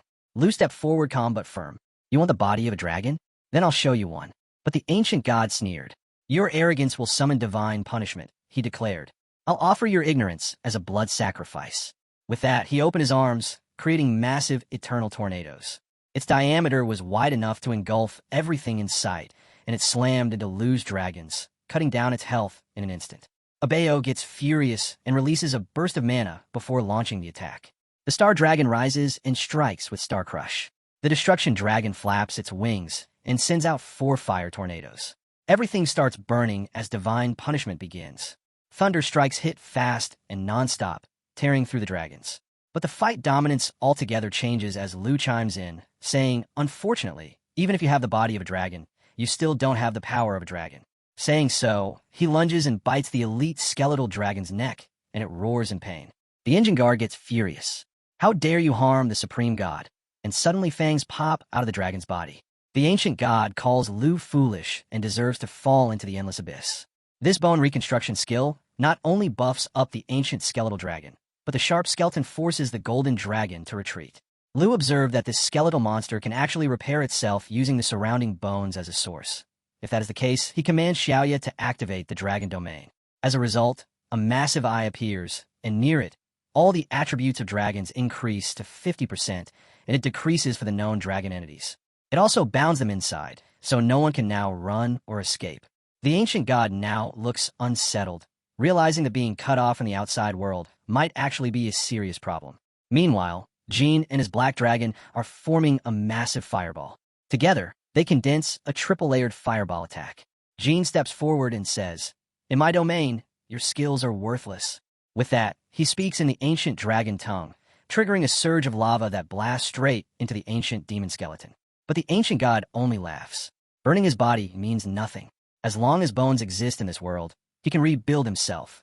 Even as his melted bones begin to reform, he grins and asks, "But can you do the same? Let's die together." Suddenly, he releases a wave of purple energy, a soul-consuming technique that drags spirits into the abyss. Every undead rune around him activates at once. It's a soul erosion effect strong enough to instantly cut away half of one's life force. Purple souls begin rising from the ground, heading straight toward Lu. In response, Lu quickly summons the Eternal Guardian, a protective shield designed to block the swarm of corrupted souls. But the ancient god doesn't notice an unexpected threat. The black dragon suddenly appears behind him. In a surge of crackling mana, both the blue dragon and black dragon unleash a storm of thunder. It's the 330 million volt heavenly thunder world destruction technique. The storm locks onto its target and strikes with overwhelming force, nearly shattering the entire skeletal body of the ancient dragon. Only its eyes remain intact as it lets out a final cry. "I will remember you and your dragons. One day, I will return and destroy you." With those last words, the ancient god-level skeletal dragon crumbles, leaving behind a massive impact on Lu's dragon lineage. Lu can't help but admire Abayo's new skill. It's ridiculously overpowered. At the same time, Lu levels up to 44. Later, while searching a bone-filled area guided by the paper doll, Tao calls everyone over. She's found Teacher Gu, worn out and collapsed among the piles of bones. They rush over to Teacher Gu, concerned about her condition. Lu examines her and tells everyone that while there's no life-threatening danger, she has fallen into a coma. He turns to the girls, saying that since Xiaoya can't wake her up, they'll need to take care of her until she recovers. Xiaoqiu looks down, feeling guilty. She recently switched her class to Holy Light Judge, so she can't provide healing support anymore. Lu's aunt gently tells her to stop feeling sorry and instead help by giving teacher Gu some water. Meanwhile, Lu notices Abayo digging through the bones, searching for something. It turns out Abayo has found a divine stone crystal, likely the essence of an ancient god. The crystal radiates legendary quality, though its exact effect is unknown. Lu quickly snatches it from Abayo, eyes widening with realization. If it were a true essence, it could have been used to revive the fallen corpse of the holy dragon. But maybe the ancient god of divine bone failed to fully remold its body, which is why no essence was formed. Still, this ancient god crystal is one of the key materials needed to form a contract with the Shadow Dragon King. As the thought strikes him, Lu freezes in shock. He immediately calls out to Tao, telling her to use any skill she has to cleanse the crystal right away. Meanwhile, Abayo keeps pestering Lu, trying to get the crystal back. Thou raises an eyebrow and asks if Lu plans to treat her like a water tap. After all, she's a powerful hidden-class swordswoman. Lu laughs and says there's no other water source around, so he has no choice but to trouble her. Holding the shiny crystal in his hand, he notices something strange. The divine bone crystal begins to crack, and suddenly, a divine bone essence drops out. Lu sighs and says, "No need to continue then. I'll stop. It's draining too much mana." Lu, now relieved, smiles. Good thing the crystal's function still works. That scared me for a second. He realizes it's still usable as a crafting material. Now holding an uncharged essence, he wonders, can this half-finished product still evolve the fallen corpse of the holy dragon? With that thought, he immediately calls out to Xiaoye and tells her to summon the fallen corpse of the holy dragon. Using natural assimilation, Xiaoye summons a twin golden dragon horse, a golden dragon infused with green mana. Lu steps forward and says, "Come forth, third ancient god essence." The dragon lets out a roar, firing a yellow beam into the sky. Lu watches with excitement as the evolution process begins. But just moments later, the fire beam fades. Lu blinks. Wait, is that it? He checks the system panel, confused. It turns out the uncharged essence wasn't enough to complete the evolution. Still, even without full transformation, the summon gained a new skill. Abayo, watching from the side, feels a twinge of jealousy. It's showing off again. Lu then inspects the stats of the fallen corpse holy dragon. The divine bone fusion can only absorb 1% of another creature's attributes, but with mastery of fallen corpse control, he can endlessly convert puppets, allowing for limitless growth. He thinks for a moment and realizes the most suitable for this absorption would be the demonic soldiers. It's time to summon them back, he decides. The 9 Realms demons and the 5 national defense heroes should stay behind to keep attacking the Taichi nation. Just then, Lu's aunt shouts, "Everyone come quickly. Teacher Gu is awake." The girls rush over in shock as Teacher Gu begins to stir. She murmurs something about an enemy ambush. Then her eyes snap open and she shouts, "Return to the Dragon Nation immediately. Our camp has been attacked by the Taichi nation." Lu gently calms her. "It's all right. You're safe now." The girls nod and tell her, "Lu already took care of those beasts. They fought for so long just to protect you. Thank goodness you're okay." One of them whispers in relief. Quinn asked Lu Fan, "Can we return to the Dragon Nation if we head toward the border next?" Jin looked uneasy and worried. "It won't be easy. Taichi Nation's legions are still out there waiting." Lu reassured them, "Don't worry. Just follow me. We'll leave for Taichi Nation tomorrow." 8 hours later, they arrived at a city under heavy police patrol. Disguised in a mask, Lu quietly led the girls into a nearby love hotel. Qin frowned. "Why a couple's hotel?" Lu replied, "The entire city is under lockdown. This was the only place still open." Tao was oddly excited about the fast flight. She laughed and said, "That bone dragon felt like a private jet. We could have flown straight to Dragon Nation." Qin added, "To avoid detection, we had to walk dozens of kilometers instead. Still feels risky." But Lu was deep in thought. That bone clone is no joke. The fallen corpse holy dragon, fully turned into a puppet. With divine bone fusion, I just need to absorb all the demonic soldiers. Now this ancient god's body is mine. Not only does it keep all its skills, it's big enough to carry a 20-person team. While Lu was thinking, Tao called out to Lu from the reception desk. Standing beside the hotel manager with a sweet smile, she asked, "How should we split the rooms?" The manager, clearly stressed, was already on edge. "You shouldn't bring so many girls here without proper security," he muttered, staring at Lu suspiciously. Lu quickly gave instructions about the rooms and said they'd check out before the following night. Just then, a news broadcast caught everyone's attention. The Jin government had officially issued a wanted order for Lu Fan, identifying him as a Dragon Nation representative involved in the recent national trial. They declared him the main suspect responsible for a terrorist attack. The manager stared at Liu, eyes narrowing, clearly starting to recognize his face. As the manager looked back at the news broadcast, he hesitated, unsure if he truly recognized Liu. Shaking it off, he handed over the keys. Liu took them, gave them to Jian, and asked her to settle everyone into their rooms. When she asked where he was going, Liu replied he'd be heading out to scout the Jin family's movements in the city. Meanwhile, Teacher Gu had mostly recovered. Tao and Qin, while trying to act normal, blushed at the suggestive posters around them. Liu told Jian she was in charge of the group and reassured her that everything would be over by tonight. As the girls entered their rooms, the hotel manager looked on, a bit envious, thinking Liu must be a serious player. That same night, near the Jin mansion in Taichi Nation, 2 guards stood on duty. One side, still in disbelief that the 5 heroes of national defense had defected. The other shrugged, saying guarding the mansion was better than being sent to die on the front. Suddenly, the building behind them exploded. Flames and debris flew through the air. One guard yelled out that the 9 realm demons had appeared in Tenshu City. Panic erupted. Reinforcements were called, but it was too late. The earth demon began tearing through the streets, destroying everything in its path. The guards realized their city was defenseless, with only 4 troops left. Amidst the chaos, a woman calmly gave orders to evacuate. It was Jin Xiuyan, a former elite imperial guard of the Jin family. She stood firm, saying the lords inside the mansion were still in discussion and that their safety would be her responsibility. Before her, 2 giant monsters gathered to wreak havoc. Without flinching, she watched them, until Liu suddenly appeared, landing inside the building. Xiuyan raised her sword and said with a cold voice that it was just the 2 of them. She called Liu a sneaky rat before telling him to fight. Liu smiled and said she had found him. She asked if she really thought she could stop him alone, which was pure madness. Flames burst to life as he pulled out his sword. Far across the city, inside the Jin family office, a man looked at Zayn and asked what was wrong and if he thought he could not handle the situation. Zayn looked tense and said that Qinqing might be from the same family, but handing over the Jin mansion and expecting him to kill Liu Fan was reckless. He added that Qinqing did not understand Liu, and not even Lord Jin had managed to. Qinqing, who was also a former guard of the Jin family, snapped back, asking if it was just because he never became an abyssal glass, and said that both Zayn and Lord Jin looked down on him for it. Zayn remembered how pathetic Qinqing had looked when Lord Jin expelled him from the guard, and said he had not cared until now. He thought that Qinqing had returned to become a new hero, but he could not let him ruin the plans or alert Liu Fan. Qinqing told him that he would find out Liu's strength for himself, and said he did not come alone and brought an expert. Right then, the building began to shake as a massive demon from the 9 realms broke through. The walls crumbled, and Zayn panicked and told Qinqing it was too late. He accepted the plan and ordered him to send in the expert. Qinqing paused and said that he had planned to fight Liu and not that monster. Before he could react, something broke through the window and landed inside.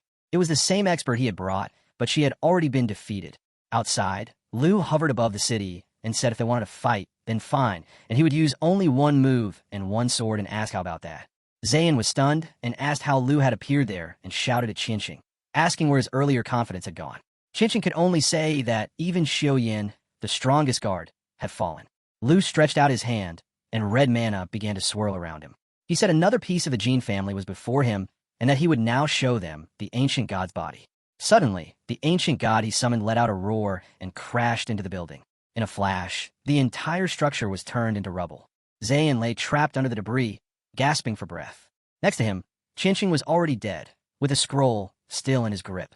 Zayn whispered that he could not die there, and that the Jin family still belonged to him.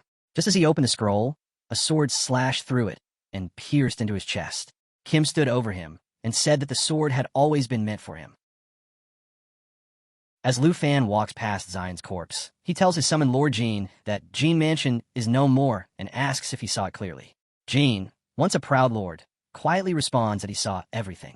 Liu Fan speaks coldly. He says only one remains now. Her name is Jin Zhu. Once he finds her, she will not escape death. Without another word, Liu Fan shoots into the sky like a jet.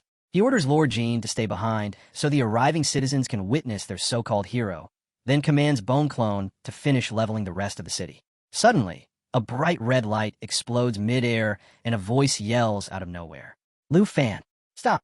The voice in the air sounds familiar, and soon it becomes clear it's his principal. He arrives just in time, pointing out that Liu Fan has gone too far. He mentions that if he had been a second later, Tenshu City might have been completely destroyed, and now he's more concerned about the threat Lu Fan poses than the Taichi Nation itself. Lu Fan remains unfazed, stating that the Jin Mansion got exactly what it deserved and admitting he fully intended to level the entire place. The principal is left speechless. Then another voice joins in, expressing gratitude to the principal for making the journey to rescue them. He confirms that Teacher Gu and the others are safe, explaining that he used Xiaoqiu's search paper doll to guide the principal to their location. However, the principal quickly interrupts, accusing him of using Xiaoqiu to mislead him while planning to continue the destruction of the Taichi Nation. He firmly tells Lu Fan to put away his summons and come with him so they can all return to their homeland. Lu Fan pulls his arm back, not hiding his frustration. Why are you stopping me, principal? The Jin Mansion. Those who back them, they've been targeting me nonstop. They even hurt my friends and killed innocent people from Dragon Nation. If Teacher Gu hadn't escaped, would you still be this calm? They deserve to die. The principal, still calm, replies, Lu, I get it. I feel the same rage. I'm not stopping you because I don't care. I'm doing this to protect you. Lu Fan freezes. The principal goes on, explaining that Captain 2 from the extreme north should have already mentioned how vast the world truly is, with most people never even stepping foot in a true enemy territory. The same applies to how society works. He says that for the average person, a level 94 transformation master is considered the peak. Climbing beyond that, every level becomes a brutal challenge, and hitting level 100 is already seen as something legendary. But then he reveals something even more shocking. There are 5th transformation masters out there who have reached level 120, and some of them are hiding within the Taichi Nation. Lu Fan is stunned. He knows 4th transformation masters can't even touch him now. But if the Jin family has 5th transformation beasts backing them, this fight might never end. Seeing the concern in Lu Fan's eyes, the principal explains that he understands what Lu Fan must be thinking. But chasing after those 5th transformation masters isn't necessary. These powerful figures don't swear loyalty to any nation. They operate from the shadows, pulling the strings of governments to serve their own goals. The Taichi Nation, he says, is the easiest to manipulate, which is exactly why the true rulers prefer to stay hidden within it. Lu Fan lowers his gaze and quietly acknowledges the truth. Jin Mansion was nothing more than a puppet controlled by those death transformation masters.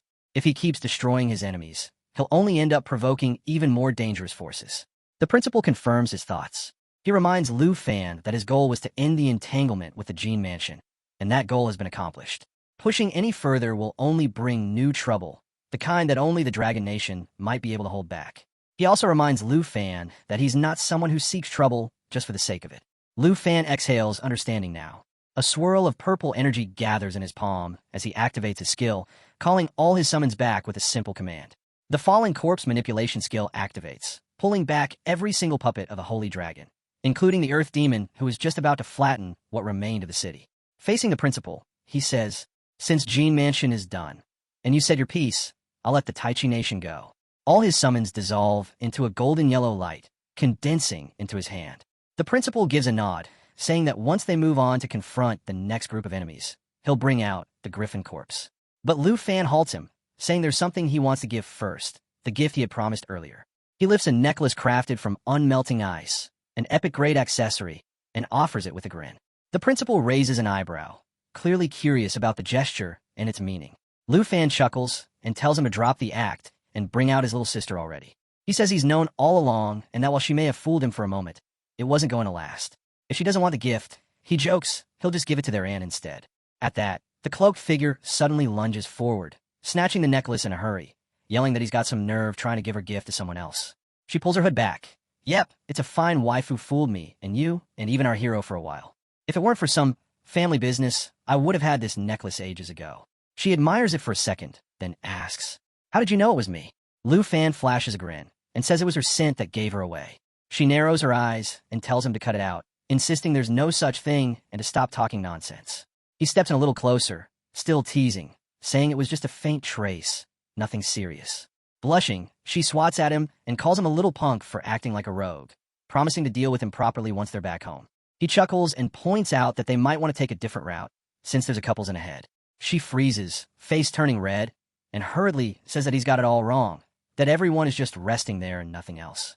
Trying to brush it off, she says they should focus on bringing everyone back to their country first, adding that the principal is much better suited to handle unruly students like him anyway.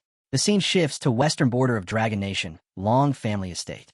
A report from the Griffin Corps leader says the border conflict has been handled.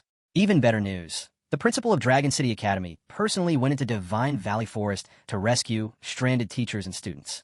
An unknown man lets out a quiet chuckle while sipping his tea, remarking that he thought Gu Xian was occupied gathering reinforcements, yet somehow still found the time to look after his little academy.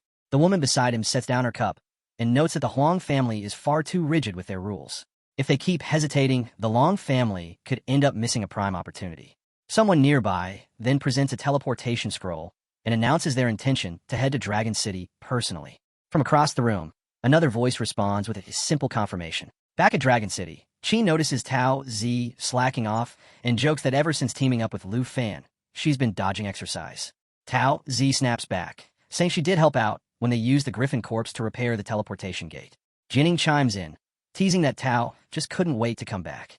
Qin's actually happy someone gets her sarcasm, but Tao side-eyes Jin and mutters that even though she's been corrupted, she used to never complain about Tao. Later, as the group chats with the principal, she comments that everyone else has finally moved on, except for Sister Xiaoxue. It still surprises her. The principal smiles and tells them, please keep all of this a secret. Even Teacher Gu only found out recently. Qin reassures her, saying, don't worry. You're young, beautiful, and talented. No wonder Lu has had you on his mind this whole time.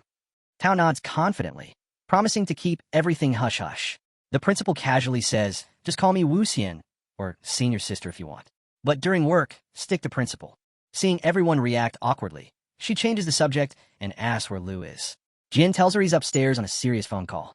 Just then, Lu walks down the stairs, thanking someone on the call for handling the tombstone arrangements. He says, please send my condolences to the victims. They were family and friends. If they enter the portal later, we'll meet again. He puts the caller on speaker, introducing him to the girls. The man, Captain Lu Fei from the 78th Squad of the Curriculum Corps, tells them that Lu has set up a tombstone for those who died at the Divine Valley Forest camp. He's currently investigating the border attack.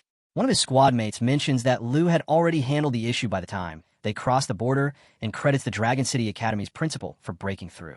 The girls are confused, but the principal quickly shuts it down. No dumb questions. One of the officers asks how Lu's been doing. Lu replies that it's been nearly half a year since they last met. The screen then shows a massive blank tombstone in a graveyard. Lu quietly reflects on how the people who died stayed behind to help him teleport. He hopes the destruction of the Jin Mansion brings them peace. The officer tells Lu to visit the tombstone once the Taichi Nation issue is resolved. Suddenly, a new guy appears on screen. Even Lu Fei salutes him. Curious, Lu asks who he is. The man says, I'm here on behalf of the team leader to investigate and announce the results. I'll report to both nations that the heretics attacked the Dragon Nation camp, then moved on to Taichi Nation, resulting in the Jin Mansion's failure and destruction. Meanwhile, the Griffin Corps and Dragon City Academy successfully rescued survivors. A hero in the room objects, that's not true. You're blaming the heretics for Jin Mansion's mistakes. Before Lu can react, the principal steps in, saying this report is the best solution, a win-win. Everyone's confused. The mystery guy compliments the principal's cleverness. This way, Lu avoids blame in Taichi Nation, and it'll bait the heretics into exposing themselves. Lu gets it now. Thanks for explaining, he says. The officer salutes and logs off. Elsewhere, the principal soaks in the bath and wonders why someone with a gold badge would salute Lu. That must mean Lu is the same rank now. She guesses he has a gold badge too. Meanwhile, the aunt wants a break from all the heavy stuff. She's hungry and offers to cook. The girls are hyped to help. Lu asks the principal what's on her mind. She replies casually, just thinking about how everything's changed so fast. Then Jean looks at Jin and offers to help with cooking, saying being bossed around by senior sister just feels weird. The principal smiles secretly, thinking her choice might actually work out. Suddenly, someone knocks at the door. Lu opens it and finds his old friend, Andre. With a big smile, Andre says, "Of course I'm here for you." Lu opens his arms wide and laughs. "You really came to Dragon Nation? Come in." Andre walks in, notices the smell of food, and immediately lights up. The aunt recognizes him from Lu's stories and invites him to join them. Now sitting at the table with everyone, Andre starts gushing over Lu, annoying the girls. One teases, "Just say you want more food already." The principal laughs. Sister Han's cooking is so good, even foreign students love it. Andre grins. "I'm not a foreign student. I came to invite Lu Fan to Snow Country." Lu surprised. Andre continues, "Let me show you something." He pulls out an epic tier item, Shadow Island Breed, a rare material corrupted by shadow ice energy. Lu recognizes it instantly. After obtaining the ancient god crystal, he still needs 3 more materials for the Shadow Dragon King contract. This is one of them. Andre explains his family took a commission to destroy the shadow spring at the island center, but it's covered in black fog and filled with brutal monsters. Only Andre escaped with this material. The mission's incomplete, so he thought of Lou. Just as he's talking, he reaches for the last chicken ball. Lou snatches it first and says he's in. Andre's stunned at how quickly he agreed. Outside, a mysterious man in fancy clothes strolls by. Local girls admire his outfit. Definitely some big-name guy. Back inside, Lou excitedly tells the principal he wants to explore Shadow Island and investigate the Shadow Spring. The principal tries to speak through a mouthful of food, coughing a little, but says, of course it's good for you. Suddenly, there's a knock on the door. The ant thinks the wind made the principal sick and tells Lou to open it. At the door is a stranger asking for Wuxian. Hearing his voice, the principal freezes. He introduces himself as Long, here on a private visit to discuss major matters at the western border. The principal runs out and yells at him, "What are you doing here?" "We agreed to meet in a month." Lou tries to steady her, worried she's too ill to be up.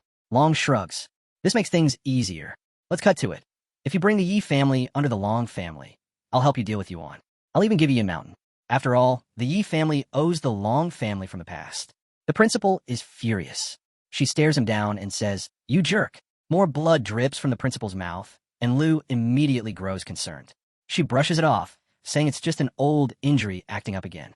Lou frowns, wondering how he didn't know sooner. Then it hits him, "Right, I forgot. Huang's attack left you with internal damage. That's not something that heals in just a month." He stares at her seriously. "With your current condition, there's no way you can stand against both the Long and Huang families. You should reconsider." Before she can reply, Lou jumps in, firm as ever. No need to reconsider. She won't agree to anything. That's when Long snaps. When did the once proud He family fall so low that they now rely on some greenhorn kid to uphold the seal? "Oh wait, my bad. We should call you the great hero of Dragon Nation now, shouldn't we?" The principal tries to calm Lou. "Lufin, don't worry. The fight between the Western families is on a whole other level. Ordinary people can't even imagine it." But Lou stands firm. "You've been there for me this whole time. Now that you're in trouble, how could I just stand by and watch?" Long scoffs. "You won a few flashy battles, and now think you're untouchable? Kid, that hero title is something you pay for with your life." Both of them begin charging up, mana pulsing in the air. But Lou smirks. "If it's just you, that's more than enough for me to handle." Just then, Andre calls out, and Lou turns to find him and the girls fully geared up, ready to fight. "It's inconvenient for you to act right now," Andre says. "Let me take care of him." But Lou stops them. "No need. I have a grand gift I'm preparing for the entire Western families." Suddenly, Xiaoyi appears out of nowhere and launches an attack. Long instinctively switches to defense, summoning a ring of swords around him. "You dare speak against me, you little clown?" he growls. The principal steps in, warning him not to break their agreement. Long brushes her off, saying, "Don't worry." In just one MO. Before he can finish, Xiaoyi crashes down with a heavy strike to his chest, launching him through a neighboring villa's window. Lou casually remarks, "I told you to come outside and fight. Number 1 villa isn't repaired yet. We can't have you breaking villa number 2. Long gets up slowly, dusting himself off. Blue energy swirls around his hand menacingly. "I was going to give you a simple warning, but now, I've changed my mind." He takes a wild stance, his sword gleaming with a berserker aura. But above him, Lou stands ready with red dragon, swords floating ominously in the air. "What a coincidence," Lou says. "I've changed my mind too." He calls Xiao in her full black dragon form. Her strength and spirit push to their max. Long's eyes widen in shock. The presence is overwhelming. This is the most powerful creature in existence, Long mutters. "No matter. Today I'll slay a dragon and bring glory to the Long family." Lou buffs Xiao with dragon inspiration, boosting her stats and attack power by 30%. The dragon's pressure alone is enough to paralyze Long. He stands frozen, trembling uncontrollably. Even as he tries to resist, he's crushed by sheer fear. This is real dragon power? Long stammers. Still, he tries to hold his pride. Anyone else would be begging for mercy by now. But I'm Long family. He launches his swords with a roar. Dragon breaks the sky. But Xiao intercepts the attack effortlessly, shielding Lou without a scratch. Long is stunned. "You gotta be kidding. My swords can't even scratch her." Lou walks closer, calm and cold. "Take a good look. This is what absolute power looks like." Xiao opens her massive jaws and releases a bone-shaking roar. Long cries out in agony. She slams her claws into him, blood spraying as he gasps for breath. Lou steps forward and says, "You should quiet down. This one's temper is worse than mine." He stands above Long, who is pinned under Xiao's claws. "I told you. Handling you wouldn't take an hour." With a sword along his throat, Lu growls, "I'm sparing your life, not out of fear for the Long family." He steps back. "Go tell the Huang and Long families. We'll be returning to the West in a month. Senior sister and I will settle everything. I've said my piece. Xiao Yi, see him off." She was waiting for that. With a flick of her claws, the dragon launches Long into the sky like a rag doll. He vanishes into the clouds. Xiao snorts, acting all smug. Lu turns to the principal. "Looks like we share the same fate now." But before he can say more, she's already in front of him, grabbing his shirt gently with a soft, emotional smile. Our boy, acting on impulse, told her that such formality was unnecessary between them. The principal, who had been lost in a moment of anguish, felt a pang of shame. She suddenly remembered the heavy losses the He family had suffered 6 months ago during their expansion into the uncharted territories of the Western region. 4 foreign experts, including her grandfather, had been killed. The aftermath was a scene of devastation, weapons strewn about, blood staining the earth, and casualties everywhere. Amid the chaos, a few figures stood tall, their flags held high. She couldn't help but recall how the Huang and Long families, both native to the Western region, had seized the opportunity to exploit the situation. Their goal was clear, to carve up the Yi family's resources. Though the principal had sought help everywhere, no one dared oppose the 2 powerful Western clans. She had already braced herself for the worst, the complete annihilation of the Yi family, and her only wish was to ensure everyone's safety. As she recounted the story, our boy listened in shock.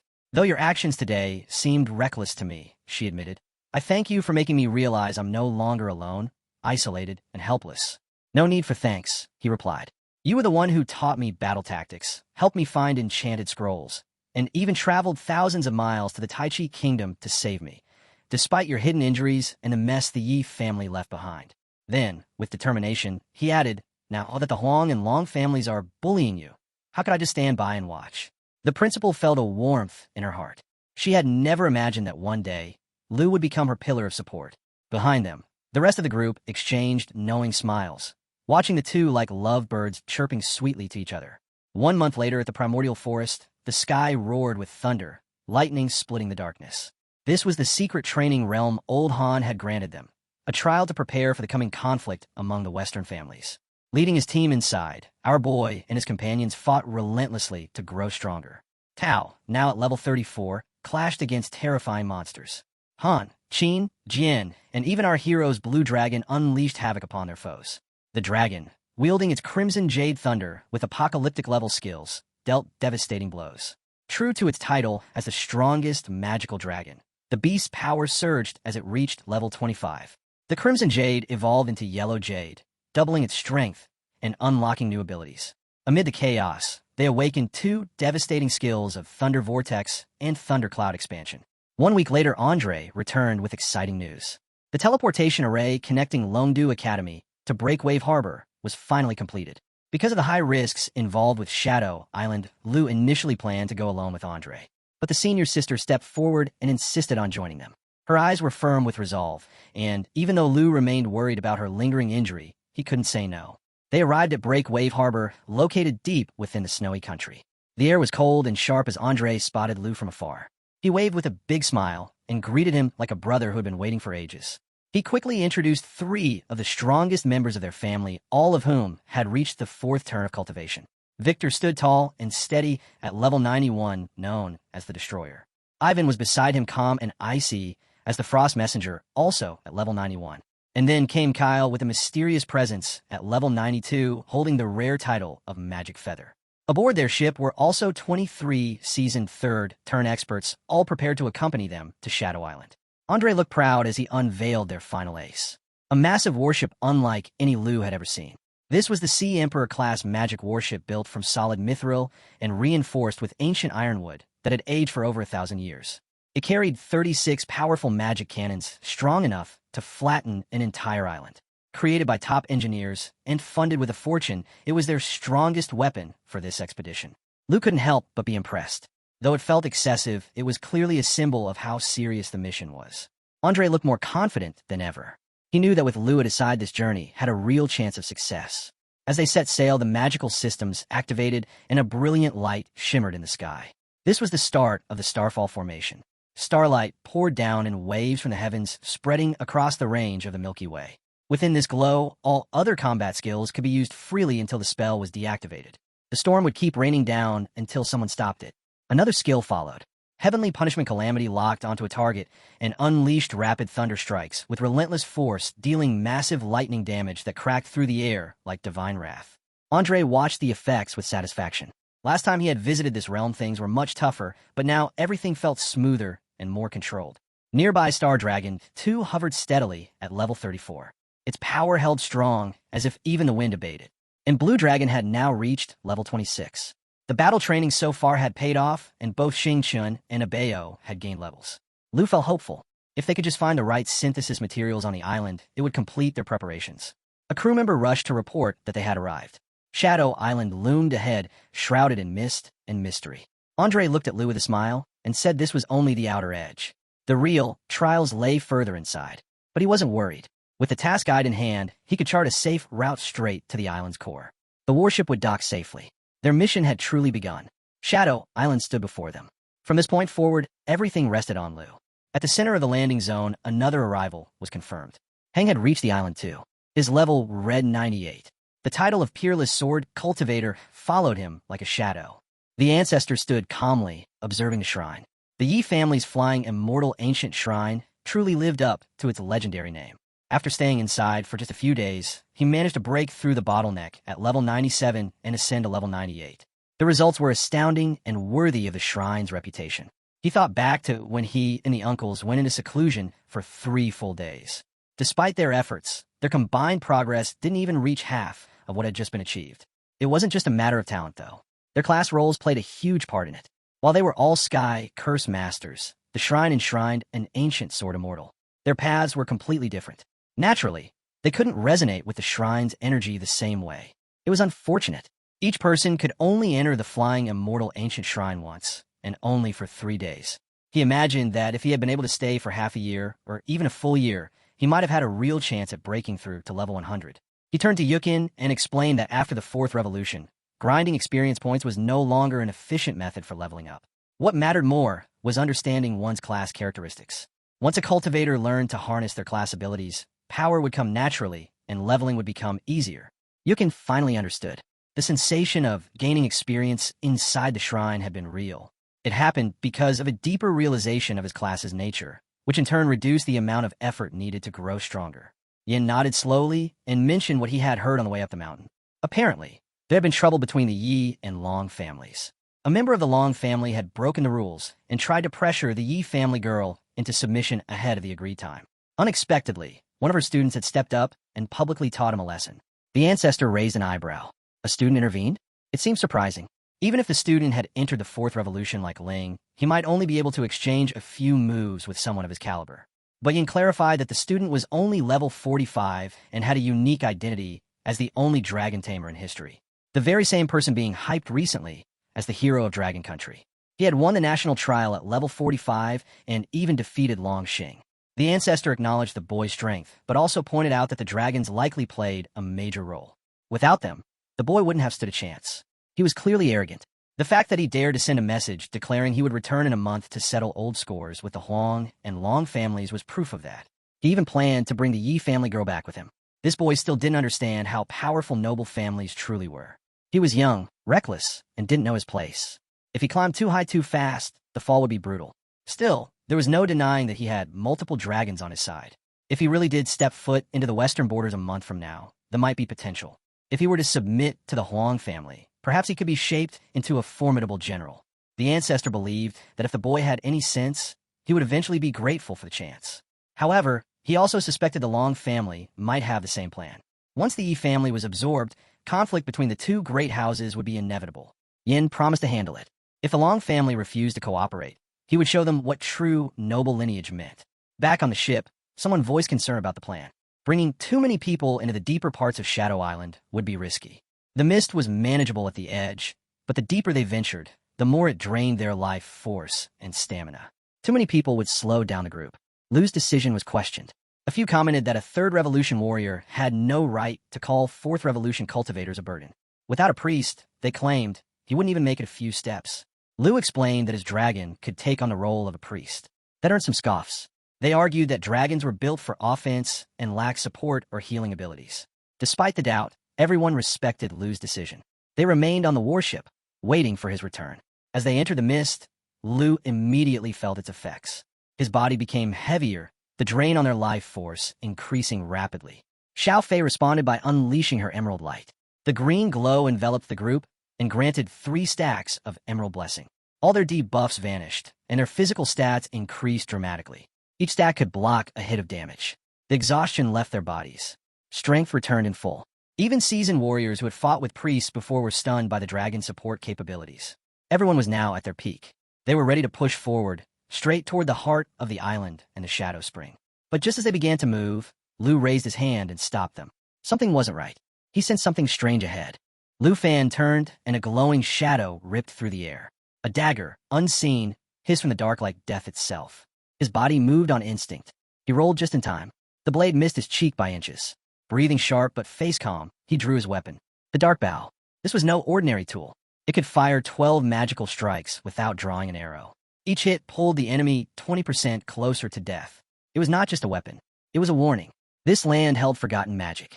Even the air carried whispers of danger. Lu Fan fired. The arrow screamed through the sky. Then came the impact. The ground shook. Flames lit the grass. Smoke swallowed the field. And from that smoke it appeared. A figure. Not man. Not demon. Its very presence froze the air. Then it stepped forward. Level 80. The Shadow Swordsman. Black mist clung to its form. Every step echoed death. Lu Fan felt its power. The first was a shadow strike that formed behind its target. Sudden and precise. The second was a deathly barrier that lasted 5 seconds. Near invincible. The third was resonance. A blast of shadow energy that devoured everything in a 10-meter radius. Devastating. Before Lu Fan could move, a voice called from behind. Andre. He ran to Lu Fan's side. His breath was heavy. He warned him. The last time they fought this demon, many were lost. Some never returned. Andre's voice shook as he revealed the truth. It resisted 70% of all attacks, including blade, arrow, and magic. Worse still, it vanished in a black fog, silent and deadly. Then quiet returned, until she stepped forward. Senior sister with her calm eyes and dark red streaked with flame. Her smile was not sweet. It burned. This was the creature they feared. In her hand, a spear of fire. The ground scorched with each step. She rose into the air. Her spear blazed and then struck. The demon was split in two as fire roared around its body. She hovered above, while her weapon changed shape to spear staff flame and power. Each form moved with her will. Then she stopped. Something shifted behind her. Dozens of glowing eyes pierced the smoke. Not just watching, but staring into her soul. Andre called out a warning. They never fight alone. One brings the pack, and the shadows closed in, hungry and familiar. Andre's voice faltered. He remembered the last battle. They were exposed. Their moves predicted. Every weakness known. Even a rank 4 warrior had fallen. They did not win. They survived. Lu Fan finally spoke. His voice filled with disbelief. Even a rank 4 could not stop them? Andre met his eyes.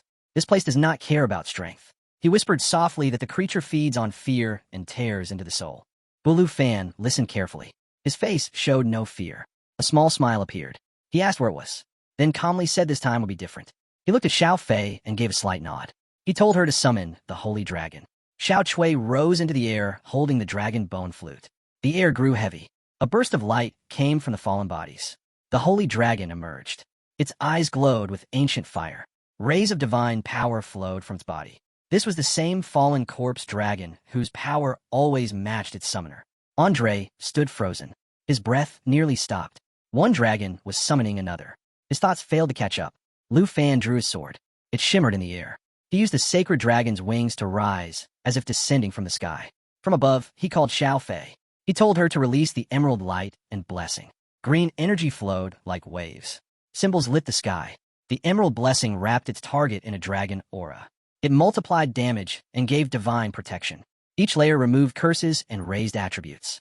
The blessing could absorb massive hits like an unseen shield. Lu Fan's eyes sparked. He shouted for the dragon to boost its power. The sacred dragon roared. Golden energy spreads like a flood.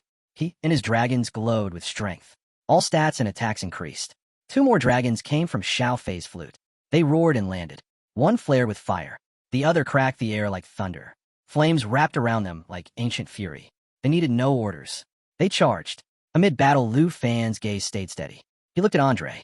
His wounds were deep. Pain showed in his eyes. Lu Fan said he would heal him. He would take revenge. It had no words, but his eyes glimmered with emotion. Andre frowned. He asked if 2 dragons were really enough. Lu Fan only smiled.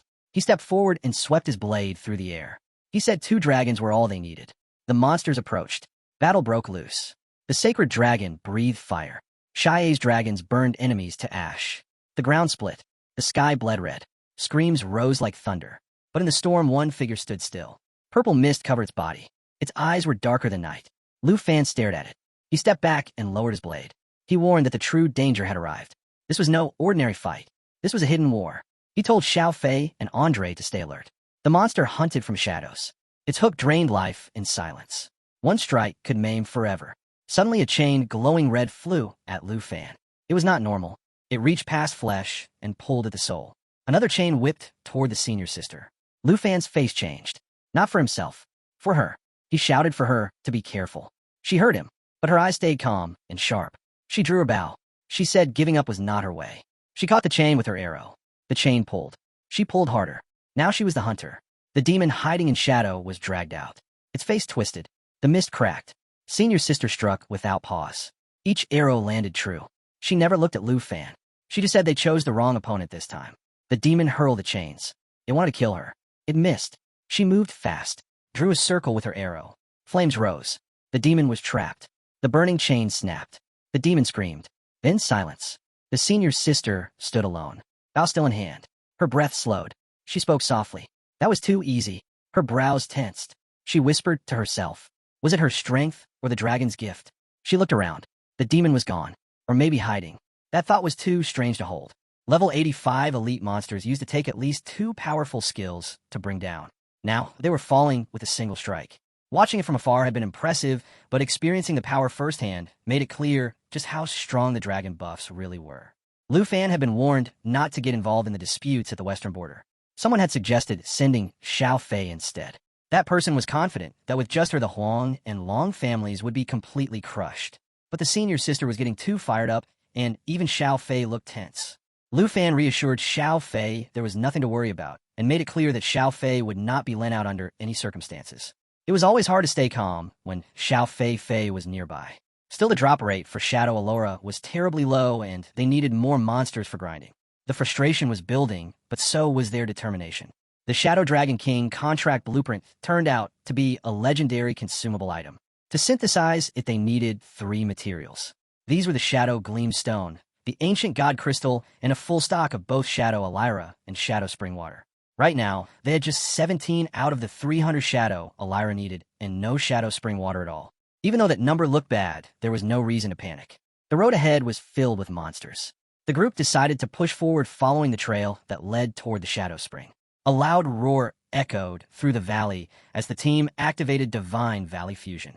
The ability allowed them to absorb Shadow Swordsmen and turn them into pure attribute points, so nothing would go to waste. Suddenly strange sounds filled the air. Gurgling and hissing noises came from the shadows, as if fresh enemies had arrived on cue. Lu Fan told Senior Sister to take it easy and let him and Andre handle the threat, especially with her injury still healing. But she refused. With Xiao Fei beside her, she would not let anyone steal the spotlight. After 4 long hours of nonstop combat, they finally secured another Shadow Allura. That brought the total to 72 out of the 300 needed. At last they reached the center of the island. There stood a ruined city so massive it rivaled Shanghai in size. Graves surrounded its towering gates, but no monsters or signs of life could be seen. The Shadow Spring was believed to lie deep within that ruined city, but something about the place felt wrong. Suddenly, an unseen enemy launched a sneak attack. The senior sister barely managed to dodge it, and she quickly thanked Lu Fan for saving her. The source of the attack remained unknown and invisible. Lu Fan activated a protective barrier to restore their health and buy them time to regroup. Something was out there hiding from sight. Xiao Fei was told to use her perception ability. The Black Dragon's power flared and revealed every stealthed and disguised enemy in the area. In an instant, the sky filled with enemies. More than 1,000 level 95 Shadow Death Singers appeared. They were powerful and used skills like Shadow Stealth and Death Song, which caused hallucinations. They also launched magical orbs that slowed their targets with dark energy. Even so, the group remained confident. With Lu Fan and the dragons on their side, the enemy's numbers did not matter. But then something shifted underground. A different type of monster was hiding below the surface. It had a lower level, but could not be scanned, which made it a serious threat. Andre and senior sister volunteered to watch the ground while Lu Fan took to the sky to clear out the Death Singers. The goal was to eliminate the flying enemies before moving deeper into the city. The battle started again. Lu Fan activated the true body of the flame god, unleashing devastating power. Meanwhile, Xiao Fei found something wedged deep in a crevice. It was a letter sealed with black wax. It turned out to be a piece of a secret quest tied directly to the mysterious monster hiding underground. Once again, Xiao Fei proved her worth by uncovering a hidden quest when it mattered most. The Shadow Dredger had to be defeated sooner or later, so Lu Fan decided they might as well earn an extra reward in the process. He obtained Volunteer *1 and activated the Emerald Dragon bloodline. All skill effects were now doubled for dragons and anyone related by blood. Current dragon auras included Black Dragon and Emerald Light, which applied 3 to 6 layers of protection to allies. Each layer removed harmful effects and boosted all attributes between 30 and 60%. The layers could block single hits completely. Not even Void Break, which was a level 95 skill, had any effect on him. Lu Fan was still being underestimated despite his growing power. The Dredger was still far away. It was the perfect time to strike. Lu Fan signaled Xiao Fei to prepare for the World Ender Roar. The Emerald Dragon bloodline activated again, doubling skill effects for all Dragonkin. At the same moment, Xiao Fei cast Emerald Mirror on the fallen Holy Dragon. Emerald Mirror created 2 to 4 duplicates of an ally. Each mirror had the original skills, but with 30 to 60% of the power. This time, 8 mirrors appeared, and all of them moved into position to strike. Together, the group launched their attack and overwhelmed the enemy. World Ender Roar released a powerful blast, damaging everything nearby and making them more vulnerable to follow-up attacks. Demon Dragon Assault absorbed fallen corpse energy and turned it into armor. The user then dashed forward, dealing heavy damage while reducing incoming harm by almost all and reflecting any harmful effects. Lu Fan moved at incredible speed. His strikes were happening 10 times each second. She warned them that the Dredger was getting close, but Lu Fan was more than ready. He launched Break 2 and attached a dragon aura to his weapon. 2 slashes followed, each one infused with dragon energy. His dragon companion moved in sync with him. Void Break and Snow Country Curse cleaned up the field. Andre was still reacting when the battlefield was already clear. The Shadow Dredger appeared. It was a level 90 enemy and dangerous. It activated Miasma Chrysalis and absorbed shadow energy from around the area. A cocoon formed. Before it could hatch, the Dredger revived dead zombies from nearby graves. The evolution had begun. The nearby graves were glowing, which meant danger. A level 85 Tide Walker zombie rose first. Then a level 90 Blaze Walker / joined. More undead followed in waves. Lu Fan stood his ground and shifted into Black Dragon form, then further transformed into Doomsday Dragon. Xiao Fei began casting a massive fire spell. Xiao Fei changed forms and activated Soul Sanctuary. Emerald Dragon's second form was triggered and soul light radiated from it.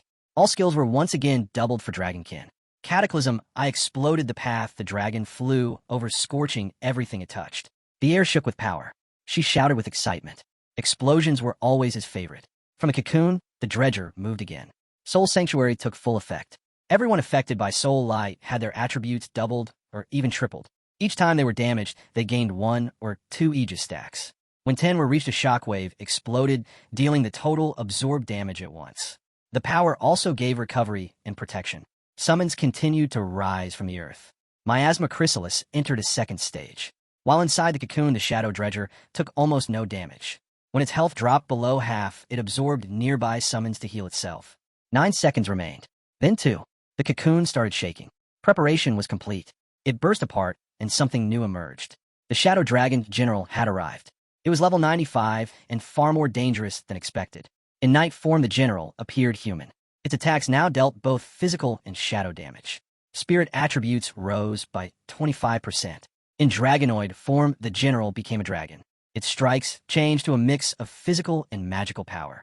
Strength increased by 25%. At low health, it summoned Shadow Miasma and drained life from enemies nearby. This was not a phase change. The boss had been hiding inside the chrysalis from the start. Lu Fan saw through it quickly. No more tricks. Just kill it. He activated Thunder's favor and switched into World Ender form. The Thunder Jade shifted to Amber Jade. All Blue Dragon skills doubled in power. When Amber Jade released its last spell, it created a Thunder Zone. Anyone who moved inside would take extra damage. Lu Fan gave orders. Xiao Fei was to guard senior sister and Andre. She cast Emerald Mirror on a bow and Xiao Fei.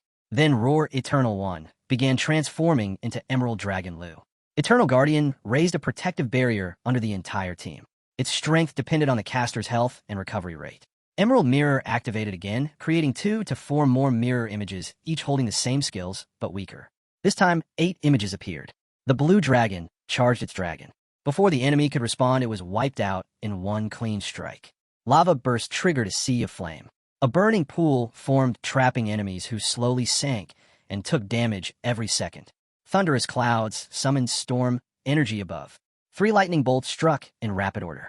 Their damage depended on spirit level and destroyed anything caught in the blast. The impossible enemy was no longer a threat. Victory was clear. The path into the ruined city finally opened. Lu Fan reached level 46. The Black Dragon advanced to level 45. Emerald Dragon hit level 40. Blue Dragon rose to level 27. Guardian Flow awakened a new skill. Xiao Fei unlocked a powerful new skill that forms a protective shield lasting 5 full minutes. This shield not only reduces incoming damage by 30%, but also grants complete immunity to any harmful effects or debuffs. At level 40, the Emerald Dragon contract enables the use of Guardian Flow, which allows the user to apply this shield to themselves or to a chosen ally. According to Xiao Fei's analysis of Fei's traits, this skill becomes even more potent for Dragonkin. With its enhanced effects, the team no longer needs to frequently replenish Emerald Light to resist the spreading miasma. Xiao Fei immediately cast Guardian Flow on everyone in the group, creating a comforting energy field. Lu Fan revealed a newly awakened skill, and the team instantly noticed a difference. Their bodies felt lighter and more secure. With reduced damage and full protection from status effects, they could now move freely through the thick miasma. One member was surprised by how completely the miasma's effects had vanished. The group felt encouraged and decided to assist Lu Fan with gathering the required materials. Using Divine Bone Fusion, the fallen Holy Dragon gained the ability to break down its own summons and pets into skeletal remains. By absorbing these remains, it could permanently add 1% of their total attributes to itself. With 2 dragons focused on gathering corpses, the materials became more visible and accessible. A teammate moved to a nearby location to speed up the collection. Working together, they managed to gather everything quickly. Just as the fallen Holy Dragon was about to absorb the powerful Shadow Dragon, General, one member, stopped the process. They insisted it would be a waste to absorb such a strong creature only for minor gains. Instead, the team decided to turn the Shadow Dragon General into a puppet under their control. The Shadow Dragon General, now a level 95 fallen corpse, entered combat in 2 distinct forms. In human form, its attacks dealt both physical and shadow damage, and its spirit attribute increased by 25%. In dragon form, its attacks combined physical and magical power, and its strength increased by 25%. When its health dropped below a quarter, it absorbed health from nearby enemies through its shadow miasma. With this new puppet, the player's current collection included the 9 Realms Demon, the 5 Guardian Heroes, the Divine Bone Avatars, and now the Shadow Dragon General. Each of these could face 4th Revolution Masters with ease. The next plan was to have the fallen Holy Dragon absorb the 5 Guardian Heroes to become even stronger. The group then checked the rewards for completing the Shadow Dredger Bounty quest and an epic quality enhancement scroll. This item could raise the quality of target weapon or equipment by 1 tier up to legendary status. The last scroll had already been used to enhance a weapon. This new scroll was a valuable addition. The group also returned with a large quantity of Shadow Allura. They had collected 397 units, which far exceeded the required 200. With this total reaching 569, they had more than enough for any current crafting needs. One teammate commented on their luck and suggested using the scroll to upgrade the soul wings, which were already of legendary quality. Another teammate supported the idea, saying that boosting mobility was a smart move. After the enhancement, the wings not only looked more elegant, but also improved flight speed and control. The user felt the changes immediately. Their movements became smoother and more agile. The upgraded Wyvern Soul wings now required no specific level to equip. Their enchantment level was removed, and their stats were significantly boosted. Agility increased by 356. Strength increased by 291. Spirit rose by 246, and stamina by 234. The soar ability allowed the wearer to fly and increased flight speed. While flying, all of the user's attributes were further boosted by 20%. With these upgrades complete, the group set off toward the ruined city's central palace where the Shadow Spring was believed to be hidden. Their speed through the air made it feel like a race. One member asked the leader to slow down. Everyone remained alert as they approached the target area. To blend in and investigate cautiously, one of them activated magic mimicry. This technique had been used previously by the senior sister to disguise herself as the school principal. Suddenly, a strange sound echoed from beneath the palace. The group looked around, but no one admitted to making the noise. They realized the only way to understand what was happening was to go inside. At the heart of Shadow Island side the palace ruins, a mysterious voice began to speak. The sound became clearer, and its source was nearby. It confirmed that the Shadow Spring was located there. It had been untouched for 300 years. Just then a ghostly dragon appeared. It attacked, suddenly causing panic. A voice from the past spoke. Some members recognized it. The ghost did not seem aggressive, but the group remained careful. The speaker identified himself as the court grand mage of the former Tenfu kingdom. He had died protecting the sacred fortune light spring 3 centuries ago.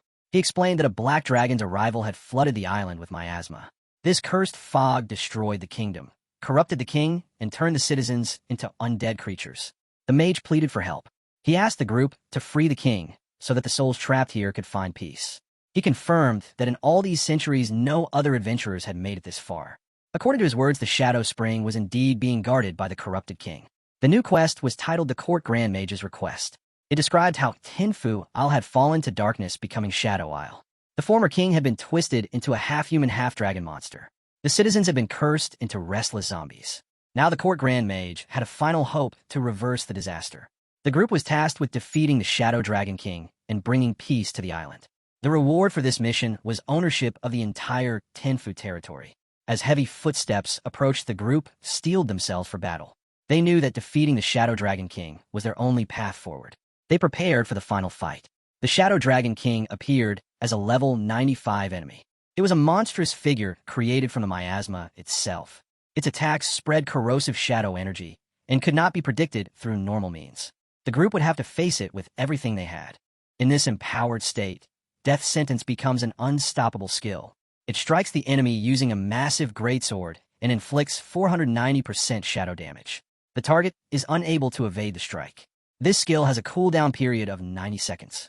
Dragon Roar unleashes a powerful shout using a dragon's voice to reduce all of the enemy's attributes. When a user speaks in a human voice, it instead causes the enemy to fall under a mind control effect. The Ghost King has transformed into a terrifying half-human, half-dragon creature. Its presence alone fills the battlefield with a heavy sense of dread. Lu Fan stands ready. Andre is told to stay behind and not to act impulsively.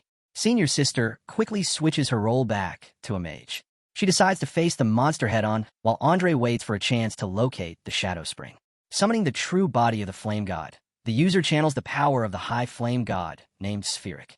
All attributes double in strength. Flame Burst wings appear on the back and grant the ability to fly temporarily. The flight duration increases with a higher spirit attribute. Despite not being on rear guard duty before, the mage feels confident. Everyone is ready. The group sets off again. The black dragon named Xiao Fei prepares to transform into its final form known as the Doomsday Dragon. Death Sentence is activated again. A devastating slash lands on the enemy, causing immense shadow damage that cannot be avoided.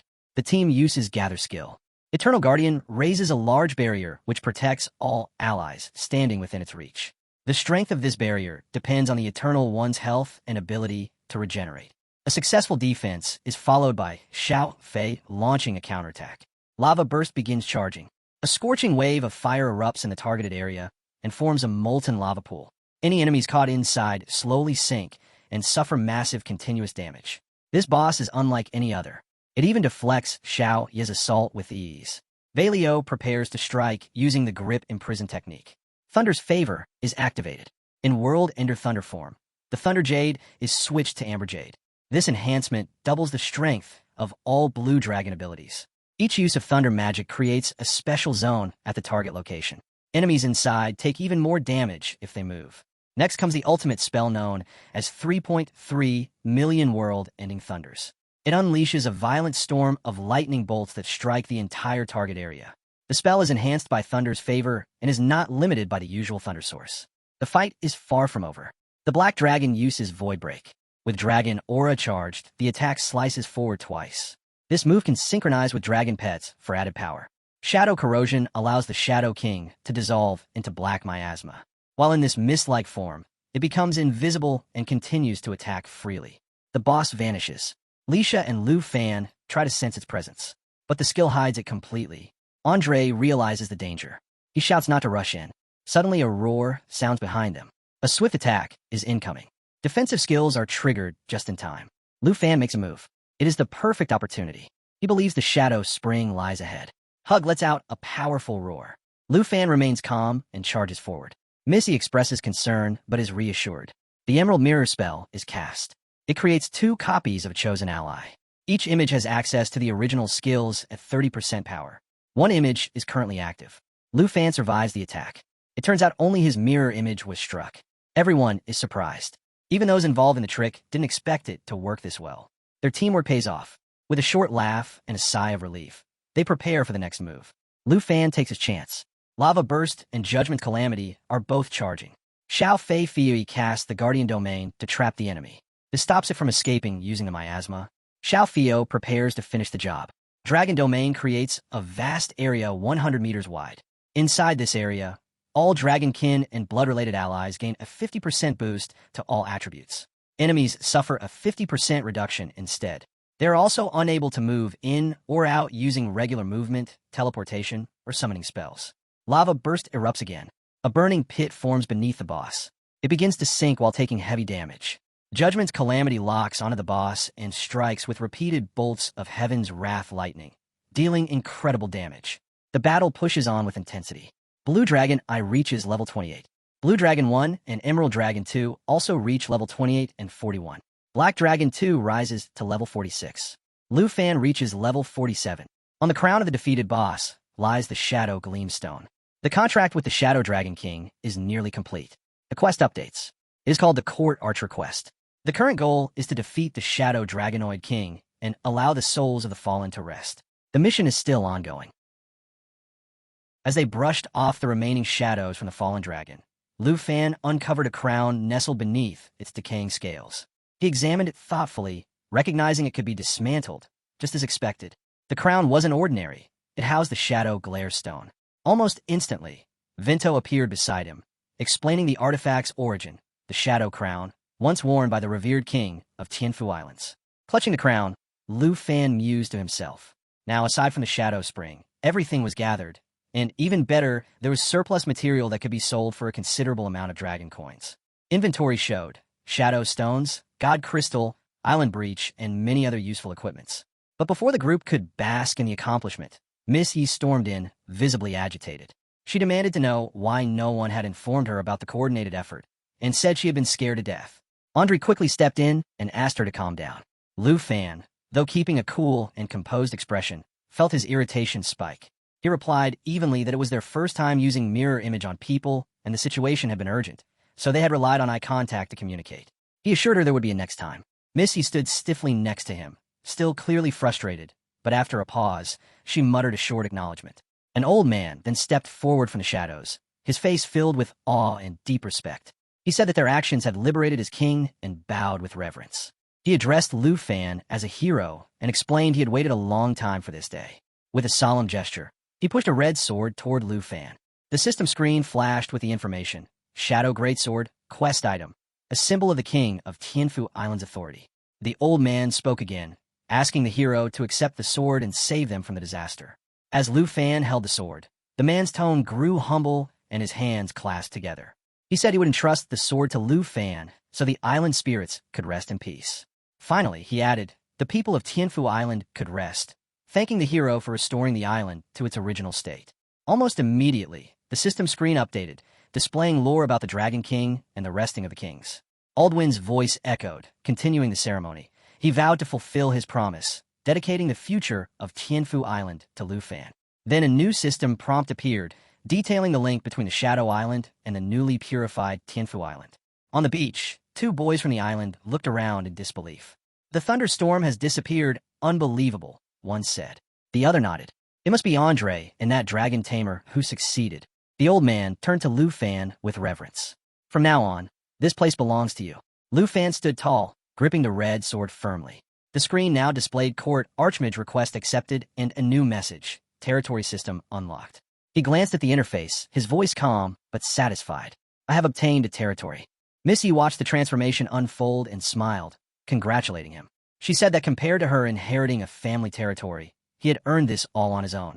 Lu Fan reflected on the newly unlocked territory feature. It generated daily resources, provided a steady income, supported wild monster respawns, and acted as a continuous experience pool. The system showed Tianfu, a level 2 island territory in region Black Sand Sea. With the Shadow Island purified into Tianfu Island, Lu Fan began calculating essential needs: water, stone, and shadow stones. He thought carefully. By default, defensive features like thunderstorms and fog were now deactivated. He could open the port to trade resources, accept monster clearing commissions, and even develop the island into a private vacation spot. But if necessary, he could switch it back to Shadow Island, reactivating storms, thunderclouds, and miasma fog to keep outsiders at bay. Resource output and monster hostility would also revert accordingly. Dragons and puppets could be left behind to fight and level up independently. Lu Fan noted that with the territory and the territory teleport skill, he could now open their teleportation gate here at any time. The screen responded immediately with details on the new skill, explaining that territory teleport allows the Lord to open or close a portal to the territory at will. Miss Yi clapped excitedly, saying that was fantastic and that the island was now beautiful and safe, so he could bring everyone over to see it. However, a troubled look crossed Andre's face as he asked what he should do. Lu Fan turned to him and asked what was wrong. Andre hesitated before admitting that his task was to destroy the Shadow Spring. But after searching for a long time, he only found one spring, and it wasn't the Shadow Spring. Missy interrupted thoughtfully, suggesting there might be a hidden area, and offered to help search. But Lu Fan held up a hand and told him to wait. Opening the system screen again, he asked to be taken to the spring Andre found, saying he might be able to help switch it into the Shadow Spring. Andre blinked, asking what he meant by switch. Missy chuckled, saying that since the island now belonged to Lu Fan, he must have a way. As they walked through the jungle together, Andre spoke with a bit of embarrassment, admitting that although his family's territory was vast, he didn't have one himself. Lu Fan looked at the spring and commented that he had thought it was small, but didn't expect it to be such a large pool. Missie's eyes widened in delight. Andre, curious, asked if Lu Fan meant turning it back into Shadow Island. Lu Fan confirmed this, explaining that if it was this spring, switching back to Shadow Island would revert it to the Shadow Spring. Missy knelt beside the water, gazing into its crystal clarity, and said such clear spring water made her want to take a bath.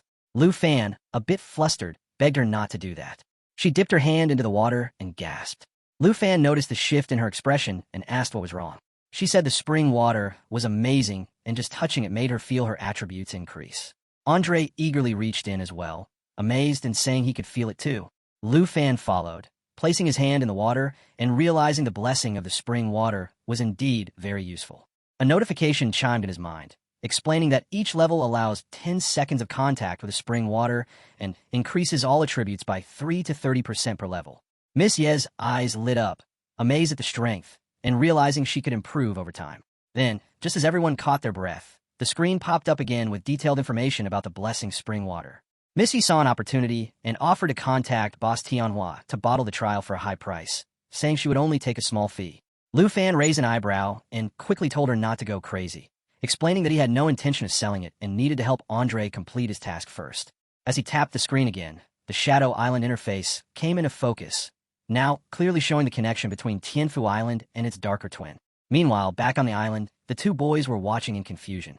One of them frowned and asked, "Why is the water changing back and forth? What's going on?" The other looked a little worried. Could it be that Andre and that dragon tamer failed?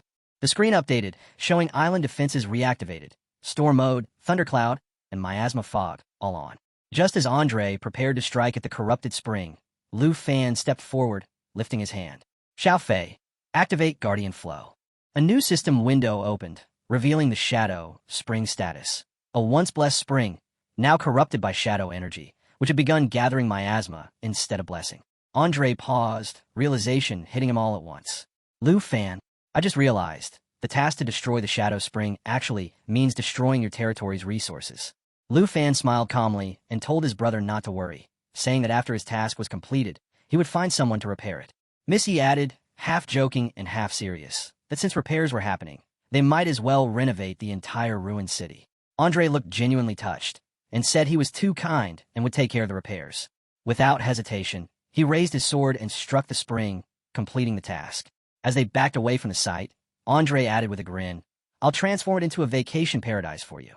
The skies suddenly cracked with streaks of electric light, signaling the transition of the scene, and maybe something deeper too. Lu Fan stood quietly, thoughts drifting. The journey to Shadow Island had come to an end, and now, finally, they could begin the return trip. He glanced back at the island one last time and said, "This trip was fruitful. I not only obtained a large amount of synthesis material, but also unlocked a territory and became a lord." Andre's task had brought in some serious rewards. Feeling guilty for damaging Lu Fan's territory, Andre not only offered to help rebuild the island, but also handed over a powerful skill book as compensation. A bright screen flashed before them, revealing the item's details. Skill book, Wrath of 10,000 Dragons, requires level 45. As the three of them stood together, enjoying the rare calm, Lu Fan's thoughts drifted forward. Now all that remained was the repair of the Shadow Spirit Eye. Once that was done, every piece of the puzzle for contracting the Shadow Dragon King would finally be in place. As the scene transitioned, Lu Fan remained deep in thought. A week had passed since he had taken over Shadow Island and transformed it into the vibrant Tianfu Island. During that time, he had shut down the island's defense system, allowing the puppet army to continuously spawn monsters, turning the place into an ideal leveling ground. To make travel easier, he even set the teleportation gate inside Villa Number 2. The island's picturesque beauty quickly became a favorite for everyone. It was peaceful, lush, and unlike any training ground they'd seen. Friends who came to visit found it hard to leave, and Lu Fan found himself thinking about all the future partners who would come to play, train, and unwind in the once-feared Shadow Island. In the blink of an eye, Tianfu had turned into everyone's dream vacation spot. However, despite the paradise he had built, there were still things left unfinished. Due to Andre's quest, the Shadow Spring's inner walls had been damaged, and until repairs were complete, they couldn't collect any more spring water. That thought brought Lu Fan back to the spring itself, where he stood at the edge, staring into the crystalline waters, lost in his thoughts. Then, out of nowhere, a massive golden dragon appeared within the spring. Its huge form moved gracefully, and as it placed one paw onto the ground, the surface trembled slightly. Lu Fan, who had been swimming nearby, looked up sharply. The dragon's deep voice rumbled. "So you were hiding here." Lu Fan's eyes widened in alarm. "Wait a minute, don't come over." Before things could escalate, Miss Ye's voice jumped in excitedly, calling out that there was a hot spring and no one told them, then called him a scoundrel. But as she stepped forward too quickly, she slipped and landed right on top of Lu Fan. He instinctively caught her and told her to watch out. She blinked in surprise, still sprawled awkwardly on top of him, muttering how slippery the place was. Lu Fan, clearly flustered, asked why she was there. With a teasing smirk, she leaned closer and commented on how red his face was, wondering if he was shy. He quickly yelled back that it wasn't true and blamed the hot spring water for being too hot. Laughing, Missy sat up and backed off, saying she wouldn't tease him anymore while tapping her interface. She announced that the Shadow Spring had been repaired. Lu Fan's eyes lit up, happy that the wait was finally over. He moved to the edge of the spring and pulled out a container, beginning to carefully collect the newly restored spring water, saying it was finally complete. Curious, Missy leaned over and asked what he had been making all this time. Lu Fan replied that she would know soon. As he confirmed the crafting interface, the screen popped up showing the Shadow Dragon King's contract crafting diagram. A system window appeared, asking for final confirmation, yes or no. Without hesitation, Lu Fan tapped yes. The water began to swirl, reacting with the item as it hovered above the spring. Lu Fan's eyes glinted with excitement as he announced that it was done. Missy gasped in surprise, realizing it was a summoning scroll. At that moment, Xiao Fei appeared beside them. Without wasting a second, Lu Fan caught the scroll and held it toward her. "Xiao Fei, eat it." Xiao Fei eagerly complied, swallowing the scroll whole. Missy blinked in disbelief. "Are you crazy?" Lu Fan grinned. "This scroll has limited uses. After Xiao Fei eats it, it will become her skill.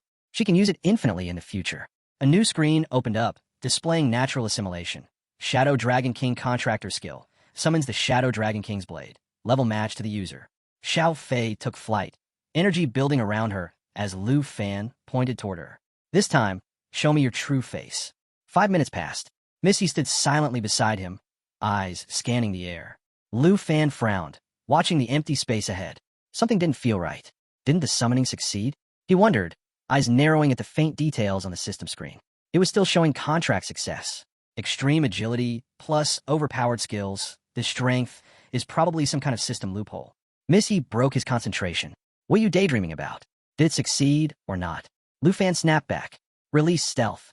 In an instant, a wave of white and blue energy shimmered in the air. It twisted and morphed until a dragon emerged. Massive, sleek, with crimson eyes glowing fiercely and a body radiating light. It let out a mighty roar that shook the nearby trees and scattered loose pebbles into the spring. Missy was left speechless, jaw half open. You actually brought out another dragon? And it can even go invisible. With a sly smile and restrained excitement, Lu Fan turned to her. This is no ordinary dragon, interested in testing its powers. As the scene transitioned, the dragon bird above let out a deafening roar that shook the crimson sky. In that instant, a new system window popped up, revealing details about the Shadow Dragon General, an intimidating presence with a level 95 tag. The screen displayed its combat modes: Night Form, Dragon Form, and Shadow Miasma.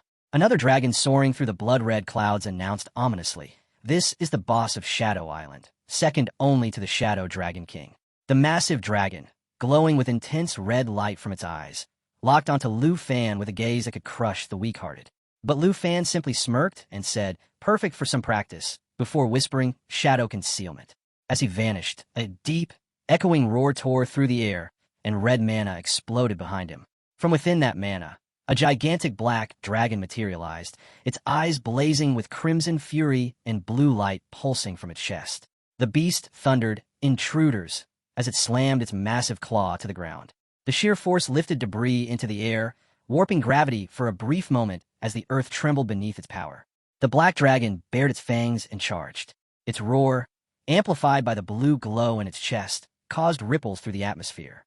Lu Fan, however, stood calmly, his gaze fixed on the dragon's terrifying form, a slight smile dancing on his face. The dragon, now face-to-face with him, gnashed its teeth in frustration, clearly provoked. Suddenly, the scarlet sky was ripped open by a blinding flash of white and blue energy. The beam shot down at breakneck speed, crashing into the dragon's side. Enraged, the dragon let out another roar as green mana surged across its scales.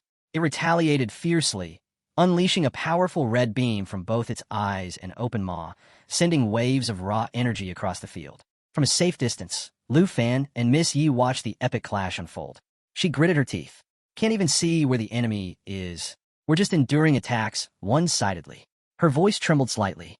"This is a nightmare." Lu Fan's eyes sparkled. "Let me add something, some fuel to the fire," he said, casting Soul Perfection on the Shadow Dragon King. The moment the spell activated, Xiao Fei flinched as the energy surged. A system screen materialized, showing the Jade Dragon 2's form switch, Light of Soul. Another window popped up right after, showcasing the Jade Dragon bloodline, a powerful trait that doubled all skill effect for dragons and those sharing the same lineage. The battlefield flared with magical pressure as Jade Dragon 2 emerged in full glory. A third system notification appeared, this time revealing Soul Protection, a powerful support skill that provided allied targets with 100% to 200% enhanced attributes based on specific fouls and conditions. Suddenly, the Shadow Dragon King let out a roar that shook the sky, directing its energy straight at the Jade Dragon 2. The overwhelming wave of shadow mana caused the surrounding space to blur and distort. Jade Dragon 2 tried to evade, its wings slicing through the air, but the energy chased relentlessly. Lu Fan observed silently, connecting the dots. So that's it. The concealment power of the Shadow Dragon King. It's strong enough to hide Xiao Fei even when she's fully attached to him. Just as the dragon landed again with another earth-shaking roar, its body began to glow with a strange combination of blue and pink energy. With a furious blast from its glowing red eyes, it unleashed a shockwave that knocked Lu Fan and Missy high into the air. Though they were flung far, the attack itself didn't hurt them. It wasn't aimed at their destruction. Instead, the energy raced toward a distant relic standing upright in the ground, an ancient, rune-covered clock. As the energy struck the structure, a final system window appeared. Shadow, Cloak activated. The description read, "Blocks any form of magical, physical, or formation-based attacks." Then, with a calm yet firm voice, Lu Fan said, "Turning all attacks into nothingness. This can be called perfect defense. Shadow Dragon King, show me your strongest strike."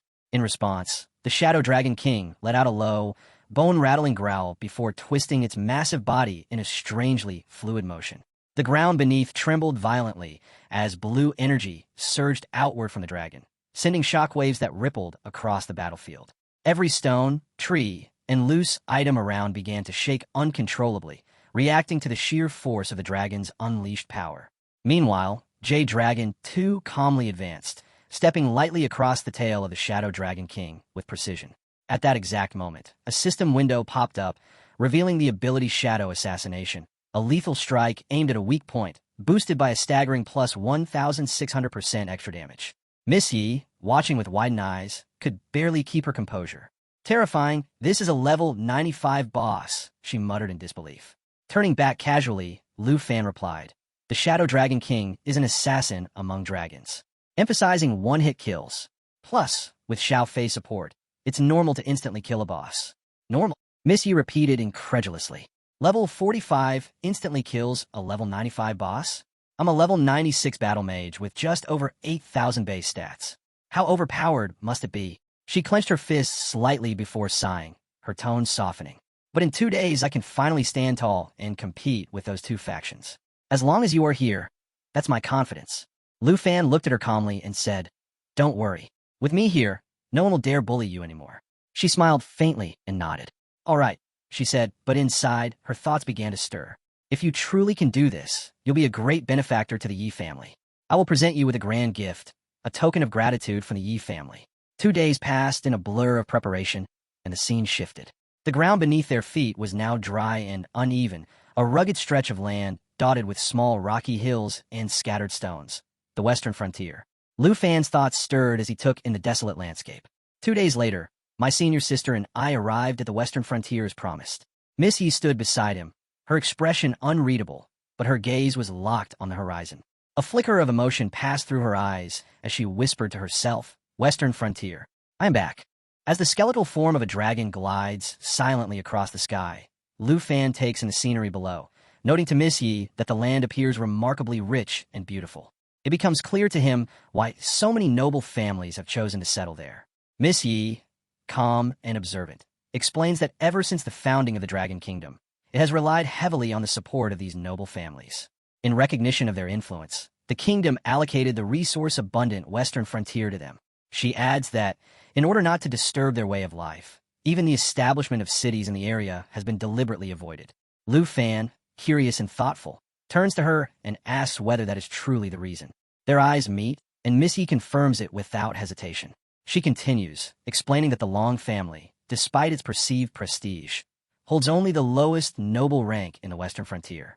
Farther in, she says, dwell even more powerful houses, Siba-ranked, A-ranked, and some guarded by fourth-tier experts. Among such elite families, she adds, even a fourth-tier expert is considered unremarkable. The dragon soars above vast mountains, its wings stirring the clouds. Lu Fan gazes out in silence, his thoughts racing. He begins to realize how shallow his understanding of the world truly is. The secrets hidden within this frontier are deeper than he ever imagined. In the eyes of these formidable A-rank families, he muses, someone like him must seem no more significant than an insect. They now fly over the dragon's colossal head, and Lu Fan catches a glimpse of light gleaming within its hollow eyes. Awareness, perhaps, or something darker. The ancient evil that animates the beast seems to take notice of their presence. Lu Fan's mind sharpens with anticipation. He tells himself that for this very reason, the day the wheel lifts will be worth the wait. Miss Yi interrupts his thoughts, stating that they have arrived. Below, a city stretches out across the land. She instructs the dragon to descend toward the Yi residence. Their craft touches down gently over the estate, and soon they stand before a stately villa. Turning to him, Miss Yi asks whether he is truly prepared to bear everything that awaits. If he regrets his decision, she says, now is the time to walk away. But Lu Fan does not hesitate. With resolve in his voice, he says that with everyone already gathered, he has no regrets. If anything, it is the Hong and Long families who should be reflecting on their actions. Miss Yi smiles faintly and extends her hand. She says it's time to show him where she grew up. Lu Fan accepts her hand and follows without question. The narrative shifts then to the Hong family grounds, where a grand martial arena buzzes with blue energy. In its center, a red monolith emerges from a teleportation gate, dissolving into shimmering particles. 2 men face off, one with black hair dressed in black, the other older, with white hair and robes to match. The younger man summons red mana from a rose in his palm, his tone confident as he remarks on the superiority of his ancestral techniques. Yet, he admits, even after a month of internal stabilization, he remains slightly behind. The elder man counters by unleashing blue mana and commending the younger for demonstrating the strength of a level 99 A-ranked noble despite only being level 98, a rare feat. He continues, suggesting that in another half-year, the younger one, Yu Tian, will likely surpass him. For someone born into a low-ranking noble family, the elder claims Yu Tian is a remarkable outlier. Reaching level 99, he adds, could allow their house to ascend to the ranks of the C-ranked noble families, providing the influence necessary to stand up to the ninth family. Yution listens silently, frowning slightly when the elder mentions their ambition. Then, as if prompted by intuition, the elder shares that news has arrived from Miss Yi. Both men turn as they are informed of her approach, accompanied, unexpectedly, by a young man riding a skeletal dragon. Yution questions whether it's truly a bone dragon and not just a black one. The elder confirms it. This particular beast, he says, has tamed multiple dragons and should not be underestimated. If allowed to grow freely, it will become a problem. Yution narrows his eyes, stating that if the young man survives in the western frontier, a place where survival hinges on conviction, he intends to recruit him under the Hong family banner. Life and death here, he adds, rarely reach the ears of the dragon capital. Closing his eyes, the elder then speaks of the Long family's impending arrival at the Yi residence. They intend to press for resources, justice, and even a marriage proposal for Miss Yi. These negotiations, he warns, cannot be taken lightly. Yution scoffs, noting that the Long family has not changed at all. He decides then and there that he will head to the Yi family 3 days later, coinciding with the Long family's arrival. By doing so, they can suppress both families simultaneously. The elder acknowledges Yution by name, expressing full confidence that the western frontier will eventually fall under their family's control. With that, both men descend from the arena.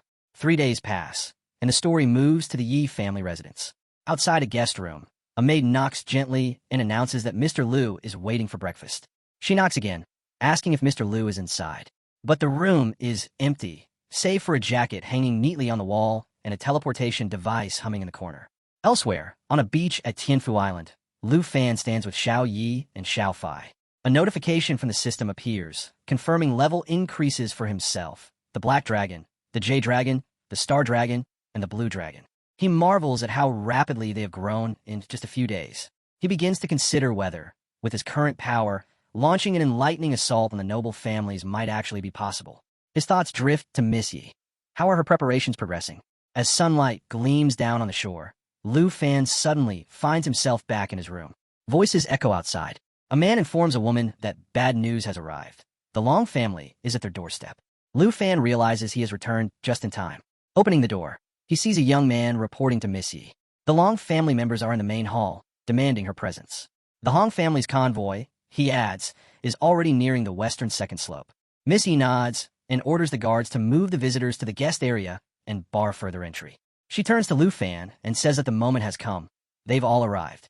Liu Fan smiles and reassures her that there's no reason to fear. As long as she is by his side, no one can touch her. Inside the main hall of the Yi family, they approach a long table where several men await. Liu Fan addresses them sarcastically, asking whether they still remember how to find the place. The gray-haired man at the table smirks and replies that the Yi family's hospitality is sorely lacking. They've been made to wait without even a pot of tea. Miss Yi fires back that, given their past conduct, they should feel fortunate to be welcomed at all. The man laughs cruelly and mocks her, claiming that even if they urinated on the Yi family's doorstep, no one would dare to object. Another man steps forward and introduces himself as Long Eru, second brother to Long Xing. At 32 and level 98 with a hidden profession classified as Diamond, his tone drips with condescension. He announces that the agreed 2-month period has passed. They've come to reclaim the resources the Yi family borrowed. However, he accuses them of betrayal, of turning their backs on Long Xing, who had gone to great lengths to chart a path for them. Their patriarch, he warns, is furious and demands consequences. Miss Yi's fury boils over. She declares that Long Xing violated the rules and shamed himself. Their family has no intention of returning anything. Long Eru grins and suggests a more peaceful resolution. If Miss Yi agrees to marry him, he says she will become Long Xing's sister-in-law. With her protected by the Long family, even Hong family will keep their distance. He remarks that punishing him physically, if it pleases her, wouldn't be out of bounds. Miss Yi, furious, points at him in open defiance. Long Xing chuckles from the background, stating that if she serves his brother well, he might consider sparing her. Before Miss Yi can reply, Liu Fan steps forward. With clenched fists, he hurls an insult, calling them shameless toads that don't know their place. After a beat, he adds that they should look in the mirror before coming to others with such arrogance. Long Eru falls silent for a moment, but his brother, Long Xing, suddenly bursts out in fury, shouting how Liu Fan dares to speak to his elder brother in such a disrespectful tone. Liu Fan, calm and composed, places his hand gently over Miss Yi's, then turns his eyes to the Long brothers. He assures her that there's no need to be anxious. He will not let them intimidate her again. Missy looks at Lu Fan, calling his name softly. A blush spreads across her cheeks. With a mixture of sarcasm and admiration, she remarks on how impressive it is that the Long family has shown up with such a large entourage. She wonders aloud what someone as weak as her could possibly do in such a situation. Lu Fan, initially quiet and slightly bashful, allows a faint smirk to cross his face. He notes, half-jokingly but with a sharp undertone, that they all heard the brothers loud and clear. Not only do they want the Yi family's resources, but now they want him as well. He adds, more firmly this time, that he will look after the Yi family, and Miss Yi too. His declaration hangs in the air, drawing intense glares from the Long brothers, who seethe in barely contained rage. Long Eru scoffs and speaks up again, mocking Lu Fan's claim. The idea that Lu Fan could take care of them seems laughable to him. Just because he's taken a romantic place beside Miss Yi, Long Eru argues it doesn't give him the authority to meddle in the affairs of noble families. But Miss Yi, her expression hardening, affirms that noble family matters are indeed governed by rules and hierarchy. As head of the Yi family, she announces clearly that Lu Fan will represent them in this noble dispute. Her tone brooks no argument. Long Eru, confused and angered, demands clarification. Lu Fan takes a seat calmly in the main hall's host chair, while Miss Yi stands beside him, her hand resting firmly over his. She then states plainly that he is the acting head of the Yi family, and asks if that title is sufficient for the Long family to understand the situation.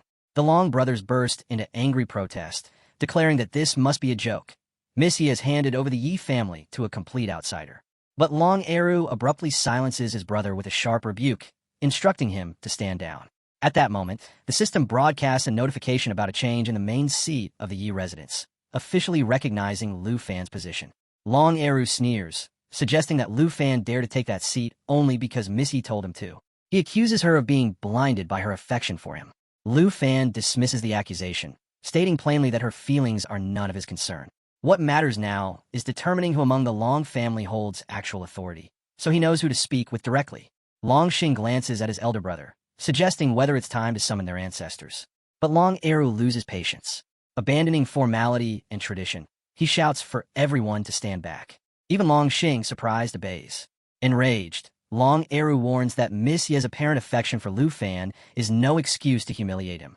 He declares that he's going to teach both of them a harsh lesson.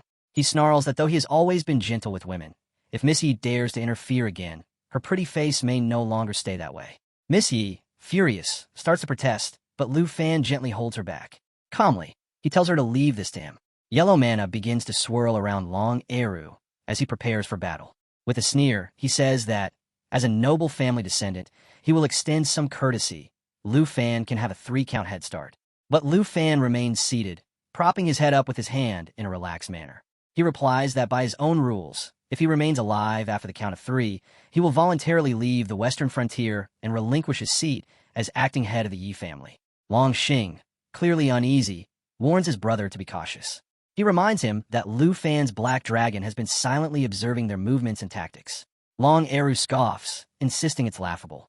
He believes that a 4th-tier diamond monk like Lu Fan, even with 20,000 defense, couldn't possibly endure a few of his serious strikes. Long Eru raises his voice and intensifies his aura. He then declares a counterwager. If Lu Fan remains alive after 3 counts, the Long family will return all the resources it had claimed and will even hand over Cloud Edge Mountain. He adds that since Lu Fan agrees to the terms, he won't be holding back anymore. Lu Fan begins to count 3, calmly raising 3 fingers. To everyone's shock, he doesn't move.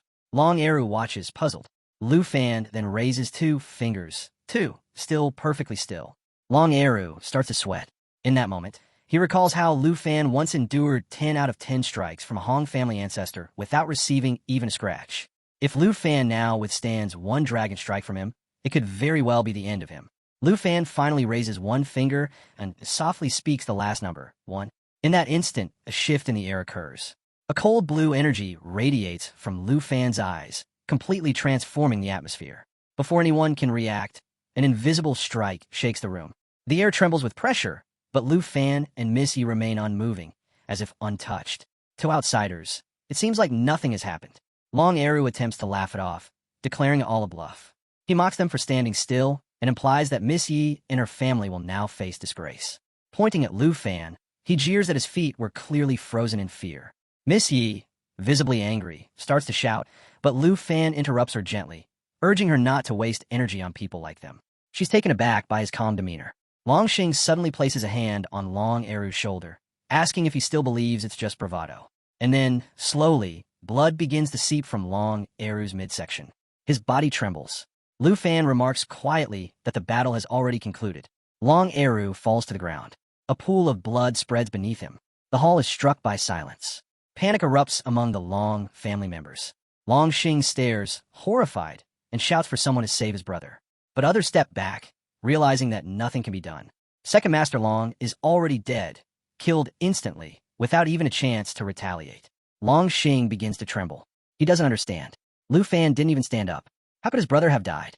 Lu Fan sits silently, his fingers interlaced, calm as ever. The other Long family members explode in anger, accusing Lu Fan of killing their second master and calling for him to be captured. One of them bellows that Lu Fan must pay with his life. But Longxing quickly steps in, warning them to stop unless they truly wish to die. Despite the warning, the crowd continues to shout. They demand Lu Fan's punishment, insisting he must be taken back to the Long family. Missy turns to Lu Fan and states that they should leave one of them alive to deliver a message. He stares at the carnage and asks if it's all over, if everyone else is really gone. Lu Fan rises from his seat and walks toward him. He reminds Longxing that, according to the Long family's own traditions, its servants have clearly refused to obey. Lu Fan asks whether Longxing can truly claim to control them anymore. As he slides one hand in his pocket, Lu Fan looks him in the eye and asks coldly, "So tell me, who's the young master of the Long family now, and whose legs are too weak to even stand?" Longxing is on his knees, begging Lu Fan for mercy and asking him to spare his life. He claims that he was just following his second brother's orders. However, Lu Fan denies his plea, telling him not to touch him with his filthy hands. Missy looks on at both of them. Lu Fan then reveals that he hadn't planned to kill Longxing. Instead, he wants him to return to the Long family and deliver a message, just like last time. Longxing becomes happy and immediately agrees to do so, thanking Lu Fan for sparing his life. Lu Fan, along with Miss Yi, leaves the scene, instructing Longxing to inform the Long family that they must return the Yi family's resources and transfer all territories to them within 3 days. Lu Fan adds that the Long family will also have to offer annual tributes and vote in favor of the Yi family. The gods will follow their lead. Longxing obeys Lu Fan's order, and Lu Fan gives him a warning, saying that if the Long family doesn't comply within 3 days, he will crush them. Longxing claims to understand everything and promises to relay the message word for word. Miss Yi orders the gods to throw him out. The guards obey her order, throwing Longxing to the ground and telling him to get lost, calling him a dog, and saying that the Long family has found what they deserve. Longxing holds himself on the ground, wondering if anyone will believe him after delivering the message, considering Lu Fan instantly killed his second brother and many others. He thinks that people will ask what skill Lu Fan used to kill them, but he's still unsure himself, as Lu Fan never left his chair and he didn't see anything. One of the gods shouts and yells at him, telling him to leave and warning that if he wants to die, he can stay. The god yells louder, saying that he's talking to him, but he's not listening. Longxing notices their talk and becomes terrified. The next moment, he runs away from the family area, shouting that they don't have to kill him and asking for help. The guards make fun of him, saying it's right for him to run away. Another one comments that they still have quite an intimidating presence. Longxing rushes through the area quickly, recalling a memory and shouting that he's sure of his thoughts. The system notifies him about a person with shadow concealment ability. He notices a dragon presence behind him and shouts that the thing has been there all along. He rushes away from the scene. Half an hour later, over the western frontier, the wind is blowing and birds are chirping, and the scene shifts to the Hong family. Yu Qian, along with his members, is heading towards the Yi family. One of the members comments that the ancestor has learned that the Long family dispatched dozens of third-tier servants that day. The member wonders if they are enough to take on the Long family, to which Yu Qian responds that they are just a bunch of level 60 to 70 players and not worth watching.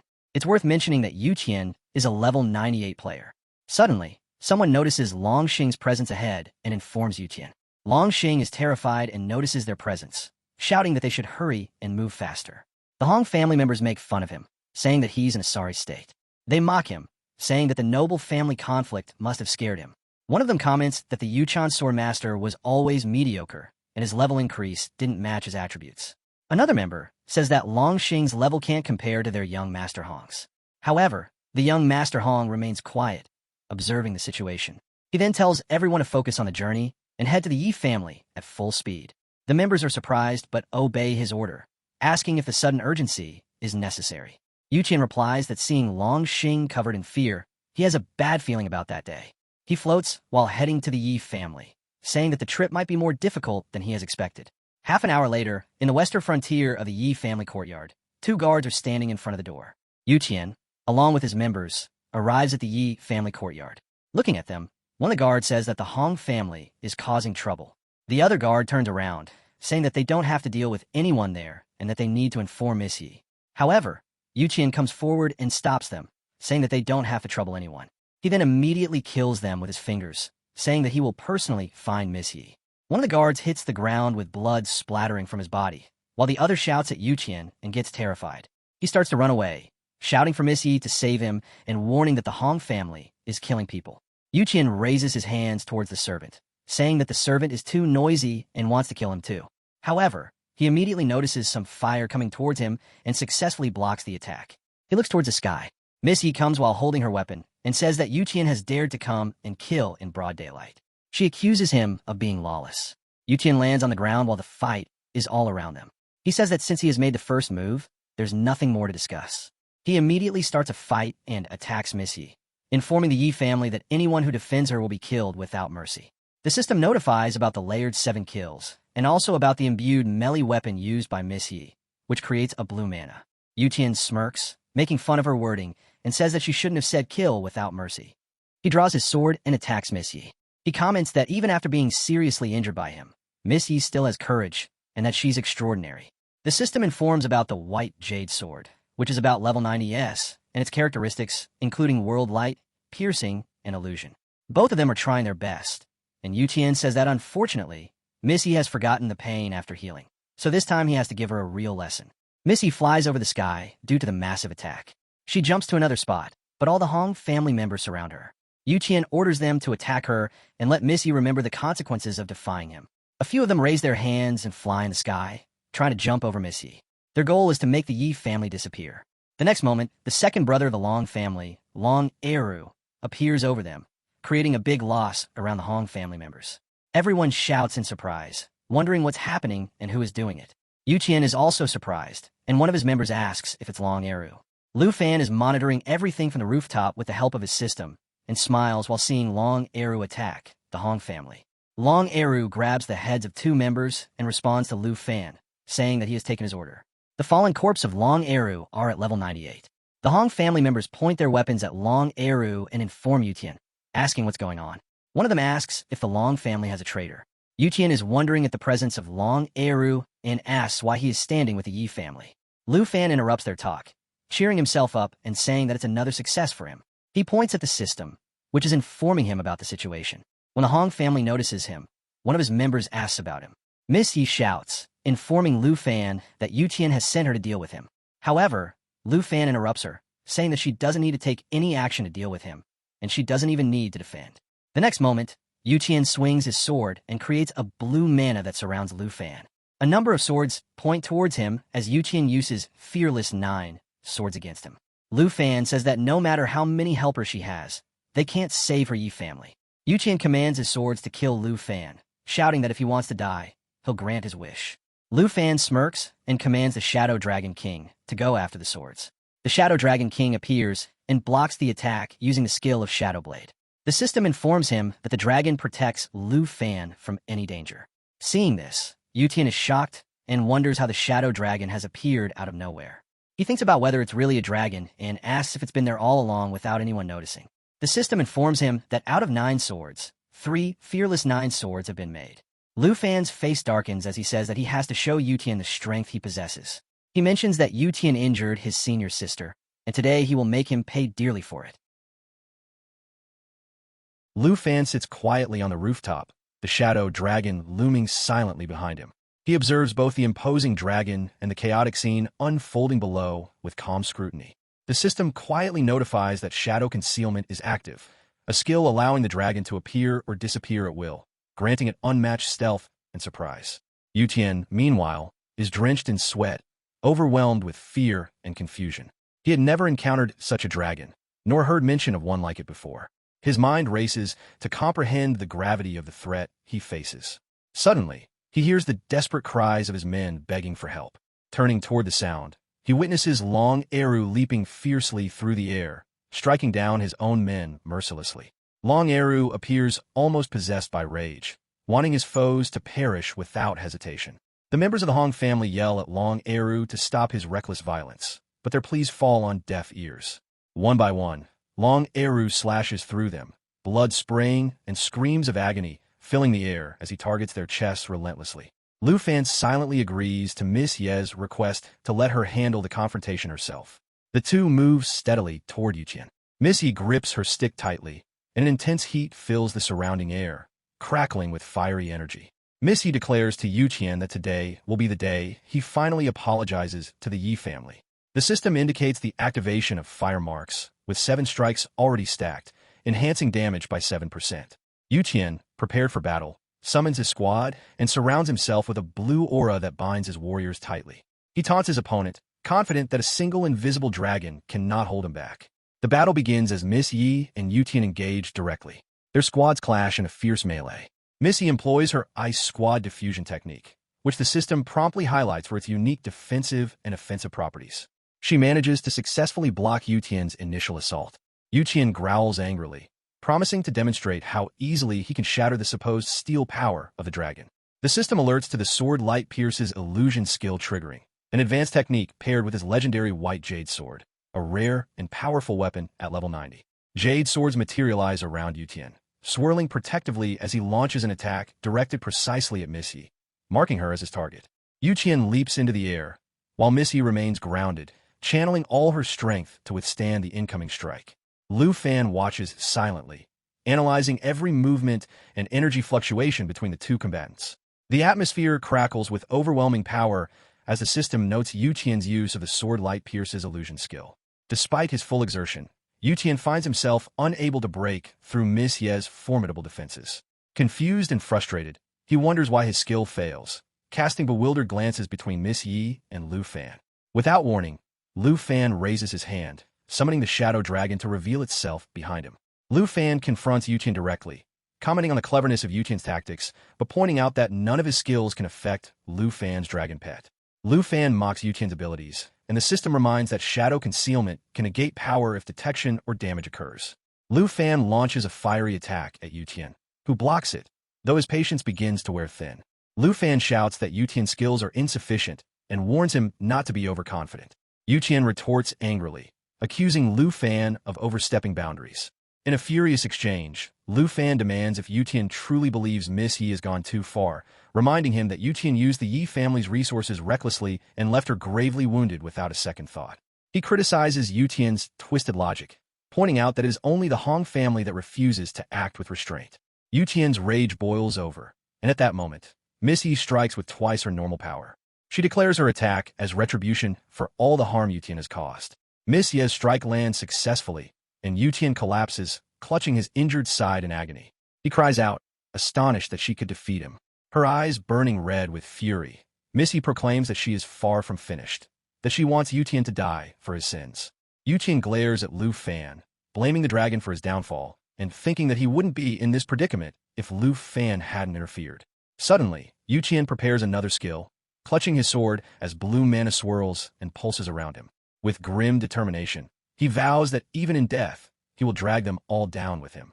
Miss Yi immediately recognizes the change in the air, a deep blue aura spreading around them, signaling a skill she herself had suffered from before.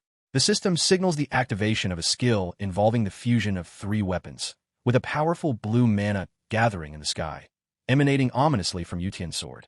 Lu Fan senses something is amiss and suspects that Yuqian might be faking an attack on Miss Yi, hoping to provoke him into intervening.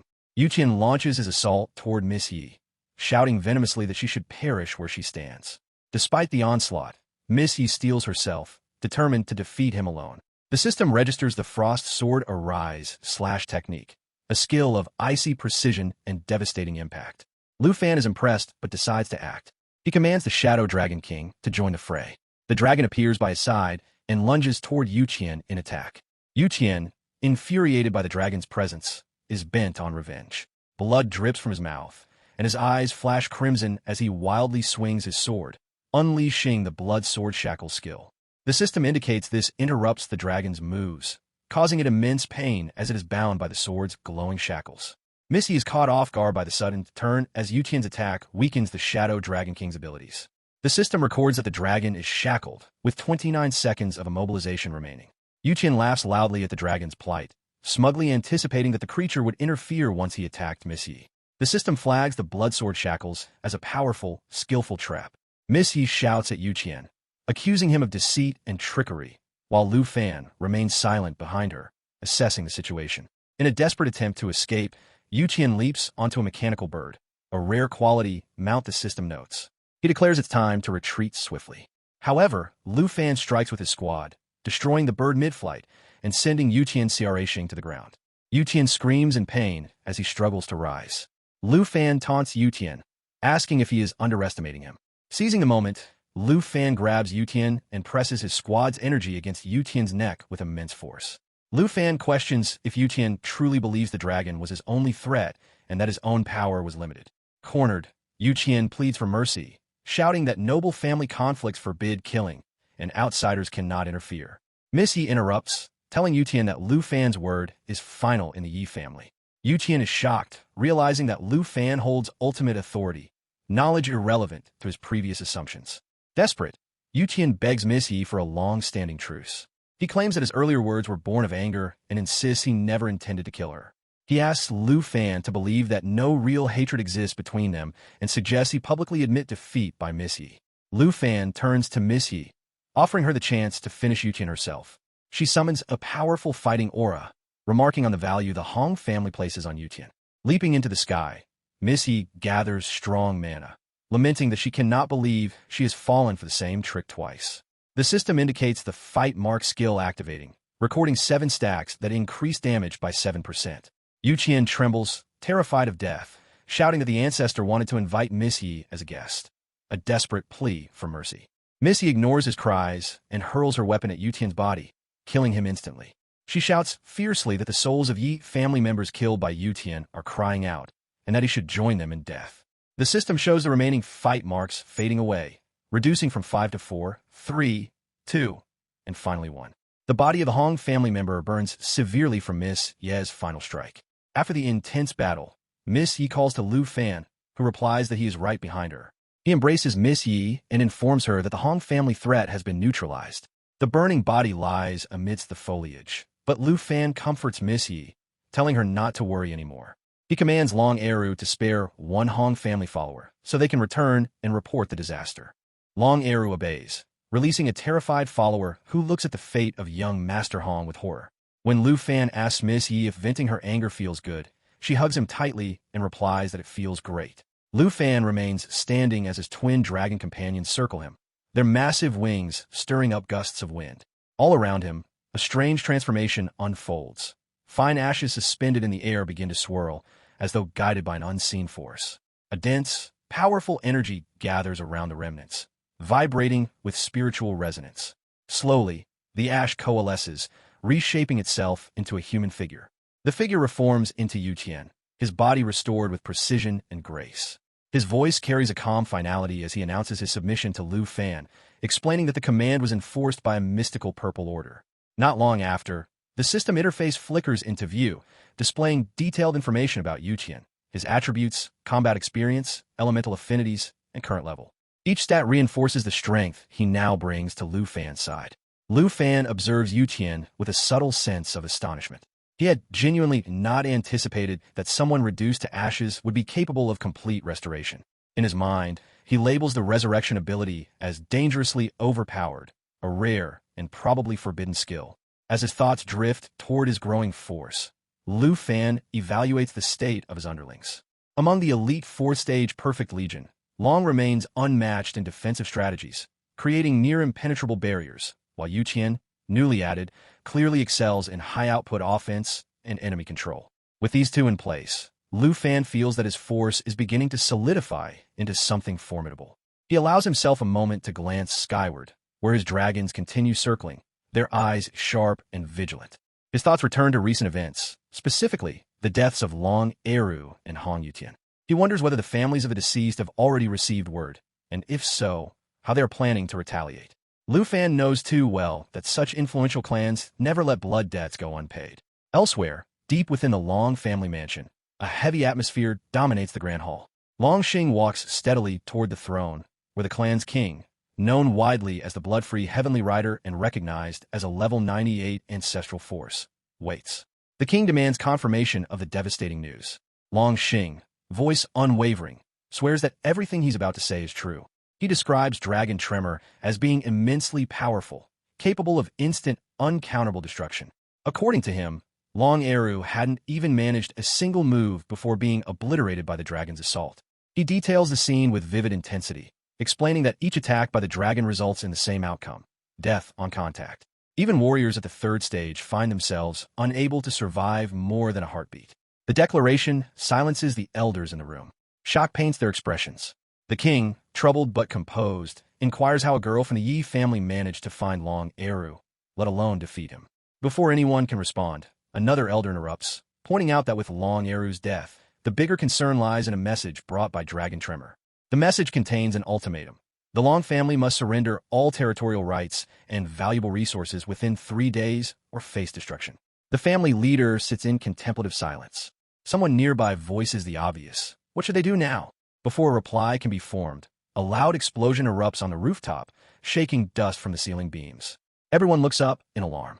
Moments later, a figure bursts into the hall, shouting a name with barely contained fury: Long Chung Kong. The voice belongs to the elder from the Hong family, a man clearly consumed by anger. His eyes flash with grief and accusation as he demands an explanation from the Long clan. The death of his grandson, Hong Yutian, weighs heavily on him. Long Chung Kong narrows his eyes and responds with biting sarcasm, dismissing the elder's words as baseless and calling him a fool for suggesting that the Long family allied with the Yi. He mocks the Hong clan for failing to defeat the Yi and now shifting blame elsewhere. But the Hong elder refuses to back down. He accuses Long Eru of killing his grandson, implying it was done under the orders, or at least cooperation, of the Yi family. The accusation is personal, raw, and volatile. Long Xing stares in disbelief. He asks for clarification, pointing out that his brother was killed by Lu Fan's dragon. He had seen it happen with his own eyes. He directs his frustration at the elder, reiterating that Long Eru never assisted Lu Fan, nor could he have been involved in Hong Yutian's demise. The Hong elder, face contorted in pain, turns his gaze toward Long Xing and asks again, was he telling the truth? Though slightly calmed, the old man issues a chilling warning. If Long Xing lies, the punishment will make him beg for death. Long Xing quivers, his courage quickly unraveling. He instinctively shifts behind Long Chung Kong for protection. Chung Kong steps forward, asserting that while this may be a place of grieving, it is still the Long household, and no one should forget that. The Hong elder remains still but visibly furious. Long Chung Kong confirms Long Eru's death, and Long Xing silently agrees. The family leader then proposes another possibility. If someone saw Long Eru apparently aiding the Yi, then perhaps a necromancer had been involved, manipulating the corpse. That suggestion infuriates both elders. Their magical auras flare, dark and immense. Long Chung Kong continues, explaining that the Dragon Tamer had intentionally sent Long Xing back with the surrender message. This wasn't simply an act of cruelty, it was a strategy. The Hong elder reveals he received the same ultimatum. In rage, he slams his fist to the floor, sending stones scattering across the chamber. He questions how the Yi family gained such confidence in only 2 months. Long Chung Kong declares that arrogance will be their downfall, and that revenge is inevitable. Images of the dragon flash in Chung Kong's mind. His hand rises, conjuring fire. He explains to the room that the most dangerous element of the Yi family isn't a technique or artifact. It's the Dragon Tamer and his 2 pets. Long Xing outlines their strengths. One of the dragons moves like an assassin, silent and deadly, while the other overwhelms targets with brute strength. Together, they're nearly unstoppable. The Hong elder, now stroking his long white beard, muses that dragon tamers aren't invincible. If the dragons can be restrained, the tamer becomes vulnerable. Once the tamer falls, the dragons vanish back into their pet space. Still, he admits, the Long dragon proves uniquely difficult to subdue. Long Chung Kong counters with a measure of reassurance.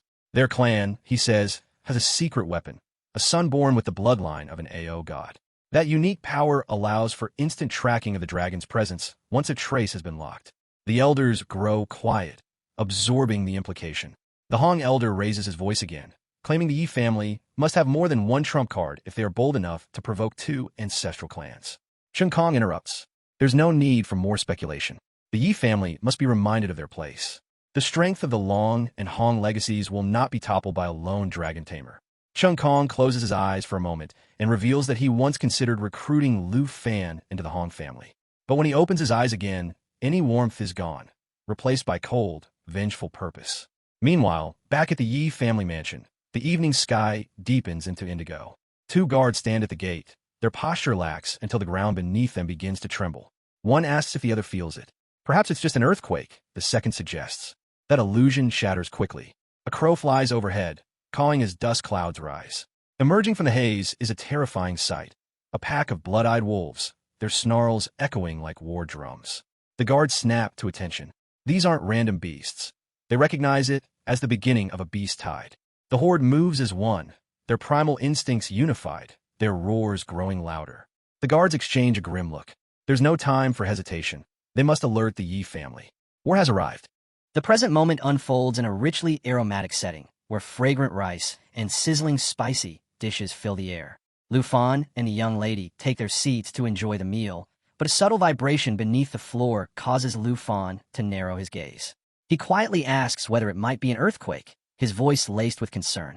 The young lady turns sharply toward him, her expression tightening as she listens. Before she can offer an answer, a faint sound draws her attention. An employee steps into the room, worry etched on his face. He leans in and whispers urgently that trouble is looming. The beast tide is making its move. The young lady's eyes widen in alarm as she leans closer to Lu Fan, barely audibly repeating the words beast tide. Lu Fan meets her eyes, nodding firmly. He states that they must go outside to see what's happening. As the scene shifts to the exterior of the Yi clan's villa, members of the family are seen preparing for battle, swords in hand, standing firm to defend their home. In the fading light, a horde of wild wolves emerges, their eyes aglow with an ominous red hue. Tension grips the air like a drawn bowstring. Standing above them is an old man, hovering mid-air beside a majestic sky dragon. His face is twisted with rage as he bellows at the defenders. He demands to know how they dare to kill Xinger while still expecting the Hong clan submission within 3 days. The old man's anger pours out as he accuses them of betrayal, reminding them that the Long and Yi families once shared bonds of kinship. Now, they have taken the life of someone from the Long bloodline, and the Yi clan remains unapologetic. He declares that they've brought this calamity upon themselves. Clad in iron armor and riding the sky dragon, the old man extends his hand toward the Yi family and issues a chilling command. The Yi manor must be leveled, and no one is to be spared. At his words, the wolves lunge forward, launching an attack. The Yi guards react with resolve, shouting that they must charge and defend the manor. As the wolves strike from the front, red mana begins to fall from above, raining down upon the defenders. The guards brace themselves, aware that they are being surrounded on all sides. One guard yells that the enemy has encircled them. Another cries out in desperation, stating that real danger is upon them and that they are at a loss. The lead guard, desperate to survive, steels himself against the incoming red mana. As it descends, it crashes against a glowing blue shield that protects the Yi family. Both the attacking wolves and the red mana slam into this barrier, which astonishingly holds strong against the fierce assault. The sight of the unyielding shield enrages both the Long and Hong family leaders. The old man shouts in disbelief, claiming that even legendary defense scrolls shouldn't be able to withstand such a powerful attack. He wonders aloud what kind of mysterious power the Yi clan is using to nullify the assault. Another voice from the enemy side murmurs in astonishment that they hadn't expected the Yi family to still possess such formidable trump cards. At that moment, Lu Fan appears at the front lines alongside Xiao Fai and Miss Yi. A system notification informs them that the Eternal War Barrier has been activated, creating a zone of protection. Lu Fan observes that this display is still not enough to awaken their enemies to reality. Despite undergoing 4-state transitions, he notes that today's musketeers are still overconfident. Yet the Hong and Long clans appear to ignore him completely. Miss Yi yells in frustration, pointing out that the two clans are joining forces against the Yi manor. Long Chong Kong remains briefly silent, staring at them before making a bold statement, that if anyone here is a dragon, it is him. Lu Fan agrees, calmly replying that Long Chong Kong may be the only dragon he sees, but the comment is laced with irony. Miss Yi interjects, reminding Long Chong Kong to adjust his tone. She asserts that Lu Fan now stands at the pinnacle of the Yi clan, and that his authority is beyond dispute. This provocation fuels Long Chong Kong's fury. He scoffs, accusing them of arrogance, questioning how they dare to act so high and mighty with only a few dragons on their side. He vows that the unified forces of the Long and Hong clans will demonstrate the overwhelming might of a million-strong, noble alliance. Lu Fan remains composed, even smiling slightly. He dismisses their reliance on numbers, calling it absurd to think a beast wave and a few artificial state transfers could crush the Yi clan. He finds their behavior laughable. Miss Yi, visibly furious, narrows her eyes at the Long clan ancestors, her anger simmering. At Lu Fan's command, his dragons step forward, responding to his call. The sheer number of dragons that gather behind him leaves the Long family speechless. Long Chong Kong's voice trembles as he asks how Lu Fan could have so many dragons under his control. The old man, visibly unsettled, nervously laughs and insists it is impossible to find genuine dragons in this world. It should be harder than reaching the heavens. And yet, Lu Fan stands before them. Surrounded by dragons he treats as pets. A new system notification reveals a process called natural assimilation, through which mana released by the small dragons born from his companions enhances their strength. Long Chong Kong begins to wonder if he, too, might one day summon dragons of his own, while the old man grows increasingly anxious, questioning how deeply Lu Fan's powers remain hidden. Lu Fan, still calm, gives a low whistle and states that there's no need to rush. Something even more shocking is on the way. Missy beams beside him, clearly moved by his confidence. He then calls forth his underlings, Long, Eru, and Yuqian, who emerge in front of the crowd. The ancestors of both the Long and Hong clans are left speechless at the sight of their own sons, now standing under Lu Fan's command. Another system message announces the activation of Corpse Dragon Control, which governs all puppets formed from fallen sacred dragons. The old man reflects grimly on Lu Fan's army, admitting inwardly that even a single puppet from his side could overwhelm an entire noble clan. He remembers how the fall of the Taisher kingdom came about, and all because of Lu Fan. Long Chong Kong begins to despair, wondering whether they have already lost this battle, especially since their wolves are now trembling with fear. A yellow light envelopes Lu Fan, and he declares that he wants to test how long their noble elite can withstand his wrath before being destroyed. His eyes glow yellow, flames circling him, and then, before their very eyes, he undergoes a dramatic transformation, becoming a massive yellow dragon. The Long family ancestors are dumbfounded, unable to believe that Lu Fan not only commands dragons, but can transform into one himself. His strength now appears unimaginably vast.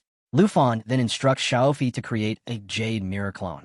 Obediently, Xiaofi performs the technique, and an eerie aura blankets the battlefield. A system notification signals the clone's activation. The yellow dragon splits into multiple identical dragons, and Lu Fan proclaims that he has never feared being outnumbered. The old man is overcome by doubt, questioning whether launching the attack on the Yi clan was a critical mistake. Lu Fan, determined, shouts that he cannot allow any of them to survive. Another system message announces the activation of dragon language replication. His dragon pets are now being copied. One of the yellow dragons then breathes white flames in a devastating blast. The system recognizes the move as the lava burst technique, spreading fire rapidly across the battlefield. In defense, the old man constructs an energy shield, cables of energy weaving through the sky. Long Chong Kong attempts to cover himself with his wings, but the fire closes in. The system now declares the activation of the roaring thunder technique, sending lightning bolts crashing into the targeted zone. In the next breath, yet another ability is deployed, falling stars, causing a rain of starlight from a constellation-like field above. Panic grips the old man, who now believes he's living through a nightmare. Fear tightens around his chest as he comes to understand that against Lu Fan, there might be no escape. The system sends a new notification, informing everyone that the dragons have begun utilizing a powerful new technique called Starfall, which unleashes ancient, unsealed dragon language magic. High above, the dragons soar through the skies as chaos erupts below. Clan members scream for help, scattering in panic, desperate to escape the destructive might raining from the heavens. Alongside this, the dragons continue their use of the devastating lava burst technique. One of the dragons flaps its mighty wings, triggering a massive explosion that rocks the battlefield, engulfing the ground in roaring flames.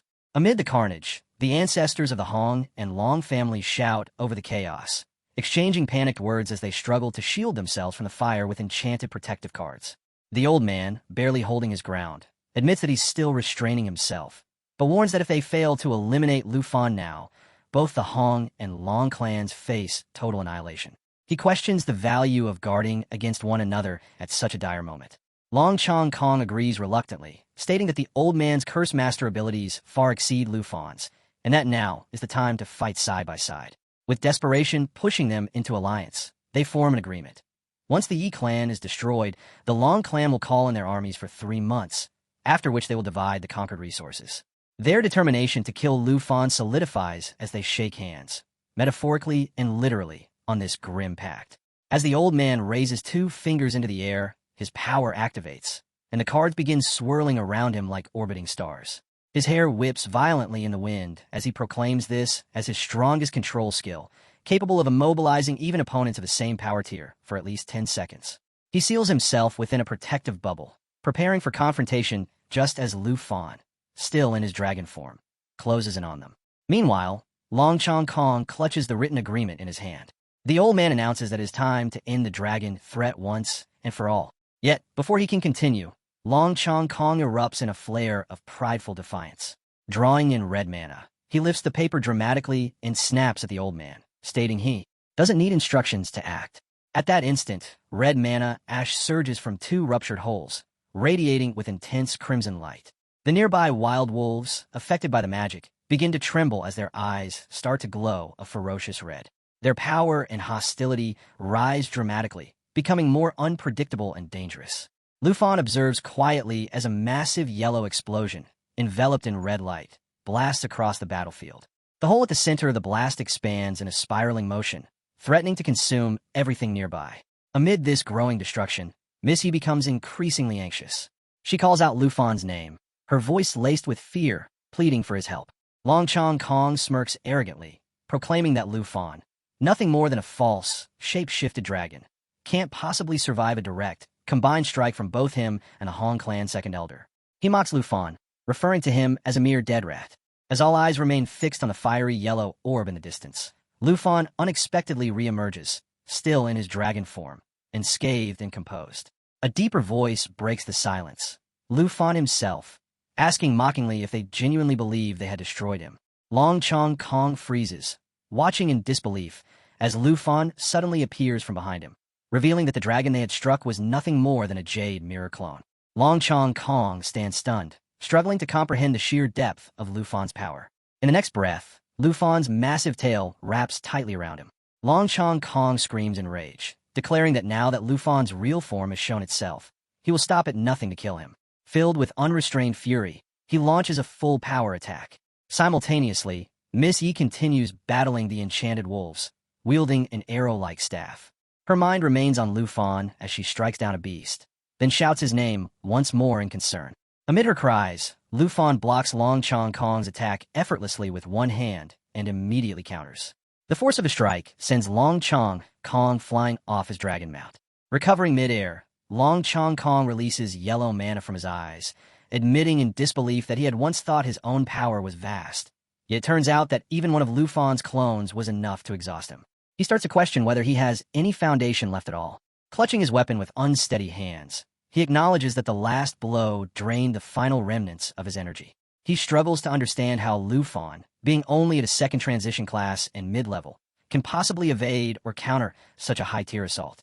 But before he can process further, Lu Fan stands before him again, ignoring everything else around them. Lu Fan coolly asks what remains for him to resist with. He notes aloud that his dragons are using advanced combat techniques, Jade Dragon skill, Star Dragon skill, and Steeler Radiance form, as well as undergoing a Blue Dragon level increase. He mentions that even his pets have leveled up. With calm mockery, Lu Fan taunts Long Chong Kong, asking whether he and his allies have anything left besides shattered bodies and dwindling morale. As flames continue to consume the battlefield, Long Chong Kong witnesses members of his clan falling to the fire. He asks quietly whether he has brought death upon his own people.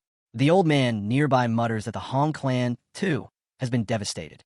Suddenly, Lu Fan appears behind both elders, declaring that from this day forward, the western region will know nothing more of the Long and Hong clans.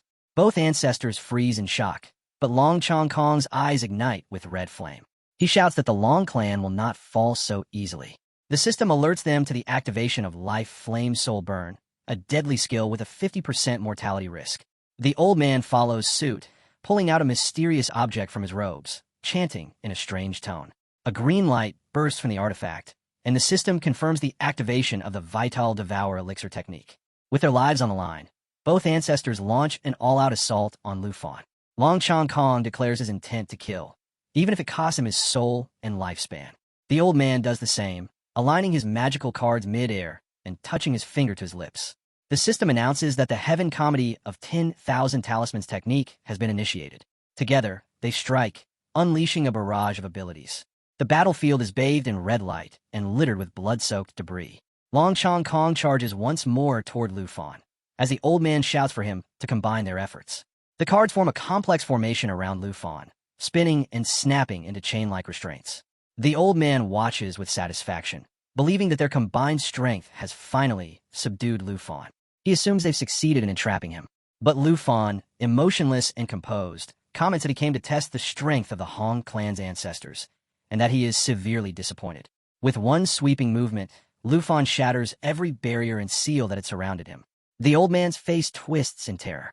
His eyes widened as the realization dawned. Despite everything, they couldn't even hold Lu Fan for a single second. The implication becomes painfully clear. Against this power, they are utterly helpless. Lu Fan begins to lose all restraint, his body blazing with wild yellow flames as he declares that it is now his turn to act. The system sends a notification, announcing that Lu Fan has activated the dragon language replication technique. Across the battlefield, the old man instantly shields himself with his enchanted cards, recognizing the danger in Lu Fan's rising aura and knowing this moment could seal their fate. The system notifies again, this time revealing that the old man has cast the Mystic Talisman Spirit Shield, one of the legendary 12 elemental talismans. Yet even that seems insufficient. The yellow dragon's eyes lose all color, turning white as he calmly remarks that they must endure this strike no matter what. In the next instant, a torrent of flame bursts from the dragon's mouth, a tidal wave of fire hurtling straight toward the old man, who lets out a shriek of agony. The system confirms that Lu Fan's dragon is unleashing the lava burst technique. Flames engulf the old man completely, overwhelming even the cards meant to protect him. His defenses falter. The enchanted cards burn to ash, disintegrating mid-air and falling like scorched leaves from the sky. Moments later, both the old man and his broken cards crash to the ground. Lu Fan, satisfied, reverts to his human form, stepping forward with measured calm. Approaching the injured Long clan ancestors, Lu Fan hears one of them groan that their clan's divine archer could strike through even god-tier camouflage. And yet, they cannot comprehend what trick Lu Fan and his dragons are using to evade detection so flawlessly. Lu Fan looks down at one of the Long family soldiers lying lifeless in a pool of blood and remarks with a smirk that if they're referring to the little bug in the shadows, then it's already too late. His dragons have already found him, and he's seen everything.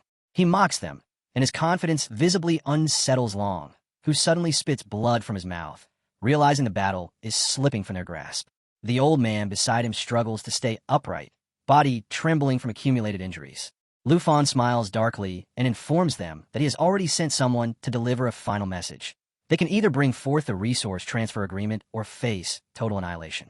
It's clear they've chosen destruction. With a serious expression, Lu Fan remarks that their dire situation is of their own making. Whatever pleas or explanations they have left, he suggests they make them in the afterlife. Long Chong Kong, wounded and exhausted, warns Lu Fan that while he may not fear the Long clan, the forces standing behind them are powerful beyond his comprehension. The old man raises a trembling finger and declares that both their clans are backed by the Ark clan, a formidable Class A faction whose level 100 elites could crush him without effort. Lu Fan, completely unbothered, nonchalantly cleans his ear with his pinky finger and sarcastically asks if they are done issuing threats. Long Chong Kong looks stunned by Lu Fan's indifference, while the old man yells again, urging Lu Fan to reconsider and warning him of the consequences. Lu Fan simply replies that if they care so deeply about their backers, they should lead the way to the underworld themselves. A powerful yellow aura begins to rise around Lu Fan's feet, and one by one, his dragons return to the battlefield, glowing with unique energy lights. Thunder cracks overhead, the sky darkening with menace. The old man exclaims in disbelief that Lu Fan really intends to drag them into a battle of life and death. Lu Fan, however, suggests that someone from their precious Ark clan may indeed come, but only to hear their final screams. All of his dragons now hover behind him in formation, wings spread wide and eyes blazing. Long Chong Kong roars that killing them now would mean turning the entire noble world against him. Lufan's eyes shift to a glowing yellow, his hand rising as golden mana surges around him. He responds calmly. This is exactly what he wants. Mana from different elements gathers above them, forming a constellation-like glimmer in the dark sky. Lufan announces that he has been holding onto a hidden technique for far too long. The old man watches nervously, trying to decipher the transformation he sees taking place, wondering if Lufan is fusing all 5 of his dragons into his own body. Suddenly, a large white dragon materializes behind Lufan.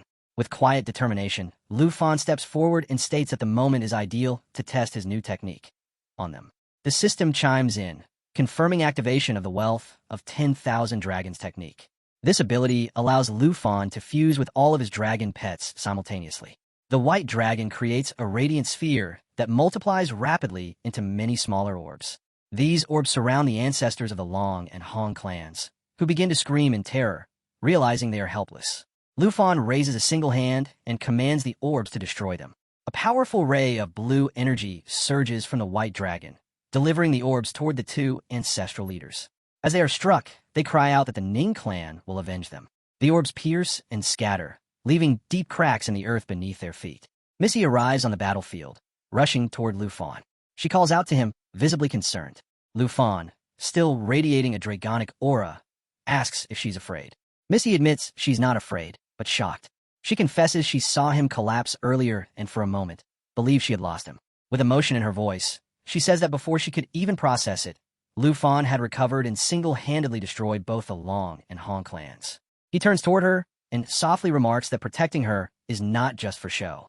She blushes, lowering her gaze and turning away, left momentarily speechless. Missy gathers herself and states that with the enemy clan leaders and their supporting forces eliminated, the remaining stragglers pose no threat. She suggests that this is the perfect opportunity to seize full control. Lufan agrees and prepares to head to the Long clan's territory. Missy offers to handle the remainder of the Long clan herself. Rising into the air, her staff glowing beside her, she ascends with a fairy fluttering behind her. Lufan, meanwhile, reflects on the tactical maps, wondering if the Long clan was one of the key locations marked on the 2 god-tier trigger maps. He spreads his wings and soars into the sky. As he flies, the system sends a new alert. 17 million chi enthalpy technique has been activated. This grants him access to the Stellar Code, a rare celestial summoning protocol. His dragon companion's Star Dragon skill rises to level 40, the creature trailing closely behind. Lufan checks the system's notifications, noting all recent upgrades and enhancements. He muses that as expected, the Stellar Radiance form's previous limitations had only been a temporary shackle. Now that boundary has been broken, allowing a new, world-altering transformation to unfold. Before him, the white dragon manifests a glowing orb of electric energy. Mana light patterns scatter across the sky. The system repeats confirmation of the 17 million chi enthalpy, a breakthrough that generates a storm of overwhelming elemental mana. Elsewhere, Longxing stands in the middle of a deserted road, whispering that there's still no word from his patriarch. A sense of dread clings to him, like a dagger pressing into his spine. Suddenly, a beam of light strikes the ground near him. He looks up, confused and alarmed. The sky above him is no longer clear. It is filled with arcs of lightning and swirling mana energies of different hues. Longxing stands frozen, stunned by the unnatural sight, and mutters aloud, unable to comprehend what he's seeing or why the very sky seems to burn with unstoppable power. Lufan stands in the middle of Long Street with his black dragon beside him. He reflects on the terrifying power of his technique.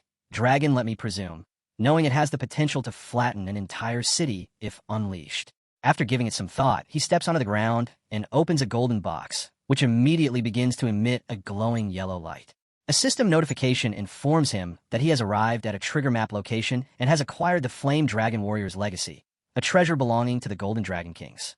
Another notification announces that he has collected 3 out of the 5 pieces of the Golden Dragon King set.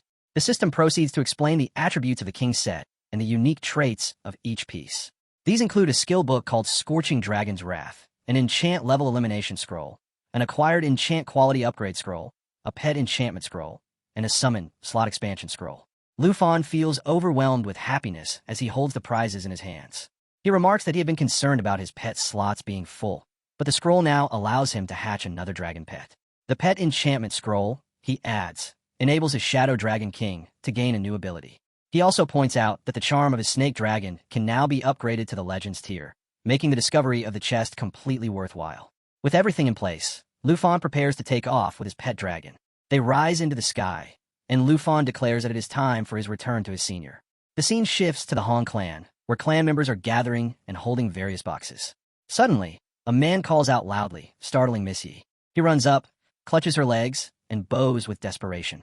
He tells her that although the Hong clan's reputation has dropped significantly, they still have around 500 to 600 brothers and a number of resource points. He introduces himself as Hong Xinghang and explains that he used to manage the outer hall. He offers to integrate the remaining assets for Miss Yi. Speaking with extreme humility, he pledges his absolute loyalty to the Yi clan and insists that he has no intention of going down with the declining Hong clan. He promises never to betray the Yi clan, behaving as though he has willingly become a subordinate. Just then, a familiar voice speaks from behind, warning Hong Xinghang to remember those words.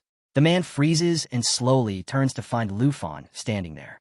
Lufon has spread his wings, and with one hand in his pants pocket, he warns that if Hong Xinghang dares to betray the Yi clan, he will make him regret it deeply. Miss Yi brightens with surprise and joy upon seeing Lufon. She asks if he has been backing her from behind all this time. Meanwhile, Hong Yanshan reacts in shock and mutters in a fearful tone that Lufon is a relentless and driven ally. Lufon then creates a blue monolith in the air and turns to Miss Yi. He observes that with so few Yi clan members remaining, the responsibilities are heavy and perhaps it is better if he manages things directly. He mentions that this is no longer just a matter of combat roles, and that the Hong clan will not be causing any trouble going forward. Miss Yi looks at him with a warm gaze, her expression clearly aligning with his thoughts. Hong Yanshan then raises his hand and pledges that from this moment on, their words are his commands, and he will obey every instruction without hesitation. Lufon dismisses his wings and issues a direct order. He tells Hong Yanshan to integrate all of the Hong clan's resources within 3 days and to make sure he delivers visible results. Hong Yanshan immediately acknowledges and rushes off to carry out the command. Miss Yi watches with a soft smile and then asks Lufon whether the Long clan situation has been resolved. Lufon rubs his hand and reflects briefly, guessing that everything there has already been taken care of due to the destruction left behind. Miss Yi then turns and invites Lufon to come with her, saying that she has something she wishes to show him. Lufon looks curious but follows her. She takes out a set of documents, and he is stunned as she explains that he can now take over management of all 3 clans. She tells him that she had planned ahead. If they were to win, she would integrate the clan's resources and pass them over to him. Lufon appears grateful but politely declines. He says that he is not interested in running a clan, as his goal was to help her, not to benefit from her clan situation. Miss Yi smiles gently and assures him that while she can handle things for now, he is welcome to take control whenever he chooses. Lufon looks away and places a hand behind his head, remarking that this is her gift to him. Miss Yi shyly asks if he has ever thought that she might also want to give herself to him. She moves closer as she speaks. Lufon turns red and nervously tries to avoid the topic, claiming that he has never thought about it in that way. She softly places the documents against his chest and says she is only joking. She explains that the documents contain secrets and information on resources. He is free to pick anything that suits his interests. Lufon flips through the documents and starts wondering if one of them might reveal the final combined trigger map leading to their current location. He pulls out one of the papers and shows it to Miss Yi, asking if she wants to go there. Miss Yi appears surprised when she sees the image. She identifies it as the Flying Immortal Ancient Shrine. The following day, the scene changes again. Lufon and Miss Yi are flying through the sky. She asks him if he is sure about the destination, reminding him that the shrine allows only 1 entry per person, regardless of their level. He will only be able to gain 1 level by entering, which might not be worth the trip at this moment. Lufon glances sideways at her while flying and remarks that while the shrine will return eventually, he knows he will lose sleep if he does not explore it now that he has seen it. They land at the shrine's entrance, where a group of members steps forward to warmly welcome them. Many begin to boast and show off their loyalty. Miss Yi tells them that formalities are unnecessary. She adds that loyalty to the Yi clan will be rewarded, while betrayal will be punished without mercy. To her surprise, the group nods in full agreement. Lufon steps forward and leads the way up the stone steps. Miss Yi stops short of the entrance, telling Lufon that she has already entered the shrine once before and therefore cannot accompany him. With an affectionate gaze, she assures him that she will wait right outside until he returns. Lufon pauses at the threshold and looks back at her. He nods in agreement, then enters the ancient shrine. A system message rings out, informing him that he has arrived at the application zone. Inside, he finds a large training dummy standing ahead of him. Lu Fan looks around the space and quietly wonders if this is truly his destination. He begins thinking about taking a dragon egg, pondering what lies ahead in this mysterious realm. As soon as the hero sat before the poison dragon egg, a familiar thrill stirred in his chest. He thought, it has been far too long since I last encountered a dragon egg, not since the time with Bao. The moment he secured the egg, he respectfully expressed his gratitude.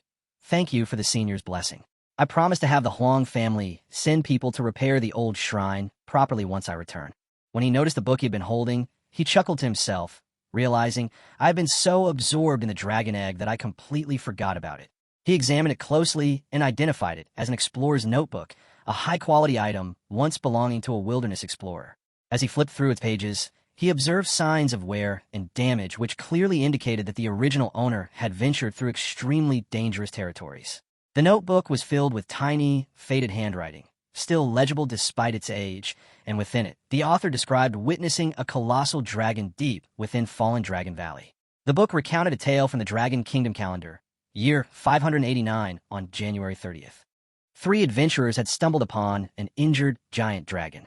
Though one of their teammates had fallen, the survivors felt hopeful that his sacrifice was not in vain, believing they could tame the wounded dragon and bring the other dragon's corpse back for rare and valuable materials. The narrator of the notebook described preparing a taming scroll, convinced that their strength as 4th-tier masters would be enough, but when the dragon roared, their illusion shattered.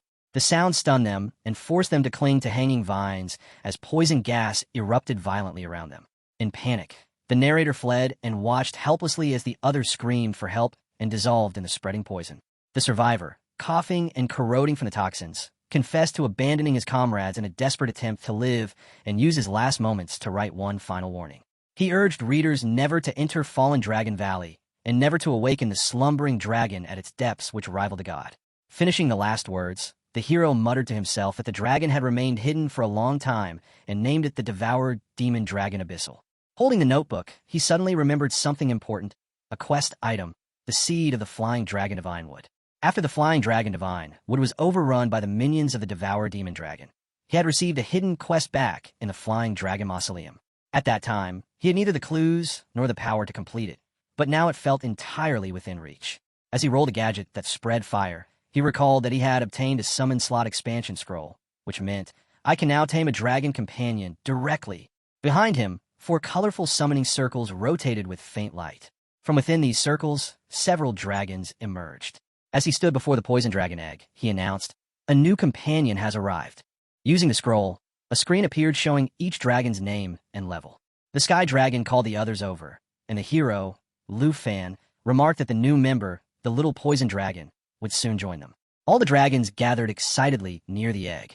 Lu Fan then turned to 2 of his dragons and told Xiaoya and Bao not to bully their new sibling later. The moment the egg began to glow with a strange writing technique, green fluid leaked out, prompting Lu Fan to notice something odd. Unlike typical hatchlings, this one released only poison gas without emerging from the shell, and the Xiaoya nearby began to struggle to breathe. When the egg finally cracked, Lu Fan noticed the taming had succeeded as the contact slot updated with the dragon's details. The screen displayed its level, strength, agility, spirit, and stamina. Lu Fan frowned slightly, noting that while most of the stats were average, the spirit stat stood out, though it still fell short by about 1,394 points for what he expected. He kept reading, then muttered in awe about the dragon's passive abilities. Upon receiving lethal damage, it will disintegrate and revive automatically, he read, and anyone who touches it will be infected with toxins. He thought, the passive is extraordinary. Unlike other dragons that relied on healing and had high recovery rates, this one doesn't need recovery at all. It simply resurrects. Right at that moment, the bow cracked the remaining shell, and a green-type dragon burst out. Lu Fan quickly called out to Bao, telling him it wasn't his prey. The green dragon, startled, darted away while the rest of the dragons and Lu Fan watched it closely. He noted that the creature sounded like a squeaking mouse and seemed incredibly timid. Surprisingly, the Bao approached the hatchling with gentleness, caught up to it, and said, "Got you," to which the poison dragon responded with a soft, almost adorable sound. Lu Fan stepped forward and picked it up carefully. He noted how unusual it was, its body resembling a slimy substance, and his hand was covered in green fluid. He calmly thought to himself that thanks to his bloodline affinity class feature, he was immune to its poison. The other dragons looked puzzled, but Lu Fan was unfazed. He looked at the small creature, and said that since its cry was so unique, he would name it Xiaoji. He advised the dragon to eat the eggshell for nourishment so it could grow properly and healthy. He found it unexpected that the poison dragon was so shy and concluded it had some kind of social anxiety. He handed Xiaoji over to another dragon and said, "Xiao Fei, please take care of her and make sure she eats properly." Watching the two, Lu Fan thought that despite their different types, Xiaoji and Xiao Fei looked very similar and would surely become close friends. Xiaoji had the rare ability to absorb and collect different poisons, stack toxins, and seemed to have no limit on her capacity, which gave her enormous future potential. Lu Fan smiled to himself and declared that this was perfect because Fallen Dragon Valley was filled with poison. In 3 days, when they finally departed, it would be Xiaoji's time to shine. The scene began with Lu Fan sitting among all his dragons, calmly reflecting on the past 3 days spent in the flying immortal ancient shrine. He told them that during this time, not only had he reached level 49, but also unlocked the Weapon Master passive skill. The weapon style he acquired specialized in forward-type weapons that improved accuracy and reduced enemy dodge chances. He glanced at Xiaoji, who had gained experience even faster due to her lower level and had now advanced to level 13. She had also acquired a new skill called Netherworld Guardian. Over the past days, he had come to understand her personality more clearly. She is not like the other dragons, he thought. She is timid, insecure, and socially anxious with no aggressive traits at all. However, she is exceptionally skilled at hiding and escaping. After repeatedly guiding Bao and helping Xiaoji confront her fears, she had finally dropped her guard and formed a strong bond with Xiao Fei. With Xiaoji's new skill learned and the 3-day period complete, it was time to leave the shrine. Just as Lu Fan prepared to depart, Missy arrived and immediately spotted Xiaoji. With delight in her voice, she asked Lu Fan what that cute creature was. He smiled and replied that her name was Xiaoji and that she was his new dragon companion. Missy asked if she could touch her and reached out playfully, noting how squishy she looked like jelly. But Lu Fan warned her gently that Xiaoji was unlike other dragons and very socially anxious. He decided to stow her away before she became overwhelmed. Then he asked if Missy had been waiting long. She laughed and replied that she almost forgot she had something important to tell him. Clearing her throat, she switched to her formal tone and told Lu Fan that she was now speaking as the principal. She explained that Zhao Shengming had contacted her yesterday and informed her that the final assessment at Dragon City Academy was being prepared.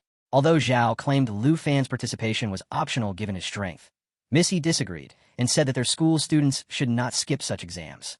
Before she could continue, Lu Fan interrupted and asked her to drop the principal act and speak normally.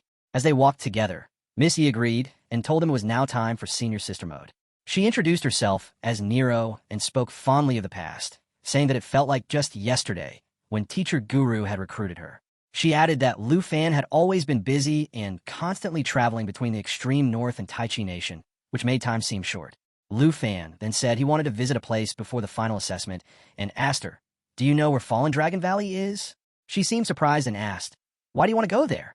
Lu Fan was surprised in turn and asked, "You actually know the location?" Missy then revealed, "My grandfather's death was connected to the valley." She began explaining what had happened 6 months ago in the bottom ravine of Fallen Dragon Valley. Her grandfather, the head of the Yi family, had led 3 fourth-tier masters to explore the western frontier and pushed all the way to the valley floor. Confident in his experience and power, he had hoped to annex the valley into the Yi family domain, but they had unknowingly entered a forbidden zone. The team found a more open area, but the final boss they encountered was beyond their ability to defeat. One of her grandfather's companions warned him to watch his back. Realizing the danger, her grandfather ordered a retreat and planned to return with a larger force. However, the poison he'd been exposed to during the retreat proved incurable, even for the Dragon City priests. He collapsed while others wept around him. The Huang and Long families took advantage of his condition to spark a dispute. In his final moments, he had held Miss Ye's hand and told her that during the retreat, he heard a single dragon roar coming from deeper within the valley. He died with the hope that the valley would someday belong to the Yi family. She ended the story by saying it was a secret asset of their clan, and again asked why Lu Fan wanted to go there.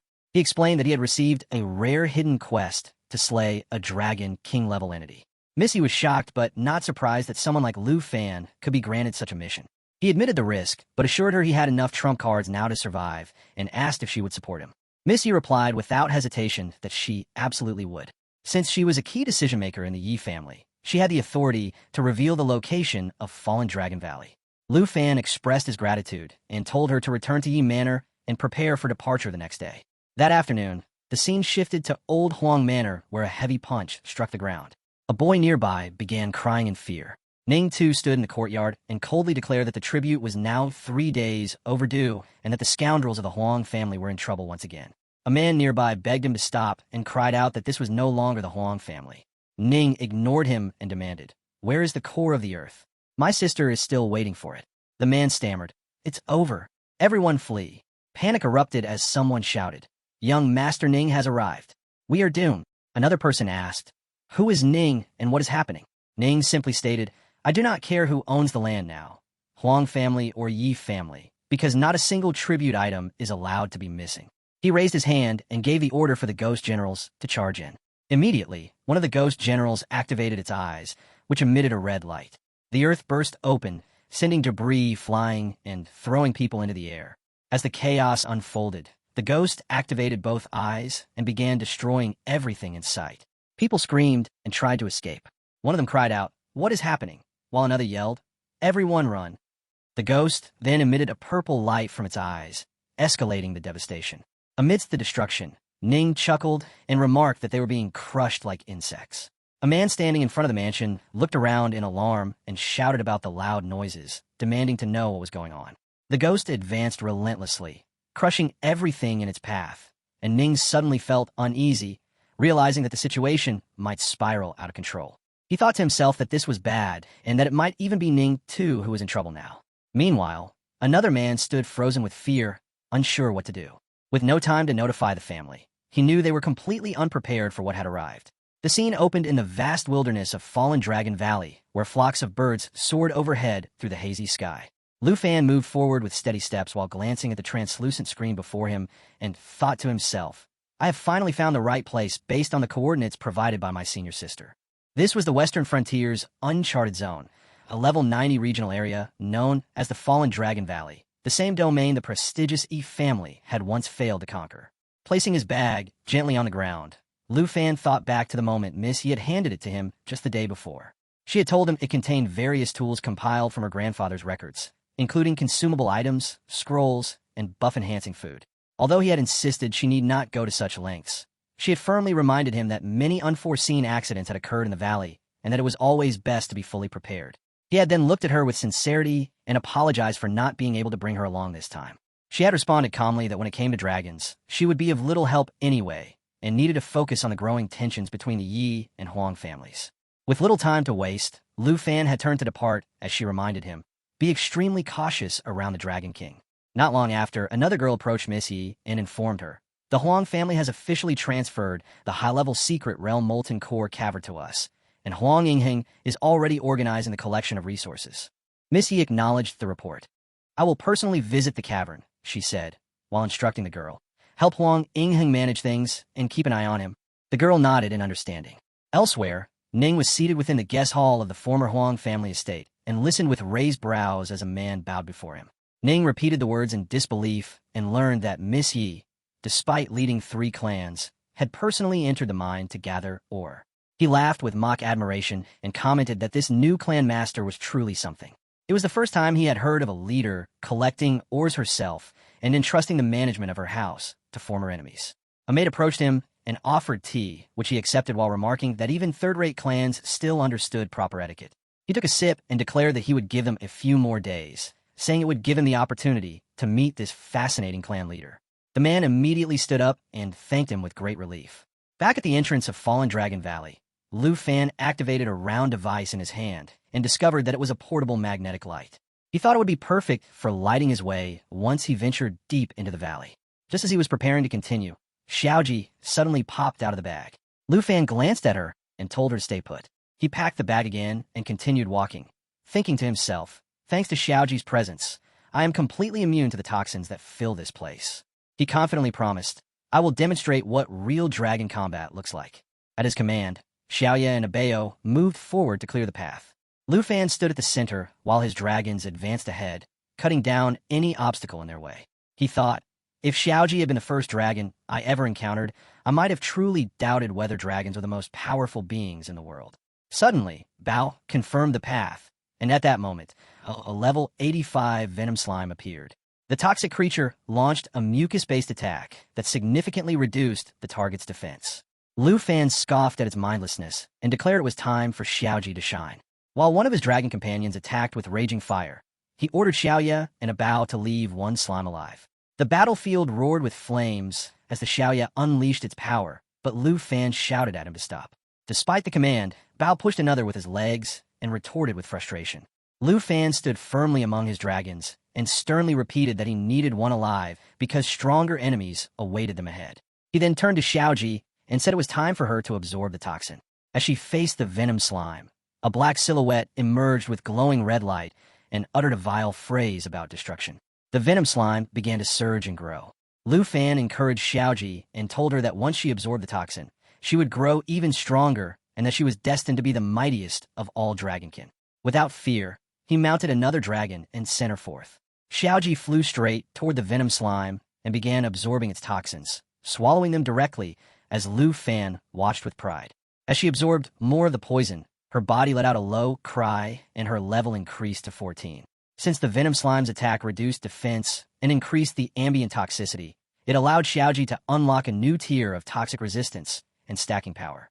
The team's tanks gained the benefit of the enhanced toxin, and Lu Fan shouted, "You have done an amazing job." He lifted her up with both hands and praised her. "You are a strong and promising dragon. When you grow up, you will stand alongside your big brother and sister as one of the most dominant and unmatched beings in existence." Xiaoji wiggled slightly and let out a soft sound while a faint poisonous mist danced in the air around her. The scene shifted to a moment where a translucent screen displayed the next threat. Phosphor Fire Moth, level 86. The creature began shaking its wings violently, scattering phosphor powder into the air. The powder ignited mid-flight, forming a fiery haze that inflicted temporary blindness for 6 seconds and increased incoming damage by 45%. Lu Fan, standing among his companions, watched the screen closely and reflected. After 2 full hours of combat training, Xiaoji has grown far more familiar with battlefield dynamics. With renewed confidence, the team pressed deeper into the valley. Xiaoya and Bao took the lead, clearing obstacles while Xiaoji continued scavenging from fallen enemies and absorbing various toxins that built up her power. Among the new threats was the Green Arm Poison Scorpion, a level 87 monster whose hardened carapace significantly reduced physical and magical damage by 70% for a full minute, while also possessing a rare counterattack trigger. As toxins flowed into her, Xiaoji absorbed the scorpion's venom, which caused paralysis for 12 seconds and reduced the target's movement speed by 30% for 20 seconds following the initial paralysis. Placing a gentle hand on the poison dragon, Lu Fan smiled and praised her. "You have now acquired 3 powerful toxins: Muster Corrosion, Burning, and Paralysis." Her level had increased to 15, and with that growth, she had unlocked a new ability called Form Shift. As he looked at the system screen, his eyes widened in disbelief. Xiaoji's new form was listed as the legendary source of all venoms, a form often spoken of in obscure bestiaries as one of the most dangerous transformations tied to the netherworld. Yet instead of a typical evolution, Xiaoji was undergoing a transformation into a poisonous swamp. Lu Fan watched in stunned silence as he realized that her transformation allowed her to turn herself into a battlefield domain in the form of a poison pool swamp. As he observed the terrain, he called out to a Bao, asking why he was still sparring with mushrooms. Bao continued poking glowcap fungi to make them light up, and Lu Fan shook his head while wondering if the dragon found entertainment in it. He made a mental note that once they left the valley, he would need to find a Bao some toys to keep him distracted. Turning back to Xiaoji, Lu Fan noticed that even she had begun to glow. Shock overtook him when he saw her radiating a soft, luminous light. He realized that she had absorbed the toxins from the glowcap mushrooms, which made her body emit a gentle glow. Although glowcaps were indeed toxic, their effects seemed to extend beyond simple debuffs, allowing Xiaoji to now serve as a light source as well. Just as Lu Fan and his companions admired this strange development, a swarm of black, disgusting worms emerged from the shadows. Their level was displayed as 88. Lu Fan grimaced and declared them repulsive before instructing Xiaoya, "Burn them with fire." The dragons turned in unison as Xiaoji rose into the air, no longer showing the timid nature she once had. Lu Fan watched her closely and wondered if she was preparing for something. At that moment, Xiaoji shifted form again and unlocked 2 new skills: Toxic Sea Surge and Nether Spirit Counter. Her body melted into a liquid state, spreading across the battlefield like flowing venom, and she began attacking the worms directly. Lu Fan shouted in excitement and urged her on, telling her to devour the worms and prove her strength. As Xiaoji melted into the poisonous swamp, small clones of her form began rising from the toxic liquid. These smaller poison dragons launched attacks on the worms, working in perfect synchronization. Lu Fan and the other dragons cheered as they watched her fight independently. He thought that the once anxious Xiaoji was now so confident that she no longer needed the support of a Bao or Xiaoya. Drawing his dark serpent arrow, Lu Fan joined the battle. "It's time to fight together," he called out. Charging his serpent shadow arrow, he pulled the string back. The Bao, after being charged for 3 seconds, could release an attack that increased damage output by 500%. As they fought through wave after wave of enemies, Lu Fan continued charging. 1 second passed. He called out to Xiaoya, who was caught in the fire. 2 seconds passed. He warned Bao. And by the 3rd second, he reminded everyone, "Leave at least one worm alive for Xiaoji." He released the arrow with force, watching as it surged with red, yellow, and deep blue energy. The shot burst into an intense blaze and annihilated the swarm. As the fire faded, Lu Fan instructed Xiaoji to go and absorb more toxins. She responded immediately, gliding over to absorb what remained of the poisonous essence. Lu Fan stood watching her and said it was truly eye-opening. He had expected Xiaoji to remain shy and hesitant, but instead she had embraced her new form with ease and adapted far beyond his expectations. Cutting the resistance from his bowstring, he called all his dragons to gather, informing them that he had found a deeper cave ahead. He pressed a round device that activated a light and told Xiaoya to remain alert for any sudden danger. She nodded and replied that she was ready. As the group advanced into the cave's depths, Lu Fan looked around and muttered that they were finally approaching the very bottom of Fallen Dragon Valley, the place grandfather Yi Wuxian had once described in grave detail. Their path opened into a vast hollow chamber where a massive tree stood, its bark twisted and ancient. Covering every branch and root were thousands of red eyes. It was none other than the Venom Devil Vine, a towering threat recorded at level 100. The scene opens as the hero walks toward the massive roots. He pushes them aside slightly and steps into the narrow passage. At once he orders Xiao Yi to cast Perception. She raises her hand forward and channels all her energy, and the screen appears showing Perception. The black dragon can detect every enemy in stealth or camouflage, and actively using this skill reveals all hidden or disguised enemies nearby. As she completes the spell, the hero thinks to himself that these are not mere plant roots, but the tentacles of a monster stretching outward.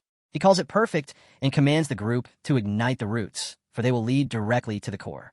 The screen then displays current dragon Qi, Black Dragon 2. Xiao Yi advances and unleashes fire everywhere. And another screen shows Lava Flame, which continuously spews fire forward, dealing damage while healing itself. The roots catch fire rapidly, and the hero runs along the burning path, shouting for the others to chase.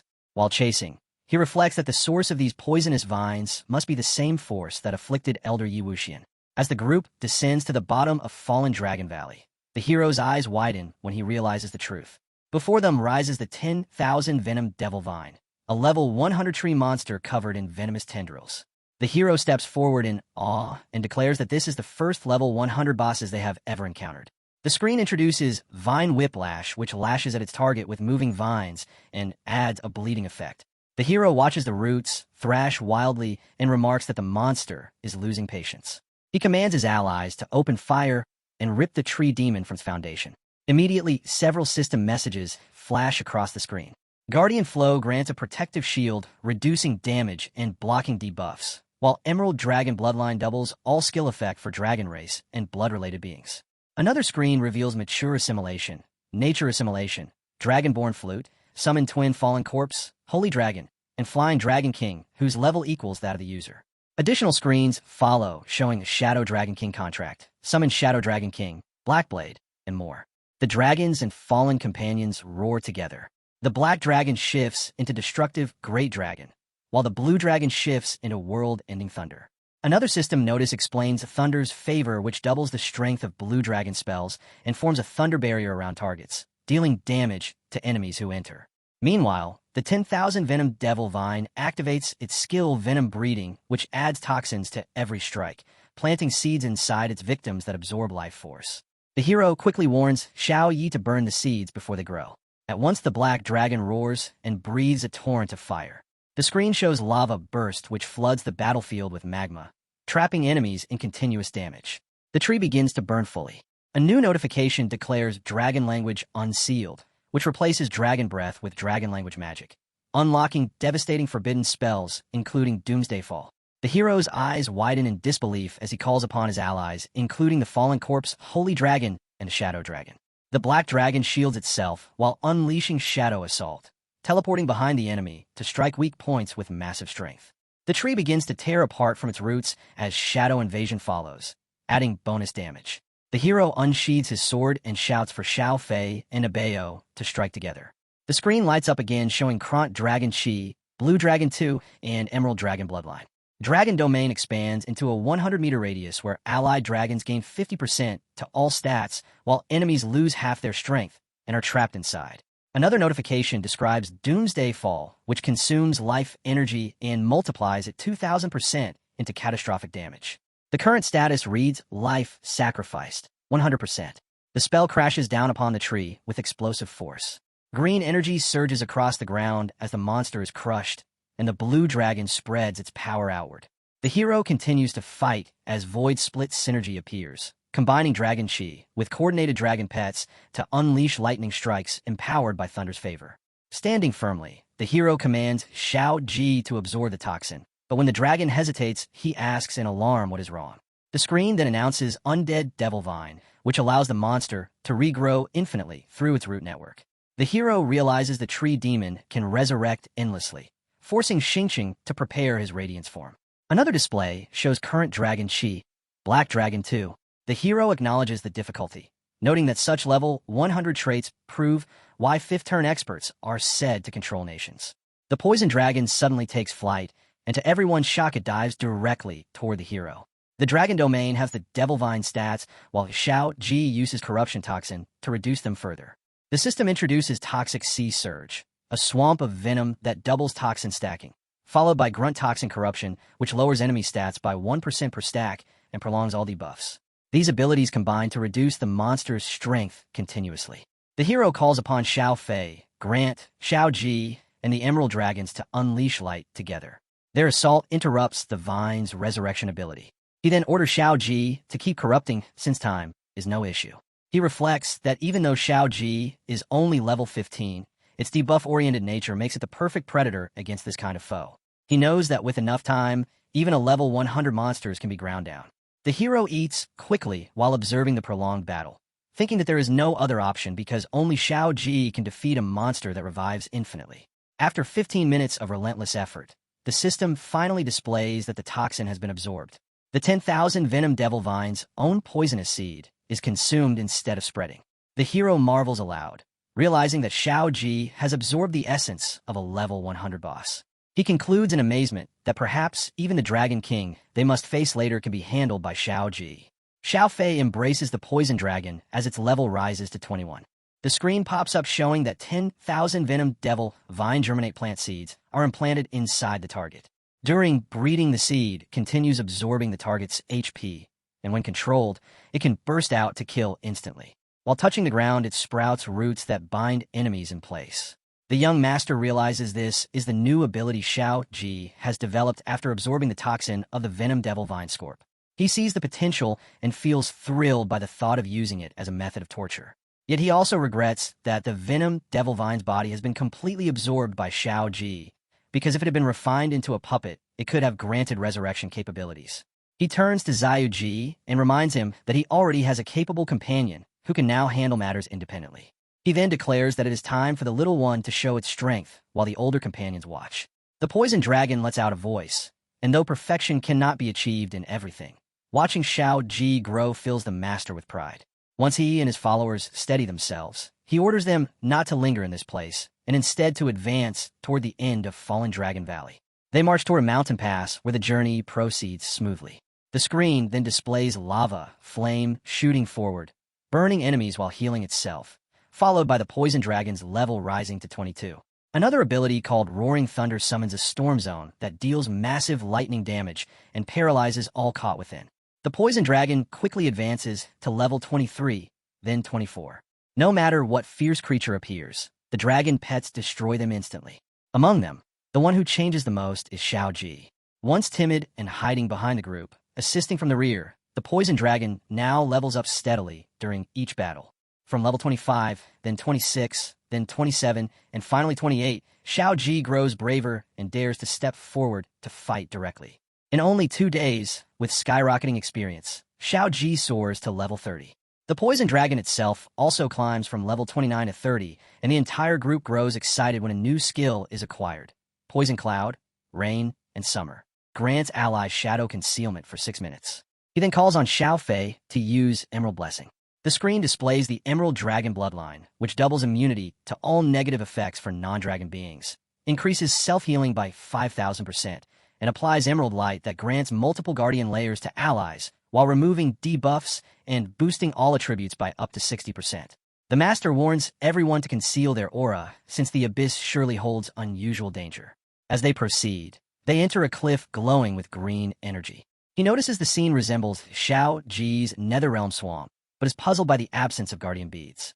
Suddenly, purple and green energy touches him, and he realizes its toxicity can bypass Xiao Fei's defenses. Xiao Yi performs a full perception scan of the poisonous pool and gasps in shock. On the other side, the black dragon roars fiercely as flames erupt around it. The screen reveals that the black dragon's perception detects hidden enemies and cancels camouflage effects nearby. A green creature emerges with red eyes glaring at the group. The black dragon confronts it with full strength, yet from the creature's energy a bubble forms and bursts, releasing a surge of green energy. The master shouts for everyone to scatter, but the energy strikes too swiftly, hitting him directly. The dragons cry out in alarm, yet he reassures them that he is fine and orders them to fly higher, away from the poisonous pool. Glaring at the creature, he realizes it can see through the dark blade's concealment and has been spying on them all along. His suspicion grows that this might be the Dragon King. Pain spreads through him as he admits that even though sharing blood with Xiao Ji grants poison resistance, the corrosion of the Demon Dragon King's poison overwhelms him, proving its strength surpasses Xiao Ji's resistance. Xiao Fei unleashes a surge of green energy and hurls a poison orb toward the enemy. The screen shows that Life Spring activates, continuously restoring HP to all allies. The Master warns his companions that prolonging the fight only worsens their chances and urges them to end it quickly. Another screen shows Serpent Shadow Arrow which, when charged for 3 seconds during the Dark Serpent bow drawing stage, releases a powerful shot that increases damage by 500% and grants a brief charge effect. He locks eyes with the green creature which continues to glare back, and he thinks with grim certainty that their opponent is no ordinary beast but a dragon tamer. Lu Fan narrowed his eyes, sensing something strange in the air, and before he could make sense of it, a thought jolted through his mind. Who? Just then, the screen flickered for 2 seconds, revealing the current charge, and in a flash, a dragon emerged from the shadows. The beast loomed with an ancient presence and immediately scoffed in thought, calling Lu Fan a lowly creature, yet capable of communicating through the mind. Stunned, Lu Fan could barely form the words as he asked, "Are you speaking?" The dragon's voice echoed with suspicion and curiosity. It claimed it had long heard tales of humans born with a mission of enslaving dragons, stories it once dismissed as myths, but now it saw them unfolding before its eyes. The dragon growled with rising aggression and asked where Lu Fan had stolen those baby dragons from. Again, the screen flickered to show the charge rising to 3 seconds. Lu Fan stepped forward, defiant and furious, yelling that it was none of the dragon's business. Suddenly, a wave of red fire erupted behind him as another dragon lunged forward. Flames consumed the surrounding space as Lu Fan's mind raced. He realized that the one speaking must be the demon-devouring Dragon King. If it remained in the shadows, they would be nothing more than prey. They had to force the beast to reveal its true form.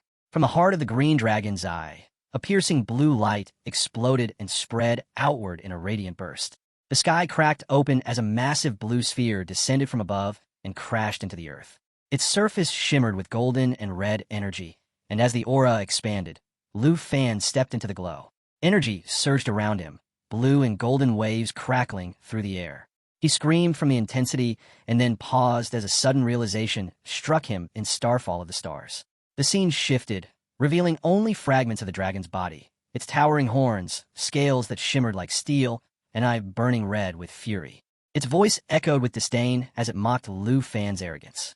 The title Demon-Devouring Dragon King appeared briefly on the screen as the beast declared that no human should dare challenge the might of a true dragon. Lu Fan stood firm, while one of his small dragons muttered that just as the ancient records foretold, the creature had come to slay dragons. A new status screen appeared, showing the Emberland Blessing, a powerful aura that applied 3 stacks of dragon energy to increase the damage of the next 3 attacks.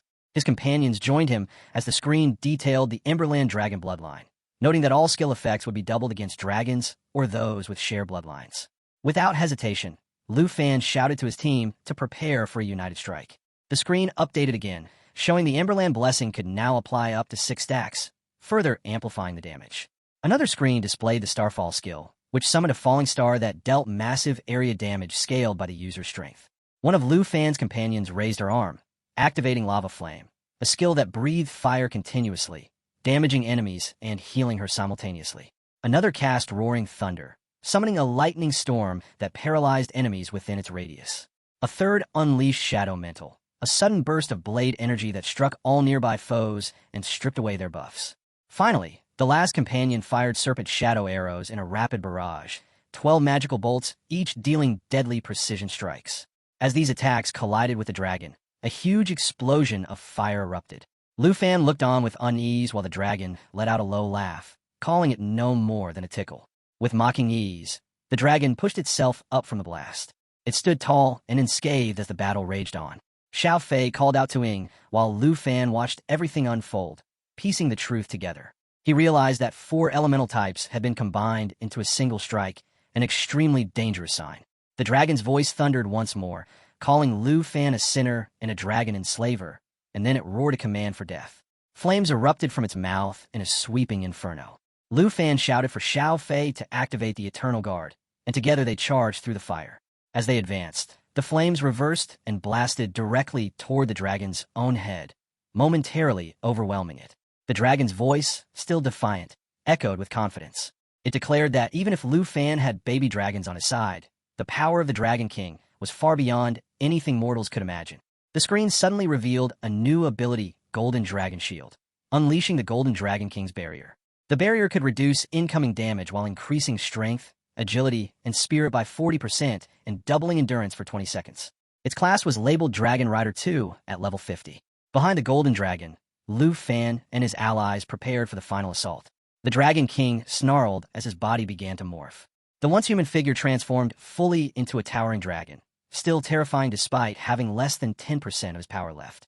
The Golden Dragon thought to himself that if that transformation had come just 1 second later, nothing would have remained of him but bones. He turned toward Xing Cheng and called for the preparation of 17 million celestial stars of annihilation. The screen confirmed the next phase Star Dragon's second form, Starshines. The charge began for the devastating skill. The Golden Dragon braced himself, acknowledging that this enemy was the strongest he had ever encountered. He believed that if he and Xing Cheng combined their strength, they could still bring it down. The screen displayed the terrifying power of the 17 million celestial stars of annihilation, a divine core that unleashed apocalyptic energy, activated only by the Stealer Dragon, capable of turning cities to dust. With fierce determination, the Golden Dragon screamed into the heavens, declaring that with the power of 10,000 stars, he would banish the Dragon King into the void. Energy of multiple colors erupted from the battlefield, wild and uncontainable. The Dragon King tried to speak, but was forced to defend himself against the overwhelming attack, barely holding on through a protective shield. The Golden Dragon's eyes widened as he watched, wondering if the creature, now facing him, was not only using the power of the Dragon King, but wielding the abilities of the Golden Dragon King as well. The giant dragon stared with an unreadable expression, and then spoke in a calm, yet chilling voice, saying that Lu Fan's strength was commendable, but their struggle was ultimately meaningless. He revealed that he had devoured a total of 13 dragons in his lifetime, among them Dragon Kings, and thanked them for delivering such pure-blooded baby dragons. Hearing this, the Golden Dragon turned back with a tense expression and demanded to know what he meant by that. The giant dragon stood firm and declared that after so many years, he finally accepted this rare and precious gift. The Golden Dragon clenched his jaw in fury as he sensed the endless depths of the enemy's power. He warned his companions that its magic showed no sign of depletion and reminded them that they had already used Eternal Guard, leaving them with no choice but to face the attacks head-on. A screen appeared, displaying the Fountain of Fire, which applied a continuous healing aura to all friendly targets. As the Golden Dragon and his companions advanced through the shattered ice barrier, the giant dragon watched their approach without a trace of concern and asked if they truly believed they could withstand what was to come. The ice beneath their feet began to fracture and melt as his piercing light blue eyes studied them with interest. The golden dragon pressed forward and commented with relief that devouring resistance had halved the freezing effect, admitting that without it, they would have already been defeated. He knew the enemy was far stronger, and if the situation continued as it was, their loss would be inevitable. Desperation rising in his voice, he called out for Xiaoji. Xiaoji activated Grunt Poison, summoning the 10,000 Venom Devil Vine, which planted a seed inside the target. This seed would breed and absorb health until it could either erupt from within to kill the host or root itself into the ground to bind the target. The giant dragon glanced at the scene with mild curiosity, his eyes reflecting uncertainty for the first time. He questioned the nature of the little dragon's power, but before he could form another thought, he let out a thunderous roar. The golden dragon quickly assessed the situation and realized that the germination had failed to take effect. Just then, the little dragon called out as a purple wave of energy burst from nowhere. The giant dragon hovered in the air and unleashed a light purple surge towards the golden dragon, muttering that the creature had perhaps learned the tricks of the vine. A screen appeared showing the ability Devouring Source, which expanded a dark purple magic circle designed to crush all surrounding matter and convert it into Annihilation Source power. Recognizing the danger, the golden dragon cried out that it was absorbing energy and shouted that they had to stop it. A screen then displayed the activation of Dragon Domain, unfolding across a 100-meter radius and turning the battlefield into a dragon-type zone. Within this area, all allied dragons and blood-linked beings would receive a massive stat boost, while enemies without dragon blood would be severely weakened and unable to teleport or summon reinforcements. The golden dragon called out to Xiaofei, ordering the activation of Dragon Domain. Despite the growing pressure, the giant dragon continued to channel his energy as Xiaofei released the Eternal Guard. The screen confirmed that the Emerland Dragon bloodline doubled all skill effect for dragons and their allies, while granting them complete buff immunity and increasing self-healing by 5,000%. As the purple wave approached, Emerland summoned a protective barrier that shielded all targets inside, with its absorption power scaling based on the Guardian's health and recovery. Straining against the overwhelming energy, the golden dragon pressed his paw against the barrier and declared that the force was too great and the shield would not last. Suddenly the screen showed a transformation sequence as the black dragon assumed its second form known as Word Ender, and the blue dragon shifted in a thunder of destruction. At the same time, the charge for the 17 million celestial stars of annihilation began. Watching the growing storm of powers around him, the golden dragon bellowed for everyone to unleash their full strength. The giant dragon attempted to speak, but the onslaught left him momentarily speechless. The screen revealed the Supreme Shield, a divine barrier belonging to the Golden Dragon King that rendered the user completely immune to damage for 5 seconds during activation. Lava flame surged forward, damaging enemies and healing its caster. From both sides of the battlefield, attacks rained down in rapid succession. The screen flashed with the activation of poisonous dragon spikes, inflicting 10 stacks of venom on the enemy, while Jade of Radiance empowered the blue dragon's spell casting and summoned a thunder barrier to damage all enemies who moved within its radius. Shadow Breast exploded with vine blades, cutting down nearby foes and stripping away all buffs. Then the final devastating technique appeared, 17 million celestial stars of annihilation, summoning the Stealer Core that continued to divide internally until it triggered, unleashing the apocalyptic destruction star formed from 17 million celestial forces. The giant dragon's body trembled, his eyes wide with confusion as he tried to comprehend the full scale of the assault. The golden dragon cried out that the enemy was seriously injured and could not hold on much longer. A massive burst of fire erupted across the battlefield, setting the environment ablaze. Flames licked the scorched earth, and the wings of the enemy dragon were engulfed in fire as it writhed in pain. The golden dragon stared as the beast weakened and said with uncertainty that it seemed to have vanished. But before anyone could breathe, green lava spread across the ground, bubbling violently until a sharp white light exploded from within. The golden dragon narrowed his eyes and muttered that it was still not dead. The giant dragon roared and rose once again. The screen confirmed the activation of the Fountain of Life, a powerful healing aura that restored the health of all friendly targets. The golden dragon roared with frustration and demanded how long the enemy planned to keep hiding. The screen then showed that the asterisk L17 million celestial stars of annihilation was still charging, and dragon language resonance had been activated, allowing the user to copy dragon language spells from nearby dragon pets with the power scaling to their stats. From within the green fluid, a figure began to rise. A girl stepped forward and spoke with a calm and haunting voice. She admitted she had underestimated Lu Fan and his dragons, but observed that they were clearly reaching their limit. She warned that if the battle continued, it would only end in mutual destruction. She stood upright and turned away slowly, suggesting they strike a deal. The golden dragon narrowed his eyes and asked what kind of deal she had in mind. At once, all the dragons behind him stepped forward, prepared for another strike. The golden dragon muttered that it sounded more like she was buying time. The girl looked over her shoulder, uncertain, and silently questioned the unfamiliar power she sensed. Just then, Lu Fan appeared in his true form. His voice was calm, yet commanding as he accused her of stalling just to catch her breath. He stepped forward and told her to return to her dragon form and finish the fight. The girl hesitated, studying the ancient aura that now surrounded him. As she prepared to act, Lu Fan raised his hand and spoke with unwavering resolve. He declared that her era was over and commanded her to die. Calling her by the title she had tried to hide, demon-devouring Dragon King. She froze, eyes wide with panic, and quickly offered a final desperate plea. She said she would reveal the location of the myriad armored dragon egg and asked to call it even. The scene began as Lu Fan stood quietly under the faint glow of swirling energy and asked with suspicion if she truly possessed the myriad dragon egg. She responded without hesitation and told him that the egg was secondary because, more importantly, she could form a contract with him unlike his dragon pets, and she would not even take up a summon slot. Still uncertain, Lu Fan narrowed his eyes and asked if she could truly be trusted and whether she would try to kill him the moment he lowered his guard. She met his gaze without flinching and said that once the contract was signed, their lives would be tied together, and if he were to die, then she would die as well. Power surged around them, and the wind stirred with heavy energy as Lu Fan remained airborne and gave a final warning, telling her not to play any tricks. As he hovered in the air, she suddenly lunged forward, grabbed him by the collar, and startled him.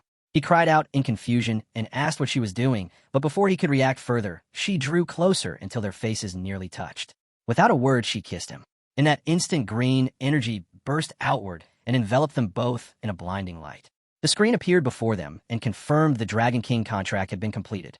She then gently released him, and he began to fall back with heavy eyes and a foggy mind.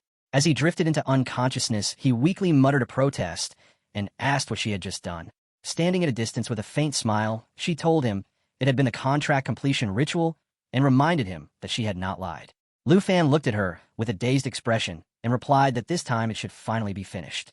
The energy faded from his eyes, and he murmured how tired he felt before collapsing completely and falling through the air.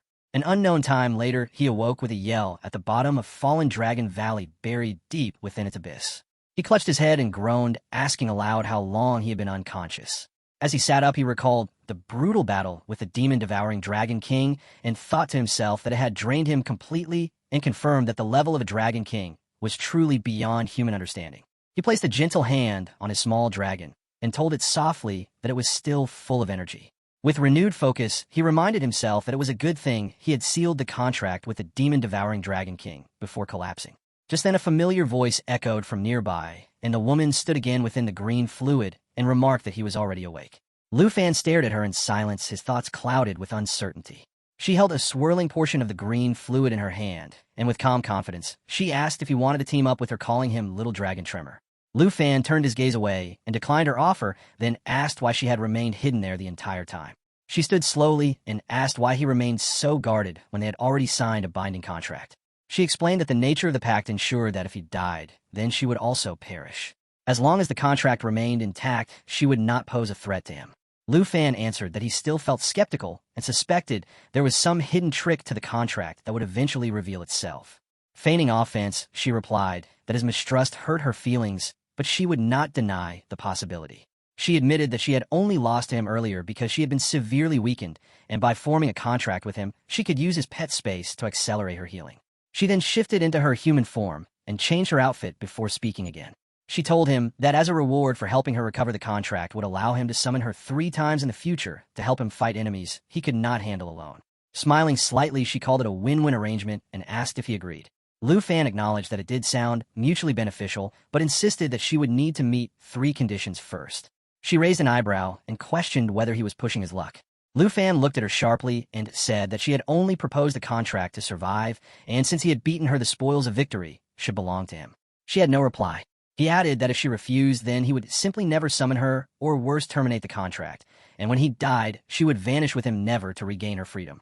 The woman fell silent once more, and then offered a slight smile with a sharper gaze as she asked what his 3 conditions were. Lu Fan raised his first finger and declared that he wanted the pool of poison she had soaked in for years. She accepted the demand, saying that the pool no longer affected her much, and that she had used it to recover over time, although it was slower than the healing within his pet space. She looked at him and asked if he wanted it for the little dragon, but he refused to answer. Instead, he gestured to a nearby skeleton and said that the remains once belonged to his partner, the underworld poison dragon king. He explained that the poison pool was formed from the dragon's flesh and blood and was infused with his dragon king power. He recounted that many years ago, a fierce battle had taken place in that very valley between himself, the underworld poison dragon king, and another foe, the myriad armor dragon king. That legendary clash later became known as the Three Dragon War, and it transformed the entire region into what humans now call the Forbidden Zone, or the Fallen Dragon Valley. He reflected on the intensity of that battle and wondered what kind of connection existed between the Poison Dragon King and the baby dragon now by his side. She interrupted his thoughts and revealed without remorse that in the end she had been the one who killed the underworld Poison Dragon King. Lu Fan's expression shifted to one of deep suspicion as he realized that she had not only stolen the dragon egg, but had also slain her own partner. The betrayal confirmed his lingering doubts. She then asked him to continue and share his remaining conditions. Lu Fan responded by asking for a drop of her blood and extended his hand to reveal the seed of the divine dragon tree. The scene began with her continuing to speak, her voice steady yet laced with something deeper as she paused momentarily. She then admitted that she had never expected it, never could have imagined that those inferior subdragons would one day possess the seed of the divine dragon tree. Her tone shifted to one of disdain as she claimed that for a dragon king to rely on a human for vengeance was utterly disgraceful. Raising her hand to her mouth with suspicion in her eyes, she finally said that she accepted the conditions. She then allowed the hero to take the seed to complete the task for the Dragon King, but asked that when the time came, she be permitted to tear her target's flesh and devour her power. The boy firmly rejected her plea, saying he would not allow her to interfere. She only laughed in response and told him he would understand in due time. Then, with a casual air, she referred to him as Little Dragon Tamer and said that after playing alone for so long, she was tired too. Alarmed, he yelled and asked what she was planning now. She lowered her tongue and slowly licked her finger, announcing that she was heading to his pet space to rest. Suddenly, a purple energy began to swirl around her. The boy was stunned and quickly reminded her that she had yet to fulfill the third condition. He demanded she tell him where she had taken the myriad armor dragon egg from. She simply laughed and told him not to be impatient. In his current state, even with her assistance, he would not survive long enough to retrieve the dragon egg. Though the boy remained speechless, she reassured him that once she had recovered, she would return. She reminded him that she did not break her promises. Holding the seed in his hands, the boy reflected on her ability to ignore his commands and appear or disappear at will. He realized she had never taken his threats seriously, but, at the very least, the hidden quest had been completed. Just then the screen lit up with several updates, including Acquired Blight, Sustained Divine Dragon Pre-Seed X1, Divine Dragon Pre-Seed, Hidden Quest updated, and Current Progress 1 by 1 Blood X, 1 Divine Dragon Pre-Seed X2. He turned to Xiao Ji and encouraged her to absorb the Dragon King's toxin without fear since their guest was gone. Raising his hand, he urged her to finish absorbing quickly so they could return soon after. As he glanced at his exhausted companions, he noted that only Xiao Ji and Xing Chun remained capable of fighting while the others had collapsed from fatigue. He reviewed their recovery times and silently observed that Xiao Ji had preserved her stamina during the battle thanks to Xing Chen's Start Surge ability, which ensured she never tired. He also noted that Xiao Fei's Emerald Dragon bloodline had a recovery rate 50 times faster than normal, which explained why her recovery time was shortest. He asked if Xiao Ji had finished yet, and was amazed to see that she had absorbed the entire poison pool. Rubbing his temples from dizziness, he acknowledged his own exhaustion and realized that flying back with soul wings would be too draining. He decided to conserve his energy and instructed Xing Chun to cast Star Passage. At that moment, a dragon's roar echoed from nowhere, and the boy urgently called out to Xiao Ji to follow, telling her that she could continue absorbing the toxin once they returned. He was stunned to see she had already completed the absorption process. The Netherworld Poison Dragon King's toxin had boosted her level by 17, and he quickly opened her contract to examine the dramatic rise in her stats, including strength, agility, and spirit. The next morning the scene shifted to Old Huang's reception hall, where workers were busy at their stations. Ning Tu lounged on a couch and complained about the noise, asking everyone to stop disturbing him. One man nervously apologized and said he feared Ms. He had already returned to the Yi Mansion. Ning Tu dismissed his concern and claimed he could tell whether she had emerged from the secret realm or not. At that moment, the head of the Zhuang family arrived, and Ning casually bit into an apple while announcing that there was no need to wait anymore, since the young lady had already returned. The scene transitioned again to the core mine zone, where workers were busy digging. Miss Yi appeared, and the workers rushed to help her. One offered his support, while another asked if she was all right. She calmly declined their help, and said she could manage on her own. Inwardly, she reflected on Lu Fan's rapid progress. Half a year ago, she had been teaching him melee combat techniques, but now she feared she would not even qualify as a senior unless she improved herself. As she glanced toward the sky, she rubbed her eyes in disbelief. She felt as if someone above was calling her. At that moment, Ning too arrived with the family head. Suddenly, Ning slammed his fist into the ground, causing a shockwave so powerful that all the soldiers in the vicinity were thrown back. One of them recognized his power and said he was a level 96 fourth-tier expert. As the leader of the three clans stepped forward, he respectfully greeted Miss Yi. Ning too approached her and remarked that she seemed to have suffered greatly in the mine cave. She tried to respond, but Zhuang Ming grabbed her tightly. She demanded to know who he was.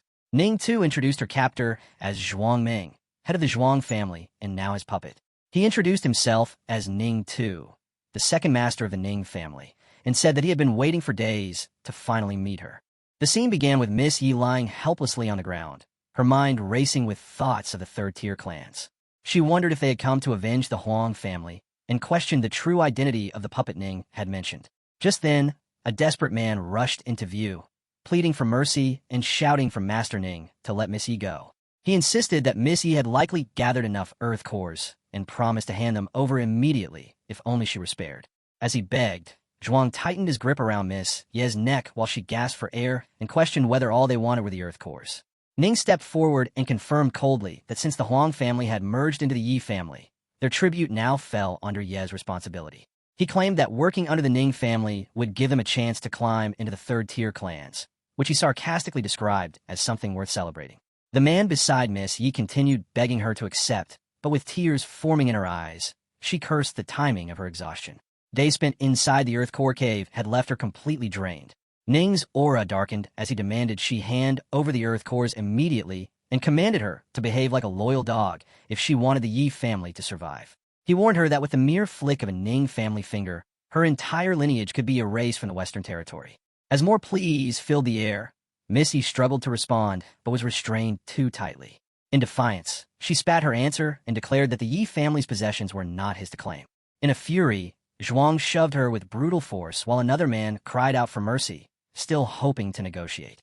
Ning responded with disdain, saying he had no patience for defiance, and raised his hand as Zhuang conjured blazing flames that exploded across the area, sending debris and panic everywhere. In a last desperate effort, one of the men screamed for Miss Yi, but Ning coldly ordered his ghost general to charge and crush her. As the puppet dashed forward, an explosion erupted, and from within it, Miss Yi emerged, clutching the 7-layered flame math impulse. Her expression hardened as she recognized her attacker. She activated the first layer, and as each layer burned out one after the other, she shouted through clenched teeth that he was no better than a Huang family, only interested in crushing others with force. With only a single layer remaining, Ning laughed and mocked her sense of righteousness. He declared that he had shown her too much mercy and called her amusing. He turned to his ghost general with a twisted smile and ordered him to continue playing with her. As the last layer of the flame math flickered, Miss Yi stood speechless and wide-eyed. Ning cruelly suggested they start by breaking her legs, and she could barely hold back her tears. Just as the situation grew dire, a figure suddenly appeared out of nowhere. Miss Yi looked up, stunned, and asked who he was. The boy stepped forward and gently told her not to worry. He assured her that he was there now. She recognized him and sighed deeply, grateful yet embarrassed to be seen in such a miserable state. She whispered her thanks, saying he had arrived just in time and saved her from real danger. The boy responded calmly that he might not know the full story, but had seen enough to decide it was time someone taught Ning a lesson. The story then flashed back to a moment earlier in the Yi family garden, where a young girl ran frantically through the halls, shouting that something terrible had happened. She told the gathering crowd that Miss Yi had instructed her to watch over Huang Ingsheng, but members of the Ning family had appeared and demanded tribute. They had taken Huang and were now heading straight for the mines where Miss Yi was. Without hesitation, a young man named Lu swore to help and rushed off to her rescue. Back in the mine zone, Miss Yi, still weak and coughing, looked up at Lu and said that it made sense now why he had arrived at the perfect moment. She confessed that she had nearly died, ambushed after completely depleting her strength. Lu turned and called for Xiao Fei, who appeared instantly. He instructed her to heal Miss Yi while he took care of their enemies. Xiao Fei activated the Fountain of Life, a healing ability that sent waves of rejuvenation to all allies. As Miss Yi recovered, She warned Lu to be cautious. She explained that the giant man was actually a puppet, just like his own fallen corpse puppet. Ning stepped forward with a twisted smirk and accused Lu of being the dragon tamer, who had ambushed him and wounded his puppet. He taunted Lu, asking if he even knew the consequences of provoking someone like him. At that moment, a powerful aura began to radiate around Lu. The screen displayed his current dragon aura as the black dragon surged around him. Without flinching, Lu stared straight at Ning and, holding the full force of his aura, answered him with one chilling statement. He said he knew exactly what happened when someone hurt her. The scene opened in the heart of the core mine zone where Ning sat proudly on the shoulder of his towering puppet Zhuang as they soared through the sky. With arrogance in his voice, Ning scoffed that a mere grade D noble family dared to challenge him. Below, the hero stood his ground firmly and met Ning's gaze with unwavering anger. Ning sneered and declared that the boy was only worthy of becoming one of his puppets. Laughing cruelly, he pointed at the hero and commanded, "Ghost General, crush him for me." The Ghost General responded with a punch aimed directly at the hero while letting out a mocking laugh. Just as the strike was about to land, a sudden burst of white energy erupted, and in an instant, the hero transformed into a golden dragon and caught the incoming fist with a firm grip. Ning, still seated on Zhuang's shoulder, was shocked into silence as he watched the transformation unfold before him. The golden dragon stared down the puppet and calmly declared that this puppet was no longer a threat. Krantz then announced the bonus stat activation at 3x5, and when challenged, the golden dragon mocked him by asking if that was all he had. As he gripped the puppet's hand, the golden dragon's eyes glowed with understanding as he carefully analyzed his opponent. He then activated bonus activity 1x5, which unlocked the latent bloodline power, transforming him into the Golden Dragon King. His strength, agility, and spirit surged instantly. Ning's expression shifted from smugness to disbelief as he questioned whether the boy had truly turned into a giant dragon. He muttered to himself that this was not how a dragon tamer was supposed to fight. With a roar, the golden dragon called upon Zhaofi to possess him. At once, Zhaofi appeared in a storm of green energy and activated soul light through his emerald dragon form. As his wings spread wide, a glowing screen appeared, revealing that all emerald dragon bloodline skills were doubled when used on dragons or those with shared bloodlines. While the golden dragon struggled against the puppet, the soul sanctuary activated, blessing all allies imbued with soul light by boosting their attributes completely. With each hit they absorbed, they gained layers of energy guard. The scene cut back to Ning, who was coughing and growling at the dragon to get up already. He stared at the golden dragon and thought to himself that defeating Zhuang with one strike at level 100 by transforming into a dragon was too outrageous. He whispered that this was the true way a dragon tremor fights. Suddenly, the golden dragon roared with fury and demanded to know what Ning had been shouting earlier. Ning watched in disbelief as the golden dragon summoned a massive lava burst while chanting that his enemies would be crushed and turned into puppets. Using dragon language replication, the dragon copied his pet's draconic magic and amplified its power. Then the golden dragon opened his mouth and challenged Ning directly, releasing a lava burst that ignited a blazing magma pool in the target area. Any enemies caught within began to sink and suffer continuous heavy damage. Ning suddenly burst into laughter and rang a mysterious bell while exclaiming how fun and interesting this was. As the bell's sound echoed, the Ghost General stirred and his eyes flashed red as fiery energy exploded from his body. The golden dragon was stunned and whispered in disbelief as he witnessed the ghost transformation. Ning laughed mockingly and asked if he was surprised. With a smug tone, he claimed that even a dragon could not touch him because his puppet would never allow it. He then revealed that Zhuang had now entered Phase 2 at level 100. The golden dragon growled with fury and lunged forward with his claw extended. Declaring that he had heard enough noise, he charged at the Ghost General, who launched a counterattack. Without hesitation, the golden dragon and Zhaofi struck back with a powerful paw. Ning laughed and shouted that the golden dragon still could not hurt him. The dragon rose again and calmly said, "Oh, is that so?" before activating Judgment Claw. Flames lit his twin claws as the skill converted a portion of stamina into strength and powered up his next strikes. The battle intensified as the ghost continued its relentless assault and the golden dragon struggled to defend. The Ghost General screamed in rage while Ning gritted his teeth and shouted commands. At this moment, the golden dragon's face darkened, his eyes turned crimson, and he declared it was Ning's turn. He advanced with lethal intent while Ning panicked and rang the bell again. The ghost reactivated to block the golden dragon's path, but one use of Judgment Claw remained. In one decisive moment, the golden dragon struck the ghost while it was turning back.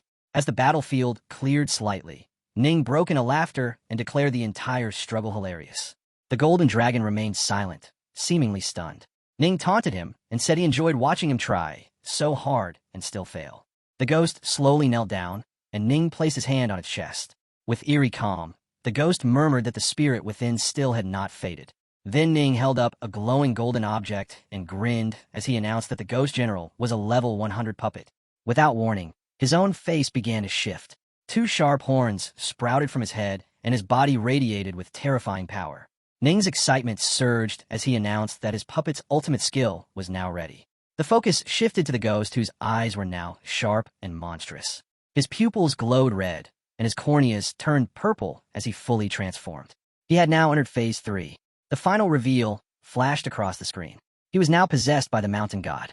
As a mountain breaker, the ghost channeled divine power and gained the god's might. Both his strength and stamina stats surged by 300%. The scene opens in the core mind zone where Ning laughs as his power rises with triple stat and the blessing of the mountain god, which grants him strength that even level 100 elites would fear. He claims that the fight is not yet over, and to ensure his opponent dies without regret, he prepares to display another ultimate skill. At once the screen reveals the technique called the 3 nails to the soul, and each puppet of the puppet master grows stronger as its attack power doubles with every wooden nail embedded. Zhuang immediately appears more terrifying than before, while Ning commands the ghost general to unleash full strength. As Ning steps forward, he taunts that his foe now faces someone whose battle power has been multiplied tenfold, and he calls it an honor. The golden dragon glared at him with anger, then Zhuang said with a boast that he could face 3 level 100 elites at once. Ning retorts that even a dragon cannot win against him. In that instant, the boy reverts to his normal form, and Zhuang bursts into laughter while asking if he will surrender. The boy shakes his head and remarks that even with an ultimate skill and 10 times the power, it is still a shame. Ning grows furious and demands to know what he means, while the boy calmly explains that even if it were 100 times stronger, it would still be nothing more than garbage. The boy secretly thinks that Zhuang relies only on brute force, while Ning relies on control, which makes them both perfect additions to his puppet army. At the same time, Ning thinks of him as an arrogant fool and waits to see what dragon he dares to summon. Suddenly, a poison dragon flies in front of the boy and rushes toward Zhuang. The boy stands firm while the dragon descends, and Ning bursts into mocking laughter as he calls it nothing more than a snot-dripping worm unworthy of being called mighty. The boy strokes the dragon and calls it Xiaoji, reminding it that it had defeated the 10,000 venom devil vine and the demon-devouring dragon king, so it should not fear this brutish opponent. The poison dragon lets out a laugh and declares that it is not afraid and will fight. The boy nods and commands it to show its strength. Ning roars with anger and scorns the dragon as nothing compared to his level 100 puppet. The boy narrows his eyes and responds with the revelation that he never said he had only one dragon. At that moment, he calls upon Xiaofei and summons the Shadow Dragon King. The screen shows the natural assimilation Shadow Dragon contract and the black blades of the Shadow Dragon King, whose level matches that of its summoner. Both Zhuang and Ning stand shocked as Ning sees the look in his opponent's eyes and recognizes the killing intent. He wonders what terrifying abilities this dragon possesses. Raising his hand, he summons golden light from his bell, and the screen reveals the unbreakable protection bell that hovers above him as a guardian shield. Ning orders Zhuang to strike quickly and rip their enemy apart. Yet when Zhuang lunges at the boy, he is halted by the shimmering protection barrier. The shield is revealed to be curtain poison cast by the Poison Dragon King, which drains the enemy's life and transfers the vitality to its master. Ning is shaken as Zhuang begins to weaken within the swamp of poison. He hurriedly invokes counter skills such as Clarity and Calm to purge debuffs and Purifying Rain to cleanse allies and Reversal of Corruption to suppress negative energy. But to his shock, none of them succeed in removing the poison. The Poison Dragon King declares that the venom cannot be dispelled. Ning grows enraged, and gripping the bell, he shouts for them to retreat. The Ghost General lets out a furious cry as sparks of lightning surge through him. The screen displays Shadow Strike, which allows teleportation behind the target to deliver 16 times damage, followed by Shadow Invasion, which triggers an extra blow. Zhuang takes the full assault, and his limbs shatter. From within the release of energy, a red-haired boy appears, unleashing Dragon Annihilation. His arms transform into dragon claws as he delivers 6 rapid strikes in sync with his dragon pets. Ning stares wide-eyed and mutters that his opponent is a monster, since even his strongest puppet, the Ghost General, has been crushed. With bitterness and fear, he calls for Ghost Shadow retreat. And while fleeing, he thinks that he will return with Freak Dragon Tremor to settle matters later. The boy descends lightly onto the ground and scoffs that Ning dares to run when he himself is nothing more than a top-grade puppet material. Without hesitation, he takes to the skies with his followers in pursuit, declaring that Ning will not escape so easily. The scene opens in the core mine zone, where Ning too desperately tries to flee. He curses under his breath, frustrated that the persistent task refuses to leave him alone, and immediately orders the Ghost Guard to intercept. The Ghost Guard responds by unleashing a surge of red energy from his sword. Yet the boy retaliates with sharp confidence, declaring that if this is all they can muster, then they have nothing. With all his strength, he takes to the skies, his aura flaring. A system screen flashes before him, displaying the techniques. Cut the sky. Attach dragon aura. Strike twice in succession. Coordinate with enemy. Determined, the boy pushes forward, refusing to let Ning 2 escape. Another prompt emerges on the screen, outlining a powerful ability, Soul Shock. While in Soul Light mode, continuously channel Dragon Aura. Gain 1 to 2 layers per second, then release all Dragon Aura, maximum 30 to 60 layers. Charging in progress. With a steady voice, the boy commands Xiaofei to eliminate the enemy completely. Xiaofei answers, surrounding him in a torrent of green energy. The screen registers the buildup. Soul Shock is currently at 8 layers. Ning 2 scoffs, thinking the attack useless, but his arrogance lasts barely a second. The black dragon strikes with terrifying force, releasing a wave of red energy that leaves Ning 2 stunned. His eyes widen in disbelief as another system message appears, Shadow Strike. Instantly teleports behind the target and strikes their weak point, dealing 1,600% strength as damage. The black dragon seizes Ning 2, and before he can comprehend what is happening, another effect triggers. The screen reads, Shadow Invasion. After dealing damage, triggers an extra attack for 20% of the same damage. Ning 2 screams helplessly as he crashes to the ground at the boy's feet. Bloodied and broken, he begs for mercy, stammering that he does not want to die. The boy watches with a cold smile, remarking how pitiful Ning 2 looks now, begging like a mutt, when he once carried himself with arrogant pride. He almost seems to miss that unbridled confidence. Ning 2 panics further, declaring that he is the second young master of the Ning family, and promises wealth and favors if his life is spared. The boy ignores his plea and commands Xiaofei to summon the fallen corpse Holy Dragon. A screen notification confirms natural assimilation. Summon Dragon. By Flute. Summon Twin Fallen Corpse Holy Dragon. Level equals summoners. Xiaofei lets out a resonant howl, and Ning 2, realizing too late, demands to know what is being done. The boy narrows his eyes and orders that Ning 2 be turned into a new puppet. Horrified, Ning 2 yells at him, calling him insane, and threatens that the Ning family will exact vengeance, especially his sister. Yet the screen responds with calm inevitability. Corpse manipulation. Control and transform fallen corpse puppet. Summon or dismiss at will. When a puppet dies, its energy returns to the fallen corpse Holy Dragon. Transformation begins. Ning 2 screams and thrashes, tears streaking his face as his body twists into something new. His eyes turn dark pink as the process completes, and the system announces his rebirth. Ning Tuesday, Fallen Corpse Puppet. Master Level 103. Asterisk the boy studies him with fascination, remarking that the mechanics all work on puppets. With the ability to strengthen them, corpses could be converted into an entire puppet army. A voice suddenly calls his name, and he turns to see his senior sister. She observes the scene with a mixture of shock and admiration, noting that the young master of the Ning family has been slain just like that. She calls him ruthless and decisive. The boy replies calmly, explaining that Ning 2 is still alive as a puppet. Losing a fighter of such a high level would be wasteful, and besides, he can apply buffs to other puppets. He even considers testing if fallen corpses could be manipulated back into human-like form, creating puppets too. His senior sister smiles darkly, pleased by the idea, and admits she has long awaited a chance to trample on a C-tier noble family. When the boy asks about her condition, she answers that though her injuries were once severe, Xiaofei's healing restored her almost completely, leaving only mild fatigue. The boy nods, promising that he will continue his work and hopes the outcome does not disappoint. He then commands the Golden Dragon to summon additional puppets. A mighty roar answers him, and the screen responds again. Corpse manipulation. Control and transform fallen corpse puppet. Summon or dismiss at will.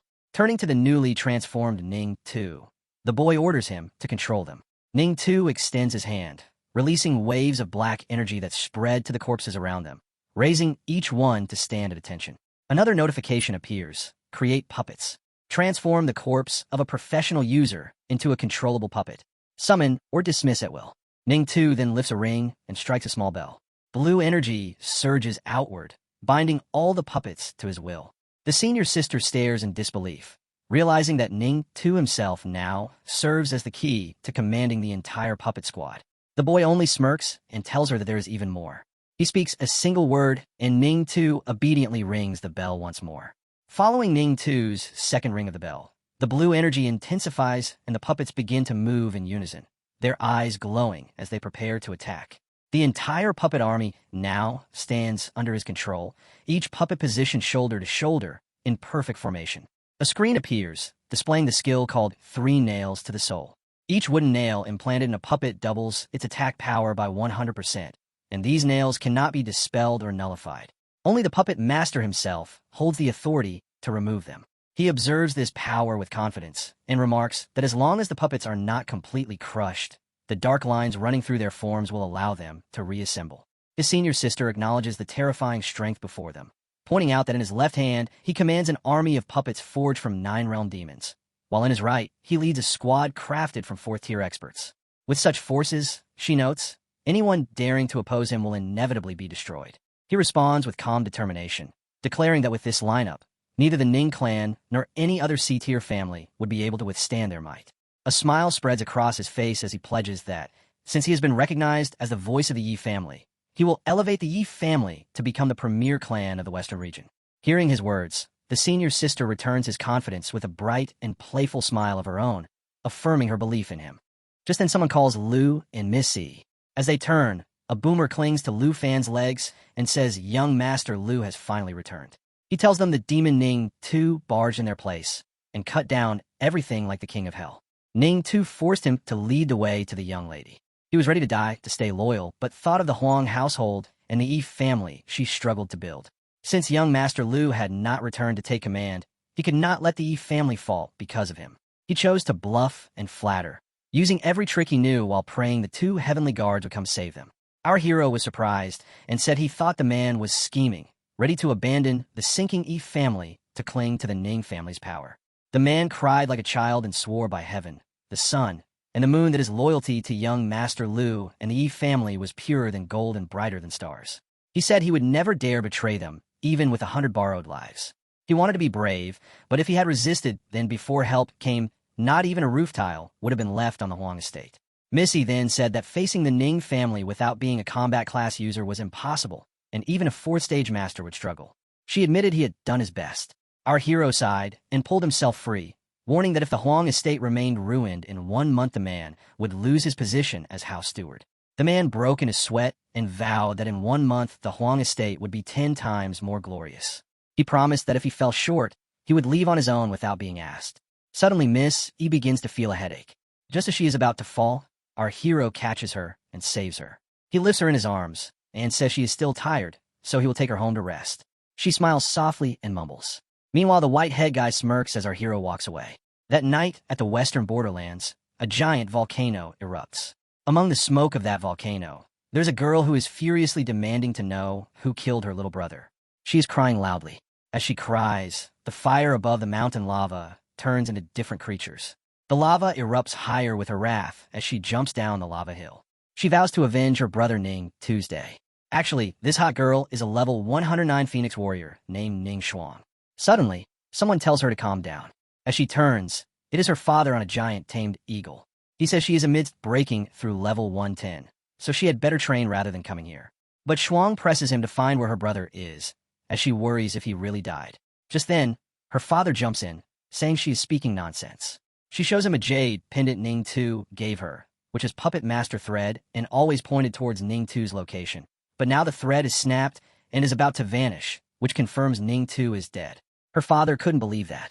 He said that not long ago, he merely went to collect Earth Core crystals for his sister's breakthrough. Shuang asked about Earth Core crystals and then wondered if he had gone to the Huang family. But her father cut her talk short, saying that there was no way the Huang family alone could possibly harm Ning. Tuesday, Shuang replied that even if it seemed impossible, it was their only lead, and she declared that she was going to turn the Huang family upside down and get answers. Her father shook his head, saying that Shuang's top priority now was to push past level 110 and unlock her second god tier. As for Ning Tu, he added, the boy was not even 1% as important as her. Shuang insisted that Ning Tu was important to her, accusing her father of always looking down on him. She then went berserk, claiming that nothing mattered more than her little brother's life. and the ground broke apart with her anger. Her father dismissed her concern, calling her a child, but then he sighed and admitted that he understood. He promised to send someone to gather information at the Huang estate, while she must focus and continue training to level up. As he turned, Shuang declared that she wanted to go personally. Her father drew out his sword and pointed it right at her face, which shocked her greatly. She narrowed her eyes and demanded to know what he meant by this. Her father replied that whether Ning Tu lived or died was less important than whether she reached level 110. He commanded her to head to the Divine Ruin's secret realm immediately and do what was best for the clan. He even stated that, frankly, it might be better if Ning Tu was dead, so that she would stop clinging to him, holding herself back, and disappointing the clan. Hearing this, Shuang clenched her fist tightly and retorted that it was always clan this and clan that, questioning if the clan was more important than the lives of his own children. She then leapt toward her father and threw a punch, begging his forgiveness. Her father simply slashed his sword lightly, passing through her swiftly and completely dodging her attack. Blood gushed out of her hand, and she was greatly shocked. His father said that her wings had hardened and she dared to raise a hand against him. He drew out another sword, declaring that perhaps he should teach her a lesson right now and make her obedient again. He was already bruising her hand, and she pressed her teeth together, ready to fight her father. Just then, a guy in glasses shouted at her father, urging Uncle Ning to calm his anger. He too had arrived on a hawk. Her father wondered if this guy was Luo Lixio. As Luo came to the ground, he announced that he had come to take Shuang to the divine growing secret realm, but also noted that father and daughter shared a deep bond. Shuang remained silent. This guy was a mechanical bird rear-grade mount, who asked why there was such a sudden altercation. Her father replied that since Luo was named Shuang's fiancé, he was not an outsider, so he would not hide the truth from him. Saying this, he drew back his sword and explained that Shuang did not understand priorities and had defied the family's order, all because she was convinced that Ning Tu was dead. She clutched her wounded arm and insisted that this was right. Luo came closer, calmed her, and warned her to be careful.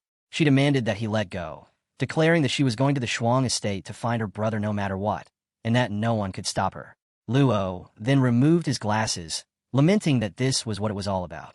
He revealed that he already knew about Ning Tu's death, though he had intended to tell her only after she achieved her level breakthrough.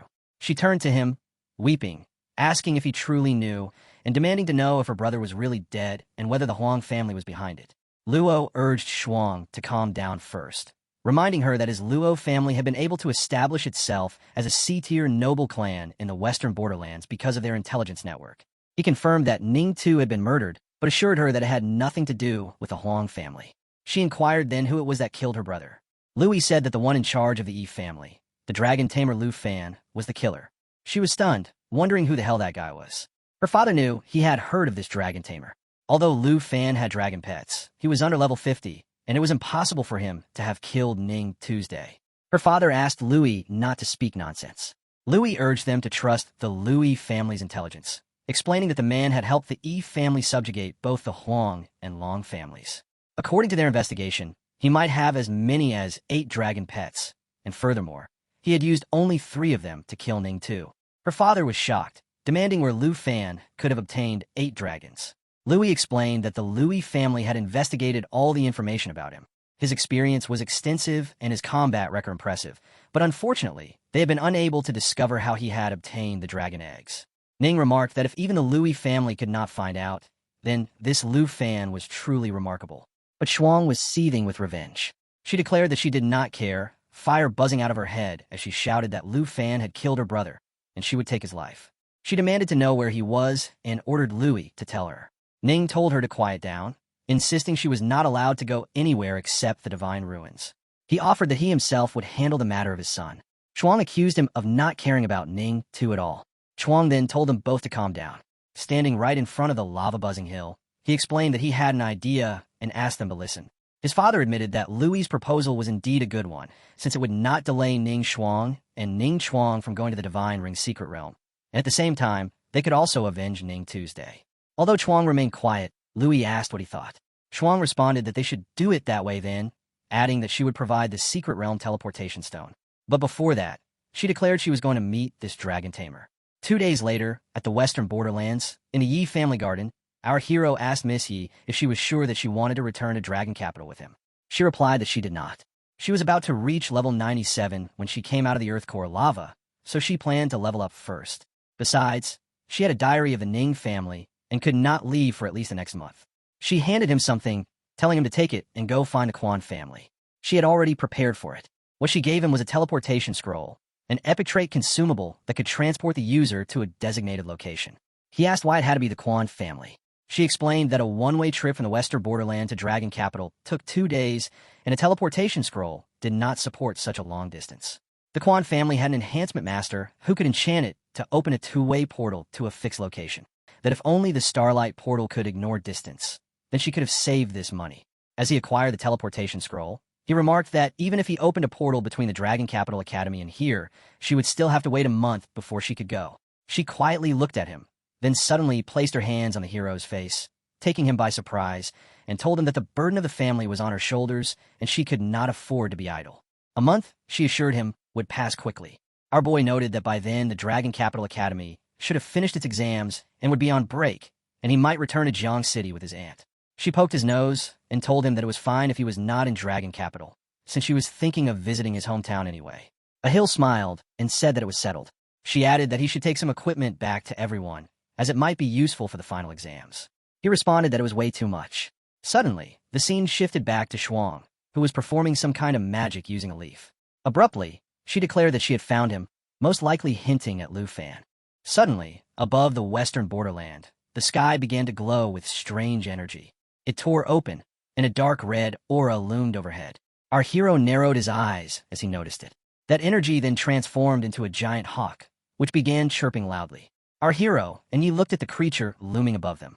Yi wondered aloud what was going on, questioning if a fierce beast had actually infiltrated this place. Our hero explained that it was not a beast, but a class changer, and what they were seeing was just an avatar. Suddenly, the avatar grew quiet and fixed its gaze on them. Yi remarked on its powerful aura, despite it being only an avatar. Then the avatar spoke, demanding that Lu, the dragon tamer of the Yi family, come out immediately. Our hero recognized that it was addressing him. Yi urged him to wait, believing the avatar must be from the Ning family and had come for revenge, and that if Lu rushed into battle, it might complicate matters. Our hero told her not to worry about him. Since someone had come knocking, he would meet them. He drew out his dragon wings and instructed her to stay behind, protect the Yi estate, and not let the servants come outside. As he ascended into the sky, she told him to be careful, and he reassured her that there was no need to worry. The avatar declared that he must be Lu Pin and introduced himself as Ning Shuang, the eldest daughter of the Ning family, demanding to know if her brother Ning too had been killed by him. Our hero, face to face with the avatar, confirmed it and asked if she had a problem with that. The avatar turned fierce upon hearing his words, exclaiming that with such an attitude, he was courting death. She released a burst of fire toward him. Our hero leapt aside and retorted that the Ning family had been the ones acting tyrannical first, and yet they still had the nerve to seek revenge. He pointed out that she did not even dare to come in her true body, declaring that she was the one courting death. Shuang says that this avatar of hers is enough to wipe out him and the estate beneath him. She slams fire down at the ground.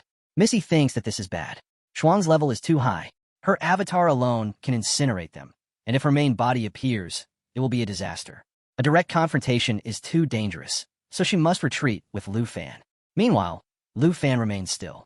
He says, "Senior, did you hear that? That boastful avatar actually wants to wipe them out." He asks him what he is planning. Our hero replies that she has been charging a single skill for so long, and in his opinion, to eliminate this avatar of hers, he only needs one strike. Saying so, his Xiao Fei dragon summons from a portal. Shuang wonders if that is one of the 8 dragons. According to what Lu said, it is just a support type. However, she laughs, saying what a joke, and demands that he pay for her brother's life. She reveals a world-burning flame charged and strikes it toward our hero. This is a skill that gathers the flames of a phoenix to attack all targets within range like a falling sun, dealing massive damage. But it requires at least 10 seconds to charge. Before the strike lands, however, our hero calls his dragon Xiao Fei to attack. Xiao Fei immediately pounces forward, creating an eternal guard, protecting all allied targets with sheer strength and regenerative ability. The system interface describes that the Emerald Dragon bloodline has all skills doubled and is immune to all debuffs. After the impact, the world-burning flames of the avatar fade away. Shuang is stunned that Xiao Fei blocked everything. Then our boy snaps, and in a split second his black dragon sneaks behind the avatar, ready for the shadow strike. It is performed through perfect teleportation directly behind the target and aimed at its weak spots. As the black dragon attacks, its fist goes through the avatar, and the system prompts that one extra attack for 20% damage is triggered. The avatar begins to deform, and Shuang wonders if Lu Fan's dragons are too fast. As she looks at the black dragon, she thinks that this must be the dragon Lu mentioned, the one that killed her brother.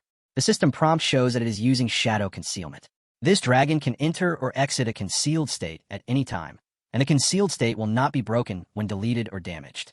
While fading away, Shuang admits that truly he is a legendary dragon tamer, living up to his reputation. Our hero responds that she thought she could get revenge with just an avatar, but she underestimated him.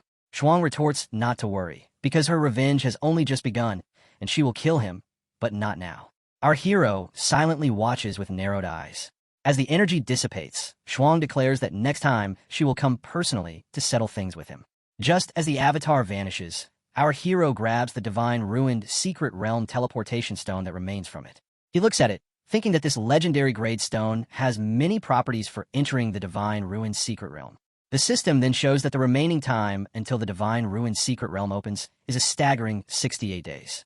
The flame leaf falls into the pond, and Shuang looks at it, thinking deeply. She is honestly impressed by Lu Fan. In her territory of hot ass, from the lava, she grabs a freaking hot crystal, saying that someone of his strength should at least have a dragon. So, is this one force of his strength? The system informs that what she actually grabbed was an earth core, a legendary trait material formed over countless years from the flowing magma beneath the western borderland. As energy swirled around that core, he says he can pay to kill our boy in the divine ruined secret realm. Driving it seriously, that earth core glows near her breast before shortly shattering the earth core into pieces. And she vows that our boy had better be there. Holding the divine ruin secret realm teleportation stone, Ahio silently reads as the system provides the details of it. He wonders if the next time is meant for him to use this stone to go to the divine ruin secret realm. Just then, Miss G also flies toward him and asks what is wrong, whether Ning Xuan will come there, but quickly reassures him that she will not. He then asks if she knows what kind of place the divine ruined secret realm is. She immediately replies that it is an ultra-secret realm of opportunity in the western borderlands, appearing only once every 50 years. She is not sure about the specifics, only that the teleportation stone can only be obtained as an extremely rare random drop from the monsters in the western borderland. Our boy shows her the ore and wonders aloud if this is something that could be sold for a sky-high price, and thinks about how Ning Xuan is using this to challenge him to a duel. Miss G advises him not to accept this challenge, because at that time it will not only be Shuang present. Many more seedier nobles approaching their 5th advancement will also be there. Our hero descends to the ground, and suddenly a voice whispers in his ear not to listen to her, that he must go. Startled, he turns and finds that it is his dragon, who urges him to go to the divine ruined secret realm and find the spirit-quenching liquid for her. She promises that after he reaches his 3rd advancement, she will tell him the location of the myriad armor dragon egg. The hero asks if she has awakened and seen everything that just happened. The dragon responds that his pet space is very comfortable and that she feels she will be able to recover in another month or 2. The hero then asks why she wants him to go to the divine ruined secret realm and what use the spirit-quenching liquid has. Sitting in the most innocent way, the dragon explains that the secret realm seems to be the place where a legendary god fell. It holds countless treasures, but the spirit-quenching liquid is the most precious of them all.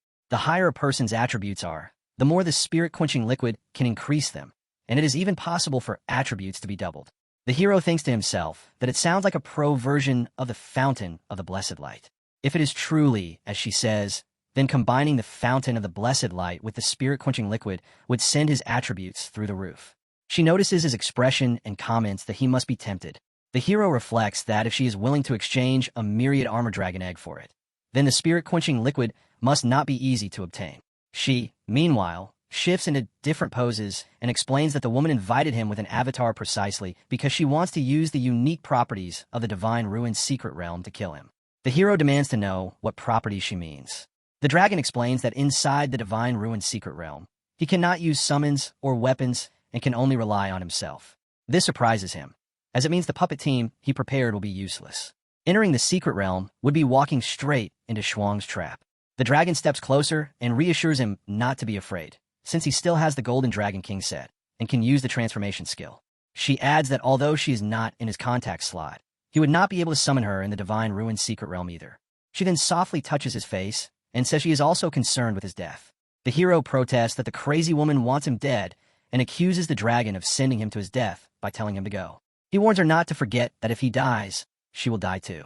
The dragon responds with mock innocence, questioning why he is still wary of her and insisting that she could never possibly harm him. Just then, the entire place feels like another dimension, glowing with green energy. His dragon reminds him not to forget the spirit-quenching liquid and promises that after his third advancement, she will help him find the Myriad Armor Dragon egg. She adds that the offering of the Myriad Armor Dragon King will definitely improve him more than any other dragon. Our hero stands in silence when she further tells him that at that time, that woman will not necessarily be his match. He starts to think to himself whether the Myriad Armor Dragon is really as strong as she says. But then he remembers that summons cannot be used in the Divine Ruin Secret Realm, and he wonders what use it would be to tame the Myriad Armor Dragon under those conditions. Just then, someone calls him, but he keeps thinking about what the Demon-Devouring Dragon King might be planning. Someone calls him again and again until Miss E presses him a little to bring him back from his deep thoughts. She asks what he is spacing out for. Snapping back to reality, he hears her say that if Shuang is not coming, then they should hurry up and set off. If they linger any longer, they will miss the final exam. Our hero answers that he is coming, though his thoughts run differently. He decides that rather than asking endless questions now, he should hurry up and level up to reach his third advancement before the Divine Ruin's Secret Realm opens. That way, he will at least have the ability to tame the Myriad Armor Dragon and obtain the spirit-quenching liquid. And if everything goes smoothly, he might even have a chance to defeat Shuang. The scene shifts to the next day, at noon in Dragonzia Capital Academy. Students walk around casually as our hero speeds toward the school, delayed because of Shuang. He has completely missed the final examination assembly. Observing the familiar setup, he notes that it is once again the new student exam assessment arena battles, which he finds annoying.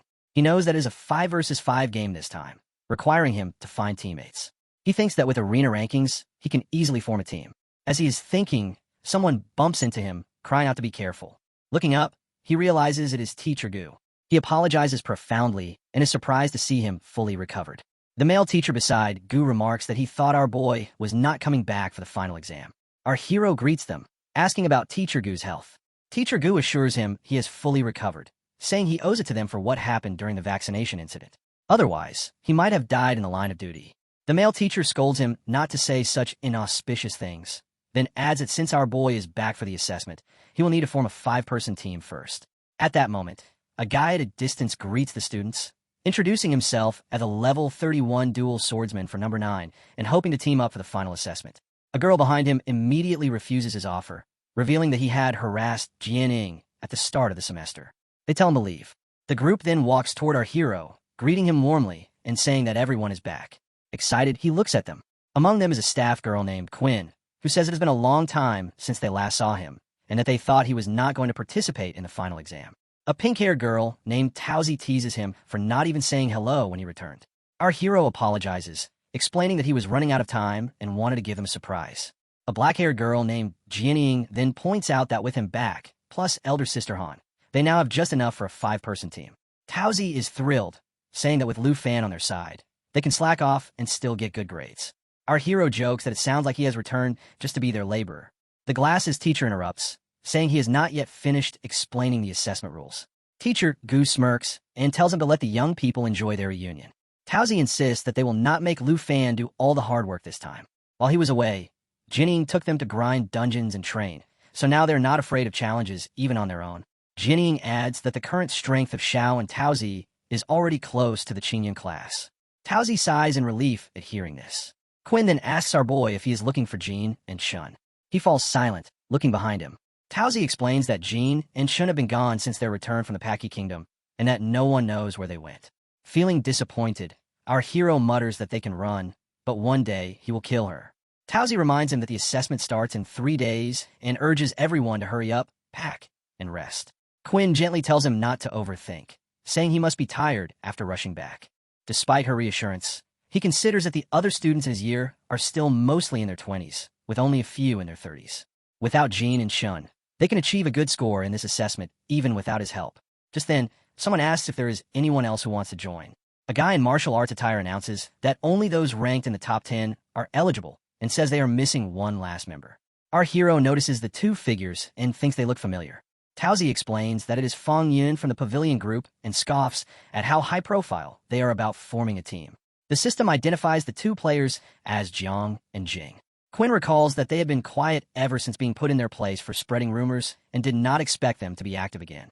Our hero dismisses them as opponents not worth worrying about. Just then, another guy speaks up, declaring that he will join. The bulky armored man with a massive sword stepped forward, asking whether they truly had the ability to take first place. He declared that if they could, then he would join, because he had no interest in teaming up with the weak. What he wanted was first place in the assessment.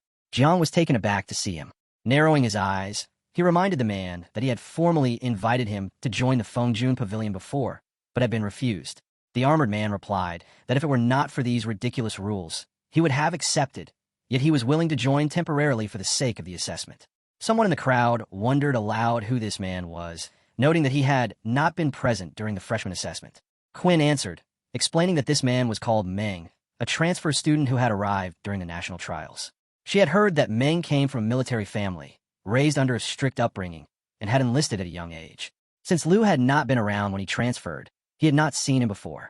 Everyone else, however, believed Meng to be the strongest.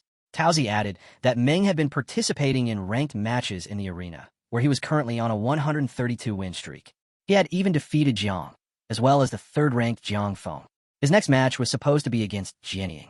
Jianying calmly stated that she had never once participated in the ranked matches, but guessed that Meng intended to use the final assessment as an opportunity to fight her. Our hero thought to himself that if Meng had truly replaced Jiang Feng as number 3, then he must be the real deal. Quinn urged them to head back with her, believing Jiang would most likely team up with her. Our boy replied that they would see for themselves. If they were strong enough, Meng would not need to step in. Taozi smiled with confidence, saying she would give Liu a big surprise when the time came. Just then, Jing panicked and rushed to Jiang, saying he had just spotted Liu Fan standing among the crowd. Jiang was stunned to hear this, exclaiming in shock when he saw him, wondering when Liu Fan had returned. Meng frowned, asking who Liu Fan was and why everyone was reacting so strongly. Around them, players began to murmur in disbelief that Liu Fan was back, though none had noticed his return. Jiang sighed heavily and explained to Meng that Liu was a dragon tamer, the number 1 of the Qingyan class. If he truly had returned, then their chances of taking first place would vanish. Meng's expression hardened at these words. Narrowing his eyes, he suddenly roared back at them with fury, demanding how they could admit defeat before even fighting. His outburst shocked everyone, and many trembled under the sheer pressure he exuded. Meng then shouted that the only reason he had agreed to join them was because he thought highly of their strength, and it was solely for the purpose of claiming first place. He demanded to know where the confidence they had displayed earlier had gone. At that moment, one of the players noticed the emblem on Meng's chest, the insignia of the blood-clad army. The revelation rippled through the crowd. The blood-clad army was known as the strongest comprehensive military force in the nation's dragon military, second only to the 4-grade army ministry. People could hardly believe their eyes. Meng was only 2 years older than them, yet the 3 blood blossoms on his emblem meant he held the authority to command 100 soldiers in the blood-clad army. Meng spoke with pride, recounting that ever since his youth, he had been stationed at the border, resisting the peace tides. He had joined the blood-clad army early, awakening his combat profession amidst mountains of corpses and seas of blood. His ultimate goal was to become the youngest creative general to safeguard the nation. The system then revealed his true identity. Meng was a berserk blood wolf swordsman. Gasps spread through the crowd as they realized he truly was a warrior of the blood-clad army. Jiang himself was shaken, struggling to believe that Meng had spent his student years not in classrooms, but in the midst of real battlefields, fighting and killing for survival. Meng declared that he must take first place in every assessment and graduate early so that he could return to the blood-clad army. He extended his hand, demanding to know whether they had the confidence to defeat Liu Fan. At first, Jiang shuddered, torn between confusion and hesitation. Yet he thought to himself that if someone like Meng, who had survived countless life-or-death battles, were to join their guild, perhaps the Fengjun Pavilion truly would have a chance to redeem itself. With that thought, he finally grasped Meng's hand and welcomed him to the team. Meng accepted, and soon the entire team erupted with excitement, chanting about Brother Meng's overwhelming presence and claiming they were about to witness the crowning of a new number 1. Jiang, however, still felt unsettled. He reminded them that they might be celebrating too early, since Liu Fan was still a hero of the Dragon Country who had participated in the national trials. Meng only smirked, thinking that his resume alone was enough to make Liu Fan feel ashamed of himself. He recalled the national trials, admitting that he had heard of Liu Fan before. He acknowledged that Liu Fan possessed quite a few dragon pets, but dismissed it as disappointing since Liu Fan had never experienced charging on the front lines. What Meng truly wanted was to see how strong Liu Fan really was. The scene then shifted to Dragon Capital Academy, Villa number 2. Tauzi's eyes widened in awe as she stared at the glowing armor laid out on the table, finding it far too powerful. Quinn agreed, believing it was too valuable and noting that its stats were good enough to be used up until level 50 or 60. Tauzi wondered if their senior had given all of this to them, but their boy quickly reminded her that the equipment was meant for everyone and not for anyone to hoard. He then turned to his aunt and explained that he had also brought many skill books for her, including not just enchanting techniques, but also protective skills. His aunt was deeply touched, remarking that E had even thought of her and urged little Fan to thank E properly on her behalf. As the group examined the gear, the system prompt revealed a legendary quality item known as the Jin Stream, boasting extraordinary attributes such as agility, hit rate, strength, and endurance. Doll tried it on and was thrilled, calling it her first legendary weapon. It was the Hydra set, which transformed her into a water lotus swordwoman and carried a special skill that increased all Hydra-related damage by 40%. Next came Quinn's armor, the legendary Regile. Its stats were equally impressive, enhancing spirit and agility. The most astounding feature, however, was its passive skill, which automatically cast a zero-cost Holy Light Starfall within the current target range. Quinn was stunned, feeling that it was even more valuable than anything her father could purchase. She also obtained the Judgment set, which granted the devastating Starlight Annihilation skill, boosting continuous damage that could not be dispelled. Jinying, too, received a set beyond her imagination. She admitted that even the enchantment effect alone was something she could never have afforded. She now wielded a legendary blade set that maximized damage with class-exclusive weapons, amplifying effects by up to 120%. With each of them donning their new armor, the group's excitement overflowed.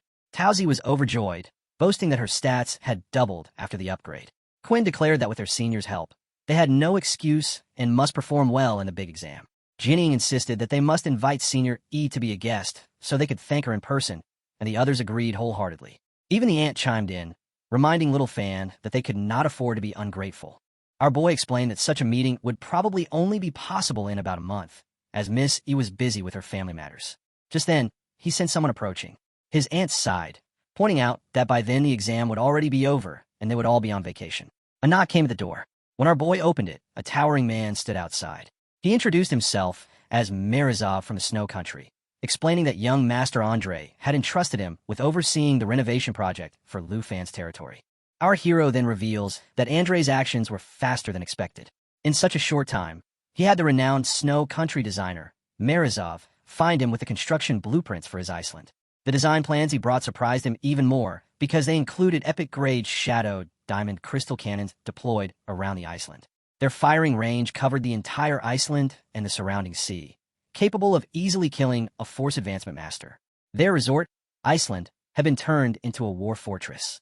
This surprise wasn't too bad, actually. He relaxed while the girls faithfully teased each other. As Marizov went away, he noted that Marizov promised the teleportation formation linking the Dragon Capital Academy Dungeon Hall to Shadow Iceland would be completed in 3 days. And that day happened to be the same day the final exam began. Tauzi and the others volunteered for the task. Tauzi declared it was a deal then, and unless they ran into a really tough opponent, Lu wouldn't need to make a move. She insisted they would show him the results of their training. Our hero revealed that during the exam, unless a strong enemy appeared, there would be no need for him to act. So he accepted, saying it was fine by him and that he was happy to be idle. Then he revealed that, to give them a final sprint before the exam, he had practiced their skills. Tauzi was trained with Dazzling Holy Light, a skill that deals high damage to all enemies in range and applies a Holy Light burn effect that reduces any resistance from enemies by 20%. He then trained Jinying with Earth Splitting skill, whose mountain shaking effect delivers a whopping 320% physical damage to the enemy target. Finally, he trained Sheen with Water Prism. With this skill, she can swing her blade to release 4 water channels that lock onto the designated target, making it unable to escape. During this time, the enemy's movement and attack speed would be reduced for 8 seconds. Afterward, our hero took them for leveling and training. Tauzi leveled up to 38. Sheen leveled up to 39. His Aunt Han also leveled up to 30. But Jinying leveled up the most, reaching 40. He himself leveled up to 50% with only a little training.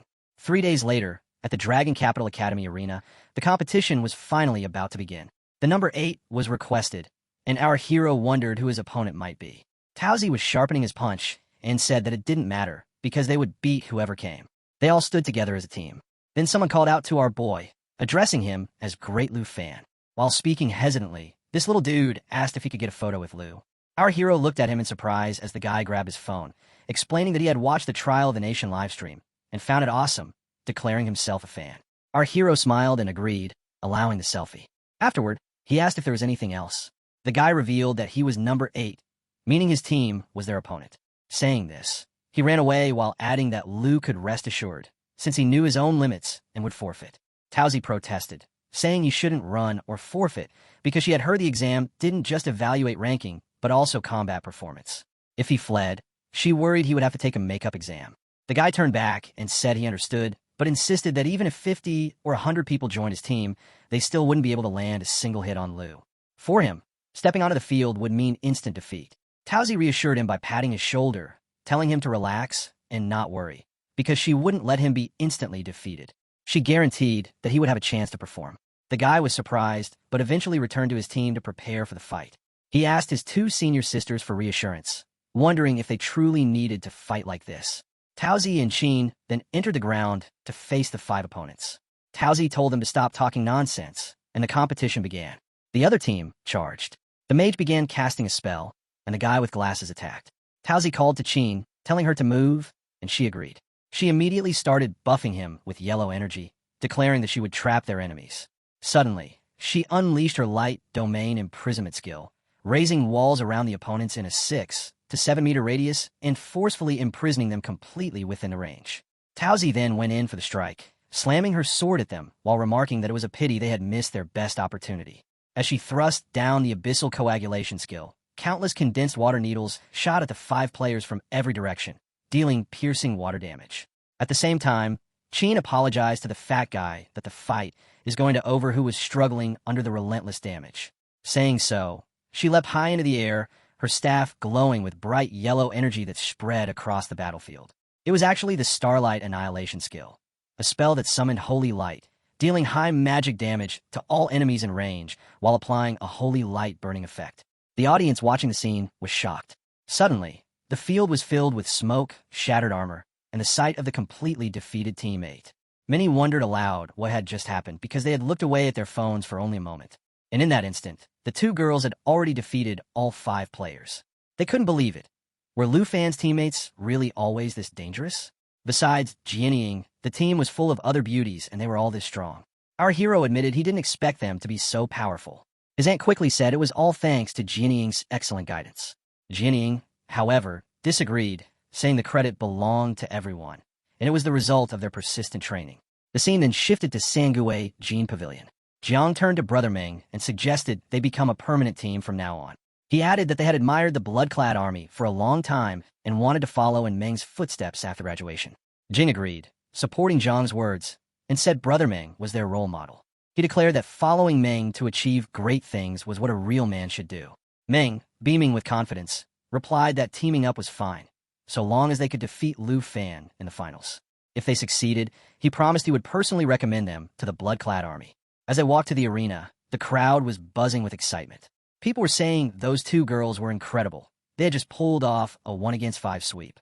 Many even bet that Lu Fan could win this year's competition without ever stepping on stage. Just then, the system prompted details of the skill light domain imprisonment. This skill raised 6 walls of light in the target area, forming a holy force field cage with a radius of 7 meters. Spectators marveled, saying the skill was unbelievably cool. They also praised Tao, whose blade attacks released powerful water-piercing effects. Watching all this, Meng narrowed his eyes.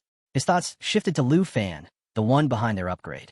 Meng scoffed at the idea of Lu Fan being worshipped as a god for achieving a second advancement profession. To him, it was nothing but dogshit luck for picking a dragon. Clenching his fist, he muttered that a true expert was forged in a mountain of corpses and a sea of blood. His body began radiating energy as he declared that he would personally tear away the halo surrounding Lu Fan. 6 days later, at the arena battlegrounds, people were placing bets.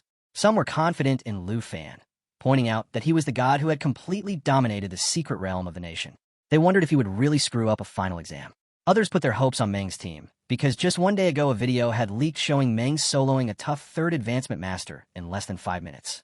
Bones were shattered across the ground, and his victory was undeniable. When both teams faced each other, the audience was surprised to see that Lu and Meng were not fighting in the first round. The crowd muttered that Jiang and the others were strong, but 3 against 4 seemed like a big gap. People questioned how 3 girls could handle 4 men. Some scoffed, saying that having a lifetime profession on the team was nothing more than giving away a weakness. Our boy watched quietly from a distance with his aunt, while Meng kept his eyes fixed on him. Jiang mocked that if Lu didn't step onto the battlefield, he would not be able to keep his #1 title. Lu simply replied that Jiang should step it up. This made Jiang furious. He ordered his team not to finish the fight too quickly and told them to let the world know that Fengjun Pavilion was making a comeback. His team acknowledged the command. Taozi laughed when she heard that talk of a comeback and asked her friends if they heard it too. Qin urged everyone to get serious and not allow themselves to be looked down upon. When Teacher Goose signaled to start, the face-off began. Taozi immediately launched abyssal coagulation, condensing countless water needles in the air. Qin followed with Starlight Annihilation, while Jiang Xin used Mountain Shaking, a deadly move capable of dealing 210% physical damage in a wide area. The enemy team reacted quickly. As the girls unleashed their attacks, Jiang ordered his men to scatter to avoid the damage. A massive explosion followed, smoke covering the entire field. Taozi thought the enemies had escaped, but Qin warned her to watch out for an ambush. Pink strings suddenly shot out, binding Jiang Xin tightly in a sorcery imprisonment that would last 5 seconds. The girls immediately understood that Jianying was the enemy's target. Taozi noticed an archer aiming at her, while Qin stood against a swordsman. Jiang seized the chance to strike at Jianying. He taunted her that with the imprisonment lock, she couldn't move, and claimed that once he took her down, the match would be decided. He then unleashed Shadow Strike, also known as the 1000 Phantom Soul-Rendering Kill. In a burst of shadow energy, 16 phantom clones emerged within 1.5 seconds, launching a deadly cross-slash toward Jianying. She still had 4 seconds of imprisonment left. Instead of showing fear, Jianying calmly asked if that was really the case, leaving Jiang taken aback. At that moment, Qin's Starlight Annihilation engulfed the swordsman, burning him with continuous light attribute damage every second. Taozi cast Water Prison, chaining the archer in place. With both opponents disabled, only Jiang remained on the battlefield. Jiang grew stressed as his teammates were being suppressed, and with only 3 seconds left on Jianying's imprisonment, he quickly pulled out his dagger, deciding that he would take care of Qianjing first. Suddenly, a myriad of flowers in the form of blades shot down toward him. He froze in shock, unable to believe the special effect of 1,000 swords had appeared out of nowhere. He barely managed to evade as the swords pierced the ground around him. Confusion struck him. Jianying was still imprisoned, so how could she activate her skills? Even so, he had no choice but to push forward. The remaining time was only 1 second, and he needed to land a decisive blow. Just then, one of the swords clipped his leg, leaving a deep wound. Enraged, Jiang cursed at Jianying, furious that she had been so confident in guaranteeing foolproof results. Yet this was what she had delivered. At that exact moment, the imprisonment timer ticked to 0. While the battle raged on, our hero was leisurely sitting with his aunt, unfazed by the chaos. He observed calmly that Jiang had miscalculated, since Jianying had never used a skill. She had triggered her weapon's special effects instead. His aunt smiled gently and reassured him not to worry about Jianying, then offered him a glass of juice she had made with his favorite fruits. Meanwhile, Meng scowled at the fight from afar, irritated at what he considered garbage combat. He muttered about the ridiculousness of such a dogfight. Suddenly, the pink chain shattered, and Jianying was free. A rush of air surged around her as she raised her twin swords onto her shoulders, her presence striking fear straight down Jiang's spine. Desperate, he cloaked his body with mana and unleashed Shadow Strike, replicating himself into 16 doppelgangers. They swarmed Jianying from all directions, performing a high-speed cross-slash meant to overwhelm her defenses. But Jianying stood firm, declaring it a futile effort. The dummies of Jiang launched their assault, but Jianying raised her frigid water sword. The ice elemental magic slowed the enemy's speed and froze him in place. In a split second, Jiang was encased in an ice block as Jianying looked down on him with calm resolve. At that moment, Taozi slammed another player with her sword, unleashing a barrage of water needles that pierced through with brutal force. The strike drove the enemy backward, pinning him against the wall behind. The audience was left in shock, marveling at how overwhelmingly strong Jianying and her companions were. What stunned them even more was the fact that Luo Fan had yet to move an inch. Jiang, furious at being immobilized, turned his gaze toward Meng and demanded if he still wasn't going to act. Meng, however, continued to watch in silence, sitting calmly and calculating the moment to intervene. His patience thinned as he gritted his teeth, furious that he might be forced to step in because of his foolish companions. Our hero chuckled, remarking that Meng couldn't sit still anymore. But before he could rise, Jiang shoved aside his own allies, gripping his sword tightly as he barked for them to get out of his way. At the same time, our hero finally stood up. His aunt handed him something, telling him to eat, but he shook his head and replied that after the assessment was over, he would go buy groceries with her, and they would all share a good meal together that night. She looked at him fondly, reminding him that she had never once failed to feed him well. He laughed and reassured her, saying that tonight would be a victorious feast. The crowd erupted in excitement as they noticed Lu Fan finally standing. They whispered eagerly, wondering if he was about to make his move at last. Many were thankful, for they had been waiting all this time to witness his true power. They recalled that the last time Lu had fought against this pavilion, he had utterly terrified the entire crowd. The wave of praise for Lu only deepened Meng's rage. He clenched his fists, his fury boiling over, and declared that the arrogant dragon Tamer needed to be crushed. He stepped forward with intent, charging straight toward Lu Fan. But before he could reach him, Jining intercepted the attack, her twin swords flashing as she declared through action alone that Meng would have to get through her first. She unleashed a devastating combination of 3 magic effects in an instant. The frigid water sword struck first, channeling ice elemental damage. The blood-breaking sword followed, piercing through defenses.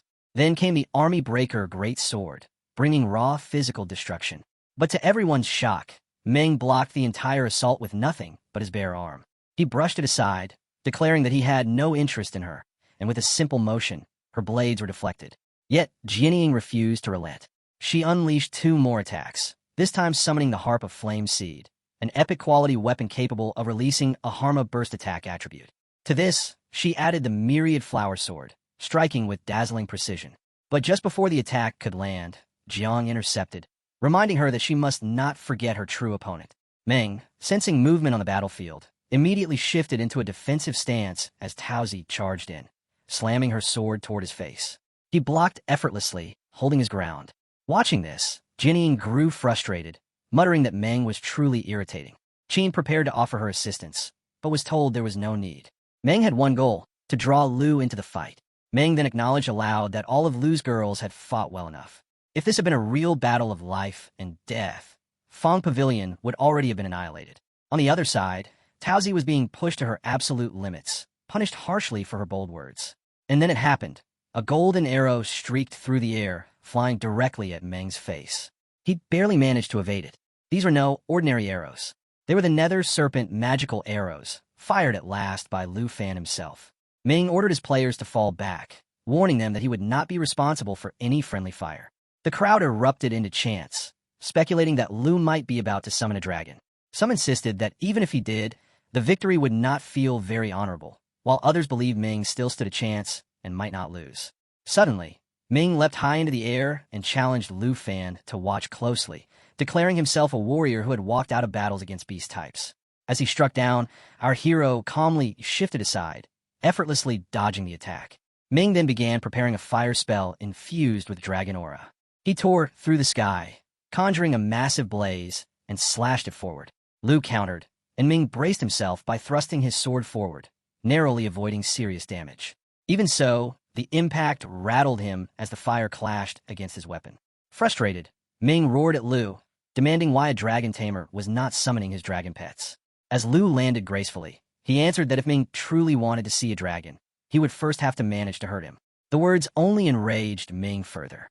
Energy surged and crackled around him, and in an instant, his body warped into that of a wolf beast. His roar thundered across the battlefield, so fierce that even his own companions flinched in shock, horrified by what they were witnessing. Jiang cried out in excitement, shouting that Meng was about to take down Lu. Jiang exclaimed that Brother Meng had finally unleashed his werewolf form. Our hero quietly observed him, recognizing that this transformation was that of a berserk werewolf swordsman, a bloodline ability that allowed Meng to enter or exit the werewolf state at will. Although this form drastically boosted his physical and defensive power by up to 750%, the increase in final damage was a mere 1%. In his werewolf state, Meng howled with fury, declaring that he would tear our hero into shreds. He lunged forward with relentless force, aiming his strike. In response, our hero spread his wings to gain speed and lifted himself into the air. He noted to himself that Meng had been hiding his true strength all along. From above, he loosed a volley of arrows, remarking that this must be Meng's class' unique trait. The arrows carried the venom of the serpent, capable of draining 20% of an opponent's health. Meng looked up at him with blurred, frenzied eyes and only responded with a twisted laugh. Our hero also draws his arrow, thinking that this isn't good. The rage is making Meng lose his sanity in his strange wolf form. He can no longer distinguish friend from foe.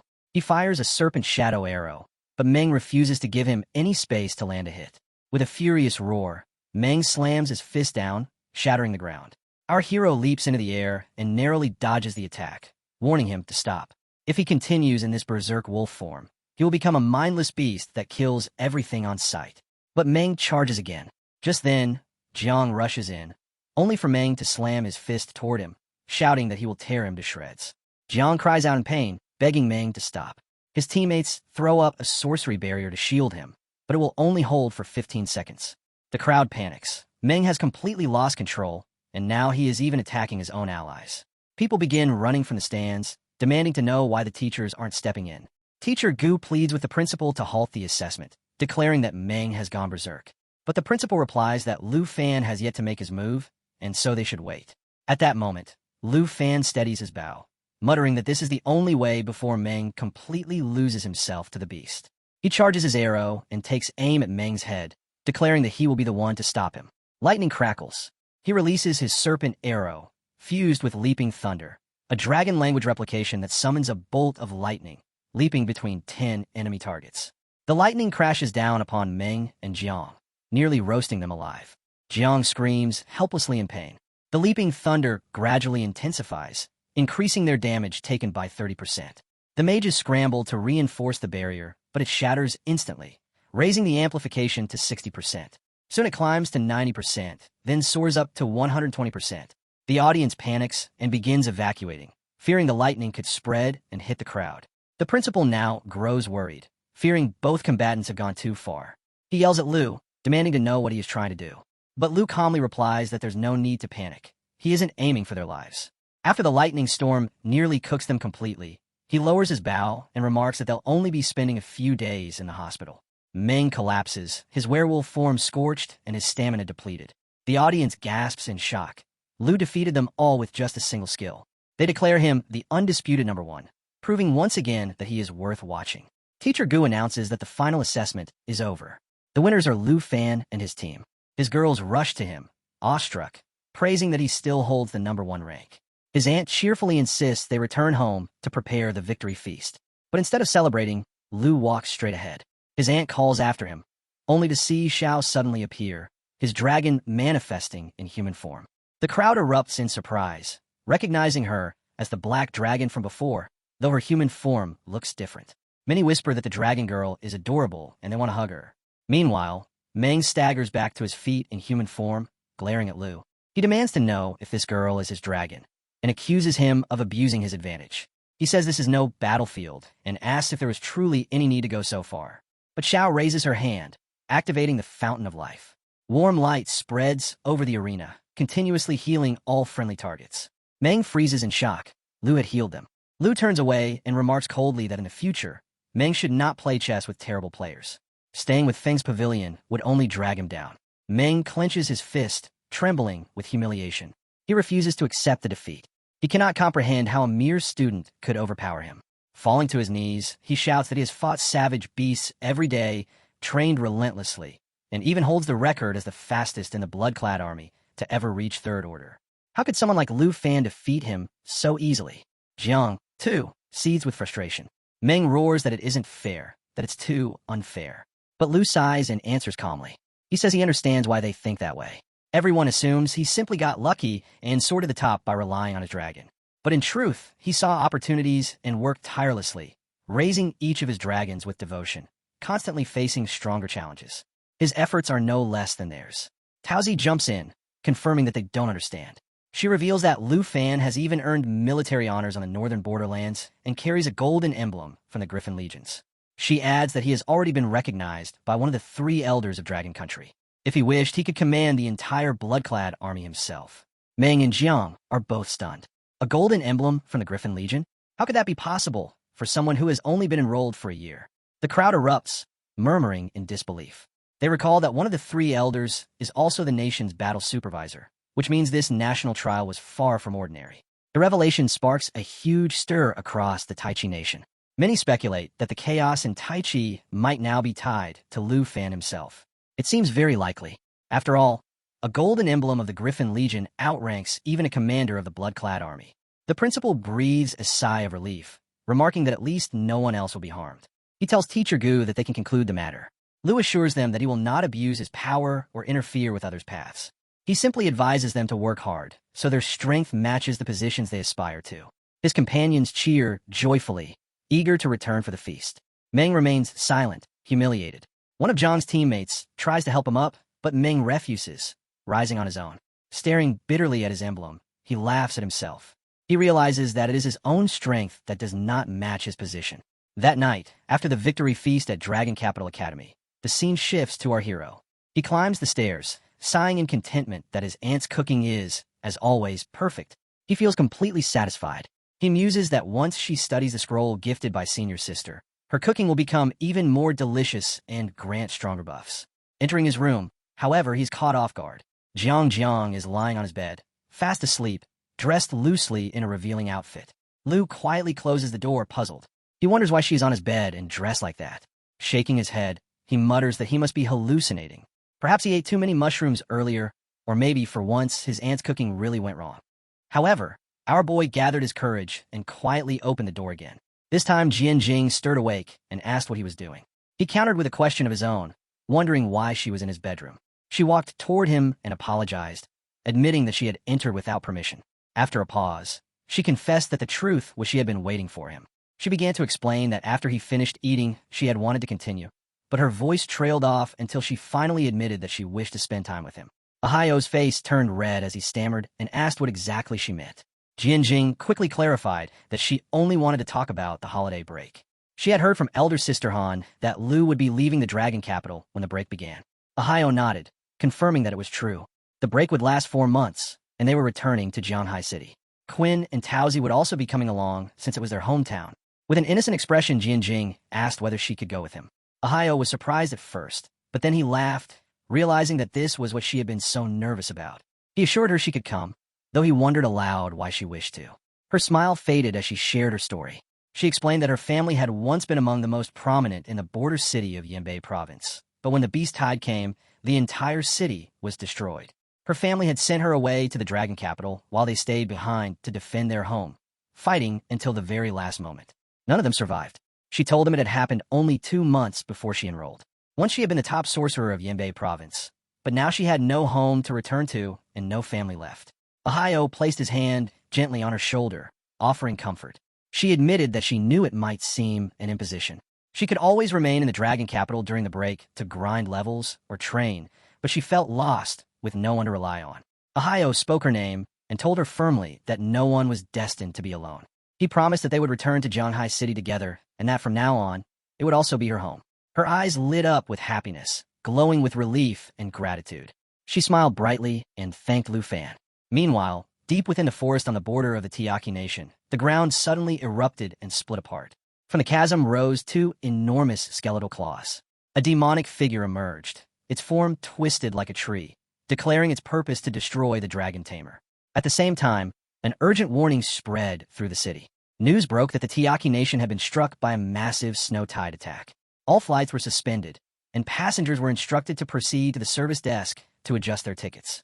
His aunt turned to him with unease and asked if the Tiaki Nation had incurred the wrath of both heaven and man. He remained silent, convinced that the Takianishan were suppressing the truth. What on earth had happened? The Lu family had seized power after the Jin family's downfall, and thankfully his wanted status had been nullified. Yet he wondered whether the mysterious figures mentioned by Senior Sister, those rumored to be backing the Tiaki Nation, would make their move. His aunt dismissed the thought, saying it was none of their concern. They had been away from Jianhai City for too long, and it was time to return and show Lu around their new home. Arhio agreed and reminded himself that worrying would serve no purpose. The proper thing now was to enjoy the holiday. But far away in Tianshou City, disaster was already unfolding. The skeletal dragons had descended, reducing the city to ruin. The Lu family head, trembling, declared that he had brought forth the person the skeletal dragon had demanded. Begging for mercy, he pleaded to be spared, yet inwardly admitted that the one sent from above had abandoned them. If they failed to satisfy the beast that day, the Liu family was finished. Desperation drove him to order his guards to bring the captives forward.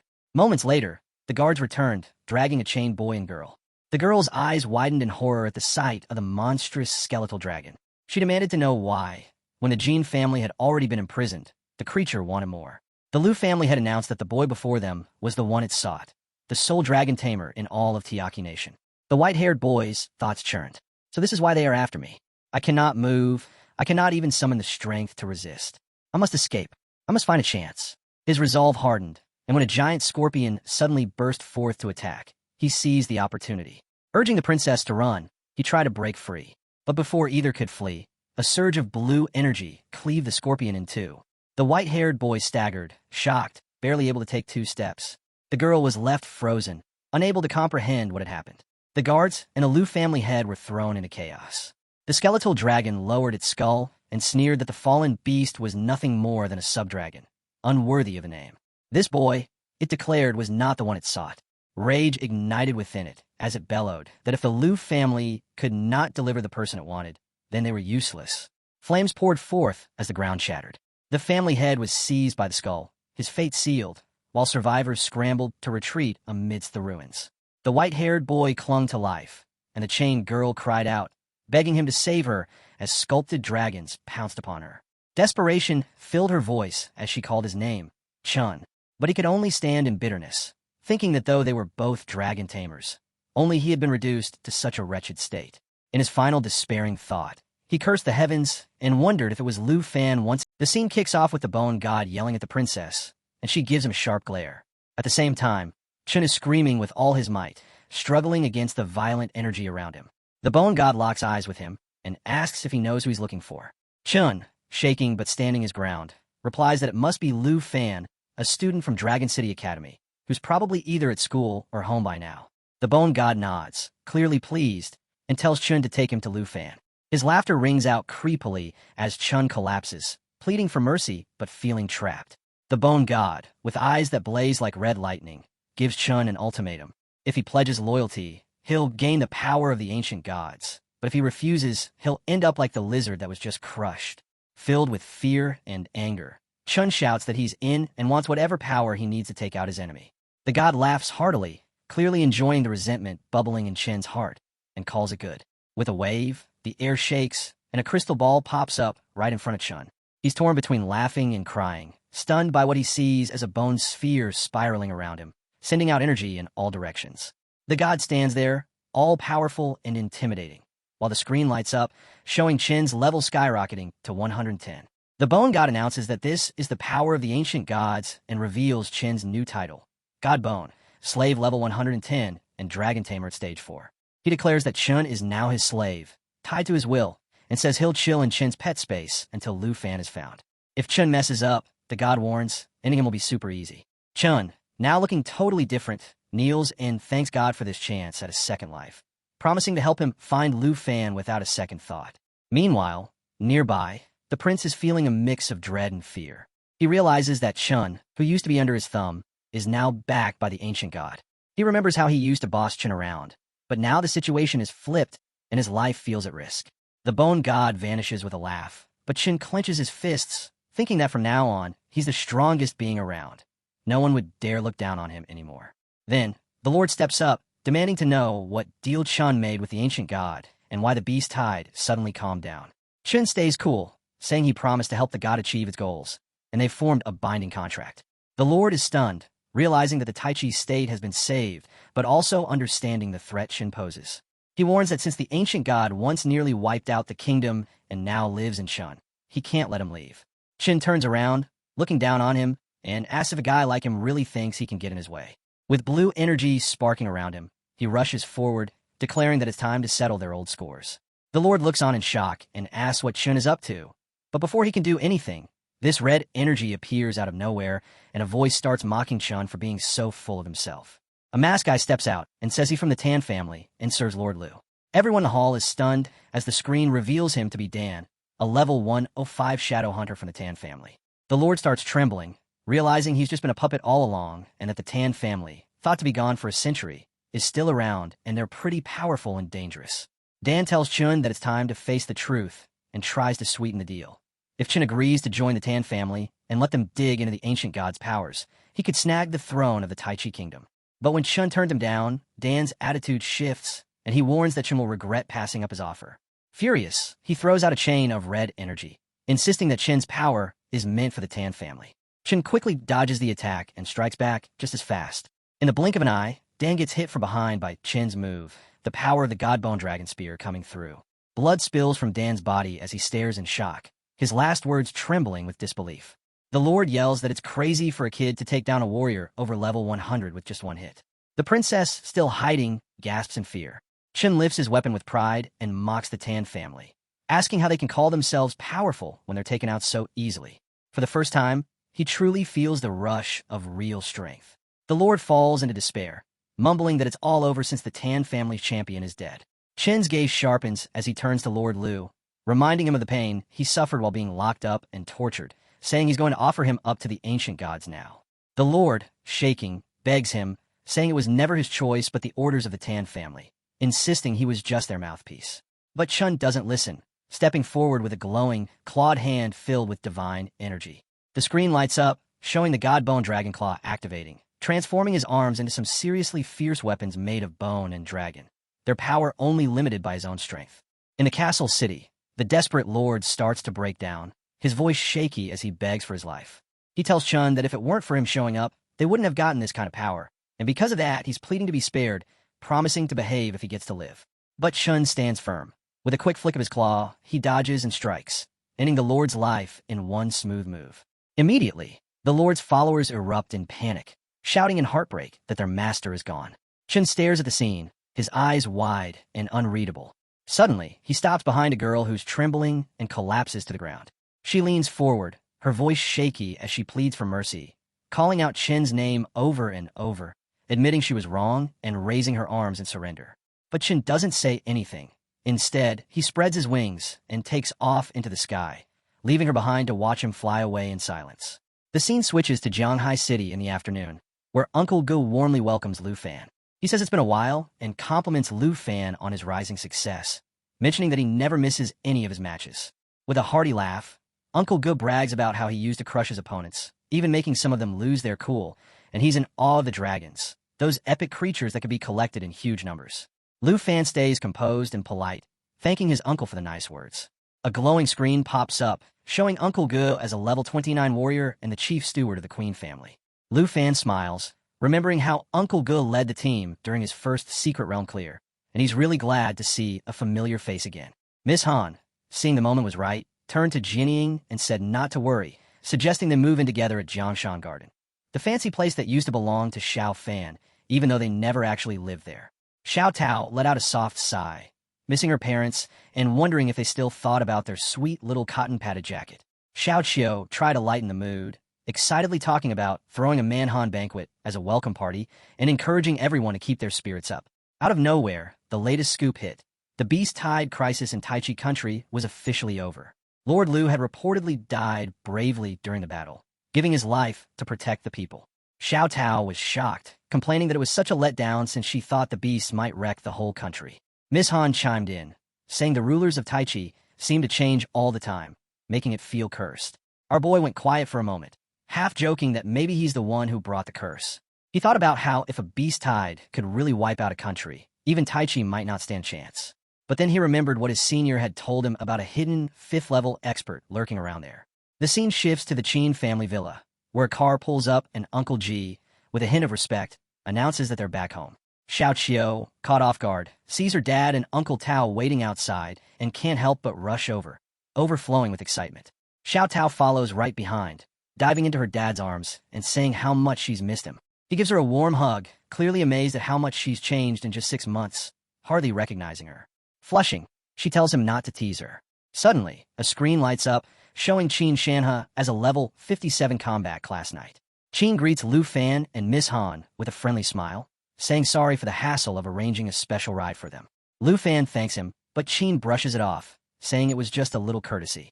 Qin introduces Uncle Tao Shan, Tao Zi's dad, saying he's the richest guy in Jianghai City because he basically owns all the properties and resources. Tao Shan just laughs it off, being all modest and claiming it's just a small business. He gives Lu Fan a warm handshake, saying he's impressed with his talent. Taozi jumps in, pointing out that her dad is insisting Lu Fan has really helped her out, making her stronger and all. Qin finds it amusing that Lu Fan even managed to guide Xiao Qiu to level 40. Tao Shan chimes in, praising Lu Fan again for helping Taozi unlock a hidden class, and both dads are all about showing their appreciation to him. Lu Fan, being his usual humble self, brushes off the compliments and says that they should all support each other. Taozi can't help but jump in, saying her hidden class was all her hard work, and then teasing Lu Fan, telling him not to get the wrong idea about her always singing his praises to her dad. She only throws in a few casual comments. The mood gets a lot more relaxed when Taozi's brother jokes about how she's way too worried about Lu Fan's reputation and tells him to watch his manners in the future. Taozi quickly hushes her family, feeling a bit embarrassed, while Qin suggests it's getting late and they should all get some rest after the long trip. He brings up the idea of throwing a welcome dinner tomorrow, and Tao Shan insists that Lu Fan has to be there so they can show him their gratitude. Lu Fan agrees to come, promising he won't miss it. As the night wraps up, Qin asks Uncle Good to take them back to Jianshan Garden, and he happily agrees. Taozi waves goodbye, and Xiao Qiu thanked her dad for being so thoughtful about her friends. Lu Fan quietly apologizes to Jianying for bringing her in so late, but she reassures him it's all good since she's still getting settled. Miss Han promises to give her a tour in a few days, and Uncle Go adds with a smile that Qin's men have been keeping Jianshan Garden in tip-top shape every week, so it's ready for them whenever they want to move in. Lu Fan is impressed by all the care that's been taken and says he wants to thank Qin personally at the dinner. The next morning at the New City Star Hotel, Lu Fan is deep in his thoughts, kicking himself for how casually he agreed to the plans from yesterday. Meanwhile, Uncle Tao and Uncle Qin are in a heated debate, each convinced that Lu Fan is the perfect match for their daughter. Uncle Tao insists that Taozi's bubbly personality is just what Lu Fan needs, while Uncle Qin argues that Xiao Qiu, being both beautiful and smart, would be a much better fit. Lu Fan feels totally stuck in the middle, confused about how everything turned into a marriage discussion. Uncle Tao keeps pushing, saying that Taozi's cheerful vibe shows how genuine she is, while Uncle Qin reminds everyone that Xiao Qiu has liked Lu Fan for ages, and since they were childhood sweethearts, their marriage feels like fate. Embarrassed by her dad's comments, Xiao Qiu hides her face and begs him to stop. Then a flashy screen pops up again, announcing the competition between the two girls, calling Taozi the bright daughter of a tycoon and labeling Xiao Qiu as the sweet, gentle childhood friend of Jianghai City's richest guy. Uncle Tao points out that it's still a mystery which son-in-law Lu Fan will end up being, telling Old Qin not to get his hopes up. Old Qin gets really mad and insists that when the wedding happens, Uncle Tao had better remember what he said and show up, even if he's grumpy about it. Lu Fan quickly jumps in, asking both uncles to chill before they start a full-blown argument. Sitting at the same table, Miss Han notes that Lu Fan seems super happy, while Jianying puts her ball on the table and wipes her face, catching the annoyed glares of both uncles. Then, a screen pops up, revealing that the third unknown contestant is none other than the mysterious and elegant beauty who's living with Jiang and Lu Fan, someone who could be a serious competitor. Uncle Tao quietly thinks there are more contenders than he expected, so he suggests calling a temporary truce, admitting there's still a lot to sort out. After the lively banquet wraps up, the scene moves to Jianshan Garden, where Miss Han asks Lu Fan to slow down, curious about why he's in such a hurry. Lu Fan explains that he's feeling uneasy because of some comments made by the two guys earlier. Jianying teases him, suggesting he might actually be happy about it, but Lu Fan brushes that off and insists they change the subject. Just then, he hears a familiar voice saying it's been a while. To his surprise, he sees Dean Bai and Teacher Lee right in front of him.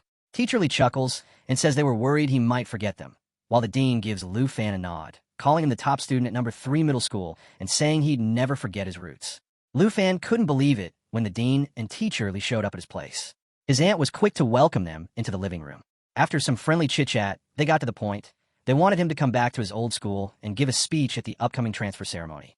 The dean thought it would be inspiring for the younger students to hear from alumni who have done well, especially heroes from the Dragon Country.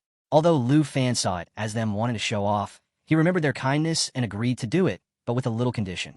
He mentioned that he was aiming to hit level 60 and unlock his third job in the next 2 months, so he needed the speech to be short. Teacher Lee was impressed, pointing out that most graduates stick around level 30, and he never thought Lu Fan would aim so high in his first year. Lu Fan appreciated the compliment, but asked them to keep this under wraps since it was a private deal. The dean laughed and promised they wouldn't spill any secrets. Just before Lu Fan could explain more, Teacher Lee wrapped things up by saying they'd see him at the school in 3 days. The next morning, Lu Fan gets a call from Uncle Tao, and he's a bit surprised. Uncle Tao jumps right in, teasing him about keeping such a big deal under wraps, and saying he's being too formal. Still half asleep, Lu Fan is taken aback, but Uncle Tao quickly mentions that something's on the way for him before hanging up. Confused, Lu Fan is left wondering what exactly is coming. Not long after, he gets another call, this time from Uncle Chin.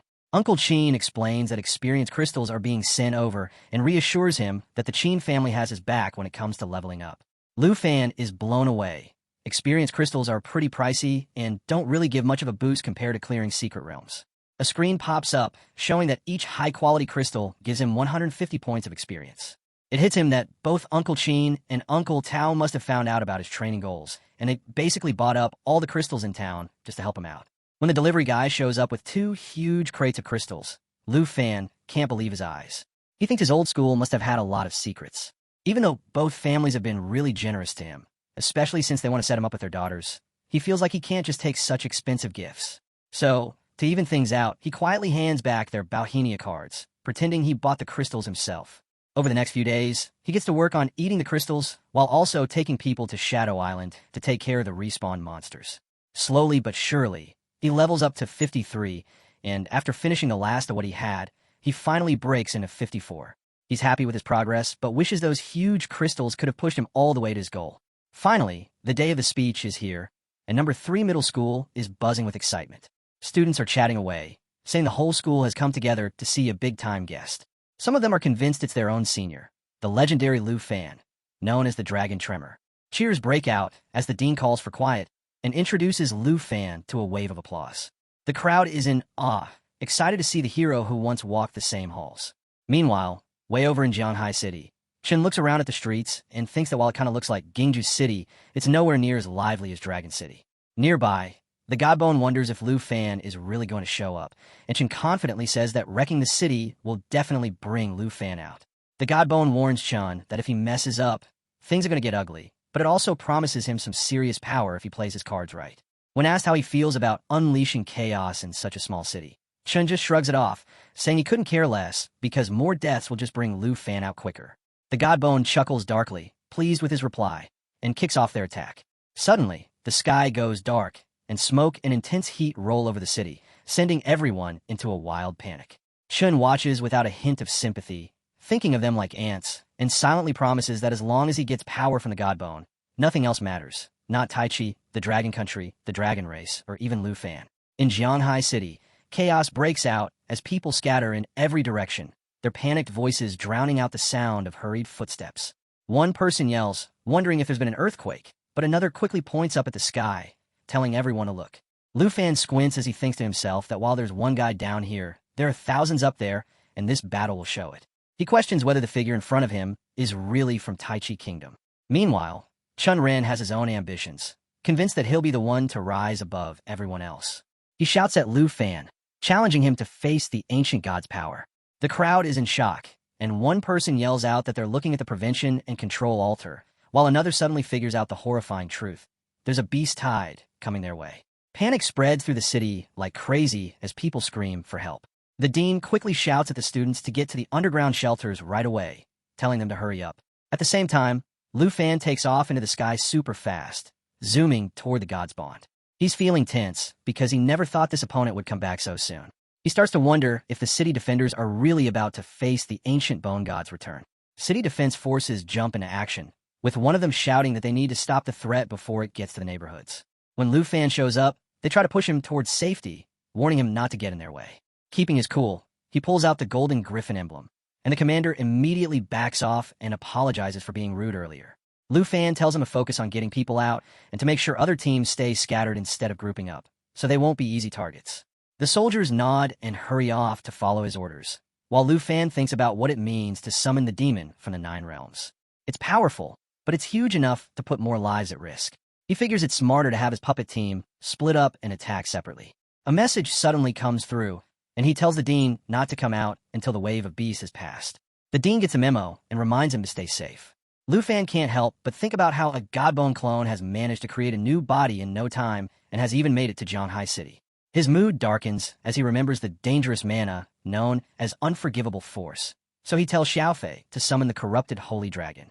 A screen appears in the air, showing the skill of natural assimilation, and with a roar, a golden dragon emerges, its dead body charged with holy energy. Xiaofei spreads his mana across the battlefield, and just like that, the fallen corpse dragon rises up, matching Lu Fan's strength. The puppets are called into action, and Lu Fan tells them to tackle the Godbone dragon without causing too much chaos. The system backs him up, explaining that corpse control lets him summon, recall, and transform them whenever he wants. He quickly orders the puppets to spread out, and they start to scatter all over the city. Lu Fan feels the heavy weight on his shoulders, realizing they might be up against the real deal this time. Not just a clone, but the actual ancient bone god. The black dragon roars, and energy surges all around as dragons fill the skies. Still, Lu Fan stands firm, insisting that no matter what happens, Zhanghai City can't fall today. He calls the dragons over and charges ahead, finding himself face-to-face with Chun again. Chun gives him a cold, amused look, acting like they're old buddies and saying it's been forever since their last encounter. In the background, the bone god watches them, and suddenly it clicks that the dragon tamer he's been searching for is right in front of him. Chun brags that he's taken down 4 cities to find Lu Fan, and now they finally meet. Lu Fan grips his sword tightly, his anger boiling over as he accuses Chun of unleashing the beast tide on Taichi and dragging it here to wipe out innocent people. He swings at Chun, but Chun easily blocks the attack, laughing and taunting that Lu Fan won't lose his mind until he's out of the picture. Their fight shakes the air, and Lu Fan lands a solid punch that sends Chun crashing down. But Chun gets back up, furious, claiming that the ancient bone god is here and that both Lu Fan and Zhanghai City are destined to be buried together. The bone god roars in agreement, promising revenge and demanding payback 100 times over.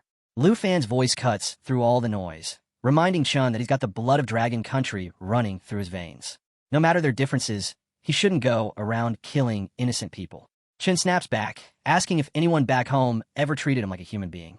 He thinks back to when he was tossed aside as the weakest, laughed at by everyone, until the bone god's power lifted him up. He admits he hasn't forgotten any of the insults, especially the time Lu Fan wiped out the Jin family who'd once helped him. Anger fills his words as he reveals that he's dreamed every single day about taking Lu Fan down. Lu Fan's face tightens as he tells Chun he's making a huge mistake. He always meant to help Chun see the truth, but now he's worried Chun has fallen under the spell of that ancient god. Chun, full of anger, shoots back that Lu Fan is just being arrogant. He claims Lu Fan doesn't deserve the dragon tamer's power, and with a fierce shout, he launches his attack. Lu Fan quickly calls out to Xiaofei to activate the dragon domain Emerald Mirror. Suddenly, the sky lights up with energy as Xiaofei lets loose a wave of power, spreading the dragon domain out to 100 meters. All the dragons inside, connected by their bloodline, feel their abilities jump by half. On top of that, mirror images pop up, showing their teammates and giving them some extra access to their skills. Xiaofei's energy fills the battlefield as the dragon domain and mirror expand, but Lu Fan is worried. He realizes that he can't use the dragon domain and the mirror image at the same time. The fight is teetering on a knife's edge as an epic clash unfolds between old friends and ancient powers. The god Bone chuckles coldly, making it clear he won't fall for the same trick again. Suddenly, a huge screen pops up, showing the eerie stretch of the god Bone domain. In this realm of old power, the intensity of the god Bone energy lights up the sky, making it so that no other tricks, formations, or illusions can work here. With a voice full of twisted glee, the Godbone teases that this time, he's going to enjoy watching his opponent's despair unfold every step of the way. The boy grips his sword tighter, swinging it fast enough to slice through the air as he shouts that the battle will show who really gives up. His strike heads straight for Chun, who just laughs it off. Chun boasts that he'll personally take care of the intruder in the name of the Bone God, and shows off his loyalty to it. The boy is shocked when Chun starts transforming into this creepy bone god form, and a new display pops up, showing that Chun is a level 110 Godbone slave and a dragon tamer who's dedicated to the ancient gods. With narrow eyes and a cautious look, the boy keeps an eye on the screens as they pop up one after another, each more terrifying than the last. One shows the Roar of Doom, a brutal attack that packs a serious punch and leaves enemies weak. Another highlights a forbidden dragon spell that calls down 300,000 thunderbolts crashing down like wild birds in a storm. Then there's the star-destroying light, a deadly beam of pure energy that's totally unpredictable and causes chaos everywhere it hits. The god Bone scoffs at the nerve of a human, thinking they can challenge a god. Then, another screen pops up, showing the god Bone barrier, a shield made from bone bits that can soak up attacks, even from a bunch of dragons attacking at once. The boy feels a chill run down his spine. How on earth is he supposed to break through that? With a mocking laugh, The God Bone reminds him that his dragons are already tired out while the real threat stands right in front of him. The boy's thoughts turn dark as he feels the massive power of both the ancient god and Shun, who's now totally transformed and way scarier than any opponent he's ever faced. The God Bone is totally mocking him, saying that compared to the ancient gods, he's just a speck of dust. It boasts about revealing some insane level 100 god skills, powers that are way too much for the boy to handle. Then the screen lights up again, showing off the God Bone's silver glow, which can turn fragments into bone armor and amp up his strength. The boy can't shake off the dread creeping in, so he hurriedly calls out to Zio-E, begging for a way to fight back. Zio-E steps up and summons the Emerald Dragon's Soul Light, combining their powers as the screen switches to show they've shifted to the Dragon Rider class, complete with their new levels and combined strength. The God Bone is no joke, loading his voice with some serious bad vibes as he activates the Emerald Dragon bloodline, which doubles the power of dragon skills and makes every hit way stronger. Then another screen pops up, revealing Solo Shelter, a crazy buff that doubles up allies' stats and turns damage into layers of chi, setting up for a massive counterattack. The kid isn't backing down and just keeps pushing them to keep attacking the divine enemy. Screens flash by super fast, showing off abilities like Source of Heaven, Shadow Flash Territory, and Shadow Cry, each one more intense than the last. The battlefield shakes as the God Bone steps in, shouting that all this fighting is pointless. He grabs the dragon and throws it down hard. The boy yells for everyone to protect themselves and then jumps in with his sword, unleashing a powerful sky slash. Next to him, Xiaoji fires off some nasty poison attacks like Underworld Poison Fog and Thousand Poisons Wind, which eat away at health over time. The God Bone sees their determination, but knows he has to go all out now.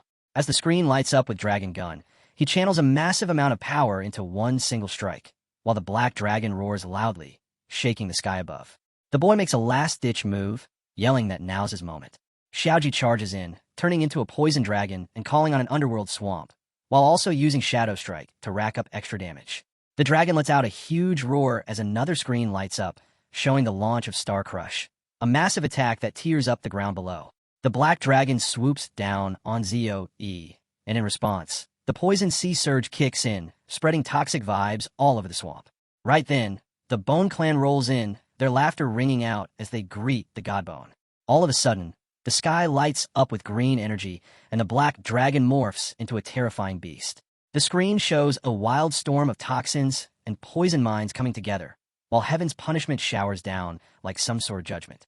Thunder's favor glows fiercely in the boy's hands, and the God Bone growls in anger, vowing to crush every last one of these rebellious bugs with his power. The scene kicks off with the God Bone sending out a wave of purple energy across the battlefield, claiming he's going to take them all down. A glowing screen pops up, showing the words Blazing God Bone. It explains that this ancient god has fired up his God Bone body for 6 seconds, and anyone who touches him during this time is going to get hit with some serious damage. They calculate that damage by multiplying the number of nearby God Bone fragments by 1,200%. Another screen follows, revealing that there are currently 86,437 fragments scattered around. At that moment, Xiaoji is desperately fighting off the attack while soaking up the poison. A screen flashes, showing the blazing God Bone effect, and the total damage comes out to a whopping 207,488 points. Lu Fan is shocked and calls out Xiaoji's name. The God Bone just laughs, his voice dripping with cruelty, saying it's impressive strength, but he never thought he'd see that look on Lu Fan's face. The ancient god keeps taunting, asking if Lu Fan's heartbroken, and warns him that this is just the start. Lu Fan tightens his fists and cheers for Xiaoji, telling him he's done great and needs to head to the ground to team up with the puppets. The poison dragon grumbles defiantly, and another screen pops up, revealing his special bloodline ability. It says that whenever the poison dragon takes fatal damage, his body falls apart, and he comes back to life, completely immune to any negative effects. Plus, anyone who gets too close will get infected with poison. Lu Fan can't help but think how scary this ancient god is, powerful enough to take down dragons, but he's determined not to let him harm innocent people here. A screen shows the black dragon's energy levels. Lu Fan takes a deep breath and vows that even if he has to go solo, he won't back down. The black dragon lets out a huge roar, and flames shoot everywhere, taking over most of the battlefield. The God Bone's eyes blaze a furious red as he raises his claws at the dragons, vowing to wipe them out and turn them into nothing but trash. Another screen pops up, showing God-born Dragon Claw, explaining that he's transformed his arms into solid bone dragon claws, and how powerful they are depends on his strength. The golden dragon blasts out some radiant energy, but the city is getting wrecked in the process. In the midst of all this chaos, Xiaoqiu is urging his dad to get out, but the dad brushes him off, saying kids can't help in this mess. People are screaming and running through the streets, with some begging others not to leave them behind. Taozi quickly calls out to her dad and Uncle Qin, pointing out that all the creatures they're seeing are Lu Fan summons. Miss Han, looking worried, turns to Jianying and asks if she's really sure about what she saw. Jianying insists she's positive, explaining that the god bone from Taichi country is in the city, meaning Lu Fan is definitely battling it. Miss Han starts to panic, wondering what will happen if Lu Fan gets into trouble. Jianying tells her to stay home and not go outside. But Miss Han keeps pushing, asking if they're planning to help Lu Fan. Uncle Qin cuts in, saying that rushing in without a plan is reckless and could lead to disaster. Tao shoots back, saying the monster is wrecking the city, so why hesitate? Eventually, Qin agrees that even if they can't do much, they have to step in. Taozi stands firm, saying they're a team and can't let Lu Fan fight alone. The older guys watch the kids, caught between feeling worried and feeling proud, while Miss Han is really stressed about Lu Fan's safety. As they get ready, Qiu tells Taozi to stick with him. Their uncle is lost in thought, realizing the younger ones have grown up fast. He warns them not to take too many risks and to back off if things get too tough, acknowledging that they've already shown they're pretty special and stand out from the crowd. Meanwhile, chaos breaks out as people shout that buildings are falling down and dragons are flying around. Uncle Qin grimly realizes that Lu Fan can't handle something so terrifying on his own, so he quickly sends a message to a teacher asking for help. In the heat of battle, the Bone God lets out a terrifying roar and swings her huge claw down. Lu Fan stands his ground, clashing his sword against it, gritting his teeth as he fights against the intense pressure. The impact echoes around them, and just when Lu Fan starts to waver, Taozi and Qiu rush in, shouting that they're on his team and asking what he wants them to do. Jianying jumps in to help as well. The Bone God laughs, finding their courage amusing, and taunts them that they'll all end up buried together. Lu Fan clenches his teeth hard, getting ready as another screen pops up showing the God Bone Dragon Claw transformation. The giant god raises his claws to strike again, but the Black Dragon and Xiaofei roar together, unleashing their combined energy. Another screen shows the Emberland Dragon as the second switch, Eternal. Lu Fan yells at his teammates to stay back, warning them they could get crushed by the God Bone. But the ancient god just smirks, saying he remembers their faces from before and calls them familiar slaves, then tells his minions to go ahead and take them out. Taozi shouts that there are way too many enemies and tells Xiaoqiu to get ready, while Jianying stays calm and says she'll take care of her part of the fight. The Bone God yells for his minions to follow his orders and end their lives. A screen pops up showing Will of the Fierce Dragon, Warrior, Current Sect, with 3 out of 5 filled. Just when the ancient god is about to attack, the Golden Dragon steps in and blocks the massive blow. A notification appears, letting everyone know that the set effects have activated, unlocking the rest of the bloodline power. It says the transformation into the Golden Dragon King is starting, boosting strength, agility, and spirit by 50, and endurance by 200.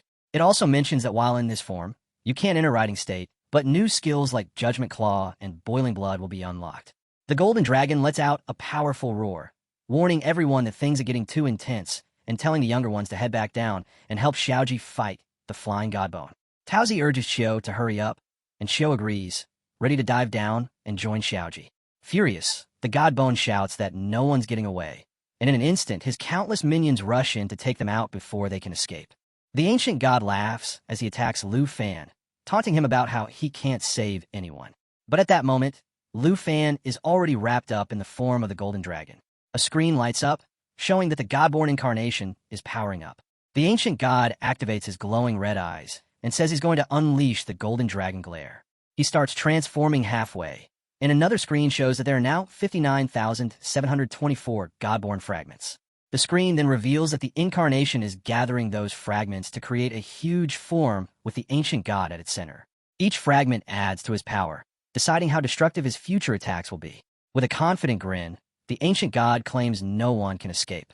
He lunges his claws toward Taozi, while Jianying yells at him not to look back and to go full speed. But both she and Taozi freeze in shock when his claws hit the Golden Dragon instead. The dragon's voice booms with determination as he vows to take down the ancient god and tells everyone to meet Xiaoji. Even though they're urged to run, nobody can look away from Lu Fan. The ancient god raises his claw and dares Lu Fan to fight back, claiming that even in his dragon form, he won't stand a chance. When he strikes, it hits hard, shaking the ground and spreading fear among everyone. They shout desperately for Lu Fan as he wavers. As he falls, Lu Fan shouts for Xinshin, and Xiaoyan and Abeo echo his name at the same time. Suddenly, a screen lights up, showing that the lava burst charge is finished. 3,300,000 thunders are primed to wipe out everything. Then, another flash announces that 17 million stars of destruction are ready. The air quivers as tons of dragons heed Lu Fan's call, roaring and channeling their energy into the battlefield. The next screen shows the lava burst flames exploding, creating a fiery pool of magma that pulls all enemies in deeper while dealing constant, intense damage. At the same time, the Thunder Favor is introduced. Lu Fan has this bright yellow jade that boosts all his blue dragon skills by 100%. Plus, every time he casts a thunder spell, a barrier pops up that zaps any enemies who try to enter it. There's also a description of a super powerful, forbidden dragon language spell that calls down 3,300,000 bolts of lightning, wiping out everything in its path. Thanks to the Thunder Favor, this spell is even safe from thunder attacks and comes with Shadow March, which sends out wind blades that hit nearby enemies and take away all their protective buffs.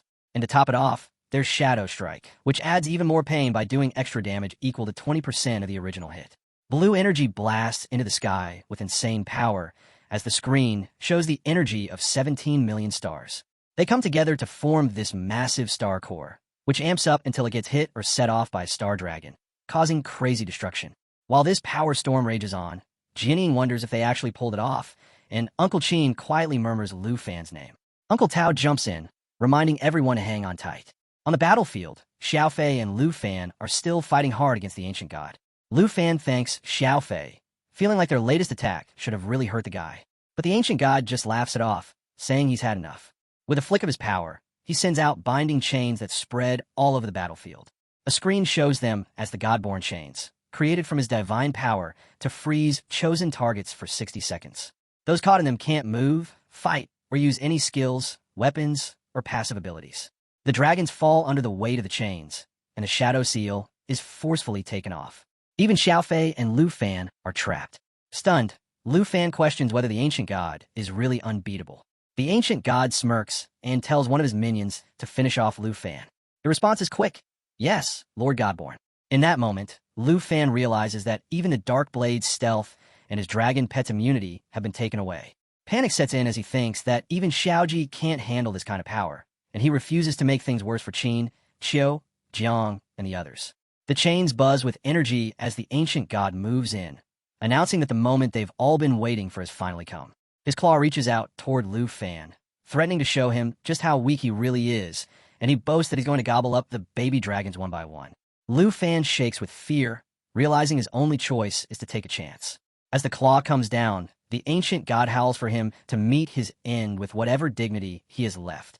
But Lu Fan yells out with resolve, unleashing a powerful surge of energy that erupts all over the battlefield. He calls for the demon-devouring Dragon King, demanding a response. From the explosion of power, a figure emerges, a girl enveloped in terrifying purple energy. She slashes the ancient god's claw with effortless strength, leaving him momentarily stunned. His eyes widen in disbelief as he questions where such power originates. She responds coldly, remarking that he has never truly trusted her, for only when death looms does he summon her aid. A screen reveals the Dragon King contract, showing that 3 summonings remain. She teases him as her eyes glimmer with power, noting that his first summoning has already placed her against the ancient god himself. With a sigh, she reminds him that after today, only 2 uses will remain.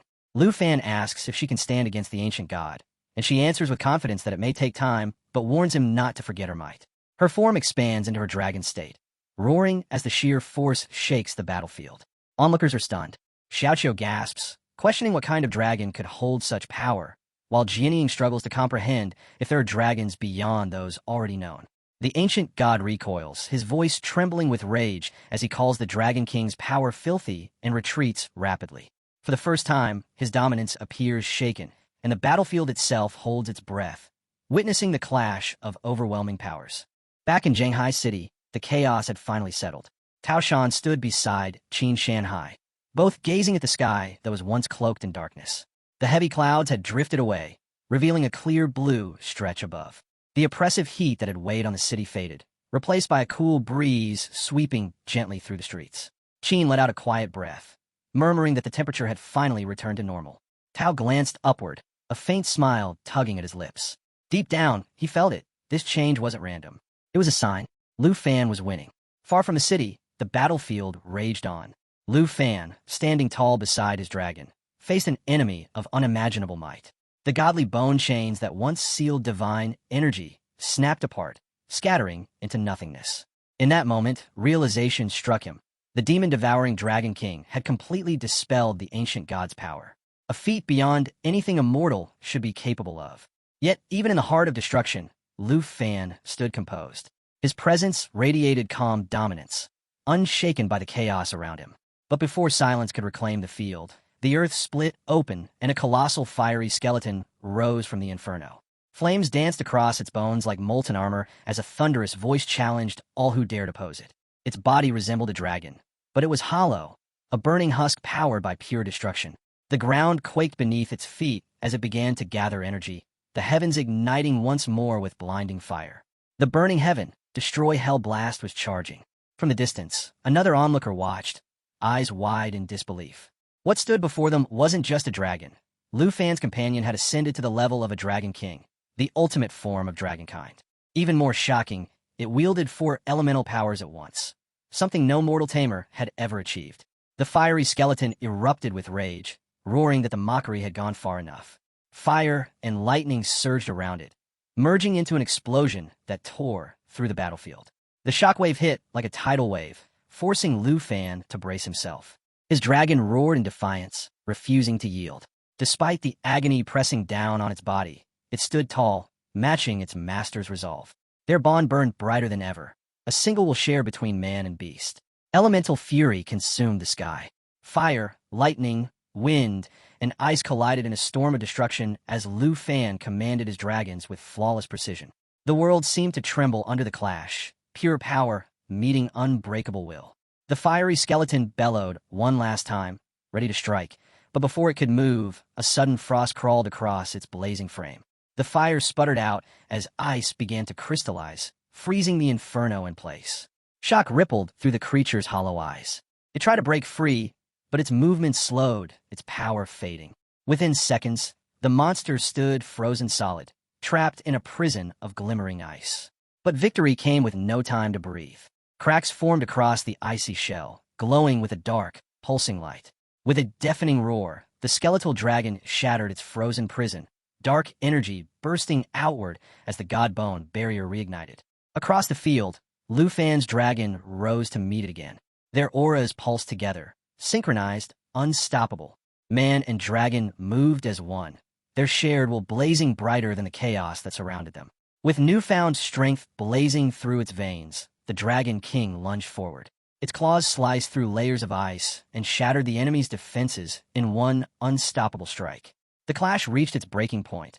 A shockwave of flame and frost tore through the battlefield as the Dragon King's might ripped straight through the fiery skeleton's barrier. Shards of molten light and frozen dust scattered like falling stars. Then silence. The once mighty creature crumbled, its aura fading into the wind. Across the battlefield, the remaining enemies froze in disbelief. The being they worshipped, Lord Godbone, the one they believed untouchable, had fallen. Whispers spread through their ranks like wildfire. Lu Fan's dragon had surpassed even the power of the ancient gods. The skeletal warrior turned its dimming red eyes toward Lu Fan. Its composure cracked, rage seeping into its hollow tone. It tried to taunt him, hinting at his master's fate, but Lu Fan didn't flinch. His gaze stayed sharp, unwavering. With a guttural roar, the creature hurled itself into the air, summoning blazing arrows that circled behind it. The arrows of the dark serpent, each one pulsing with deadly force. Lu Fan raised his hand. His dragons moved instantly, responding as one. Together, they unleashed a surge of radiant energy that streaked across the sky. The beams collided with a rain of fire, shattering them midair in bursts of crimson light. The skeletal warrior howled, furious at Lu Fan's calm defiance. But every scream, every strike, only pushed Lu Fan further. The Dragon King's retaliation grew fiercer, a storm of light and shadow consuming everything between them. Lu Fan stepped forward through the chaos, his aura blazing brighter with every breath. His voice cut through the roaring wind. "You'll never rise again." With that, he charged. His energy-laced strike ripped through the storm, slamming into the skeletal warrior and sending it hurtling backward.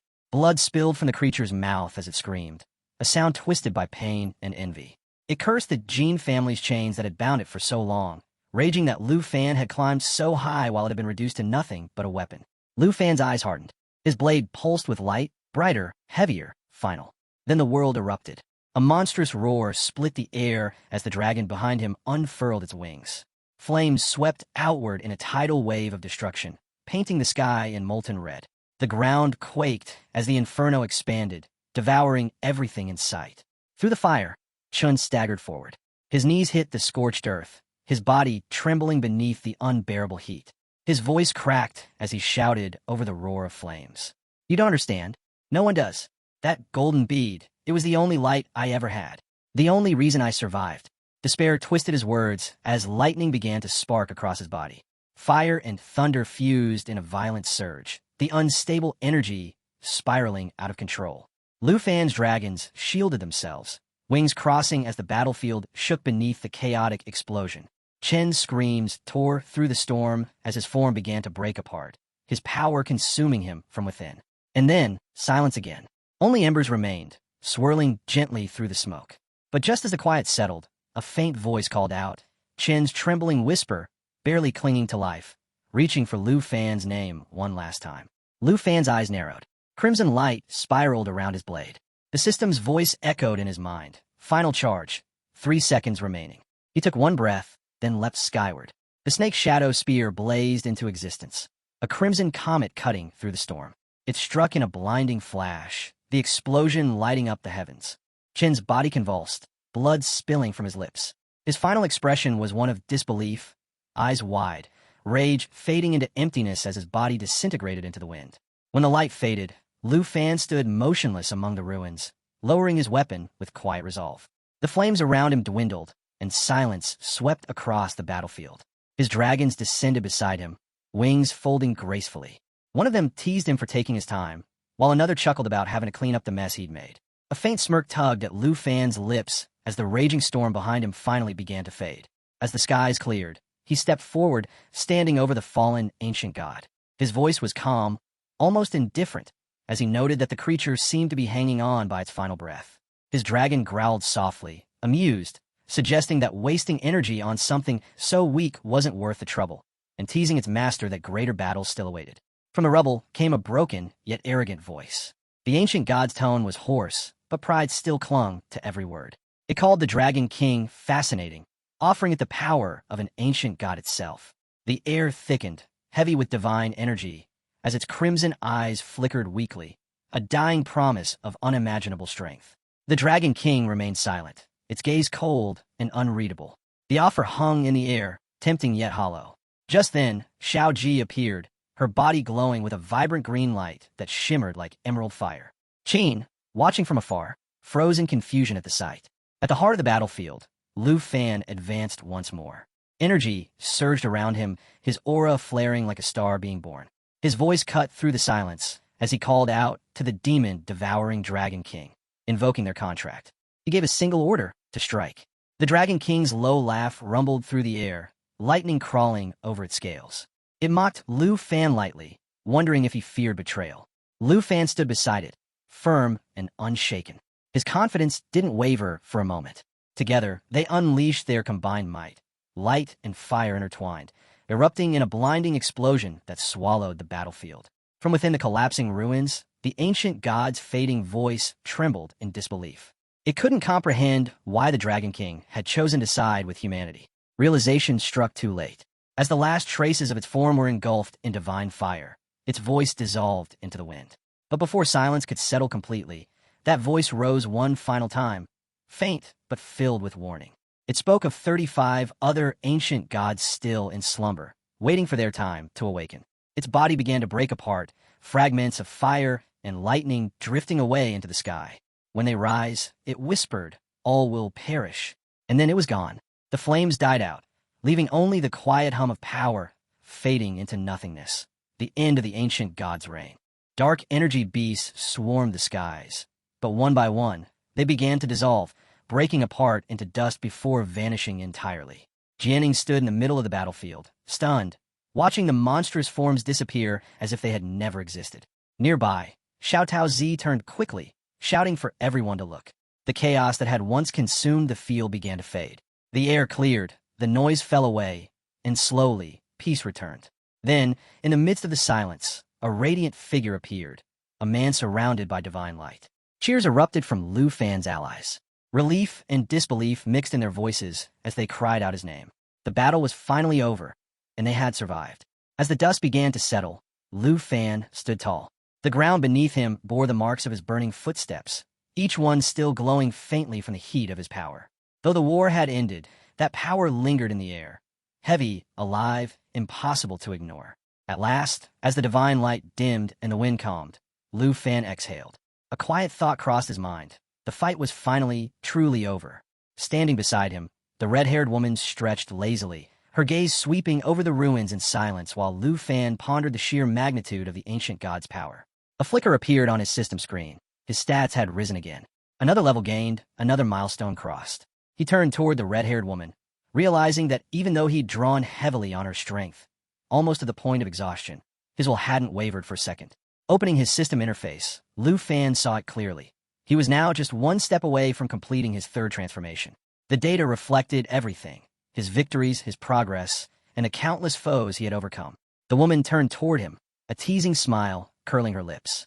She tilted her head slightly, hinting that perhaps he should think about how to repay her.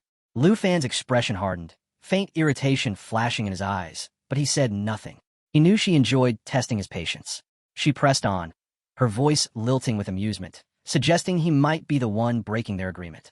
Lu Fan met her gaze calmly, replying that she had been the one who insisted on answering his call in the first place. Her laughter echoed through the still air, soft and mocking, as she teased him for his cluelessness about matters of affection. Her tone then shifted, playful still, but carrying weight. She reminded him of what the ancient god of the Godbone had said, that 35 more ancient gods still lay dormant, waiting to awaken. She pointed out that he still had 2 remaining chances to summon her again, and with a spark of curiosity, she asked what his next move would be. Her smirk deepened as she offered her help, adding that all he had to do was lower his guard. Lu Fan brushed her words aside. He told her the battle was finished and that she should return before someone mistook her for a monster. His voice was firm, steady, but she only chuckled at his seriousness, feigning surprise as she pretended to be touched by his concern. Instead of leaving, she mused aloud that she found it amusing to appear in human cities. With a mischievous glint in her eyes, she joked that if anyone asked, she'd simply call it cosplay. Lu Fan ignored the tease, his attention shifting upward to a faint glow among the rubble. Curious, he reached down and retrieved a small, luminous cube. The system instantly identified it, the origin of the ancient god. The object pulsed with energy, its aura heavy enough to make the air tremble. Lu Fan studied it closely, then looked to the red-haired woman for answers. She met his gaze and explained quietly that the cube was the core of resurrection, a fragment capable of recreating god bones even after thousands of years. The realization struck him immediately. The ancient god wasn't truly gone. Her silence was confirmation enough. The truth weighed on him. This wasn't just a remnant. It was a seed of rebirth. The woman continued, her tone now serious. Ancient gods, she said, could never truly die. Even when destroyed, their origins lingered. Eventually, they would regenerate. No seal, no fire, no destruction could erase them forever. Lu Fan tightened his grip around the cube, understanding the gravity of what he held. It wasn't just powerful, it was a ticking time bomb. Left unchecked, it could one day reignite catastrophe. She warned him that in the wrong hands, it could bring ruin, but in his, it might become a priceless treasure. Lu Fan frowned, trying to make sense of her words. Before he could ask more, the sky darkened. A ripple of power tore through the clouds as a colossal spirit began to descend from the heavens.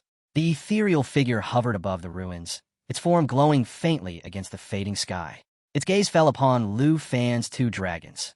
Recognition flickered in its ancient eyes. It spoke slowly, its voice echoing like a whisper carried through time. The dragons, it said, had once stood as guardians of the sacred tree, protectors of the living Dragon King himself. But that era was long past. They had been slain by the sub-dragons they once ruled over. Now, the spirit's tone hardened. It observed them closely, noting the faint corruption twisting through their aura. You've been tainted, it declared, stained by the breath of the ancient gods. Its voice deepened with disdain.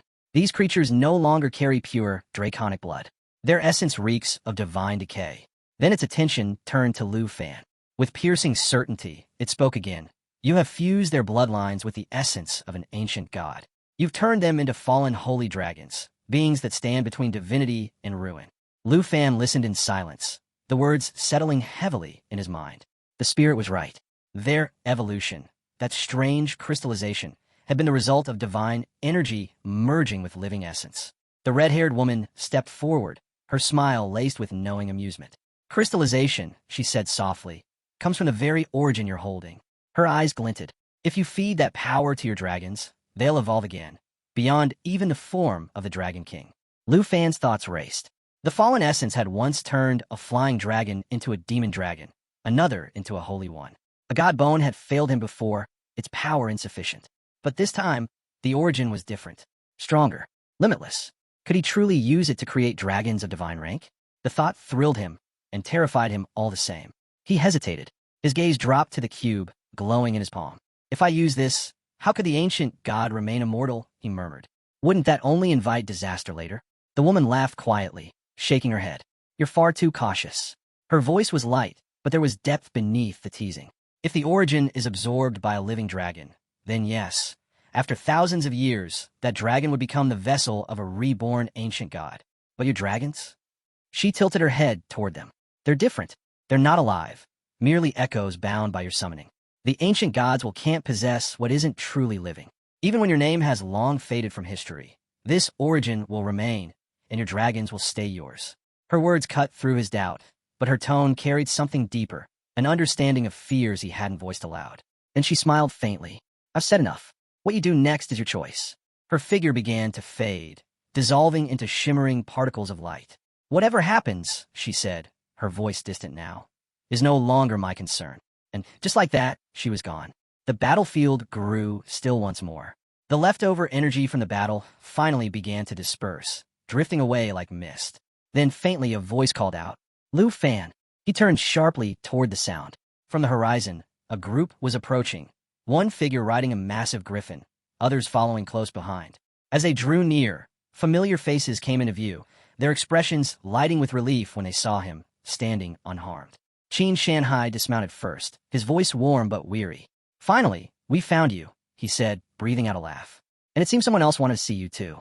Lu Fan looked up. His expression froze. Atop the griffin sat a man he knew well, powerful, composed, and smiling down at him with unmistakable familiarity. The man atop the griffin smiled brightly, his voice warm and familiar. It's been a long time, hasn't it? Lu Fan froze for a moment, his eyes widening in disbelief. Senior 2? Senior 2 laughed heartily, dismounting with ease as he approached. I should have known it was you, he said. I heard rumors that someone with a griffin gold badge stopped the beast tide. I didn't even need to ask who it was. Lu Fan allowed himself a small smile. It happened in my hometown, he explained. I couldn't just stand by and watch.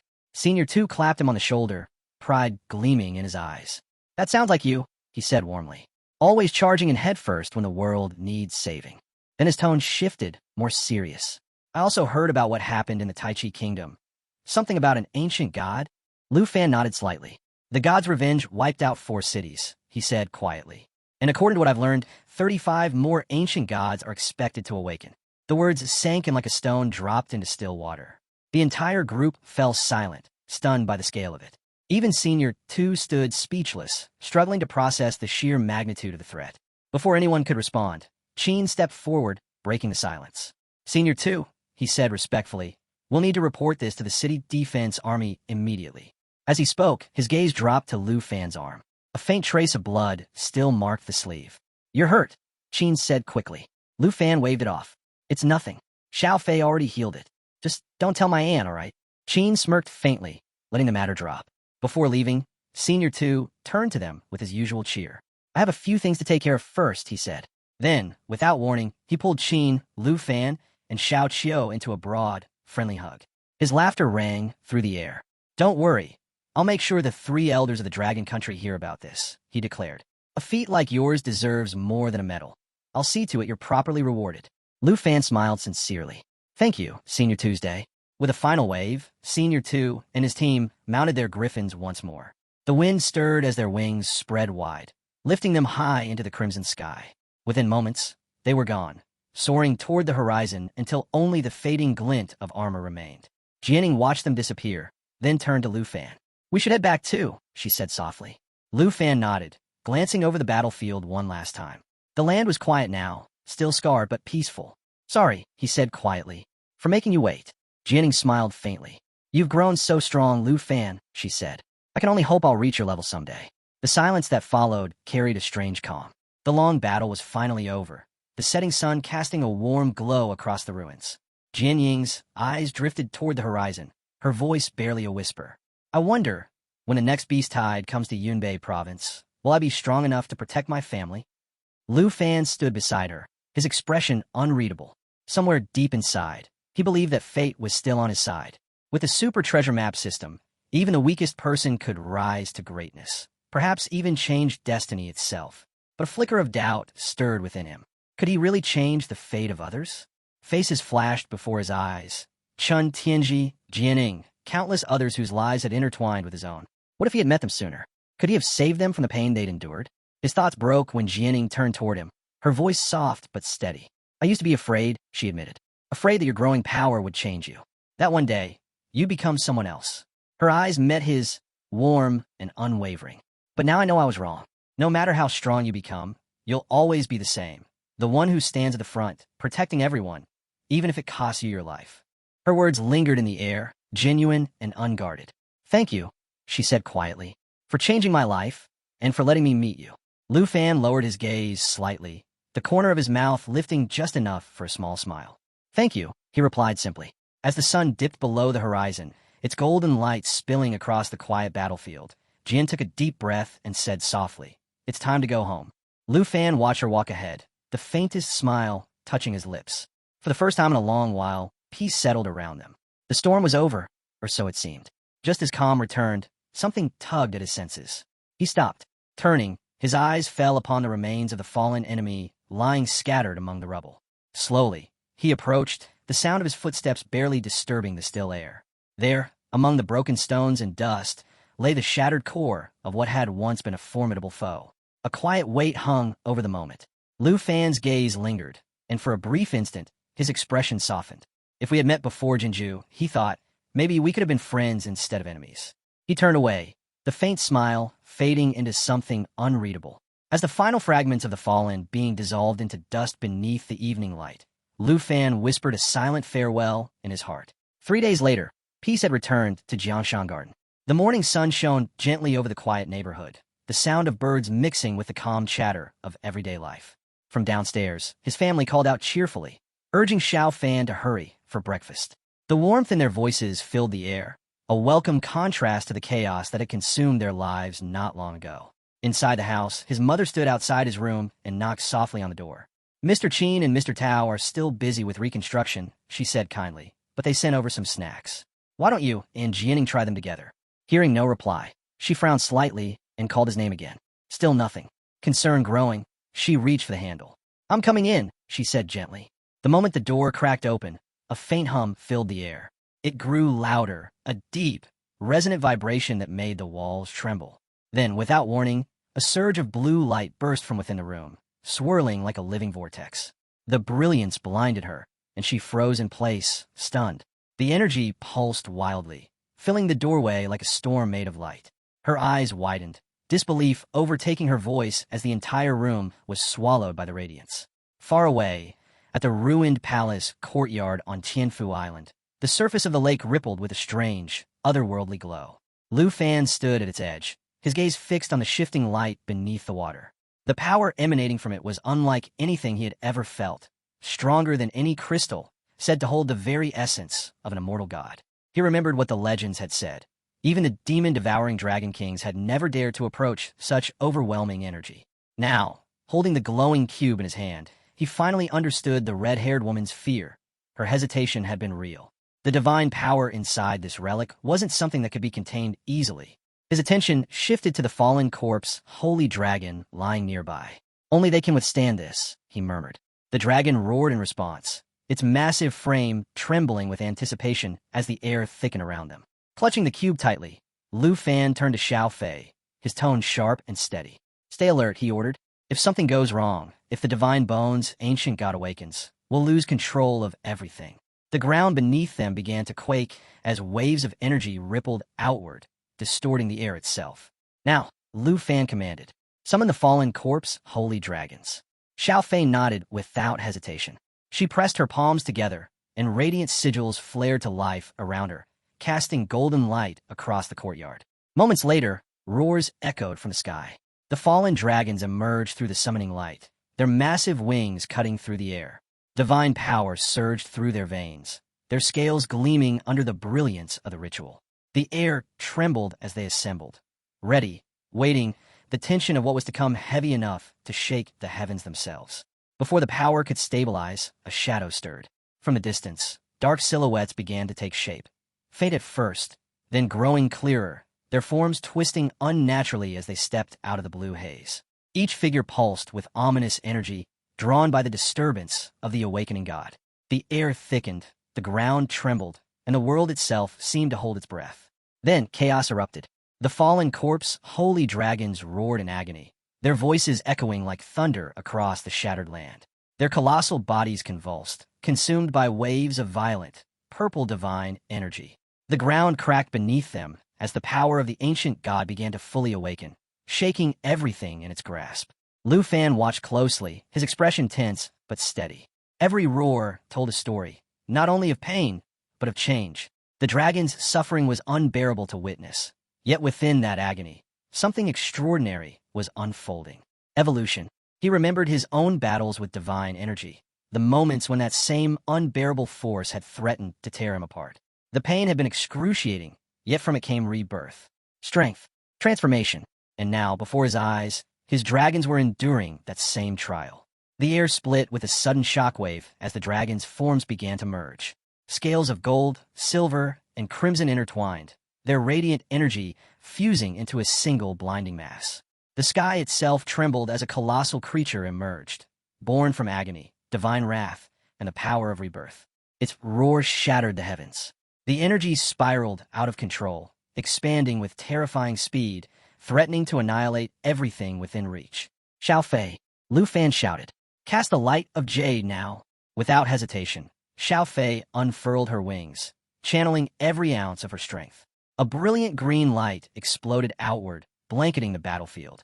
The waves of divine chaos collided with the light, and for a moment, the world became nothing but blinding radiance. The light of jade spread across the land, forming radiant barriers that shimmered like emerald glass. The chaotic energy pressed against it, but the spell held firm. Its healing waves washed through the battlefield, mending wounds, calming minds, and gradually taming the raging divine power within the fusion. When the light finally dimmed, silence returned, broken only by the faint crackle of fading energy. Smoke drifted lazily through the air. Lu Fan coughed softly, his voice hoarse. Report, he called out, scanning the haze. Status of the fallen corpse, holy dragons. As the dust cleared, he was revealed sitting amid the debris, his posture weary but his eyes sharp. Then suddenly a pulse.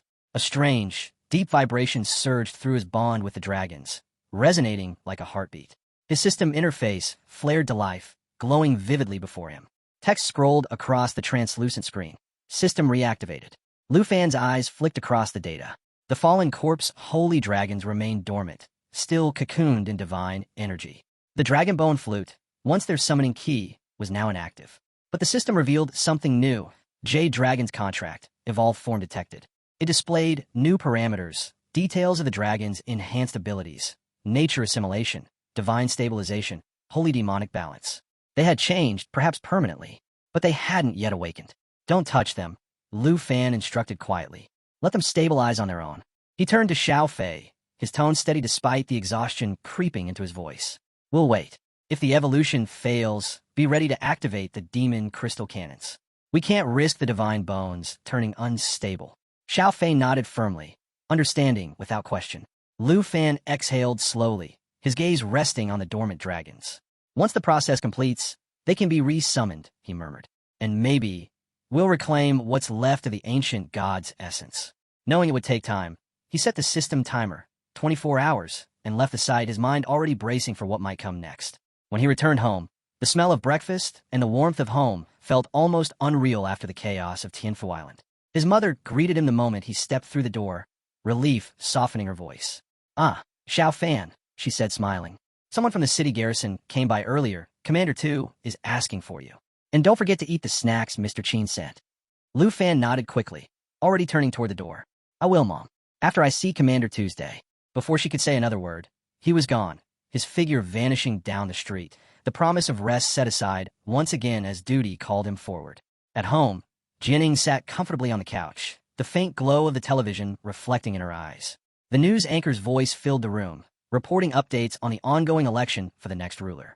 Public support for the Liu family continued to plummet as fresh revelations exposed the full extent of the devastation caused by the divine beast tide across the Taichi nation.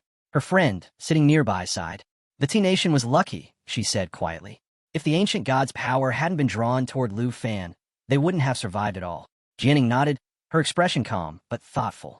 The world was slowly stabilizing, yet beneath the surface, unease still lingered. Meanwhile, at the Shanghai City Garrison headquarters, Commander Tu sat inside the main conference room, his gaze fixed on the documents spread before him.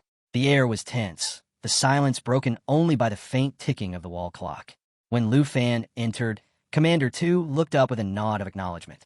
I'm guessing this meeting has to do with the ancient gods, Liu Fan said, closing the door behind him. Commander Tu leaned back in his chair. You guessed right, he replied. New intelligence just came in from the northern borderlands. Liu Fan remained standing, his expression steady but alert as Commander Tu continued. According to the latest reports, the Divine Bones ancient god has perished, but the situation isn't over. 35 others are showing signs of awakening. The words hit like a shockwave. Commander Tu slid a photo across the table. And there's more. The fallen corpse ancient god has already begun to stir. A massive earthquake triggered an avalanche in the northern region, and something beneath the snow moved. Liu Fan's brow furrowed as he examined the image. Something's awakening there too? Commander Tu nodded grimly. Worse than that. On the opposite side of the mountain range, a second blood moon has appeared. The soldiers stationed nearby say it's not an illusion. Liu Fan's eyes widened. A second blood moon? That's right, Commander Tu said heavily. It appeared the same night as the quake. And according to reports, the colossal beast buried under those mountains, the one they call the Blood Moon Beast, has opened its second eye. For a moment, neither of them spoke. The weight of the revelation hung in the air. Commander Tu's tone deepened. The troops stationed near the base say they can hear it. The mountain itself is resonating like it's alive. Each vibration is in sync with a heartbeat, the heartbeat of that creature. Liu Fan's expression darkened. The Blood Moon Beast, it's not the fallen corpse ancient god itself. He paused, recalling his time with the 78 Squad. It's just a servant, he said quietly. The true fallen corpse ancient god is still sealed beneath that mountain, inside a black coffin. Commander Tu exhaled, nodding. Exactly what we've concluded. The Divine Bones ancient god awoke sooner than expected, and even that one reached a power level between 110 and 120. If the creature inside that coffin awakens, he shook his head. It won't just be another battle. It'll be a catastrophe. Liu Fan said nothing for a long moment. Commander Tu continued, his voice lower now. Even the Blood Moon Beast alone could destroy cities. If the true fallen corpse ancient god awakens, it could wipe out entire nations. Dragon Country would fall within days. Silence filled the room again, until Commander Tu spoke, softer this time. But even then, we still have you. Liu Fan looked up, startled. Commander Tu met his eyes. The dragon tamer who defeated the Divine Bones ancient god. As long as you're here, there's still hope. Liu Fan gave a faint, almost embarrassed smile. You give me too much credit, Commander. I was just lucky that time. Commander Tu shook his head. That's not for me, he said, his voice carrying quiet respect. Those words came from Elder Han, one of the 3 elders of Dragon Country. He told me himself that you were the nation's greatest hope. Liu Fan fell silent, the weight of that statement settling over him like a mantle he hadn't asked for, but one he knew he couldn't refuse. At Elder Han's proposal, the 3 elders, representing the combat, enhancer, and life classes, had come together under a single, unified mission to annihilate the fallen corpse ancient god once and for all. Commander Tu relayed the news solemnly. Liu Fan, he said, you've been chosen by the elders. You are to become the guardian of Dragon Country. Liu Fan blinked, momentarily silent. Commander Tu's tone carried both pride and gravity. You are the only one who has ever slain an ancient god. The elders believe that with your strength, our nation still has a chance. Dragon Capital's High Command has already approved full support. Every resource, every weapon, every ounce of training you need will be at your disposal. He paused, then continued, his gaze steady. They've placed their hope in you. You'll be the kindling that keeps our flame alive, the weapon that stands between humanity and extinction. From inside his coat, Commander Tu drew a small case and opened it. Within lay a medal, its surface etched with intricate runes that shimmered faintly with divine energy, a legendary grade insignia. He held out toward Lu Fan. This is the mark of the Guardian. Accept it, and with it, the responsibility to protect us all. Inside the Shanghai City Garrison headquarters, the air was thick with tension. The conference room felt colder than usual, the hum of the fluorescent lights barely cutting through the silence. The mission being discussed wasn't ordinary. It was the mission, the Kindling Plan, a strategy designed not for victory, but for survival, the last line of defense for Dragon Country. Commander 2 stood at the head of the table, his eyes locked on Lu Fan. You understand what this means, he said gravely. You're the key to all of this. Without you, the plan cannot succeed. His words were deliberate, heavy. This mission carries more weight than any before. Every move you make will matter. Every decision will shape the outcome. If you fail, he trailed off, the unspoken words hanging in the air. Lu Fan said nothing at first. His eyes lowered, his thoughts steady and precise. He had faced gods and monsters, but this, he realized, was different. This was a burden not of strength, but of faith. Finally, he lifted his gaze, voice firm. I accept. The commander's eyes softened as a smile spread across his face. You didn't even hesitate, he said with quiet admiration. That's what I expected from you. He placed a firm hand on Lu Fan's shoulder, his laughter echoing through the room, warm and proud. You remind me of the heroes from the old wars, the kind who'd carry the world on their backs without complaint. Lu Fan smiled faintly. If the three elders had chosen someone else, I would have protected them too, he said simply. But since they placed their trust in me, I'll fight for everyone. That's all there is to it. He raised the glowing pendant, the symbol of his new role, and looked at it for a long moment. Within its light, he saw the faces of those who depended on him, those who believed in him. There's no room to retreat, he said quietly. Not when so many lives are counting on me. Commander 2's laughter boomed again, pride shining in his eyes. That's the spirit, he said. You've earned this title, Lu Fan, every bit of it. From the far side of the table, he lifted a sealed case and unlocked it with deliberate care. As the lid opened, golden light poured into the room, flooding it with warmth and divine radiance. Inside rested a magnificent artifact, sleek, ancient, and humming with restrained power. This, Commander 2 said, is your official reward as Guardian. He stepped aside, revealing the weapon in full, a relic that seemed alive with storm energy. The Sky Dome Thunderfall, he declared, a legendary territorial artifact, capable of sensing hidden enemies and striking them down with lightning from the heavens themselves. The artifact pulsed once, releasing a faint crackle of thunder that reverberated through the walls. Commander 2 smiled, pride shining in his voice. From now on, Lu Fan, this will answer only to you. Wherever the thunder falls, the enemies of Dragon Country will know. Its guardian still stands. Lu Fan accepted the artifact with a deep sense of respect.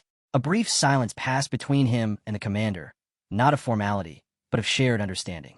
The tension broke with a laugh and the clink of their cups, sealing their bond. From that moment on, Lu Fan's path as a guardian truly began. The commander explained that the relic wasn't just a weapon. It had been forged by Elder Lu, one of the three great elders and the master of enhancement, crafted specifically for the Kindling Plan.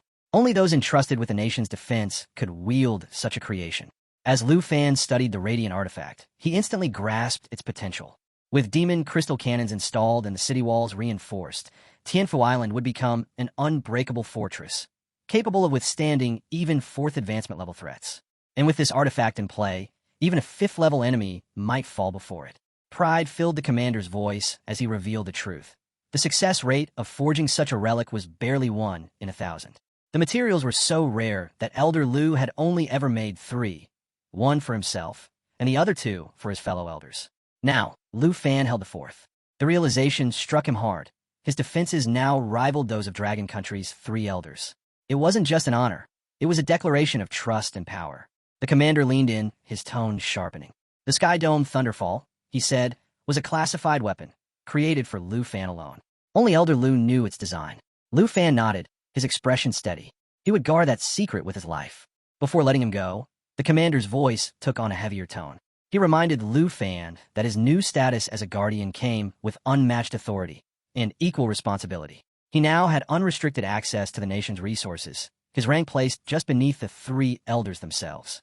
From this moment, he wasn't just a soldier. He was one of Dragon Country's shields. Then came the final revelation. Once war broke out against the ancient gods, every legion, including the commander's own Griffin Legion, would serve under Lu Fan's command. The future of Dragon Country rested entirely in his hands. That moment marked the true beginning of the Kindling Plan. Their handshake sealed it, an unspoken vow between warriors standing on the edge of destiny. The next morning, Lu Fan stood on the cliffs of Tianfu Island, watching the reconstruction of the ruined city palace. Workers moved like clockwork under his command, building the foundation of the plan that would decide humanity's fate. Golden lightning flickered from his clenched fist, the mark of his awakening as a guardian. In silence, he made his vow to protect his homeland and lead the fight against the ancient gods. Then the sky split open. A surge of golden light exploded across Tianfu Island as Lu Fan activated the Sky Dome Thunderfall. Bolts of lightning arced upward, spiraling into the heavens before merging into a colossal dome of energy. The barrier spread outward, bathing the island in a radiant glow, a fortress of thunder capable of detecting and obliterating any threat that dared approach. Around him, officers and engineers froze. The thunder was deafening, the light blinding. One commander, startled by the overwhelming surge, shouted in panic, mistaking it for an enemy attack. None of the soldiers realized that the storm raging above them wasn't an attack. It was the awakening of Tianfu Island's new defense system. Standing at the heart of the lightning field, Lu Fan watched as the formation completed its cycle. Bolts of golden energy intertwined above, forming a dome that shimmered like a second sky. From the command tower, the commander's awed voice echoed through the comms. The island's defenses now rivaled those of the Three Elders. From that day forward, Tianfu Island's name would be carved into Dragon Country's history as its strongest stronghold. As the barrier stabilized, an officer named Morozov hurried over, his eyes wide with disbelief.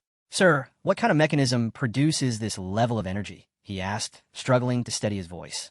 Lu Fan glanced at the barrier, then at Morozov. "Classified. National-level secret," he replied simply. Morozov fell silent, his gaze fixed on the golden dome. He could feel the immense pressure radiating from it, a power far beyond demon crystal cannons. In that moment, he understood. This wasn't ordinary technology, it was the work of a legendary master craftsman. But before he could ask more, the defense network flared. A blinding pulse shot toward an inactive sector of the island. Morozov flinched. "Malfunction," he muttered, confused. "There's nothing there." Lu Fan's eyes narrowed. He could feel the energy resonating from that direction, dark, ancient, and all too familiar. His expression hardened as realization struck. That aura, it was the cocoon of the fallen corpse holy dragon, something that should have been sealed away long ago. A fierce gust of wind swept across the construction site, scattering debris. Workers stumbled back as the air thickened with violent energy. "Everyone fall back," Lu Fan ordered, his voice cutting through the chaos. The storm intensified, lightning flashing across the courtyard. Without hesitation, he sprinted toward the disturbance. "Commander, let me run an energy scan," Morozov shouted, already pulling up his device. Lu Fan stopped just long enough to look back. "Stand down. Don't go near it." His tone left no room for argument. As Lu Fan vanished into the storm, Morozov exhaled sharply. He could only watch the golden flashes fade into the distance. "So, this is the work of a national-level master," he murmured. The realization hit him like thunder. Could it be the Enhancer himself?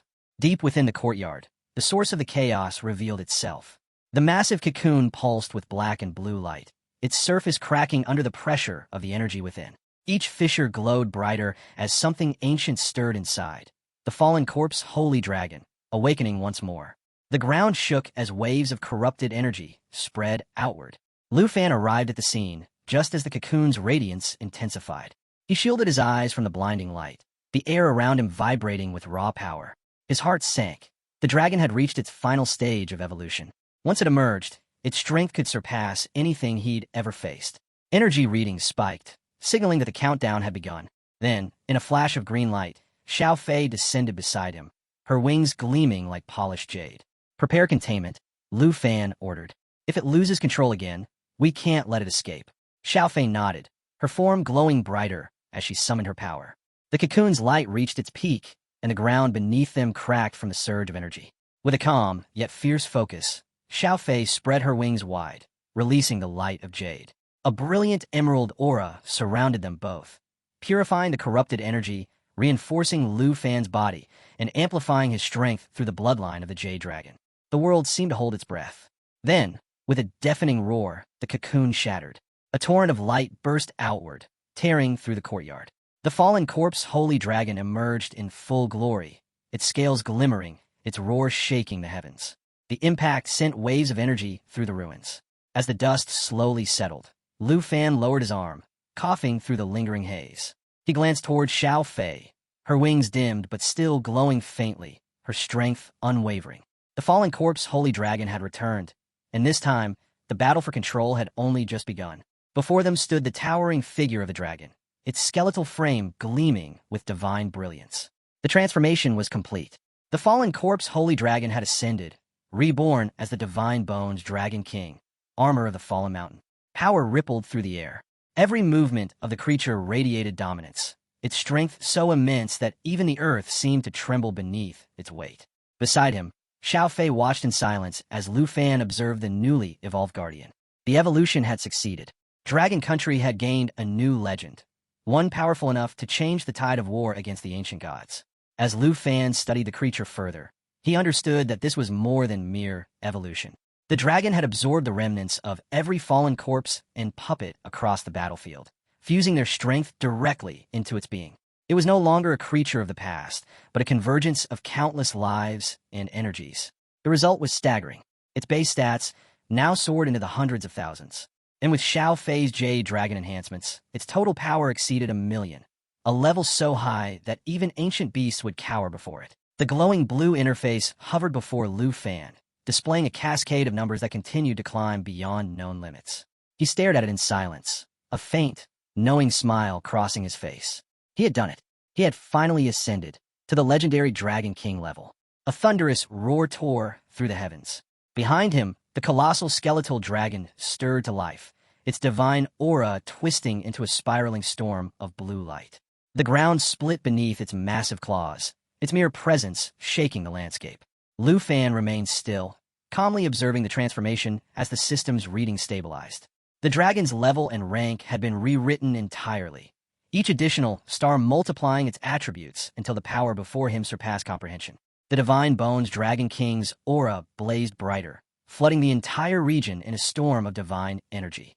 Lu Fan could feel the resonance between their cores, a synchronization of guardian and beast that transcended command. Then came the true revelation. The dragon's breath had evolved again, transcending even ancient dragon magic. No incantations, no chants. The energy simply obeyed. The God Bone breath, an ability so advanced that its very existence defied reason. Lu Fan understood at once. This was destruction incarnate, a force capable of erasing mountains and reshaping the balance of the world. Nearby, Xiao Fei placed her hand against the creature's immense bone plating. The air around her shimmered as the dragon's light reflected off her jade-green eyes.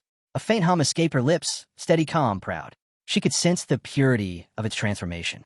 What stood before them now was no longer a beast of death, but a divine guardian standing at the pinnacle of creation. She extended her hand once more, pressing gently against the dragon's snout.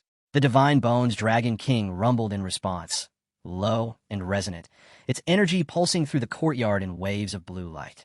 Lu Fan watched quietly, his expression unreadable yet filled with certainty. The fallen corpses that once served him as puppets were gone, their power reborn within this dragon. Their essence had not vanished. It had evolved into new attributes, new abilities, and new strength. A confident smile appeared on Lu Fan's face. Raising his hand, he gestured toward the Divine Bones Dragon King. "Let's see it," he said calmly. At his command, the dragon's eyes flared with divine fire, its aura expanding once again as it prepared to unleash its newly awakened skills, the full might of a creature that had transcended mortality itself. The Dragon King unleashed a roar that tore through the skies, shaking the land to its core. Blue flames spiraled upward, scattering waves of divine energy that rippled across the entire island.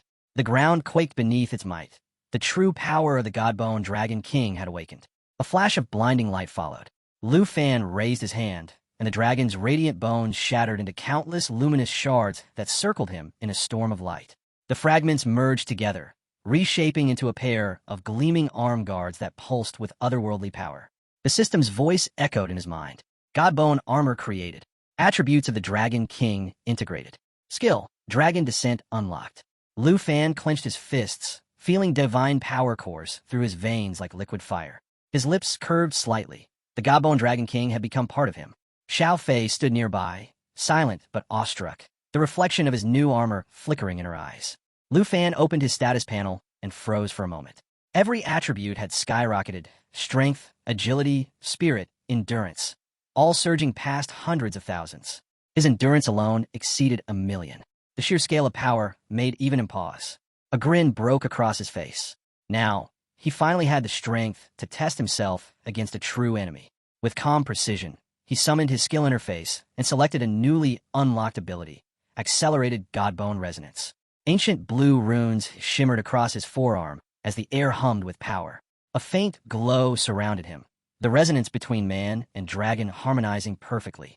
He exhaled slowly, his voice quiet yet filled with conviction. From summoning dragons to becoming one, for the first time, he had achieved complete fusion, the unity of man and divine beast. The night sky suddenly darkened. Winds howled, and black clouds swirled into a violent vortex above. Lightning streaked across the heavens, painting the world in chaotic brilliance. Soldiers and officers looked up in confusion, their shouts lost in the roar of the storm. None understood what they were witnessing. Then, a system alert cut through the noise. Domain change detected. Shadow All Realm activated. Lu Fan stood motionless amid the chaos, the blue glow from his armor reflecting in his eyes. A faint smirk touched his lips. Around him, his companions exchanged uneasy glances, curiosity, tension, disbelief. When one finally asked if he was controlling the storm, Lu Fan replied simply, "This isn't weather, it's a domain. My first, the Shadow Isles realm." Before anyone could respond, the ground erupted. A deafening roar split the air as a colossal shape emerged from within the swirling darkness. Its body blazed with intertwined fire and lightning, its aura consuming the horizon. The system's next announcement sent a chill through every observer. Shadow Dragon, Abyssal Variant, detected. Classification, fusion of demonic essence and celestial energy. The beast's arrival shook even the clouds, its energy distorting the air itself. Lu Fan turned toward it, his expression calm yet unwavering. Behind him, shadows shifted, the outline of a second figure forming, clad in armor as dark as the void, silent and ready. He raised one hand to his companions. "Stay back. No interference." The wind intensified, spiraling around him as his powers surged. The atmosphere itself seemed to bend under his presence. Dark energy gathered in the air, pulsing in rhythm with his heartbeat. His companions called out to him, but Lu Fan didn't answer. The red-winged shadows behind him unfurled, their movement like the beat of thunder. The world held its breath. What was about to unfold would transcend battle. It would mark the moment when Lu Fan's true power, the fusion of man, dragon, and god, was fully revealed. Rising into the air, Lu Fan was engulfed in a surge of crimson light. The winds coiled around him like a living storm as he hovered mid-sky, his aura blazing brighter with every heartbeat. He admitted to himself that ever since taming the twin Dragon Kings, he had never named them, a simple act he had long neglected. But that would change now. Determination flickered in his gaze as divine power surged through him. Below, the twin dragons responded with thunderous roars, their might resonating in perfect harmony with his own. The system chimed with a new alert. New skill unlocked, Godbone descends. A confident grin formed on Lu Fan's face. Channeling his power, he synchronized his aura with the dragons. In an instant, divine energy burst outward as the Godbone armor reformed, each fragment of light snapping into place around his body. His class updated before him. Dragon Rider, rank 2, now elevated far beyond its former strength. Encircled by his twin dragons cloaked in violet flame, Lu Fan radiated the sheer dominance of a true Dragon King. He surged forward, both dragons roaring in unison behind him. The battlefield shook as divine light poured from his armor, carving through the sky. His companions could only watch in stunned silence. Tauzi whispered that the armor resembled relics of the ancient gods, its aura sacred and immeasurable. Jianing studied his movements carefully, realizing that Lu Fan's fighting style relied on direct, synchronized commands, proof of a deep, living bond between master and dragon. The way their powers intertwined defied even the ancient laws of dragon possession. Then, before their eyes, the impossible happened. Lu Fan's body shimmered as the twin dragons merged with him, their forms intertwining into a single surge of energy. The sky split with light as ripples of force expanded outward, forming the outline of a humanoid dragon. The fusion was seamless, man and beast as one. His companions could only stare. The girls watching realized that this transformation didn't occupy any armor slots. It was a perfect fusion ability, something exclusive only to dragons of divine lineage. Through this union, Lu Fan could channel a dragon's full might within human form. He had become a true humanoid dragon. Clenching his glowing fists, Lu Fan focused his power. Divine and demonic energy coiled around him, igniting the air itself. A blinding flash followed as he activated his ultimate move, Godbone Descends. The impact was immediate. The ground quaked, shockwaves radiated in every direction, and a colossal dragon's shadow loomed behind him. The battlefield was drowned in light and thunder as raw power surged outward. Tao Zi gasped, shielding her face, barely able to stand under the force. Jianying's eyes narrowed as she measured the energy. The readings were beyond comprehension, power exceeding hundreds of thousands in every attribute. A single strike could shatter both heaven and earth. When someone finally asked if his armor contained all his dragon pets, Lu Fan's calm voice carried through the storm. "No," he replied. "This armor houses the God-Bone Dragon King, a divine construct fused with the essence of the ancient gods. My other dragons remain summonable." A confident smile crossed his lips as he continued. "With its abilities active, my attributes now exceed 1 million. His companions fell silent, disbelief written across their faces. He was hundreds of times stronger than the nation's top masters. Someone half-joked under their breath. "At this point, are you even human?" Lu Fan's smirk faded into quiet resolve. "I've reached level 60, he said evenly. "It's time to advance to my 3rd class." Before departing, Lu Fan gave Morozov one final order. No one was to leave the palace until further notice.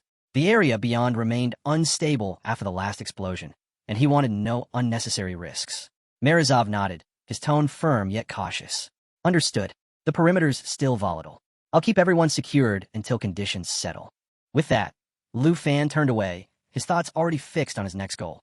At the Dragon City Academy's class transfer hall, the air shimmered with energy.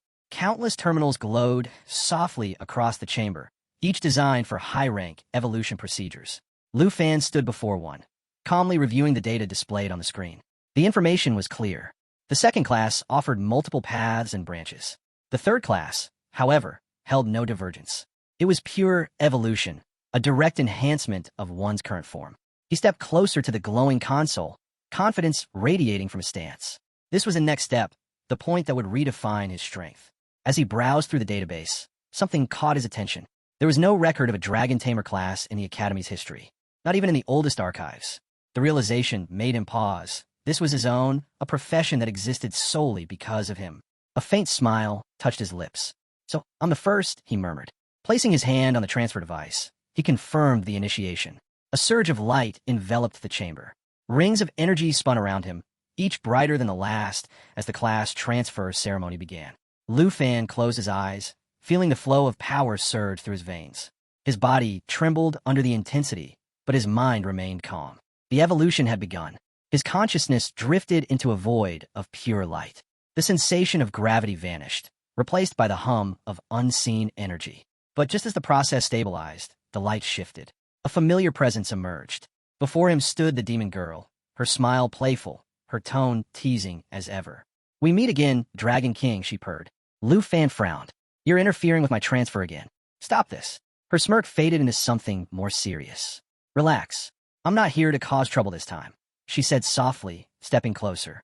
"You've reached your 3rd evolution. That means you're ready to hear this." Lu Fan's eyes narrowed. "Hear what?" "The location," she replied, "of the Blade Armor Dragon Egg, a creature of pure power, one the world thought lost forever." Her voice dropped to a whisper.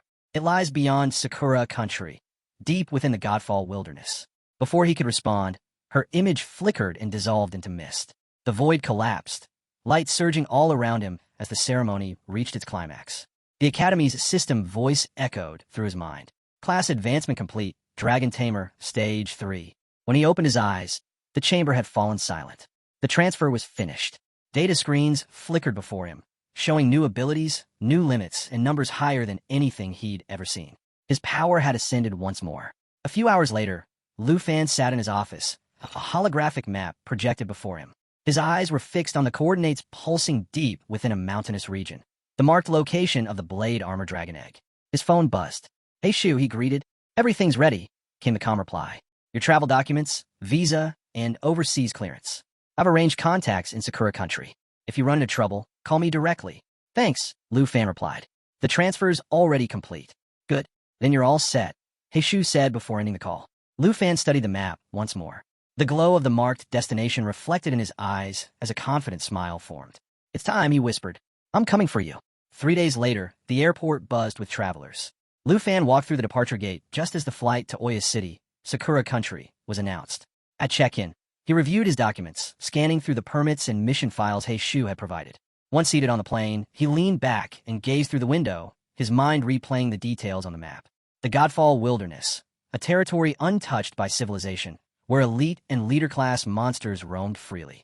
Even among top-ranked tamers, few dared to step foot there. Lu Fan's grip tightened slightly on the armrest. This mission would be far more dangerous than he had expected, but that only made it more worthwhile. As the engines roared to life and the plane ascended into the clouds, Lu Fan's eyes burned with quiet resolve. The hunt for the Blade Armor Dragon Egg had begun. Upon arriving in Oya City, Lu Fan wasted no time. His next destination lay beyond the bustling streets, past the merchants, guild scouts, and adventurers who crowded every corner in pursuit of fortune and experience. The air buzzed with energy. Teams gathered near supply depots, exchanging materials, upgrading weapons, and boasting of upcoming raids. Yet, Lu Fan knew the true danger wasn't here. It waited deeper inland, far beyond where any casual adventurer dared to tread. According to Shu's intel, the only path leading to the Godfall Wilderness began just beyond the city's outskirts. He boarded a specialized transport, a long-distance bus reserved for high-tier adventurers heading toward the frontier. Inside, every seat was occupied. The passengers were a mix of hardened fighters and fresh recruits, each chasing something different: glory, treasure, vengeance, survival. Their conversations filled the air, tales of fallen comrades, rare drops, impossible quests. Lu Fan listened in silence, eyes closed, his mind already fixed on the mission ahead. He conserved his strength, ignoring the noise around him as the vehicle rolled steadily out of the city. Hours passed. The golden afternoon faded into a muted dusk, the endless stretch of countryside sliding by under the dim glow of street lamps. Then the driver's voice crackled through the speaker.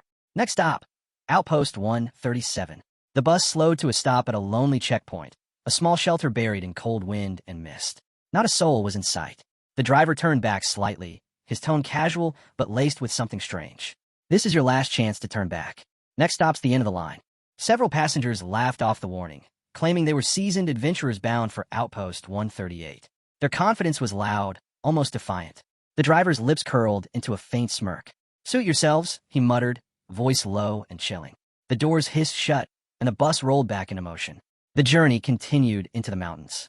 Asphalt roads faded into cracked trails, then to paths half buried in frost. The wind grew harsher, whistling through the cracks in the windows. A thick fog descended, wrapping the landscape in shifting white. Conversation inside the bus dwindled into uneasy silence. Even the bold adventurers began to exchange wary glances. Lu Fan's brow furrowed. The air felt wrong, heavy, distorted. He pulled up Shu's map on his device and compared their location. The data didn't match. According to the coordinates, they were nowhere near the main road to Godfall Wilderness. His eyes flicked toward the driver. The man's face remained unervingly calm, his gaze fixed ahead. One passenger finally snapped. "Hey, you've taken the wrong road," he shouted, storming toward the front. "Turn around now." The driver didn't respond. The passenger reached for the dashboard, voice rising. "I said stop the bus." And then, the driver's face twisted into a dark grin. Without a word, he slammed his foot down on the accelerator. The engine roared as the bus lurched forward, metal groaning under the sudden burst of speed. Panic erupted. Passengers screamed, clutching seats and each other as the vehicle tore through the fog. "Stop! Are you insane?" someone yelled. A blue-haired man lunged down the aisle, pulling a knife from his belt. "Hit the brakes right now, or I'll make you." But the driver only laughed, a hollow, distorted sound.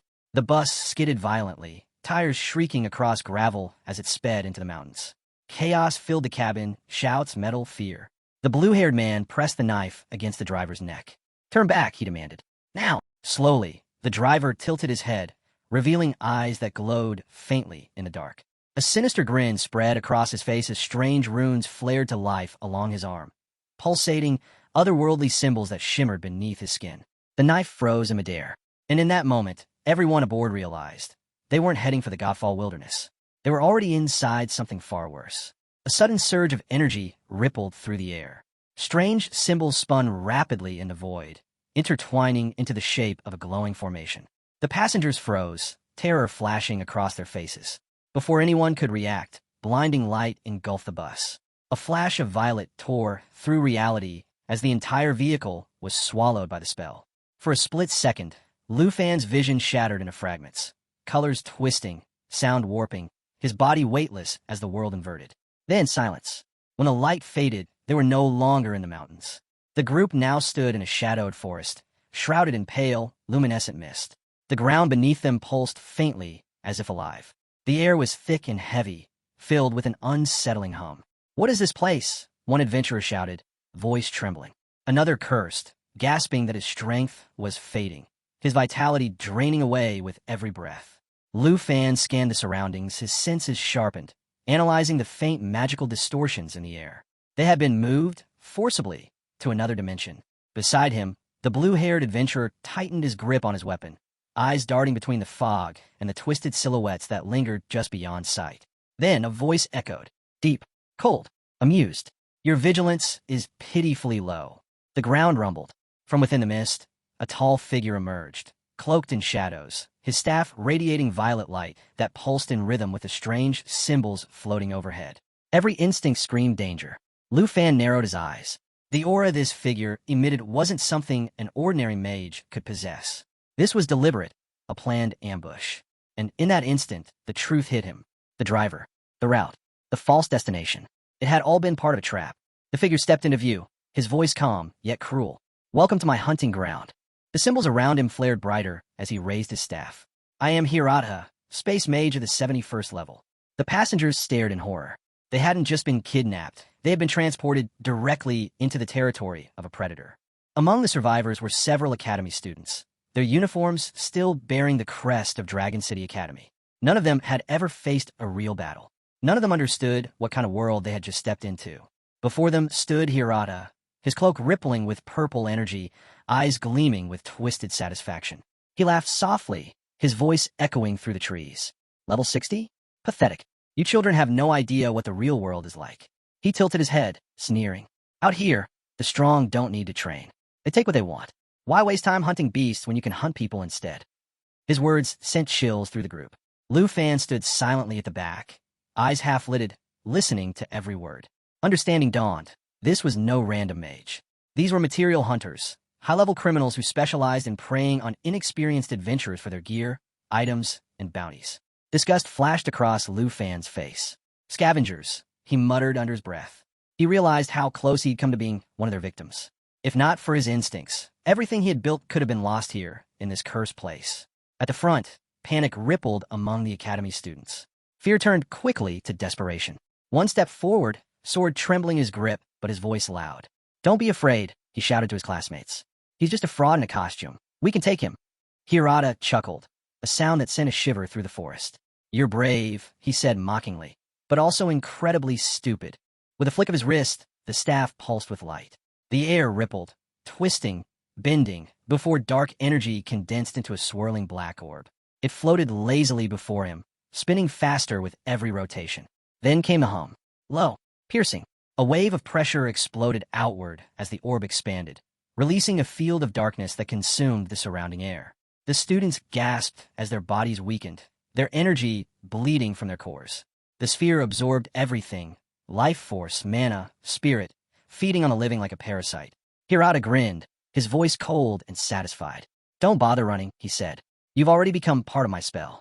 Terror swept through the clearing. The adventurers cried out as their bodies weakened, their limbs trembling under the crushing weight of the black sphere's power. Spiritual energy drained from them in waves, leaving only pain, deep, consuming, and unbearable.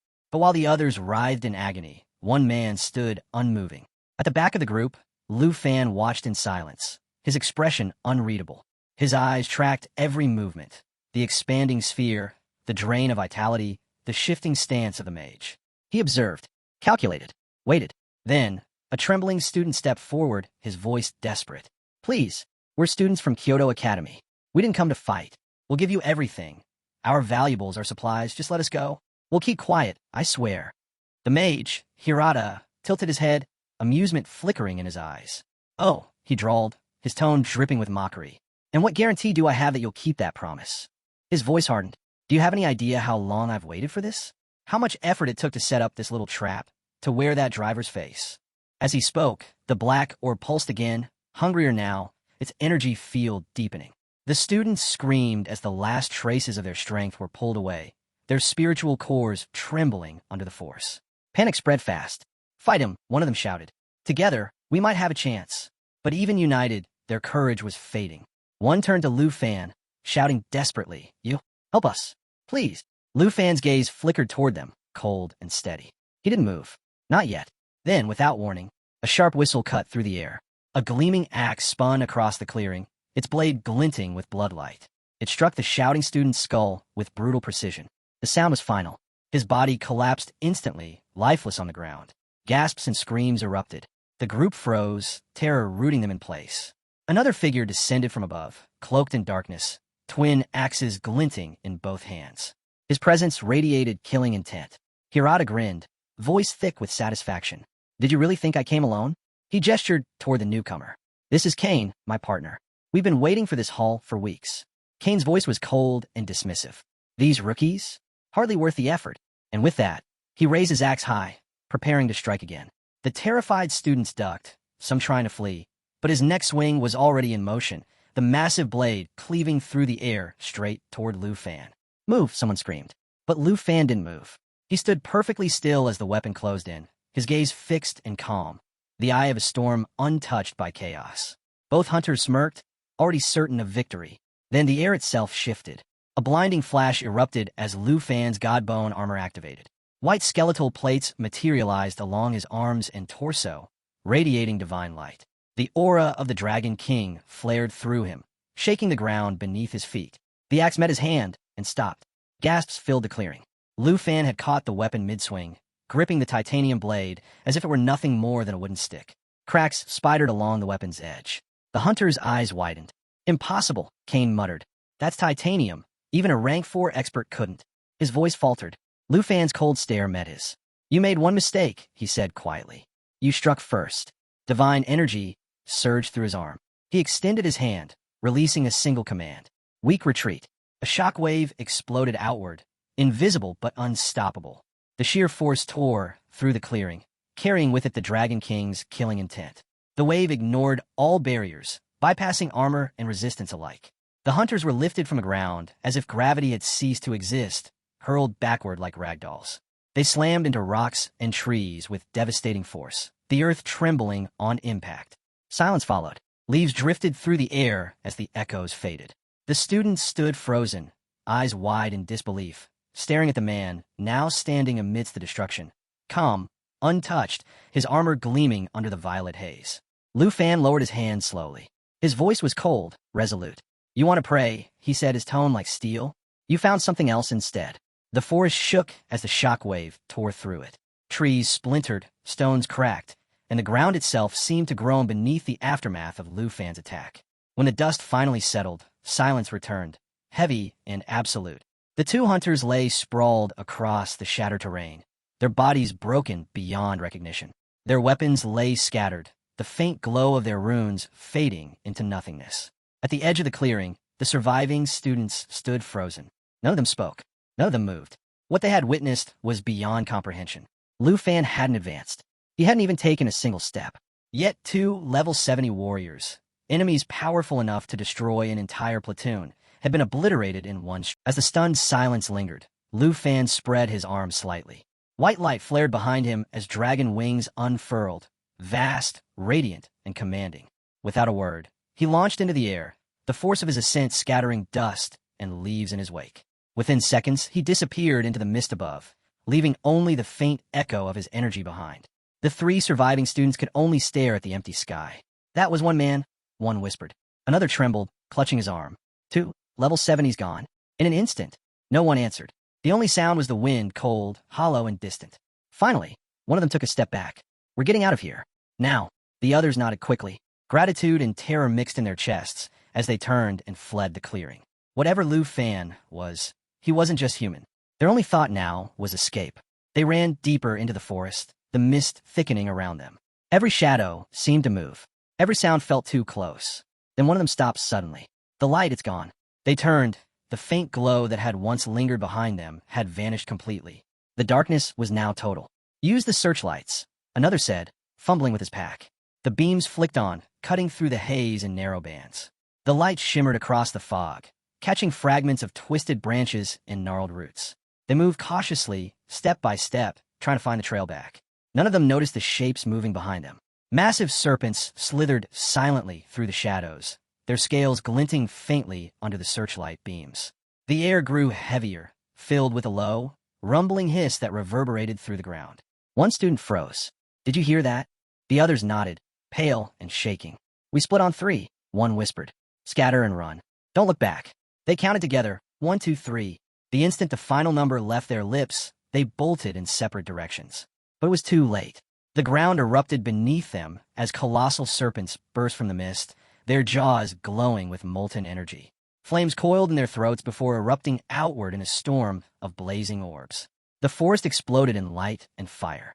Each blast tore through the trees, sending splinters and embers flying in every direction. The heat was unbearable, the screams short-lived. Within moments, the quiet forest had transformed into a burning wasteland. The night sky glowed crimson. The serpents' roars rolled through the mountains, shaking the ground and echoing far beyond the trees. And high above the chaos, half shrouded by smoke, another serpent coiled silently among the clouds. Upon its back sat a hooded rider, his form hidden in darkness. Only one of his eyes was visible, a faint, glowing ember that cut through the haze like a burning coal. He watched the destruction unfold below with quiet detachment. Beside him, a far larger serpent shifted, its scales glinting faintly as it exhaled, awaiting his command.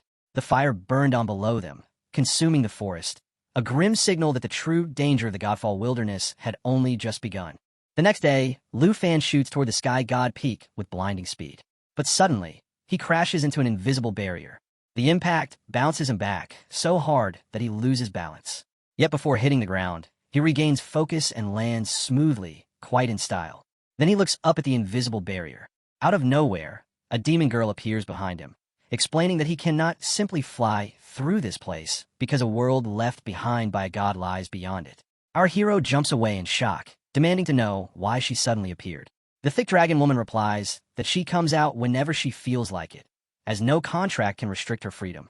Lu Fan questions her, saying that if there is indeed a world left by a god, then he cannot fly through it, and asks what a god really is and whether they're like the ancient gods. She responds that those so-called gods are merely powerful beings who stole the power of natural laws, and as for where the ancient gods actually come from, even she does not fully know. Lu Fan then asks about her own strength compared to theirs. She answers that in her prime, she was beyond the 6th advancement and could kill gods with a mere snap of her fingers. If not for her old injuries, she doubts he would even be worthy of hosting her true form for another 100 years. Lu Fan immediately thinks that it was fortunate she did not have even 1% of her real power when he challenged her back then. Remembering all his dragons, he wonders if all dragons can eventually reach her level and thinks that if so, he could walk over anyone. She gently flicks his forehead and tells him to stop daydreaming because a dragon's growth is an extremely long process. For his dragon pets to grow to the Dragon King level, he must wait until they reach the stage equivalent to a human's 6th advancement. Only then will they be worthy of the Godslayer title. The hero sighs, admitting that he still has a long way to go. She turns away, advising him to stop wasting time daydreaming and to watch his steps. As they move through the thick forest, she warns that this mountain path devours people. She adds that she really does not understand him because she already told him that the equipment from Divine Bone's armorization can be brought directly into the Divine Ruin's secret realm.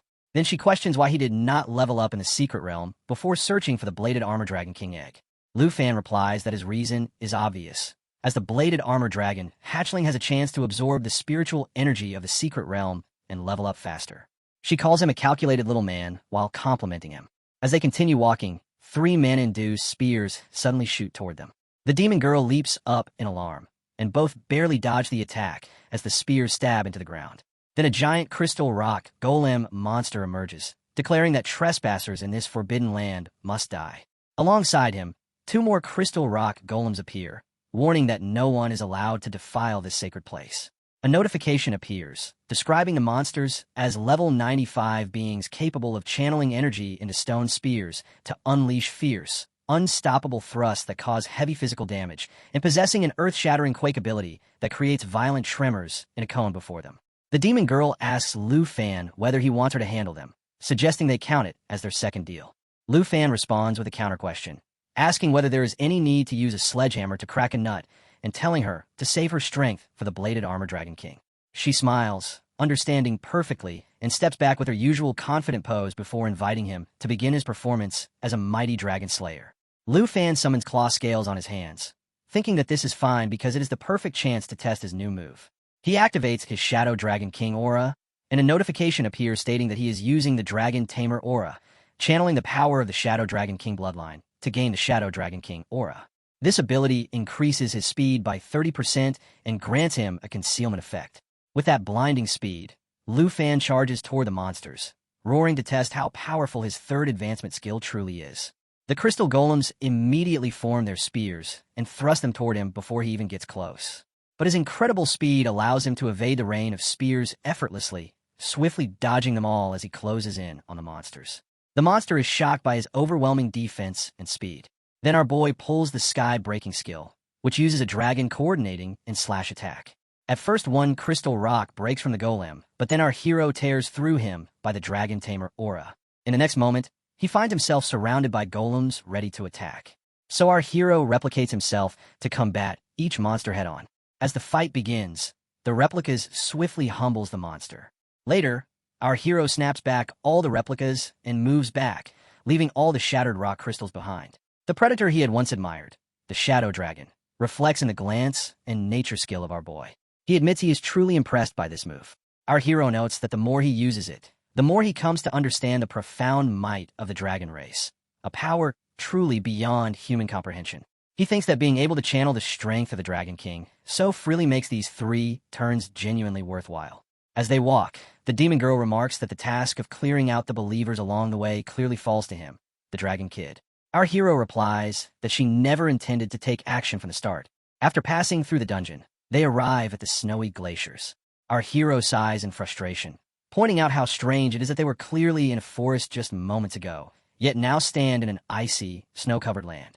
The demon girl seems equally surprised, prompting our hero to wonder aloud whether this could be the effect of the ban once again. The demon girl laughs, saying that things are about to get very lively. Suddenly, the wind grows fiercer from nowhere, forcing our hero to brace himself as he yells, wondering what the hell is happening with the wind. As he looks ahead, shock hits him when a giant snow ape lunges forward to attack. He instantly summons his weapon and strikes back just in time. The two forces collide, erupting into a massive explosion, yet somehow our hero emerges completely unharmed. Landing firmly on the ground, he remarks that he thought it was merely a sudden change in the environment, but realizes instead that he has fallen into a trap set by ferocious beasts. These creatures are frostborn ice sculptors. A system notification explains that these beasts can summon enormous glaciers to crash down upon a target area, causing a violent ice explosion that inflicts area of effect damage and leave behind a frosty fury mark radiating a chilling atmosphere. The demon girl observes that the ice restrictions here have granted all the monsters a layer of hardened ice armor that is extremely difficult to break. She senses fear from our boy's sword, knowing it cannot cut through. Gathering mana around her, she notes that ordinary swords are useless here, but if covered in lava flames, that might change things. Our hero summons his dragon-taming aura, channeling the Black Dragon's power. The system verifies that this skill mobilizes the Black Dragon bloodline, granting him the Black Dragon aura. Using that power, he charges forward confidently, declaring that it has now been upgraded. The dark aura swirls violently around him as he flashes toward the snow apes. Another system notification confirms that he is also using the break skill, which infuses dragon energy into rapid, continuous strikes that synchronize with his dragon pets. The resulting flames burn fiercely, nearly melting the ape as it cries out in agony. Our hero smirks, noting that using opposing dragon-controlling auras against monsters of different attributes produces unexpectedly effective results. The demon girl looks on, impressed, silently acknowledging in her mind that his understanding of dragon magic runs much deeper than she had imagined. Our hero then observes that the environment ahead seems to have stabilized once more and says it is time to continue walking. Later in their journey, they encounter all kinds of strange believers of Mount Kailash. When a horde of bees attacks, the system notifies our hero that these are Crimson Bees, follower level 95 creatures born from a lava hive. They possess the ability to summon a molten hive that crashes into the target area, forming a lava pool that inflicts continuous damage and significantly slows all enemies caught within its range. Realizing their nature, our hero decides there is no need to summon a dragon pet, knowing he can handle them easily using the dragon-taming aura according to their elemental traits. Along the way, they face many ferocious beasts, yet none of them qualify as a decent boss-level opponent. He activates the dragon-taming aura of the blue dragon, channeling the power of the blue dragon bloodline to gain the blue dragon aura, and effortlessly annihilates the crimson bees. Soon after, he encounters a type of swimming fish, also at follower level 95. These creatures possess magic immunity and an elemental state vortex ability that summons a swirling maelstrom of elemental energy, pulling nearby enemies into its range and dealing continuous radiant damage along with phantom effects. During this encounter, Archieto explains that the demon-devouring Dragon King once told him the gods here are likely afraid their followers might grow too powerful and rebel, so they have imposed restrictions to suppress the growth of all living beings. It becomes clear that these so-called gods are no different from humans at heart, vain, selfish, and foolish. Archieto finishes off the swimming fish using the same blue dragon aura and scaled energy he had employed to defeat the Crimson Bees. 3 days later, at the summit of Heavenly God Peak, our hero finally reaches the top, and the demon girl exhales in relief, noting that they have arrived. Before them stands a vast, ancient structure, from which enormous suspended chains hang down into the mist. Our hero observes that the mountain's peak is nothing like he imagined, realizing that this place must be a remnant left behind by the gods of Heavenly God Peak. The demon girl corrects him, explaining that this is not the work of gods, but rather the very being he has been searching for, the Blade Armor Dragon King. Extending her arm, she reveals 3 gleaming blades sprouting from it. Shocked, our hero asks if she truly means that this is the Blade Armor Dragon King, thinking she must be joking. She sighs and retorts that there are more than 30 known dragon species, and not all of them rely solely on physical combat, telling him not to act as though he has never seen the world. Realizing her point, our hero recalls that even one of his own dragons possesses a liquid-based form. Looking at the massive mountain of swords before him, he admits that if she claims this structure is the Dragon King, then it does make sense. Drawing his weapon, he asks about the Dragon King's current state, whether it is awake or asleep. The demon girl responds calmly that it is currently in a defensive stance, explaining that even someone of a much higher level cannot perceive its true condition. Hearing this, our hero is surprised, and she further explains that while in this state, it accelerates the recovery of its injuries and completely isolates itself from external attacks. Our hero then asks if that means there is nothing they can do. The demon girl counters confidently, saying that it is not impossible. She reveals that she originally sought an alliance with the Poison Dragon King of the underworld precisely because it naturally possesses the ability to restrain this kind of ironclad defensive form. Remembering one of his dragons, our hero quickly asks whether she means that Xiao Ji might not be able to handle it. The demon girl explains that although it is still in its infancy and lacks full strength, he should not forget that the creature inside is also severely wounded.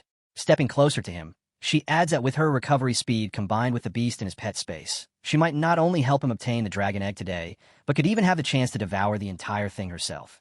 Our hero turns to look at her, but before he can respond, a massive magic circle suddenly materializes behind him. Startled, he asks if the Blade Armor Dragon King has awakened. She immediately shakes her head and replies that this is not the Blade Armor Dragon King's magic.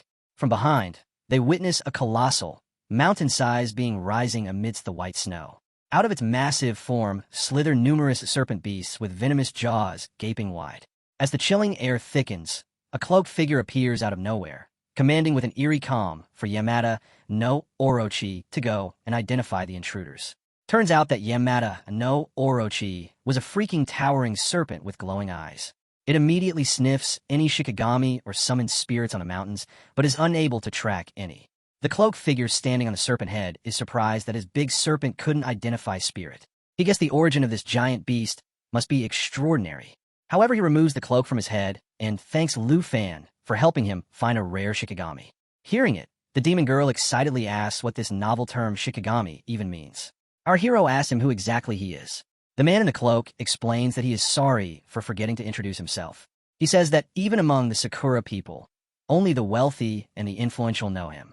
He introduces his Shikigami named Yamada no Orochi, comparing it to the dragon pet. At that moment, the system window appears, revealing that Yamada no Orochi is the pet's name. Its level is 119, and it is currently at stage 4 of the Shikigami. The man in the cloak lifts his face proudly and introduces himself as In Mozi, claiming to be its master. A notification shows that his level is 119. He surrounds our hero and the demon girl with a blue mana cell and remarks that he has seen their performance in the National Drive. He admits that our hero is far better than Musashi and clearly ranks first. In questions whether our hero brought him all the way up the mountain just to steal the blade armor, Dragon King, and mocks him by asking if, as a powerful man, he is not afraid of his eccentric behavior being exposed. He adds that the path is filled with dangers and that he would never allow any hidden threats to remain, even if they were level 100 masters. As he approaches the castle, he identifies it as the Blade Armor Dragon King and asks our hero whether following it is truly worth it. He also suggests that asking her if she awakens easily would be the same as seeking death. Ian laughs, saying our hero is correct. He admits that our hero fought his way up the mountain with ease, aided by a beautiful and powerful dragon pet, and acknowledges that he should have been more cautious and that his approach was reckless. The demon girl laughs and teases Ian to describe her beauty in more detail. Ian replies that it is unfortunately not the right time for compliments and turns to Lu Fan to propose a deal. He explains that after watching Lu's battle on a mountain, he knows he is no match for him. However, if Lu chooses to befriend him, he would be treated as a guest of honor among the powerful in the Sakura country, gaining access to immense resources, fame, and wealth. Ian suggests that Lu hand over the Blade Armor Dragon King, so they can become allies. Hearing this shady offer, our guy and the demon girl remain silent. Then Lu smirks and says it is disappointing because while friendship sounds nice, Ian is clearly just trying to recruit followers. Ian becomes slightly angry and demands to know what was just said. He repeats his words in a more irritated tone, asking who Ian thinks he is and whether he truly expects him to hand over the Dragon King. Hearing this, Ian grows tense and calls our hero an arrogant and conceited kid, reminding him that he is still imprisoned by his magic. Lu raises his dragon scale arm, and the mana barrier begins to crack. With little effort, he completely shatters the mana prison.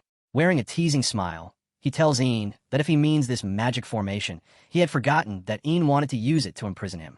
The demon girl joins in, saying it is a shame for Ian because if he had spoken a little more sweetly, she might have entertained his attempt to imprison them. Ian, preparing to strike, curses at our hero and warns him not to think that he cannot fight back. He claims that he has enough confidence to escape and scathe along with the Blade Armor Dragon King. Lu leaps forward to counterattack and tells the demon girl to simply watch quietly, saying that he does not wish to waste his contracts on someone like this. The demon girl yawns and stretches, replying that there is nothing interesting to see and that she might as well go take a rest. Ian had been waiting eagerly for such a moment. Believing that Lu's dragon pet had left, he sees this as the perfect opportunity. He tells our hero that he tried his best to avoid such a confrontation, but did not expect him to be so stubborn. Then he commands his serpent pet to attack, which releases a deadly pink poison toward our hero. Our hero responds calmly, pulling out a card and summoning Xiao Fei, who creates a protective layer around him.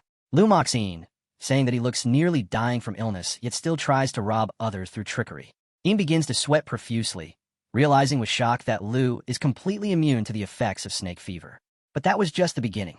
Our hero calls his pet to merge with him and summon Xiaozhua and Xiaoyu, telling them to switch the star aura. Our hero then activates 3 skills. The first, Emerald Light, grants 3 to 6 layers of blessing that remove negative effects, raise all attributes by up to 60%, and block damage. The second, Soul Shatterer, boosts allies linked by Soul Light by up to 200% and stores damage as chi. After 10 layers, it releases a shock, dealing 10 times the absorbed damage. The third, Dragon Aura, channels Star Dragon power to raise strength by 100% every 10 seconds, with no carryover between boosts. His eyes blaze as he challenges Ian, saying he wants to see how he can escape unscathed. Another notification appears, showing Yin's class stats dropping sharply in strength, agility, spirit, and stamina. Panic fills his voice as he cries out to Yamada, "No Orochi," telling it to hurry, get away from him, and do something. A system notification announces that a Godborn advanced skill has been activated. This skill grants the user Godborn armor, increasing all attributes by 300%. Another skill follows, a Dragon Riding Aura, and within a streak of red, a white lightning flashes through, tearing apart all the snakes in a single strike, killing them instantly. The system shows Yin's stats rising 3-fold again. He falls to the ground, shouting that he cannot take this dragon away. Shocked, he realizes things have turned bad and thinks they must retreat immediately. But from within the remains of his shattered serpent, our hero charges toward him, declaring that he cannot take the dragon. Ian begins chanting another spell, shouting that since this is the land of Sakura, the dragon belongs to Sakura, and accuses our hero of robbery. His eyes glow yellow as he commands Yamada no Orochi to help its master one last time, and orders the spell Poseidon cleansing to activate. Within seconds, the torn pieces of the serpent around our hero are struck by a surge of blue mana that appears from nowhere. As he looks ahead, a giant demonic monster materializes before him. The system names it Poseidon Cleansing. After the summoning, it declares that offering the current Shikigami has called forth a phantom of Susanoo with the Tenka sword. The phantom gains 350% of the Shikigami's power and lasts 30 seconds. The region triggers a sea god cleansing skill using Yamata no Orochi as the offering. The Tatsuka sword becomes the Kusanagi sword, and the phantom's attributes double. Our hero looks at this creature with no surprise and says it seems Iin has no other Shikigami besides Orochi. Furious, Iin yells that he will not be underestimated and swears that our hero will regret it one day. Yamata no Orochi becomes possessed by resentment. Just as our hero prepares to deliver a deadly punch, a glowing meat lot is thrown at him and strikes directly. A system notification appears, stating that the Poseidon cleansing summoning is almost complete with only 1 second remaining. Iin feels relieved that his escape plan worked, but our hero gathers his energy and says it did not work. Everything went in vain. He unleashes a devastating punch that sends a surge of blue mana rippling across the area. The demon screams in agony as its body dissolves into mist, leaving behind only a cloud of blue energy. Smoke fills the air, and through it, our hero sighs, realizing that the terrified Iin managed to flee. Later, under the calm light of sunset, Iin sits in anger with blood dripping from his mouth. He coughs heavily and apologizes to his teacher. A brown figure appears in the mist, its glowing eyes filled with rage as it snaps that the idea is ridiculous. A level 61 foreign kid killing Yamata no Orochi is unthinkable. It mocks that Susanoo is as fragile as paper and says there is no time for such nonsense. In front of the figure, Iin kneels low, almost kissing the ground, insisting that every word he says is true. Lifting his head with a worried expression, he begs his teacher to avenge him and Yamata no Orochi. His face grows tense as he adds that the one responsible is the rank 1 of the national trial, Lu Fan. Yin's teacher reacts in shock, asking how it is possible that Lu Fan killed Musashi Ten. His glowing eyes sharpen as he demands Iin to explain everything. Iin bows deeply, pleading that since his teacher is a rank 5 master, he can surely tear Lu Fan apart. The figure then reveals his name as Iin Tianzi. He says that if Yin's words are true, then Lu's strength might rival his own, making Yin's defeat inevitable. He calls Lu a level 61 dragon tamer and paladin who commands several dragon pets in the national trial, and says that capturing him will reveal how he obtained them. Iin agrees instantly and flatters him, saying that once Lu is defeated, his teacher will be able to trample all other 5th-rank masters beneath him. Iin Tianzi asks if Iin left a mark. Iin nods and explains that after Yamata no Orochi's death, its resentment attached itself to Lu. As long as he attempts to summon the serpent, he can trace Lu's location. The teacher praises him, but warns that they must not underestimate Lu and that this matter must be handled carefully. Iin bows again, thanking his teacher for the guidance, but then hesitates and confesses that without Yamata no Orochi, he no longer has a strong Shikigami. He nervously begins to ask for another, but Iin Tianzi cuts him off midway, calling it shameful. Iin freezes as his teacher's fury grows. Iin Tianzi scolds him, saying that giving him Yamata no Orochi was already a mistake and that he has no intention of granting him another Shikigami. Terrified, Iin quickly apologizes and promises never to ask again. Before fading into the mist, the teacher orders him to stop wandering outside and stop bringing disgrace to his name, commanding him to return to the Tian'in place immediately. Still bowing, Iin answers that he understands.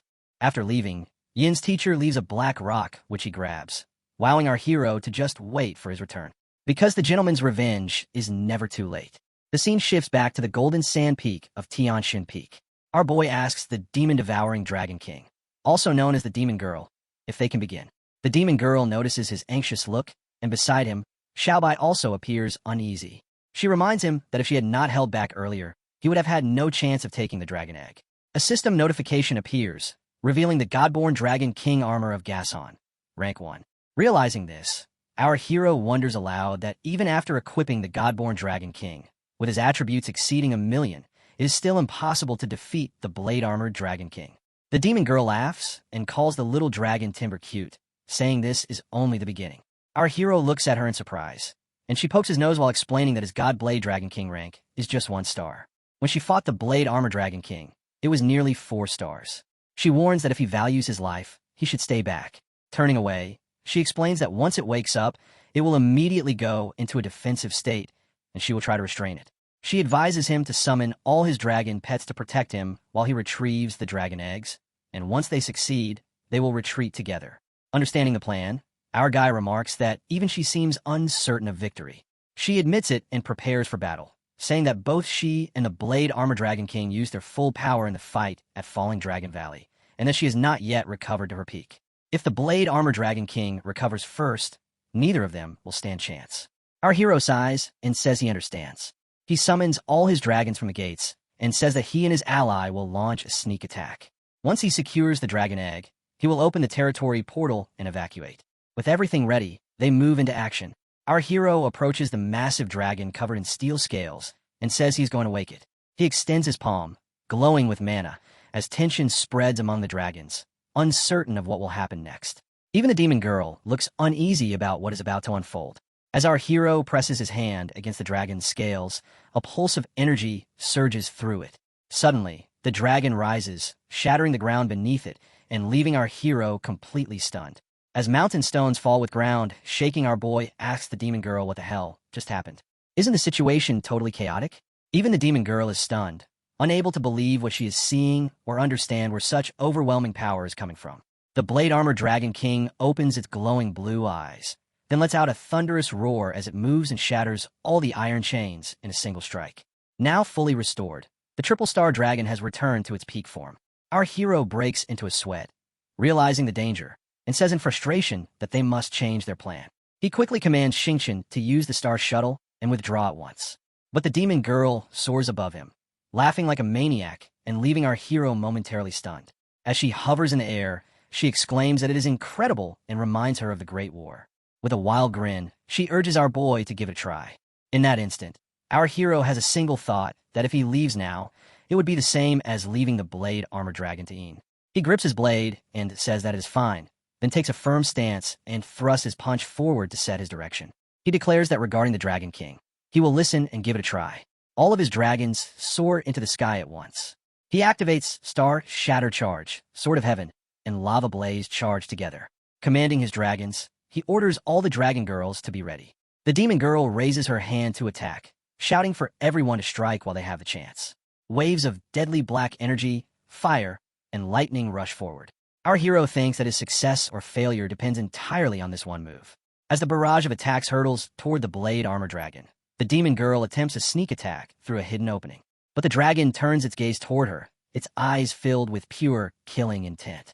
She is shocked to see that it does not even react to the incoming attacks.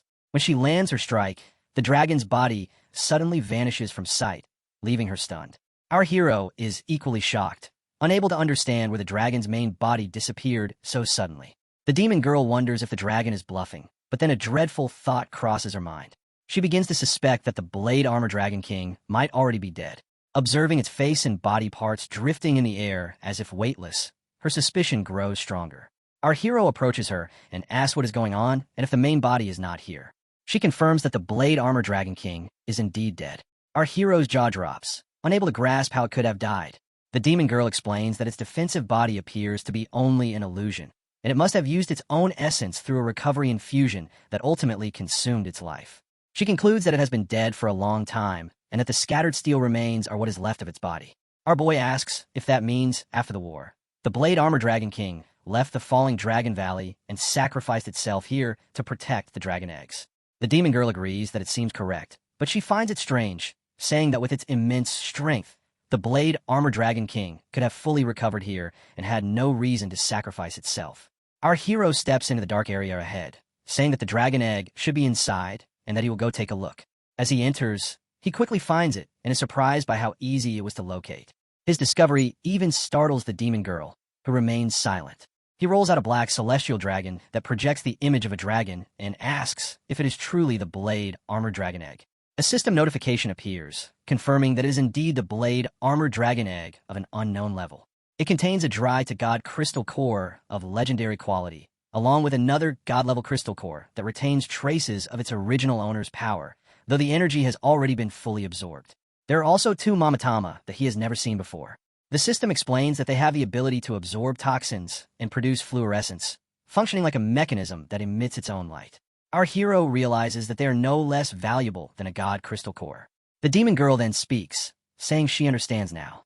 It is a god crystal core that can only be formed at the core level, a stage humans can reach only at level 180 after completing the 7th transformation.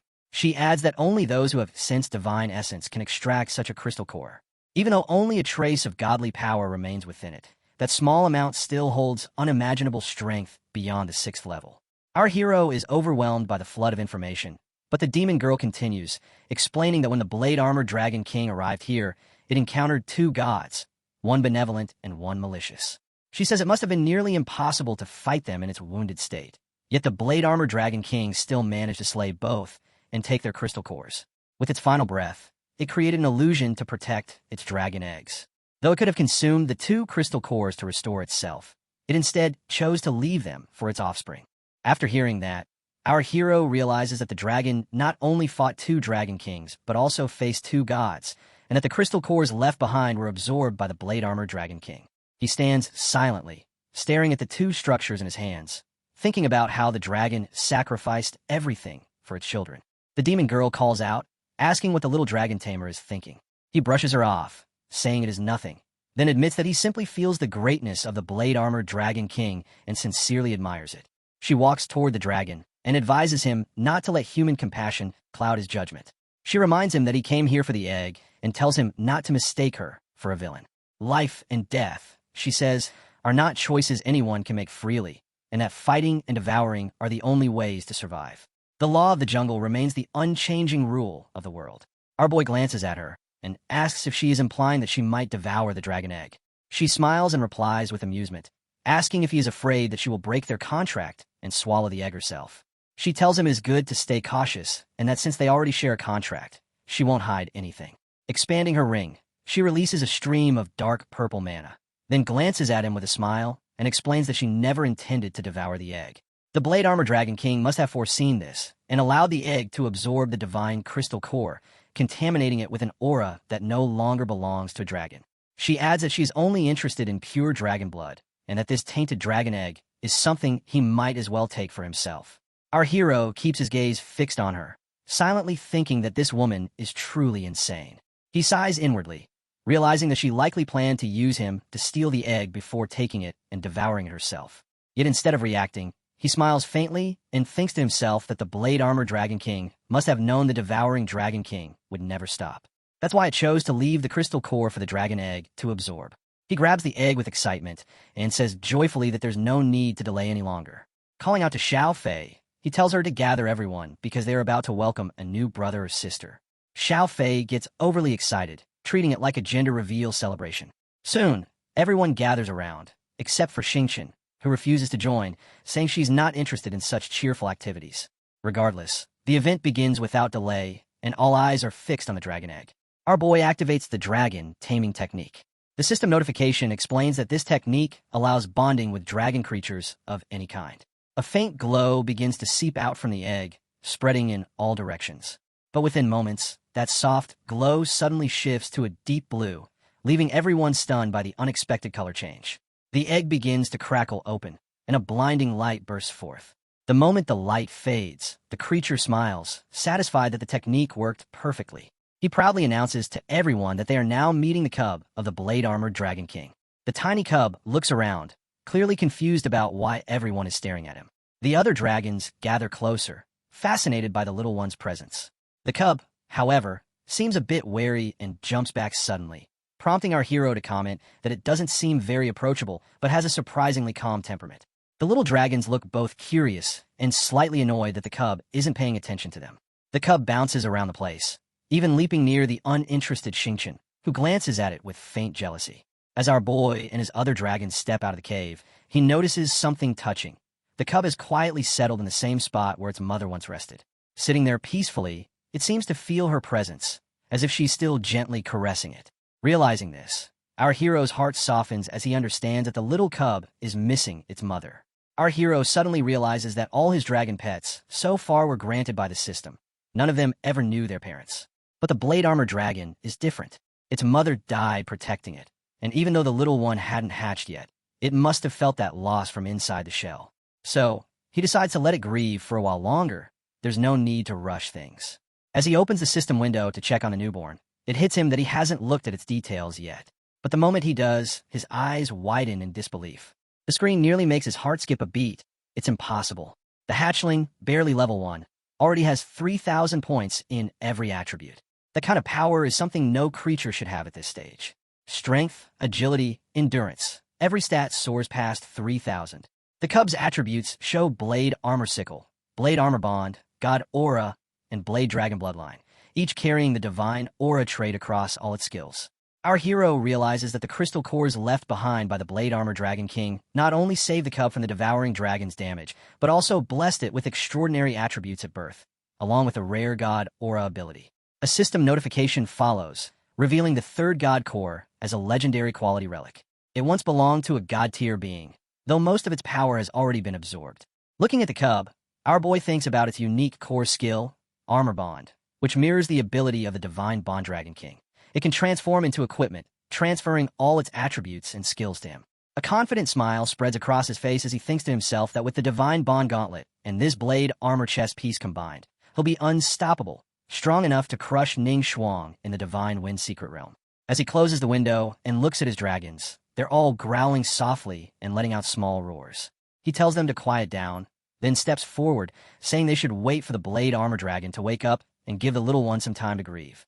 But just then, he notices something that stuns him. The Blade Armor Dragon cub has no gender. The next morning, after our boy steps out of his camp, he stretches and yawns before spotting the little cub who, after waiting all night, finally decides to follow him. The dragon had let him sleep the entire day, and even his other dragons were tired from resting so long. Our hero knows that this cub was born absurdly strong, yet its movements are astonishingly fast. Every dragon nearby keeps a close eye on this baby monster. He suggests that it switch to Blade Armor Bond so he can equip it and get ready to leave.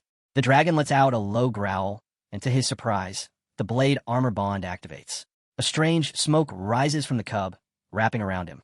The system notification reveals that this transformation turns the cub into armor that fits into the chest slot, granting the wearer all of the Blade Armor Dragon's attributes and scales. A glowing, majestic chest piece appears on his body, and he feels an immense surge of strength. All his stats rise by 3,000, and he can sense the power coursing through him. Overjoyed, he realizes he now possesses the Blade Armor chest piece along with all its attributes and scales. He also gains the Blade within Blade and Blade Armor Sickle, both carrying the God Aura. Using his wings, he flies into the sky and declares that since the Blade Armor Dragon has accepted him, he will now test their combined power. He soars upward at incredible speed, and from his wings, the Blade Armor Sickle launches out, startling even him. The system explains that this sickle rapidly fires a hook that deals massive damage to its target and pulls them toward the user. By accident, he hits near Xiao Bai, causing a massive explosion beside her, and she cries out in shock as the rocky cliff around them shatters into fragments. Next, he activates the Blade within Blade skill. Countless blades shoot out from his chest armor, slicing the stone debris into perfectly cut fragments.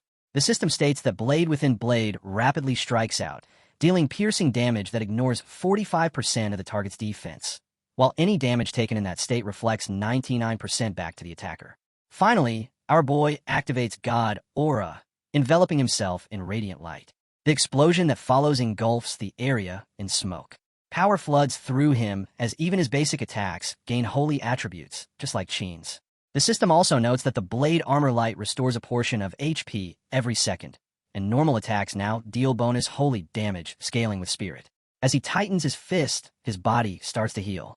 He realizes this continuous regeneration perfectly compensates for the Blade Armor Dragon's weakness of only being able to recover outside of combat. But the show isn't over yet. He switches to the Dark Blade Armor, and purple mana seeps from his body. The system declares that the God Aura has now transformed into the Dark Blade Armor.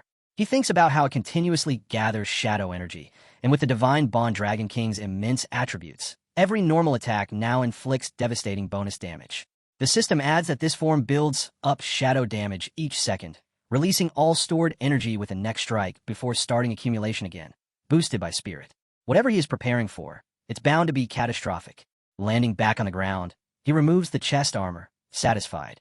He decides that once he levels up the Blade Dragon, he will be fully prepared to enter the Divine Ruins secret realm with peace of mind. Turning to his dragons, he announces that it's time to return home. The dragons, surprised and overjoyed, cheer the news. The system then confirms that using the portal Marizov built in the 10th Tianfu territory, our hero quickly returns to Jianhai City. His aunt greets him warmly with a hug. He notices that she has grown used to his frequent travels and no longer worries about him like before. She mentions that she just bought a bunch of groceries and suggests inviting Xiao Qiu over for dinner. Jiang Ting chimes in, saying that today is Taozi's free meal day and she'll definitely show up, so Sister Han only needs to call Xiao Qiu. Our hero agrees, happy to share that he has something important to tell everyone. Later that afternoon in Jiangshan Garden, Kun sits in surprise as Lu recounts his adventure during the hiking trip to the western frontier. Later, as they all sat down for dinner, Qin spoke up, saying there was no need for such things, and that he shouldn't force himself to suffer when he couldn't handle it. The aunt agreed, adding that it was far too easy for accidents to happen in such situations. She then asked if she could use the teleportation scroll that Miss E had given her. They all shared the same opinion, that taking a plane or any other means of transport would make the journey much easier. Hiking was indeed a great adventure, but reaching the western borders would take at least 1 or 2 months. Our guy explained that he could no longer summon the Fallen Corpse Golem, but there was no need to worry because the Fallen Corpse Holy Dragon had absorbed all the Fallen Corpse puppets and transformed into a godborn Dragon King with incredibly high attributes. During this trip, he also acquired new Blade Ninjas, which allowed his stats to reach over 1 million. He assured them there was absolutely no risk of any accidents happening to him. This statement left everyone stunned. Qin asked if he really meant hundreds of millions of attributes. He confirmed it, explaining that he had originally planned to farm dungeons to level up his Blade Armor Dragon. However, since there was still more than a month before the Shun Tzu Secret Realm opened, he decided to use that time to travel westward. Not only would this bring him more experience, but by the time he reached the Western Territory, his Blade Armor Dragon would also have leveled up, and the Shun Tzu Secret Realm would be ready to open. The girls sat in silence, unsure what to say. His aunt finally spoke, asking if that meant he would be leaving again so soon. He smiled and nodded, saying he would depart the next morning. After all, he was not alone, he had his dragons. The next morning, he bid farewell to his aunt and the others, then set off westward. Along the way, he crossed 14 regions filled with ferocious lion-like beasts. The system notifications detailed each encounter. A lion roar beast appeared before him, unleashing a thunderous roar that created a sonic shockwave with a high chance of stunning its targets. Another used ground claw strike, slamming its claws into the earth to send a destructive wave forward. But all were defeated effortlessly by our boy. He went on to slay countless bosses and rare elite monsters. These beasts were not ordinary. They were colossal, level 98 creatures capable of divine strikes, hurricane blasts, and energy bursts that inflicted devastating area damage. Yet, they too were effortlessly cut down. He even soloed a nightmare-level dungeon where he faced a level 92 demon-eating mushroom that released paralyzing spore clouds and could self-destruct with a fungal explosion when weakened. But even that proved no challenge. Later, he encountered human enemies, hunters after rare materials. With a single burst of mana, he obliterated them all instantly. After these battles, everyone in his team had leveled up. The little Blade Armor Dragon had reached level 57, while the others had risen to the mid-60s. They were all overjoyed, knowing they didn't have to struggle at all. Their master had handled everything for them. After a full month of enduring countless hardships, our boy finally arrived at the western border. Standing at its edge, he gazed in awe at the vast wilderness and the colossal beast looming before him. Yet, there was little time left before the opening of the Shun Tzu Secret Realm. The system even displayed a countdown, reminding him how close the moment was. He spread his wings and said it was time to return. The air around him lightened as he leapt skyward with incredible speed. But midair, he suddenly froze, stunned by what he saw. The others couldn't tell what had caught his attention until the figure came into view, a golden, radiant eagle with blazing eyes soaring through the sky. It was a golden feathered roc, a ferocious beast known to inhabit only the western borderlands and ranked among the top-tier mountain creatures. The system notification appeared, identifying it as a level 94 beast possessing the abilities Dive and Intimidation. Its dive attack allowed it to descend from extreme altitudes, slamming the ground with immense force and creating a massive shockwave that dealt devastating damage at the center while knocking back all surrounding enemies. It also possessed another ability, Hurricane Shadow, making it a truly formidable opponent.